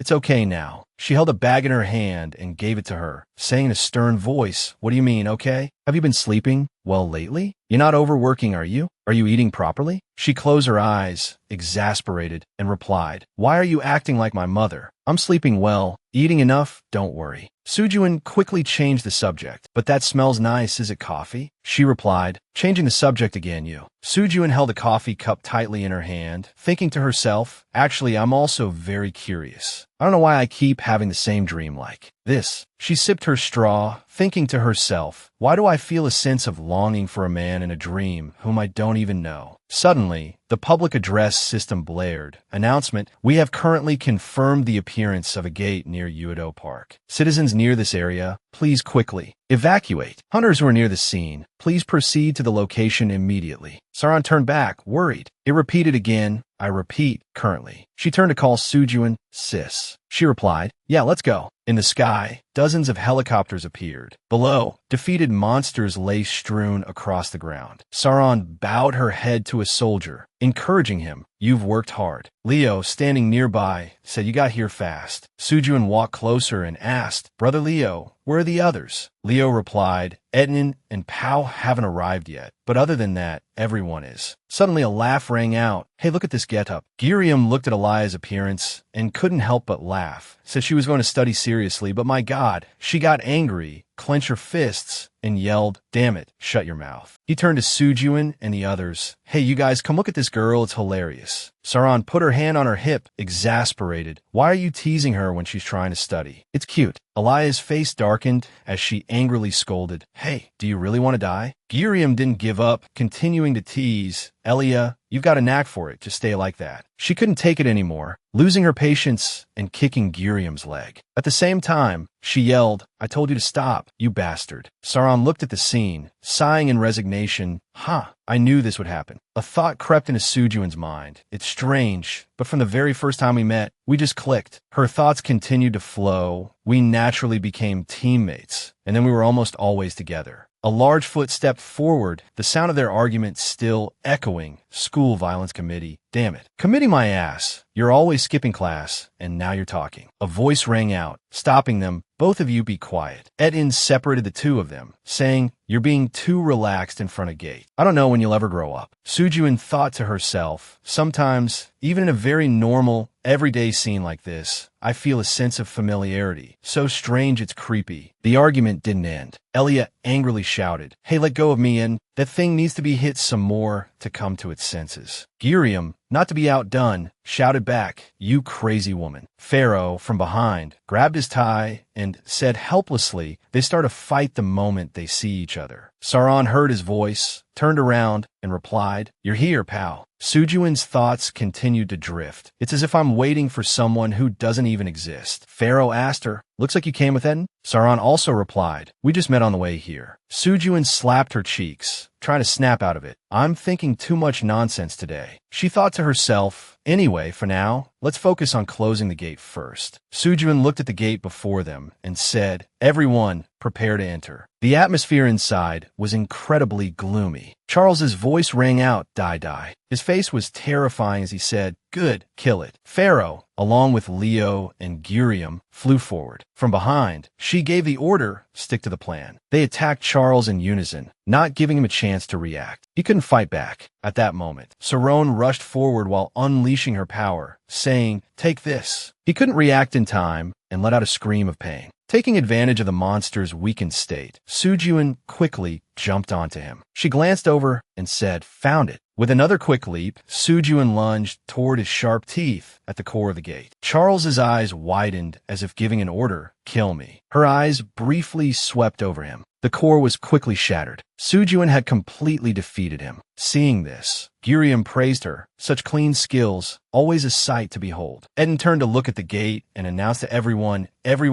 gather to me. The gate is about to collapse. They quickly jumped onto his large hand, holding on tight. Escaping safely was the final part of the plan. Suddenly, Sauron noticed something. She bent down and called to Sujuin, who was staring blankly at her own hand. Sis, hurry over here. She looked at her hand and replied, I just need to confirm one thing. She leaped away. Sujuin ordered it in, as captain, I order you to lead the kids out first. I'll be right out. He quickly replied, "All right, confirmed." They shouted worriedly, "What? Ed, and wait." He immediately refused. "I can't. During a mission, the captain's orders are the top priority." He stood up, preparing to leave, as someone shouted, "Hey, wait a minute." Sujun ran quickly forward. Tears streamed down her face as she wondered why. Her hand clenched into a fist. Why did I forget that? Memories of the past resurfaced. Sujun held their hands tightly. A flower petal appeared in her hand. Someone softly called a name, Juso Ian. That person's face was immediately revealed. Clearly, Ayu Damduk smiled and called to her, "Juso Ian." Sujun looked at her hand, tears streaming down her face. She ran toward Charles as that voice spoke. The fact that someone remembers you, that alone is enough for a god to continue existing. Humans are not so different, for they are beings who leave behind memories and then depart, that is all. A hand lifted the petal. The miraculous petal of reincarnation blooms for people like that. The last gift I leave behind. Please continue to bind your fates together. The white-haired girl closed her eyes and said, "You children who are human but were once gods, even though I can no longer watch over you." Her footsteps slowly came to a stop. Sujin looked at Charles and called out, "Ayu Damduk." He screamed, "Kill me." The monster roared aggressively. Now, no more foreign entities will interfere with this world. Only when all others are eliminated will order be restored. Her face full of tears, she asked him, "So that was why? Is that why you sent me signals through my dreams?" Sujun continued, "How could I possibly let you go?" She reached out, intending to touch Ayu Damduk. "You must have suffered so much. I'm sorry. From now on, I won't leave you alone anymore." Her palm touched him, flashing with small lights that,